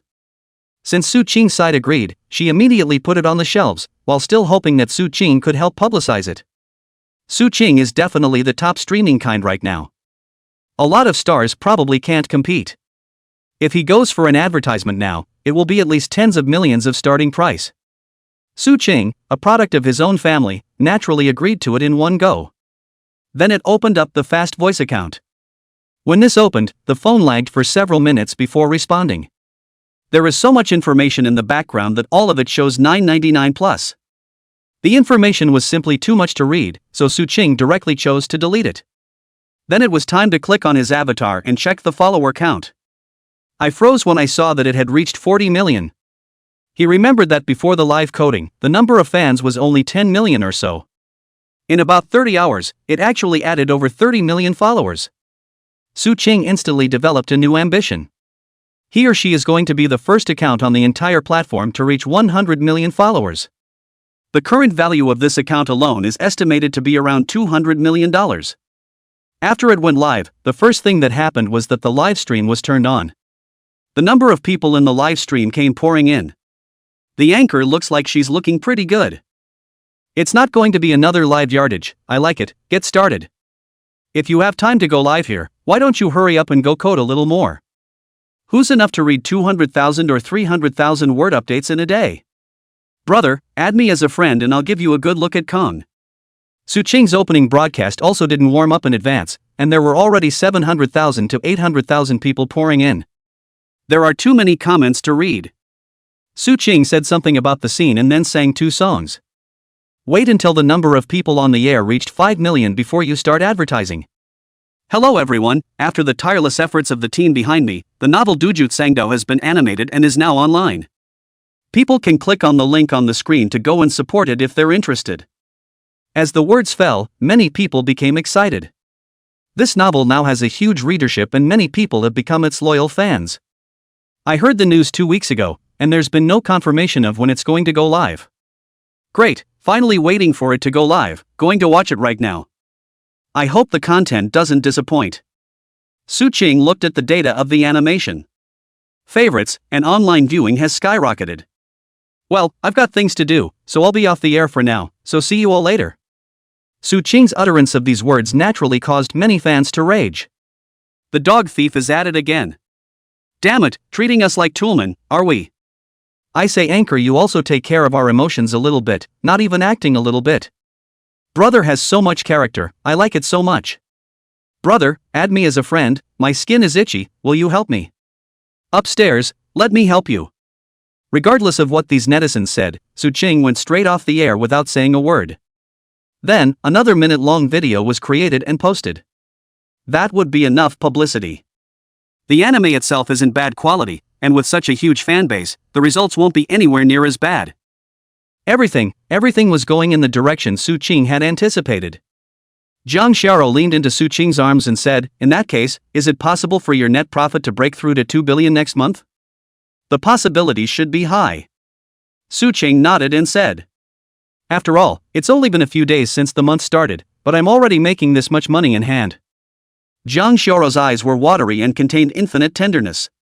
Slightly raising her head, she looked at Su-ching, "Kiss me." Su-ching's heart moved, and she lowered her head to kiss it. But at that moment, the door opened. Chapter 153 Intimacy was bumped off again, going on a trip. Just at this critical moment, Li Shuer came back with Bai Xiaoya. As soon as he entered, he saw the two men about to touch. Su Cheng and Jiang Xiao both physically stiffened. Su Qing smiled and greeted. Jiang Xiao, on the other hand, buried her head into his chest and blushed. Again, the two of them bumped into each other, and once again, they felt a moment of social death. Jiang Xiao secretly vowed that in the future, she must not have too much intimate contact with Su Qing in public. Tisk, tsk, tisk. Li Shuer and Bai Xiaoya sked. Walking over, he placed the bought snacks on the table, seeing as you two are recovering from this. It's okay, we're all adults, go ahead and kiss, we won't mind. Jiang Xiao folded her hands, please, two sisters, don't say anything. Li Shuer hooked Jiang Xiao's chin with her hand, little girl, the way you're humbling yourself right now really makes me feel happy. Will you still let me squeeze your feet? No more pinching, no more pinching. Jiang Xiao was pitiful. It didn't take long to get lucky and now it's shrinking. It couldn't be helped, who let his handle be caught by her again, and could only blame Su Qing for all the faults. Couldn't help but give him a hard twist on the flesh of his waist. Su Qing looked calm. He's used to it. Eating a snack and drinking a drink, Su Qing was in a completely relaxed mood. Right. Bai Xiaoya suddenly said, Sister Yi Shuang asked the three of us to go to the theater tomorrow, it's our turn for a scene. Oh, I know. Jiang Xiao nodded. Bai Xiaoya added, Sister Yi Shuang did tell me that we have a scene that we need to go to the next city to shoot. At that time, will Su Qing follow us or? Hearing this, Jiang Xiao couldn't help but stutter in her heart. Although she hadn't spent a particularly long time with Su Qing. But in reality it had been a total habit of being with him. When I suddenly heard that there was a possibility that I would have to separate, I was in a very uncomfortable mood. Couldn't help but look at Su Qing. Su Qing naturally said without hesitation, it's definitely not safe for three girls to go out of town, I'll follow you. Jiang Xiao spread a smile. Bai Xiaoya bristled, come on, just directly say that you're going to protect Xiao, don't involve the two of us. Michelle Li chimed in, that's right, you're so fake. Su Qing. It was another late-night snack until 1 or 2 o'clock. Although Su Qing wasn't sleepy, he went to rest anyway. The next day, a few people packed up their things then went ahead to meet up with the crew over there. The actors hired for this show are the kind that have little name recognition, and the cost spent on the actors isn't that high. But also all of them were all handsome and looked very eye-catching. Su Qing naturally wanted to see more. It's not that I have any thoughts about those girls. Rather, looking at beautiful women has been a man's nature since ancient times. Only he was discovered by Jiang Xiao before he could take more than a few glances. Feeling the gusts of icy killing intent coming from Jiang Xiao's body, Su Qing wisely chose to withdraw his gaze and couldn't help but touch his nose. Li Shuer and Bai Xiaoya on the side felt very amused, and the two of them came together and whispered. That's what it looks like now, and when they get married, it's going to be super bronchitis. No, look at that wimpy look on his face. Su Qing had a good ear. The two of them whispered. Jiang Xiao didn't hear, but he did. Couldn't help but get a little annoyed and glared at them fiercely. How dare you say bad things about the boss to his face, believe it or not your wages will be deducted. Li Shuer and Bai Xiaoya shrunk their necks, then they looked at Jiang Xiao and said pitifully. Zoe, look, if he's being mean to us, he must have done something bad as a way to cover up his crime. Jiang Xiao stared at Su Qing with an icy gaze. Su Qing. It's an impossible life. I'm too hard. The crew's director, assistant director, and some other characters with real power had long known that Jiang Xiao and the girls had different identities. So even if the three sisters don't have a particularly large part, they are given a very high level of respect. Much less dare to have any subterfuge in mind. Su Qing drove behind the crew's bus. After more than 3 hours of traveling, we arrived at the shooting location. It's a suburb of the next city over, and it's still a pretty nice environment. There are mountains, water, and rows of, well, clean-looking bed and breakfasts. The crew then got busy. Started setting up tents as well as fixing camera positions, etc. All three girls are reading the script. Su Qing didn't bother them and wandered around on her own. It's quite a place for a short movie. Su Qing thought about waiting until Jiang Xiao's scenes were finished, and then filming the later episodes over here. After strolling around for a while, Su Qing returned to the car, opened his laptop, and continued to write the script for the back of the skit. I don't realize it's late at night. The three girls are done shooting as well. Jang Sharo held 2 rune cards in her hand and handed one to Su Qing. Let's go to the BB. Aha! Su Qing closed the computer and took everyone's suitcases out. The BB here is still pretty good. There is a bedroom, a living room, and a bathroom. Similarly, after putting things away, Su Qing first checked all 4 houses with an infrared detector. Make sure there aren't any hidden pinhole cameras or anything like that before you move in with peace of mind. Cheryl Lee brought a couple of boxed lunches from the crew. The show didn't cost much and the food was only average. None of the 4 are the mouthy type though. You can eat the delicacies of the mountains and the sea, but you can also eat the crude food. After dinner, each of the 3 girls went to take a shower. Still pretty tired from filming today. Outside, Jang Shara was also embarrassed that Su Qing lived with her, and everyone had a room to themselves. Su Qing also returned to his room. After washing up, he dealt with some things that Su Xiao had sent over that needed his confirmation. The office building now has an engineering team selected to begin construction. The shape of the building looked satisfactory as well. In total, 66 floors will be built. Total height is within 200 meters. This height is considered low within the many famous buildings in the country. After dealing with some documents sent by Su Xiao, Yi Shuang also contacted Su Qing. Indicates that casting has begun for the other 4 novels for the TV series. Ask Su Qing if there are any actors he would recommend. Su Qing naturally reported the names of Li Shuer and Bai Xiaoya as well as a few of the company's more outstanding, hard-working anchors. Just look forward to whichever one of these can burst into flames. By the time Su Qing finished all the things he had to take care of, it was almost 12 o'clock. Stretched out and was just about to go to sleep when there was a knock on the door of his room. Chapter 154, The Mouth is Too Much. Jang Sharo, worth 2 billion movies. As soon as Su Qing opened the door, he saw Jang Sharo standing there crisply. She had just gotten out of the shower and her hair was wet. The pajamas she was wearing were cute style though. But because her body is in such great shape, it's hard and extra sexy. Freshly bathed, she was as incomparably alluring as a lotus flower. And there was a distinctive aroma of a young girl emanating from her body. This aroma makes you smell as if you were drunk and intoxicated. What's going on here? Su Qing asked strangely. Well, just that what? Jang Sharo stammered and squirmed. I kind of don't like the position of the window in my room, so can we switch rooms? Su Qing wasn't a little cutie. Naturally, she knew that this chick was drunk. What with the house windows being in the wrong place, just wanting to come over and sleep with myself. Forcing back a laugh, it was natural not to tear her down at this time. Otherwise, Jang Sharo would have gotten annoyed. The consequences are a few teeth marks on yourself or getting yourself bruised. Come on in then. Smoothly, he pulled her in and closed the door behind him. What are you doing? Jang Sharo, with her hands clasped in front of her chest, looked at Su Qing with great vigilance. I'm switching rooms with you, not trying to live with you, so get out of here. Su Qing knew that girls just loved face, so she couldn't say anything out of place at this time. So he said, Honorable Missy, why don't the 2 of us stay together at night? I'm afraid of the dark and don't dare to live alone. Jang Sharo wanted to laugh, but held back. Trying his best to keep a straight face, how's that going to work? It's not like this is at home.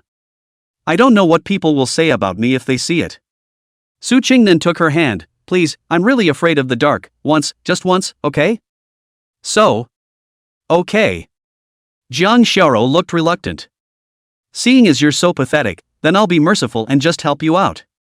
Thank you, Ms. Kong, you are simply the gentlest, kindest, and loveliest woman in the world. A compliment that would make an outsider feel numb and embarrassed to hear it was uttered. On the contrary, the 2 parties involved didn't feel any embarrassment at all, but rather were enjoying themselves. Turn off the lights and rest. In the midst of their unfamiliar surroundings, the 2 snuggled closer together. By the way, I still don't know when your birthday is. Su Qing suddenly said. My birthday is 20 days away. Su Qing silently memorized it. Jang Sharo gave an unforgettable birthday, so when the time came, he definitely had to give her an unforgettable birthday as well. Cuddle up. The 2nd and 3rd days were also spent in the midst of filming. While they were filming, Su Qing was by herself, writing scripts or taking care of some things in the company. By the 4th day, Jang Sharo's scene was finished, while Li Shuer and Bai Xiaoya had to shoot for another day. Then the 2 of them found a quiet place with the right setting and proceeded to shoot the skit. The scene to be filmed today comes back to the heroine confessing her love to both men and women. Su Ching was somewhat looking forward to what he could obtain this time. The two performed it by the book, and could now be considered perfect for this. Soon came the climax. The schoolgirl is holding a bouquet of flowers in her hand and says to the hero, "I like you and I mean it. You should know very well how I feel about you these days. It's very serious, let's be together." The system's voice sounded right on time. Detected that the schoolgirl is confessing to the host, "Please make a choice. Choose to accept that you have a bumpy, if not life-threatening, future ahead of you. Choose to decline and get the movie richest man in Tomato City worth $2 billion. Su Ching's heart fluttered. That's a big reward for this one. $2 billion worth of movies. Some publicly traded companies don't have that much market capitalization. I'm sorry, I can't accept that, let's just be good friends.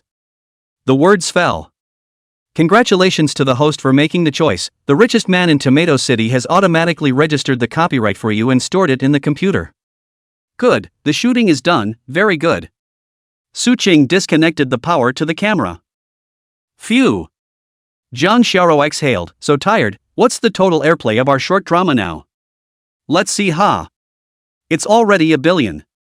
The short series has now been updated with 10 episodes. Every episode has hundreds of millions of views.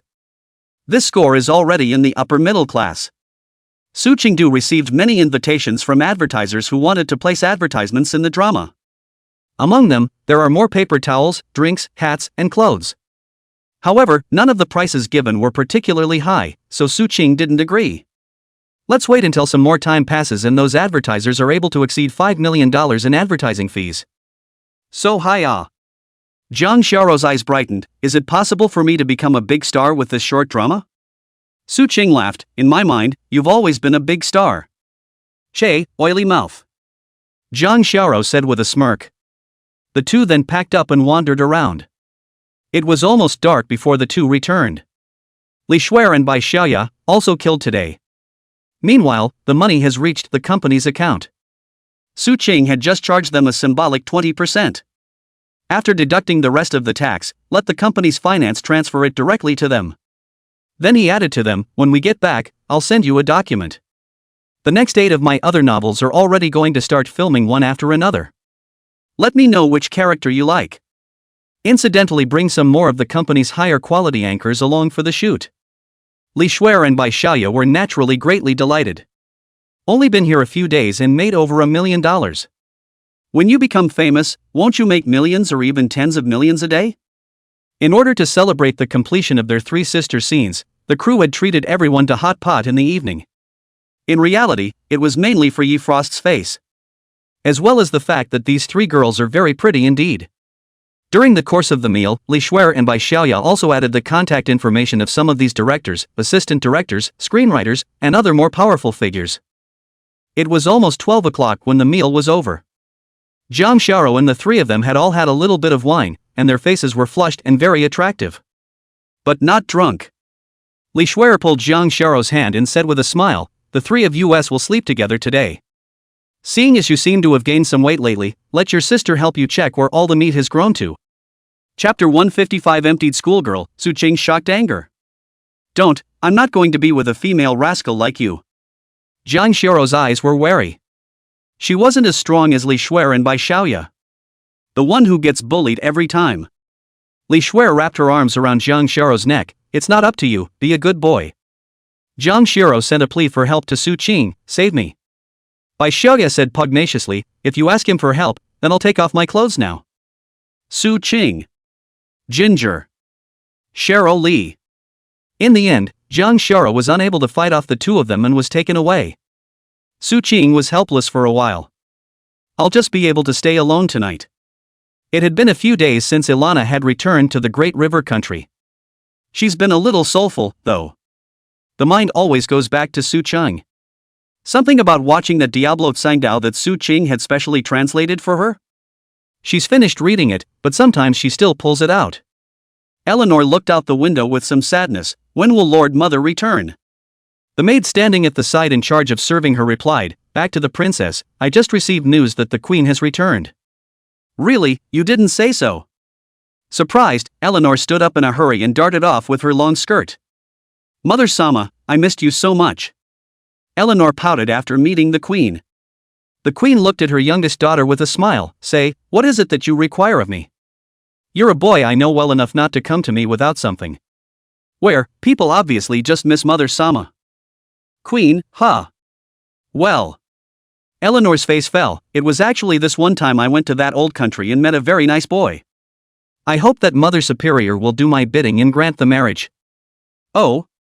The queen was greatly surprised. Which boy, how is he in all respects, tell me about him. This youngest daughter, whom she favored the most, was nevertheless the one who gave her the most headaches. The vision is frighteningly high. There had been a number of good boys in the past, but Eleanor had been indifferent and completely unimpressed. Eleanor muttered, spilling out all the information she knew about Su Qing. In the end, of course, they hadn't forgotten Su Qing's powerful battle record of defeating a dozen or so special bodyguards around her by himself. And the queen, after hearing Elena's description, also felt that Su Qing was very unusual.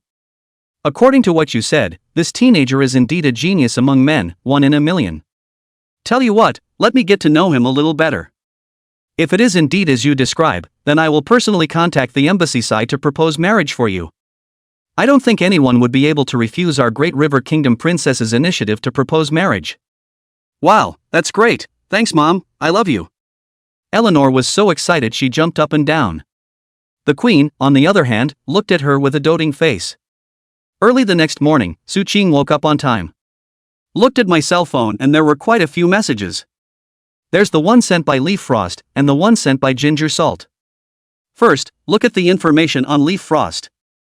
Tomb Raider is halfway through filming, and the rest will be done in half a month. Su Qing's remaining 4 novels had also had their personnel selected almost. Filming was about to begin. It's all going by the originals and hasn't changed the plot one bit. The message that Jiang Shayan opened was also about the shooting. Ghostbusters has also started filming. Only some of the later roles have yet to be finalized. The message was sent to ask if Su Qing had anyone to plug in. Su Qing replied by telling her to wait, then got up to wash up. Then he packed up his things, went next door, and knocked on the door. It took a while before the door was opened. It was Jiang Xiao who opened the door. At a glance at her appearance at the moment, Su Qing was startled. What's wrong with you? Didn't you sleep last night? At the moment, the schoolgirl's sister looked haggard. Both eyes had heavy dark circles and a hollowed out look. Jiang Xiao pouted with a tearless look. Regret, she was very much regretting right now that she had to agree to sleep with those 2 housemates last night. There's no way to get a good night's rest. All night long, the 2 hooligans just pulled her in and yacked and chatted. Asking about this and that, and asking about so many things that were difficult for her to talk about. So that caused a whole night of no sleep. After waiting for the cause and effect of the matter to be told, Su Qing cried and laughed a little. So that's how it is, hurry up and go brush your teeth and wash your face to go back. Oh. By the time we got back to Plum City, it was almost 12 o'clock. Just find a place to eat nearby. After eating, go back to the apartment. Tomorrow is Saturday, no classes. As soon as she returned home, Jiang Xiao directly rushed inside her bedroom and laid down to rest. With the principle of avenging Jiang Xiao, Su Qing called the 2 of them over. Priggishly, he said, I've picked up a couple of roles for you guys that would suit you. Now send you the script and memorize it well, I want to check it later in the evening. No, we want to rest. Li Shuiren by Xiaoyu wailed. Su Qing said seriously, this is something that concerns your future prospects, and you still have the heart to sleep? It wouldn't hurt for a young man to sleep a little less. If you don't want it, then I'll push it for you. With that, he made a show of pulling out his cell phone. Don't, let's carry it. Li Shuiren by Xiaoya were mortified by Su Qing's words and quickly said that they would take it seriously. That's right. Su Qing stood up and said in a deep voice, memorize it properly, not a single word is allowed to be wrong, as well as remember to be emotional, that's it, go back. The 2 sisters cried and hung their heads, and went back to their rooms. Su Qing seemed to have sensed their monstrous resentment. Su Qing looked at them and secretly laughed. He said, you screw my women, then I'll screw you. Su Qing then opened the surveillance software to take a look. Were there any accidents in the house during the days you were away from home? Did anyone come in? After making sure there was nothing wrong, he went to take care of the matter at hand. When he was done with the matter at hand, he looked up out the window. It had gotten dark at some point and my stomach was growling. I wonder if Jang Shara has woken up yet. Shutting down the computer, I was ready to go see if she was awake and ask her what she wanted for dinner. I had just gotten up when the phone rang. Su Ching answered. However, by the time he heard the contents of the phone call, it was a furious rage in his heart. The eyes were even surging with an intense fury. Chapter 156. Su Ching shocked and angry, messing with me has serious consequences. The call was from He Xiaohe. The content, on the other hand, was that there was an attempt against Su Ching's parents. Luckily, He Xiaohe was alert enough to save his parents. And Jang Shara also sent someone to protect it secretly. The two parties were there before anything happened to Su Ching's parents. But she's injured herself and is in the hospital. Fortunately, it didn't hurt the root of the problem, just some superficial wounds. You rest well now, and I'll reimburse you for all treatment expenses. Su Ching said in a deep voice. Also, I'm going to call you $1 million up front right now for your work injury this time, thank you very much. After hanging up the phone, Su Ching went ahead and called He Xiaohe. Then he left the room and knocked hard on the door of the next room. After a moment he opened the door and rubbed his eyes. What's wrong? I just woke up. Su Ching's expression was somber. I just got the news that my parents have been attacked. Luckily, you have your men under cover with the people I sent there. Otherwise, my parents might have. This can't be left as it is. Su Ching was holding his breath in his heart. Jang Shara also came to her senses in a flash. This matter, it was Qianqi who did it. The tone was sure. Su Ching hadn't incurred any enemies, except for him. Besides, the others wouldn't dare to do anything illegal even if they really looked at Su Ching with displeasure. This was because Su Ching still had the status of a tourism ambassador on his head. Ordinary businessmen or simply wouldn't dare to touch him for a single moment. Only someone with a strong family background like Qianqi, who also had an unresolvable hatred with Su Ching, would have the ability and motivation to do this. Su Ching's tone was icy. Xiaoro, please, send a little more manpower to protect my parents. I'll take care of the rest myself. Ginger nodded heavily and returned to the house to pick up her cell phone and make a call. After it was over, another call was made to the house.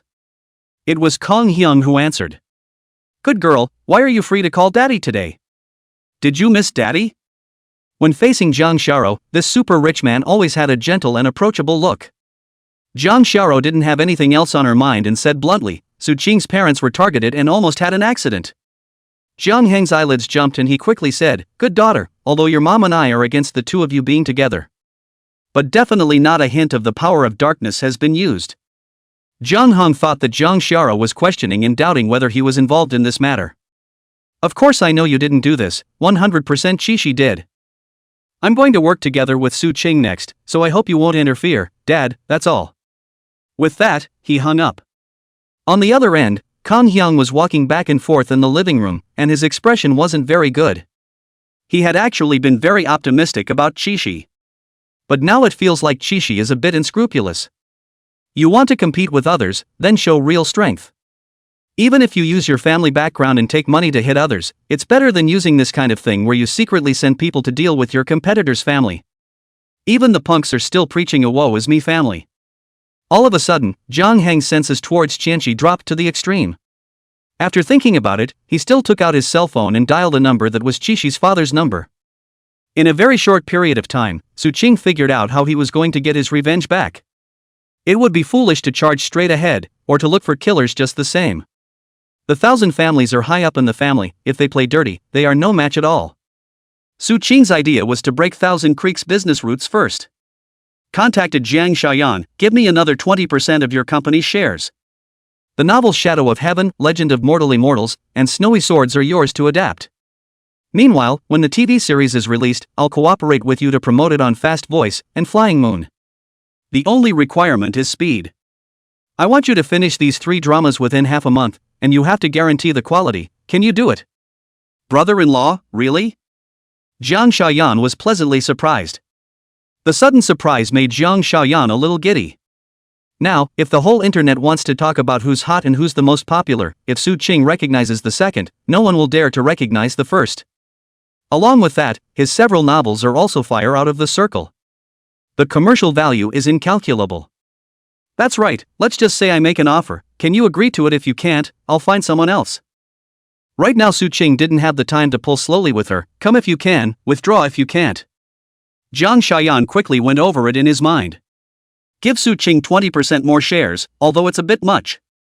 But as long as these dramas are aired successfully, then the company's reputation will increase dramatically. She'll still be able to make a great deal of money when it goes public. So Jiang Xiaoyan agreed without much hesitation. Good, someone will be with you later to sign the contract. After hanging up, Su Qing called the one in Meicheng again. Su Qing, have you encountered any problems? The voice of that person was as amiable as ever.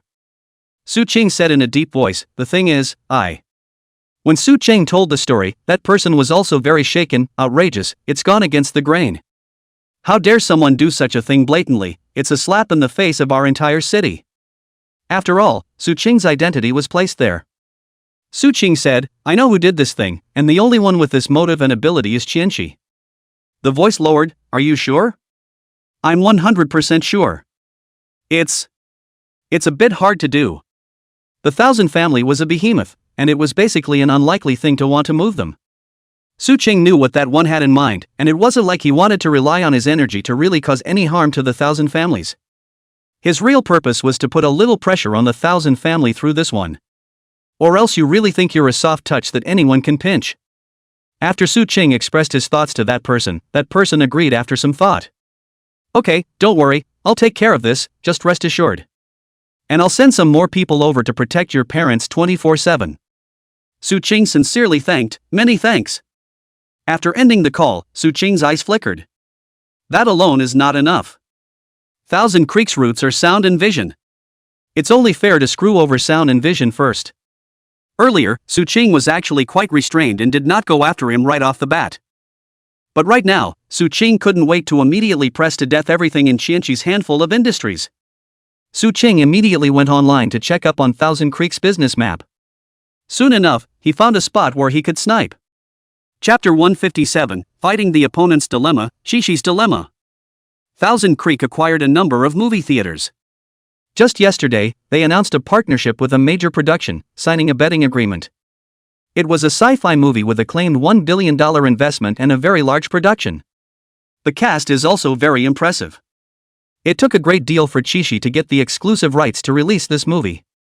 The betting agreement between the two parties is that Qianqi will ensure that the movie will have at least $3 billion at the box office during its release. If it is not reached, the vacancy has to be subsidized. Let's say the movie grosses $1 billion, then Qianqi has to give the remaining $2 billion to the other side. This movie is coming out tomorrow. Very well. Su Qing nodded. Contacted Su Xiaoxiao and sent her the movie of The Richest Man in Tomato City from his computer. Then he said, let's drop everything else at hand for now, and get this movie online to all the major theaters today. And the scheduling has to get a good time slot, so we can make a slight concession. Yes. Su Xiaoxiao was as competent as ever, never questioning Su Qing. Su Qing's offense wasn't over yet. Currently, the last of the 10 top web novels that the system gave away last time, there is still one last one left to send out. That's The Holy Ruins. Being the final installment of the Shade trilogy. The first two installments have built up a huge audience. This last one was published and the score absolutely exploded. Su Qing contacted the editor-in-chief for a station-wide briefing. He, again, is releasing a new book. And the editor-in-chief was head over heels in excitement at the news. Because of Su Qing's previous novels, the website itself had grown by leaps and bounds. He was looking forward to what Su Qing was going to write this time. Sacred Ruins. When Su Qing sent the title of the book along with the synopsis, the chief editor knew about it. Getting down to business immediately. At the same time, Su Qing repeated the same trick, and opened the live broadcast again, to live yards. After Su Qing stated his intentions in the live broadcast room, many of his fans were urging Su Qing to stop live broadcasting continuously for more than 20 hours. It hurts. Su Qing said, thanks for your concern. It won't be like the last one though, it'll be a 200,000 to 300,000 word update at most.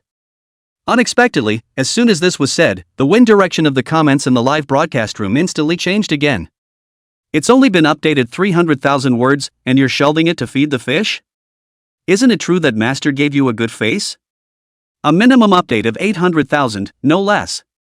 Su Qing instantly burst into some tears and laughter. These netizens were too amusing.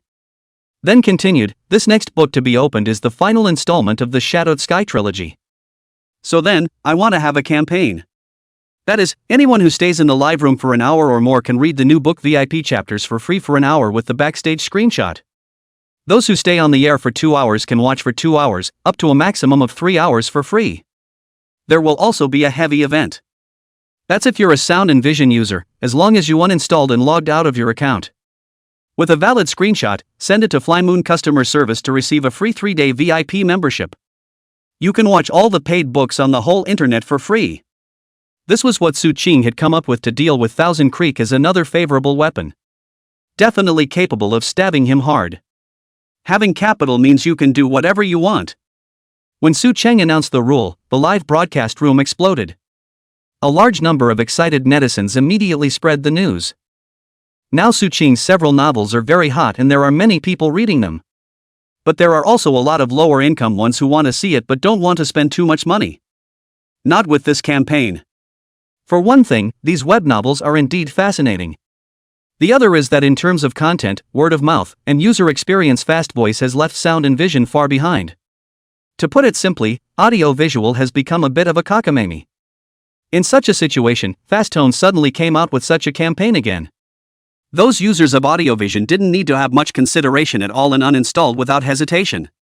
Soon, an unloading frenzy formed, like a rolling river sweeping away. Audio-visual headquarters. The general manager is in his office, enjoying the services of a new secretary who has just been recruited. Those green bean eyes were filled with contentment. The jingle of the phone suddenly rang, causing him to snap out of it and pee. The secretary was kind enough to bring tissues. The GM quickly explained, it's because of the reason of being too involved and being shocked by the phone call, I'm usually pretty fierce. The secretary, with great contempt in her heart, said kindly on the surface, I know. The general manager answered the phone with displeasure and was about to curse the caller to death. The opposite side was the first to speak. Instead, what was said made him blush. Hurriedly opened the back end of the computer. When I saw the relevant data and read the news, I was even more frightened and in a cold sweat. Kicking the secretary out of the way, he put his hands on the keyboard and tapped something quickly. He's making a deployment, trying to win back some of his subscribers. However, 2 hours later he slumped helplessly in his chair, his eyes dull. 2 hours of resuscitation with no semblance of results. Uninstalled in just a few hours, the number of users who logged out of their accounts has exceeded 10 million. And it has created a momentum that rolls forward and is unstoppable. There's a part of me that genuinely doesn't like Sonic Vision and doesn't think it's that good. And then there is the part that goes with the masses. You uninstall, he uninstalls, so I'll just follow suit. The matter was out of his control and the GM could only report it upwards. At this time, Qianqi was already in a bad mood. Just got 2 calls, one from his father. Naturally, it was because he moved a small means, and then Jiang Shiro's father called over and talked to his father. Jiang Heng believes that a large family should have the norms and means of a large family. Using that kind of insidious tactics is ultimately unseemly and will not lead to great things. Qishi's father didn't even know about this, it was Qishi's own trespass. When he heard this news, he naturally called over and scolded Qianqi from beginning to end. Then the one from Plum City called as well. Rather, he didn't directly pick out the reason for his visit. But there was something in the words that Qishi heard. Su Qing currently represents the face of the entire city, so you brats better not go too far. Qianqi also didn't think that this behavior of his would actually provoke such consequences. The most important thing is that it hasn't worked yet. However, just when he was in the worst mood, he received another call from his subordinate.